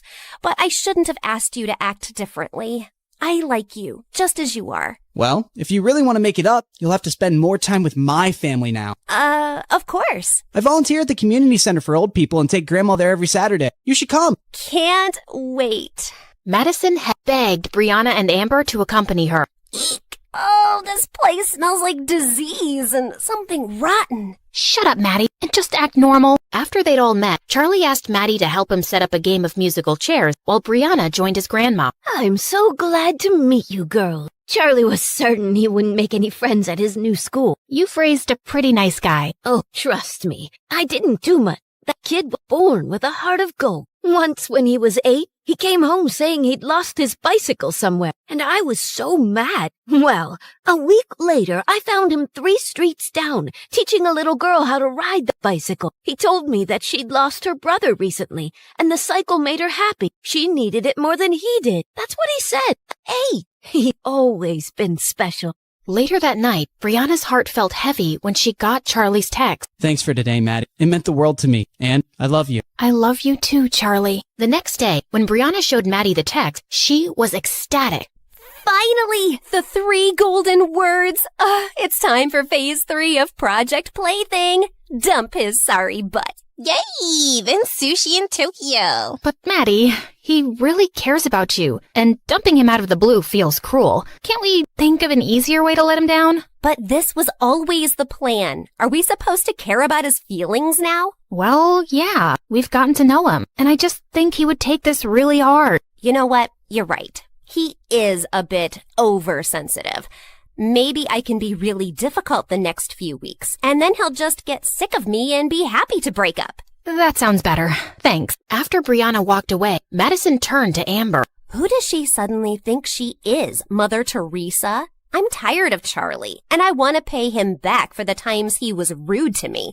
I have the perfect plan to dump that loser. But don't say anything to Brianna, okay? Oh, I love it when we have secrets. Just the 2 of us. 3 days later, it was Madison's birthday, and she was having a big party in a dance club with Charlie as DJ. Then suddenly, she climbed onto a table with a mic. May I have everyone's attention, please? I have something to say to our resident DJ. Everyone fell silent, and Brianna suddenly had a horrible feeling. As you all know, I've turned 17 today, and I just want to start this year fresh. So Charlie, I'll start with you, 'cause I just can't fake things anymore. You are just a game to me, okay? To us. I got bored, so my girls and I decided to make you fall in love with me as a challenge. Actually, Brianna was the one who brought you to my attention. It's been fun messing around with you, but it's just made me realize that dating below my league isn't for me.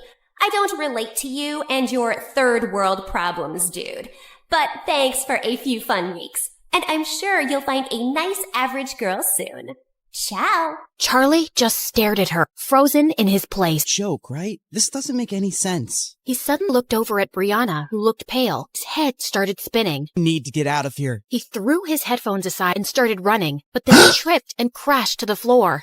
Suddenly, Brianna was by his side, helping him up, but he pushed her away. Madison and Amber were laughing like hyenas, and then someone put on a song, and they all started dancing again. Brianna marched over Madison and pulled her aside. How could you do this, Maddie? You said you'd let him down easy. No, Bree. I said I'd crush him like a bug once he fell for me. And you thought I was brilliant then. What changed? What changed is that we found out he's a really nice guy. He didn't deserve that. Not my problem. I wasn't gonna keep dating him just because you suddenly decided to become a humanitarian.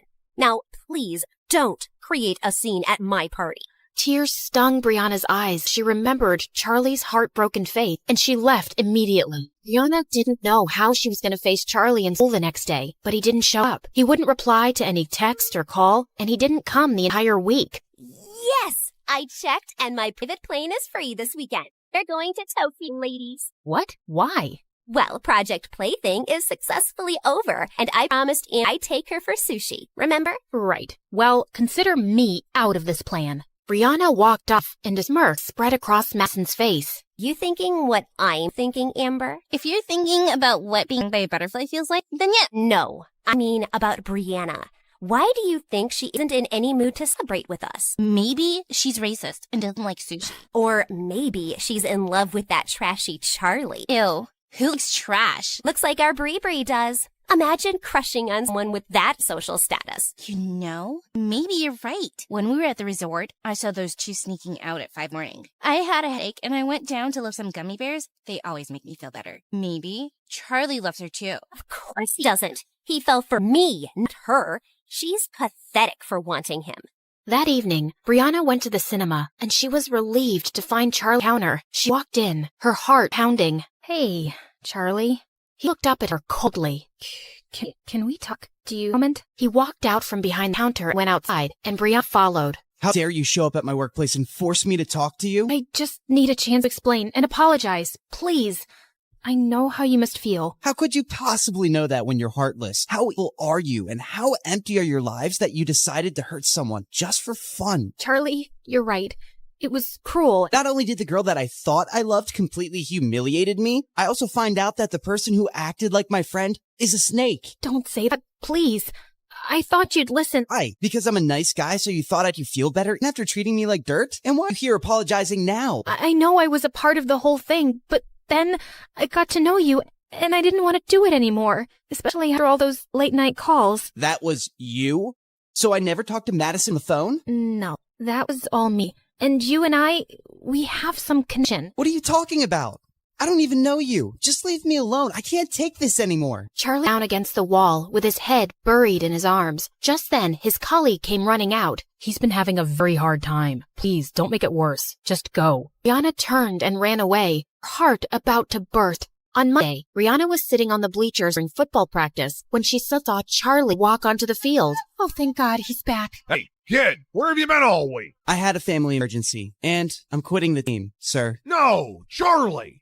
You're so talented! I'm sorry, but I have a scholarship to maintain, and it's all I can film right now. Thank you for giving me an opportunity, though. I was expecting to run off like a scatty little cat soon enough.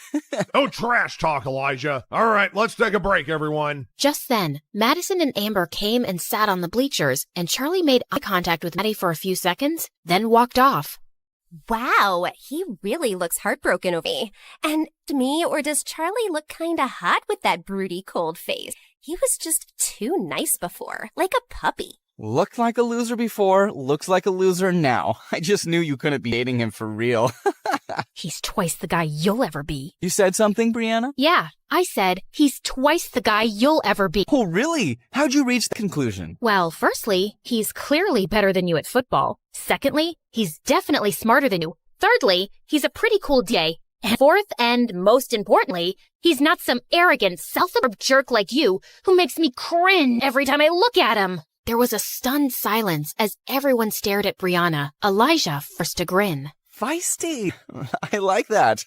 So how about we go on third date and you can continue talking about there? Not even in your dreams. As Brianna started walking off, Elijah blocked her way to tease her, but she suddenly pushed him with unexpected force. He fell down a couple of steps and his knee hit the ground hard. What is wrong with you? Brianna looked just as shocked by what she'd done. At the dinner table, Brianna's dad was cheerfully trying to make conversation, but Brianna seemed lost. Just then, her mom walked in, looking mad.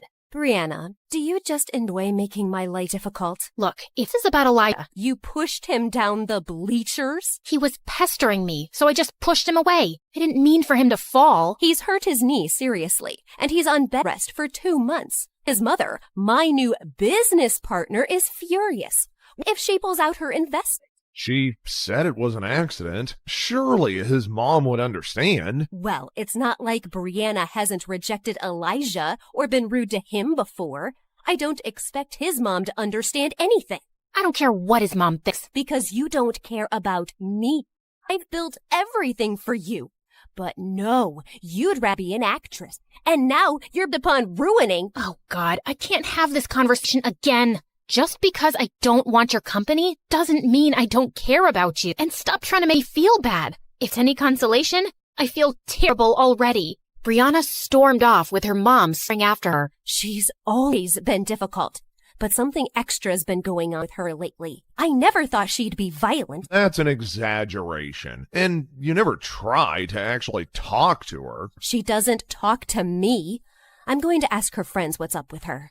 Charlie had returned to school, but he just kept his head down, talked to no one, and pretended Brianna didn't exist. She kept her distance from him, but she also found excuses to stay away from Amber and Maddie. One day, she was reading in the empty gym during recess when Madison snatched her book. Come on, Bree. This is getting ridiculous. It's time for an intervention. What? We know you're going through something. Even your mom is so worried. I told her you've been avoiding us too. And well, I think I know what the problem is. You lied to me about your breakup with Charlie, and I'm mad. But it's not just that, right?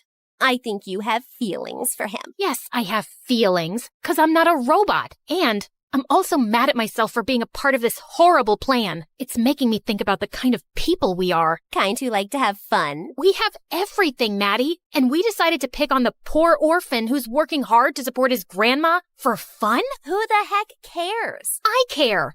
I don't want to be this person, and I don't want to have friends like that either. So, are you saying you don't want to be a Barbie angel anymore? Yeah, I don't.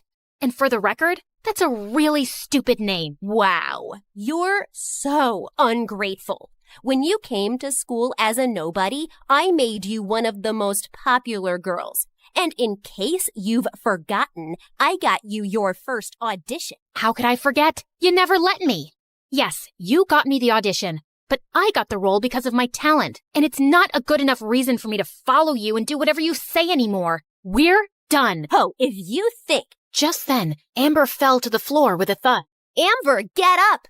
That's not funny. But Amber was unresponsive. She'd actually fainted. They immediately rushed her to the hospital, where she regained consciousness, and the doctors ordered some tests. Oh, my head. It feels like there are 1,000 cactuses inside. You're gonna be okay.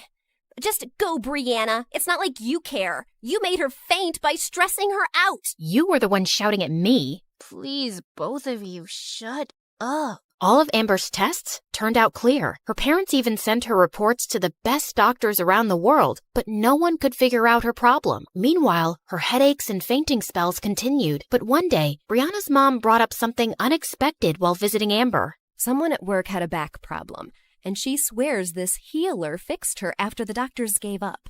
I know it sounds a bit ridiculous, but maybe you could try it? At this point, we'll try anything. Who's this healer? Well, these girls know her grandson. It's Charlie's grandma.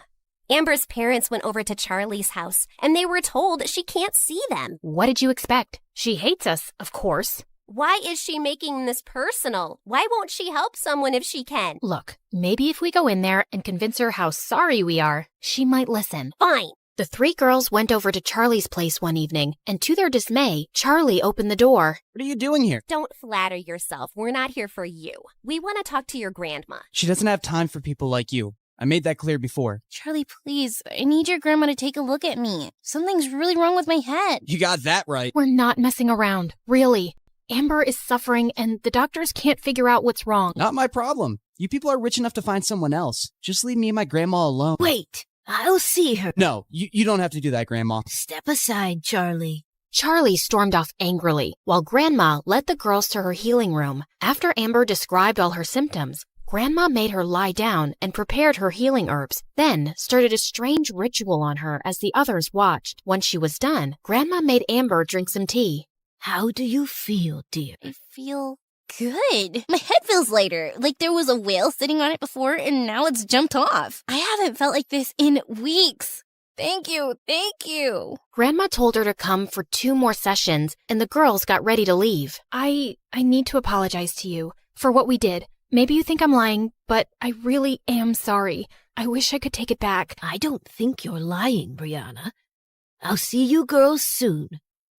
After they left, Grandma found Charlie sulking in his room. You turned away Amber before, too. I wasn't expecting this from you, Charlie. Why does everyone keep expecting me to be an angel? You know what they did. They're awful. But it's my duty to heal people, whether they're awful or not. And what they did was wrong. But you have to let go of the anger and move on. I'm trying, Grandma. I really am. I just feel so stupid. How could I let someone treat me so badly and humiliate me? It's because you see the good in people. Yeah, it's called being an idiot. Don't lose that heart of gold, kid. You'll find the right person one day who will really love you for it. Charlie decided not to let the spoiled brats get to him anymore. He worked really hard for the midterms, and when the results came, he was at the top of his class. What are you grinning about, Charlie? Found a golden ticket in a chocolate bar? Wow, I'm surprised you actually read a book. And I'm just happy about my grades, which have improved since we stopped hanging out together. Maybe your dumbass was rubbing off on me before. You can't talk to me like that. Just because your grandma helped Amber doesn't mean you're anything special. You're still a nobody. I'd rather not talk to you at all, Madison. And thanks for making it so easy to move on from you. I can't even remember what I liked in the first place. You go, Charlie. As Charlie walked away, Brianna impulsively called out, "Hey, Charlie, wait." What is it? I just wanted to say thank you to your grandma for helping Amber. I'm sure you already thanked her. Yeah, but I was hoping, Charlie, is there no way we could be friends again? We used to get along so well. But that wasn't real, right? And now I'd never be able to trust a word you say. So yeah, not gonna happen. But really, that was an Oscar-worthy performance. I'm sure you'll have an amazing career as an actress. After Amber's last session, Brianna wanted to thank Charlie's grandma, so she dropped by his place with some gifts when she knew he'd be working. She was surprised to find the front door already open. Then she gasped when she saw Grandma on the kitchen floor. Oh my God, are you okay? Brianna, what are you doing here? What happened? Shh, not so loud. You have to leave. What? Someone broke into the house, and he's upstairs right now. Please, I don't want to put you in danger. I'm not leaving you. Brianna heard the thief coming down the stairs and quickly locked the kitchen door and called 911. He kept kicking the door, but minutes later, when he heard the police siren, he ran out and escaped. From your description, he seems like a crazy homeless guy who's been bothering other people too. We'll get him. Did he hurt you, ma'am? No, I just fell when he pushed me aside, but I'm fine. We should still get a checkup. I should call Charlie. Sweetie, he's out of town for a day. Please don't tell him right now. Well, you can't be here alone for the night. I'll be just fine. But Brianna was so persistent that Grandma had to give in. Brianna took her home and made her comfortable in one of the guest rooms. You should have asked me before inviting your guest. Maybe I would have liked to say no. Mom, she cured Amber. Letting her stay for one night is a pretty small thing to do. Charlie hurried over to Brianna's house as soon as he was back. Hey, is Grandma okay? She wasn't hurt, right? She's completely fine, but she's asleep right now. You can come in and wait. I'm fine right here. Charlie sat down on the porch seat, and Brianna turned to go back in. Wait, I'm sorry. I just want to thank you. Grandma told me on the phone how brave you were, and you didn't leave her, and then you brought her here, and you didn't have to, but I'm so grateful. What? Why are you smiling at me like that? You sound like the old Charlie today, the one who talks too much. I missed him. Brianna, this doesn't fix everything. I appreciate what you did, but I'm wondering even now why you helped Grandma. Why do you want to be friends with me? Why are you trying all the time to make up for what you did? Brianna gulped and walked closer to him. There's something I need to get off my chest, so just hear me out, okay? Somehow, getting to know you has changed me, Charlie. You're the sweetest, kindest guy I've ever met, and nothing has ever hurt me more than hurting you. But you know what? It started feeling really bad even when you were still dating Maddie, because I realized that I was falling for you. I know I don't have the right to say that, but I just had to, or I'd explode. And I know you don't feel the same way, and it's okay, but I'm in love with you. That's all. Brianna turned to leave, but suddenly, Charlie took her hand. And then, to her shock, he kissed her. Brianna's mom spotted the two kissing on the porch and stormed off angrily. I knew these beggars were going to be a nuisance.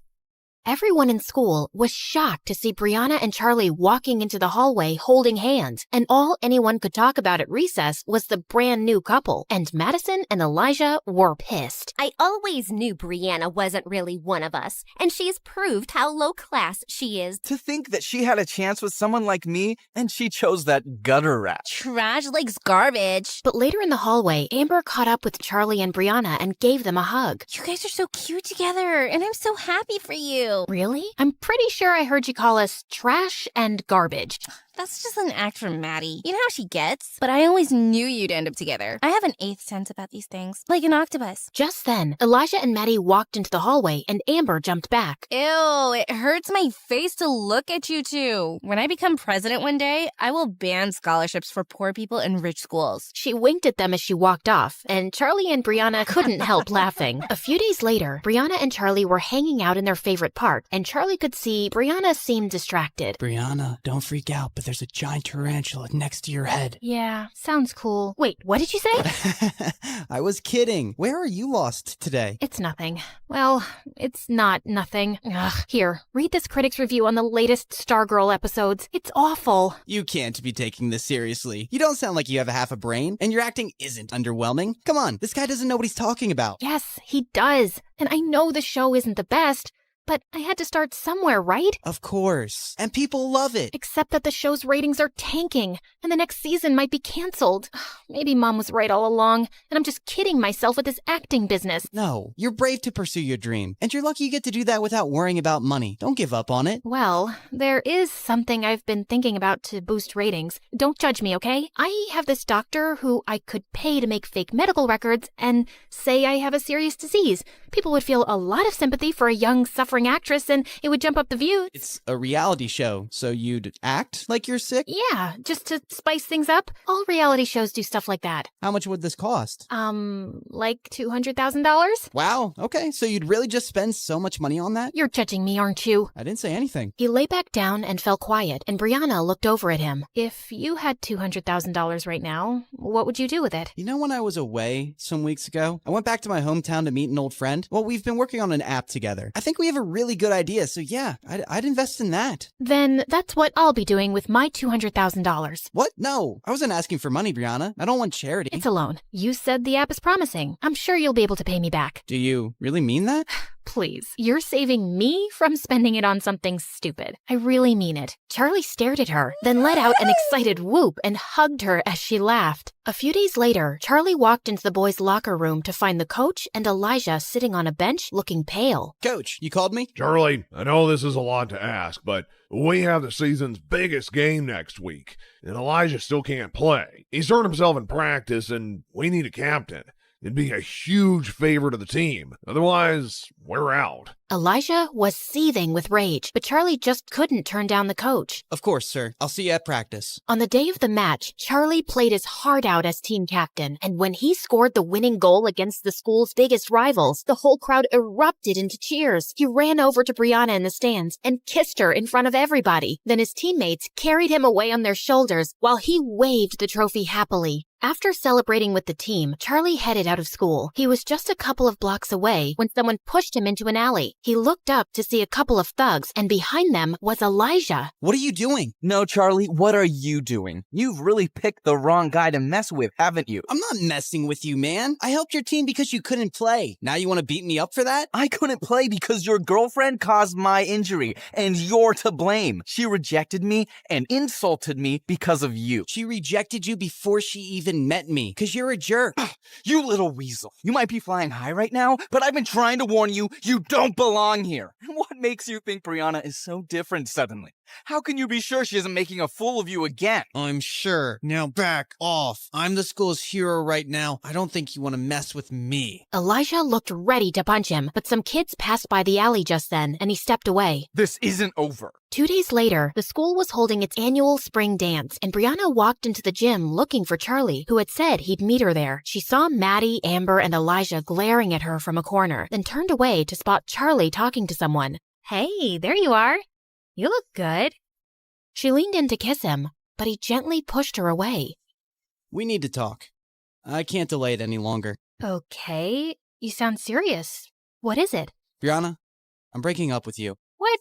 Haha, very funny. Do I look like I'm joking? Charlie, come on, what are you doing? I said I'm breaking up with you. I don't understand. Can we please? Are you really as dumb as everyone says? I thought you were the smartest of the Barbie angels. Did you really think I was in love with you? No, Brianna, I was just playing your game. When you told me how you were desperately in love with me, I saw it as the perfect chance to take revenge. I decided to make you believe I loved you too, and then dump you publicly just like you girls did. Brianna stared at him speechlessly as everyone stared at them. Then Charlie walked closer and leaned in. How does that feel? Being fooled and humiliated. I thought you should experience it. Oh, also one more thing. I won't be returning the $200,000 I borrowed from you. I've spent it already, treating myself to some nice things. I figured it's fair compensation for everything you've put me through. With that, Charlie left while Brianna stood frozen in her spot. Suddenly, she found Amber by her side. Come on, let's get out of here. As they walked out into the hallway, they heard Madison cackling loudly behind them. Wow, that was epic! I've never respected Charlie more in my life. He really played a number on you, Bree. And Amber, get away from her. She's not your friend anymore. Brianna didn't respond and continued walking away. We really broke him, didn't we, Brianna? Turned a perfectly nice guy into a heartless jerk. Now that's a high school project I'll always remember. Suddenly, Brianna turned around and lunged at her. Madison screamed as she tried to fight Brianna off. A few kids, including Amber, finally managed to pull them apart. God knows I've been wanting to hit you since the day I met you, and that's a memory I will cherish for years. Brianna turned away and ran out, breaking out into sobs. Brianna refused to go to school and just stayed in bed for days, feeling completely miserable. One morning, a maid brought her a letter. It was from Charlie. She anxiously ripped it open, and the check she'd given him for $200,000 fell out. He didn't even use it. He was just teasing me. I really don't get this jerk. He's completely messed me up. She buried her head in her arms and started to cry, but then she stopped and picked up the check. I don't care what Charlie thinks of me. I'm gonna use this to save my show. She jumped out of bed, stuffed the check in her bag, and put on her coat. A few days later, Charlie and Grandma were watching the local news on TV when suddenly Brianna's face appeared on the screen with the headline saying, "Young TV star diagnosed with Crohn's disease." Charlie stared in shock, then his face darkened. Poor girl. That's terrible news. Charlie, I don't know what happened between you two, but I think we should go see her. She's lying. What do you mean? She's not sick, Grandma. This is all an act to get ratings and views for her show. What? No, she wouldn't do that. Why do you have to assume the worst about people lately? Because they are the worst. She told me of her plan to do this herself. Well, she must have some reason. Brianna isn't like that. Yes, she is. Why do you need to see the good in everyone, Grandma? Least of all these people. They're awful and shallow, and they think people like us are more worthless than the gum stuck to their shoes. I made a huge mistake convincing you to attend this school. I thought nothing could ever change you, but I was wrong. I hardly recognize you these days, Charlie. Grandma walked out before Charlie could say another word. A few days later, Brianna was told someone had come to see her downstairs. She made sure she looked pale and walked weakly into the lounge to find Elijah sitting next to her mom. "What are you doing here? Mom, I told you I feel too sick to have visitors." Brianna, please sit down. This is important. Brianna, we both know you haven't been very nice to me, but I've always cared about you. It just crushed me the way that poor scumbag humiliated you. What do you want, Elijah? Oh, I don't want anything, but I brought you something that will really teach Charlie the lesson he deserves. That day at the spring dance, one of the kids standing close to you made a video. Elijah handed her his phone, and Brianna stared at it in shock to see Charlie caught on camera saying, "How does that feel? Being fooled and humiliated. I thought you should experience it. Oh, also one more thing. I won't be returning the $200,000 I borrowed from you. I've spent it already, treating myself to some nice things. I figured it's fair compensation for everything you've put me through." Brianna, when were you going to tell me about this? If Elijah hadn't shown me this video, I would never have checked your account and known that $200,000 have been withdrawn. How dare he threaten to not return your money? "Oh God, how can I tell Mom that Charlie returned the money? If she asked me where I spent it, I can't tell her I used it to bribe the doctor." Brianna, answer me. Has he been making any other threats? "No, Mom, he hasn't. Please, I'm just too sick to deal with all this. He'll give it back." Oh, you bet he will. When I sue him, I'll have my lawyer send him a notice today. No! I don't want to do that. Honey, I'm not asking you to be a part of this. You just need to rest. I'll take care of everything. There is no way I'm going to let some good-for-nothing beggar rob us blind. He's treated you very poorly, Brianna. Don't worry, we'll make him pay. Brianna got up and left the room, feeling panicked. When Mom accuses Charlie, he'll rat me out. What if the news gets out and everyone discovers that I faked my illness? My reputation will be ruined for good. Oh God, what have I done? The next night, Charlie found a courier at his door, handing him over a legal notice to appear in court the next morning. It was served by Brianna's mother, accusing him of stealing $200,000. He crumpled the paper and threw it aside, holding his head in his hands. Moments later, he got up and looked at himself in the mirror. I gave her back the money, and she used that to bribe the doctor. But of course she didn't tell her mom, and now she's too scared to tell the truth. So her mom thinks I still have the money and I'm some thief. If I said the truth, Brianna's reputation would be ruined. I won't stand a chance against people like them in court. Why should I suffer anymore because of Brianna? I shouldn't even go. But I will, because I'm in love with her.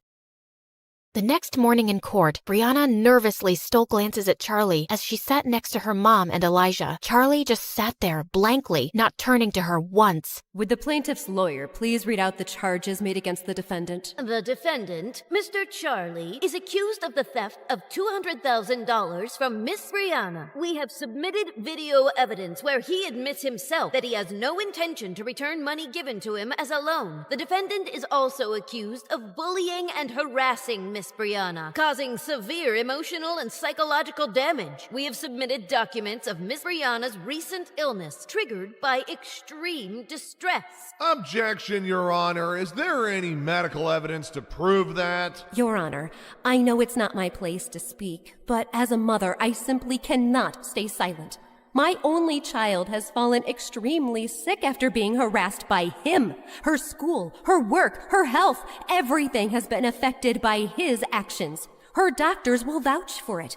And people like Charlie are predators who prey on the feelings of rich young women to get money out of them. He must be made to pay for it. Brianna's mom burst into tears as she took her place, while Brianna stared at her in shock. She's a better actress than I am. Would the defendant like to say something in response to that? Charlie rose from his seat, slowly. No, Your Honor. Did you intend to return the $200,000? No, Your Honor. And do you believe your actions have caused Miss Brianna psychological and emotional damage? Yes, Your Honor. Young man, do you understand that the charges against you are very serious? If you are unable to return the loaned money as well as damages, you could land for 2 years in prison. Charlie looked up and hung his head. I understand, Your Honor. Very well. Since you have pleaded guilty on all counts, the court gives you a day to arrange $500,000 or face prison. No, this is enough. Brianna, what are you doing? What I should have done before. Your Honor, I want to immediately withdraw this case. There is no case against Charlie. He returned the money, and I spent it on bribing a doctor to say that I'm sick. I did it to increase ratings and views for my stupid show. Everyone stared at Brianna in shock. How could you lie to me like this? Because you've made me feel like I'm a failure as an actress, and I just wanted to fix things on my own. I was feeling down, and I wasn't thinking clearly. It was desperate and stupid, and I would have never told you, but this has gone too far. Young lady, you will be fined for wasting the court's time. I understand, Your Honor, and I will pay it, and I am so sorry. Case dismissed. The judge walked out of the courtroom, and Brianna held up a hand to her mom. We'll talk, but not now. Please, just leave me alone, Mom. Just go. Brianna's mom and Elijah stormed off, and soon it was just Charlie and Brianna in the room, and suddenly Brianna pushed him really hard. Oh my God, what is your problem? You! I swear, Charlie, I don't understand you one bit. Yeah, I wouldn't expect someone like you to. If you hate me so much, why were you about to go to freaking jail for me instead of telling the truth? You answered your question yourself, but I'll give you a few minutes to figure it out. I know you're slow. What are you saying?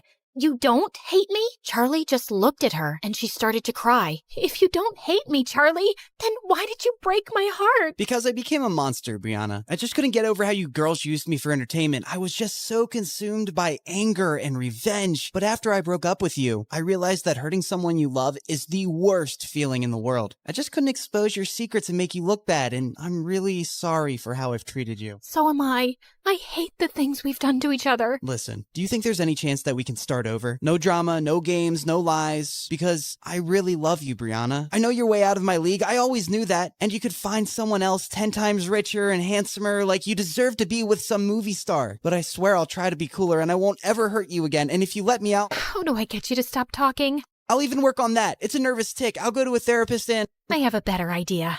And with that, Brianna leaned in and kissed him.